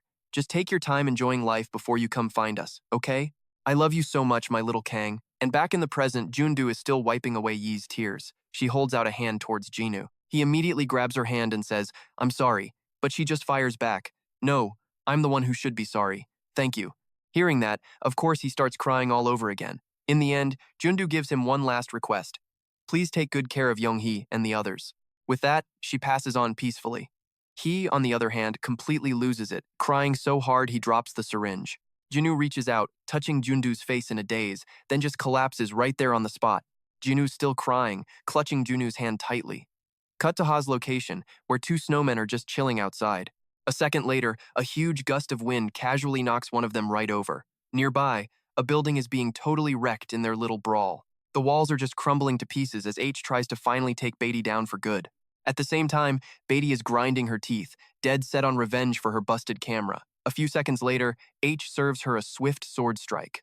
The hit lands right on Beatty's face. Beatty instantly counters, but luckily H is strong enough to smack the attack away. Still, H looks worried when she sees what's flying toward her now. And racing her way are two more of those giant spiky balls. A minute later, a massive explosion erupts right where H was standing. This, of course, earns a very smug smile from Beatty. The debris from the spiky balls hits the ground, splattered with her blood. Seeing H only has a shoulder wound, Beatty starts taunting. You're holding up better than I thought. High in the sky, snowflakes just keep on falling. Down below, H is in so much pain she can't even scream. Sweat pours down her face, her entire body feeling like it's being ripped apart. Beatty is incredibly impressed, even offering some praise. That's respectable. I didn't think you'd last this long. Well done. In another life, I might have asked you to join my clan. Too bad, huh? I'll make you pay for breaking my camera. With that, streams of blood shoot out, flying right at H, and these blood tendrils slice her up good. She just stands there, silently watching the streams of blood whip past her body. Right now, H is too exhausted to fight back. In contrast, Beatty is still brimming with energy, but H is not giving up that easy. She leaps into the air to attack. H dodges every single blood tendril, weaving with incredible speed to close the distance to Beatty. Beatty sees her coming and just sidesteps her, incredibly relaxed. Beatty hops to the side with a little chuckle. You really think rushing in like that is going to let you touch me? H's arm stretches out, reaching desperately for Beatty. She goes into a frenzy, tearing those blood threads apart. Beatty can only stare, completely shocked by this move. Huh. The blood threads keep snapping from H's attacks. Beatty is baffled, thinking to herself, what is she doing? It'll just regenerate in a moment anyway. She doesn't even seem to be paying attention to her. I mean, what if Beatty just decides to attack her from behind? Has she already given up? Suddenly, a loud chomping sound echoes, leaving Beatty completely stunned. Her eyes fly wide open, trying to process the scene before her. Wait a minute, H is over there, literally devouring the blood threads. She's tearing it all apart with her mouth. And while she's biting down, H glances over at Beatty. Beatty just screams, "Why you?" Beatty flies into a rage and attacks. "Stop that right now. You already broke my camera. And now you want to destroy my artwork too? Are you begging to die?" H doesn't care and just leaps forward to attack again. Beatty has had enough of this and finally meets her head-on with a powerful blow. H nimbly leaps up to dodge the attack. She lands right on top of the mountain peak that Beatty considers her masterpiece. Then H starts chowing down on that too. Beatty frantically jumps up to stop her. "Get off of there right now. You have no idea what you're messing with, do you? Don't you dare ruin my art." H just stubbornly keeps on gnawing away.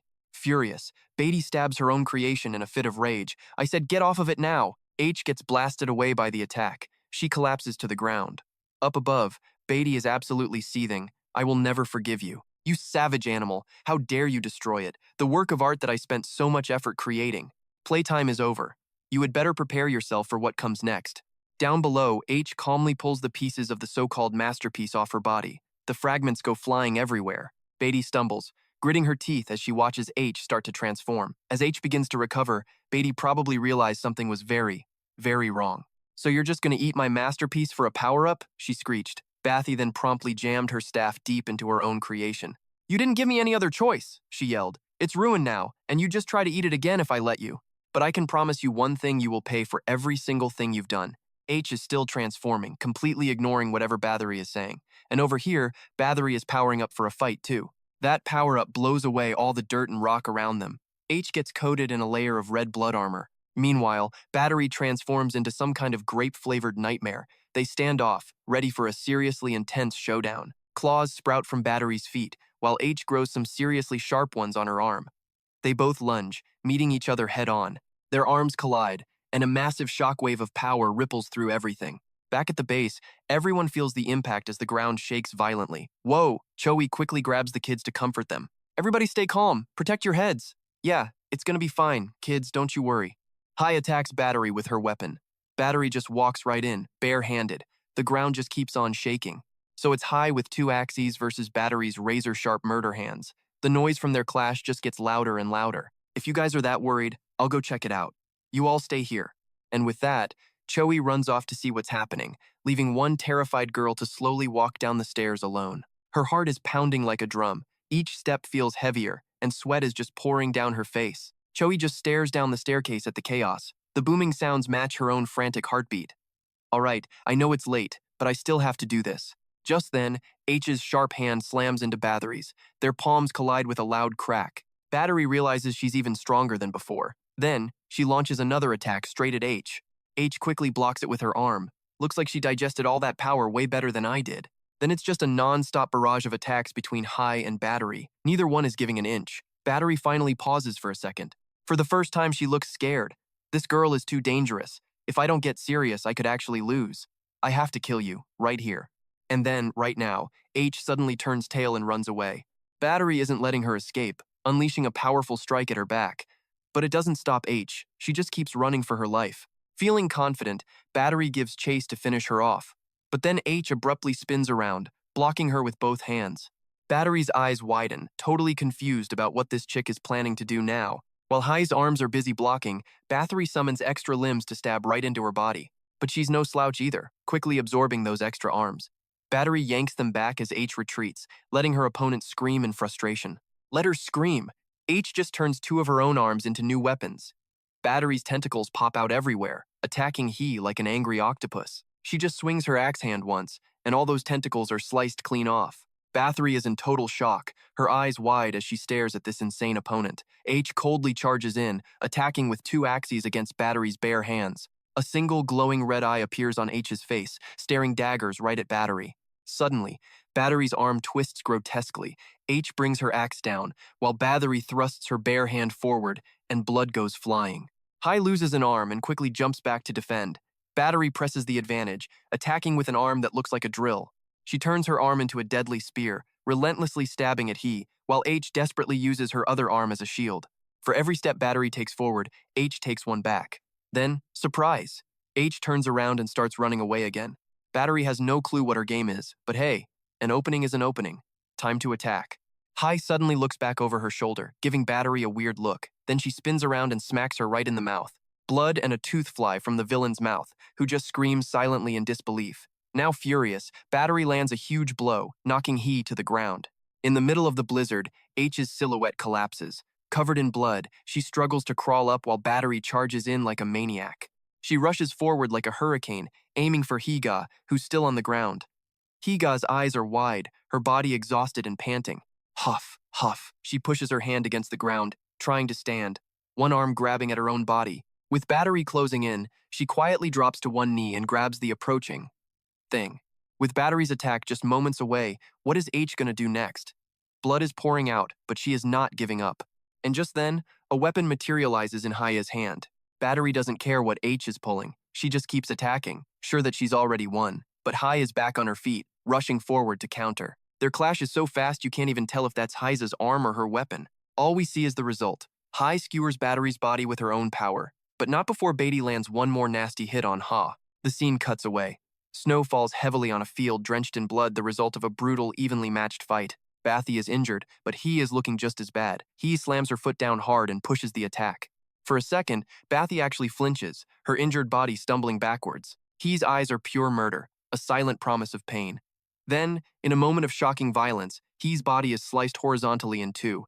Blood explodes in front of Bathy. Her one remaining eye glows a furious red, blazing with hatred and pure evil. But Hai's gaze is still cold and lifeless, locked on target by some incredible force. Sure, she was just cut in half, but those gritted teeth say one thing. She's not afraid of anyone.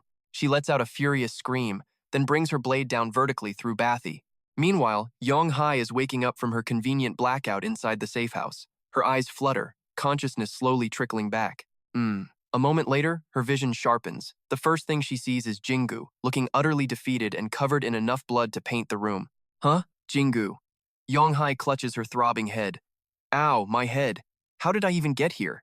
The last thing she can recall is a horrifying highlight reel of Bathy's greatest hits playing on a loop inside her skull. From being attacked and photographed to those twisted masterpieces he created. Yong Hee covers her mouth, her breath catching in her throat from sheer terror.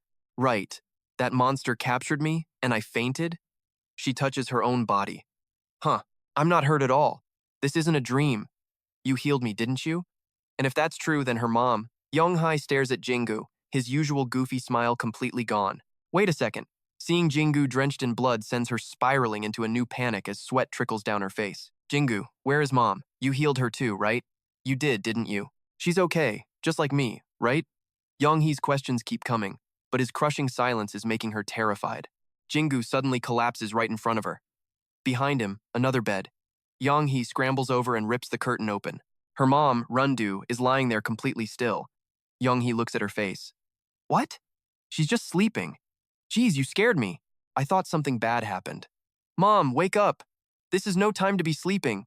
Yong Hai shakes her mother, calling her name. The hope drains from her eyes, replaced by tears streaming down her face. A heartbreaking scream rips through the air as she cries out in agony. Yong Hai just keeps crying out, Mom, over and over. Beside her, Jingu lies utterly still, without a trace of life.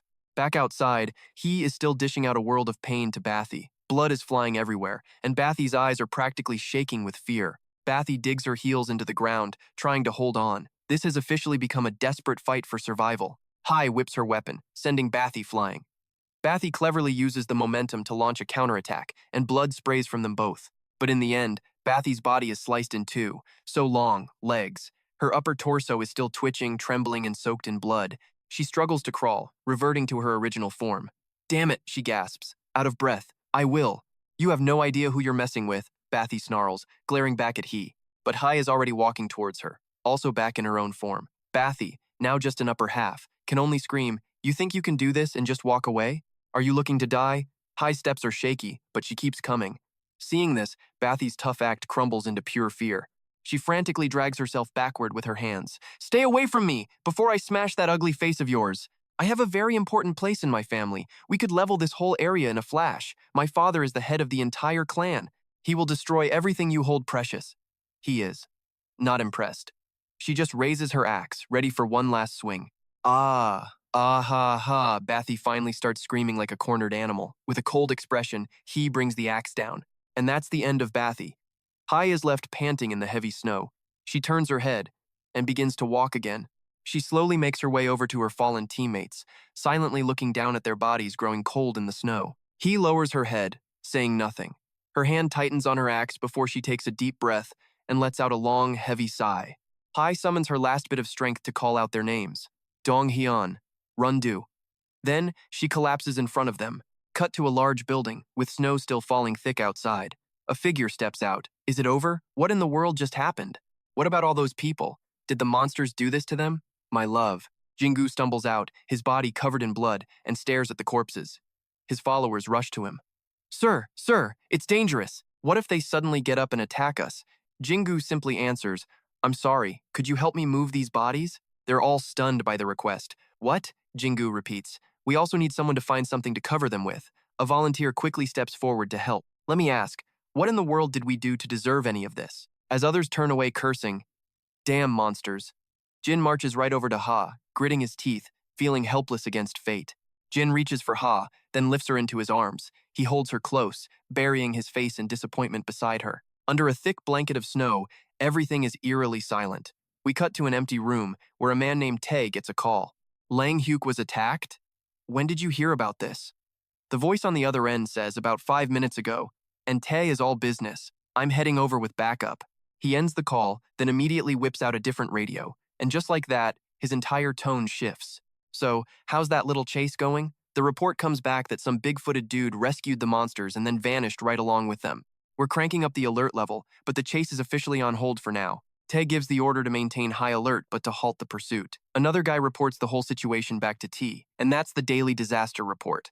Roger that, sir. Afterwards, Tae tells him, I'm leaving the rest of this mess to you. Ji is all worried. Sir, are you sure you'll be okay without bodyguards? Tae is super chill about it. I have to deal with something before Hop Village, and the captain is with me, so don't worry. And with that, Tae gets in his car, slams the door, and speeds off like he's in a movie. Inside the car, Tae gets on the comms.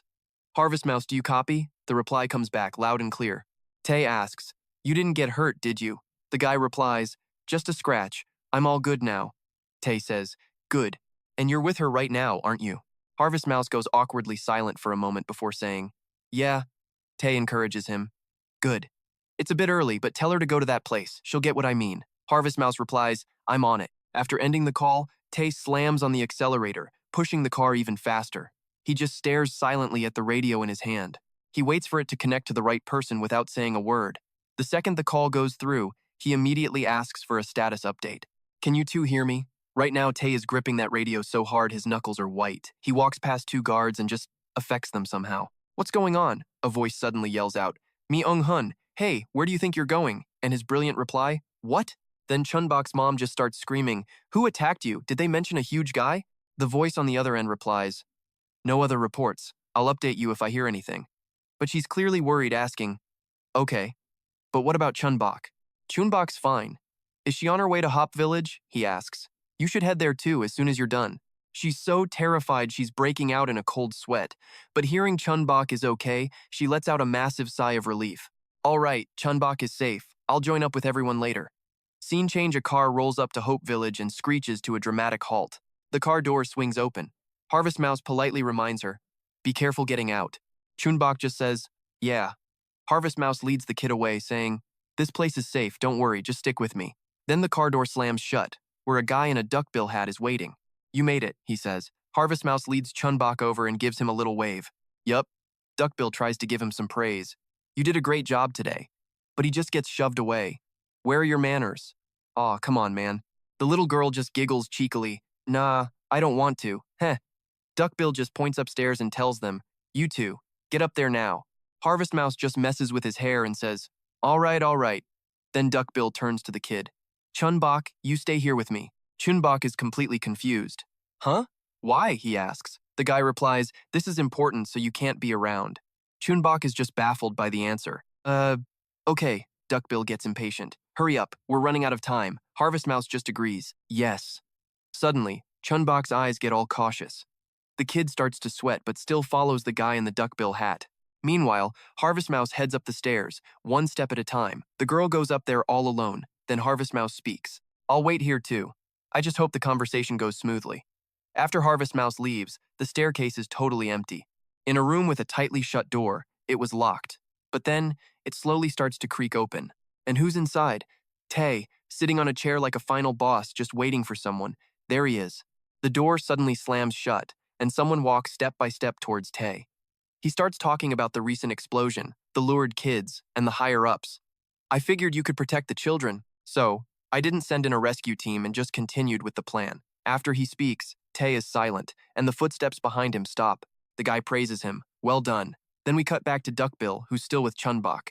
Chun-Bok's hands are clasped tight. Her face is bright red and sweating as she stares at the floor. She finally speaks up. Listen, Big Mouse. Duckbill actually replies, I'd really rather you not call me that, since I am way older than you. Chun-Bok is so surprised she just says, huh? Then Duckbill answers, actually, it doesn't really matter. You can call me whatever you want. Chun-Bok is totally flustered. Right. Then he asks, so what is it you want from me? Chun-Bok asks, can I go to Hope Village before you? He seems suspicious. Why so suddenly? Chun-Bok quickly jumps to her feet and explains her reason. It's not sudden at all. I need to go help them because I heard they were attacked on the way here. Duckbill calmly replies, we'll go there right after they're done talking, so just wait. Chun-Bok asks him, when are they going to be done? He just replies, I don't know. The kid lets out a frustrated groan. Oh, come on. Look, it's dangerous to go alone, so just wait a bit, says Captain Duckhair. But Chun-Bok just waves him off. Seriously, I'm fine. I've rested up. I can use my powers for ages. Still, Duckhead keeps trying to shut her down. That's not the problem, even if you run. But she straight up cuts him off. I'm fully recovered. I can run all day. My dad, he, Dung, Yonghee, Jundu, and the doctor, I'm worried about all of them. So please, just tell me which way to go. And Duckhead thinks to himself, yep, she is definitely not listening to me. Defeated, he points ahead, telling Chun-Bok to head for the mountain she can see in the distance. Just follow the path from there. We'll give you a lift if we catch up. And with that, Chun-Bok is gone in a flash. Got it, thanks, Big Mouse. And Duckhead just watches her shrinking figure, totally judging this entire situation. His take? It's too far, a total waste of time. Her take? Grab a weapon and sprint like hell to save everyone. She remembers being told to keep a secret, a promise she made. But why that monster? Chun-Bok flashes back to that insane moment. It was Harvest Mouse who fired the shot that saved her life, and standing right behind him was Bigfoot. The memory leaves Chun-Bok absolutely stunned. And scene change. We're over at the market, looking at the layout. They've got intel on remaining supplies, enemy numbers and powers, event details, drug formulas, and even how long it works when watered down. I've received all of that information, a voice says, and then some. I've also seized the drugs you stole. The bottom line, the market has been completely taken down.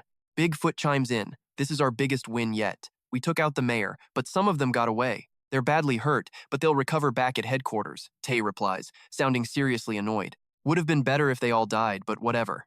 No one suspected you during the fight, did they? Bigfoot asks. My guys were pushing to the center, so I made an excuse to split them up and let them get wiped out. Sorry about that trap yesterday. They never told me. I even had to kill a few of our own today to keep my cover. I tried to only take out the ones who were goners anyway. Ted just reassures him. If he's the only one who knew, it's not on you. A lot of people were already dead before any of this even happened. If they had no chance, just think of it as a kindness. I know it's rough, but you have to stay focused. Your identity is top secret. Only the three of us know. Chun-Bok saw you, but I'm sure Harvest Mouse made her promise to stay quiet. Bigfoot steps toward Tae, his expression tense as he tries to calm himself. I don't know if she'll actually keep her word, but she did promise. So what's the plan? They'll be hunting for you, furious about the market. Tae answers coolly. We dealt them a major blow, so we'll be safe for a while. Our people on the outside are already preparing the next move. We took heavy losses too, so we're laying low until the next phase. Our biggest achievement was keeping our main assets hidden. On top of that, you got inside their ranks, all because they got sloppy and underestimated us. From this point forward, they will never make that mistake again. The coming battle is going to be way more brutal. Bigfoot just nods. Yeah, I guess I don't need to worry. You've got it all mapped out. You made Big Mouse look like the leader while you were the one secretly gathering people and supplies all these years. That's exactly why I kept my promise and joined this family. I trust you completely. Tae seems a little preoccupied, falling silent. Below them, a motorcycle engine revs and speeds off into the distance. Ted turns his head and says, "Okay then. Tell me every piece of intel you gathered. Don't leave out a single detail." Bigfoot immediately agrees. After a while, Tae says, "That's it for today. Big Mouse will contact you." He places a hand on his shoulder. "Your role is crucial to this plan. Good luck out there." Bigfoot smirks back. "You can count on me." Tae turns and leaves, already thinking. As you can see, Harvest Mouse is perfectly healthy. You didn't really talk to her on the way here, did you? I know you need to get back, but you should at least say hello to the kid before you take off. The moment Tae finishes his sentence, Bigfoot opens the door and steps outside. Harvest Mouse is down there waiting.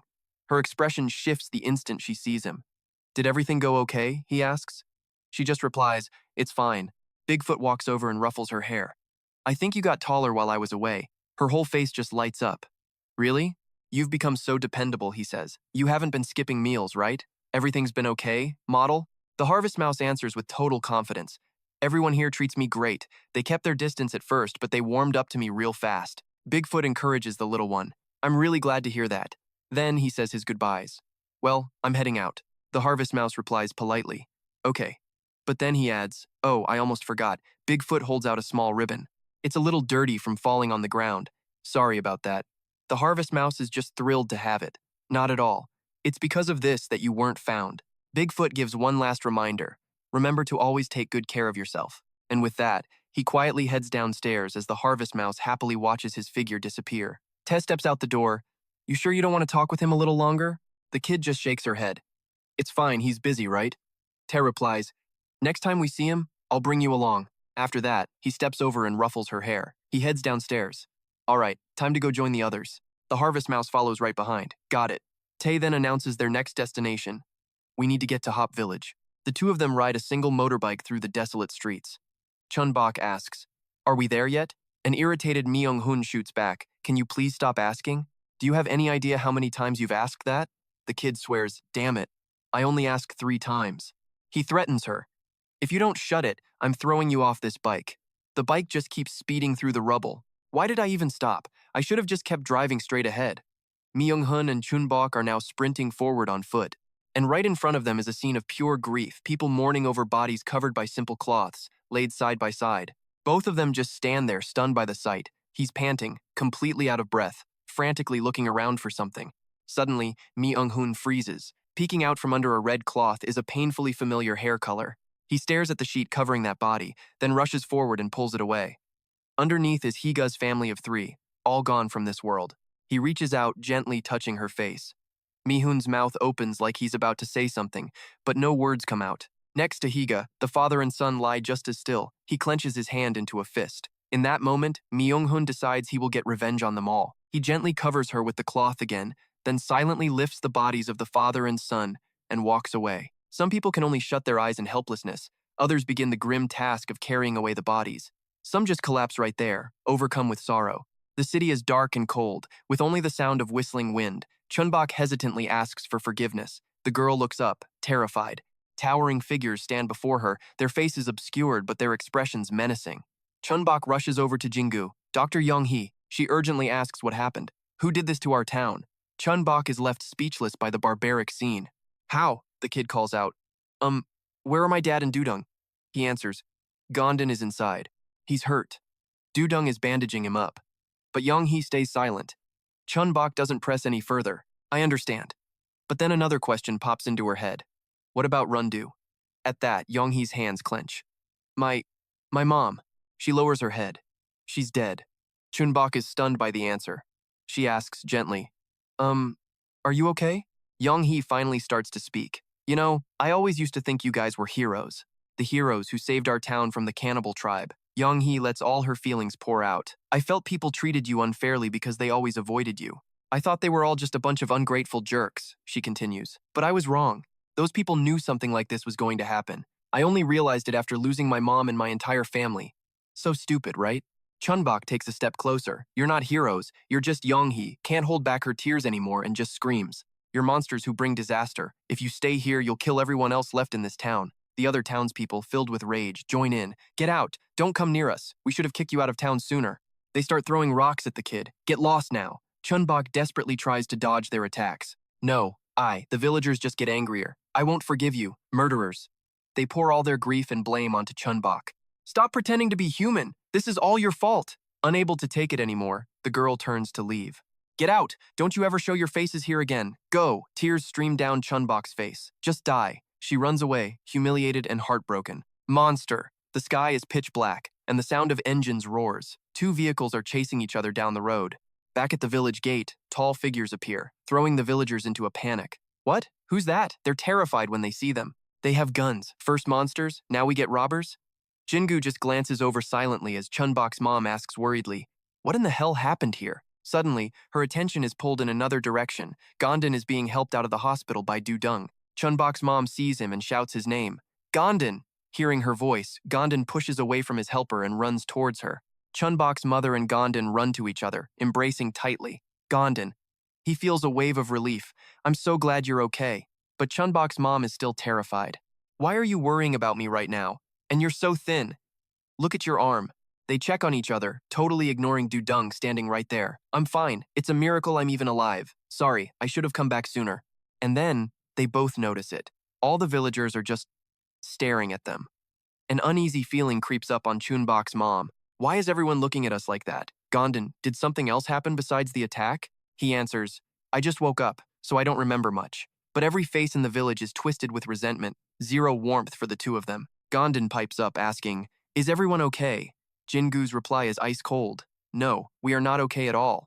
Livid, Jingu refuses to let it go. Monsters came. They did this to our town, and a lot of people died, including Dung-do. Chun-Bok's mom is shocked. What? Gom-don asks, confused. Didn't Jundu save everyone? The townsfolk died outside the walls. Jingu answers flatly. And Jundu lost too much blood. There was only one dose of medicine, and I had to use it on Young Hai, just as Jundu requested. If it could have been fought for, she'd still be alive. But that's not the real issue. Jingu starts to explain. The monsters have attacked us twice recently. A flash of a battery appears. This has never happened since we migrated here, so why is it happening now? There's only one answer. His next words make the air thick and heavy for everyone. It's because you people are here. I know you have your own stories, Jingu continues. You didn't come here by choice. You were kidnapped by the pull. But that doesn't change the fact that all of this is happening because of you. Chun-Bok's mom stands there, silently taking it all in. Considering the state of the world, this wasn't exactly a huge surprise. And just like the world, this town has been ruined. His face is pure menace, by your very hands. The monsters have a name for Jingu. Gom-don, with tears in his eyes, interrupts. Aren't you being a little harsh? I know it's bad, but she has nothing to do with this. He turns to Chun-Bok's mom. Don't listen to him. You haven't done anything wrong. Gom-don finally seems to notice her properly. Chun-Bok's mom. She recalls a memory, so there are no more witnesses. Thank heavens, she thinks, while Gom-don remains clueless. She asks, what is this? He just says, oh, it's nothing. But no, behind Chun-Bok's mom is a disheveled mess. I'm different from those monsters. It's ready to devour any prey. I don't want to destroy the world, and I certainly don't want to destroy this town. Even while talking to the little girl she held, I only cooperate because of our alliance, nothing more. It's all just to achieve my own goals. And in the end, that little girl and her grandmother didn't make it. It's all my fault. I did nothing. So why? 1,000 thoughts race through her mind. But to me, you and your father are my whole world, my treasure. So please trust me and wait here. I'll find a way to get the medicine, no matter the cost, with that medicine. I can cure you and H, and even turn myself back into a human. I promise I'll handle everything, even if I have to sacrifice it all. Even when Chun-Bok looked at her with pure hatred. Monster, you're a monster. These dark thoughts swirl around her. A terrifying monster that hurts other people. Jingu's provocative words just keep on coming. You didn't directly cause this. He lays all the blame on her. But you're still a monster, not a person. By any definition, they were like beasts in the eyes of Chun-Bok's mom. It was because of you we were attacked before we moved. Nothing's going to change this time. Her breathing gets heavy. It doesn't even matter anymore. Chun-Bok's mom tries to shrink away. Because right now, none of us want to be anywhere near you. The villagers are practically ready to execute her. This isn't about who's right or wrong. We just don't care anymore. Everyone surrounds her and Gom-don. Just disappear. A flash of panic hits her eyes, just like Jukebox, the one who was just here. Hearing her child's name, she reacts instantly. Jukebok, she screams. What do you mean? Wasn't she just here? Where is she? Jingu answers, I don't know. His voice is dripping with apathy. She was here for a bit, then ran off when everyone started pointing fingers. Chun-Bok's mom looks completely broken. I couldn't care less where she is. She turns and screams at him. Gom-don, what are we going to do about Chun-Bok? Gom-don suggests they go look for her. She can't be far. The second he says it, Chun-Bok's mom is already gone, running to find her. Both of them are desperately worried about the girl. Seeing this, Dung calls out to Gom-don, but he pays her no mind. Their figures fade into the thick fog, leaving Dung all alone. Jinu keeps on talking. So, who exactly are you people? The way you all showed up with Chun-Bok's mom is incredibly suspicious. But you can't be robbers, can you? As you can see, the town's a wreck, and there are less than 20 of us left alive. If you need supplies, we are happy to share, so please, just don't hurt any of us. I am begging you. Tae just silently listened to all the panicked pleas, and then, out of nowhere, Cho-yi walks out. Turns out, these guys aren't exactly bandits. Seeing her, Tae gives a nod. Cho-yi, it's been a while. Where have you been? She fires back, then tells the crowd, they aren't dangerous, so calm down. In fact, they're here to help. I'm the one who called them. Sorry for hiding this from everyone, but I'm one of them. Tae just goes, honestly, I'm impressed you're still alive, and Cho-yi just shoots back. I was just lucky to be in that building. Sorry for the late reply, not that it changes anything now. Seeing Cho-yi on Tae's side sends a ripple through the crowd. She's one of them too? Young-hee, totally lost, just blurts out, what does that even mean? What in the world is going on? Tae tries his best to soothe them. Everyone, just calm down. Let me explain. After a bit of explaining, it clicks for Jinu. So, you're saying the monsters that attacked us came from the market and you guys destroyed it? Tae doesn't miss a beat. That's right. Jin confirms it's great news, even if it doesn't offer much comfort. I'm sure everyone has suffered through this kind of thing way too many times. Tae replies, I know no words can really help, but you all can't keep living like this forever. Why don't you hold a simple funeral for those who are lost? We'll help. Jingu just stares at Tae's sincere offer. He closes his eyes, makes a decision, and finally says, thank you, we'll do that. And so, a massive funeral service begins. Could you please make some room? This way. While they were busy preparing the funeral for the fallen, some people just sat in a corner sobbing, their hearts breaking for the ones they lost. Among them were family. Jinu and Young-hee stood by, watching as each person was carried out. Among them was her own mother, Jun-do. Just then, Tae stepped inside to check on two kids. You two are Dung and Gam, right? The children nodded. Yes, that's us, Tae continued. I'm here to keep a promise I made to Ja'an, so don't you worry. The kids looked up, shocked. A promise? To Ja'an? Tae confirmed it. Yep. And then he began to tell them about his conversation with their sister. If I die, promise me you'll protect my two little sisters. Dung and Gam. Dung, with the pure innocence of a child, just had to ask, what did you promise my sister? Tae answered gently, she asked me to take care of you two for a while. The little girl's eyes lit up. So, you'll buy us snacks instead of her? Gam jumped in. Whoa, I didn't know she had such a rich friend. Tae couldn't help but smile. Of course, she told me to feed you lots and lots of snacks. Then, the kids' innocent faces turned serious, but where is John?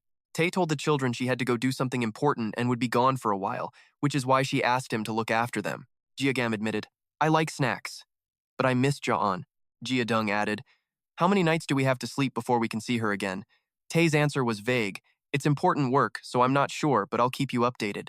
Hearing there was no set return time, the two little faces fell with disappointment. I hope she comes back soon. Gam chimed in.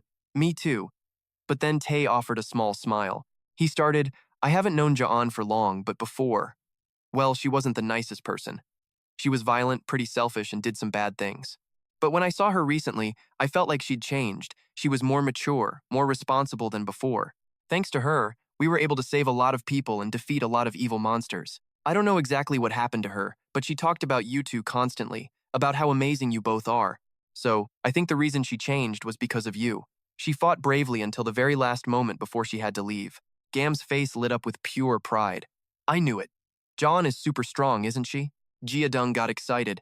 When I see her again, I'm gonna praise her so much. I'll even give her a shoulder massage.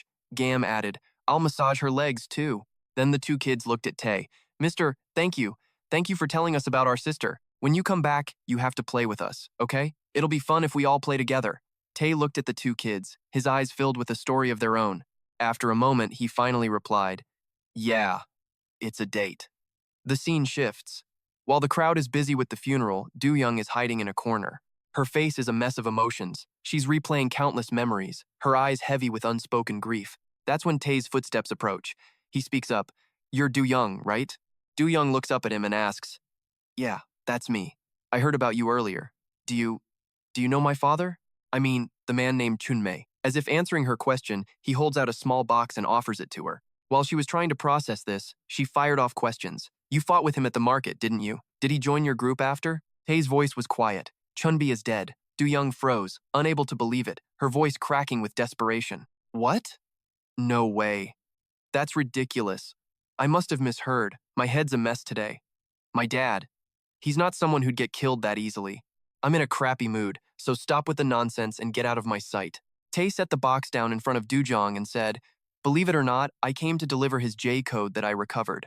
Chun-Bei had told Tae, If I die, please give this to my daughter. And to Du-jung, he'd said, It's best if I don't die. Ha ha ha, but if that happens, please help me. Then Tae pulled a piece of paper from his pocket. He handed it over to her, adding that he was also supposed to give her his will. Take it. Du-jung refused to believe it, trying to shoo him away. Didn't you hear me? I told you to get lost. Do you think I'm some kind of joke? If you keep messing with me like this, you are going to regret it. But then Du-jung saw the handwritten words at the bottom. To Du-jung. She froze, her eyes widening in total disbelief. She panicked looking at the letter, blurting out, What? She stared hard at the words again, to Du-jung. Why was her father's handwriting on this envelope? With trembling hands, Du-jung reached for it. No, this can't be happening. There's no way he's dead. I don't believe it. This has to be a lie. It must be. Tae spoke up. Chun-Bei fought bravely even when his life was on the line, and he stayed silent until the very end to protect everyone. He was a great man, and incredibly courageous, but Du-jung couldn't face this brutal truth. No, this can't be real. He promised me he would come back no matter what happened. The thought made her collapse to her knees, unable to breathe. Du-jung's heart clenched seeing the handwriting on that envelope. She clutched it to her chest, sobbing like a child. Tears streamed down her cheeks before she even realized it. Huddled in a dark corner, Du-jung slowly opened the letter from Chun-Bei. To my daughter, Du-jung, I don't have much time, so I'll keep this brief. This mission is dangerous, so I'm writing this just in case the worst happens. If you're reading this, it means I couldn't keep my promise. I'm so sorry. But after seeing what's happening and learning the crimes that so-called family is committing, I couldn't help but change my mind. I couldn't just stand by while they did those things, so I decided to join the fight. Even if I survived this and died in the marketplace, I probably would have died foolishly trying to save someone anyway. I don't regret dying in battle, but there is one thing I can't help but regret, and that's leaving you alone in this world. Consider this my last time nagging you, so please don't stop reading. You should give up on pursuing Gom-don. Even if his mother died, he wouldn't spare you a single glance. You know how stubborn he is. If you don't give up, you'll only end up hurting more. If this is too hard for you, leave them and find another group to rely on. As time passes, I'm sure you will meet someone who is truly right for you. And I'm saying this just in case. Don't try to avenge my death. You have already wasted too much of your time on hatred. The people who delivered this letter to you have power, and they will handle that family. So, Du-jung, don't do dangerous things like your father. Live a happy life and walk a path that belongs only to you. Finally, because I was too shy to say this often, but I love you. After reading the letter, Du-jung just hugged the box and cried. Scene change. Tae remarks how fast everything is happening, because there were so many people. So, what are you all gonna do now? Stay here or leave? Jinu answered, I don't know. Jundu asked me to take care of the survivors, but right now I honestly have no idea what to do. Young-hee added, Me neither. I don't want to live here anymore. But I don't have anywhere else to go either, Tae suggested. Then why not come with us? Hearing that, Jinu and Young-hee shouted in unison, What? Tae explained, We're returning to our hidden base tomorrow morning. Stay with us and help us in our cause. You won't be able to move around freely like before, but I can guarantee you a certain level of safety. Jingu scoffed with a laugh. Safety? He looked up at the building he used to hide in, lost in thought. He'd been through this twice already, searching for a peaceful life, and now Jingu had lost someone incredibly important to him.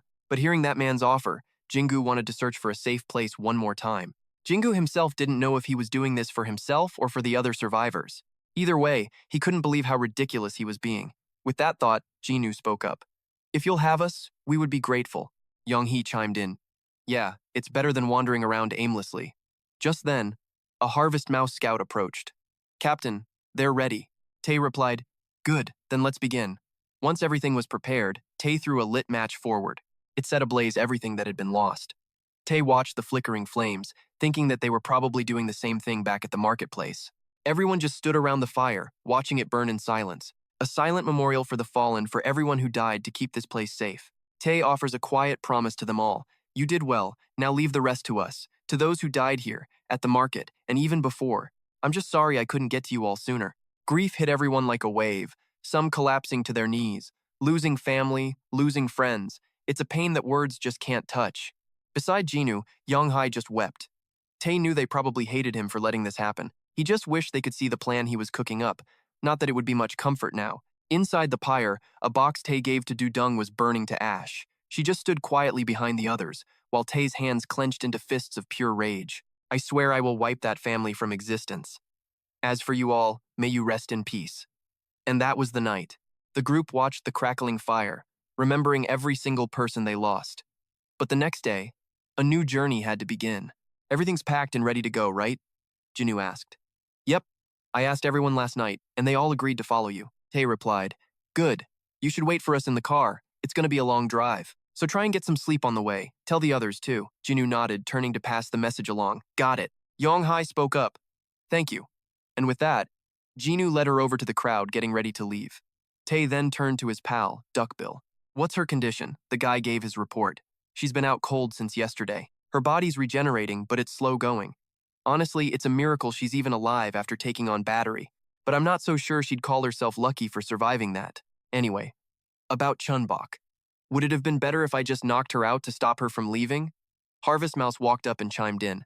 It's not your fault she left, though I can't help but worry if she's safe out there.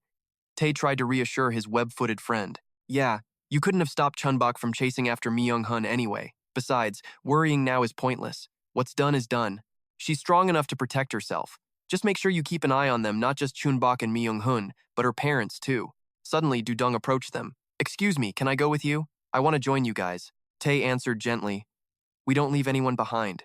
You might not get along with the townspeople, but I'll make sure they don't harm you. If there's any trouble, you can just report it to the base manager. If you're worried you won't fit in, I can arrange for you to stay somewhere else. Dung cut him off. That's not what I meant. She made her proposal clear. I want to join you and fight against the family. Tae hesitated. You're probably still grieving. Let's talk about this later. But Dung was dead serious. I'm fine. I'm not injured, and I don't have anyone left to worry about. I want to bring down the family. My father taught me a lot of useful things, so I know I can be helpful to you. Let me join the fight. Tae just looked at her, this girl with so much sorrow in her eyes, she couldn't even meet his gaze. After a moment, Tae made his decision. If that's what you really want, then I guess I have to agree. We always need more people. However, your thirst for revenge better not get in my way. If you can promise me that, you can fight with us. Dung agreed instantly. Done. I won't go back on my word. Tae turned to leave with Duckbill and Harvest Mouse. Follow me. But you should know, we'll be laying low for a long time. Dung nodded. Okay. The scene shifts, everyone's packed onto the transport and the vehicle starts moving out. Inside, Tae apologized. Sorry, but I'm going to get some sleep too, the driver replied. Leave the driving to me, you all get some rest. Tae thought to himself, we got lucky with that bomb. Plan B actually worked out at the market. If it had failed and he'd been forced to use Plan C, he would have had to call in his guy, which would have blown his cover. So yeah, this was a massive win. His mole was still safely embedded within the family, completely undetected. Tae still had plenty of cards up his sleeve, so things should go pretty smoothly. The only variable he hadn't planned on was Chun-Bok and Mi-hun running off. Now, they're just going to cause trouble no matter what. So he'll find them and use the chaos they create as a smokescreen for his own group. But first things first, the man needed a nap. The scene switches to Hannah's mother. So, is that it? There's nothing else? Bigfoot replied. Yes, that's everything. She let out a long sigh, pressing a hand to her forehead. Battery's been completely off the grid this whole time. For all we know, the idiot is already dead. A sudden chill ran through the room. Both Bigfoot and Hannah's mom felt it. A man turned, staring out the window. He spoke up. The mother and child escaped. We've lost the market in Chevalier. And to top it all off, we haven't heard a peep from Battery. And the guy's response? A huge laugh. He slowly walks forward, still laughing, clearly enjoying the confusion he's causing. Then he plops down on the sofa, covers his mouth, and lets out a long sigh. Those damned rats. They actually did it. They played me for a complete fool. I really thought they were just mice, just nibbling away at us from the shadows. But now I see it. They're not mice. They're bloodthirsty beasts that we've been keeping as pets. If I had just taught them a lesson when they first talked back, or at least stopped them from leaving, things would be different. My mistake for being too cautious about my injury. But hey, what's the use in regretting it now? I want to go out and slaughter every last one of them this instant. But since they lost people too, they'll probably hide for a while. I have to admit, those rats aren't prey. They're our enemy. We've taken some heavy losses ourselves, so first things first, we focus on recovering our strength. Then, we'll kill every single rat, and finally, we'll capture that mother and daughter. He calls out for Bigfoot, who immediately responds, yes sir. Dung-guk's father lays into him. You failed the mission I gave you. You let them escape, and you lost the entire market. This time, your failure was too great. Bigfoot can only reply, I am so sorry, sir. It is all my fault. Dunguk's father just keeps talking. He slowly approaches Bigfoot. Maybe you aren't as strong as I thought. But that doesn't change the fact you're still my precious son, right? Bigfoot answers, yes, sir. Dunguk's father gets right up in his face. By all rights, I should hold you responsible for this loss and punish you accordingly. But we've already lost too many people, and I see you did your best to minimize the damage. I'll let it slide this time, but don't you ever forget succeeding in your next mission is your only option. Never disappoint your father again. Bigfoot swears on his honor. I promise I will not, sir. We cut to another scene. A hand, full of sand, is lifted and carefully placed on a growing mound of earth. Mi-hun quietly builds one grave after another as Chun-Bok watches. The little girl just watches Mi-hun in silence. Soon, 2 graves are finished. Mi-hun just stays there, hunched over in front of them. Chun-Bok finally breaks the silence. Mister, what are you going to do now? Mi-hun replies, isn't it obvious? No one gets away with what they did to those 3. I'm sure of it, the family attacked them while I was at the market. H managed to survive, so I believe Big Rat will take care of her until she fully recovers in a safe place. I am going to wipe this world clean of every last surviving member of that family, one by one. Chun-Bok cries out, let me come with you. Mi-hun asks, did you get permission from your parents? Chun-Bok is honest, no sir. They would never let me go. They just scold me and tell me not to do it, but I don't want anyone else to die, and I don't want my family to ignore them just because of me. From now on, I will decide what I have to do. I want to protect everyone, so I'm going with you. Mi-hun hears these words from Chun-Bok and says nothing at first. Then he turns his head and decides, fine, do whatever you want. With that, Mi-hun stands up, and Chun-Bok begins to walk alongside him. The kid walks on, a little hesitant. She glances back for just a moment, but then resolutely faces forward. Their figures slowly vanish into the mist as we cut away. Her mother is helping a wounded Gom-don. He limps along, calling out, Chun-Bok! Chun-Bok's mom is crying her eyes out, worried sick about her little girl. Chun-Bok, she calls out while walking. Where are you? Please, come back, Chun-Bok.